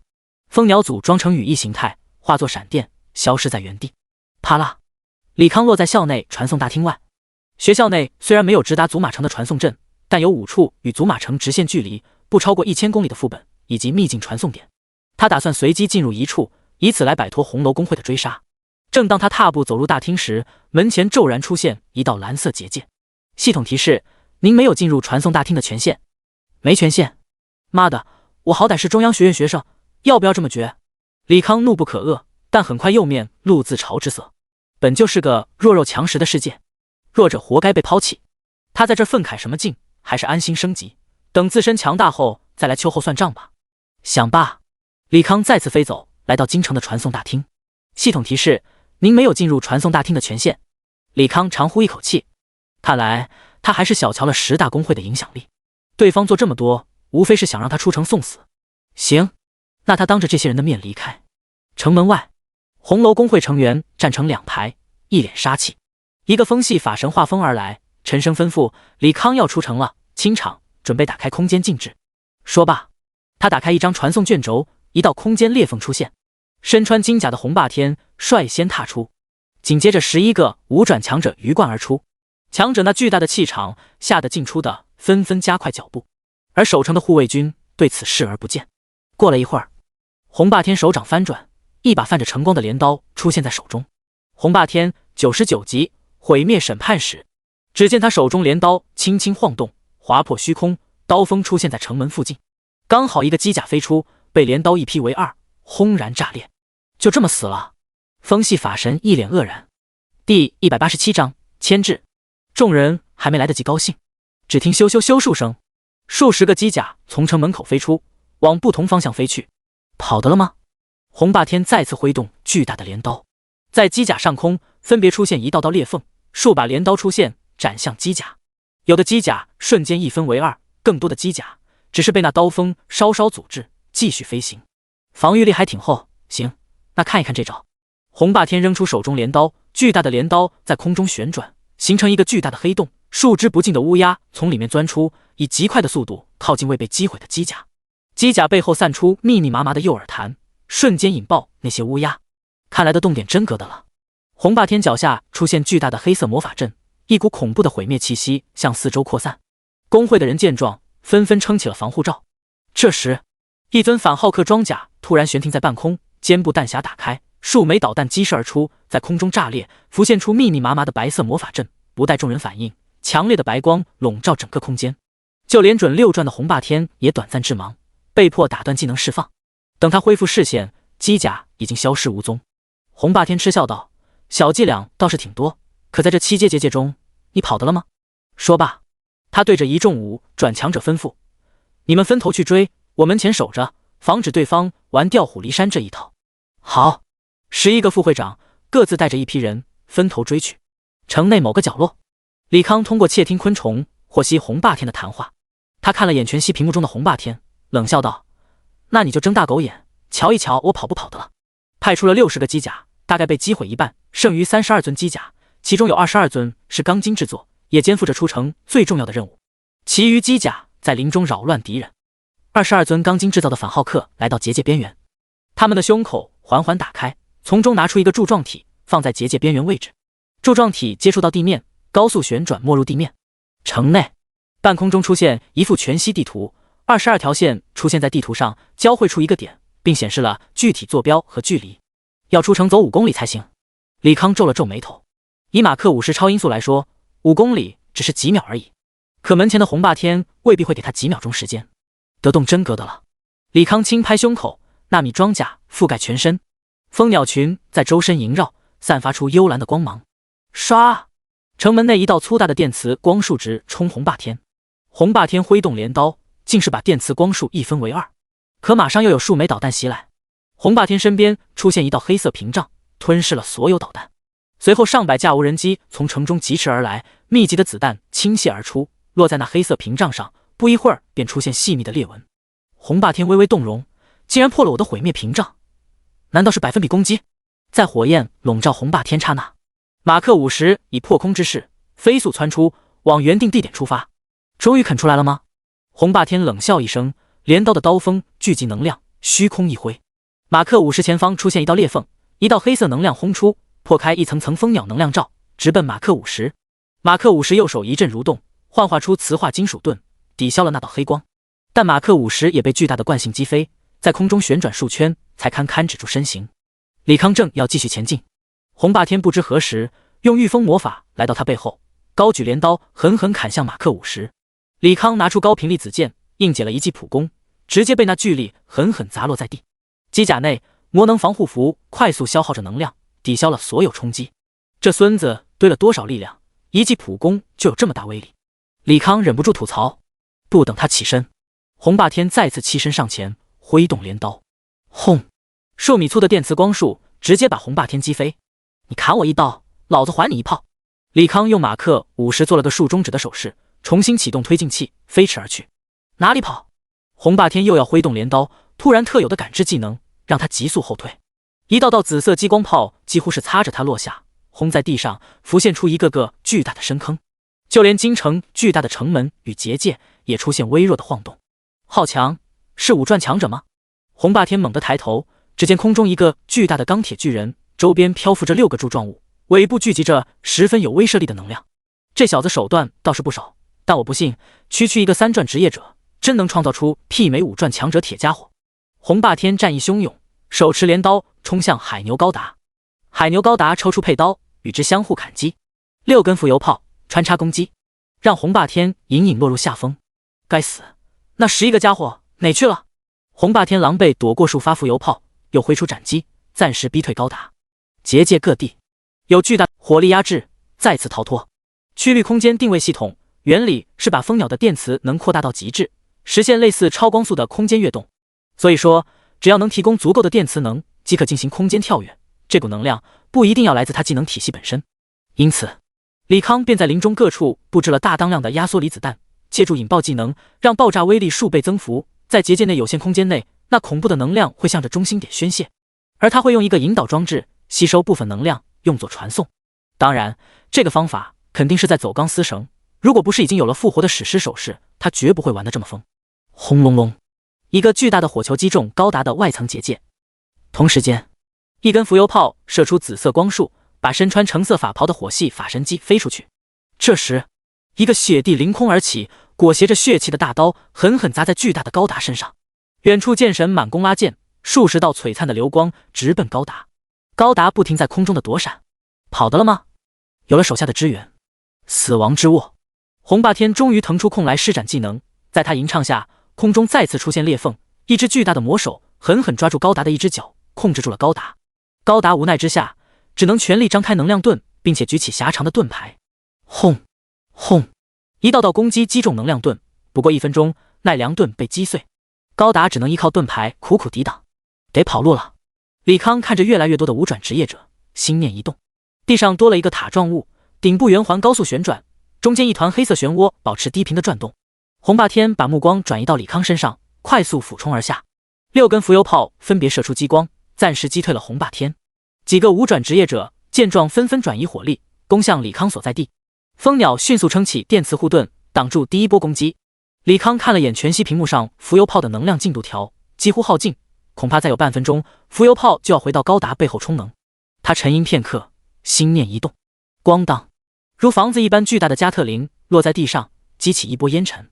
高达奋力挥动粒子剑，把雪地击飞出去，引擎火力全开，向地面俯冲。浮游炮连续轰击远程法师，干扰敌方施法。咣当，高达落地，双手拿起那宛若房子一般的集火加特林，对准空中。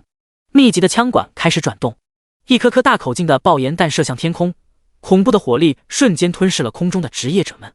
众人赶忙撑起防护盾，但在加特林恐怖的攻势下，护盾只是撑了1分钟便纷纷碎裂。妈的，这攻击可真疼啊！退吧！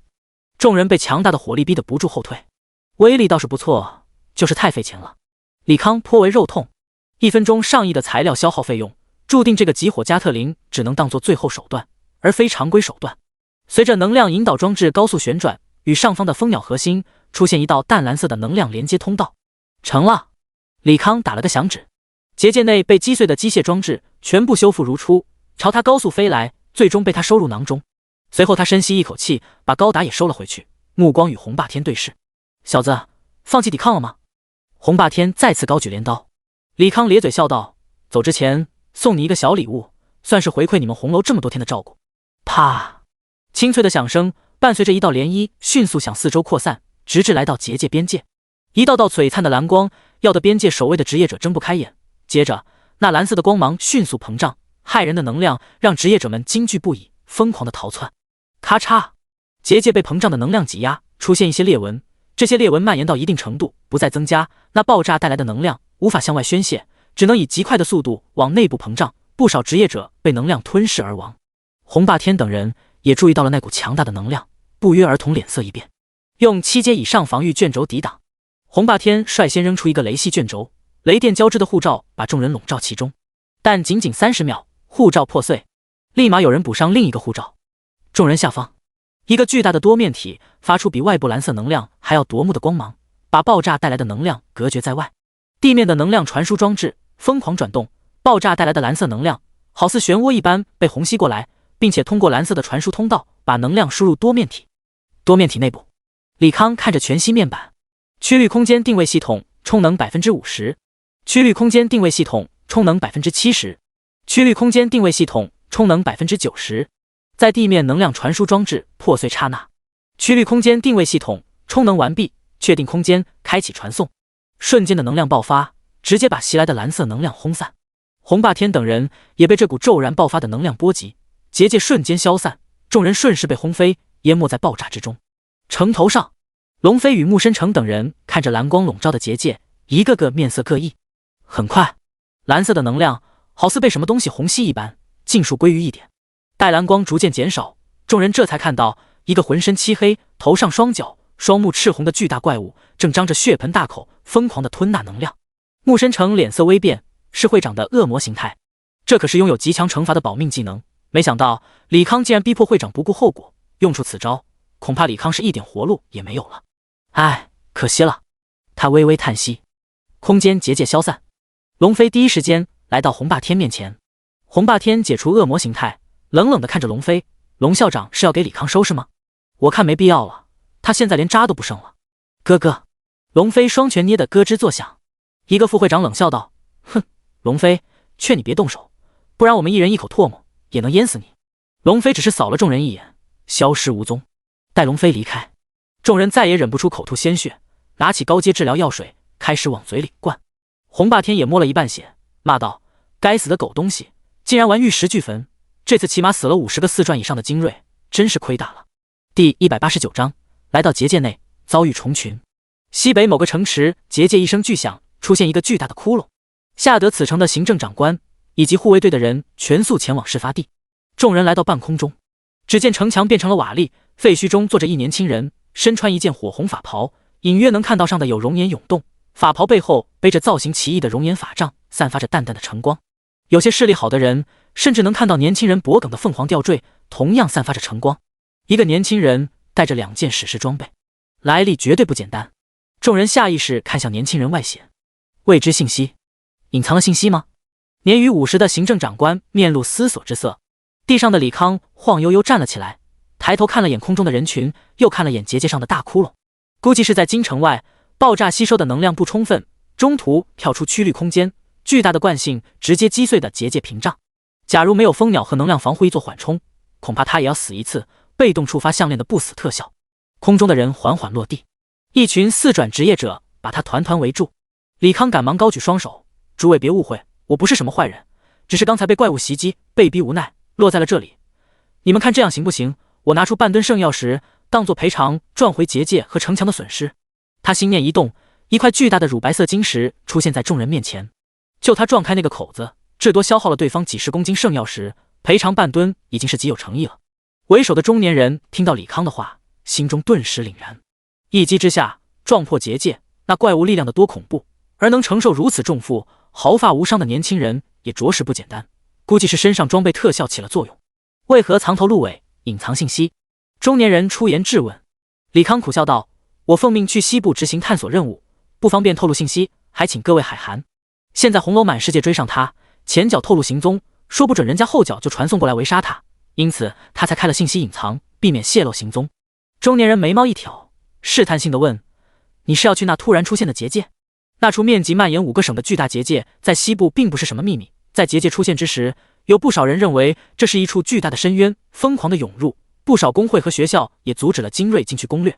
可过了1个月，并未发现有人从结界中出来，大家才意识到事情严重性。上面在结界出现这段时间，也一直派遣探索队前往，但都是有来无回，想必是凶多吉少。对，李康点头。中年人暗叹，又是一个去送死的家伙，于是挥了挥手遣退手下。既然如此，我就不追究你私闯城池的事情了，请便吧。多谢。李康也懒得废话，蜂鸟再次组成巨大的翅膀，化作流光离开。按照容妃吩咐，他需要和上面组织的精英会合，一同前往结界。但他觉得那些精英所在的城池肯定也被红楼布置了人狙击，所以就不与那些精英会合了。反正以他现在实力，同等级的人大部分都是累赘，带不带无所谓。3小时后，他看到一处直冲天际的黑色屏障，应该就是这了吧。李康缓缓落地，心念一动，一只纳米昆虫在空中飞舞，空中出现全息屏幕，实时播放昆虫的视野。确认无误之后，纳米昆虫缓缓飞入黑色屏障，如入无人之境。但画面也在纳米昆虫进入屏障刹那终止。没信号。李康不死心，又放进去了几个，外加1台无人机，但都是泥牛入海，有去无回。那只能进去了。李康轻叹一声，契约都签了，他也没法反悔。为了安全起见，他轻拍胸口，附上机甲，慢步踏入。只是一步，天空瞬间昏暗起来。他抬头一看，原本太阳高挂的空中已经换成了一轮湛蓝色的月亮，漫天的星斗确实渗人的血色。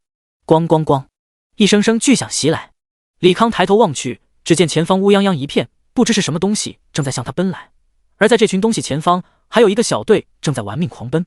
其中一人看到一身机甲的李康，明显愣了一下，但很快大声喊道：“快跑，虫巢来了！”李康没有理会对方，而是看向越来越近的虫子。食肉魔蜂白银级，等级53，技能毒刺攻击，魔力汲取，伤害吸收。血蚁王白银级，等级54，技能嗜血分化啃食。食腐蜈蚣白银级，等级54，技能毒液喷射突刺尾钩乱舞。浩瀚如海般的虫类怪物全是白银级，数量至多恐怕过千，真是走运啊！李康眼睛直发光，这一波清了起码6亿经验打底。他正要召唤无人机来一波大清洗，逃跑的人来到身边，其中一个近战，直接扛他扛了起来，嘴里还骂道：“你小子吓傻是不是？这种情况不跑，难道不要命了？没看在结界边上吗？肯定是才进来，没见过这种刺激场面。行了，别聊天了，马上就要到附近的避难所，赶紧跑吧。”众人你一言无一语，李康也懒得反抗，任由对方扛着，心念一动，300架无人机从头上掠过，对虫群开始无差别打击。第190章灭虫巢，相伴回城。逃跑的小队成员听到剧烈的响动声，下意识回头，然后一个个停住脚步，满脸不可思议看着眼前发生的一幕。只见那骇人的虫巢在不知名生物攻击下，以极快的速度减少。看来是他们自相残杀，咱们趁机逃跑吧。法师提议道。但这个说法很快被观察入微的牧师妹子否定。如果是怪物内斗，不会爆东西。你看地上的材料和装备，明显是职业者在杀怪。可什么职业者能杀这么多白银怪？这也太逆天了吧！法师看着眼前景象，不由得发出感慨。上千个白银级怪物以肉眼可见的速度减少，速度近乎秒杀。而且那职业者的召唤物也多到过分，数量几乎要与怪物持平了。牧师妹子摇了摇头。不管怎么说，有人出手杀怪，他们就暂时得救了。被抗在肩膀上的李康启动双手推进器，挣脱束缚，直奔虫巢，悬停在半空，俯瞰着地上一堆泛着荧光的装备，随即从机械空间取出2个类似推土机的大型装甲车，把一堆装备和材料归拢在一起。李康看了眼经验条，6亿多经验，涨了不过 5%，50级之后升级难度简直是地狱一般，单纯靠打本等日常活动，恐怕10年也升不到60级。不一会儿，怪物清理完毕，装甲车也把材料和装备堆成一座小丘。李康缓缓落地，拿出一个空间戒指，把一堆材料和装备收拢进去。刚才的小队也跑了过来，法师震惊地问道：“大哥，你什么职业啊？技能形态这妖牛？”危险人物。蜂鸟组成的机械船在空中划出蓝色的流光。李康在与几人交谈中，大概了解了结界内发生了什么。在结界覆盖之后，在5省交界之处出现了面积一处比之5省面积加起来还要大的未知地图，里面的怪物等级普遍在50级到60级，怪物品质至少白银起步，怪物密集程度堪称骇人。最要命的一点，这些怪物不像以前那样在固定的区域里游荡，而是在整个结界内乱窜，逐渐汇聚成一波波怪物大军，疯狂的群殴人类。由于入侵的怪物实在过多，职业者们实在杀不过来，伤亡惨重，不得已退守各大城池，依靠城池的结界获得喘息之机。但随着时间流逝，怪物数量飞速增加，疯狂的攻击人们聚集的城市，一些小城的结界陆续被攻破，死了许多职业者，余下的人职业者一路逃窜到省会城市。因此现在除了5个省的省城，其余城市大部分都是空城、死城。但省会城市容纳人口有限，所以每个城市都出台了一系列维持城内正常运作的规则。城内的生活职业者需要无偿为城内战斗职业者提供服务，而战斗职业者需要定期出城寻找魔法晶石和击杀怪物。无论哪种行为都会获得相应的积分，而积分可以获取在城内逗留时间。眼前这个5人小队便是因为消耗完积分被赶出了主城，只能在野外游荡打怪赚取积分。谁知运气不好，遇到了1000只规模的怪物群，被屁滚尿流的追了一路。飞船一路飞驰，来到最近的省会天风城。整个城池被类似龙卷风的结界包裹着，看不清里面景象，可从一眼望不到头的结界可以想象出城市规模之庞大。往西侧走180公里便是正门。牧师妹子轻声提醒。话音刚落，飞船来了个大转弯，一路向西，不一会儿来到牧师所指方位。飞船刚刚落地，风墙结界如帷幕般缓缓拉开，露出一道宏伟的大门。守在门前的火法问道：“是不是要进城？”“对，我们5个换积分进城。这位李康先生今天刚进入结界的，需要补录信息。”牧师妹子主动说道。火法扫了李康一眼，见对方是隐藏职业，微微动容，随即转身向城内走去。不一会儿，推着一个水晶球出来，并把一个手镯扔向李康，带上它，然后把手放在水晶上，把面板打怪信息授权给水晶。以后打完怪，水晶会自动读取你打了多少怪，再把相应的积分赋予在你镯子上。除此之外，你也可以用魔法水晶去城内一些兑换点兑换积分，获得在城内逗留权。5人小队率先把手放在水晶上，随着水晶光芒闪烁，他们手镯上多了一些数字，多是600-700左右。李康见状，把手镯戴了上去，那手镯碰到手腕，立马小了一圈，好似与肉粘在了一起。火法提醒道：“手镯有定位功能，一旦没了积分，我们都会第一时间找到你，把你驱逐出城。还有千万不要试图损坏手镯躲藏，一旦被我们发现，轻则驱逐出城，永远不得进城，重则当场击杀。”李康没搭理对方，只是把手放在水晶上，按照信息提示开放了面板的杀怪信息权限。只见水晶上开始出现他这一天的击杀信息，一阵闪烁之后，他的手镯上浮现出数字24。他皱了皱眉，自己1000个白银怪就给24个积分，那5人小队每个人都有600-700分，难不成各自杀了几万个白银怪？牧师妹子似是看出了他的疑惑，讲解道：“统计是从水晶注册后开始统计，这24分新注册后白送的，1个积分可以在城内逗留1个小时，等于送你1天的逗留权。如果你想继续留下，就用魔法水晶去指定地点兑换，或者跟其他有积分的人购买，都能延长在城内逗留时间。”好吧，李康耸了耸肩。其实积分对他来说可有可无，他来城里更多的是打探那未知大陆情报。情报收集的差不多了，他就会动手前往那片大陆，边升级边寻找出去的办法。6人踱步进入城门。呵呵，没想到来的新人还是个隐藏职业者。狂战士看着李康的背影，啧啧称奇。就算是隐藏职业者，那也是个垃圾。如果不是在外面混不下去，谁会冒着风险进入未知的这里？火法阴阳怪气地说了一句，踱步来到水晶前，随意扫了眼上面信息，看到上面怪物击杀信息，不由得一愣。密集的怪物击杀信息，时间差不超过1分钟。他见状好奇上翻，这越翻越心惊。100、200、300、400、500、1000、1100，5分钟之内干掉了1100多只白银级怪物，这他娘是人干的事。正当他要关掉水晶，消化这件事时，手不小心一滑，看到了让他后背发凉的一列信息：您击杀了陈平，67级，暗影刺客；您击杀了公孙父，65级，嗜血狂战；您击杀了虎威，69级，风系大魔岛。密密麻麻的玩家击杀名单，最高的70多级，最低的也有60多级，细数下来，足足上百人，而且击杀时间几乎都在同1分钟内。扑通，火法跌坐在地，一身的冷汗，心中狂跳不已。老胡，你咋了？其他守城的同事问道。火法回过神来，颤声道：赶紧通知城主，咱们天风城进来一个危险人物。第192章，城主。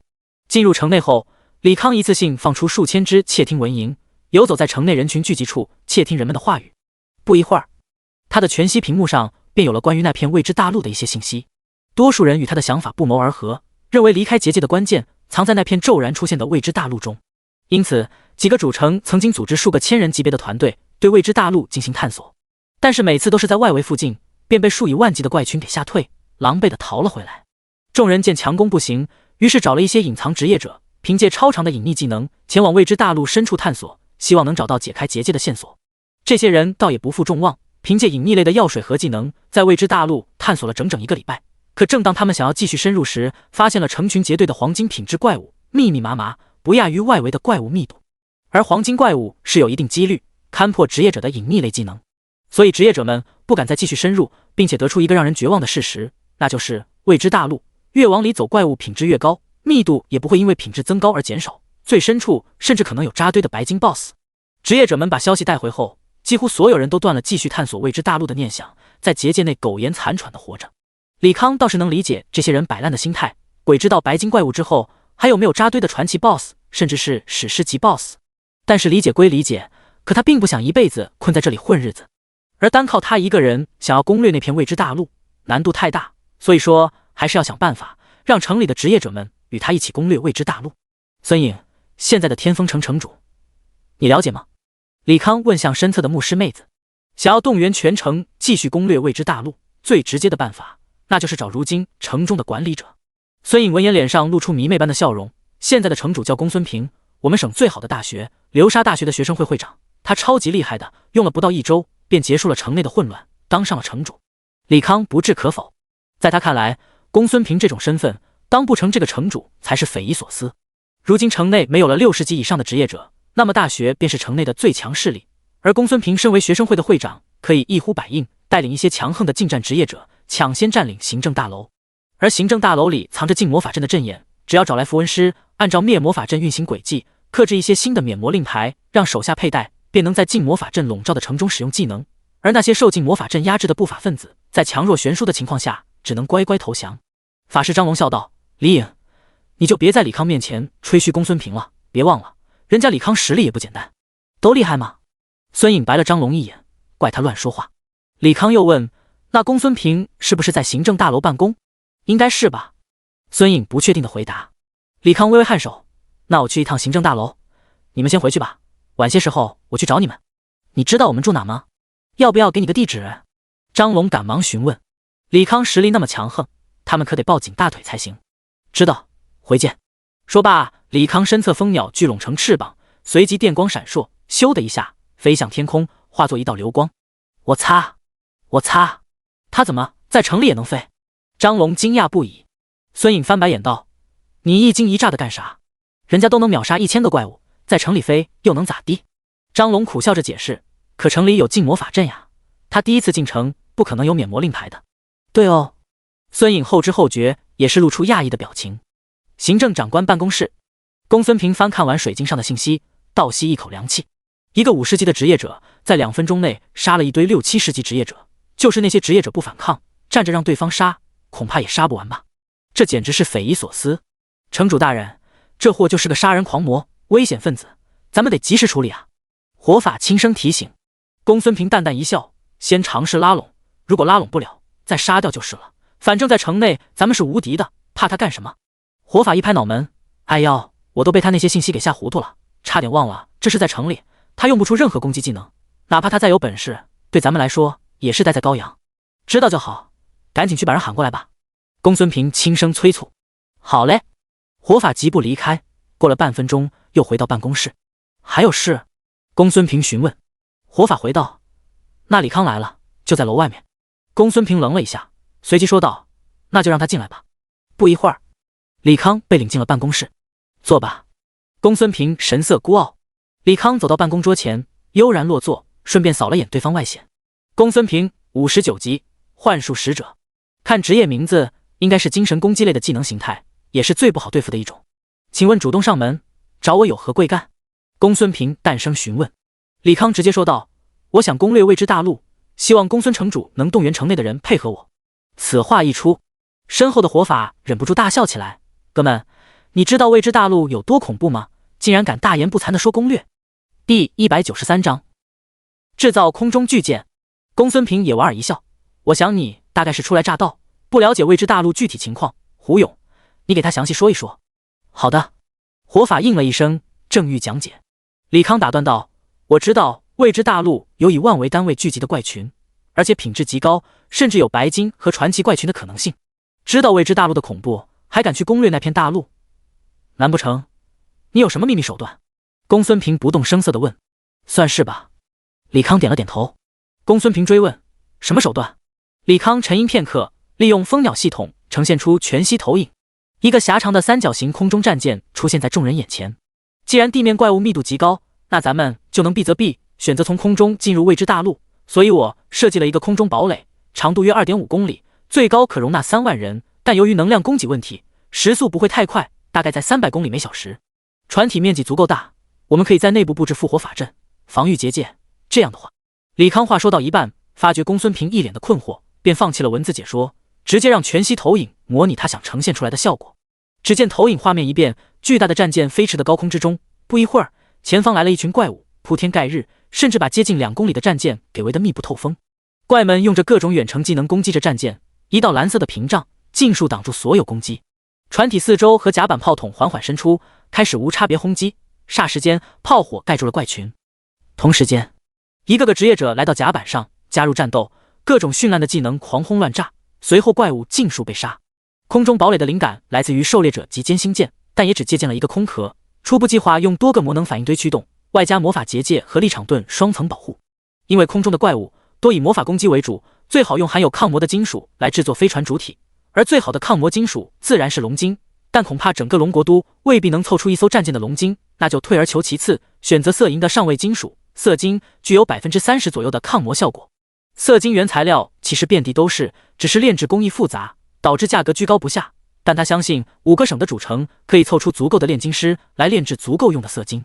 至于船体所需的武器配置，因为他不打算浪费精神驱动，准备以魔能武器为主，原先那些大功率的涡轮激光炮、牵引波投射器，考虑能量供给问题，则是能免则免。至于质子鱼雷发射器，他也不考虑，这玩意虽然爆炸威力还行，可发射距离太近，速度又慢，很难击中空中的怪物，属于鸡肋。配备这东西，他还不如多带几个火系法师好用。公孙平看完投影之后，不自主地深吸一口气。抛开真假与否，就刚才那幅画面中飞船的恐怖攻击力，太让人震撼了。如果真有这种玩意傍身，可以毫不客气地说6转以下横着走。你确定这东西造得出来？公孙平立马提出质疑。威力如此巨大的杀器，他相信就算聚集世界顶尖的生活职业者，也无法轻易造出。李康笑道，我是创造系职业者，只要有足够的材料，什么都能造。那这玩意所需要的材料也不是个小数目吧？公孙平继续问。他不了解创造系，但从那飞船体积来估算，就晓得所需材料数量有多么巨大。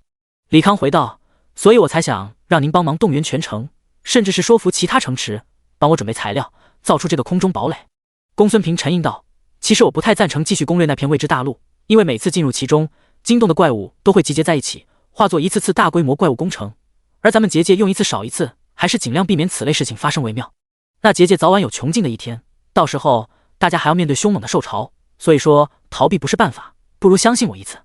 李康语气诚恳，虽然这是初衷是带大家离开这处结界，但是这造出来的战舰最终还是要归他所有。公孙平沉默了一会儿，开口道，这样吧，你容我思量2天，你先回去等消息。行。李康也不再逗留，转身离开。火法关上门，转身看着公孙平，城主，你信那小子？信不信不重要，关键是你想不想出去？公孙平笑问。火法摇头道，肯定不想呀，咱们这些兄弟们现在管理这么大一座城池，要资源有资源，要女人有女人，这要是出去了，现在一切可都没了。没错，咱们在这里可以称王称霸，但出去之后就是普通人一个，所以说这个李康想要出去就是与咱们作对，必须除掉才行。公孙平眼中冷芒闪烁。好嘞，我现在就去弄死他。火法二话不说，抬腿出门。公孙平叮嘱道，多带几个人。没事，他在城里用不出攻击技能，我杀他和碾死一只蚂蚁一般。火法不以为意。公孙平一想也是这个理，便不再多说什么。离开行政大楼，李康直接飞往孙颖等人所居住的地方。啪嗒，他脚尖点地，蜂鸟组成的翅膀瞬间解体，重新环绕在他周边。李康看着眼前破败的房子，不由得感慨道，看来城里的确是资源短缺。他踱步走向屋子，忽然看到门前他的影子越来越大，接着蜂鸟张开屏障。李康转头一看，只见一个巨大的火球在屏障上慢慢消散。第194章，伤亡各半。骑在狮鹫上的胡永健一击不成，立马吟唱咒语，一个个火球在空中凝聚，砸向地面上的李康，但依然被那层蓝色的屏障拦住。我得罪他了吗？李康有些莫名其妙，打了个响指，一部分蜂鸟飞向空中，把胡永围拢中，不待其反应，猛烈的高压电磁释放，直接击碎魔法护盾，把胡永整个吞噬。片刻后，胡永和狮鹫如焦炭一般坠落在地。李康走到胡永面前，拿出初级治疗药水，倒在胡永身上。待对方意识清醒后，他淡声询问，我得罪过你吗？胡永不言语。李康咧嘴一笑，留你一命就是用来问话的，既然不说，那就去死吧。身后蜂鸟组合成炮台，璀璨的蓝光在炮口聚拢。胡永冷笑道，你忘了城里有复活法阵吗？也对。李康点了点头，转身大步流星走入破旧的宅院，同时一道电磁光束贯穿胡永心脏，白光一闪，胡永出现在复活法阵当中，恨声骂道，该死的狗东西，真敢杀老子，我要是不弄死你，那就不姓胡。5分钟，胡永来到公孙平面前。公孙平正抱着一个妖艳美女亲热，见胡永来了也不避讳，淡声道，干掉他了。胡永摇头。公孙平怒道，对付一个无法使用技能的人，你竟然让他逃了。胡永赶忙解释，城主，那个李康可以在城里使用技能，而且技能伤害高的离谱，一下就破了我的魔法盾，2下就秒了我。公孙平皱眉道，看来他有规避禁魔法阵的手段，那就有点棘手了。他思索许久，掏出怀里令牌扔给胡永，这样吧，你拿着我的令牌集结1000个护城卫，500个埋伏在外围，500个在内部围攻他，如果能杀掉自然是好的，但假若被他用大范围攻击技能秒杀，那外围的人马上进攻。根据水晶读取的信息来推算，他推测李康应该有大范围高爆发的伤害技能，一般来说这种就技能冷却时间起码以小时或者天为单位，所以他准备2波人，第一波就算杀不掉也能骗出李康那个技能，这时第2波人再上，那李康必死无疑。您放心，这次要是弄不死那杂种，下次怪潮来了，我直接出城为怪物。胡永接过令牌，意气风发的离开。公孙平也继续与怀中美人亲热，他这边人多并且能复活，人李康能耐再大，那也是砧板上的肉。破旧的老宅里，李康半躺在床上，做起了空中堡垒初期规划。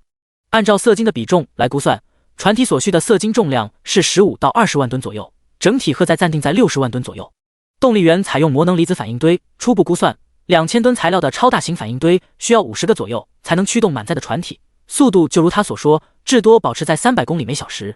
除此之外，他也想了一个节能的办法，色晶船体表面可以铭刻风系漂浮法阵，利用空气中游离的风元素，大概可以让船体本身轻上5到7万吨左右，节约下来的能量可以供给给防护罩以及电磁类武器。至于船体配置的魔能武器，会以强控为主，比如以感电手雷为基础，开发大型感电集束弹，让敌人受到双倍伤害。反正他现有的魔能武器都会用集束弹的形式呈现。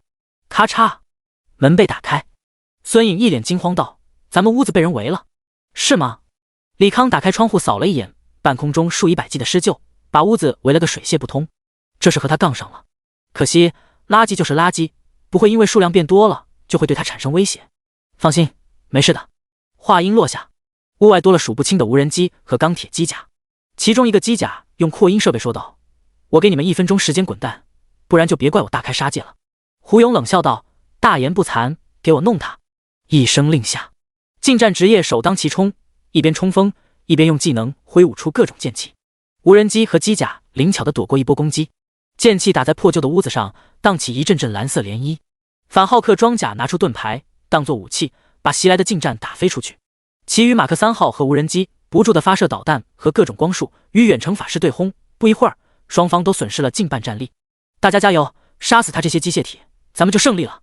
胡勇给同伴们打气。因为有复活法阵的存在，众人也都悍不畏死，谋足劲的攻击，哪怕被激光束射穿身体，也懒得治疗，吟唱技能轰掉攻击他们的机械体。第195章，一刀一个。一番苦战之后，无人机和钢铁机甲尽数被击毁，护城卫的人也所剩无几。胡勇抹了把脸上的血，灌下一瓶药水，拿起一个类似号角的物体一吹，随着悠扬的声音传出，埋伏在外围的人500人骑着狮鹫飞速袭来。孙颖等人见状一脸绝望道：怎么还有敌人？完了，咱们死定了。李康站在窗边扫了眼地上的残骸，这些无人机和机甲都是他机械空间里的早期库存货，多数用色银合金制作，少数机甲用的色银。因为强度不足以应对4转以上职业者战斗，一直处于压舱底状态，这次拿出来也算是废物利用了。啪，他打了个清脆的响指，地上的残骸开始重新聚拢。只是片刻，刚才护城卫以命搏杀掉的无人机和机甲尽数还原，漂浮在空中，与新来的护城卫们遥遥对峙。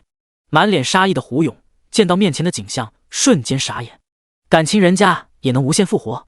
不待他反应，那些机甲和无人机再次进攻，只是这一次多了一个手持光剑的机甲冲在最前面，其所过之处，多数人瞬间一分为二。写最后的骑士也不过是用技能抵抗几秒钟，依然被一刀两断，化作白光消散无踪。短短10几秒钟，护城卫至少被屠了近100人，余下的人一个个吓得肝胆俱裂，四散而逃。他们虽然可以无限复活，但也要以掉等级为代价，像现在这种被人单方面的屠戮，他们有多少级也不够掉的，肯定得跑。太牛逼了！法师张龙看得热血沸腾，好像是自己在大杀四方一般。战士也感慨道：我知道这个李康可能很牛掰，但没想到这妖牛掰，我感觉他比那些70多级的大佬都厉害。孙颖附和道：肯定比70级大佬厉害啊，我见过70级战士和50级职业者打架，在不用大招的情况下，50级职业者也能周旋1、2，而李康可以做到秒杀，孰强孰弱不言而喻。李康漂浮在半空，打开面甲，看着逃窜的众人，若有所思。这么大的阵仗，肯定是公孙平所为，而对方杀他的理由其实不难推敲。毕竟他去找公孙平就一个诉求，动员大家出钱出力建造空中堡垒，攻略未知大陆，离开这处结界。公孙平既然想杀他，自然是反对他这个诉求，不想离开结界。至于不想离开结界的理由，也不难猜，人家在这里称王称霸，可以说是亿万人之上的土皇帝，一旦出去了，又变回没人在意的学生了。所以说，俩人立场压根不同，根本没有合作的可能，是他大意忽略了这点，傻乎乎的上门求助。既然没得谈，那他就只能采取强硬手段，武力获取天风城指挥权。想罢，李康收回机甲和无人机，飞向行政大楼。行政大楼内，公孙平已经和美艳女子战斗完毕，他搂着女人，一脸自得。自从当了这个城主，可以说是夜夜换新娘，别提多爽了。咣当，胡勇破门而入，连滚带爬的进来。公孙平怒道：胡勇，你个王八蛋，谁给你胆子问也不问就闯进来？城主，大事不好了，咱们的人全部李康给弄死了。胡勇结巴着说。公孙平直接从床上跳了起来，震惊道：1000个人全死了，杀到你服软。胡勇也来到窗前查看，见到窗外的机甲，脸上唰的一下变白，颤声说道：城主，就是那把光剑，一刀一个，实在太离谱了。这攻击力确实离谱，可不能让他闯进来。公孙平看着那忽明忽暗的结界，脸色难看。省城行政大楼作为整个省城的核心地带，结界强度不亚于一般小型城市，非5转强者不可撼动。他实在没想到，李康一个区50级职业者，竟然也能对结界造成伤害。这要是让对方闯进来了，他还真打不过。必须得在结界消失前杀掉李康才行。公孙平拿出法杖吟唱咒语，眸中发出妖异的紫光，结界外紫色的雾气弥漫，把机甲笼罩其中。趁着他沉浸在幻觉中，赶紧使用技能杀他。公孙平冷声吩咐。很多人看到他的职业，都会误以为他的技能以精神攻击为主，实则不然。他刚觉醒时，职业名为毒师，顾名思义，他的技能是以合成毒素为主，每次转职都会加强某个类型毒素，3转便是加强致幻类毒素，而他刚才使用的那招，就算是5转职业者堆满毒抗，也会有数十秒的致幻效果。一般3转职业者致幻效果高达3分钟，也就是说，这3分钟内，李康毫无反抗之力，任他们宰杀。胡勇赶紧吟唱技能，公孙平也拿出一个6阶单体攻击卷轴神圣之矛，他刚缓缓打开卷轴，轰隆，又是一声巨响，结界闪烁得更加剧烈，紫色的烟雾也在这时候散去。马克50依然在不停地挥砍，丝毫不受影响。公孙平震怒道：“该死的，他怎么没中招？城主，要不然咱们逃吧。”胡勇颤声道：“跑个屁！咱们有复活法阵，有3000护城卫，我就不信他还能杀光我们。”公孙平依然认为那光剑是有限制的大招，而且大几率是那史诗级武器带的特效，假如不是时间限制，那就是有次数限制，先让结界消耗掉那光剑大部分次数，他再让那些护城卫消耗余下次数，没了光剑，再依靠人海战术，他不信弄不死李康。结界外的李康收回了光剑，扫了眼结界内脸色阴沉的公孙平，他还以为对方是精神系法师，没想到是用毒的，那这不是倒霉催的吗？马克50改，内部全密闭，有独立的空气循环系统，除非打开面甲，不然公孙平喷毒喷到精疲力尽也影响不到他。应该走得差不多了吧？李康打开扫描功能，对方圆5公里进行生物扫描，确认结界外5公里内的人被钢铁战甲驱逐出去。从机械空间拿出2个魔能离子压缩弹，随意一抛，迅速撤离。结界内，胡勇惊喜道：“太好了，他自己跑了。”公孙平冷笑不已：“我早猜到他光剑有限制了，现在光剑消耗没了，不敢与咱们硬碰硬了，趁他病要他命，你带人赶紧去追。”是。胡勇不敢耽搁，转身欲走。这时蓝光璀璨，要的人睁不开眼。接着地动山摇，巨大的爆炸声好似要把耳膜刺穿。宏伟的行政大楼逐渐承受不住剧烈的摇晃，开始坍塌，吓得胡勇等人赶忙撑起防护盾，避免被乱石砸到。整个晃动持续了3分钟左右，蓝色光芒逐渐褪去。公孙平等人站在破败的大楼上，看向四周，楼外的结界已经超过负荷，变得时隐时现，而结界外放眼望去一片废墟。怎么会这样？公孙平惊声道。胡勇颤声回答：“肯定是那个李康干的。”不可能！公孙平不敢相信。下一秒，粗壮的电磁光束激射而来，直接破开魔法盾，轰掉了他的双腿。撕心裂肺的疼痛让他忍不住干嚎起来。李康缓缓落地，打开面甲，冷笑道：“把你当人看，你自己不珍惜，非得让我把你当狗。我去你大爷的！你弄不死老子，老子肯定弄死你！”公孙平仗着有复活法阵和护卫队，态度强横无比。李康淡声道：“好，我成全你。”身后超大蜂鸟炮台又是一发电磁光束，轰掉了公孙平半个脑袋，对方化作白光消散。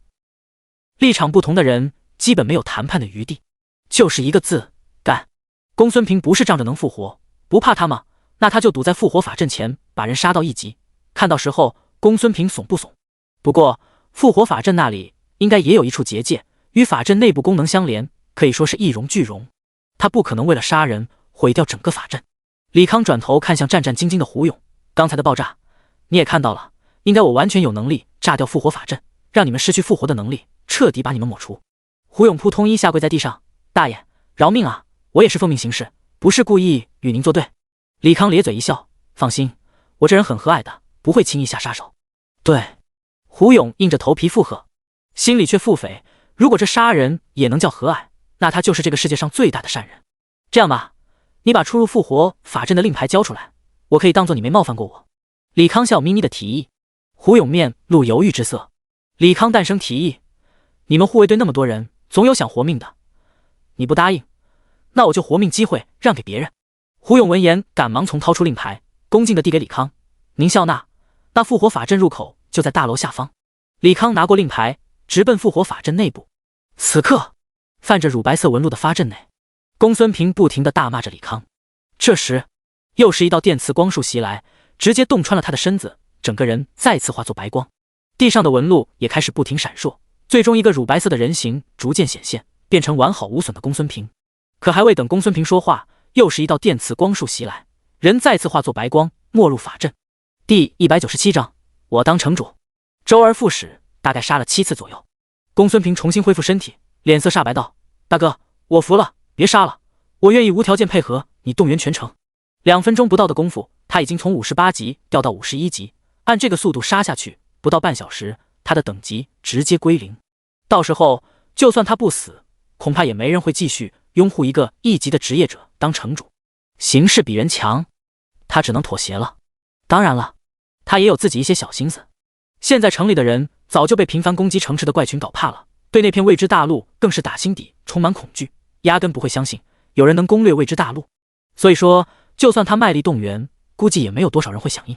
最终李康想要建造什么空中堡垒，攻略未知大陆的计划只能无疾而终。到时候他再让建议李康去其他主城试一试，神不知鬼不觉地送走这个瘟神，继续当他的逍遥城主。李康点了点头，行，交出城内所有阵法的主令牌吧。交出令牌，公孙平明显一愣，随即笑道：您要免魔令牌和出入结界的令牌是吧？这样吧，我明天让符文师制作好，送到您那里。别装傻，我要能改变阵法权限，进入阵法中枢的主令牌，而且我要你把那个破解阵法的阵师以及克制令牌的符文师找过来。李康冷声说道。都到这个地步了，他还让公孙平当城主，那就是侮辱自己的智商。公孙平心里一沉，交出令牌就等于交出手中的权力，他肯定不愿意，忙找补道：李先生，城里的人已经信服了我这个城主，也很听我的话，我继续当城主，可以让动员成功率提高数倍。李康咧嘴一笑，不想交无所谓，我至多费些功夫把你杀回0级，令牌照样可以报出来。至于那个符文师，相信你的手下很乐意帮我找。说罢，身后蜂鸟炮台再次聚集能量。别啊，我就是给个建议而已，你不愿意就算了，这是令牌，你收好了。公孙平赶忙掏出所有令牌。李康拿到令牌也不着急验证真假，又让公孙平吩咐手下找来阵师和符文师。参见城主大人。阵师和符文师毕恭毕敬地给公孙平行礼。李康扫了俩人外显，略显讶异。黄旗45级阵法宗师，周凡38级符文宗师。好家伙，2个6阶生活职业者放在哪个国家是大佬级的人物，各大势力争相拉拢的香饽饽。换作平时，公孙平连与俩人平等说话的份没有，而现在却心安理得地接受俩人参拜，真是应了那句话，形势比人强。不过这样也给他提了个醒，如今在城内落差感最大的那批人，便是他最容易动员的那批人。2位大师，我已经取代公孙平当城主，以后不必对他如此客气。李康出言告知。俩人愣了一下，随即不约而同看向公孙平，求证这个消息真假。公孙平不情不愿地点头。俩人赶忙对李康弯腰参拜，见过新任城主大人。李康笑道：两位不用那么客气，今天叫两位来呢，有2件事。第一件，把阵法和令牌修改一下，让发出去的所有附属令牌作废。第2件事就是商量一下如何攻略未知大陆，回到正常世界。攻略未知大陆？您在开玩笑吗？黄旗忍不住发出质疑。周凡也是一脸的不信。李康也不废话，把自己构思再次用全息投影方式演绎了一遍，只不过这次刻意把内部阵法以及外部铭刻的概念全都阐释了一遍，当然也顺便解释了一些他职业的原理，省得对方质疑他有没有能力造出这种巨无霸。毕竟俩人是这方面的专家，在有技能加持的情况下，给予的方案肯定要比智脑提供的方案要好上许多。黄旗两人看完投影之后，震撼到无以复加。许久后，周凡出言感慨，可真是恐怖的职业，真是大胆的构思。假如这个东西真能造出来，攻略未知大陆或许不是痴人说梦。黄旗煞有介事地分析起来，可能俩人是生活职业者缘故，对李康提出的概念轻而易举的便接受了。那就请两位帮修改阵法和令牌之后，全力动员所有3阶以上生活职业者，希望大家群策群力，完善这个方案。李康诚挚地说道。城主大人放心，我们一定不遗余力推动此事。没错，只要有出去的希望，哪怕让我倾家荡产都行。俩人纷纷拍胸脯保证。之后，俩人帮李康改变了城内阵法关键符文顺序，重新铭刻了新的令牌。这样的话，城内所有护城卫全都失去了在城里使用技能以及复活的权利。晚上，公孙平等数千人聚集在自家学院操场，不停地吐槽，这个李康也太霸道了，说开除我们就开除我们，他也不想想，如果没有咱们维持秩序，城市早就乱成一锅粥了，哪轮到他来抢城主位置？狗东西，早晚弄死他！众人纷纷吐槽，他们倒不是多稀罕维护城内和平，而是享受护城卫这个光环带来的便捷，比如可在城里横行无忌，欺男霸女，就是曾经那些高高在上的大家族，对他们也要卑躬屈膝。公孙平站起来朗声道：大家放心，我有办法让你们重新拿回护城卫的职位。众人闻言齐刷刷看向公孙平，表情热切。公孙平冷笑着说：你们明天把城里没了护城卫的消息放出去，让城里重新乱起来，只要足够乱，李康只能妥协，求着你们回去。城主他暂时是当不了了，可护城卫只要还认他这个老大，那他当个隐形的二城主也是不错的。第198章无人机执法。于是在前护城卫成员们刻意散播下，不到1天的功夫，护卫队被取消的消息传遍了整个城市，整个城市瞬间乱成一锅粥。高体质和高力量加成的职业者拿着刀剑开始当街作恶，弱势的法系职业和生活职业者四处躲藏。但是这场骚乱并未持续太久，不知何时，整个城市满布样式怪异的飞行物，只要有人意图在城内犯罪，就会受到飞行物的攻击，并发出语音警告，让其立马停止犯罪活动。警告一共分3次，每次警告之后，无人机攻击力度也会加强，最后一次警告会更改内容，把攻击罪犯改为诛杀罪犯，犯罪者继续罔顾警告，那便会被击杀。在密集的无人机执法下，城市内很快归于平静。久而久之，大家也默认了由巡查无人机维持秩序这档子事。行政大楼外聚集着数十万的3阶以上生活职业者，好在门外广场够大，这么多人聚集在一起，倒也不显得拥挤。李康站在行政大楼外，一眼望去，密密麻麻一片，不由得惊讶道：天风城3阶以上职业者那么多吗？这还只是一部分代表而已，毕竟咱们这个世界还是生活职业占多数。黄旗躬身回答：也是。李康自嘲一笑，自己明明刚毕业没多久，竟然忘了生活职业与战斗职业比例是5比1。而在这个人口爆炸的年代，天风城这种主城常住人口不会低于1这个单位，现在又有其他城市难免聚集在主城避难，人口更加爆炸。这么一算，这几十万人确实只是一小部分。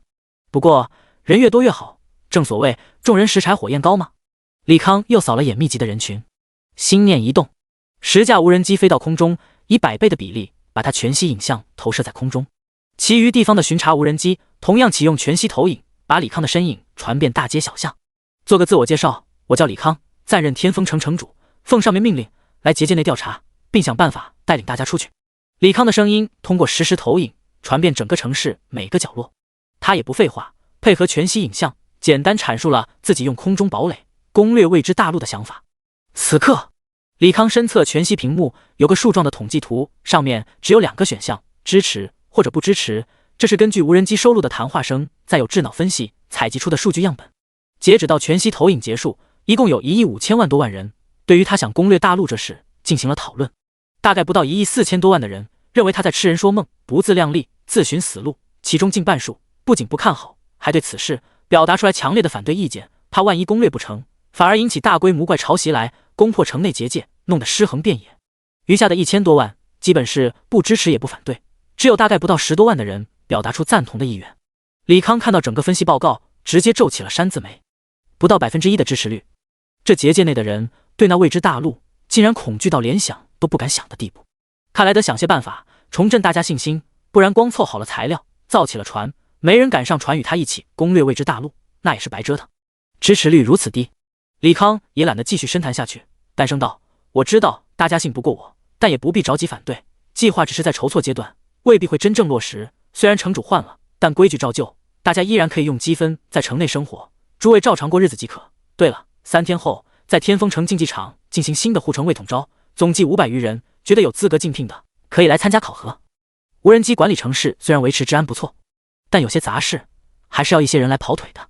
至于积分系统，它也不会取消，因为这玩意就是一个可以无限回收资源的工具，只要运作得当，或许它能从中获取一笔不菲的收益。说完，李康便关掉了大部分全息投影，只留广场内生活职业者代表们5阶以上的留下，其余人可以回去了。广场上的众人纷怪物工程，李康咧嘴笑了起来。你不说的话，我都忘了这一茬。他都用想出积分制度敛财，那么创造积分制度的公孙平当了这么久城主，肯定搜刮了不少。想罢，他吩咐无人机查找起公孙平下落。对了，黄大师知道下次怪物工程时间吗？李康看向黄旗。这个嘛，其实没有固定的时间，但按照频率大概是1周1次。不过这次怪物工程间隔好像超过1周了。黄旗掰着手指算起了日子。一旁的5阶铸造师说道：已经有12天没有来怪巢了，事出反常必有妖，或许这次要来一波大的。哎，希望不要攻破结界，不然咱们这些手无寸铁的生活职业者要沦为怪物口下亡魂了。黄芪心情也低落下来，其他人也都跟着叹气。李康看在眼里，心里暗叹，果然大家都对他没什么信心。但这不打紧，下次怪物攻城，他会用实际行动重振大家信心。天风城中部一处堪比城堡的豪华建筑内，公孙平叫了一大堆女人，纵情声色。他其实也想开了，与其纠结还能不能当上城主，不如想办法多囤积一些资源，万一结界打开了，他也可以利用数不尽的资源冲击众人梦寐以求的5转等级，成为一方大佬。落地窗外，胡勇等人用施救驮着一个个箱子落地。公孙平见状，推开怀里的女人，大摇大摆地走了出去。今天如何？那些人一听咱们用双倍积分回收魔法晶石，一个个好像疯了一般与咱们换取积分，就这一下午，咱们就回收了700多吨魔法晶石。胡勇得意洋洋道：不错，明天继续收，不仅用积分换魔法晶石，连其他日常消耗品、普通的货币和白金级别以上的装备也都能收，一律按照市价2倍，但一定要低调行事，不要让李康发现。公孙平轻声叮嘱。李康虽然收走了他阵法和结界的控制权，却没有想到他还有一个卡片可以无限刷积分，这样一来，他就可以在李康眼皮底下大肆收购各种物品。胡勇回道：你放心，我们兄弟几个都是躲着那巡查无人机交易，李康发现不了。把今天收的放进地下仓库吧，日后结界打开，咱们兄弟几个再均分这些财富。公孙平打了个响指，庭院内水泥地上出现一个魔法阵，闪烁之后出现一条通往地下的暗道。胡勇等人吹了个口哨，施救们驮着箱子有序地走入暗道。只是众人没有发现，在头顶上有一小片空间，泛着些许涟漪，正是用全息伪装后的无人机。而众人的谈话以及画面也被李康尽收眼底，但他也因此放弃了立马收缴公孙平财产的决定，打算让这群人多多用积分换取物资和钱财。之后他再来一招，螳螂捕蝉，黄雀在后，收缴公孙平等人辛苦换来的物资。3天后，天风城竞技场人满为患，城内的职业者在场内各式手段进行 PK， 最终甄选出了300名护城卫，开始维护城市日常运作，顺便帮李康协调那些高阶生活职业者，收集空中堡垒所需材料。李康这边也没闲着，在天风城东南西北4个方向造了4座1000吨级魔能反应堆，以此为能量源，开始在整个城墙上布置防御武器。首当其冲的便是超大型的光冷塔，近100米高的光冷塔，1公里一个，布满整个城墙。除此之外，魔能高射炮、电磁高射炮、自苗型火神机关枪、各类重火力武器也都挂满了城头。当然，制造这些东西材料都是他从公孙平家里顺的，虽然对方在上面布了结界，但下方却是毫无防备。他用挖掘者号挖通了地下，缺什么了就去拿什么。反正这哥们搜刮的晶石以万吨计数，他拿个1800吨，公孙平也发现不了。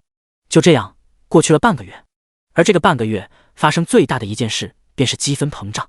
因为公孙平无休止拿积分收购东西，导致城内积分多到令人发指的地步。也因为如此，一些弱小的职业者可以用极低的代价获取积分，从而安全地留在城内。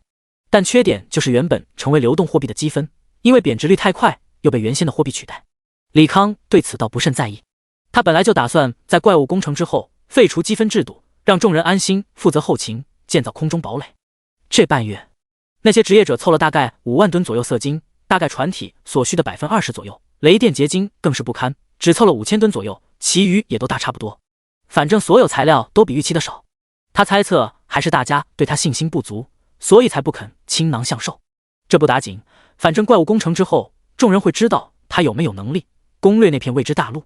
又过了1周，城内响起悠扬的警报，新任护城卫队长刘飞虎急忙跑进办公室：城主，大事不好了，500公里外发现怪巢，规模之大，前所未有。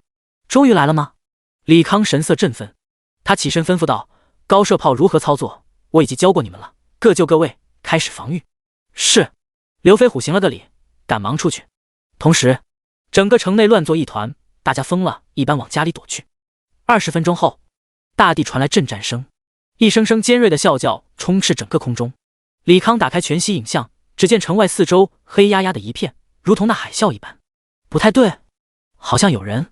他拉近镜头，看向怪巢前方一个小点，随着镜头拉近，逐渐出来2个身影，一个身材高挑，穿着轻便的铠甲，背着一柄大剑，露着白皙的美腿；另一个身材娇小，穿着法袍，背生双翅，正抱着那高挑美人奋力疾驰。我靠，他们俩怎么来了？李康一下不淡定了，赶忙跳窗而出，穿上机甲，飞驰而去。第200章，万亿造价攻防体系，溃灭怪群。完蛋了，完蛋了！早知道不贪心练级了。李小柔抓着表姐，边飞边嘟囔。被抓着的穆雨晴没好气道：“催了你多少次了，你就是不听，现在倒霉了吧？”李小柔撅起小嘴：“表姐，要不是为了帮你找情郎，咱们也不会落到这个地步，你可不能埋怨我。”穆雨晴脸突的一红，恨声道：“再乱说话，我撕烂你的嘴！”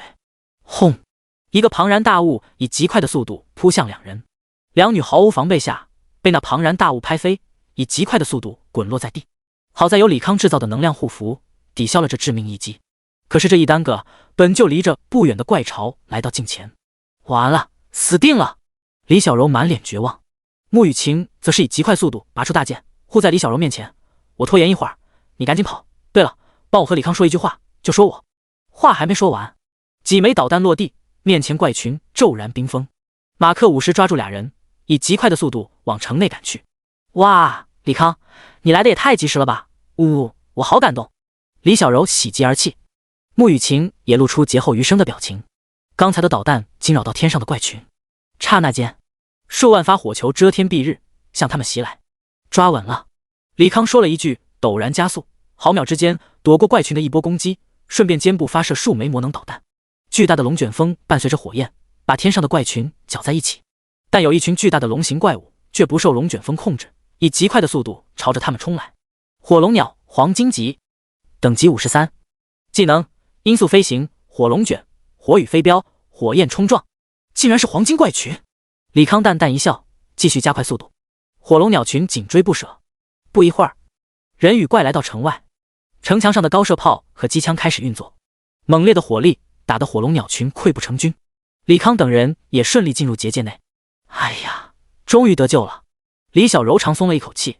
李康扫了俩人一眼，略显讶异，这俩人竟然也练到49级了。于是他给俩人发了组队邀请，俩人毫不犹豫地点了确定。穆雨晴加入队伍，李小柔加入队伍。队长李康把分配模式改为自由拾取。杂组起队了。李小柔好奇地问：“带你们升级？”李康再次抓住俩人，带到城墙之上。同时，整个城市开始转播城外的实况。黑压压的怪巢越来越近，一些远程怪物已经开始使用技能攻击结界。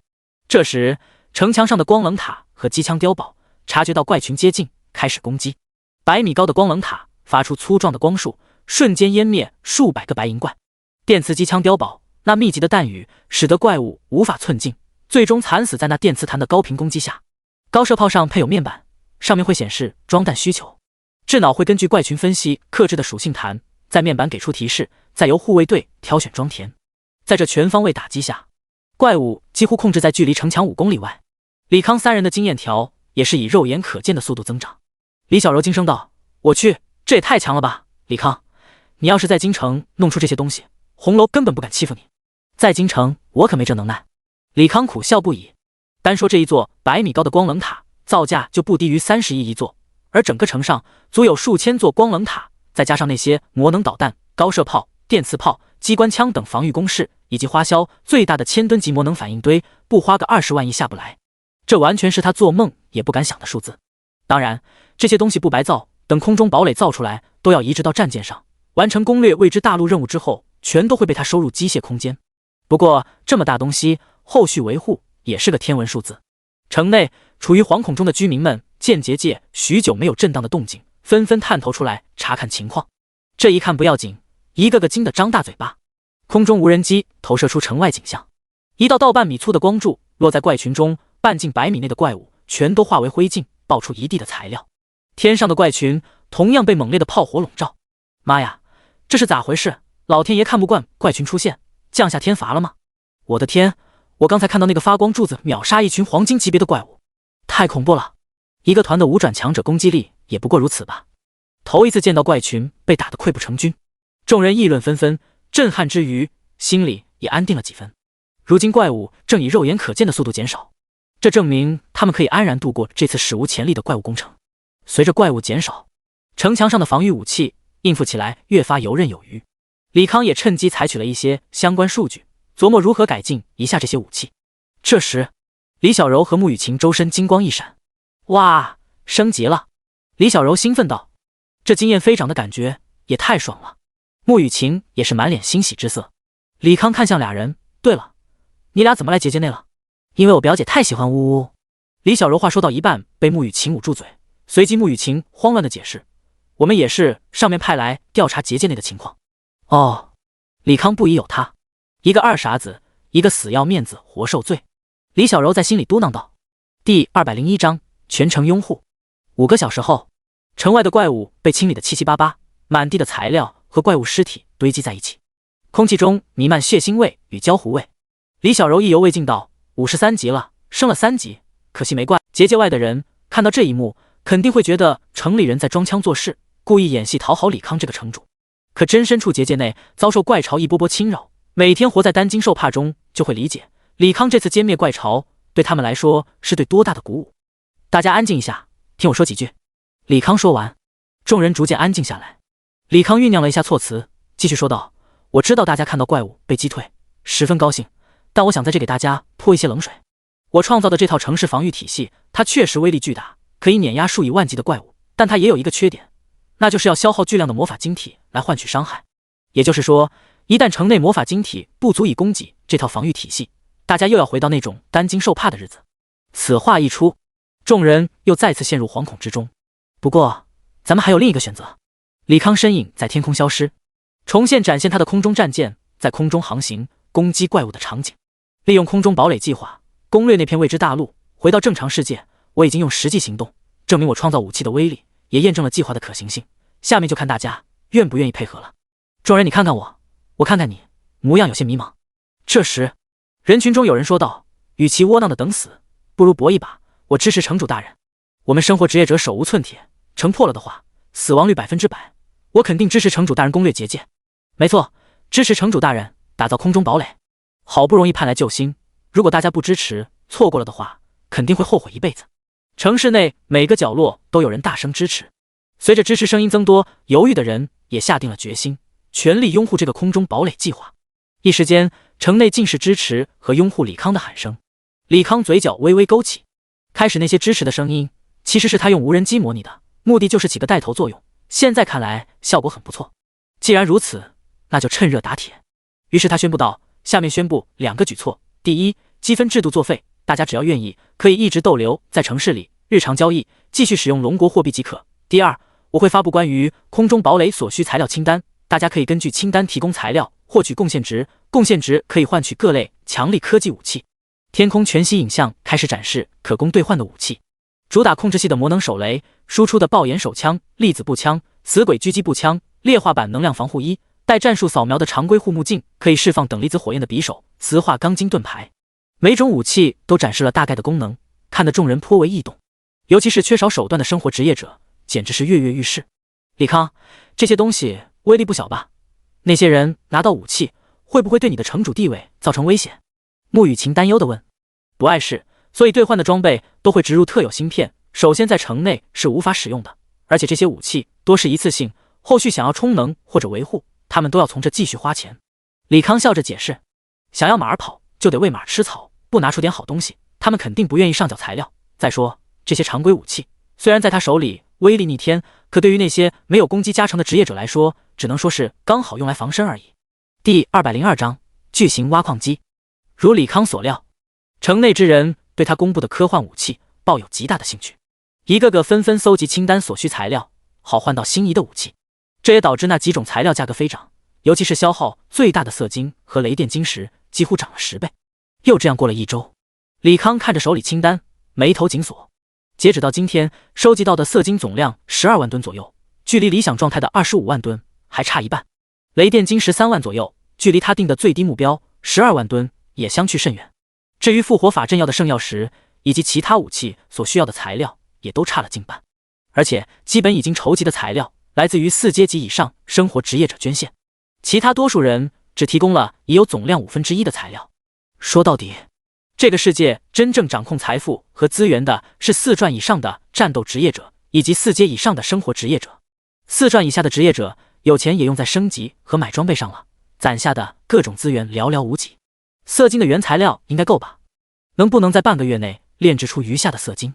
李康问向会议室的炼金师代表。为首的5阶炼金师摇头道：“不好办呐，色金是4阶材料，3阶炼金师虽然勉强能炼制，但失败率高的离谱。而城内3阶以上炼金师就是没日没夜的炼，恐怕也要半年才能凑够您说的分量。这个数字还是在保证炼制成功率60%以上情况下。”李康面露沉吟，随后提议：“实在不行，咱们再募集一些用不到资源，从其他4个主城换取想要的资源。”5阶炼金师又叹了一口气：“雷电晶石倒是可以去换。”但色金西部主要产区就是咱天风城，咱们天风连一半凑不够的话，其他地方恐怕也难换到。那怎么办？你们是专业的，总得给我个解决方案吧？李康面带愠怒。可惜炼金需要专属的技能，控制里面的元素和分子排列、程序和工艺极其繁琐，无法实现机械化炼制。不然的话，他直接造一批机器路子炼制就好了。可以把原材料分给其余4个主城，让里面的炼金师帮咱们加班加点炼制。但怎么运输如此巨量的材料也是个问题。5阶炼金师自言自语道。李康点了点头，这倒是个办法。材料运输的事，你们不用担心，2天内把10万吨色金的炼制材料准备好即可。这时，坐在最末尾的5阶采矿师开口道：“城主大人，这色银的主要材料风金矿石，咱们城里已经没有存货了，需要时间开采。多久？不是多久的问题，主要矿区距离太远，大家不敢去开采。风金矿石我来搞定。其他所需的材料，你们这2天给我准备好。莫其他事的话，就先散会吧。”李康说罢，率先离开会议室。他没记错的话，采矿师虽然名字带有采矿，但主要技能是探测矿脉、鉴定矿石含量。至于采矿这事，并不像炼金那么有技术壁垒，完全可以自动化操作。所以说，可以完全在矿区布置足量的大型采矿机械。莫雨晴见李康出来，上前询问：“材料凑足了吗？”李康叹声道：“天风城的资源远远不够。我可能要出一趟远门，去其他城市筹集机体所需资源。我在的时间就麻烦你和小柔代为管理城市了。我会授权你们俩无人机和钢铁战甲的控制权限，再配合护城卫，足够维持秩序了。我不要留在这儿，我要和你一起去。”穆雨晴脱口而出，但说话就闹了个大红脸，忙找不。我的意思是你筹集资源，肯定得找炼金师吧？而我爹在炼金师圈子名望极高，有我在的话，那些炼金师可能会比较配合咱们。也对，那你准备一下。咱们3天出发。李康被说服了。好，穆雨晴喜滋滋地离开。李康找了富丰金矿的矿区分布图，又从筹集的资源中拿走20万吨色银，出城前往矿区。10分钟，他来到第1个矿区，简单清理掉占据在这里的怪群，开始考察地形。确定没问题后，他开始在脑中具象一艘庞然大物。Bagger 288，他设计的挖矿机器就是以此为蓝本。不过，他又添加了筛检工序，省得再从数10万吨土石中挑选可用的矿石。推演成功，您获得巨型电磁挖矿机开垦者号设计图。巨型电磁挖矿机开垦者号需要钢筋硬度以上20吨，任意其他金属9000吨，雷电晶石1吨，碘晶石500公斤。巨型电磁挖矿机开垦者号需要780点精神驱动。别看东西大，但其实消耗能量比之电磁光束等能量武器少之又少，所以驱动所用精神要求不算高。但李康却不愿浪费精神，打算造一个小型魔能反应堆放在这里功能了。当然了，再小的魔能反应堆也要数米见方，因为雷电魔法元素太过活泼，需要大量的设置来进行稳定输出。不然的话，他早就把魔能反应堆移植到其他机械物体上了。第203章古神城。天风城总共有4处风金矿，都位于与天风城同名的天风山脉处，彼此之间相距几10公里。因此李康不用把时间浪费在赶路上，只用了不到半天时间便完善了4座矿山的挖矿机。巨大的旋转挖矿轮裹挟着电磁圈，以极快的速度旋转，吞噬着矿山。被矿轮挖掉的土石会被导在巨大的传送带上，再用超音波技术碎掉不含金属的土石，余下的金属矿石会被沿着矿道运到指定的熔炉里，经过多重常规冶炼，把一些常规金属剔除。至于如何提炼风金，那就是炼金师的工作了。毕竟矿石中有不少魔法杂质，是无法通过化学或者物理类型的冶炼技术炼出，只能交给炼金师用专属技能一一剔除。3天后，几个炼金师看着山一般的风金原矿，一个个瞠目结舌。我的乖乖，这起码有几10万吨原矿吧？按照风金密度来估算，起码得有30万吨以上，相当于咱们天风城半年的开采量。城主大人，这真是您用2天时间开采的吗？其中一个炼金师不确定地询问。李康笑着点头，随即问道：这些原矿够不够你们炼制10万吨风金？几个炼金师闻言不约而同吟唱咒语，天空中出现一些晦涩的符文，最终变成7个符文，大小不一，代表矿石内有7种魔法杂质。几人看完符文后，又异口同声道：“足够了，我给你们1天时间，组织人手，把风晶提炼出来，然后留下你们炼制色晶所需的分量，其余的我拿到其他主城去炼制。”李康说罢，看向场内年长的5阶炼金师老胡，其他置换的材料准备筹集进度如何？老胡先是恭敬地行了一礼，我们已经在贡献兑换系统里加上了一些不可或缺的资源，但目击效果差强人意，总价值连您置换材料的1/1000都不到。看来大家是真没东西可捐了。李康轻叹一声，既然无法与其他城市置换资源，那他只能走最后一条路了，把余下4个主城的城主全都抢过来，集5个主城之力造出一艘空中战舰。但这条路有个缺点，那就是太费时了。抢城主容易，但想要让其他主城职业者如天风这般一心配合他，那就要再表演一次击退攻城的怪物，费时又费力。老胡见状说道：“城主大人，您既然能开采几10万吨矿石，就没想过直接开采魔法晶体的原矿？魔法晶体不是元素类怪物掉落的结晶吗？难道还有矿？”李康讶异无比。有的，但因为稀有，都被官方把控着，当作战略物资，一般来说不会开采。比如咱们主城内有大量风晶矿，而咱们最缺的雷电晶石矿刚好在灵省主的省城金雷城。在哪？我怎么没看到？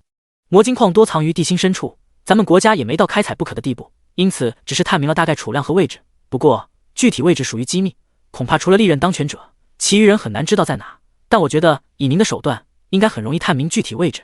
确实不难。李康微微一笑，打地道的机器他也有几台，只要钻头够硬，想挖多深就多深。2天后，李康和穆雨晴离开了天风城。由于路途遥远，他便额外造了一副女款钢铁战甲，让穆雨晴穿上，俩人以超音速前往目的地。1个小时后，俩人来到最近的主城古神城。这个巨大的城市建造在一处异界地图遗址上，叫做古神神庙。在高空中俯瞰整座城市，各种古神像矗立，最为醒目的便是一尊高耸入云的女性神像，其背后有着6翼翅膀，面部仰望挺空，双手伸展在胸前，捧着一个发光的圆球。据说这个圆球是个威力巨大的魔法武器，就连5转强者也不敢硬抗这圆球的蓄力一击。咣咣，俩人落地。穆雨晴轻声道：“城门好像关着。”李康看了眼紧闭的城门，抬头看了眼高耸的城墙，他记得好像城墙上站满了人，于是飞到城墙上，与那些站在城墙上的职业者视线齐平。“各位大哥，我们想要进城，能否劳驾开下城门？不好意思，马上就有怪潮来袭，我们不能开门。你们要想活命，赶紧往南边逃跑，怪潮是从北边来的。”护城卫一副爱莫能助的模样。“北边来的怪潮吗？”李康若有所思。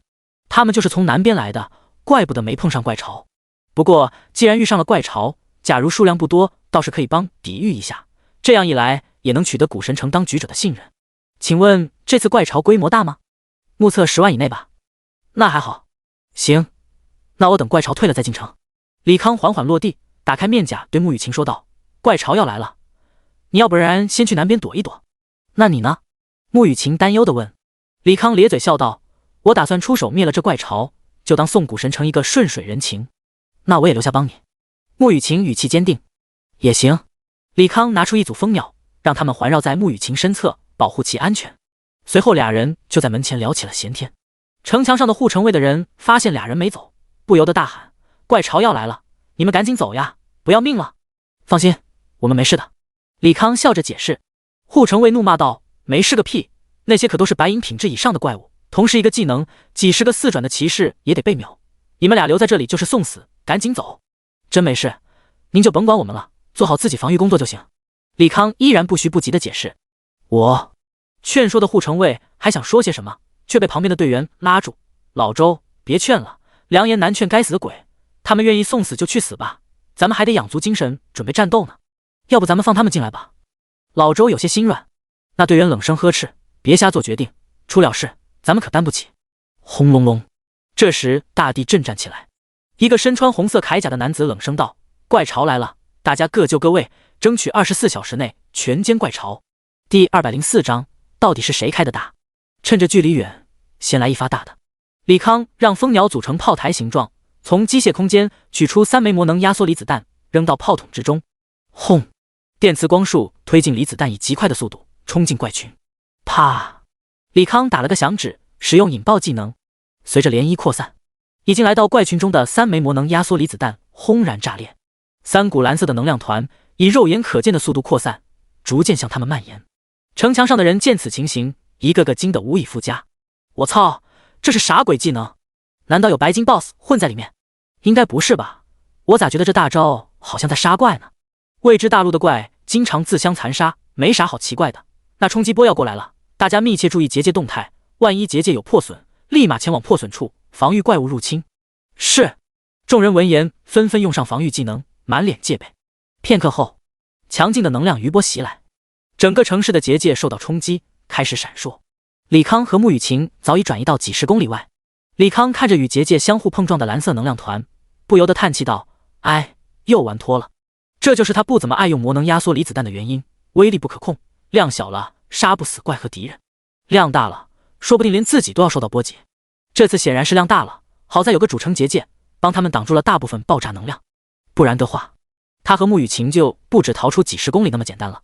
10分钟后，爆炸产生的能量渐渐消散，整个城北方向被炸得低了几寸，原本修建的广场也都炸成了废墟。城墙上的护城卫们一个个汗流浃背，瘫倒在地，大口大口喘着粗气。妈呀，我差点以为结界要破了。这技能的余威都能撼动结界，绝对不是白金怪物能有的强度，起码得传奇以上的 BOSS， 而且还得是释放的终极大招。难道真有传奇 BOSS？ 攻手开鹰眼，看看远处情况。护城卫的队长马上下令，几个三转攻手双指并拢，往眼睛上一抹，眸中幽光一闪，视野一下拉到几十公里外，放眼望去，全是各种材料和装备，以及怪物碎掉的残尸，一个活的怪物也没有。其中一人躬身汇报，报告队长，检查完毕，怪物尽数被消灭。都死了？不可能呀，那是谁放的大招？护城卫队长满脸困惑。诸位护城卫的大哥，现在怪物死没了，能不能打开城门和结界，放我们进去？李康在城门下喊道。护城卫队长瞥了俩人一眼，讶异道：这俩人竟然没死。他转身看向其他手下，四周都没有怪物了吗？没了。手下汇报。行吧，开城门。护城卫队长吩咐了一句，骑上狮鹫去找城主汇报今天蹊跷的情况。老胡快步来到城门前，利用令牌打开了城门。他笑盈盈地看着李康二人，轻声感慨：今天真是开眼了，竟然有东西能一下秒掉怪群。不过话说回来，你们俩遇到这种事，命也是真大。大哥说的对，今天真是走运了。李康笑着附和。他出发点虽然是好的，可结果却是好坏参半，那就没必要邀功了。行，那你们做个身份登记，然后每人交1000万入城费。老胡指了指身边的水晶球，俩人把手放在水晶球上，身份信息成功被录入。随后穆雨晴抢先拿出卡，把2000万划给了对方。老胡根据信息给了俩人2个令牌，轻声叮嘱以后每个月要缴纳500万赞助费，如果不缴纳会被全城通缉，驱逐出城。知道了。李康拿过令牌，与穆雨晴并肩走入城中。看来这座古神城市直接用龙国币进行交易，但规矩大差不差，想要留在城里就得付出一定代价。来到城内，李康再次放出数千只仿生蚊蝇，开始搜集关于炼金师的情报，再由智脑检索，最终给出一条消息：廖家志6阶炼金师，结界降临之前便是古神城的行政长官，因此结界降临之后，对方依然是这座城的领导者。这对他来说其实算是好消息，既然炼金师是领导者，那他们只要说服对方，便能获取整个城市炼金师的劳动力。这个廖家志你认识吗？李康问向穆雨晴。穆雨晴点头。龙国拢共就那么些6阶炼金师，为了冲击7阶，彼此之间基本资源共享，好的不能再好了。那就好办了。于是俩人来到行政大楼，一番通报之后，被引到了一间办公室，见到了正在伏案工作的廖家志。对方中年模样，别看是炼金师，却浑身肌肉球渣，穿着制式精美的铠甲，腰间更是悬着一把传奇品质的佩剑。这点李康倒是不奇怪，这个世界的武器没有职业限制，只要愿意装备，甚至能使用武器本身带来的技能。不过生活职业者没有被动和属性点的天赋加成，更没有成体系的攻击防御技能，就算装备精良，攻击力恐怕也不如寻常战斗职业者。当然，眼前这个6阶炼金师除外，高阶炼金师都是富可敌国的土财主，人家只要购买大量技能卷轴，砸也能砸死一些弱鸡战斗职业者。廖长官好。李康主动打招呼。廖家志扫了眼俩人外显，没有搭理李康，而是一脸慈祥地看着穆雨晴。上一次见你的时候，你才12、13岁，没想到一眨眼就成了亭亭玉立的大姑娘了。听说你考进了中央学院，我这个当伯父的替你高兴。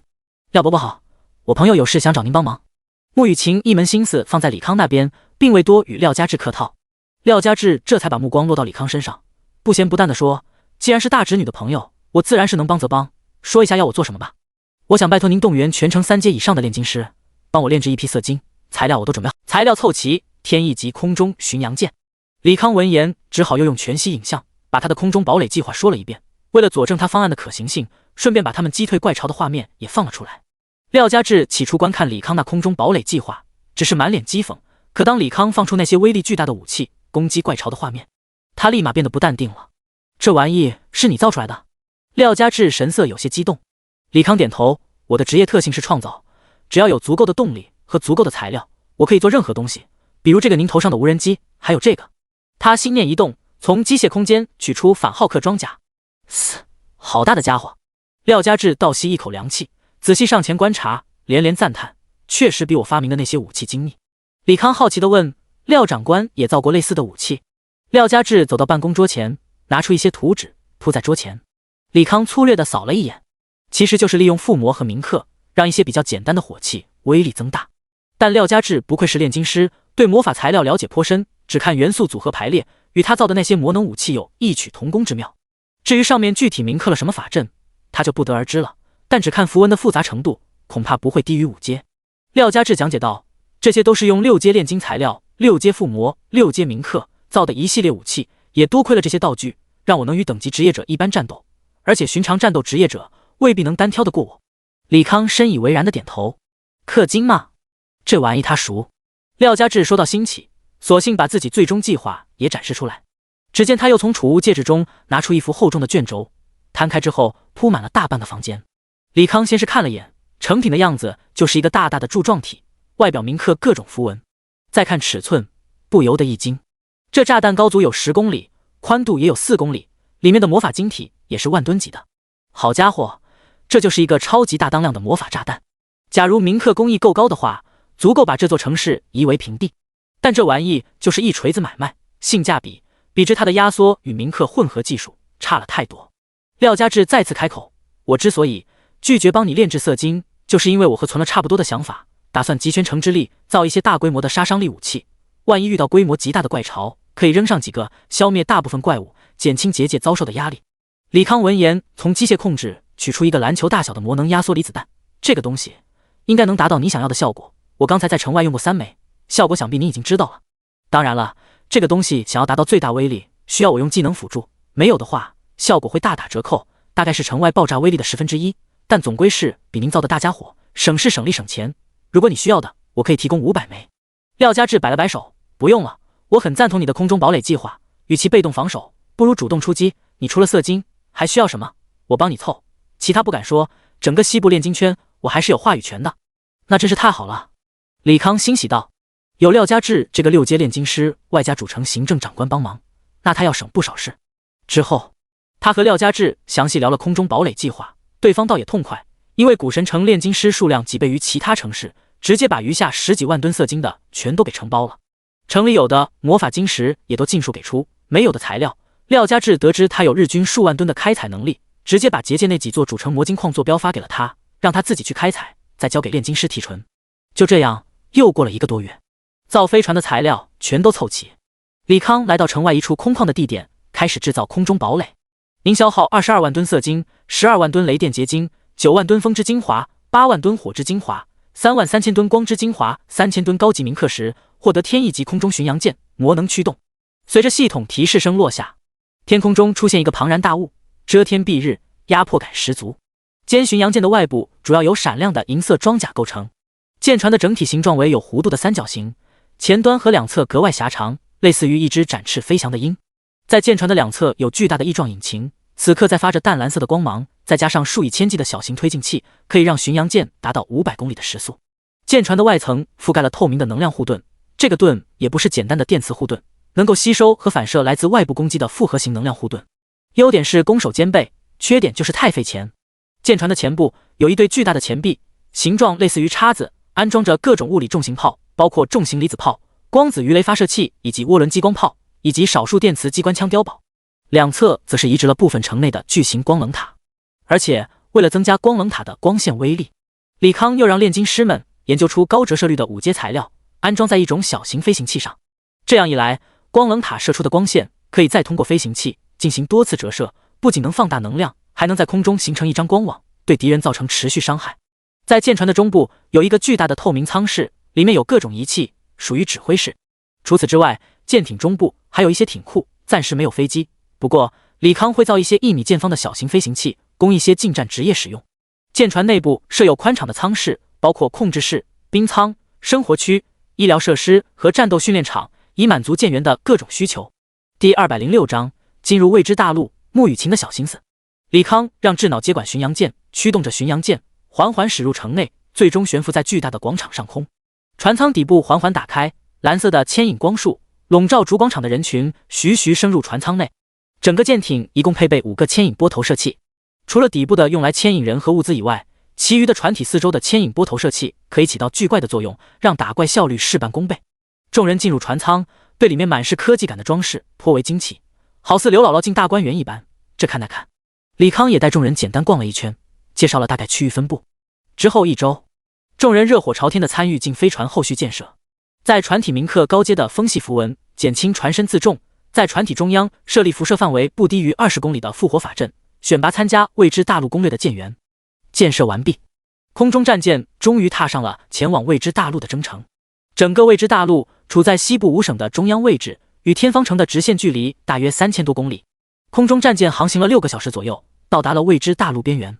李康站在甲板上向远处眺望，未知大陆边缘地区是一望无际的平原，密度极高的怪群，几乎每隔1公里就会有成千的怪物聚集。好的空中战舰的飞行距离够高，加上外部增加了隔音结界以及光影伪装系统，并未惊扰到地上的怪物们。进入未知大陆后，又无惊无险地航行了8个小时，来到未知大陆中部位置。此处的地形多为丘陵。李康打开空中战舰的高倍扫描系统，发现这里怪物的品质从白银升到了黄金，怪物密集程度与外围比起来有过之而无不及。轰隆隆，密集的火球砸向飞船，激活了外围的防护盾。一群名为火翼龙的黄金怪不知何时把整个飞船围拢了起来，那火球好似不要钱一般，不停地往外吐，打得战舰防护盾激起阵阵涟漪。空中战舰的防御系统第一时间激活，电磁机关枪吐出长长的蓝色火舌，开始无差别扫射敌人。小型涡轮激光炮经过短暂的蓄力，射出紫色的激光束，激光束射程之内，所有怪物尽数被秒。甲板上无数发光体飞出能护盾，同时间部分光冷塔缓缓转动，耀眼的白色光束激射而出，打在那些发光体上，相互折射，好似一张白色巨网铺满了星空。而怪群也被这层巨网相互穿插，纷纷死去。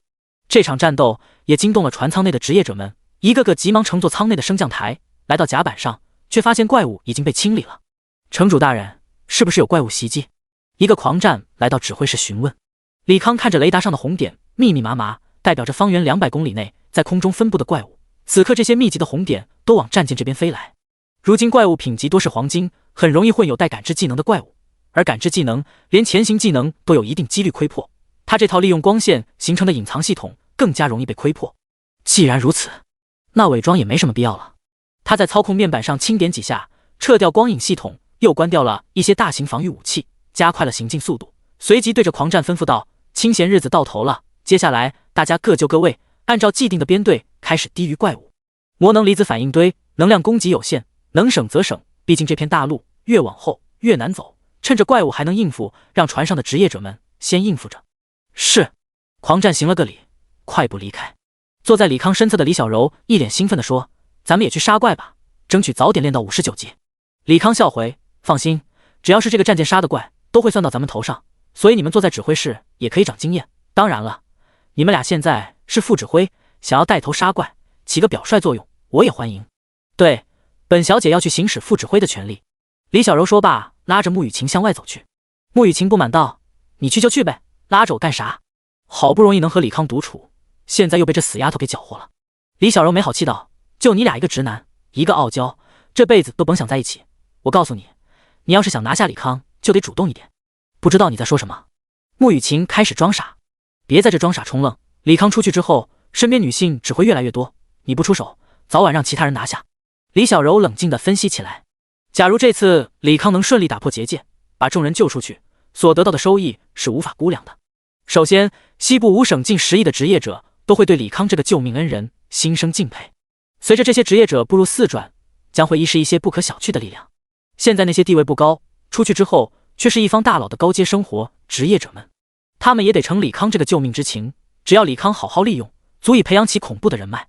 总而言之，只要李康出去，就会有股隐形的力量在背后默默支持他。如果李康有心经营自己的势力，说不准10年之内就会跻身10大公会，成为龙国一方霸主。穆雨晴看似没听进去，心里却是纠结不已。他也想主动，可是又怕李康拒绝，那样连见面都会觉得尴尬。第207章遭遇雷海。李小柔拉着穆雨晴又快走了几步，来到甲板前端位置，鬼祟的从储物空间拿出一瓶药水，粉色的液体在水晶瓶中发出丝丝亮光，略显暧昧。这是啥？穆雨晴好奇地问。李小柔低声道：6阶制药师精心调配的催情药，别说李康一个3转职业者，就是5转毒抗堆满，只要喝下去也得狂性大发。等这事完结，你找机会给李康喝了，然后趁机睡了他，到时候生米煮成熟饭，看他还怎么逃。我呸！你个下流呸！穆雨晴很催表妹。李小柔撇了撇嘴，不要拉倒，说着就要收回去。穆雨晴鬼使神差般的抢了过来，支吾道：我觉得这东西太危险了，先帮你保管。李小柔露出暧昧的表情，看来表姐是闷骚类型。得，既然拿了这瓶药水，就意味着表姐心里有数，那剩下的事也不用她操心了。轰！轰隆隆！怪群来袭，甲板上进2万名远程战斗职业者，以40人为一团，按照各自属性编队，整齐划一的吟唱技能轰击着怪物。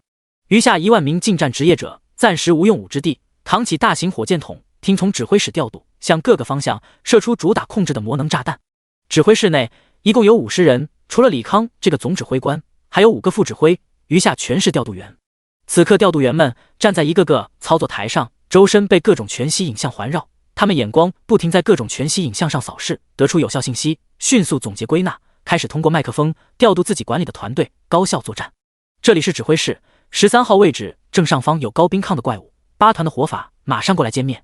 28号位置的怪物有魔免磁坠，123号团队请求曾指挥室派物理团队。指挥室收到，已经调度321号攻守团上前，请123团队前往48号位置补缺。火箭团请注意，船头方向出现上百只白金级怪物，请用大口径火箭筒发射感电集束弹以及爆炎炸弹。船头的团队们请有限集火白金 BOSS， 假若发现 BOSS 机制及时汇报。一切有条不紊地进行着。李康这个指挥官成了甩手掌柜，他倒也乐得清闲，开始闭目养神。别看现在一切井然有序，但随着深入，各种问题会打得大家措手不及，到时候还得他来主持大局，身先士卒地打破困境。未知大陆怪物密度堪称恐怖，招惹了一波，就会吸引方圆数十公里的怪物来袭，而数十里外的怪物也会被其他怪物一起连带过来。所以哪怕职业者们全力战斗，怪物数量也不见少。职业者们一直处于高强度作战状态，好在李康在船内也安排不少药剂师，专门制作体力恢复药水，帮职业者们补充体力，保持状态。飞船的速度也受制于怪物的阻碍，从时速300公里降到了不足50公里。飞船缓速行进了6天，也战斗了6天。所幸随着深入，怪物品级虽然提高，但数量和密度却远不如之前，职业者们也得以休息，轮流值班打怪。飞船海量的怪物击杀让李康经验狂飙，直接升到了58级，估计再有2天便可以升到59级满经验状态，到时候只要出去杀一个怪，便可以升到60级进行4转任务。李小柔声音在广播中响起：李康，前方有情况，你快出来看看。李康闻言离开指挥室，抬头看着，不由得一惊。前方乌云密布，密集的闪电交织出一片雷海。李康见状，赶忙让飞船停在空中，脸色也变得凝重起来。李小柔和穆雨晴也并肩走了过来。李康，这雷海威力不小呀，咱们船能安稳过去吗？指望能量护盾的话够呛。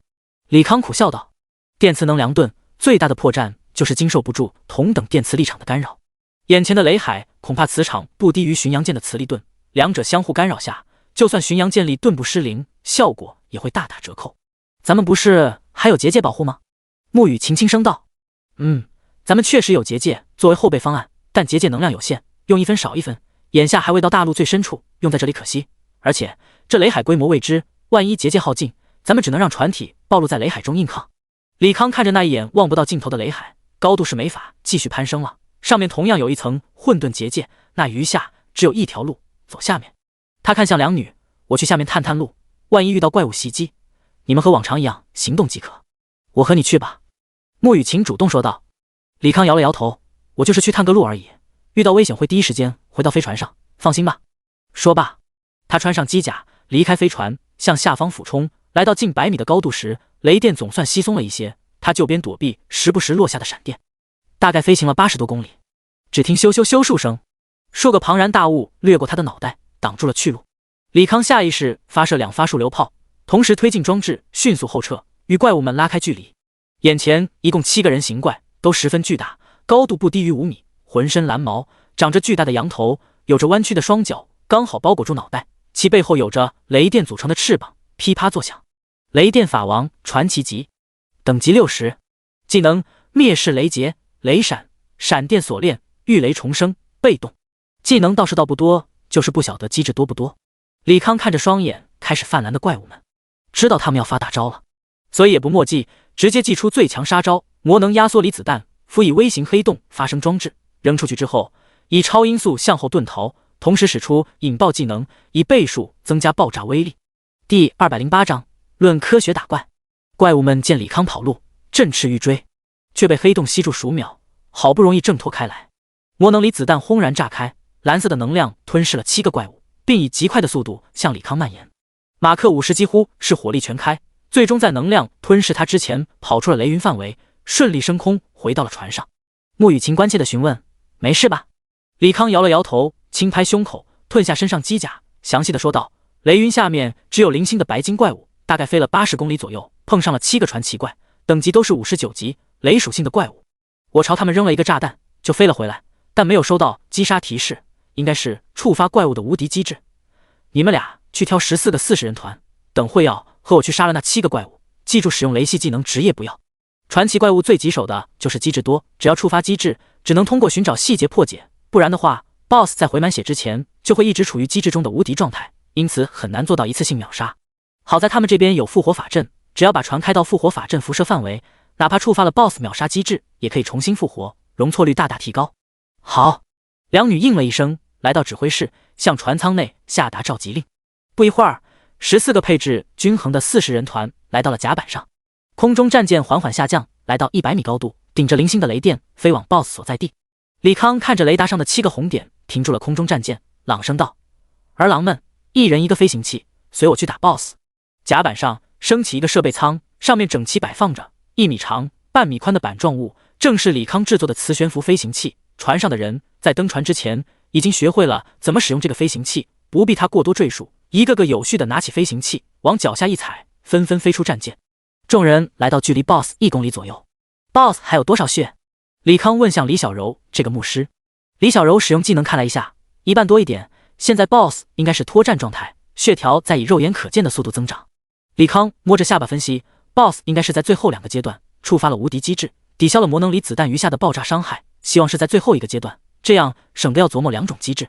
咣当，7个钢筋制作的法浩克装甲一同落地，一个个伸出手掌发射一击数流炮，并未对 BOSS 造成太多的伤害。接着右手握拳，机械零件开始组合，最后变换成12管机枪，爆炎弹从枪口倾泻而出，瞬间吸引住 BOSS 仇恨。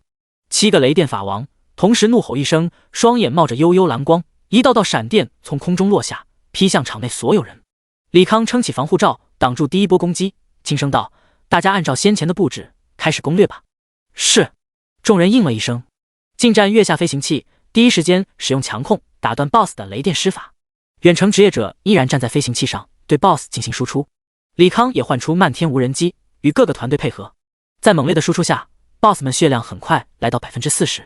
异变升起，7个巨大的仰手怪物周身蓝光大盛，逐渐凝结蓝色的护罩。众人攻击落在那罩子上，便会有同等攻击的频率的闪电落下，速度快到根本无法躲避。不少使用多段攻击的职业者瞬间被密集的落雷秒杀，包括李康的无人机与反浩克装甲也在那猝不及防的落雷下纷纷击毁。大家停手！李康赶忙提醒，众人纷纷止住攻击。李康打开面板查看消息，您的爆炎无人机受到攻击，耐久减100，剩余耐久19900。您的爆炎无人机受到攻击，耐久减100，剩余耐久19800。您的反浩克装甲受到攻击，耐久减100，剩余耐久19900。您的反浩克装甲受到攻击，耐久减100，剩余耐久19800。耐久值掉落多寡会受被攻击部位以及攻击强度影响。如此整齐划一的耐久掉落，只能说明落雷是100%固定伤害，规则系伤害，这就有点逆天了。他沉吟片刻，说道：“大家听说指挥，我说打，大家就使用单次伤害技能攻击一下，切记不要使用多段伤害技能，更不可贪多。牧师就别攻击了，做好治疗工作，给大家1分钟喝药恢复状态。”李康等了大概1分钟，喝道：“打！”众人各自施展技能，绚烂的光芒短暂地湮灭了7个怪物，同时雷云中也落下数十道闪电，劈得众人毛发焦黑，疼得龇牙咧嘴。大家暂时休息，听我下次攻击的指令。李康说罢，打开全息影像。魔法类护盾有2种，一种是无敌的，一般会有时间限制；一种是消耗型，分为伤害消耗或者次数消耗，又或者2者都有，达到一定伤害量才能消耗掉护盾的次数。一般来说，想要分清是哪一种，只能靠着攻击一点点试错。当然，这个试错成本也不低，不仅承受100%扣血的痛苦，而且还要眼睁睁看着 BOSS 们回血。按照李小柔所说，现在7个 BOSS 正在以每分钟2%的速度回血，也就是说10分钟内找不到解决办法，人家又回到上个阶段了。不过，他有智脑存在，可以通过影像分析推算出到底是这个护盾规则。只要是消耗型的护盾，在受到攻击都会闪烁，如果闪烁长短不一，那就是伤害型；如果闪烁次数一样，那就是次数型；如果一次没闪烁，可能是无敌，也可能是伤害不够，没有撼动护盾，那么就得加大强度，继续取样。于是，新的反应堆材料高达量产计划。无人机的微型机关枪一梭子下去，引来数不清的雷电，直接把无人机劈成齑粉。李康这边毁掉一个无人机，便补充一个继续攻击护罩。7个 BOSS 的护罩在无人机自杀式攻击下，逐渐变得暗淡起来。赶快 ，BOSS 要到40%了，赶快！李小柔急得要命。李康索性把充能的500架无人机以及上百尊钢铁战甲也召唤了出来，同时向7个 BOSS 发起进攻。在密集的攻击下，7个防护罩破碎，但场内的机甲也在固定100%伤害下全军覆没。但不打紧，毕竟他还有机械重组技能。攻击！李康一声令下，众人重新投入战斗。李康顺势使用机械重组，收起大部分机械，只留了7个反浩克以及50架爆炎无人机继续输出。很快 BOSS 血线来到19%，众人一脸戒备，等着 BOSS 出现新的机制，可一直把血量打到个位数，也没见 BOSS 使用常规技能以外的手段。1%了，马上就要胜利了！李小柔高兴地喊道。这时，异变陡升，天空上7道雷柱落下，与7个 BOSS 身体勾连。李小柔惊恐道：“哇 ，BOSS 血在快速攀升！”李康问道：“多快？1分钟10%？那咱们输出还有效吗？”“有的，不然的话，估计1分钟至少13%，输出有效就好。”李康心念一动，招出20米的高达，飞身来到驾驶舱。高达身后的浮游炮疯狂攻击 BOSS， 及火加特林也被李康取出。巨大的高达拎着特大号的加特林，疯狂地扫射7个 BOSS。李小柔惊喜道：“血在快速下降，马上要见底了。”说话功夫，怪已经死了。咣当，咣当，数道粉色的光芒直冲天际，众人立马欢呼了起来。竟然秒了！指挥官牛逼，这机器人好帅，咱们的战舰也不丑呀。众人有说有笑。李康收起高达，缓缓落地，看着一堆粉光，面露疑惑之色。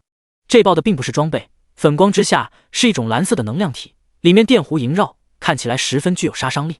咦，这不是装备，好像是7阶元素材料。穆雨晴轻声嘀咕：“这就是传说中的7阶元素。”李康好奇地拿起那团能量体，看似威力十足的能量体，拿在手中却是犹如硅胶一般的触感，冰冰凉凉。他用力揉捏成各种形状，甚至用蜂鸟的电磁光束刺激，这团能量体依然稳如泰山。好稳定的能量，这次捡到宝了。李康眼中尽是兴奋之色。魔能离子反应堆之所以无法小型化，便是雷电结晶内膜能离子不够稳定，只能通过复杂的维稳装置面前做到再到恒定输出。可假如被魔能离子反应堆被击毁，维稳装置失效，那么反应堆就是一个大型魔能压缩离子弹，很容易误伤自己人。正因为风险高，李康只在相对安全的地点启用魔能离子反应堆提供能量，并且会在反应堆外加上多重防护措施，以免发生不必要的危险。假如这个7阶材料数量够多，可以开发小型反应堆，安装在相对较大的高达机体上。不过，眼前这些能量团数量显然不够。李康把材料尽数收进机械空间，散出数百个仿生昆虫，开始在方圆300公里内扫描。果然不出他所料，这片雷云下面有近100个雷电法王。你们先回船上，我再去探查一下。李康打发众人回船。开始独自扫荡雷云下的传奇怪物。折腾了2天，雷云下的怪物尽数被李康击杀。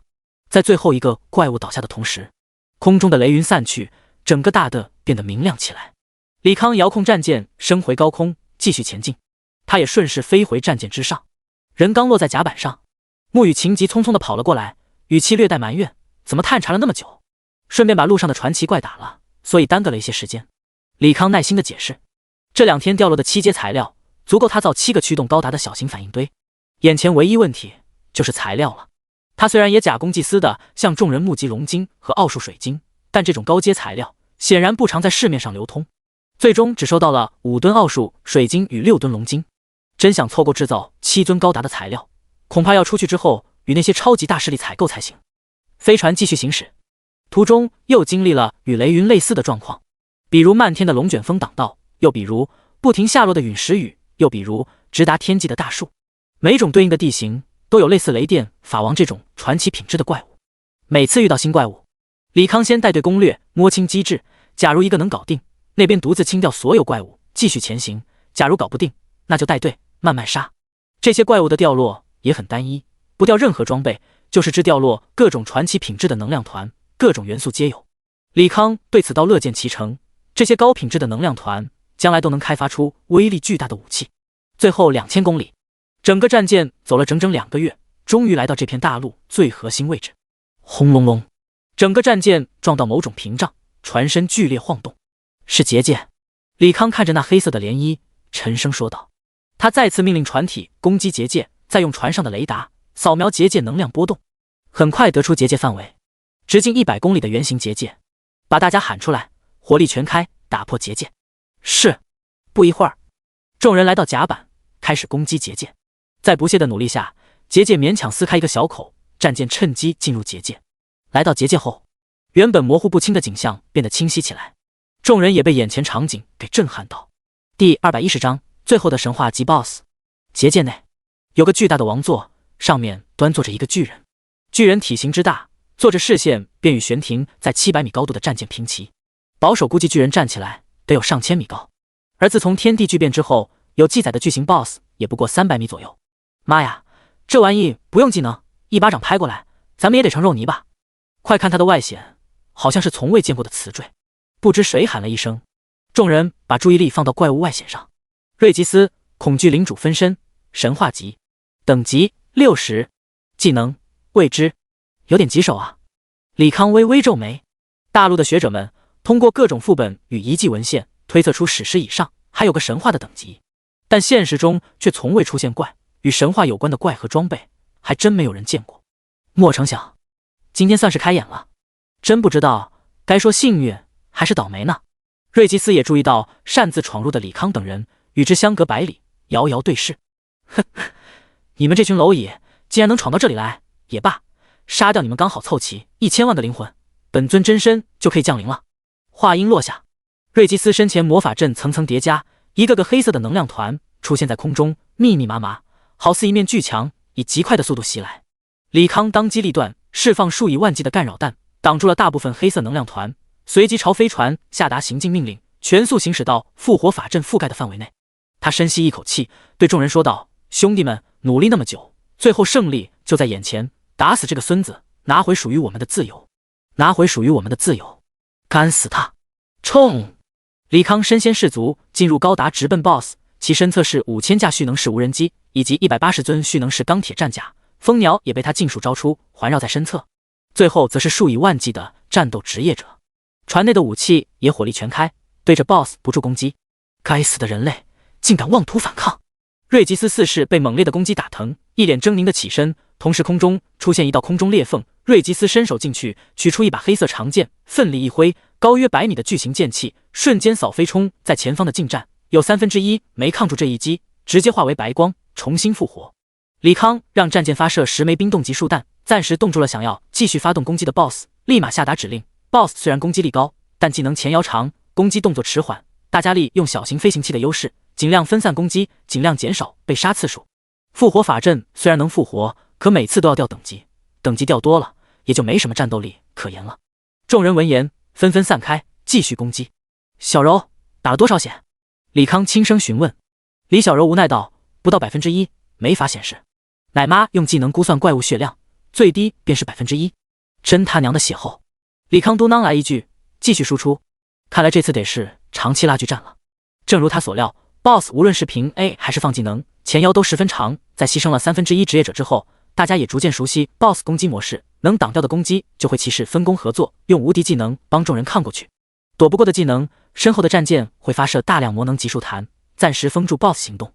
经过1天的战斗 ，BOSS 血线来到80%，空中雷云密布，4道闪电落下，逐渐变成4个仰首人身的巨大怪物。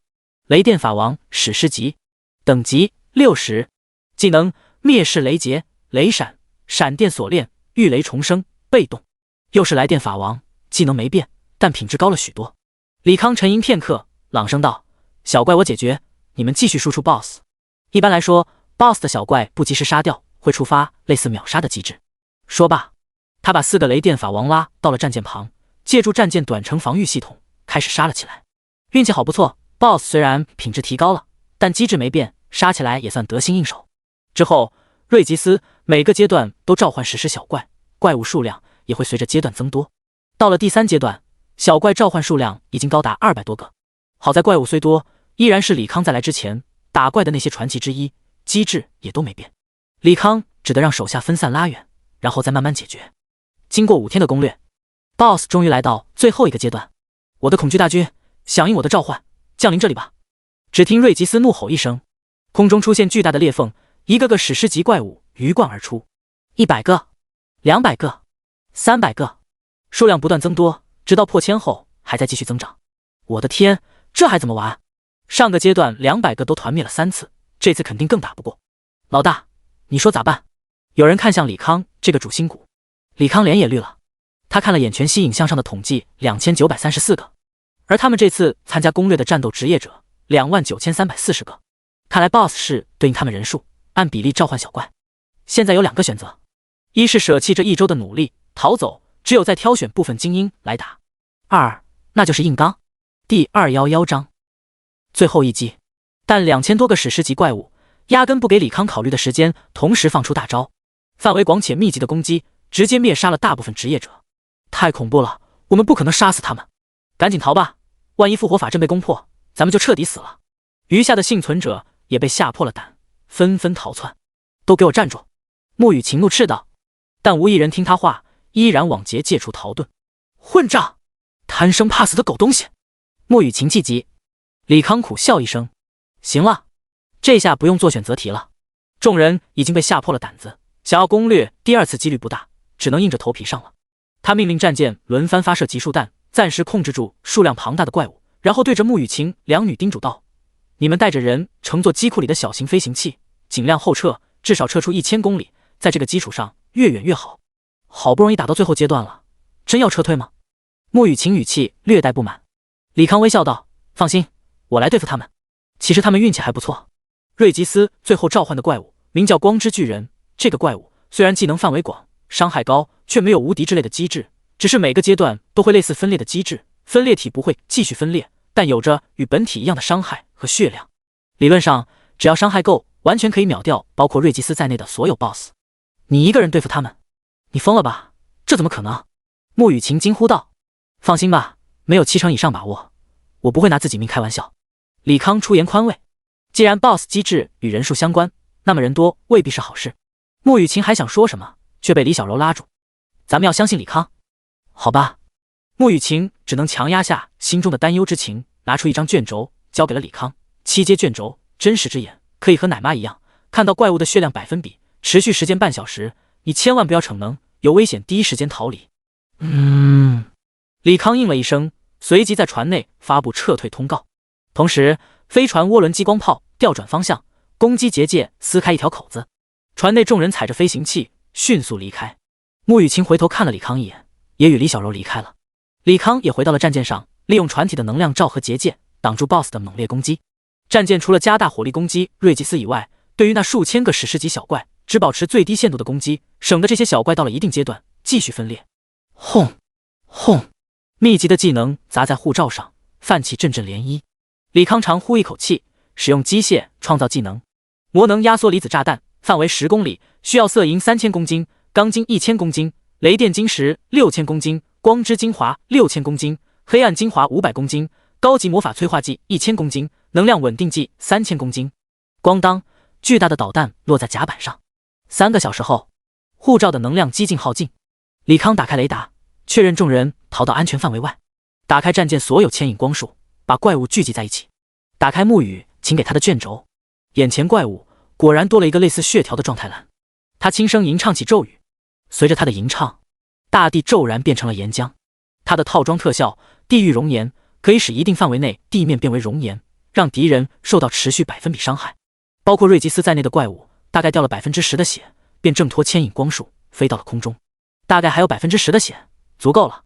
杀死小怪只是顺带的事，他最终目的是把瑞吉斯干掉。10公里范围的导弹加引爆20倍增幅，外加结界把爆炸威力最大限度压缩，应该能杀死对方。不过这个计划属于伤敌1000自损180，如此大规模的爆炸，他至少也得死一次。为什么说是至少一次？因为爆炸能量在得到彻底宣泄前属于多段攻击。不过他项链自带的特效涅槃重生不仅可以原地复活，还能获得10秒无敌，外加半小时属性翻倍效果。只要自己第一时间跑出爆炸中心，拖延个几分钟，加上复活之后盾无敌时间，应该可以扛过去。说干就干，李康直接把导弹扔出船外，并让战舰在结界上轰出一个口子，把战舰收入机械空间。钢铁战甲全身推进器打开飞出结界，同时使用引爆技能激活导弹。巨大的蓝色能团剧烈膨胀，只用了数秒钟便把结界撑破，继续向外扩散，吞噬着一切。李康压根不敢回头，拼命的逃跑，大概逃了4分钟左右，还是被蓝色的能量吞噬。在钢铁战甲与能量防护衣的作用下，又坚持了30秒左右，被蓝色能量杀死。顷刻间，蓝色能量中出现一股火红的光芒，笼罩着李康。下一秒，李康睁开双眼，倒吸一口凉气。这种死亡的痛楚，他可不想再来第二次。想罢，李康开始打量自己身上那层红光，正隔绝着蓝色的能量。面板上的 buff 图标也在快速读秒。他不做犹豫，直接掏出一张7阶防御卷轴，疾冰屏障。等读秒结束前，打开卷轴，撑起一道冰晶屏障，抵御蓝色能量，顺便用技能修复了防护衣，拿出一块圣药石给防护衣补给能量。第一个卷轴大概坚持了10秒左右，便开始破碎。李康马上补上第2张，亏了上次打劫红不让这个富二代，眼前手中还有个50-60张7阶护盾，应该能坚持到能量减弱或者消散。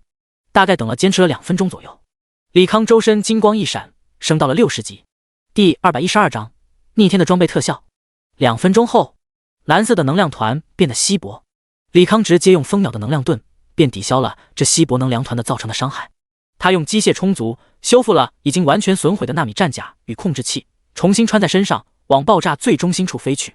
此时的爆炸中心已经成了一个巨型盆地，空气中弥漫着残存的能量，丝丝电弧闪现，盆地中心一道彩色光柱直冲天际。这是神话级物品。李康面露喜色，以极快的速度来到盆地前，凑近一看，地上躺着的是一枚戒指，散发着七彩流光。他迫不及待地拿起戒指查看属性。恐惧的象征，神话级，类型戒指，精神加425，体力加425，力量加425，敏捷加425，全属性提升 20%， 攻击提升 40%。 附带特效1，可以随机召唤3只史诗级怪物，怪物等级与佩戴者等级相关，怪物持续时间为半小时。附带特效2，被攻击有几率召唤1只史诗级怪物，怪物等级与佩戴者等级相关，怪物持续时间为半小时，召唤数量不设限制。附带特效3，召唤怪物之后可以共享怪物全部技能。附带特效4，怪物存续时期，您受到的伤害可以转移到召唤的怪物身上。装备等级为1，成长型装备，属性持有者等级相关，装备为时区绑定，无法2次交易，且死亡后100%掉落。李康看完之后倒吸一口凉气，这恐怕是迄今为止见过最恐怖的词条特性了。别说他了，就是一个生活职业者，假如佩戴上这个装备，也能瞬间成为史诗级以上的人形 BOSS， 神挡杀神，佛挡杀佛。不过这神话级装备死亡100%掉落这个特性有点操蛋，谁拾取了这玩意，不就等于成了新的 BOSS， 被一群人惦记着击杀夺宝。虽然坑爹，但这装备属性值得冒点风险。李康说着把戒指戴在手上。精神属性成功突破2500点大关，正当他要召唤3只怪物，试一试那个与怪物共享技能的特效时，这时天空中泛起一道白光，逐渐扩散，形成大面积的法阵。这是空间魔法。李康眼睛微眯，定向空间魔法，只要知道坐标，便可跨距离传送，但代价也是巨大的。寻常传送1公里7、8万成本，这种没有连接的定向坐标，1公里至少几千万成本。假如对方是从结界外而来，这次传送成本至少超过1000亿。至于对方为何有这么准确的坐标，其实不难猜出来。在他杀死瑞吉斯的刹那，结界消散，结界内的人也可以用通讯水晶与外界正常联系。而与他攻略未知大陆的3万人中，有不少工会成员，自然会向工会报告了这里有神话级 BOSS 的事。想吧，他直接把装备外显切换到常服，以一身宽松的休闲装模样示人。魔法阵完成，天空中出现50个人，其中10人第一时间便发现李康，以极快的速度来到地面。李康扫了10人一眼，好家伙，10个5转强者，一下子能号召如此多的强者，必然是10大工会之一。他看向这些人佩戴的徽章，一个类似老虎的图腾。李康记得10大之中有个叫虎啸的工会。小子 ，BOSS 呢？问话的人是个老头，名叫郎平言，88级，隐藏职业幻影神使。不知道，应该是自己消失了吧？李康随口敷衍。郎平言双眼微眯，用严厉的口气威胁：“小子，你最好说实话，不然有你好果子吃。”作为西北地界的扛把子，别说一个没有工会的4转毛头小子，就是其他工会的5转强者过来，他郎某人也不给面子。李康一脸无奈道：“这位大人，我真不知道神话 BOSS 哪去了。不瞒您说，这神话 BOSS 机制太变态了，我们3万多人也攻略不了，我只能拖延时间，让大家逃跑。等大家逃跑之后，我也趁机溜了。谁成想，这 BOSS 突然狂暴了，不知道放了什么大招，把这里夷为平地。好在我有个无敌技能扛过了他的大招，但赶来之后 ，BOSS 确实不见了。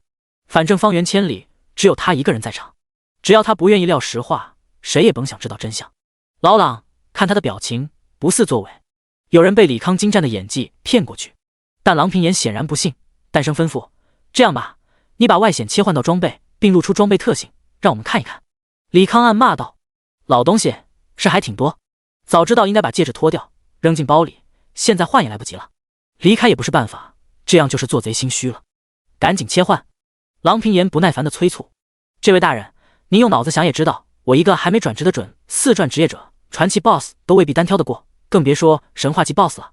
您就别在我身上浪费时间了，我估计那 BOSS 没死，只是跑到了这片大陆其他地方，你们赶紧去找吧。”李康企图转移这些人注意力，奈何郎平言不上套，低低吟唱了一句。李康周身出现几道屏障，组成一个牢笼。既然你小子不说实话，那我们就自己查。郎平言拿出一个卷轴，缓缓打开，整个空间出现一片虚影，蓝茫茫的一片。片刻后，蓝色光芒渐渐褪去，一个七彩光柱出现在盆地中，是神话装备。太好了，果然是神话装备。继续看下去。过来一会儿，身穿钢铁战甲的李康出现，拾取了戒指，一脸喜色。这时，众人目光齐刷刷看向李康。李康苦笑道：“没错，是我捡了，可这神话装备和史诗装备一样绑定的，也没法2次交易。”郎平言嘴角微翘：“好个奸诈小子，你大概不知道，你不是第一个拥有神话装备的人。虽然平民对神话装备了解不多，但只要稍有权势，便可知晓神话装备是可以掉落的。”李康闻言，眸中冷芒闪现：“既然如此，那你们就别想活下去了。”郎平言等人愣了一下，这话灭口。老郎和他废什么话，直接杀了取东西，省得等会儿其他工会的人赶来，咱们还要纠缠一番。其中一个5转强者一脸不耐烦的催促：“是这个理。”郎平言五指虚抓，那困住李康的屏障开始挤压。李康穿上战甲，用高频粒子剑破开屏障。同时间，巨大的高达同样手持光剑，从高处落下，狠狠劈向郎平言。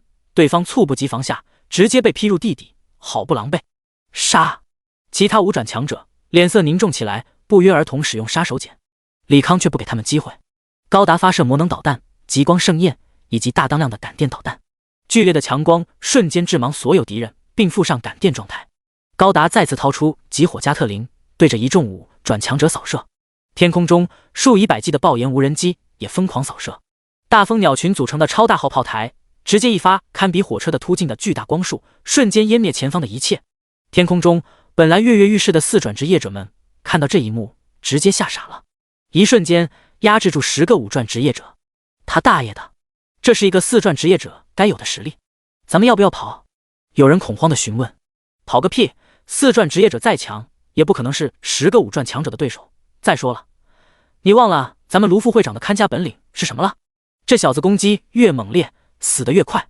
对啊，差点忘了卢副会长那一招。哈，这小子死定了！众人在空中窃窃私语。李康眉头微皱，不太对劲呀。如此猛烈的攻击，对方要么反抗，要么闪避，现在竟然一点动静也没有。他也没收到任何击杀提示，难不成用传送卷轴跑了？李康暂时停火，爆燃产生的浓烟散去后，只见一个身穿蓝色法袍的壮汉高举法杖，而在其法杖顶部有一个火红色的能量漩涡缓缓流动，而且体积逐渐缩小。卢超85级暗黑法神，看来他的攻击手段已经用尽了，劳烦诸位控住他，让他死在自己的攻击下吧。卢超面露狰狞，郎平言冷声道：这小子区60级，手段堪比5转强者，一定是神话装备带来的增幅，咱们必须抢到装备，这样虎啸就可以冲击龙国前3了。别废话了，赶紧弄死他！10字星数，地狱牢笼，幻影屏障。9个5转强者第一时间扔出控制技能，李康还没来得及反应，就被禁锢住。他第一时间打算使用空间置换，想要与远处的高达交换，但9人控制技能中有禁止空间移动的效果。死吧！除卢超外的9个5转强者也都纷纷使出大招。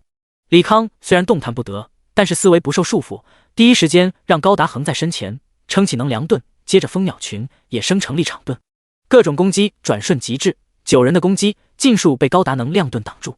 但那卢超的火红色能量球却轻而易举地击破高达防护罩，连带举盾的高达一起轰到了蜂鸟群生成的防护罩上，并且能量球以极快的速度膨胀。撤！卢超深知自己这招的恐怖，第一时间命令所有人后撤。火红色的能量球越来越膨胀，吸收别人攻击能量，再进行压缩，以数倍的威力返还给敌人。李康低声呢喃，这不是他马克50装备的魔能返还系统吗？不过对方的技能显然吸收能量上限更高，返还的威力也更为巨大。按照这膨胀的架势，恐怕威力不亚于30公里范围的魔能压缩弹，单靠大蜂鸟群很难防住，而他又处于爆炸中心，无法逃离。眼看能量逐渐渗入电磁力盾，把它吞噬。爆炸只是在瞬息之间，掏防御卷轴也来不及了。李康当机立断，使用怪物召唤，3只巨大的怪物出现在空中，能量团同时间炸开，淹没了李康，向四周蔓延。卢超等人在爆炸边缘位置撑起防护罩，把众人护住。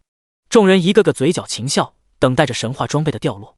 可还未等烟尘散去，一道粗壮的光束袭来，直接轰开了护盾。站在前方的赤天骑士举盾抵挡，又是数道紫色的能量束打在那巨大的盾牌之下，强大的力量直接让赤天骑士把盾牌脱手，整个人倒飞而去，好似保龄球一般，砸得其他4转职业者东倒西歪。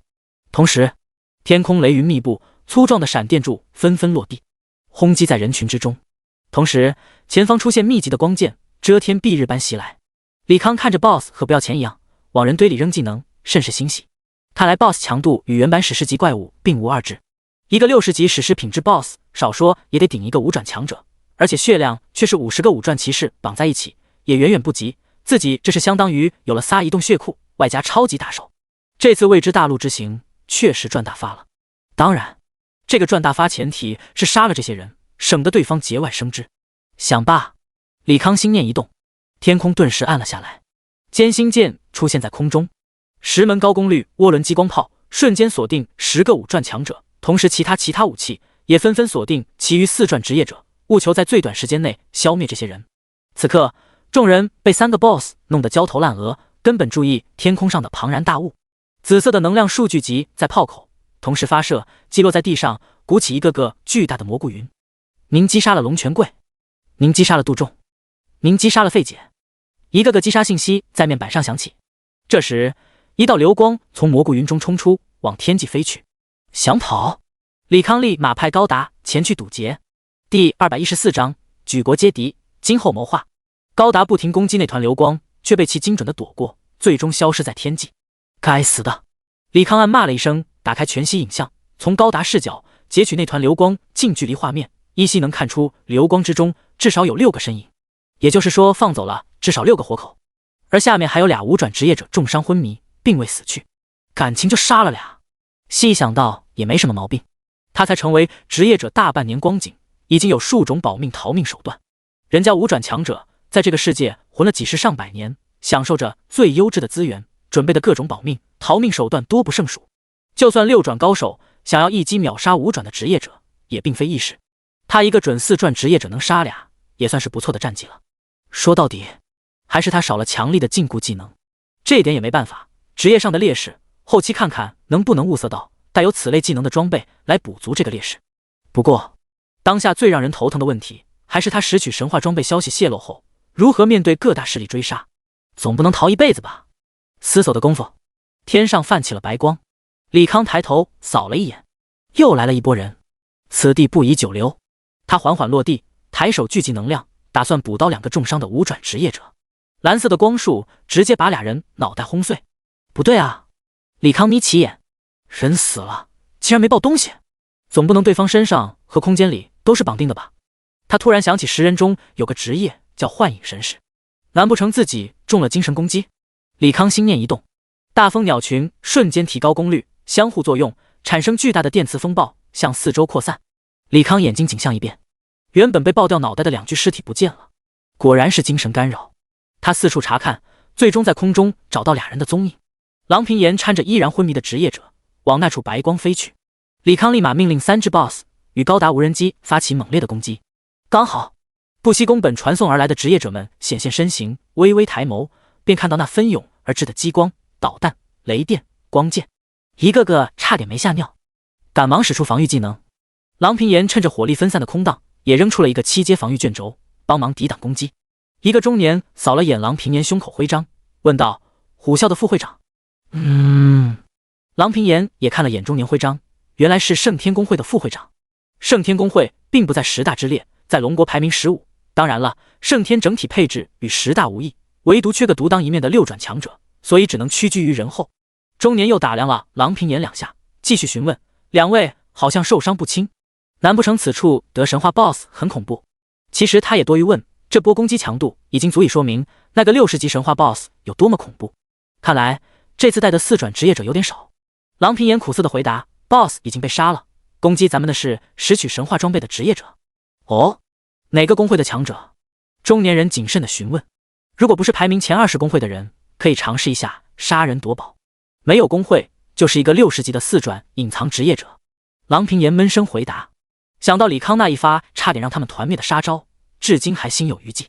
当然，心里对那神话装备也更为眼馋。他认定李康如此强势，全是因为那神话装备带来的。假如他也能得到这个装备，升到6转肯定轻而易举。4转？郎会长，您没和我开玩笑吧？中年人压根不信。对于5转职业者来说，4转职业者就好似蝼蚁一般，随意一个大招便可灭杀一群，实在无法想象一个蝼蚁有什么本事，如何把2个5转强者逼得仓皇逃窜。但他很快又反应过来，对方好像说那人拾取了神话装备，难不成是那神话装备让一个蝼蚁变得强大到连5转强者也可以压制？想到此，中年人眼中露出炽热的光芒。这个神话装备必须拿到才行。猛烈的攻击戛然而止。正当中年想要振臂一呼，带领手下围攻李康时，强烈的光芒绽放，要得众人睁不开。等眼睛恢复视力后，面前已经空无一物，而周边不知何时多了一波波其余公会的人。妈的，让他给跑了！中年人气恼至极。郎平岩却是松了一口气，得亏李康跑了，要不然虎啸公会就他们俩伤员在场，肯定抢不到神话戒指。当务之急，先回公会详细部署追杀事宜。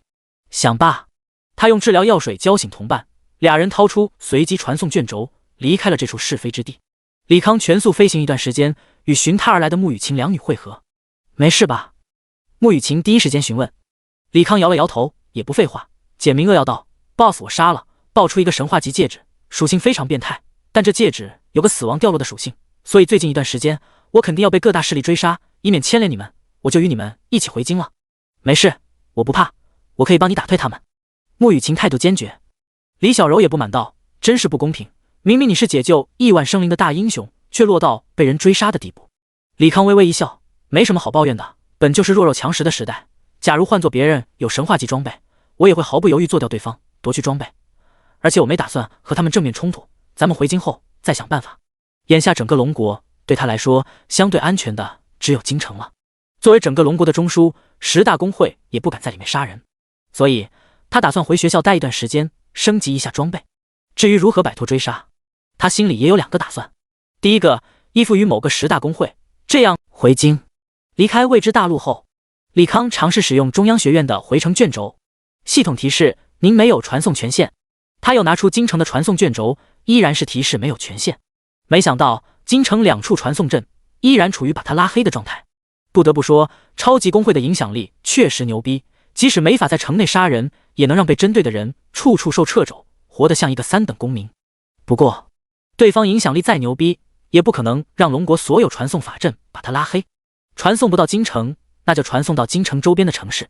李康拿出天风城的回程卷轴，来到天风城传送大厅。此刻的大厅内人流涌动，有被困许久着急回家，也有被隔离在外回来寻找家人的。咦，这是城主大人！有路过的人认出了李康，真是城主大人！城主大人太牛逼了，竟然真的攻略了未知大陆！城主大人万岁！感谢城主大人带我们脱离苦海。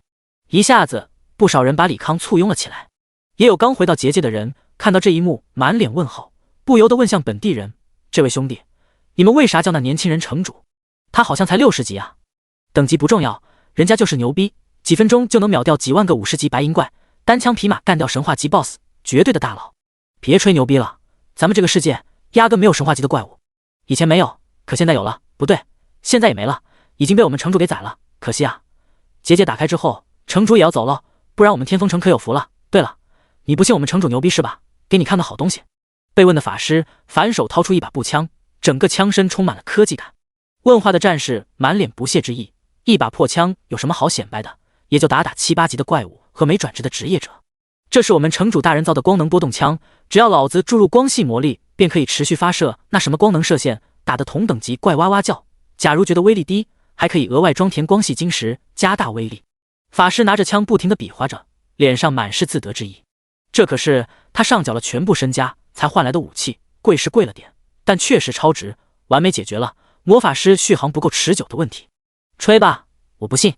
战士依然表现得很是不屑，法师也懒得多说，以自家城主大人的牛逼实力，将来必然名动世界。他们曾与之一起战斗过，也觉得与有荣焉。李康这边费了半天的劲，才让众人散去，飞快地进入传送法阵。白光闪现之后，来到了京城500公里外的月下城。出城之后，直奔京城。同时间，龙国出现第2件神话装备的消息，在核心圈子里迅速扩散。那些顶级公会通过庞大的信息搜集能力，很快锁定了李康，其信息也以最快速度出现在各大公会高层手上。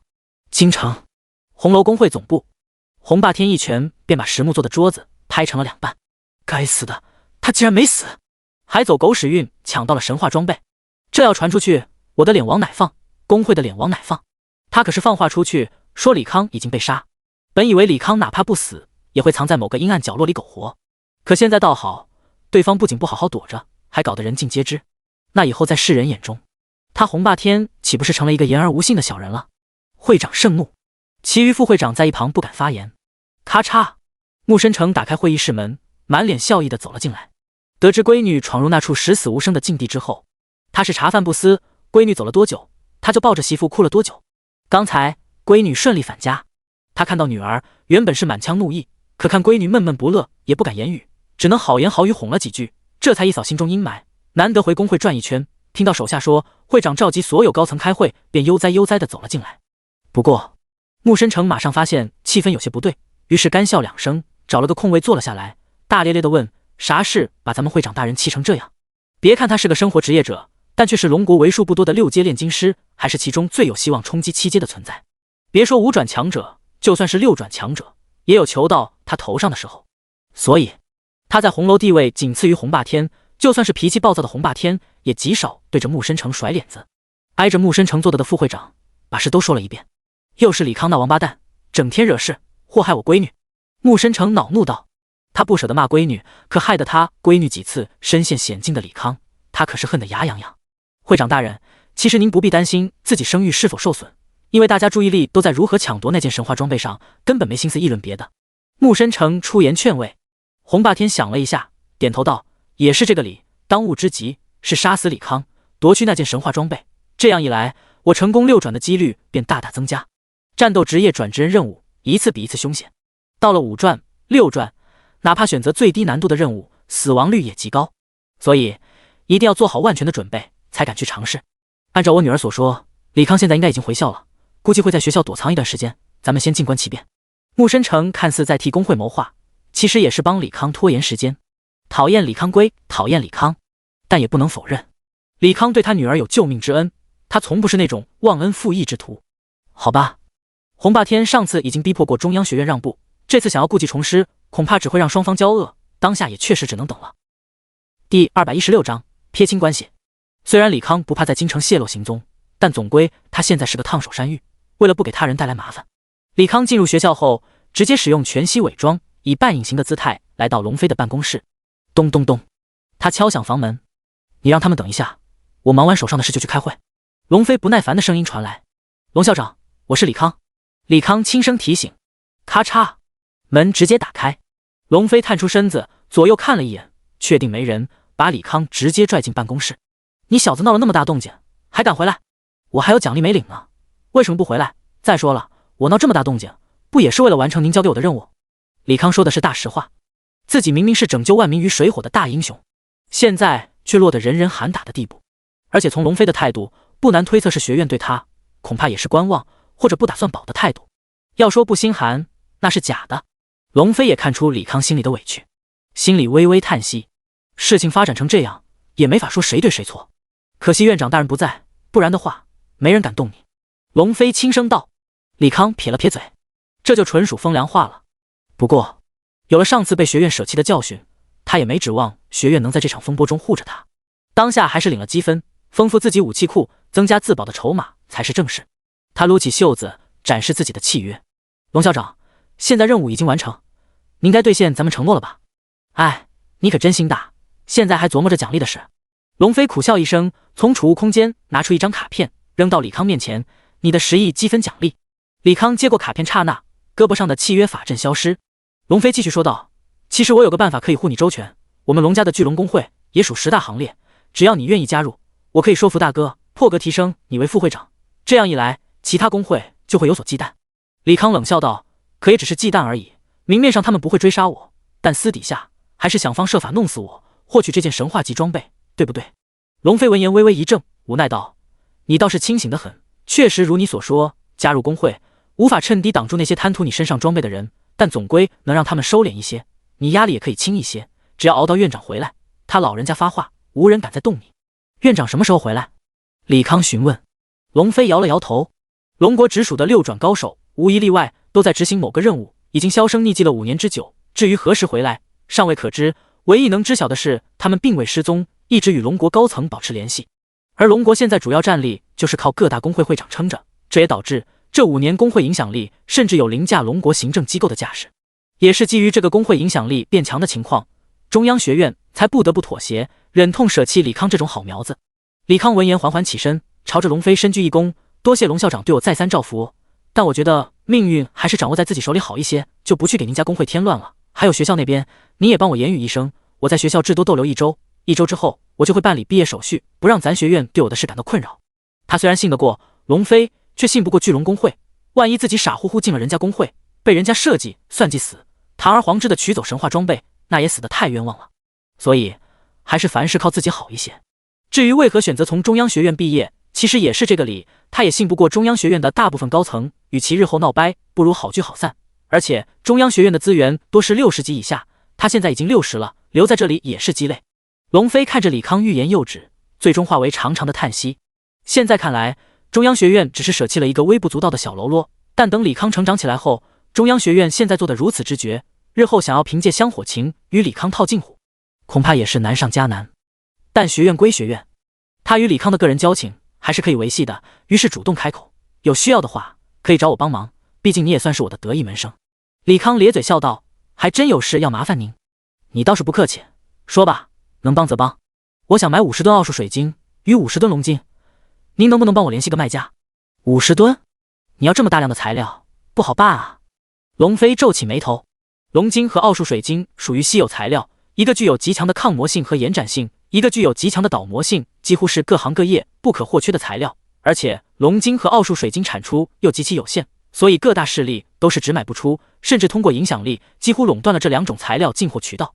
李康见状又补了一句：“您看能弄几吨算几吨，我可以议价收。”巡洋舰虽然是个大杀器，但反应堆能量有限，暂时当作杀手锏，不到万不得已不会使用。所以常规手段就要加强。要说他手下单体作战能力最强的，肯定是高达。在三转装备和被动技能加持下，一个高达可以战平俩五转强者。四转之后再强个 30%， 1对3不成问题，配合上其他钢铁侠战甲以及魔能无人机辅助攻击，1对4或者5也是轻而易举。所以李康需要尽可能多制造高达，与其他机械体相互组成编队，至少能做到在不与死网破情况下，他一人可以抵抗20个以上五转强者的能力。行吧，我尽量帮你筹措。出于对李康的愧疚，龙飞勉强答应了对方的请求。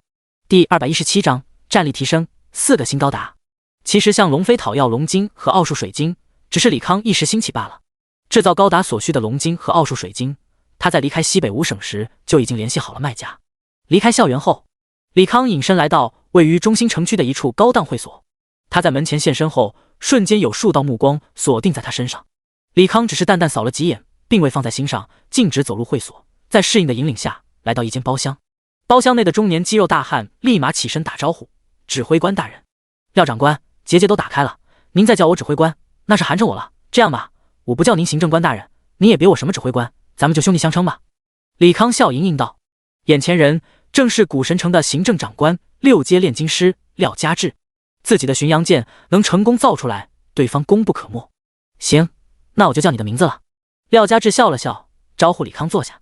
俩人闲扯了一会儿，李康就直奔主题：“廖哥，我的情况你应该知道，所以说我也不和你多墨迹了。天风城那套防御系统，我可以给你一部分，换取我要的材料。当然了，东西我可以先给你，让你运回古神城。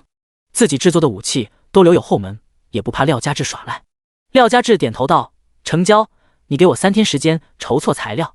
”3天后，李康拿到所要材料，开始琢磨制作什么样的高达。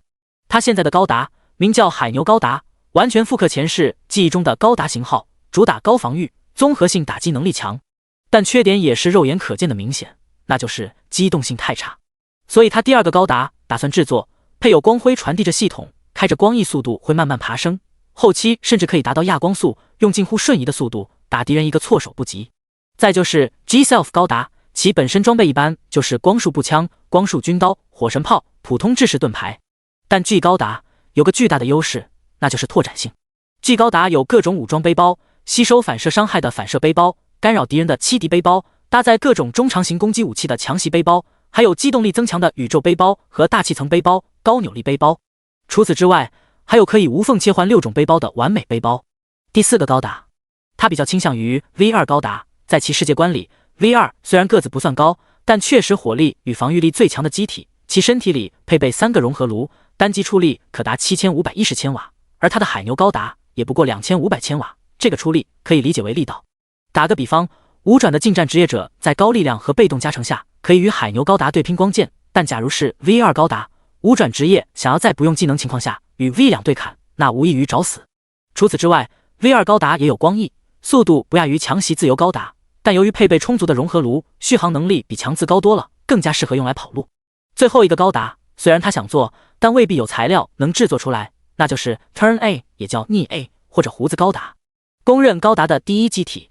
之所以说它做不出来，是因为机体并非单纯的金属，还要由纳米粒子与 DG 细胞，其发动机也十分逆天，本质就是个压缩的小型黑洞。自己虽然能用暗物质魔法黑洞，但想要永久的呈现黑洞，依靠现在的材料，恐怕还不能完成。为什么说胡子高达是第一？那就要说自身所带的月光碟系统了，它可以释放微纳米机械群，吞噬一切无机物。如果李康没推断错的话，这个微纳米机械群甚至能吞噬魔法，化解为无用的分子，可以变相理解为随心所欲的禁魔能力。在这个魔法世界，月光碟系统绝对是如开挂一般的能力。李康把4个新高达具体模样按照记忆画了出来，并且写上大概设定，开始在脑中具象。推演成功，您获得强袭自由高达设计图。强袭自由高达全部机体需95吨钢筋及以上硬度金属，武器模块需龙晶和奥数水晶各4吨，光之精华8吨，超级制冷剂2吨，雷电晶石2吨，火之精华1吨，特级融合剂1吨。强袭自由高达需要450点精神驱动，光辉推进系统需要额外200点精神驱动。推演完第一个，李康马上开始具象第二个。推演成功，您获得 G 自我高达设计图、反射背包设计图、大气圈用背包设计图、宇宙用背包设计图、7敌背包设计图、高扭力背包设计图、突袭用背包设计图。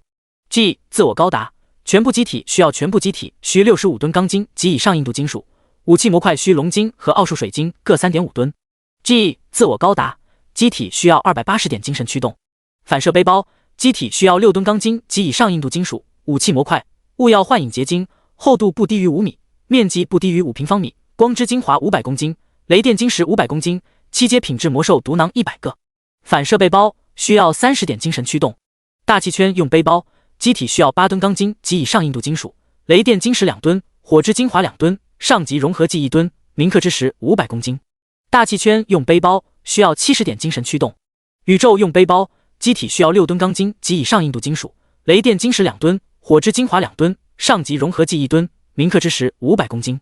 宇宙用背包需要50点精神驱动。高扭力背包，机需要18吨钢筋及以上硬度金属，风之精华5吨，黑暗精华5吨，特级强化剂30升，龙晶500公斤，雷电晶石500公斤。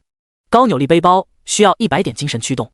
突袭用背包，机体需要20吨钢筋及以上硬度金属，雷电晶石5吨，火之精华5吨，光之精华5吨，奥数水晶3吨，龙晶3吨，超级融合剂500公斤，特级铭刻石730公斤。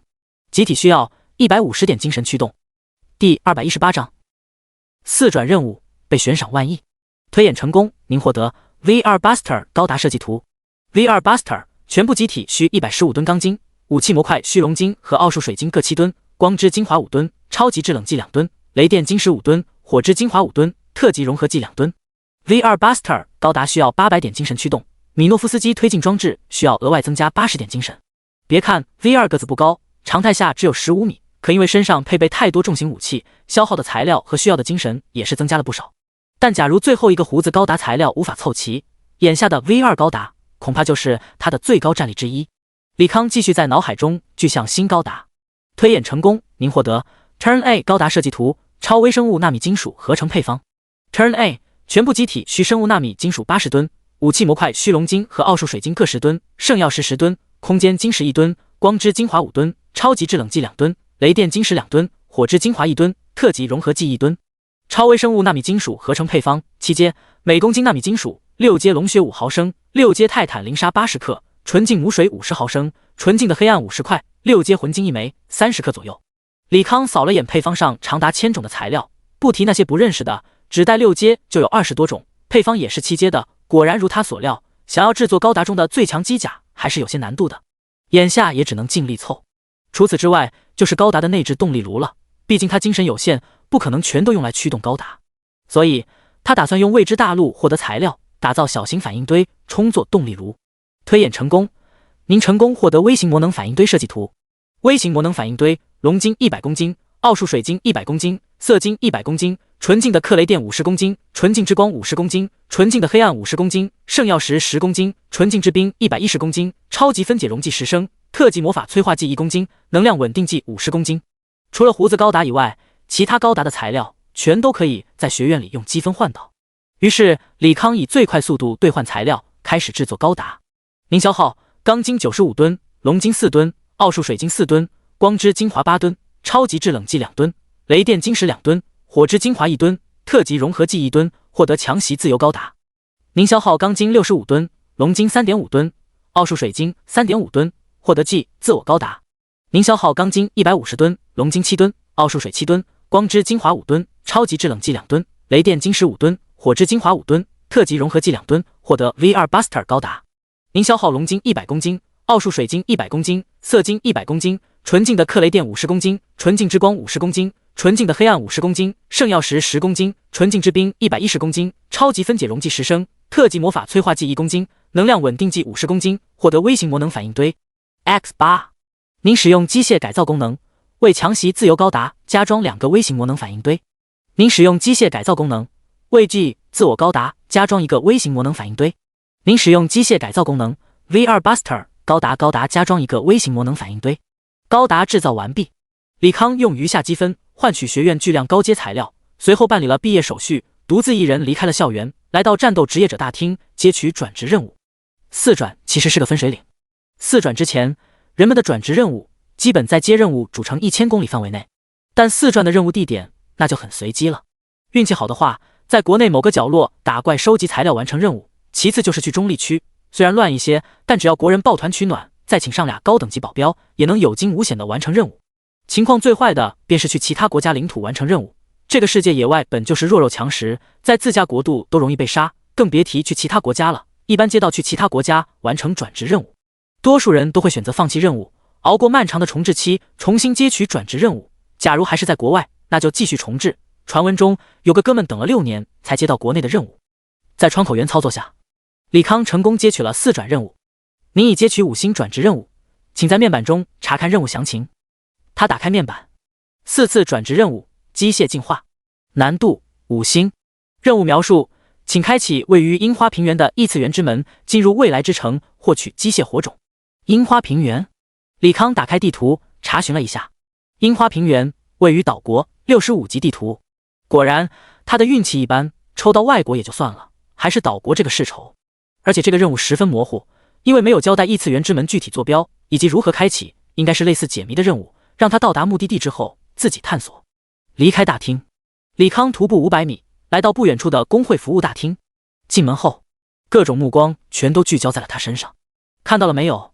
他就是咱们工会悬赏的李康，据说杀了他可以拿到1万亿的赏金。老哥，你落伍了，对方现在悬赏金额已经到2万亿了。据说现在各大工会都派了高手来这里，等着杀他，甚至还有闻风而来的敌国之人。我靠，这哥们犯了什么滔天大罪？这么多人要置他于死地。这个李康走狗屎运，捡了一件神话级装备，据说威力老厉害了。他一个还没4转成功的60级职业者，依靠那件神话级装备，能直接打得5转强者落荒而逃。我靠，这么逆天，真是走大运了。什么走运，自找倒霉才对。我告诉你们，这神话装备有个特性，死亡掉落，所以大家才盯着他，都想拿到那件逆天装备。嘿，那这么说，咱们这些小人物可不敢捡，捡了也被分分钟弄死。谁捡谁傻叉。虽然不能捡，但能去凑个热闹，万一击杀了李康，获得神话装备掉落归属权，可以拿来换取泼天的富贵。可他带着神话装备，连5转强者都能干跑了，咱们去不是找死吗？怕什么？他现在就是个移动的靶子，只要敢在外面露面，绝对一群人围攻他，咱们就当打 BOSS 去，能杀死最好，不能杀死也凑个热闹。是这个理。众人窃窃私语。第219章，想杀我就来吧。李康把闻言眉头微微皱起，他还以为神话装备这事只会在高层之间流传，没想到竟然有人把这事公开传播出来，还给了不低的悬赏。龙国的工会应该没那么傻逼，无故把这事透露出去，增加潜在对手。估计是敌国工会同样觊觎他身上的这件装备，所以才大肆传播，把水搅黄。这水黄了，牛鬼蛇神都可以借机在龙国闹事，而他这个漩涡中心的人，危险系数直线上升。不行，他得做点事，遏制一下事态继续向不利的一面发展。想罢，李康不动声色来到前台，轻声询问：你好，我想创立个工会，请问需要做什么？创建工会需要接取任务并完成，难度并不高，如果您需要接取的话，请把手放在水晶上。前台的小姐姐也向李康投来异样的目光。工会服务大厅人来人往，是个绝佳的情报交流机构，所以他们这些工会服务人员也会充当情报收集员，搜集一下关键的信息，卖给需要的人，赚取一笔不菲的酬劳。所以他自然晓得李康现在处境以及向上人头的价格。李康把手放在水晶上，小姐姐一同操作。李康收到提示，您已接取工会创建任务，请按照任务提示尽快完成任务。他打开面板，飞速扫了一眼。工会任务倒是简单，击杀在京城附近的80级传奇 BOSS 龙山寨山大王，获得工会创建令，再凑齐10个人响应工会创建，并缴纳2000万龙国币创会资金。李康关掉面板，看向面容秀丽的小姐姐，笑问道：美女，你应该不会把打怪坐标泄露出去吧？小姐姐怔了一下，苦笑道：这位先生，任务怪是固定的。哦，那可真是麻烦了，岂不是得一堆人在龙山寨地图蹲我？李康一脸愁容的感慨，声音也极大。此话一出，场内众人全都安静下来，一个个不怀好意的看着李康。李康又叹了一口气，往门前走去，只是走到大门口，他又回过头来，朗声道：既然各位想要我脑袋，那我就成全各位，明天我回龙山山寨，想要拿杀我的尽快去候着，但我要提醒诸位一句，来一个我杀一个，不怕就来。说完，李康径直离开，大厅内的众人直接炸了。这个王八蛋，好大的口气，还来一个杀一个！我看他就是放狠话，这辈子都不敢出城。不就是走狗屎运捡了个神话级装备吗？看把他牛的，早晚被人弄死。没错，看他怎么死！众人纷纷怒喝，其中不少开始在自家工会频道传递这个消息。一时间，整个京城关注点都放在了龙山山寨这个不大的地图上。半小时，李康收到了穆雨晴的传讯，来到学校附近一家餐厅。他刚进餐厅，穆雨晴上前握住他的手，焦急地询问：“我听人说你好像要去龙山山寨做任务，我告诉你，千万不要去，现在各大工会都盯着你呢，只要你一出城，绝对是十死无生。”放心，我心里有数。李康微笑道。穆雨晴难得对李康出现不满的情绪，恨声道：“你老是这个样子，啥事都藏在心中，不知道人家担心你吗？”李康闻言怔了一下，穆雨晴脸莫名一红：“找不到，我是说关心你的人都会担心你，比如我和小柔。”傲娇。李小柔翻了翻白眼，点头说：“对啊，你要是放出烟雾弹，吸引他人注意力，我可以理解，但你真要去的话，我会把你当傻子。”李康扫了眼餐厅，发现空无人一人。穆雨晴解释道：“放心吧，这里是我家产业，今天我把人都赶走了，外面还弄了隔音结界，不会有人偷听的。那坐下聊吧。”李康随意找了个位置坐下，两女坐在对面。李康笑着说：“我不是放什么烟雾弹，而是故意提前暴露行迹，要与打我主意的人打一场，算是敲山震虎，这样的话会省去不少麻烦。那就不怕人多你打不过？”穆雨晴反问。李康继续说：“你们应该知道我空中战舰的威力，有他在，只要不是一堆六转强者跑过来杀我，我就能立于不败之地，所以你们没必要为我担心。”穆雨晴抿嘴不语，显然不太赞成李康去。李康只好给李小柔打眼色：“打不过可记得跑呀。”李小柔其实也不太赞成，但她比穆雨晴理性一点，知道李康这种人一旦做了决定就容不得他人劝说，所以便不想白费力气。李康笑着点头。穆雨晴见李小柔也帮着李康，气呼呼地鼓着腮帮子。李康看穆雨晴这个清冷美人，难得露出小女儿姿态，煞是可爱，但也不想让她过多纠结此事，转移话题道：“对了，你们接转职任务了吗？”两女不约而同点头。李康笑问：“国内还是中立区？”在他印象中，两女运气一直很好，十有八九都是国内。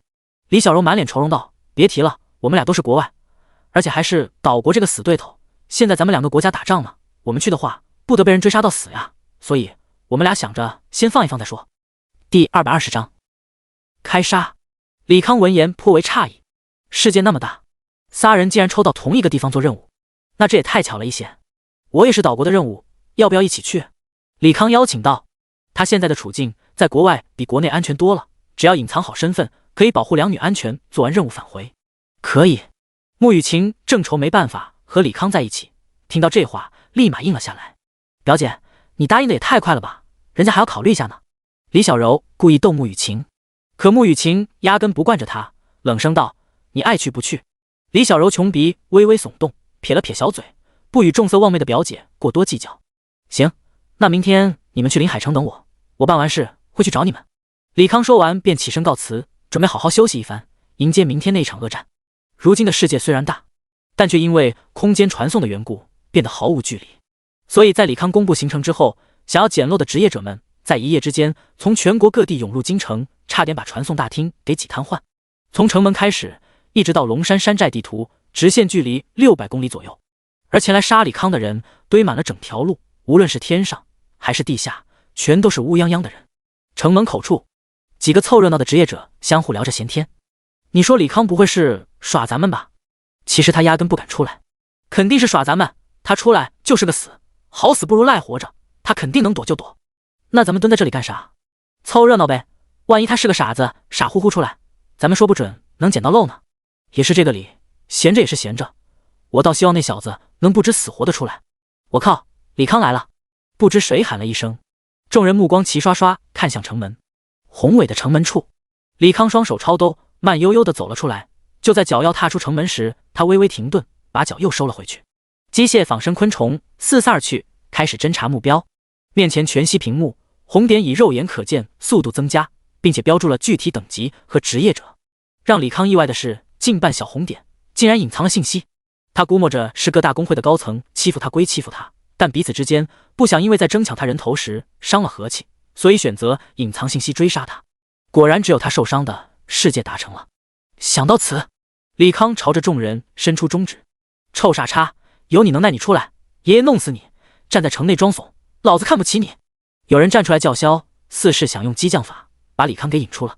李康咧嘴一笑，应道：“如你所愿。”他一步踏出城门，空中好似乌云盖顶，好似有一道火柱从天空直直落下。顷刻间，刚才叫嚣的人被轰得连渣都不剩，只有地上一些装备和材料显示出对方来过。众人见状，只觉得头皮发麻。他们没记错的话，叫嚣的可是一个65的骑士。叫嚣时，周边有盾牌特效萦绕，明显是加了防御 buff。如此一个血牛，眨眼间就没被秒了，这还有没有天理了？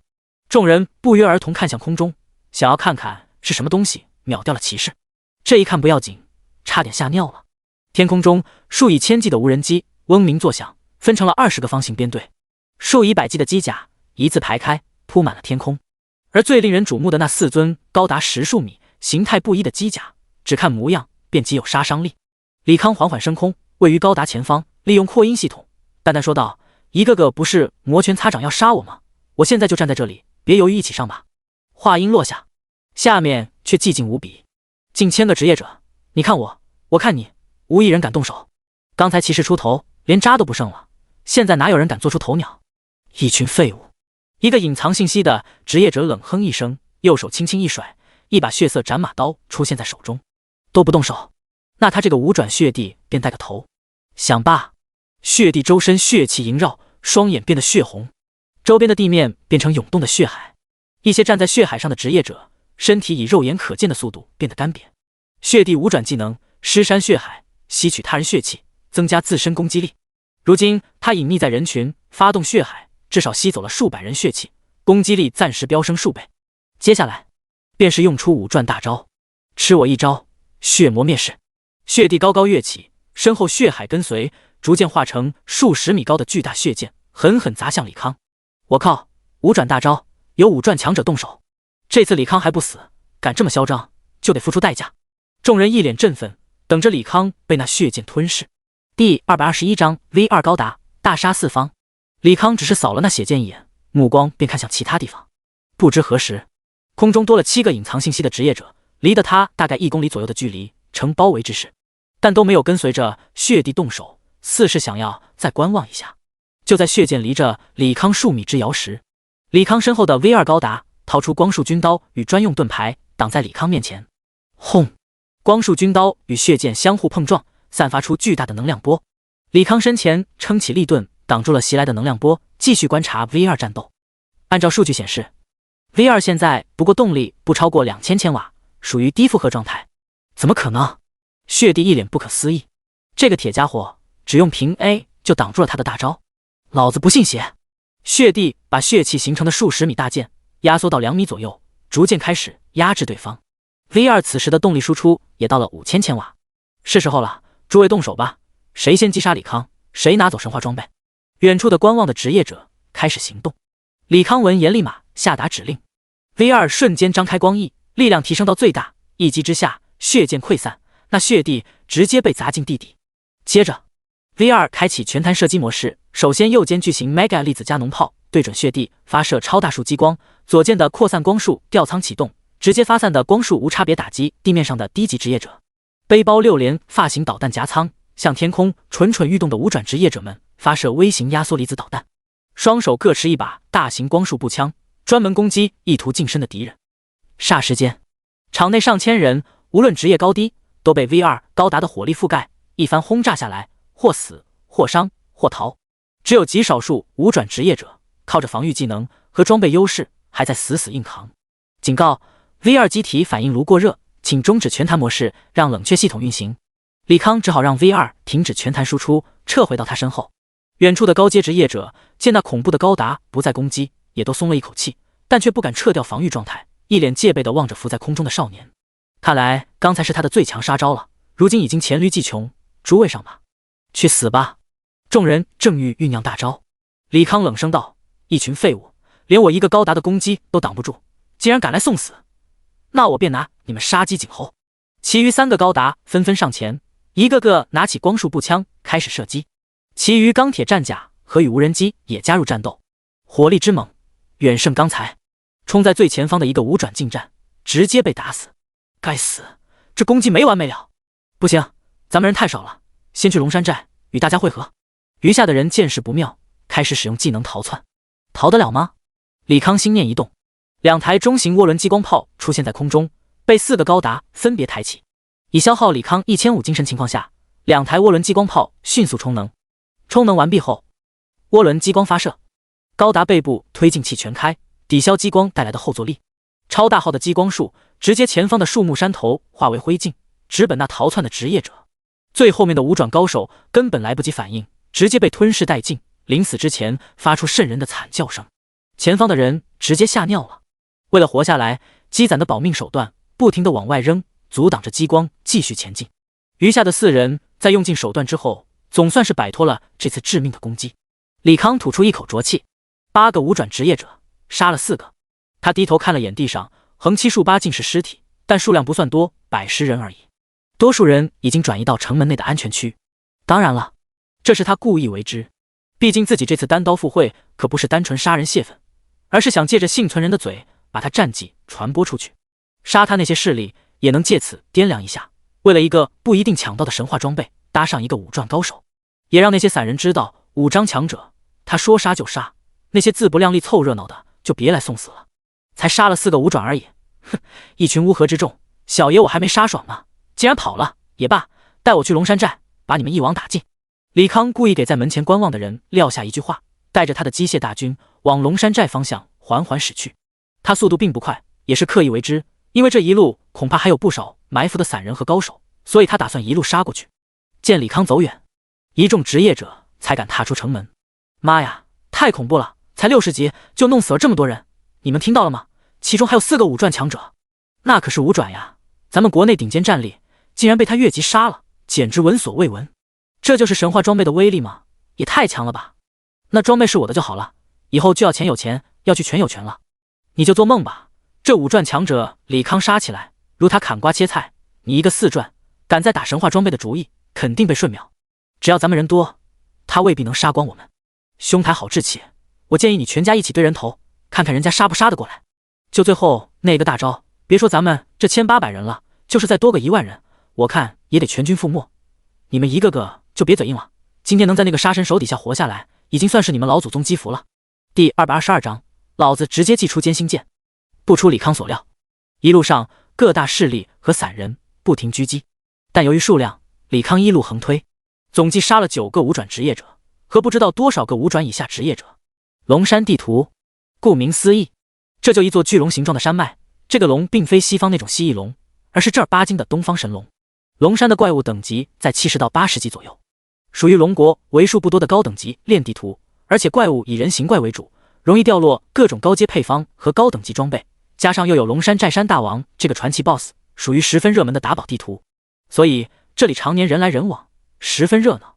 人一多，配套自然就跟了上去。生活职业者们在这里造了一座小型城镇，出售各种消耗品，以及回收打宝掉落的装备材料和配方。此刻城镇内尽是5转强者聚集，3、5一堆，泾渭分明。镇内的生活职业者哪见过这种阵势，一个个躲进屋子里，房门紧闭，生怕触怒到其中一个大人物，小命不保。也有胆大的站在街上观望，彼此之间小声嘀咕：这里不会是要刷深渊吧？怎么来了这么多大佬？你这几天没和城里联络吧？据说有一个60级的家伙捡了神话级装备，还不知死活的挑衅那些觊觎装备的人，说要来咱们巨龙山寨打 BOSS， 让杀他的人尽管来。这傻叉不会以为自己捡了一个神话级装备就天下无敌了吧？还敢挑衅那些抢宝的人，活得不耐烦了。我猜他是知道自己活不下去了，破罐子破摔了，临死也给自己留个名声。匹夫无罪，怀璧其罪，也是个可怜人。我看他不是可怜，可恨才对。在哪打架不好，非得在龙山地界，一群5转大佬，一不小心丢歪技能，咱们就死定了。还真是的，要不咱们跑？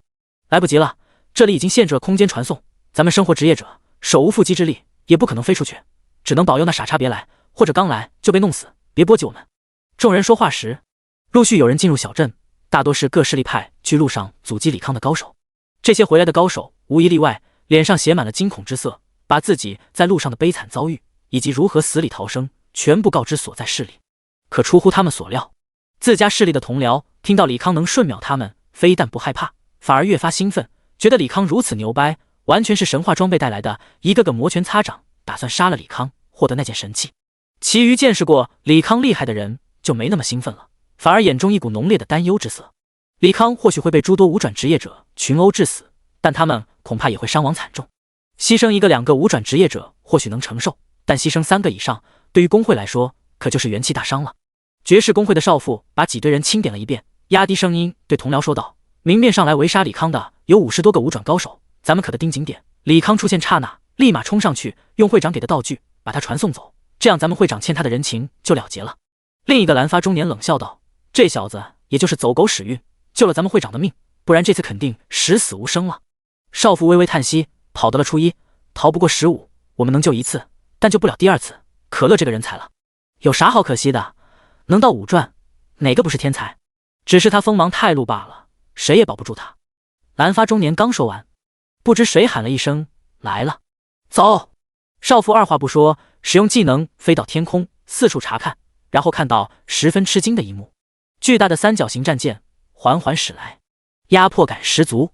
少妇美目四处游曳，却没找到李康身影，不由得轻咬嘴唇：这人去哪了？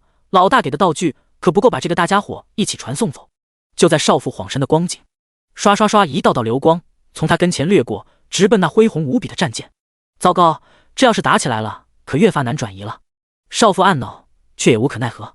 现在李康不见人，他也没能力阻挡数十个高阶职业者，眼下只能躲在远处静观其变了。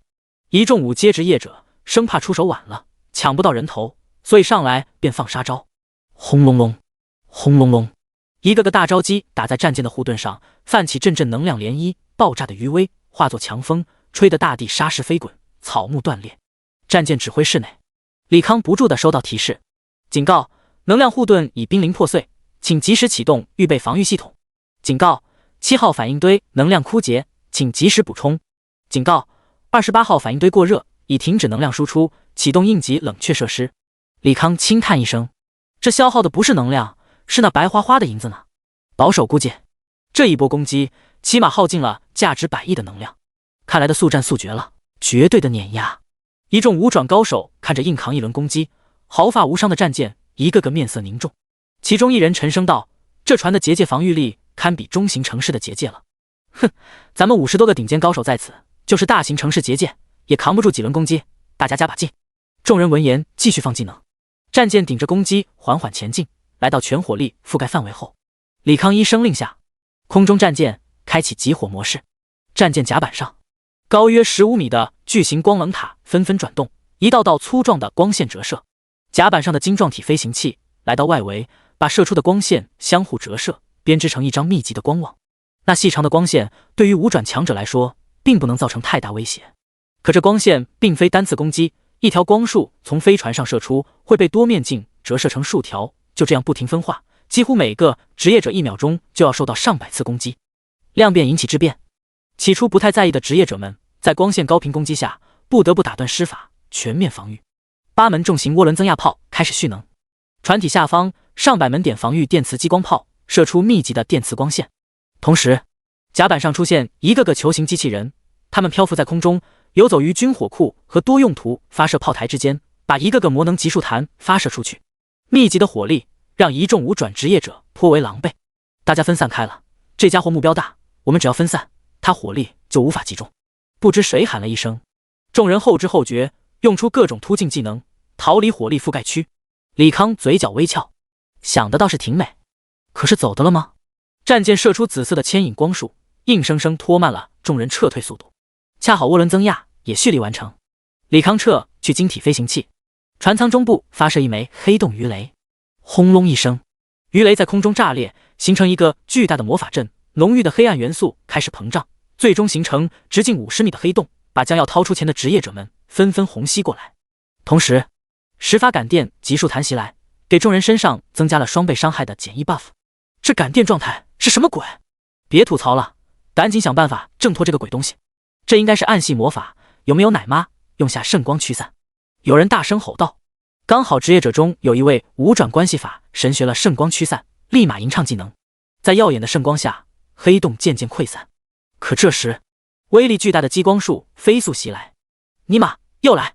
其中有几个职业者是见识过这涡轮激光术的强大威力，但现在闪避是来不及了，于是大声提醒：这玩意能秒人，谁 TM 有无敌先顶一下，有8阶防御卷轴的赶紧扔，别犹豫，不然命都没了。这话一出，却没几个人信，更不舍得用能保命的无敌技能。在前方的人只是加了几个防御技能，打算硬抗，不曾想只是抵抗了数秒钟而已，直接被激光术秒掉。余下的人立马吓得一个机灵，可激光速度根本容不得他们犹豫片刻。凭借着多年打本的众人，第一时间使出无敌技能圣光屏障，不动如山。随着一个个无敌技能，那势不可挡的激光术也暂时挡住了脚步。李康双腿架在操控台上，懒洋洋地看着这些拼死抵抗的样子，心中说不出的爽快。这群王八蛋欺负他是小号，肆无忌惮的追杀，现在他也要让这些尝一尝被人玩弄于股掌的心情。重型涡轮激光炮算是他战舰上最强杀器，打击面虽然不如魔能离子弹压缩弹那么高，可论单体击杀威力，却是与大当量的魔能离子弹可以一决雌雄。眼下这些用无敌只能是抵消1-2成能量，之后恐怕还要用各种防护卷轴慢慢抵抗，这也在他意料之中。保命手段多，那他就慢慢消耗。这些高手在整个地图布下的空间静止，看似是把他逃跑的后路断掉了，又何尝不是把他们后路也断掉了。歼星舰攻击一轮接着一轮，每次都会死掉1-2个。渐渐的，人数从50几人只剩20多人，刚好是一半。其实这时大家都已经萌生退役，并且付诸于实现。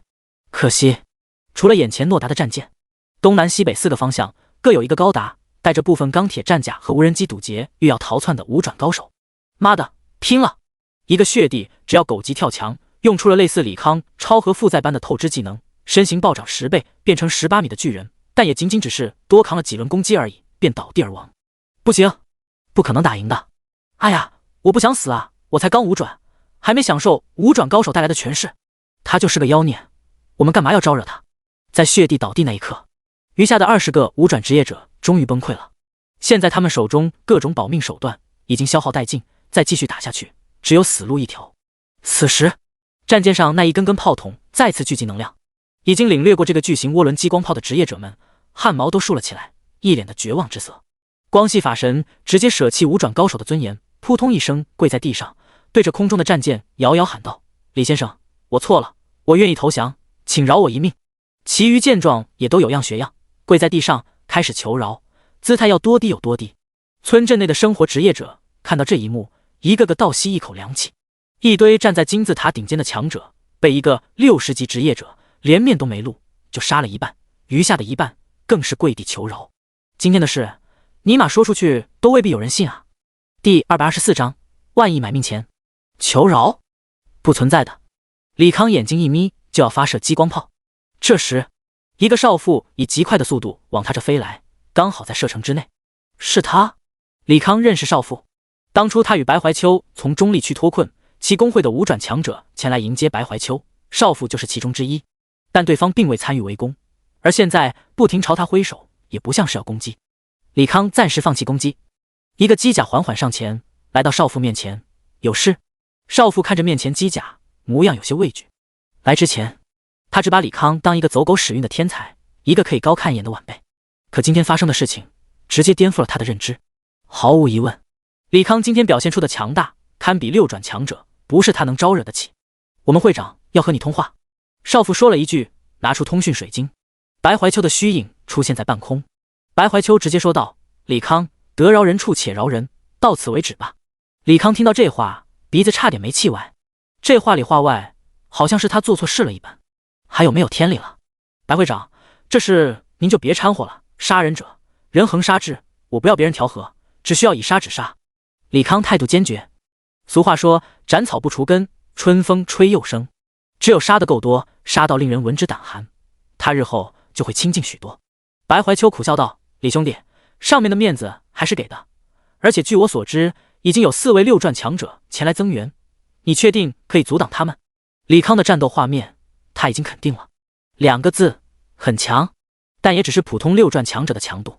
假如李康没有更强的杀招，在4位6转老牌强者手下，也难逃一死。李康眉头微皱，他在中立区见识过6转职业者的威力，论单体实力不亚于他的歼星剑，而且人家灵活性比他这个歼星剑不知道要高上多少。4打1，他的确没胜算。为了避免夜长梦多，还是杀紧早宰了这些人跑路为妙。白会长，让你的人离开吧，这是没得谈。李康态度坚决。白怀秋双眉紧蹙，这孩子怎么死犟呢？那处地方马上就要开放了，龙国想要分一杯羹，不能继续减少顶尖战力。当然，他也不想让李康这个潜力出众的后辈真犯了众怒，在龙国无立足之地。这样吧，让他们给你一些赔偿，这事就算了如何？假如你不同意，我只能亲自过来护住他们了。白怀秋这话略带威胁的意思。李康沉默了一会儿，轻声道：行，如果他们能一人拿出1万亿买命钱。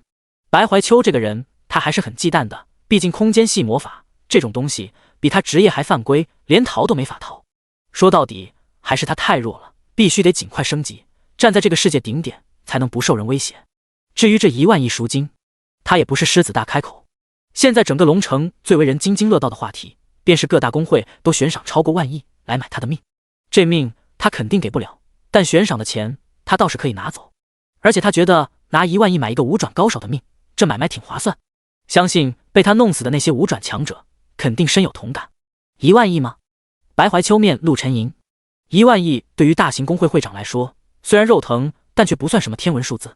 可以，我帮你劝说他们。白怀秋吩咐吕燕拿着通讯水晶，来到余下25人面前，把事说了一遍。众人虽然都答应了，但心思各异，已经知晓自家会长在赶来路上的人，想要借着筹钱的由头拖延时间。有的是真借着要钱由头通知自家高手来增援，也有真被李康弄怕的，开始筹钱买命。2个反浩克装甲抬着高约32米的炸弹来到众人面前，一个无人机生成全息影像，画面里炸弹陡然炸开，蓝色的能量急剧膨胀，直接把方圆100里全部湮灭。看到众人头皮发麻，这威力堪比禁咒。现在他们可没有保命道具了，绝对扛不住这种招式。白会长，我们都答应拿钱买命了，请您问一问，这位李康先生是干什么？有人颤巍巍地说道。白怀秋也颇为惊讶，这画面上的技能威力比得上一个6转强者亲历一击了，就连他也不敢硬抗。他正要开口询问，全息画面变成李康的样子。诸位，我时间很忙，所以只能给大家5分钟，如果5分钟内我要的钱还不能打到卡上，我便引爆这个超级大炸弹，送你们归天。对了，听说你们还搬来了救兵，希望这个炸弹能连他们一起送走。说罢，屏幕开始计时。第225章，顺利离开。5分钟怎么够呀？这1万亿不是小数目，我们要筹集。没错，你给我们时间呀，起码半个小时。一众人纷纷抗议，可没有得到任何回应，只是那冰冷的时间依然在减少。终于有人扛不住了，拿出卡片道：我愿意交钱买命。一旁的反浩克装甲掏出卡片，2张卡片相互贴合，对方输上密码，卡片上额度瞬间多了1万亿。请离开吧，5分钟内能跑多远跑多远，不然会被波及。李康淡声提醒。那人也没接茬，直接招出最快的飞行坐骑，玩命的逃窜。有人开了头，其他人也有不犹豫，没钱的借钱，有钱的直接拿钱，不一会儿便交足了赎金，作鸟兽散。等众人走远了，空中的战舰凭空消失。李康踏着小型飞行器来到少妇面前，少妇急声道：你赶紧把这危险的东西收起来。李康咧嘴一笑，手部覆盖机甲，生成高频粒子箭，随手一挥，导弹拦腰斩断。少妇吓得脸都白了，赶忙使用技能防御，可过了一会儿，什么都没发生。他睁开眼一看，这导弹竟是个空心铁皮。白怀秋哑然失笑：李兄弟，好手段，他们被吓破胆罢了。李康淡淡一笑，如果没有之前他生猛攻击的铺垫，他这点戏码也不可能成真。而且就算是真的，爆炸威力和速度也不会像全息影像渲染那般猛烈。白会长，我能不能问你个问题？李康话锋一转，画面中的白怀秋抬了抬手，示意李康尽管问。假如画面中的爆炸真实存在，您能防御住吗？从你画面中表现的破坏能力来看，应该没什么问题。那其他6转强者呢？也可以，或许会受些伤，但并不会伤及根本。哦，李康点了点头，看来暂时还没有太过有效的手段对6转强者造成致命威胁。他武器攻击力已经到极限了，想要提升，那也只能从装备加成和技能加成上来了。当务之急还是尽早转职吧。他微微抱拳：白会长，这次多谢你能出面调解，我还有其他事，就不多待了。且慢！白怀秋叫住李康，笑着说道：中枢的人想见你一面，你要不要和我去一趟？放心，我可以护你周全。再说吧。李康表现得兴致缺缺。他3番4次被背刺，对于当权者和这些大豪阀都没什么好感，也不想过多交集。好吧，我会尽量帮你调和与其他工会的矛盾。白怀秋许诺道。多谢。李康道了声谢，但并未当真。他既然敢杀那些武转高手，也做好了四面树敌、不死不休的打算。但他也没打算跑，错的又不是他，凭啥跑？转职回来，他继续和这些傻叉硬刚到底，看谁先服软。李康穿上战甲，急速飞离。白怀秋这边也挂断了通讯，面露微笑地看着被他困在空间牢笼里的4位6转强者。姓白的，有种放老子出去，看我弄不弄死你！其中一虬髯大汉疯狂叫嚣，一个胡子及地的老者盘腿虚空，漂浮老神在，听到大汉叫嚣的话语，嗤笑道：“你吹牛逼可别带上我，我可不和这个怪物打。”另一个只有青年模样的男人附和道：“我也是，但白怀秋这事确实做得不地道，那个李康又不是他的人，凭啥干涉咱们杀他？”哼，一群窝囊废，我就不信他白怀秋敢弄死我！虬髯大汉理直气壮地说道。另一个风韵妇人摇了摇头，紫色的眼眸遥望着李康离开的方向。他既然已经走远了，白会长可以放了我们吧？为了保险起见，再等等。白怀秋还是那副温润模样。风韵妇人无奈地摇了摇头，又问道：“白会长，我实在不明白，你为什么会亲自出手帮一个小辈？别看白怀秋与谁都一副乐呵呵、很好相处的样子，但作为与白怀秋一起成长的同龄人，他知道真实的白怀秋其实性子很冷，几乎很少有事能激怒白怀秋，但同时也很少有人能让白怀秋在乎，因此白怀秋朋友极少。他救过我，我欠他一条命，而且他和我很像。”白怀秋给出答案。哼，和你一样狂妄。虬髯大汉满脸讥讽。对，还和我一样睚眦必报，所以我劝你们别再招惹他，不然你们杀不死他，将来可能就会死在他手上，就像我当年杀那几个老东西一样。白怀秋语气淡淡。虬髯大汉脸色微变。白怀秋当年5转越级斩杀俩6转巨头，这事虽然是陈年旧事，但依然被人津津乐道。这次那个小子杀了这么多5转高手，恐怕也要名动全国了。但仇既然已经结了，那他就留不得。白会长，我想问你一件事，是不是要死保他？如果是的话，我不介意打场内战。一直闭眼的老者突然睁开双眼。我也不介意，不杀他，以后我们工会面子哪里搁？我虽然不想掺和，但这次死了5个副会长，我总要和兄弟交代一下，所以我劝白会长保他一次，换了救命之恩就算了。4人纷纷表态。白怀秋眼中闪过一丝不快，但想到自己不是孑然一身，又叹息一声，撤掉空间牢笼，滚吧！今天你们谁敢动他，我必杀。那就是明天可以了。虬髯大汉狞笑道：“看你本事了，小心别被反杀。”白怀秋冷声道：“笑话，再强也是个大一点的爬虫，我一脚踩死。”虬髯大汉说罢，掏出回程卷轴离开。其余人也都纷纷离去。白怀秋看着李康远去方向，喃喃道：“小子，该做的我都做了，希望你能活下来，达到与我并肩的高度。”第226章中央学院院长。只是半天的光景，李康斩杀数十名5转强者的消息传遍了整个龙国。听到这个消息的人，起初是当个笑话听。一个60级的职业者，哪怕拥有神话装备，在他们认知中也只能和5转高手勉强抗衡。假如反杀一个，他们也信了。可消息是一路上至少有60多个5转强者拦截李康，其中30人死于李康之手。这不是纯纯的扯淡吗？打个比方，中立区战事如火如荼，介入的5转强者也不过40余人，如今牺牲不到5人。好家伙，外面大战没死几个，反而被自家小号给干飞了30个，这传出去不得让人笑话死。所以大家就是不信。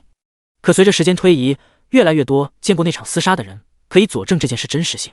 李康在西北5省的事迹，以及从转职后练级打本的一些逆天操作也被挖了出来。众人终于意识到了一件事，李康的强是来自于本身，而不是什么装备。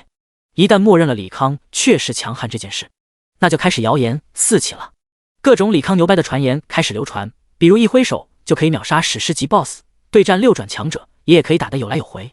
尤其是以西部5省的人以及中央学院的人对李康吹捧尤为严重。逐渐的，李康在民间有了一批拥趸。天地异变之后，人们以武力为尊，只要实力够强，便可以拥有权力。所以，很多国家的决策机构都是由6转强者组成，龙国也不例外。虽然中枢掌控龙国日常事务和行政调任，但一些大事还是由议事堂来决策，而议事堂的成员则是由龙国的6转强者和高阶生活职业者组成。这些强者有的是工会会长，有的是行政机构的官员，也有自由的散人或者安居一隅的豪门家族。只要不是关国运的事，议事堂一般不会开启。开启条件也很苛刻，至少要有10名六传强者发出召集令，并且龙国2/3议事堂成员愿意响应。在李康离开龙国的第2天，便有10位六传强者发起了开启议事堂的倡议。1天时间内，85名议事堂成员响应，过了2/3的人数。于是议事堂开启。今天议事堂讨论的事情与李康有关。洪霸天沉声道：众所周知，五转强者一直是各国主要战斗力，只有五转强者足够多，国家在世界上才有话语权。眼下我们龙国有个十恶不赦之人，公然杀害五转强者，高达42名，让龙国战斗力大大受损，所以我建议严惩凶手。没错，必须下达最高级别通缉令，只要他敢踏入龙国疆土，天下共杀之。据我所知，李康已经离开龙国境内，应该是投敌了，所以还要加一条叛国罪。这个李康肯定是敌国奸细，不然不会对自己同胞如此痛下杀手。一众议事堂发起人对李康口诛笔伐，其他人也都眉头紧皱。李康如今在龙国声名大噪，他们这些大人物消息更加灵通，去伪存真，不难得出事情原委。这是上李康虽然做得绝一些，丝毫不顾及大势力的脸面，可并没有做错什么。野外 PK 生死各安天命，一群五转强者觊觎人家装备，打算以大欺小，可没想到人家势力强悍，直接来了个反杀。可到衣上没问题，那就真没问题了吗？在这个世界，若是原罪，李康个体不弱，可他没有势力撑腰，那就没有话语权。而他们这些手握权柄的人，也不会为了李康去得罪其他势力的大佬。所以说，李康这个人就算不死，也无法在龙国立足了。可惜个好苗子！不知谁感慨了一声。洪霸天冷笑道：如此乖张暴虐之人，早晚夭折，没什么好可惜了。再说了，这种人就算成长起来，也是个祸害，早除掉为妙。开始投票吧，同意通缉李康的举手。此话一出，瞬间有40多个人举手，余下的人四处张望。洪霸天扫了一圈，淡声道：已经过半了，那就让钟书草你通缉令吧。慢着！白光一闪，白怀秋与7个人出现在议事堂内，可算赶上了。白怀秋长呼一口气，唰！场内的六转强者齐刷刷一声，对着7人恭敬地行了一礼。六转强者寿命高达数百年，所以六转强者之间差距也是极大。比如眼前7人，无一例外，皆是115级以上的强者，一身装备皆是史诗，龙国真正的定海神针。只不过这7人一直在开拓某个地图，许久未归，众人也渐渐淡忘了这7位主事的日子。听说有人想残害我中央学院的学生。说话的是一中年模样的男子，身穿云纹状法袍，背后同样背着一把云纹状法杖。如果再仔细观看，对方鞋子、戒指、项链、耳饰皆是云纹状，而且散发着橙色光芒。冯平安，118级，星辰主宰，中央学院创办人，荣誉校长。因为他的存在，中央学院才能稳压其他学院一头。第227章樱花平原。冯平安锐利的目光扫过众人，被扫视的人无一例外低下头去。没办法，除了冯平安本身实力恐怖，对方还是场内多数人的老师，简直是对众人的双重压制。老冯啊，你消消气，李康不是没事吗？倒是我们工会这边损失了不少战力。7人中一个蒙面男人当起了和事佬。胡尊，116级，暗夜之主。冯平安沉默了一会儿，冷声道：老子也就是年纪大，脾气好了，再早个20年，谁敢欺负我中央学院的人，老子把他头拧下来。冯校长，李康已经毕业了，不算你们学校学生。洪霸天出现辩解。冯平安眼睛微眯，随手一挥儿，洪霸天头顶上出现一个巨型陨石。洪霸天大骇，赶忙用技能防御，但整个人还是被陨石压得陷入地板。连6转都不是，谁给你的胆子在这里放屁的？要不是你这个混账，一而再再而三对付我学生，他能提前毕业？小兔崽子，真当有个114级的老爹就可以为所欲为了？别人怕你爹，我可不怕。你也别说我以大欺小，今天我不与你计较，过几天老子去揍你爸那个王八蛋，替我学生出气。冯平安说罢，虚空一暗，洪霸天直接被砸入地底。老冯，消消气。胡尊继续当和事佬。冯平安没搭理他，看向其他人，你们最好保佑李康安全归来，不然我中央学院损失一个好苗子，这事老子挨个跟你们算账。众人面色尴尬，没人敢说话触眉头。毕竟洪霸天这个前车之鉴在地里躺着呢。虽然刚才的攻击对于6转强者造不成什么太大伤害，可脸却丢大发了。经过冯平安这么一闹腾，这场会议不欢而散。那些记恨的李康的工会也暂时偃旗息鼓，不敢在明面上针对李康。冯平安回到学校也是大发雷霆，当老师的连学生都护不住，还联合外人，眼睁睁看着学生去送死。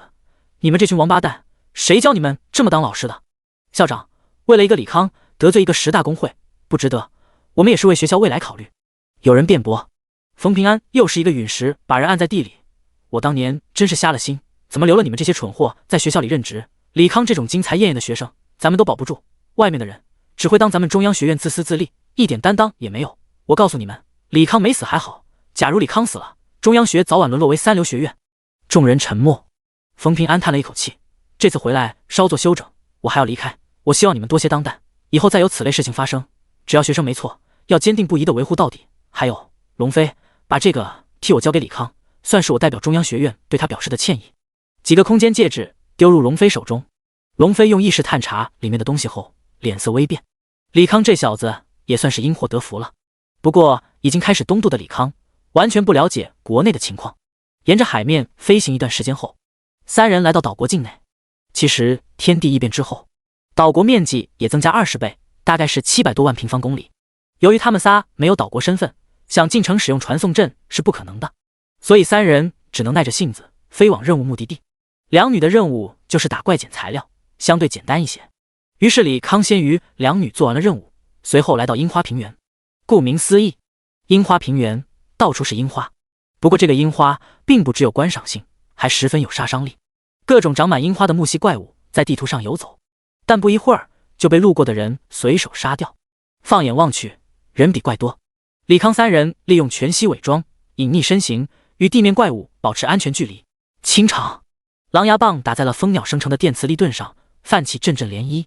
紧接着，一个老者御空而来，紧盯着李康所在的方向，沉声问道：“何人要藏头露尾？”看来咱们被发现了。李小柔小声嘀咕。李康闻言翻了翻白眼，这不是明摆着的事吗？不过发现就发现了吧，早晚得和他们打一场，不然怎么抢 BOSS？ 而且地图内的情况他已经探明，一共4个5转高手，分别守着4个方向，余下的都是60到70之间的职业者，数量大概在500左右。500个4转职业者外加4个5转高手，他还是能拿捏的。想罢他直接现出了身形，同时召唤出强袭高达和自我高达，向老者发起攻击。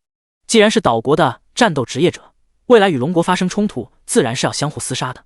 所遇注定是生死之敌，不存在滥杀无辜的情况，所以他懒得过多废话，能杀绝对不多逼逼。哼，不自量力。老者见李康脸上稚气未脱，并没把他当回事，又招出了2头巨大的恶鬼，打算灭掉这看着唬人的高达，却没想到他的恶鬼只是一个照面，便被强袭高达手中军刀一分为2。老者脸色微变，对方看年纪最多不到20，撑死也就是3转到4转这个等级，召唤出来的怪物怎么可能有如此强度？思索之间，2个高达已经近身。他先是用了一个类似闪现的技能，瞬移到100米之外，马上又招出数个奇形怪状的鬼怪。但这些稍高等级的鬼怪也只是坚持了1分钟，便被高达杀光。不可能，这是召唤物，每个强度都堪比4转高手，你的召唤物怎么可能秒掉？难不成也是5转强者？只是吃了高阶药剂，面容返老还童。老者惊声说道。李康不接茬，轻轻一挥手， V2 高达与海牛高达也出现在左右，其中 V2 高达直接掏出光束军刀，狠狠劈在李康身后，只听噌的一声，火花四溅，一个消瘦的身影凭空出现，以极快的速度下坠。一般来说，4转以上职业者的前行就无法被雷达和生物探测器发现，所以他想了一个不是办法的办法：人体磁场。只要人活着，便会产生磁场。虽然前行技能可以最大程度隐匿气息，却隐藏不了这种微弱的磁场，所以他便在蜂鸟身上一种高灵敏的探测装置来发掘这种磁场，做到示警的效果。V2 高达收起军刀，掏出腰上2杆无极变速光束步枪，对5转的杀神展开密集的射击。同时，海牛高达张开屏障，防御住了印着李康而来的巨大火龙，背后的浮游炮全部展开，与1000米之外的火系法师开始对轰。受死！地上的血帝直接掏出数十米的血剑，一跃而起，誓要一击杀死李康。李康心念一动，自我高达换上了高扭力套装，动力直接飙升到5800 kW， 手中光束军刀与血剑相互碰撞。V2 高达左肩的激光加农炮也对准血帝，一发激光下去，原本与自我高达势均力敌的血帝瞬间被轰进地里。自我高达趁势追击，又全动力最大输出，把血帝按在地里一通乱砸。4对4，初次交锋，李康的高达稳占上风。地上的岛国职业者们看到这一幕，人都傻了，全都处于一种发懵的状态。他们心中不可一世的4位族长，现在竟然被一个年轻人召唤出来的东西按着打，这也太假了吧！但也仅仅是片刻震惊，众人便面露愤怒之色，一个个骂道：“八个牙路，竟然敢打我们山口组的族长，给我弄死他！”没错，必须弄死他。随着叫骂声，各种技能向李康飞来。李康只是扫了地上的职业者一眼，直接招出无人机，开始对地面进行横扫。刚才还气焰嚣张的职业者们，直接被打得爆头，鼠窜溃不成军，一个个直接掏出回城卷轴，开始跑路。哎呀，岛国的职业者也太弱了吧！李小柔幸灾乐祸道。沐雨轻掩嘴轻笑，不是岛国的职业者弱，而是李康太强了。10分钟左右，5转以下职业者尽数逃离，只留下4个5转强者还在苦苦抵抗，样子颇为狼狈。4个高达在智脑的强大算力控制下，配合的天衣无缝。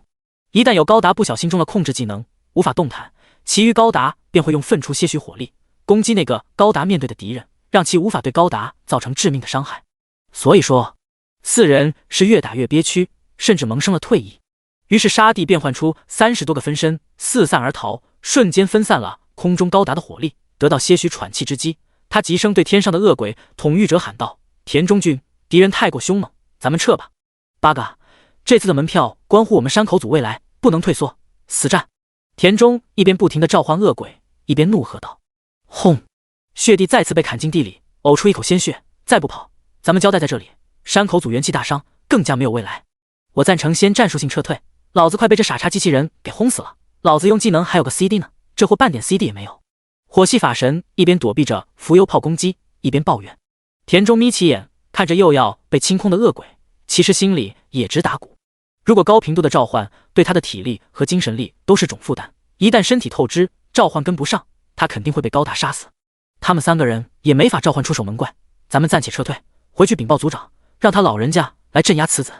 田中说罢，召唤个恶鬼全部自爆，直接把高达轰飞，趁势拿出回城卷轴，白光一闪，瞬间消失。强袭高达失去目标，立马转头攻击其他3人。血帝骂骂咧咧道：“八嘎，田中这个混蛋，说跑就跑了，老子没有技能防御，你们得帮帮老子。”可话刚说完，刷刷又是2道白光，就剩他了。此时4个高达幽蓝的眼睛直勾勾望着他。血帝吞咽了下口水，立马使出血遁术，逃窜到数百米之外，从空间内取出卷轴，还莫等打开。强袭高达转帅至，一剑劈来。血帝忙不迭举剑抵挡，但背后 V2 高达发射魔能榴弹炮，巨量的冰雾直接让他动作变得迟缓。同时3个高达启动加农炮，耀眼的激光齐刷刷射向他。无命休矣！血帝满脸绝望。第229章召唤仪式。数分钟后，血帝躺在地上，四肢被4把光束军刀定住。李康缓缓落地，看了眼对方外显。斋藤木84级。血帝，八嘎牙洛，你到底是哪个势力的？为何要针对我们山口组？斋藤木忍痛骂道。李康利用即时传译，说起了岛国语：“我是一个散人，想要进次元之门做任务，咱们可以做个交易。我刚才听你们说守门怪有机制，你把机制告诉我，我可以不杀你。”斋藤木听完后冷声道：“你不是岛国人，为什么？”李康反问。他的即时传译无论语法和腔调与岛国本土人一样，至于长相两国同属一州根本没区别。因为次元之门的守门怪物如何打开，如今的岛国人尽皆知。斋藤木满脸讥讽之色。李康点头，原来如此，既然人尽皆知，那就是没任何价值的消息，不妨告诉我，我饶你一条命。斋藤木冷笑道：“八嘎，我怎么可能把次元之门的秘密透露给你一个外国人？无所谓，你不告诉我，我杀了你，再找个人问就是了。倒是你，为了保守一个人尽皆知的秘密，搭上性命，可真是蠢钝如猪。行了，你可以去死了。” V2 高达直接把光束枪抵在斋藤木脑袋上，随着枪口的热量急剧升高，斋藤木终于服软了。我愿意说，但你得保证不杀我。放心，我拿人格保证。李康回道。斋藤木其实是信不过对方的，但肉在砧板上，他也只能独立康信守承诺。很简单，樱花平原一共365种怪物，所以你需要365个人把怪物拉到固定的位置，再同时杀掉，让他们的鲜血流入那处位置的法阵，就可以启动召唤法阵，召唤出守门怪物。击杀之后，便可以得到次元之门的门票。斋藤木详尽的解释。李康又问：“那守门怪物品质和等级？”“不会超过80级，品质随机，相应的报的门票数量也不同。”“那次元之门里有什么？”李康问出关键的问题。斋藤木回道：“它是一个随机奖励类型的副本，1年开一次，每次奖励都不一样，据说可能存在神话装备。”“哦，行，那你把怪物固定位置分布图给我，就可以走了。”“好。”斋藤木心念一动，从空间取出一份怪物固定分布图。“慢走，不送。”李康捡起斋藤木掉落的回程卷轴，缓缓打开，在生效刹那丢到斋藤木身体上，白光闪烁之后，人消失不见。李小柔吃惊道：“你真把他放了？那他回头治疗完再来打咱们咋办？”“我怀疑他没说实话，所以在他体内放置了一个纳米级的窃听和追踪，打算偷听一些情报，顺便了解他们动态，好随时撤退，省得被人家包了饺子。”李康说着拿出俩耳机递给两女：“你们想听的话就带上这个。”两女一人拿了一个耳机戴了上去。果然对面的声音清晰可闻，不过多数是在咒骂李康，暂时没有什么有效信息。既然已经打草惊蛇了，咱们要尽快杀掉对方所说的守门怪，获取门票。李康捡起那张分布图扫了一眼，果然上面清晰地标注了坐标和怪物种类。他们这场仗打得匆忙，斋藤木肯定不会未卜先知，准备一张假图放在空间，所以图肯定是真的。但到底是杀掉还是别的方式召唤出守卫，那就要再度确认一下。刚说完，耳机里就传来斋藤木与同伴的谈话声。那小子实力深不可测，身边还有2个同伴未曾出手，只凭咱们7个未必打得过。会长和其他副会长既然有事要忙，咱们尽管等一等，让会长大人亲自镇压为妙。毕竟那小子实力至多5转强者水平，绝对到不了6转。你说得精巧，万一他击杀怪物，抢走门票，咱们可亏大了。放心，召唤仪式需要拉走那么多怪物，他绝对没办法做到。而且我和他说的召唤仪式方法也不对，隐瞒了关键信息，还额外添加了一个同时杀死所有怪物的条件。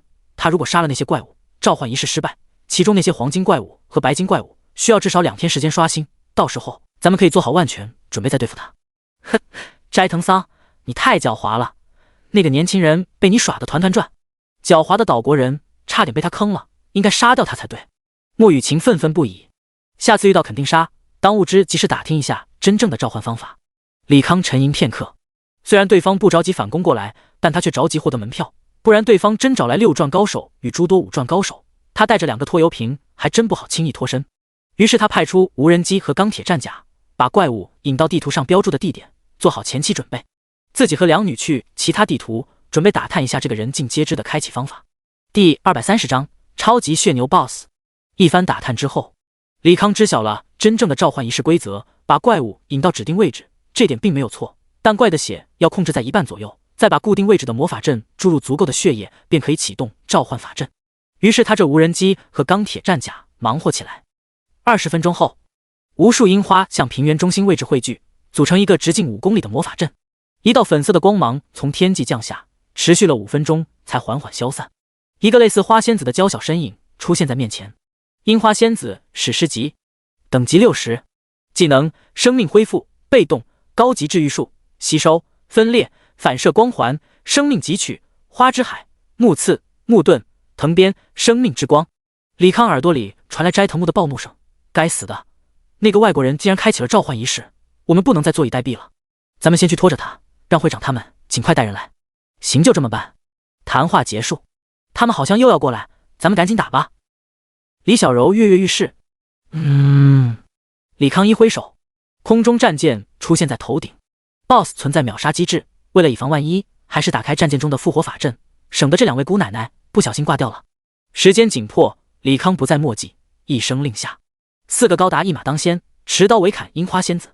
空中战舰电磁炮台和点防御激光炮火力全开。李康对着李小柔吩咐道：“别忘了汇报血线情况。”现在正以每秒1%的速度疯狂掉血。李小柔如实汇报。李康微微颔首，这个速度还行，再加上破解机制的时间 ，BOSS 击杀时间应该能压到10分钟内。想罢，他打开地图，看着上面缓缓朝他们移动的红点，按照这个移动速度，敌人大概在5分钟左右赶来，用空中战舰抵挡个10多分钟，干掉 BOSS 不成问题。刚分析完，李小柔惊声道：“我的天，这也太夸张了吧！咋了？”李康忙问。李小柔苦兮兮地说：“那个樱花仙子一个治疗术把血满了，而且治疗术不是一次性的，咱们现在输出跟不上 BOSS 回血速度。”李康抬头望去，樱花仙子周身被乳白色的圣光笼罩。他看向 BOSS 外显的状态栏，高级治疗术，持续时间200分钟。尼玛！李康直接骂娘，你丫何必显示个200分钟，直接常驻算了。你们退后至少15公里，我直接用涡轮炮打。李康颇为肉痛，这涡轮炮威力虽然大，可消耗反应堆能量也多，粗略估算一发就是至少7、8亿的成本。好在从那些五转强者那里讹了20多万亿，不然还真养不起耗能如此巨大的武器。李康撤去樱花仙子身边的机械物体，空中战舰暂时用牵引光束禁锢樱花仙子的行动。待三人撤出15公里后，重型涡轮激光炮开始蓄力。随后，一道道光注落在樱花仙子身上，汇聚成巨大的能量球，迅速膨胀。整个大地剧烈晃动，尤其以樱花仙子为中心的地面出现了一道道裂痕，好似随时要崩塌。这么大威力的招式，至少能打掉1半以上的血吧？李小柔满脸兴奋之色，穆雨晴眼神却在李康身上，见对方脸色凝重，不由得问：有什么不妥吗？能量不膨胀了。李康沉声道：照理说，巨大的能量汇聚之后会向四面八方宣泄，造成2次爆炸，这也是他和两女退到10多公里外的原因。可那能量团只膨胀到2、3公里左右，不再继续扩大。如此反常，只有一个可能 ，BOSS 把原本该外泄的能量吸收了，能量团越来越小，直到完全消失。天呐 ，BOSS 血没掉，好像还变大了。两女纷纷说道。原本只有等人高的樱花仙子，如今暴涨到3米左右，其技能威力也成倍增幅，周身出现巨大的藤蔓，鞭打着空中战舰。而李康等人这边也有一根根木刺拔地而起，但尽数被大风鸟群挡住。哎呀，这是什么鬼 BOSS， 真难打！李小柔有些气馁，越打人家谢月后，这完全死耍无赖嘛。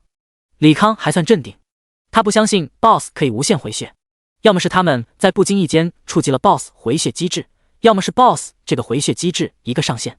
不过现在没时间探究这件事了。斋藤木等人至多4分钟便来到樱花平原，在他面前有2个选择：一，把 BOSS 让出来，交给岛国人攻略，等 BOSS 快死的时候他再补刀，这样省事，但容错率低。2，就是自己打 BOSS， 研究机制，可这样就需要他拖住对方。7个5转强者其实还好，哪怕不借用战舰，自己也能拖住。关键是人家也和他一个心思，先拖住他，不让他打 BOSS， 等着6转的会长带人增援。一个6转他就未必应付得来，假如对方再多带一些5转强者，人逃不逃得掉另说，但这怪肯定打不了了。第231章神话装备的另类用法。两女见李康眉头紧锁，在想对策，乖巧的闭着嘴，不愿打扰。但过了1分钟，李小柔忍不住打岔：李康，你的神话装备特效是啥呀？穆雨晴用胳膊肘狠击在李小柔腰窝处，责怪道：没看李康正在想对策吗？人家好奇吗？李小柔撅着小嘴。李康随口回答：可以召唤与我同等级的史诗级 BOSS 存在时间是半小时，冷却时间大概是40分钟，只有10分钟真空期，而且我还可以在 BOSS 存在期间用他们的技能，甚至包括一些规则机制。两女都是他信任的人，所以他才会毫无防备告知一切。这么变态？穆雨晴听得瞠目结舌，确实好变态，怪不得大家疯了似的围杀你。李小柔跟着附和：敌人来了，咱们先撤吧。李康看着地图上越来越近的红点，无奈地说道。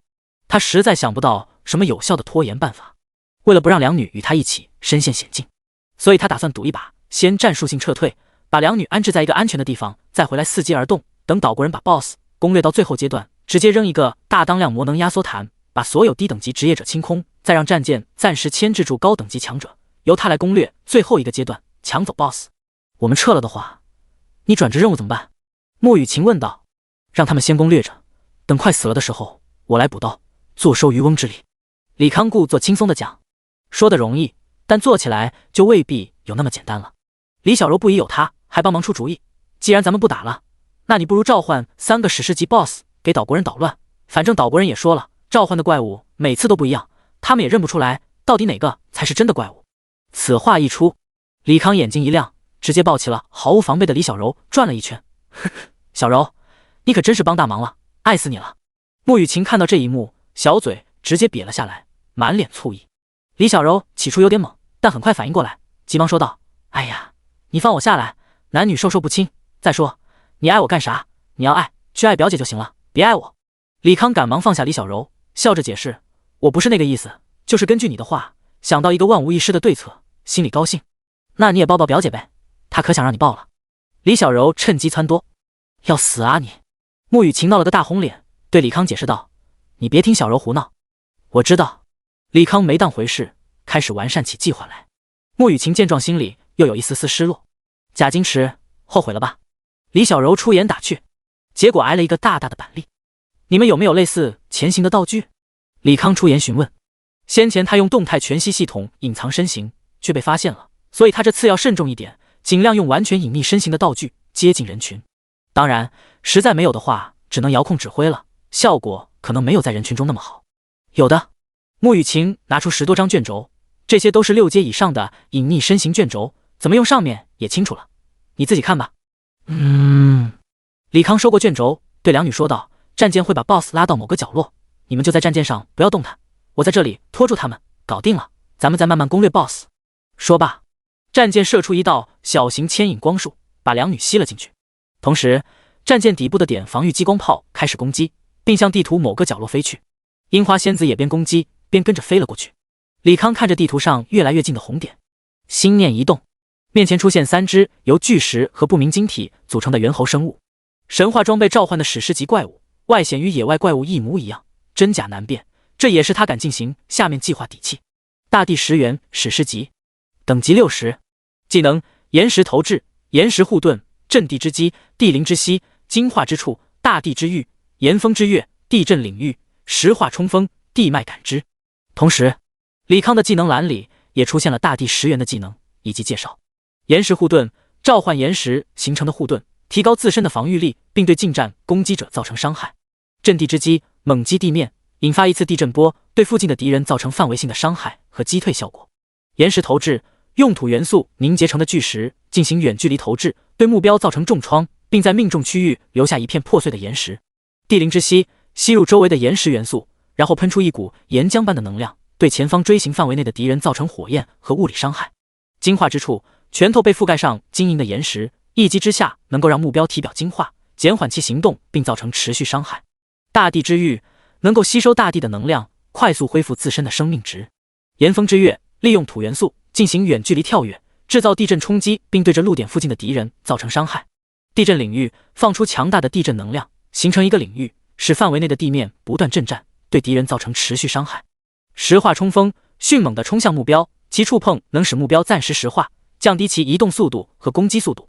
地脉感知，通过感知地脉的力量，能够在一定范围内侦测到潜伏的敌人，并对其造成额外伤害。了解技能之后，李康心念一动，召唤出一些无人机和钢铁战甲，开始假模假样和自己的怪物打架。不一会儿，山口组的7个武传强者骑着各种飞行魔兽赶来。他果然在打怪了。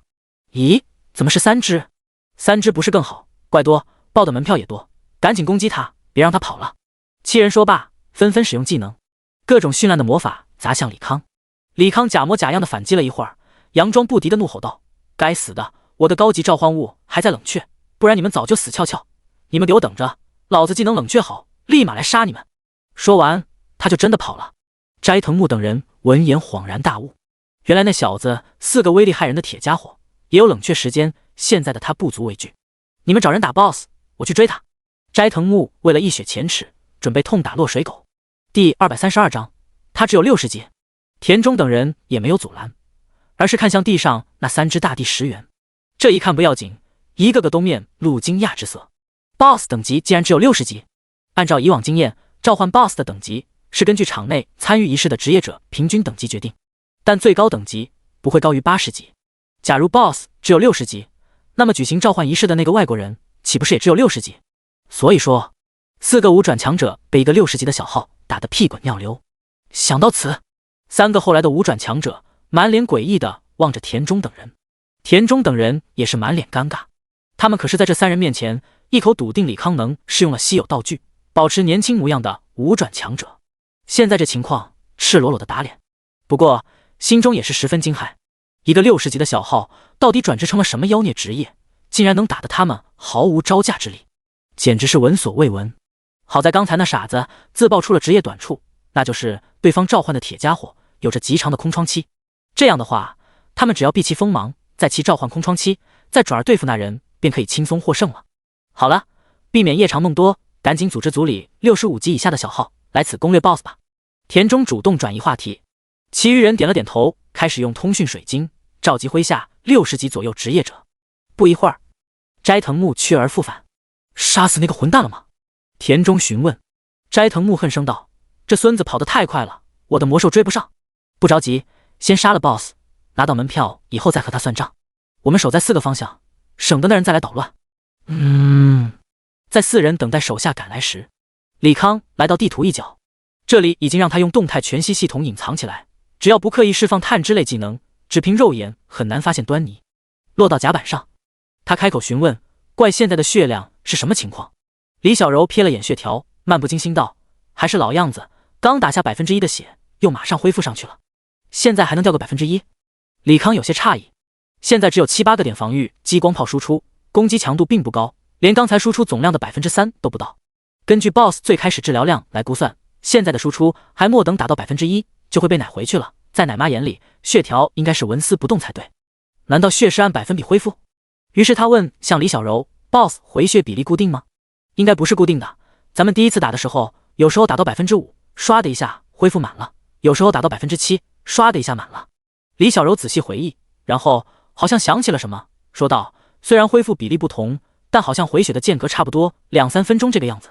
回血间隔差不多，但回血总量不一样。”李康重复着几句话，脑子里回顾整个打怪过程以及怪物技能，突然灵光一现，难不成 BOSS 可以把攻击吸收转化为血量？所以他数发涡轮激光炮下去，饱和式的伤害直接让 BOSS 血量激增。假如他推测是正确的， BOSS 很可能不吃物理攻击，毕竟他的高达、激光炮都是物理属性攻击。那么用魔法攻击试一试。心念一动，爆炎无人机、冰爆无人机、光弹无人机3种无人机配合感电手雷开始攻击。李康本身也使用出岩石投掷，只见他高举双手，灰色的巨岩在头顶显现，猛地扔出，砸在樱花仙子身上。接着又是出大地之灵，一个个巨大的锥形地刺把 BOSS 顶得起起落落。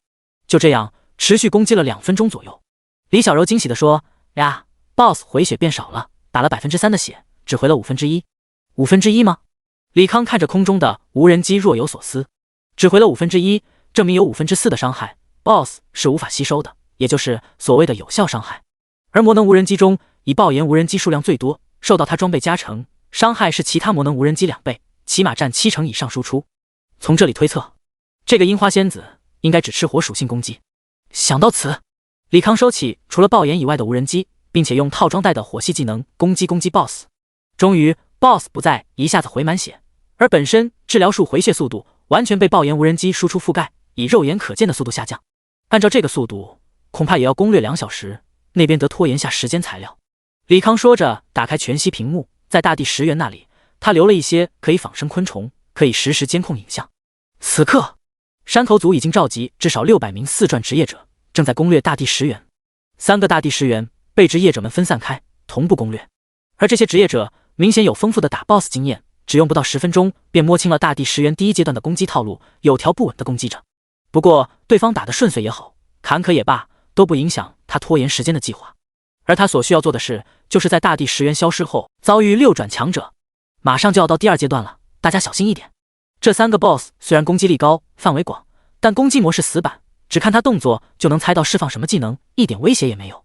奶妈报数写下到80%没有，还差3%、2%，马上了，到80了。提骑士开无畏，拉好仇恨，不要乱了。其他人做好分散措施，避免 BOSS 放群攻大招。下面的人有条不紊地指挥着。李康看着井然有序的众人，直接使出大地石原第3阶段才用的大招地震领域。这个技能范围与精神挂钩，他现在2500多精神，至少可以生成2.5公里的地震领域。李康看着面板上大地石原存在时间的倒数，在大地石原消失的前1秒，发动了技能。大地上灰色的魔法阵把600多号人笼罩其中，众人马上被魔法阵吸引，多数人并未发觉大地石原消失了。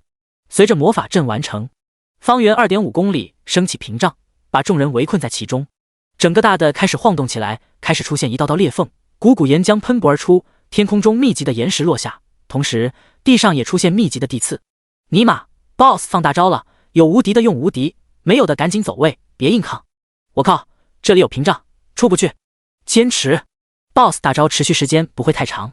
众人乱作一团，彻底没人关注 BOSS 消失与否。李康微微一笑，那个指挥说的没错，地震领域持续时间2分钟左右，但是他可以人为把这个时间延长。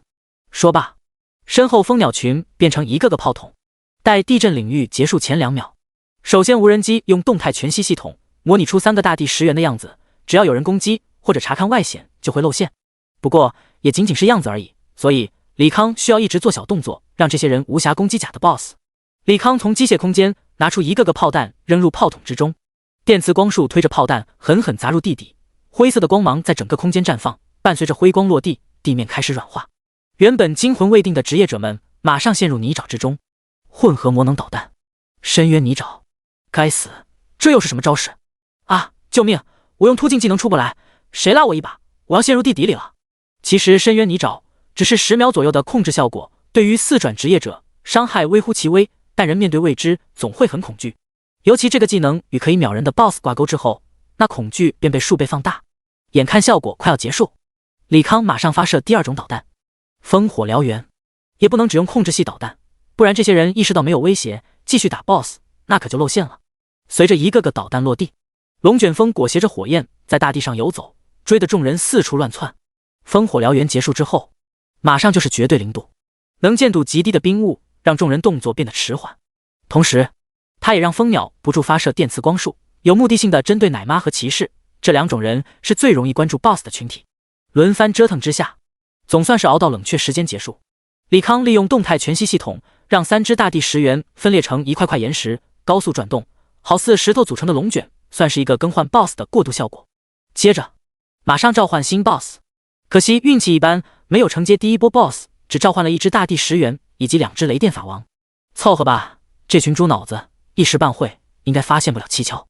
李康撤掉动态全息系统，让 BOSS 们显露真容。虽然这是看着假，但也有一个思维认知上的死逻辑，那就是没人会觉得史诗级 BOSS 会被人为召唤出来。果不其然，有人惊讶道：我靠， BOSS 怎么变样了？血也满了，我们白打了。我还是好奇为啥变样了，肯定是新形态呗。那咋有一只没变样呢？难不成还没到触发新形态的时候？真他娘扯淡，赶紧打吧。众人很快自圆其说，接受了 BOSS 焕然一新的设定，开始继续攻略。李康也悄无声息地返回樱花仙子那边，就这样来回折腾了2次。樱花仙子这边费了些时间破解 BOSS 最后的机制，也来到最后阶段，最多20分钟 BOSS 血就可以见底了。那边时间又到了，你们看着，我过去一趟。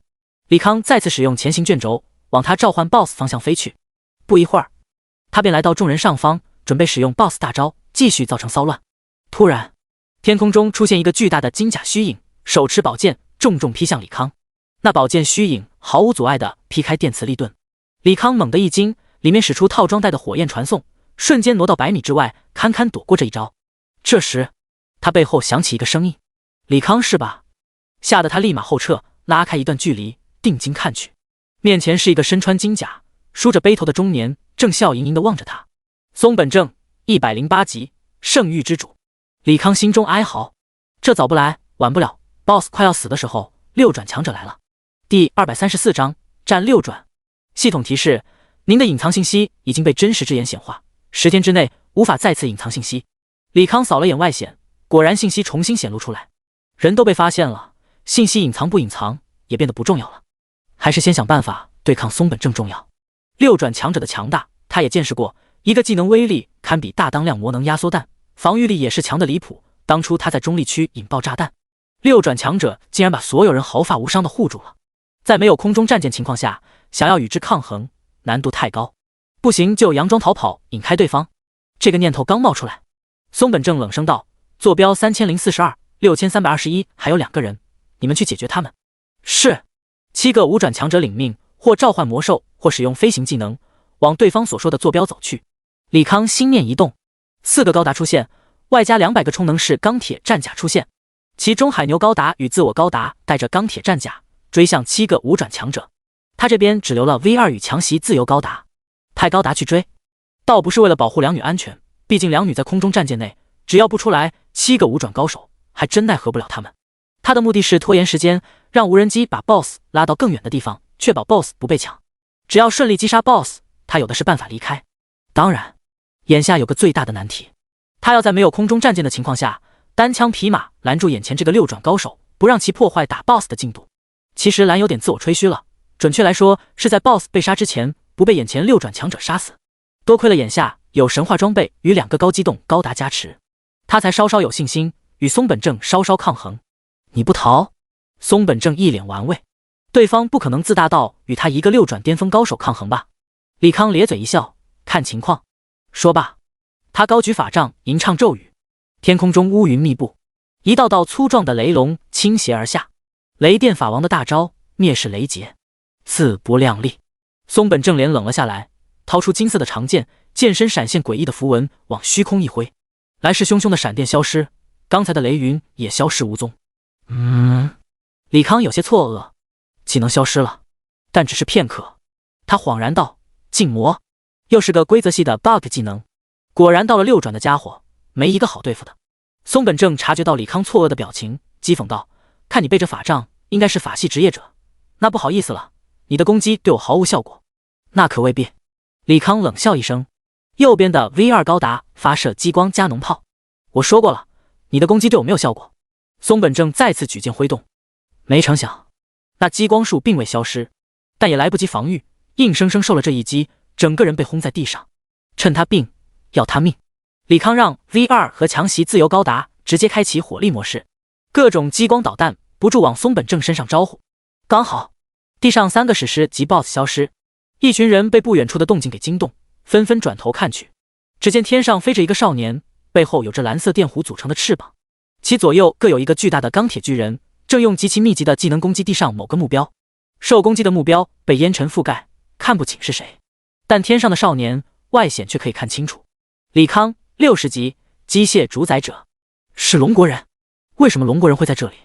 他在和谁打？不知道，但是这个龙国人输出好猛啊！我呸，再猛也是龙国人，别忘了咱们和龙国在打仗呢，干死他！没错，干死他！众人战意燃烧，冲着李康发动技能。同时，那被火力覆盖的地面，一个人影猛地窜出，那标志性的金闪闪身影立马让山口组的职业者认出了，是松本会长。没想到松本会长竟然亲自出手。刚才松本会长是不是被这小子压制了？八嘎，你在说什么胡话？松本会长可是岛国至强者，只要一挥手，那个60级的蝼蚁就会被消灭。没错，刚才会长肯定是故意被他打的，想要让那蝼蚁知道他的攻击力有多么的弱，根本伤不了咱们会长分毫。看着吧，会长马上要一剑秒杀他了。半空中，李康看着来势汹汹的松本正，嘴角有些许血迹，应该是被打吐血过。可这点伤势对于高阶职业者来说，几分钟之内就能恢复个七七八八，约等于破了个皮。果然六转强者极难杀。不过他倒也没妄想击杀对方。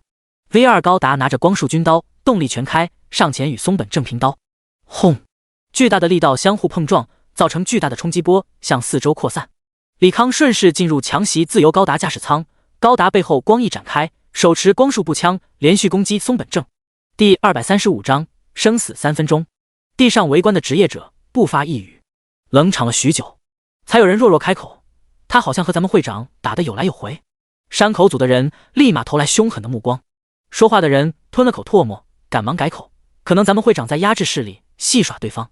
没错，会长大人在戏耍对方，咱们也帮忙对付他，在会长大人面前表现一下。有人提议，这人以为自己提议得到大家赞赏和支持，可场面出奇的沉默，甚至有人向他投来看弱智一般的眼神。眼前龙国人对会长来说相当于蝼蚁，这点毋庸置疑，可对他们来说，那可就是杀神一般的存在了。对方打不过会长，但能杀死他们，静静看着会长把人灭掉就行，傻子才会出手吸引仇恨。那人见没人搭理，也只能尴尬的笑了笑，继续看着天空。V2 高达只坚持了10多个回合，就被松本正用技能砸入地底。您的 V2 高达遭到攻击，耐久113000。李康立马扔了一个修复术，同时强袭自由高达，以近乎瞬移的速度来到右边。而他刚才离开的地方被松本正一道道剑气划过，整个天空都被这剑气恐怖能量划出痕迹。松本正调转方向，继续攻击李康。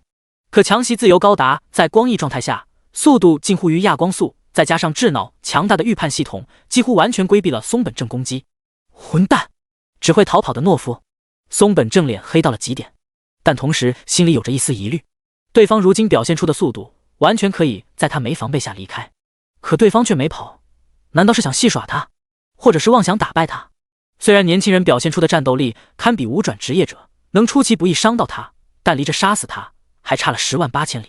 而且他觉得这年轻人有胆识来岛国抢 BOSS， 应该没傻到与他硬刚到底。那是为了什么？这时他下意识看向 BOSS， 这一看不由得一愣，3只 BOSS 没了，难道打死了？松本正赶忙问道 ：“BOSS 呢？”消失了。地上的职业者赶忙回答：“八嘎 ，BOSS 怎么可能消失？”松本正怒骂一句，但马上回过神来，怒不可遏地盯着强袭自由高达：“混蛋，是不是你把 BOSS 藏起来了？”李康没有回答，再拖延12分钟就能杀掉 BOSS。松本正也终于想明白李康的意图，咬牙切齿道：“想拖延时间打 BOSS 是吧？狗东西，真以为我奈何不了你吗？”说罢，他手中长剑一扔，一个光圈以迅雷不及掩向四周扩散，最终变成一个直径1000米左右的球形罩子。李康在光圈出现刹那，立马使用召唤技能，3只史诗级 BOSS 出现在地面，同时他 buff 栏出现了一行字：“你已经圣域之内，移动速度降低100%，所有主动技能无效化，并且无法离开圣域范围内，持续时间3分钟。”还好，李康松了一口气。咋说呢？这岛国老东西技能确实变态，可与他的相性太差。对方禁魔，可他虽然是法系职业，但攻击手段却是物理攻击。对方禁用技能，可他大多数手段又不算技能。有用的技能，比如智脑，属于被动，根本不用施展。可惜等级差距太大，不然他还真是天克这孙子。去死吧！松本正面目狰狞，正如他的名字，圣域内他便是主人，是上帝，是神，可以随心所欲展开攻击。对付一个60级号，竟然使用看家本领，对他来说真是一种耻辱。不过他不会让这件事传出去的。心念一动，数十个金甲战士出现在屏障内，对强袭高达挥出一道道剑气。同时天空中下起金色的箭雨，同样是奔着巨大的高达。强袭自由高达第一时间撑起能量盾，奈何6转强者攻击力太强，能量盾只是坚持了10几秒便直接溃散。密集的箭雨直接砸在强袭自由高达身上，你的强袭自由高达受到攻击，耐久12000。耐久掉落的提示声不住响起。李康脸色难堪，照这架势，他未必能坚持3分钟。很快，强袭自由高达被击毁。李康提前穿上马克50，离开驾驶舱，打算凭借马克50机动性躲避这些攻击。谁曾想，一只金色的巨手直接把马克50禁锢住。该死！李康直骂娘。此时，马克50肉眼可见速度被损毁，密集的攻击打在里就是不死。3只雷电法王血量飞速下降，很快来到 40%。这时，异变突起，3道粗壮的巨雷从天空落下，劈在雷电法王身上，最终凝结成3个蓝色的护罩。李康这边受到攻击，转移到雷电法王那边被护罩挡下，同时有相同攻击频率的落雷直奔松本正而去。哼，无用功！松本正长剑闪烁符文，向雷电劈去。只听啪啪啪数声，松本正身上的盔甲以及头发以肉眼可见速度变黑。竟然能伤我，怎么可能？松本正惊呼一声，看着持续落下的天雷，忍受着剧痛，使出圣域护盾把天雷隔绝在外。可惜了，李康面露失望之色。没想到竟然触发了雷电法王第3阶段的机制。这个护罩和落雷可不一般，护罩不受伤害影响，只受次数限制，打击护罩一定次数，护罩才会破坏。而这个次数至少是3万次，3个雷电法王那就是9万次。而打击护罩同时，天上也会降下天雷，固定伤害 2%， 两者都是规则系技能，十分无解。假如松本正在圣域内攻击再密集一些，比如1秒钟50次，说不定真能出其不意秒掉对方。不过他猜这种6转的老狐狸肯定有复活道具，死一次也没什么用，至多是恶心对方一下，但也不是毫无收获，起码知道这个松本正的禁魔技能无法消除规则系技能。圣域内攻击还在继续，金色的长剑砍在李康身上，立马转嫁到3只雷电法王身上，被雷电法王的护罩挡住，再按照攻击次数生成落雷砸向松本正。所以说李康现在是丝毫不慌，甚至希望圣域持续时间再长一些，弄死这孙子。反而是松本正脸黑如炭。一般来说，规则系技能持续时间不会太长，可这固定伤害的落雷怎么没完没了？要不是他无敌技能多，少不得阴沟里翻船，栽在一个60级小号手里。这传出去得让人笑掉大牙。眼看圣域要结束，松本正一发狠，在圣域内发动更为密集的攻击。下一秒，他整个人被落雷湮灭。松本正似是察觉到什么，停止攻击，打在他护盾上的落雷也戛然而止。反射攻击，好霸道的技能！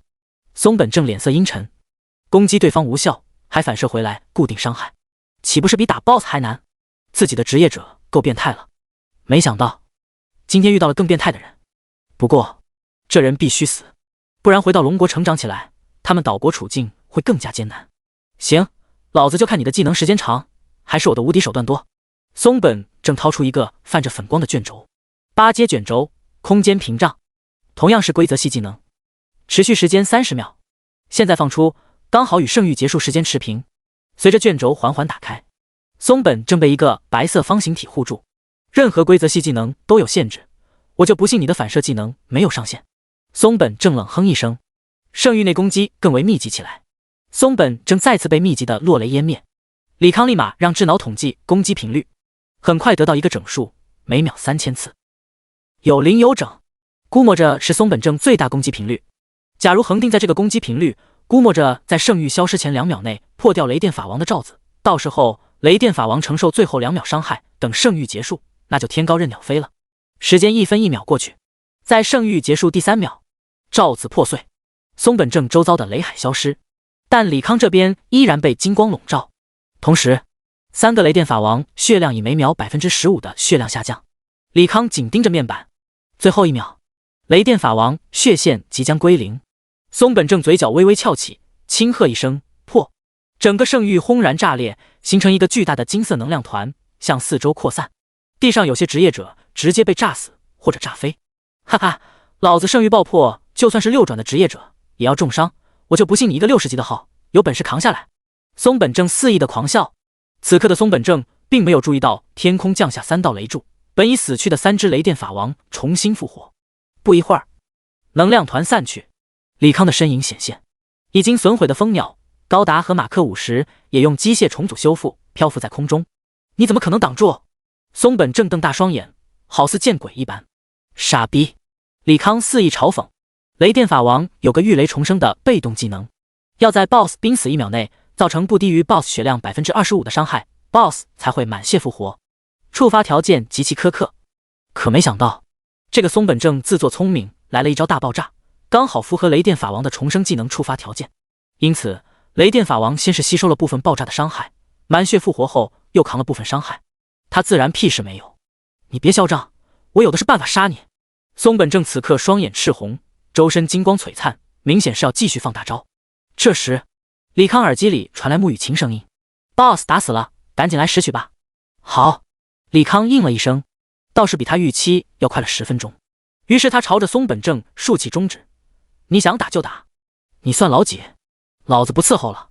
说完进入强袭自由高达，开启光翼，径直飞走。松本正欲要追击， V2 高达连射数发激光炮，同时往天空发射一枚极光盛焰。夺目的强光让松本正短暂失明，等恢复视力，人早已经消失无踪。狗杂种，我一定会杀了你！松本正仰天长啸。第237章轰动岛国。李康赶到 BOSS 所在地，此时地上早已没了樱花仙子的身影，取而代之的是3块泛着粉光的黑色结晶体。不是让你们在船上待着吗？怎么跑 BOSS 这里来了？我们不放心 BOSS 吗？哎呀，你赶紧捡取石头吧。李小柔转移话题。李康点了点头，先是扫了一眼石头。次元之石传奇级，在次元之门开启时，可以借助石头内蕴含的次元之力进入异次元世界，石取绑定。他看到后面4个字，立马把3块石头全部捡进包裹。这次在岛国暴露身份，后续会有无尽的麻烦，两女不能再陪他冒险了，早送走为妙。系统提示：异次元之门将在7天后开启，开启时间为24小时，请及时进入，完成转职任务。哎呀，你怎么全捡走了？那我和表姐怎么进入次元之门？李小柔鼓着腮帮子质问。李康一拍脑门，一脸歉意道：我忘了这一茬了，实在对不住。这样吧，我先送你们离开岛国，等我做完任务回国好好补偿你们。怎么补偿？李小柔追问。你们想呗，只要我能办到，尽量满足。李康没当回事。穆雨晴家里富可敌国，不差钱，不差装备。他能做的无非是就带两女打打怪，升级。这样吧，想让我们原谅你，你就要答应我表姐3件事，不能反悔。李小柔提出要求。李康看了眼穆雨晴，点头答应下来。一路走来，穆雨晴给予了他太多帮助，别说3件事，就是300件力所能及的事，他也得答应。李小柔得意地向穆雨晴挑了挑眉。穆雨晴无奈地摇了摇头，柔声道：其实我们在你来之前已经捡了门票。李康一阵错愕，最终化为一声叹息。你们真想进去？那里面可能很危险。他不死心地询问。这些岛国人都一个劲往里钻，肯定是有好东西的，你凭啥不让我们去呢？李小柔很是不满。也对，李康不再多说。这个异次元地图应该不小，只要不让两女进入他做任务的未来之城，估计不会有什么太大的闪失。异次元之门还有7天开启。李康随便挑了一张野外地图，把空中战舰升到穹顶位置，隐藏了起来。空中战舰内有充足的食物以及休息娱乐空间，仿佛就是一个小型的城市。外加李康在里面安置了各种服务型机器人，在这待上1年也不是问题。在他们3人躲藏的时间里，整个岛国直接乱了起来。虽然松本正有意封锁消息，隐瞒他与李康那场等级不对等，却一直处于下风的耻辱战斗，但世界上哪有密不透风的墙？山口组那么多职业者见证了这一场颠覆3观的战斗，哪怕松本正下了危及性命的封口令，基于天生的八卦心理，还是忍不住告知相熟的好友。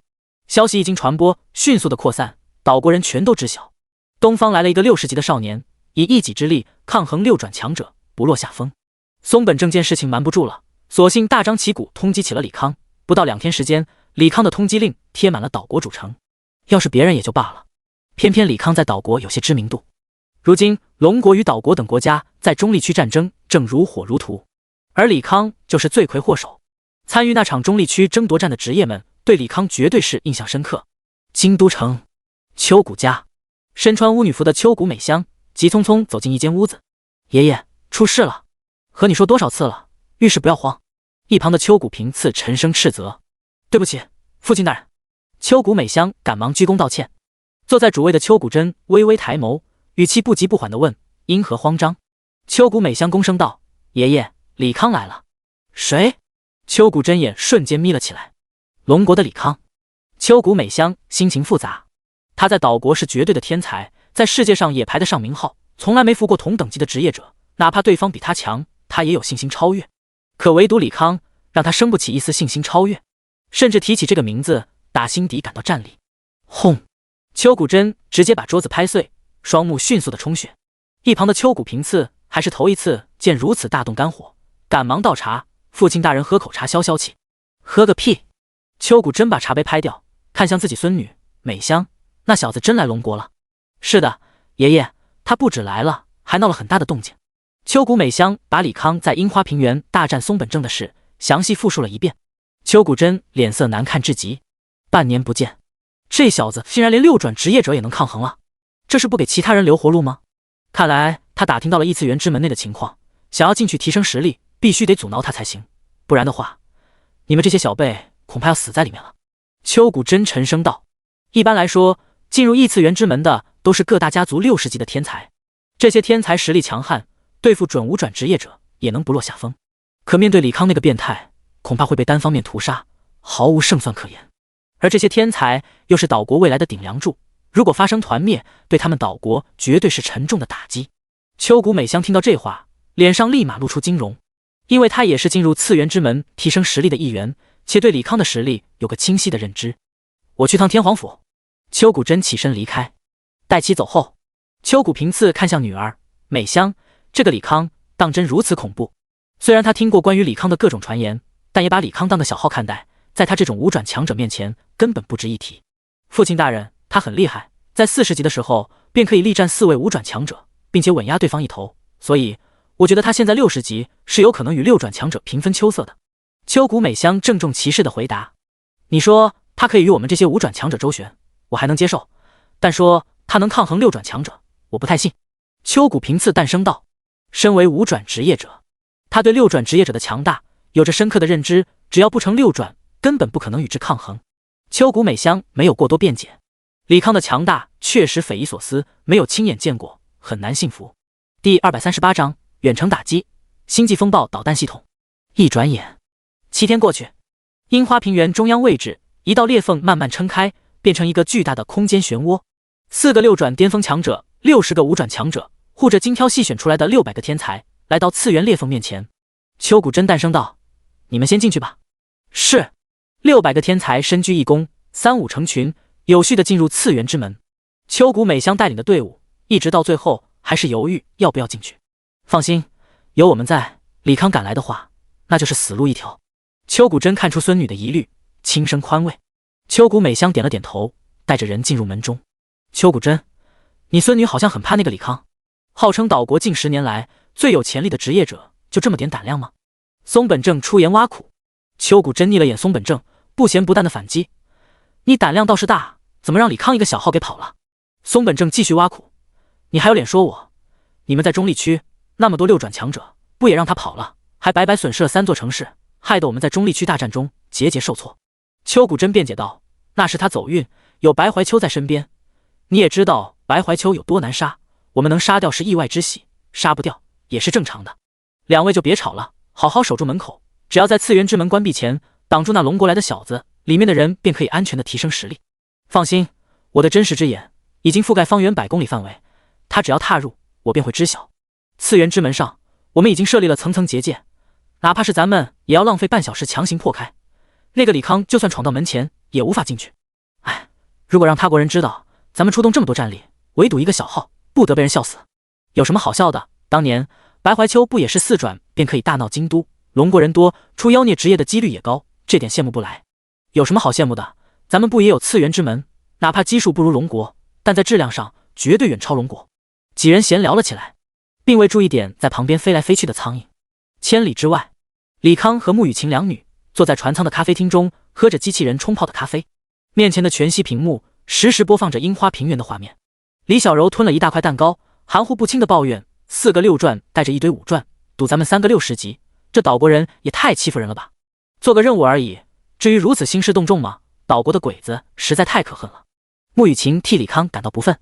李小柔看向李康：“你是不是有对策了？”“暂时没有。”李康小口小口抿着咖啡，他也没料到岛国如此兴师动众的封堵他，但从这些人对话中还是能猜到一些蛛丝马迹。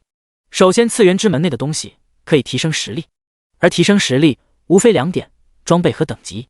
对于高阶职业者来说，除了史诗级装备，其他装备提升相对有限，应该不足以让这么多职业者兴师动众阻拦他。加上岛国5转职业者数量堪比龙国，但总人口却不足龙国1/10，因此他怀疑这个次元之门内有可以快速提升等级的机制。这一点那就很诱人了。要知道60级以后地图怪物非常稀疏，升级所需经验又几何型的增长，如果没有太多机遇，按部就班升级，起码要10年以上光景才有可能触及5转的门槛。接下来就是考虑如何突破岛国高阶职业者的围堵，顺利进入次元之门了。其实职业者还好，虽然他打不过这些高阶职业者，但制造一个缺口，进入次元之门不成问题。唯一的阻碍就是对方口中的结界了，得想办法炸掉结界。李康操纵仿生苍蝇在门周围转了一圈，大致确定结界规模和位置。他开始构思如何摧毁结界，派空中战舰和高达去轰炸肯定不实际，毕竟敌人数量和实力都远胜于他，去就是送人头。所以他打算玩远程轰炸。虽然他设计了不少武器，可真没想过进行远程火力输出。因此空中战舰只是配备了300公里射程内的高射炮，所以需要额外弄一套导弹发射系统。这一点倒不难。李康来到甲板上思索了片刻，便在脑中想象那种万弹齐发的场面。推演成功，您的智脑获得星际风暴导弹系统。您获得多功能导弹发射架设计图。多功能发射架为星际风暴导弹系统控制的导弹发射平台，具有1万公里内的精准定位打击能力，可以有效地识别目标，区分敌我。针对性发射包括高爆炸、EMP、电磁脉冲、追踪型、穿甲型等中远距离导弹，支持电磁加速发射、360度超导电磁旋转、大容量导弹补给装置、导弹调度自诊系统、攻击智能拦截。有了发射系统，余下便是导弹了。这也好弄，在它原先装备基础上改良，再糅合一些功能，便可以制造有效精准打击敌人的导弹。推演成功，您获得流星审判者导弹设计图、黑洞吸引力导弹设计图、起点失控导弹设计图、微型人工起点生成器设计图、次时空穿越导弹设计图。恒星审判导弹以火元素为核心设计的魔能导弹，配合星际风暴导弹系统，可以远距离并精确锁定目标。一旦发现目标，导弹会在空中引爆，化作巨型流星雨，摧毁一切生命。黑洞引力吸引导弹，这种导弹装备有微型黑洞引擎，能够在接近目标时释放强大的引力场。目标被引力吸引到中心后，导弹触发爆炸，产生小型黑洞，将目标吞噬。起点失控导弹，导弹携带着微型人工起点生成器，一旦接触目标，生成起点，使目标的时空结构失控，导致混乱和破坏。次时空穿越导弹，导弹利用次时空扭曲技术，能够在瞬间穿越虚空，避开敌人的防线。一旦进入目标系统，导弹会重新出现，并释放携带的强力能量，对目标进行毁灭性打击。第239章，远程火力覆盖。4种导弹。流星审判者导弹不必说了，李康如今装备火属性伤害有极高的加成，论单体伤害，火系绝对是最高的。所以说，这个流星审判者导弹在他各种技能加成下，不亚于5转强者的大招。其次，黑洞引力吸引导弹，其实就是大号的黑洞发生装置，主打一个控场。这2种导弹属于诱敌性质，分散敌人注意力。真正负责轰炸是次时空穿越导弹。次元时空超导弹核心是魔能压缩离子弹，再配合空间结晶，在到达目的地前进行短暂的时空跳跃，绕过敌人阻拦，成功命中目标。起点失控导弹，其实起点本质上与黑洞一般无二，所以起点失控导弹其实就是进阶版的黑洞发射装置，只不过不同于用暗黑元素模拟的黑洞状态，而起点时空导弹却是正儿八经利用强大的能量引发空间漩涡，造成短暂的空间坍塌显现，令其产生极细微的起点。别看只是极其细微的起点，假如身处中心点，足以把整个人搅成肉泥，就算是被波及，也会被那巨大的压力弄得骨头寸断，接近濒死。当然，这并不是最重要的，最重要的是短暂的空间坍塌会造成方圆10里空间结构变化，在空间修复的数十分钟内，这片空间相当于布置了空间静止，无法使用空间类技能。拥有如此多的好处，代价自然也是极大。想到此，李康打开面板，看向微型人工起点生成器的设计图。微型人工起点生成器，该装置集体需要100公斤龙晶，纯净的黑暗200公斤，纯净的火焰200公斤，纯净之光200公斤，纯净之冰200公斤，纯净的风200公斤，特级魔法催化剂50公斤，奥数水晶50公斤。纯净的元素，也就是它在未知大陆打怪爆的能量团，和龙晶奥数水晶一样珍惜的存在，有价无市。而他手中也不过各有1吨左右存货而已，不到万不得已，真不想浪费。可现在不用这起点炸弹，很难从4个6转巅峰强者打开缺口顺利进入。忙活了半小时，甲板上装备了数个多功能发射架，远程导弹制作完毕，尽数堆在发射舱。空中战舰开始缓缓行进，最终来到樱花平原边缘位置，距离次元之门大概500公里。李康拿出强袭自由高达，与2女一同进入驾驶舱，开启光翼，让速度稳步上升。光翼最大速度趋于亚光速，虽然持续时间只有 0.1秒，但足够瞬移到次元之门旁。所以现在只需要制造一个空档，让6转职业者无法拦截他们。发射！随着李康一声令下，上百发大型流星审判者导弹激射而去，随后便是次时空穿越者导弹紧随其后。在电磁推进的加持下，导弹只用了10分钟便来到次元之门上空。他来了。松本正抬起头，刚好看到密集的审判者导弹。佯攻吗？松本正冷笑一声，举剑奋力一挥，金色剑气直接划破长空，把那袭来的导弹一分为2。这时，袭来的导弹在星际风暴导弹系统控制下，纷纷变轨，躲过了那凌厉的剑气，最终在离地1000米左右位置纷纷炸裂。刹那间，漫天的红色魔法阵生成，把天空映照成了红色。一个个直径足有20米的熔岩流星从魔法阵中涌出，迅速下落。一个6转职业者见此情形，倒吸一口凉气。如此宏大的攻击手段，就是5转职业者也难以呈现。这个李康确实不简单，可惜这种攻击对于我们高阶职业者来说，算不得威胁。松本正冷笑一声，对着手下吩咐道：“你们负责消灭这些流星。”是。数十个5转强者开始各施手段，用技能轰击熔岩。轰轰！随着一声声爆炸，熔岩流星雨尽数被击碎。但击碎的熔岩流星并未消失，而是变成了更为密集的熔岩雨。大雨倾盆下，而李康的史诗级法杖有几率触发熔岩建设效果，可以造成1%的固定伤害。虽然几率不高，但架不住这场粉碎熔岩雨数量太多。不一会儿，众人就意识到不对劲。妈的，怎么又是固定伤害？这小子要逆天吗？松本正最先骂娘，下意识用出无敌技能。一旁的秋谷真召唤出八岐大蛇，利用大蛇足以遮天的庞大身躯挡住这场雨，淡声说道：“你胆子也太小了吧！他这个固定伤害触发几率极低，伤害比例至多1%，只要你不四处乱窜，拿脸故意接这些流星，不足为惧。”另一个六转职业者也点头附和，确实触发几率不高。松本正面露尴尬之色，随即找不到李康那厮诡计多端，谨慎一点没错。我估计他这一波攻击是声东击西，只要咱们守在次元之门不挪步，他任何挣扎都是徒劳。又有东西过来了。秋谷真眯眼看着天空，20道乳白色的光芒划破天际，直奔他们而来。有了上次的教训，秋谷真直接让八岐大蛇喷出一道道冰柱，打算在高空之中冻结这些导弹。可当冰柱靠近导弹时，那导弹白光更盛，直接消失了。不待众人反应，导弹出现在次元之门附近，轰然炸开，蓝色的能量吞噬了一切。第240章起点炸弹的威力进入次元之门。次元之门的结界在巨大的能量蚕食下一点点破裂，直至全部溃散。轰轰，4位六转强者用出大招，硬生生打散这恐怖的能量团，一个个模样颇为狼狈。结界碎了，那小子要来了，大家警戒。秋谷真一挥手，8只体型庞大的神兽分列左右。松本正周身金光闪烁，背后出现20米高的虚影，手持举剑。余下俩人也都进入大招蓄力状态，只要李康敢露面，绝对十死无生。数十个五转强者处在外围，把次元之门围得水泄不通。空中又是数发黑色的导弹出现，落地之后形成一个个巨大的黑洞，除了4个六转强者，其余人尽数被吸入黑洞之中。又是一个导弹落在次元之门附近，一个黑点陡然出现，开始扭曲四周的空间。六转强者们的身躯也随着扭曲，骨头、内脏都开始严重受损。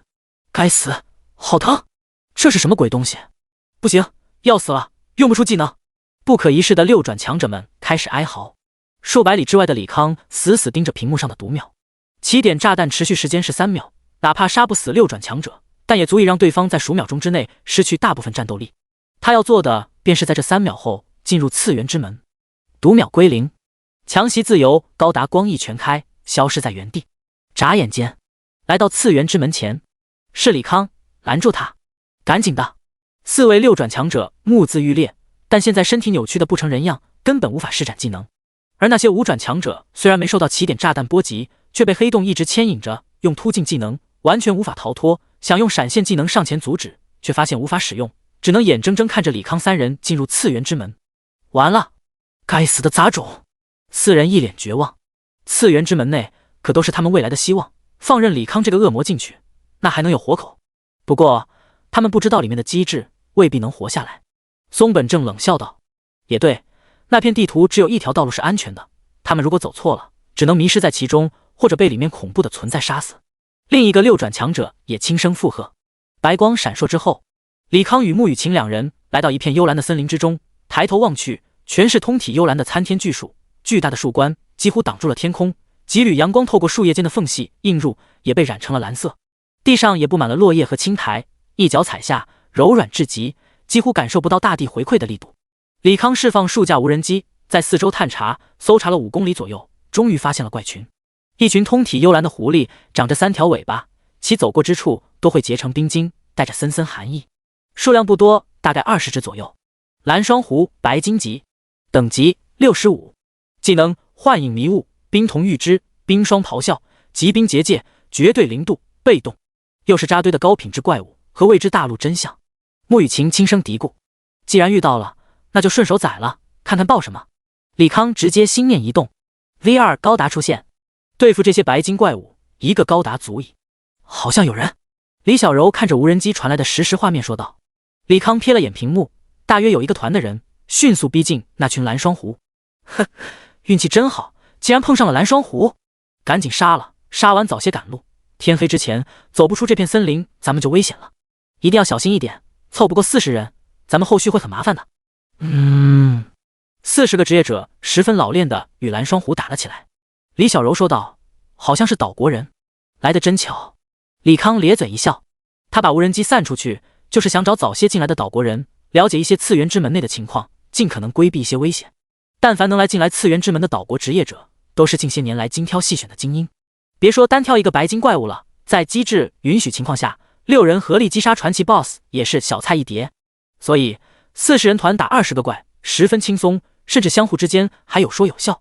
轰隆，背后传来一声巨响，众人下意识往后看去，蓝白相间的 V2 高达宛若一个钢铁巨人矗立在森林之中。这是什么？怪物吗？看着不像。别管是什么，只要不是伙伴，那就通通杀掉，3队和4队上去弄死他。说话的是一个留有8字胡的男性，担任这个40人团的团长。3队和4队的骑士首当其冲，野蛮冲撞奔向 V2 高达，却被一道蓝色屏障阻隔。4个法师同时吟唱咒语，火雨、飓风、光矛、冰龙卷，各种技能狠狠砸向高达，但依然被蓝色的屏障挡住。V2 高达肩膀上的激光加农炮开始蓄力，不一会儿，一道粗壮的激光束激射而出，瞄准的却不是这些职业者，而是一个白金 BOSS。咣当，咣当，随着 BOSS 死亡，一件件装备和材料掉落在地。V2 高达又超出2把无极光束枪，继续攻击其他白金 BOSS。1分钟左右，20个 BOSS 尽数被消灭。这下场面安静下来，刚才还鼓足劲攻击高达的职业者全都熄了火，看着眼前的高达，不住的打摆子。尼玛，白金 BOSS 说秒就秒，这还怎么打？这时，李康与穆雨晴3人从空中缓缓落在高达肩膀上，俯瞰着众人。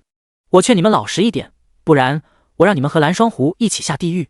他虽然杀鬼子没负担，但是吧，这些谈话中好像提及要凑40人才可以安全，所以在弄清缘故之前，还是留这些人一命。李康不待众人回答，落到地上，踱步走向掉落的东西。如他所料，这里升级果然快。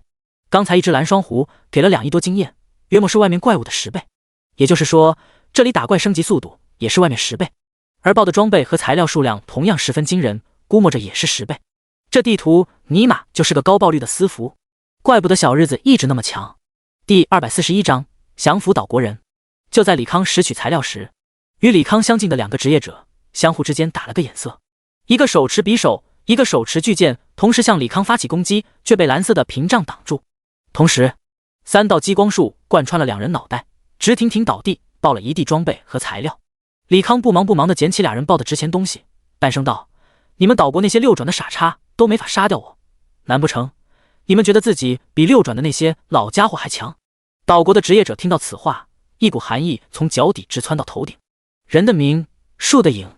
李康大战松本正不落下风的消息，岛国是举国皆知。他们更是亲眼见状了4位高不可攀的6转强者，带领一堆5转高手堵截李康，却万万没想到，一众强者如此严防死守，依然让李康这个杀神给进来了。那他们小命岂不是交代了？跑！不知谁大喊了一声，众人开始四处逃窜。李康并未阻拦，总得让这些人逃一次，知道逃跑没用后，才能心甘情愿为他服务。而且他进入次元之门后，第一时间便发现这里与未知大陆一样，无法使用空间技能，所以他也不怕这些人用随机卷轴跑路。估摸着这些逃了3公里左右，他心念一动，反浩克和无人机四散开来，朝众人追击而去。此时，岛国人见李康没有追击，纷纷松了一口气。该死的，这群6转的职业者也太废物了吧！竟然把这个杀神给放进来了，这不是推我们去送死吗？天要黑了，先走出这片森林再说，不然到了晚上，咱们都得死。也对，几人休息片刻，继续赶路。可没走多远，一个个钢铁人落在地上，拦住了他们的去路。不等几人反应，无人机和钢铁战甲就对众人发起了攻击，直至把众人打到奄奄一息，才停止了攻击。李康的声音从传来：“自己滚回来，再敢逃跑，杀！”说罢，钢铁战甲和无人机扬长而去，都懒得监督对方往回走。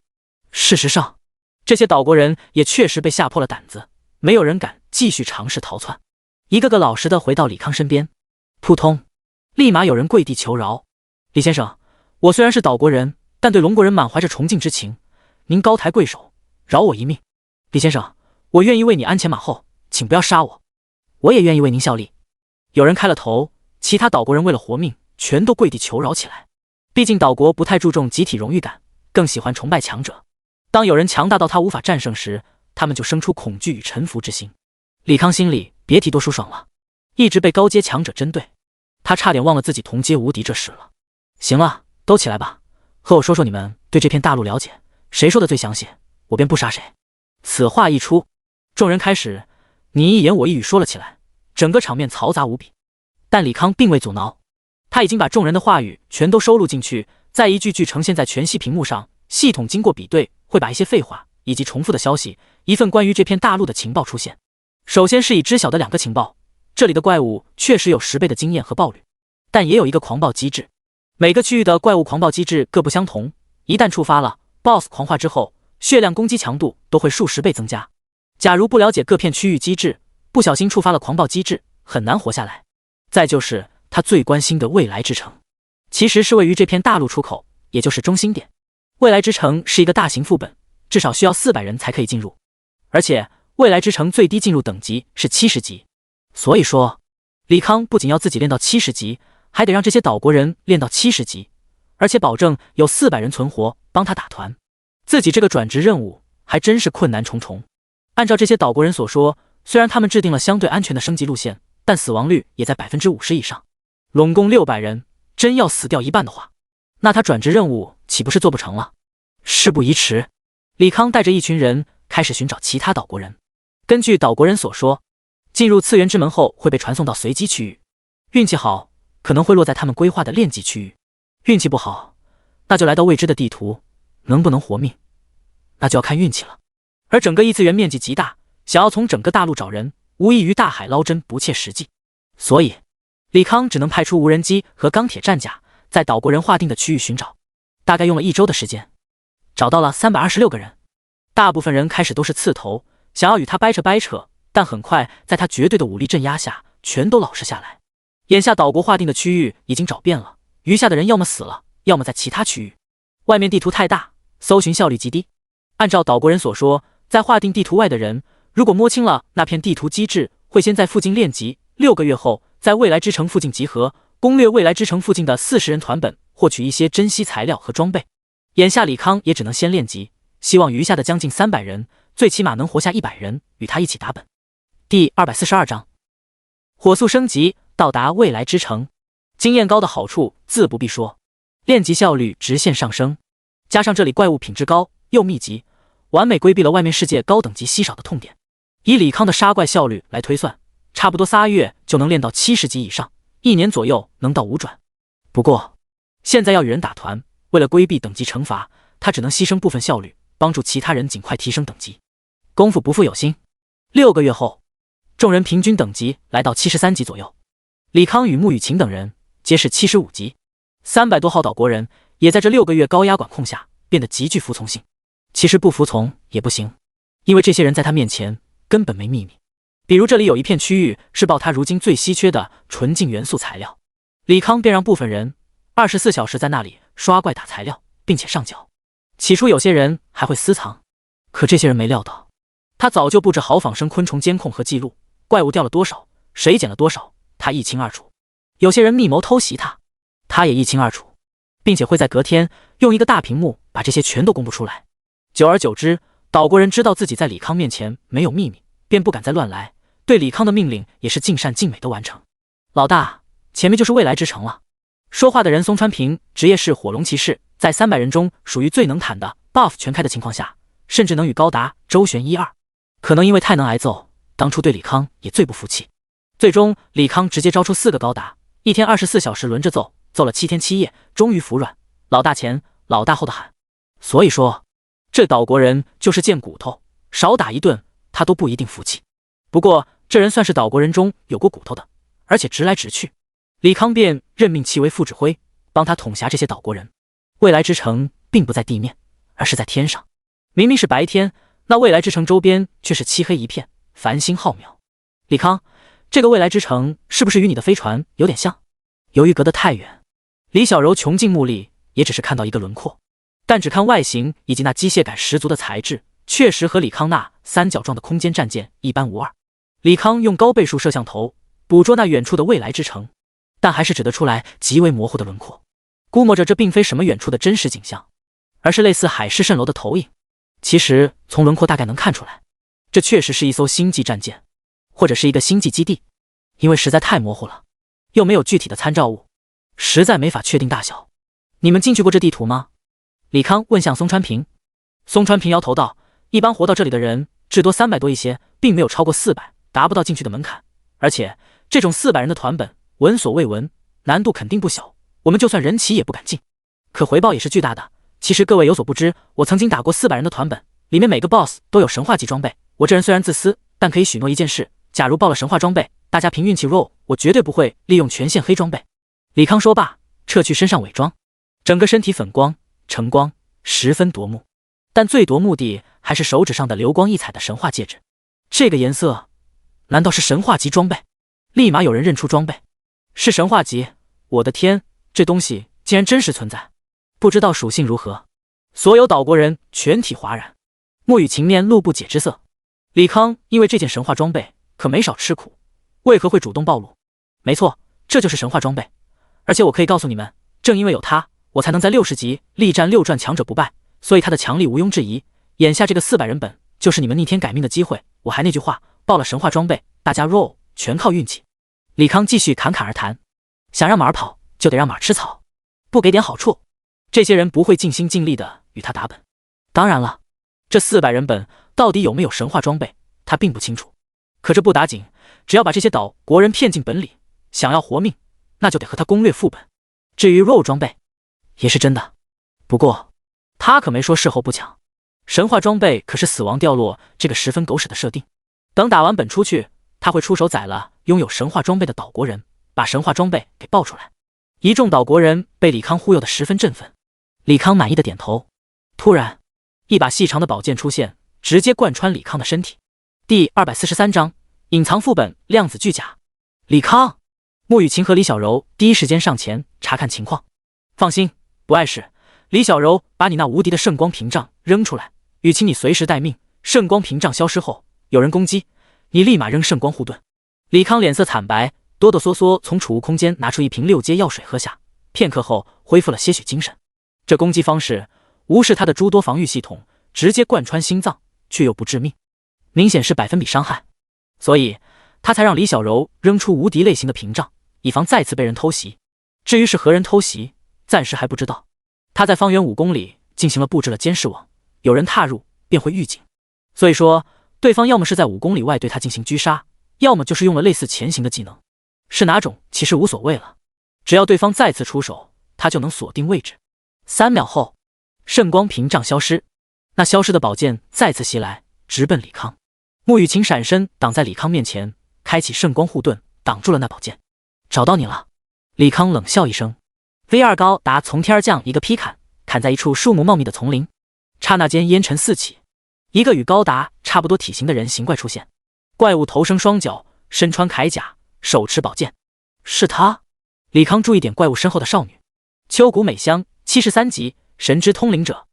你认识他？穆雨晴有些紧张地问。这个岛国女人长得极美，明显就是个骚狐狸。中立区的时候交手过，很强。李康笑着回答，在同等级能暂时压制他的人不多，这个秋谷美香算一个。与其杀了，不如拉拢过来帮忙打本，完成任务。权衡利弊之后，李康主动撤去高达，朗声道：秋谷小姐，我无意和你为敌，聊聊如何？没什么好聊的，要战便战。秋谷美香出奇的硬气。秋谷小姐，我知道你那点小心思，想拖延时间，让其他人逃跑对吧？可惜你找错了算计对象。李康打开全息屏幕，约莫有200多号人正在被无人机和钢铁战甲狂轰乱炸，好不狼狈。既然知道这里有离开的出口，他当然要派重兵把守，不然的话，难道真信这些岛国人会心甘情愿为他卖命？秋谷美香脸色大变，立马妥协。你有什么要求，咱们可以商量，千万不要杀我们的人。李康咧嘴一笑，把打本的事情说了一遍，包括瞎编的这400人本里有神话装备的事，并且展示了自己的神话装备佐证。秋谷美香听得颇为异动，又看了眼还在挨轰的伙伴，沉声道：我答应你。明智的选择。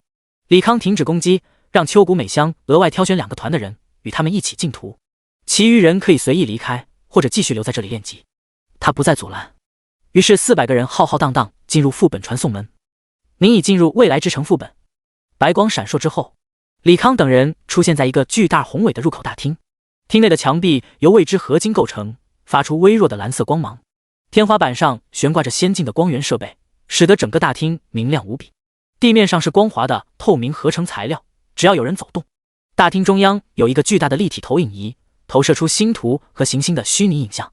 还未等众人细细观察，原本明亮的光源变得闪烁不定，入侵者。集体入口发现入侵者。随着话音，大厅四周出现4个门，一个个体型巨大的装甲战士鱼贯而出。机械哨兵黄金级，等级74，技能蓄能冲击波、机械爪击、自动防御系统、导弹发射器、蓄能机关枪。不待众人反应，机械哨兵便发起了攻击。他们眼睛燃起了红色的光芒，紧接着一阵低沉的机械嗡鸣回荡在空气中，巨大的机械手臂迅速转动，一道道黄色的激光束向众人扫射而来，其肩部导弹发射器数枚导弹飞速发射而出，而这些导弹追踪性极强，拐着弯追寻着躲避的众人，众人见避无可避，形成一片密集的火雨。虽然机械哨兵火力极强，但终归是黄金怪物，李康只是出动无人机便把这些看似凶猛的怪物尽数清理。咣当咣当咣当，怪物们爆了一地泛着金属色泽的晶体。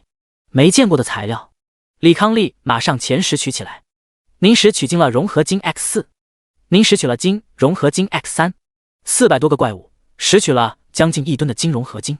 他点开材料介绍，金融合金，外星科技合成的高科技材料，有出色的强度和耐久性，能够抵御高温、极端压力和强烈的能量冲击，并且有超导能力。制造的机械元件可以实现零损耗。金融合金采用了微核储能，能够吸收并储存光子能量。当金融合金受到外部攻击时，其晶体结构能够重新排列，形成一种临时的能量屏障，减轻外力对其造成的影响。在一定温度范围内，金融合金可以发生微观结构的变化，从而改变形状，这使得它在制造可变形材料或自愈和结构方面具有潜在应用。李康看完之后顿时心花怒放，能储能，可以自如释放能量屏障，有超导特性，还有纳米材料的可塑性，这尼玛简直全能型材料，必须有多少要多少。想罢，他看向其他人，各位，所有装备包括神话级我可以不要，但材料我希望大家不要和我抢。岛国众人相互看了一眼，最终点头答应。众人继续深入，在李康强大的输出以及岛国人完美的配合下，无一人伤亡的情况下，通关了未来之城。一众岛国人看着那出门的时空漩涡，个个满脸悲愤。足足2个月，他们杀了将近上百个传奇 BOSS， 数十个史诗级 BOSS， 就是没见到所谓的神话级 BOSS。这他娘就是把40人的团本拼凑在一起的又臭又长的普通团本。可众人虽然被骗，却没有人敢发难，因为此刻李康的表情阴沉，好似处于狂怒的边缘。大概几分钟后，李康抬头说道：“这个100人团神话级 BOSS 是随机的，只能说咱们运气不好，但你们也不亏。假如没我控场和输出，你们不可能在零伤亡下爆出13件史诗级装备以及若干传奇套装散件。”秋谷美香没好气道：“我们也没怪你，那些你们可以离开了，后会无期。”李康直接赶人，众人你看看我，我看看你，最终只能纷纷离开。等人走没了，李康长呼一口气，对两女说道：“我还有个隐藏任务要做，属于单人剧情本，没法带你们俩一起，所以你们俩出去后留在这片大陆继续练级，千万别出去。等我做完任务，第一时间去找你们。这个高达会保护你们安全，帮你们打怪，有危险的话，第一时间进入驾驶舱，开启光翼模式逃跑。”说罢，他从机械空间取出强袭自由高达，给了2人操控授权。目送两女离开之后，李康点击了隐藏副本确认键。您已进入未来之城修理厂，请击杀量子巨甲，获取机械火种。第244章，如同作弊般的机体。蓝白色的 LED 光芒在宽敞的空间中流动，合金材质的天花板上挂满了各式各样的机械工具，如同璀璨星星，散发出微光。地面上一排排工作台整齐排列，每个工作台上都摆放着各类机械零部件，一些机器人工程师手持先进的扳手和激光焊枪，轻松而熟练地进行维修工作。除此之外，还有一些大型部件，如飞行器的推进器、星际引擎的调速器，被一只只巨大的机械手臂拆解或者重组。修理厂吗？李康微微一笑，最终目光定格在远处一尊巨大的高达身上。30米的巨人，机体整体外观呈现流线型设计，比起他那些有棱有角的高达，这个量子巨甲与马克50的跑车造型更加相近。机体的材质与他拾取的金融合金应该是一种材料，金属的色彩，半透明的质感，散发出幽蓝的光芒。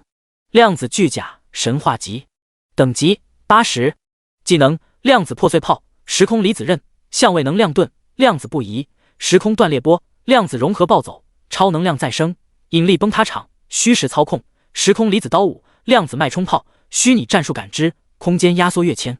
我去！李康看完 BOSS 技能栏，有种想要马上逃跑的冲动。这尼玛就是一个披着机械皮的空间法师，全是规则系技能，和这种怪物打，真有胜算吗 ？BOSS 显然不给他思索的空间，幽蓝的双眼缓缓亮起，发出低沉的声音。发现入侵者，启动歼灭模式。李康想也不想，直接把空中战舰召唤出来。修理厂本身就是检修大型歼星舰的地方，所以空间极其大，足够空中战舰悬停在空中。同时，量子巨甲也开始发动进攻。他抬起右臂，巨大的量子脉冲炮喷发出炽热的能量，瞬间释放出破灭性的量子脉冲。空中战舰的涡轮激光炮同时发射，与那量子脉冲对轰载起来。巨大的能量波纹扩散，把附近的工作台以及机械全都损毁。李康穿上战甲，急速后退数里，同时让海牛高达撑起能量护盾，算是挡住了这波攻击。量子巨甲见攻击不奏效，左手出现淡黄色的时空离子刃，朝着李康虚空一挥，刀光如电，在空气中切割出时空的裂缝。同时，李康背后出现那淡黄色的刀锋。李康立马开启推进器，想要后撤，但还是晚了一步。马克50背甲被划开了一道口子。您的马克50受到攻击，耐久7500。变态！李康暗骂一声，不敢再耽搁。空中战舰、高达、无人机、钢铁战甲倾力出击，务求在最短时间内干掉眼前 BOSS。量子巨甲直接启动空间压缩跃迁，一瞬间消失在原地，下一秒出现在不远处。等火力再次瞄准量子巨甲，对方又再次跃迁，来到另一处地方。传送后，还时不时用时空离子刃偷袭李康，弄得李康只能跟着对方四处乱飞，不敢停留在某个固定地点。久而久之，李康便有些崩溃。这铁家伙会传送他忍了，可你好歹有个 CD 啊，这要是没 CD 不停传送，那岂不是天下无敌了？再这样下去，他没死，老子都要被耗死了，得上点手段才行。李康眯起眼，好在空中战舰里还有2发起点导弹，刚好可以破掉这片空间的结构，让量子巨甲暂时失去使用空间技能的能力。不过，起点炸弹威力惊人，范围却不大，想要击中一个四处乱飞的 BOSS， 需要好好筹划一番。根据他的观察，量子巨甲每次瞬移需要有 0.5 秒左右的准备时间，虽然瞬移的位置随机，但距离都是2公里内，估计是这个空间压缩跃迁距离上限，所以他只需要在短暂时间把火力覆盖到2公里半径内范围，再留下一个火力盲点作为诱饵，让量子巨甲跃迁到这个盲点，并且让导弹在其到达 0.5 秒内引爆。筹划完毕，李康开始实施计划。密集的火力瞬间覆盖量子巨甲2公里半径，起点导弹在火力覆盖刹那发射到盲点位置，可一定得去那个地方。李康轻声呢喃，总共就2发导弹，如果打偏了，他得心疼死。量子巨甲启动跃迁，下一秒来到李康布置的陷阱中，与之同时到达的还有起点炸弹。轰的一声，空间中出现一个黑色圆点，开始如漩涡般扭曲，量子巨甲在漩涡中心位置更是扭曲的如同废铁一般。第255章，能量告急，陷入苦战，趁他病要他命。李康持续输出，不奢求在这几秒钟之内干掉 BOSS， 起码让 BOSS 多掉些血。3秒后，起点效果消失，几乎扭曲变形，如同废铁一般的量子巨甲周身被黄色的能量笼罩，所有攻击被那能量弹开。大约10秒左右，能量消散，量子巨甲恢复如初，左臂再次延伸出时空离子刃，朝着李康虚空一划，依然在虚空划开一道裂缝，但李康这边却没受到任何攻击。果然奏效了。李康冷笑一声，这样一来，有关空间系列的技能 BOSS 暂时无法施展，后面就是真刀真枪的火力比拼。量子巨甲尝试数次空间跃迁失败之后，立马抛弃最为有效的空间攻击，先是开启相位能量盾，使用量子破碎炮与李康展开对轰。可俗话说寡不敌众，李康这边机械众多，又有空中战舰这个大杀器，360度无死角轰炸。不一会儿，量子巨甲便改变方案，直接祭出大招，用出引力崩塌场，以量子巨甲为中心，引力加重到1000倍左右，无人机、钢铁战甲瞬间落在地上，高达的行动也变得迟缓无比。量子巨甲却没有攻击失去战斗力的机械体，缓缓升到空中，离开引力崩塌场辐射范围，用出量子锁定导弹阵，肩部、腿部、胸部预埋的弹匣尽数打开，发射数之不尽的量子锁定弹。这些导弹直接绕过高达以及无人机群，朝着李康袭来。李康尝试发射诱饵弹，引爆部分导弹，却没想到这些量子锁定弹异常的灵敏，轻易地躲过诱饵弹，如同一条蜿蜒巨龙轰向李康。轰轰轰！随着一声声巨响，蜂鸟组成的利盾瞬间溃散。李康推进器全开，急速后退，来到空中战舰下方。船底的点防御激光炮全部开启，密集的激光雨落下，本量子锁定导弹组成的巨龙摧毁殆尽。可李康还未松口气，面前出现一团光量子，慢慢组成30米高的钢铁巨人。二话不说，挥动时空离子刃，照着李康脑袋砍去。李康拿起高频粒子剑，抵挡了一下，迅速后撤，险之又险地避开了这一击。心中纳闷之际，他虽然忙于应对这些导弹，可也关注着 BOSS 动向，可以确定 BOSS 几乎是瞬移3公里来到他面前。可是空间结构已经被破坏， BOSS 不可能用得出瞬移才对。思索之间，浮在空中不动的 BOSS 变成一团光量子，眨眼间的功夫，那团光量子出现在李康咫尺间。光速移动吗？可惜前摇有点长。李康扔出一个黑洞发生装置，继续后撤。那些光量子无一例外全被黑洞捕捉进去。如果他没猜错的话，这个瞬移的招式应该是技能栏里的量子吧。简单的概况就是本身量子化，以光速传送。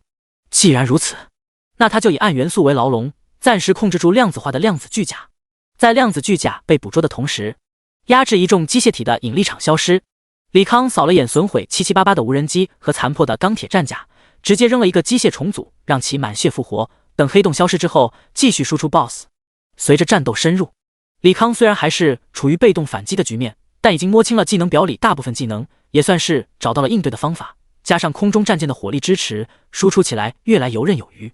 不过消耗也是巨大的，他耳边提示声就没有停歇过。警告：17号反应堆能量枯竭，请及时补充。警告：6号反应堆能量枯竭，请及时补充。警告：29号反应堆过热，已停止能量输出，启动应急冷却设施。李康看着面前的 BOSS， 叹声道：真他娘的硬！照这个架势，战舰反应堆能量全部耗尽，都够呛打死 BOSS。轰轰！量子巨甲一发量子炮，直接轰飞 V2 高达，又要直奔李康。装备强袭套装的自我高达，顺势发射超大号加农激光炮，挡住量子巨甲去路。这时，量子巨甲消失在原地，下一秒出现在李康身后。护在李康身侧的海牛高达掏出光束军刀，挡住了横劈下来的一刀。量子巨甲再次消失，李康脸色阴沉下来。空间结构修复了，他还有一发起点炸弹，现在用。现在量子巨甲至少有1/3技能没有，因此他至多打掉了量子巨甲1半左右的血，也就是过了2个阶段，还有2个阶段需要应对，越往后越难。现在用了，倒是可以轻松输出一阵子。可最后阶段咋办？面对一个无限瞬移的量子巨甲，加其他意想不到的难缠技能，他这边几乎没胜算。忍一忍，起码再过一个阶段。想罢，李康让空中战舰装填黑洞吸引力导弹，发射的量子巨甲半径2公里内，暂时把战场封锁在这4平方公里内，与量子巨甲来一场近距离火力对拼。第256章，穆雨晴出事了。起点的本质是黑洞，虽然暗物质模拟的黑洞无法制造真正的起点，大规模破坏空间结构，却可以构筑一个类似空间屏障的区域存在，外加黑洞可以吸附量子化的量子巨甲，无形中让量子巨甲另一个机动性技能也失去作用。数十个巨大的黑洞好似围墙一般，把量子巨甲以及李康等机械体围拢在其中，两边都困在狭小的空间，剩下的只能是相互对轰。李康的机体防御力虽然不如量子巨甲强横，但有机械重组这个作弊技能，真不怕与量子巨甲以伤换伤。甚至在机体快要损毁时，李康会主动用引爆技能让机体进行自杀式袭击，尽可能给量子巨甲造成不低的伤害。趁着量子巨甲被围困的间隙，李康回到空中战舰，用机械空间材料补充上了部分反应堆和魔能炸弹，确保最后阶段空中战舰不会掉链子。终于经过他谨小慎微的对战，量子巨甲异变陡升，来到最后一个阶段。巨甲的铠甲上涌动着如潮水般的黄色能量流，其周身出现数之不尽的时空离子刃。就是现在，李康立马发射起点失控导弹，强横的时空漩涡再次把巨甲以及周身的时空离子刃扭曲。不一会儿，起点效果消失，量子巨甲的机械眼眸中闪烁着妖异的光芒，一阵类似心脏跳动的声响响彻整个空间。量子巨甲外表开始呈现虚实交错的效果，李康的能量炮弹和激光攻击穿过巨甲的表面，却如同穿过空气一般，无法对量子巨甲造成伤害。量子巨甲右臂的量子脉冲炮聚集着能量，在虚实交错的护盾中，炮口喷发出一道璀璨的能量光束，透过护盾之后，却变成数百发粗壮的能量光束。这些光束同时锁定着李康，如电光石火般袭来。李康二话不说，在光束雨中瞬间退到空中战舰的能量盾内。光束与护盾碰撞，空气中弥漫着灼热的气浪。在光束攻势的间隙，李康瞄准量子巨甲的虚实交错区域，发射一连串微型离子弹。量子巨甲依然变为虚幻，躲过这一波攻击，并以几近瞬移的速度，轻而易举地穿过空中战舰生产的利盾，来到李康面前。李康暗道糟糕，赶忙离开空中战舰，省得里面武器被量子巨甲损毁。可现在量子巨甲的常规飞行速度远超李康的马克50，不过瞬息之间，量子巨甲又拦截到李康面前，手中时空离子刃如电光般闪烁，1秒钟而已，不知挥动了多少下。李康被瞬杀，项链的复活瞬间生效，随着巨大的火凤凰升起，李康再次复活。您已获得涅槃重生效果，死亡之后原地复活，并获得10秒无敌、30分钟内属性翻倍的效果，冷却时间7天。量子巨甲发现李康复活，继续疯狂挥砍。李康现在是无敌状态，压根不在乎对方挥砍，死死盯着虚实变换的巨甲。如果他没猜错，对方是靠瞬间的量子化躲避攻击，毕竟量子是宇宙最小单位，足以穿过所有能量体的缝隙。那么还是老办法，空中战舰射出数发黑洞导弹，把量子巨甲牢牢控制住。而李康因为在无敌期，不受黑洞吸力影响，也正因为有这10秒无敌，李康打算搏一把，用魔能压缩离子弹炸死 BOSS。 说搞就搞，他直接收起所有机械体以及空中战舰，同时拿出机械空间所有魔能离子弹，使用引爆技能。在双倍精神属性加持下，巨大的蓝色能量团迅速膨胀，把李康和魔能巨甲吞噬。李康看着倒数，估摸着快到时间，取出海牛高达，撑起能量团，躲进驾驶舱。海牛高达快要损毁了，李康靠着魔能防护服给予的3秒时间，换到下一个高达，等高达全部损毁，他便取出空中战舰，进入其中，总算是在空中战舰防护盾消散前扛过了这波攻击。此刻，整个空间已经被炸成了废墟，量子巨甲依然成了一团废铁，静静躺在地上。而在其身上，一件流光溢彩的装备格外引人注目。李康眼睛一亮，又是一件神话级装备，他赶忙飞过去捡了起来。您拾取了最高指令神话级。最高指令神话级类型：耳环，精神加625，体力加625，力量加625，敏捷加625，全属性提升 20%， 攻击提升 40%。附带特效1，可以召唤量子巨甲协助战斗，持续时间半小时，冷却时间10分钟。附带特效2，被攻击时自身进入量子化状态，持续时间与精神相关，100精神增加1分钟持续时间，冷却时间1分钟。装备等级为1，成长型装备，属性持有者等级相关，装备为拾取绑定，无法2次交易，且死亡后100%掉落。李康看完属性之后，满意的点头。别看词条少，可对他来说全都是十分有用的技能。量子巨甲就不必说了，全他娘是保命技能，也就是刚好撞到他擅长的方面，这才变得容易攻略，但对其他人来说绝对是噩梦级。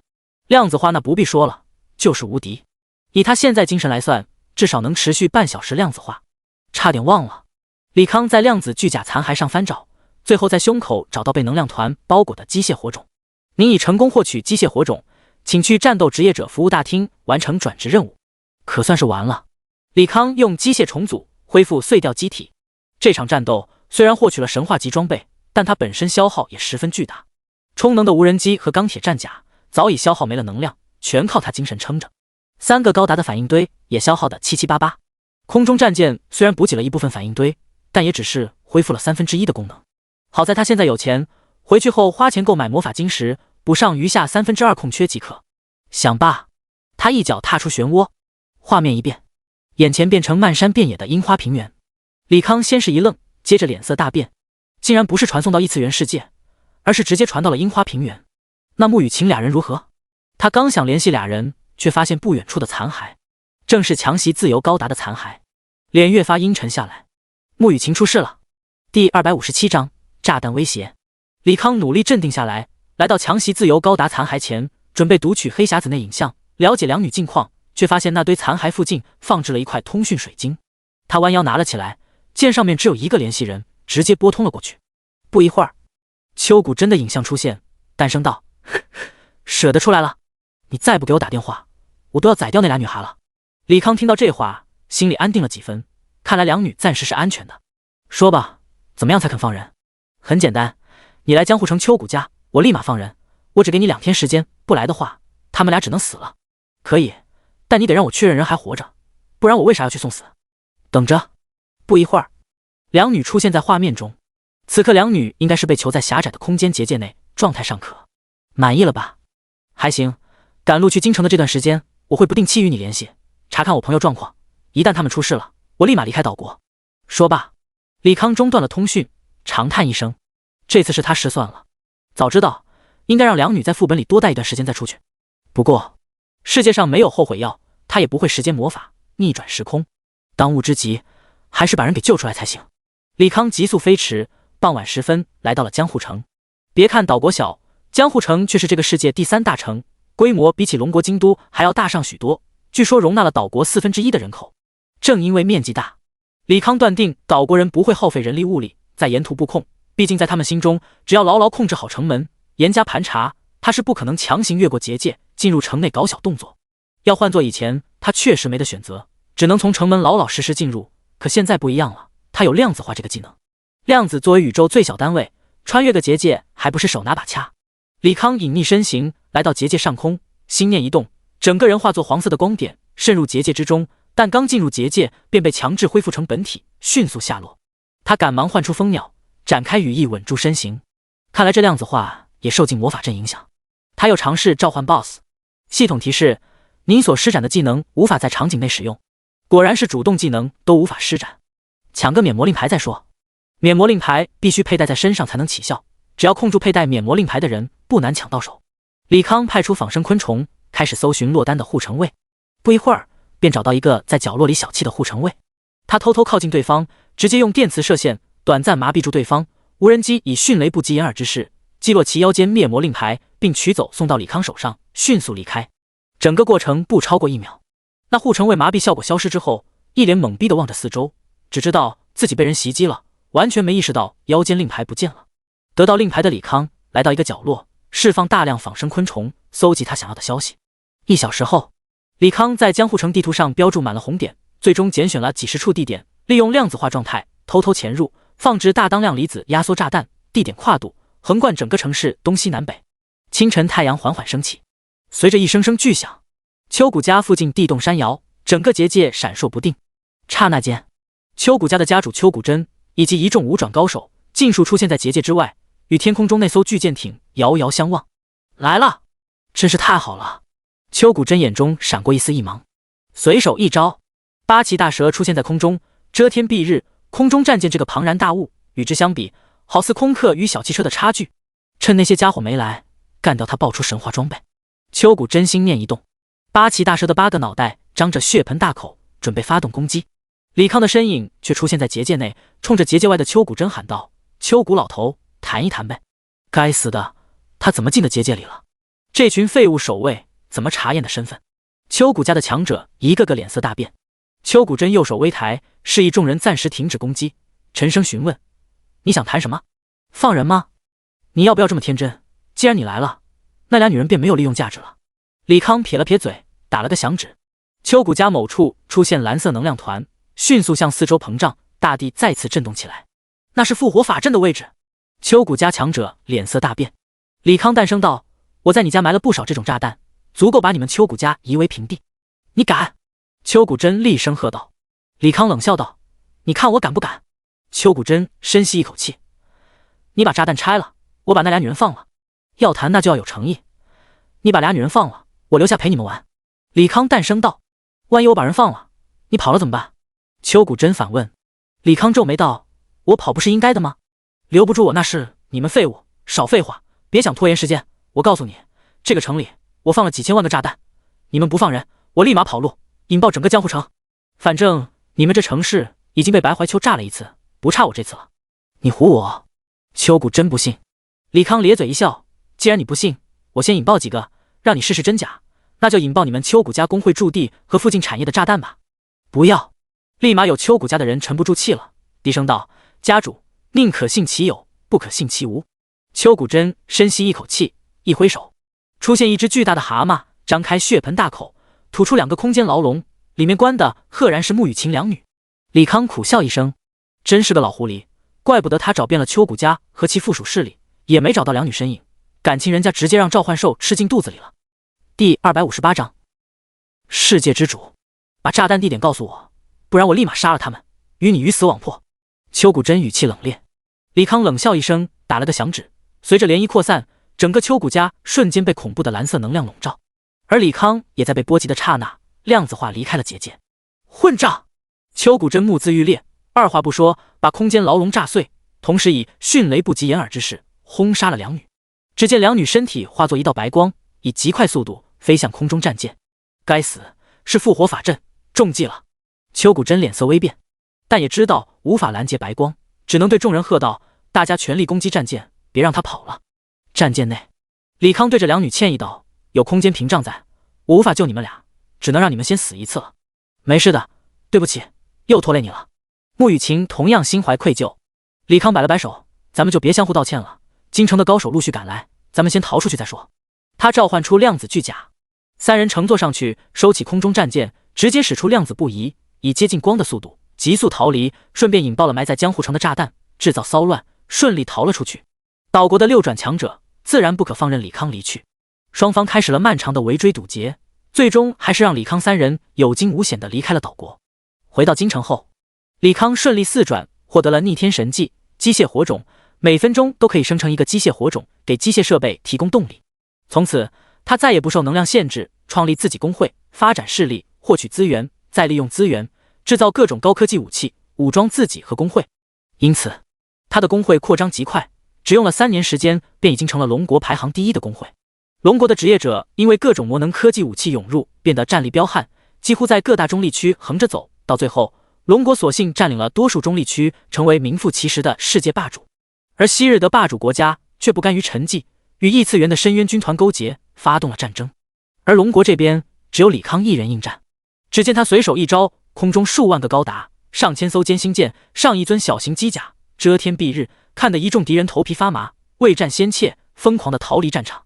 李康却不给他们离开的机会，大手一挥，机械大军开始对敌人展开惨无人道的屠杀。1个月的光景，深渊大军击退，所有国家都认识到了李康此刻的强大，纷纷地交了投降书。龙国高层顺手推舟，让李康成了蓝星的指挥官，正儿八经的全球之主。穆雨晴也成功与李康走到一起，两人婚后恩爱无比，育有一对可爱的儿女。世界也在李康的统治下进入了久违的大和平时期，但这种日子并未持续太久。不知何时，人们发现怪物不再刷新了，副本一个个诡异的消失，魔法元素变得稀少，开始陷入恐慌之中。李康为首的管理层开始调查原因，最终发现此事与10多年前击退深渊军有关。原来蓝星天地异变原本就是异世界深渊军想要殖民蓝星，奴役蓝星职业者，帮他们征战开采资源设下的局。谁曾想出了李康这么个不可战胜的妖孽。深渊军对李康的强大感到恐惧，所以放弃了侵略殖民蓝星的计划，开始渐渐关闭次元通道，让蓝星回到没有魔法和职业者的时代。李康自然不能让其如愿，在准备10年之后，达到6转的李康率领机械大军杀入异界，开启了新的篇章。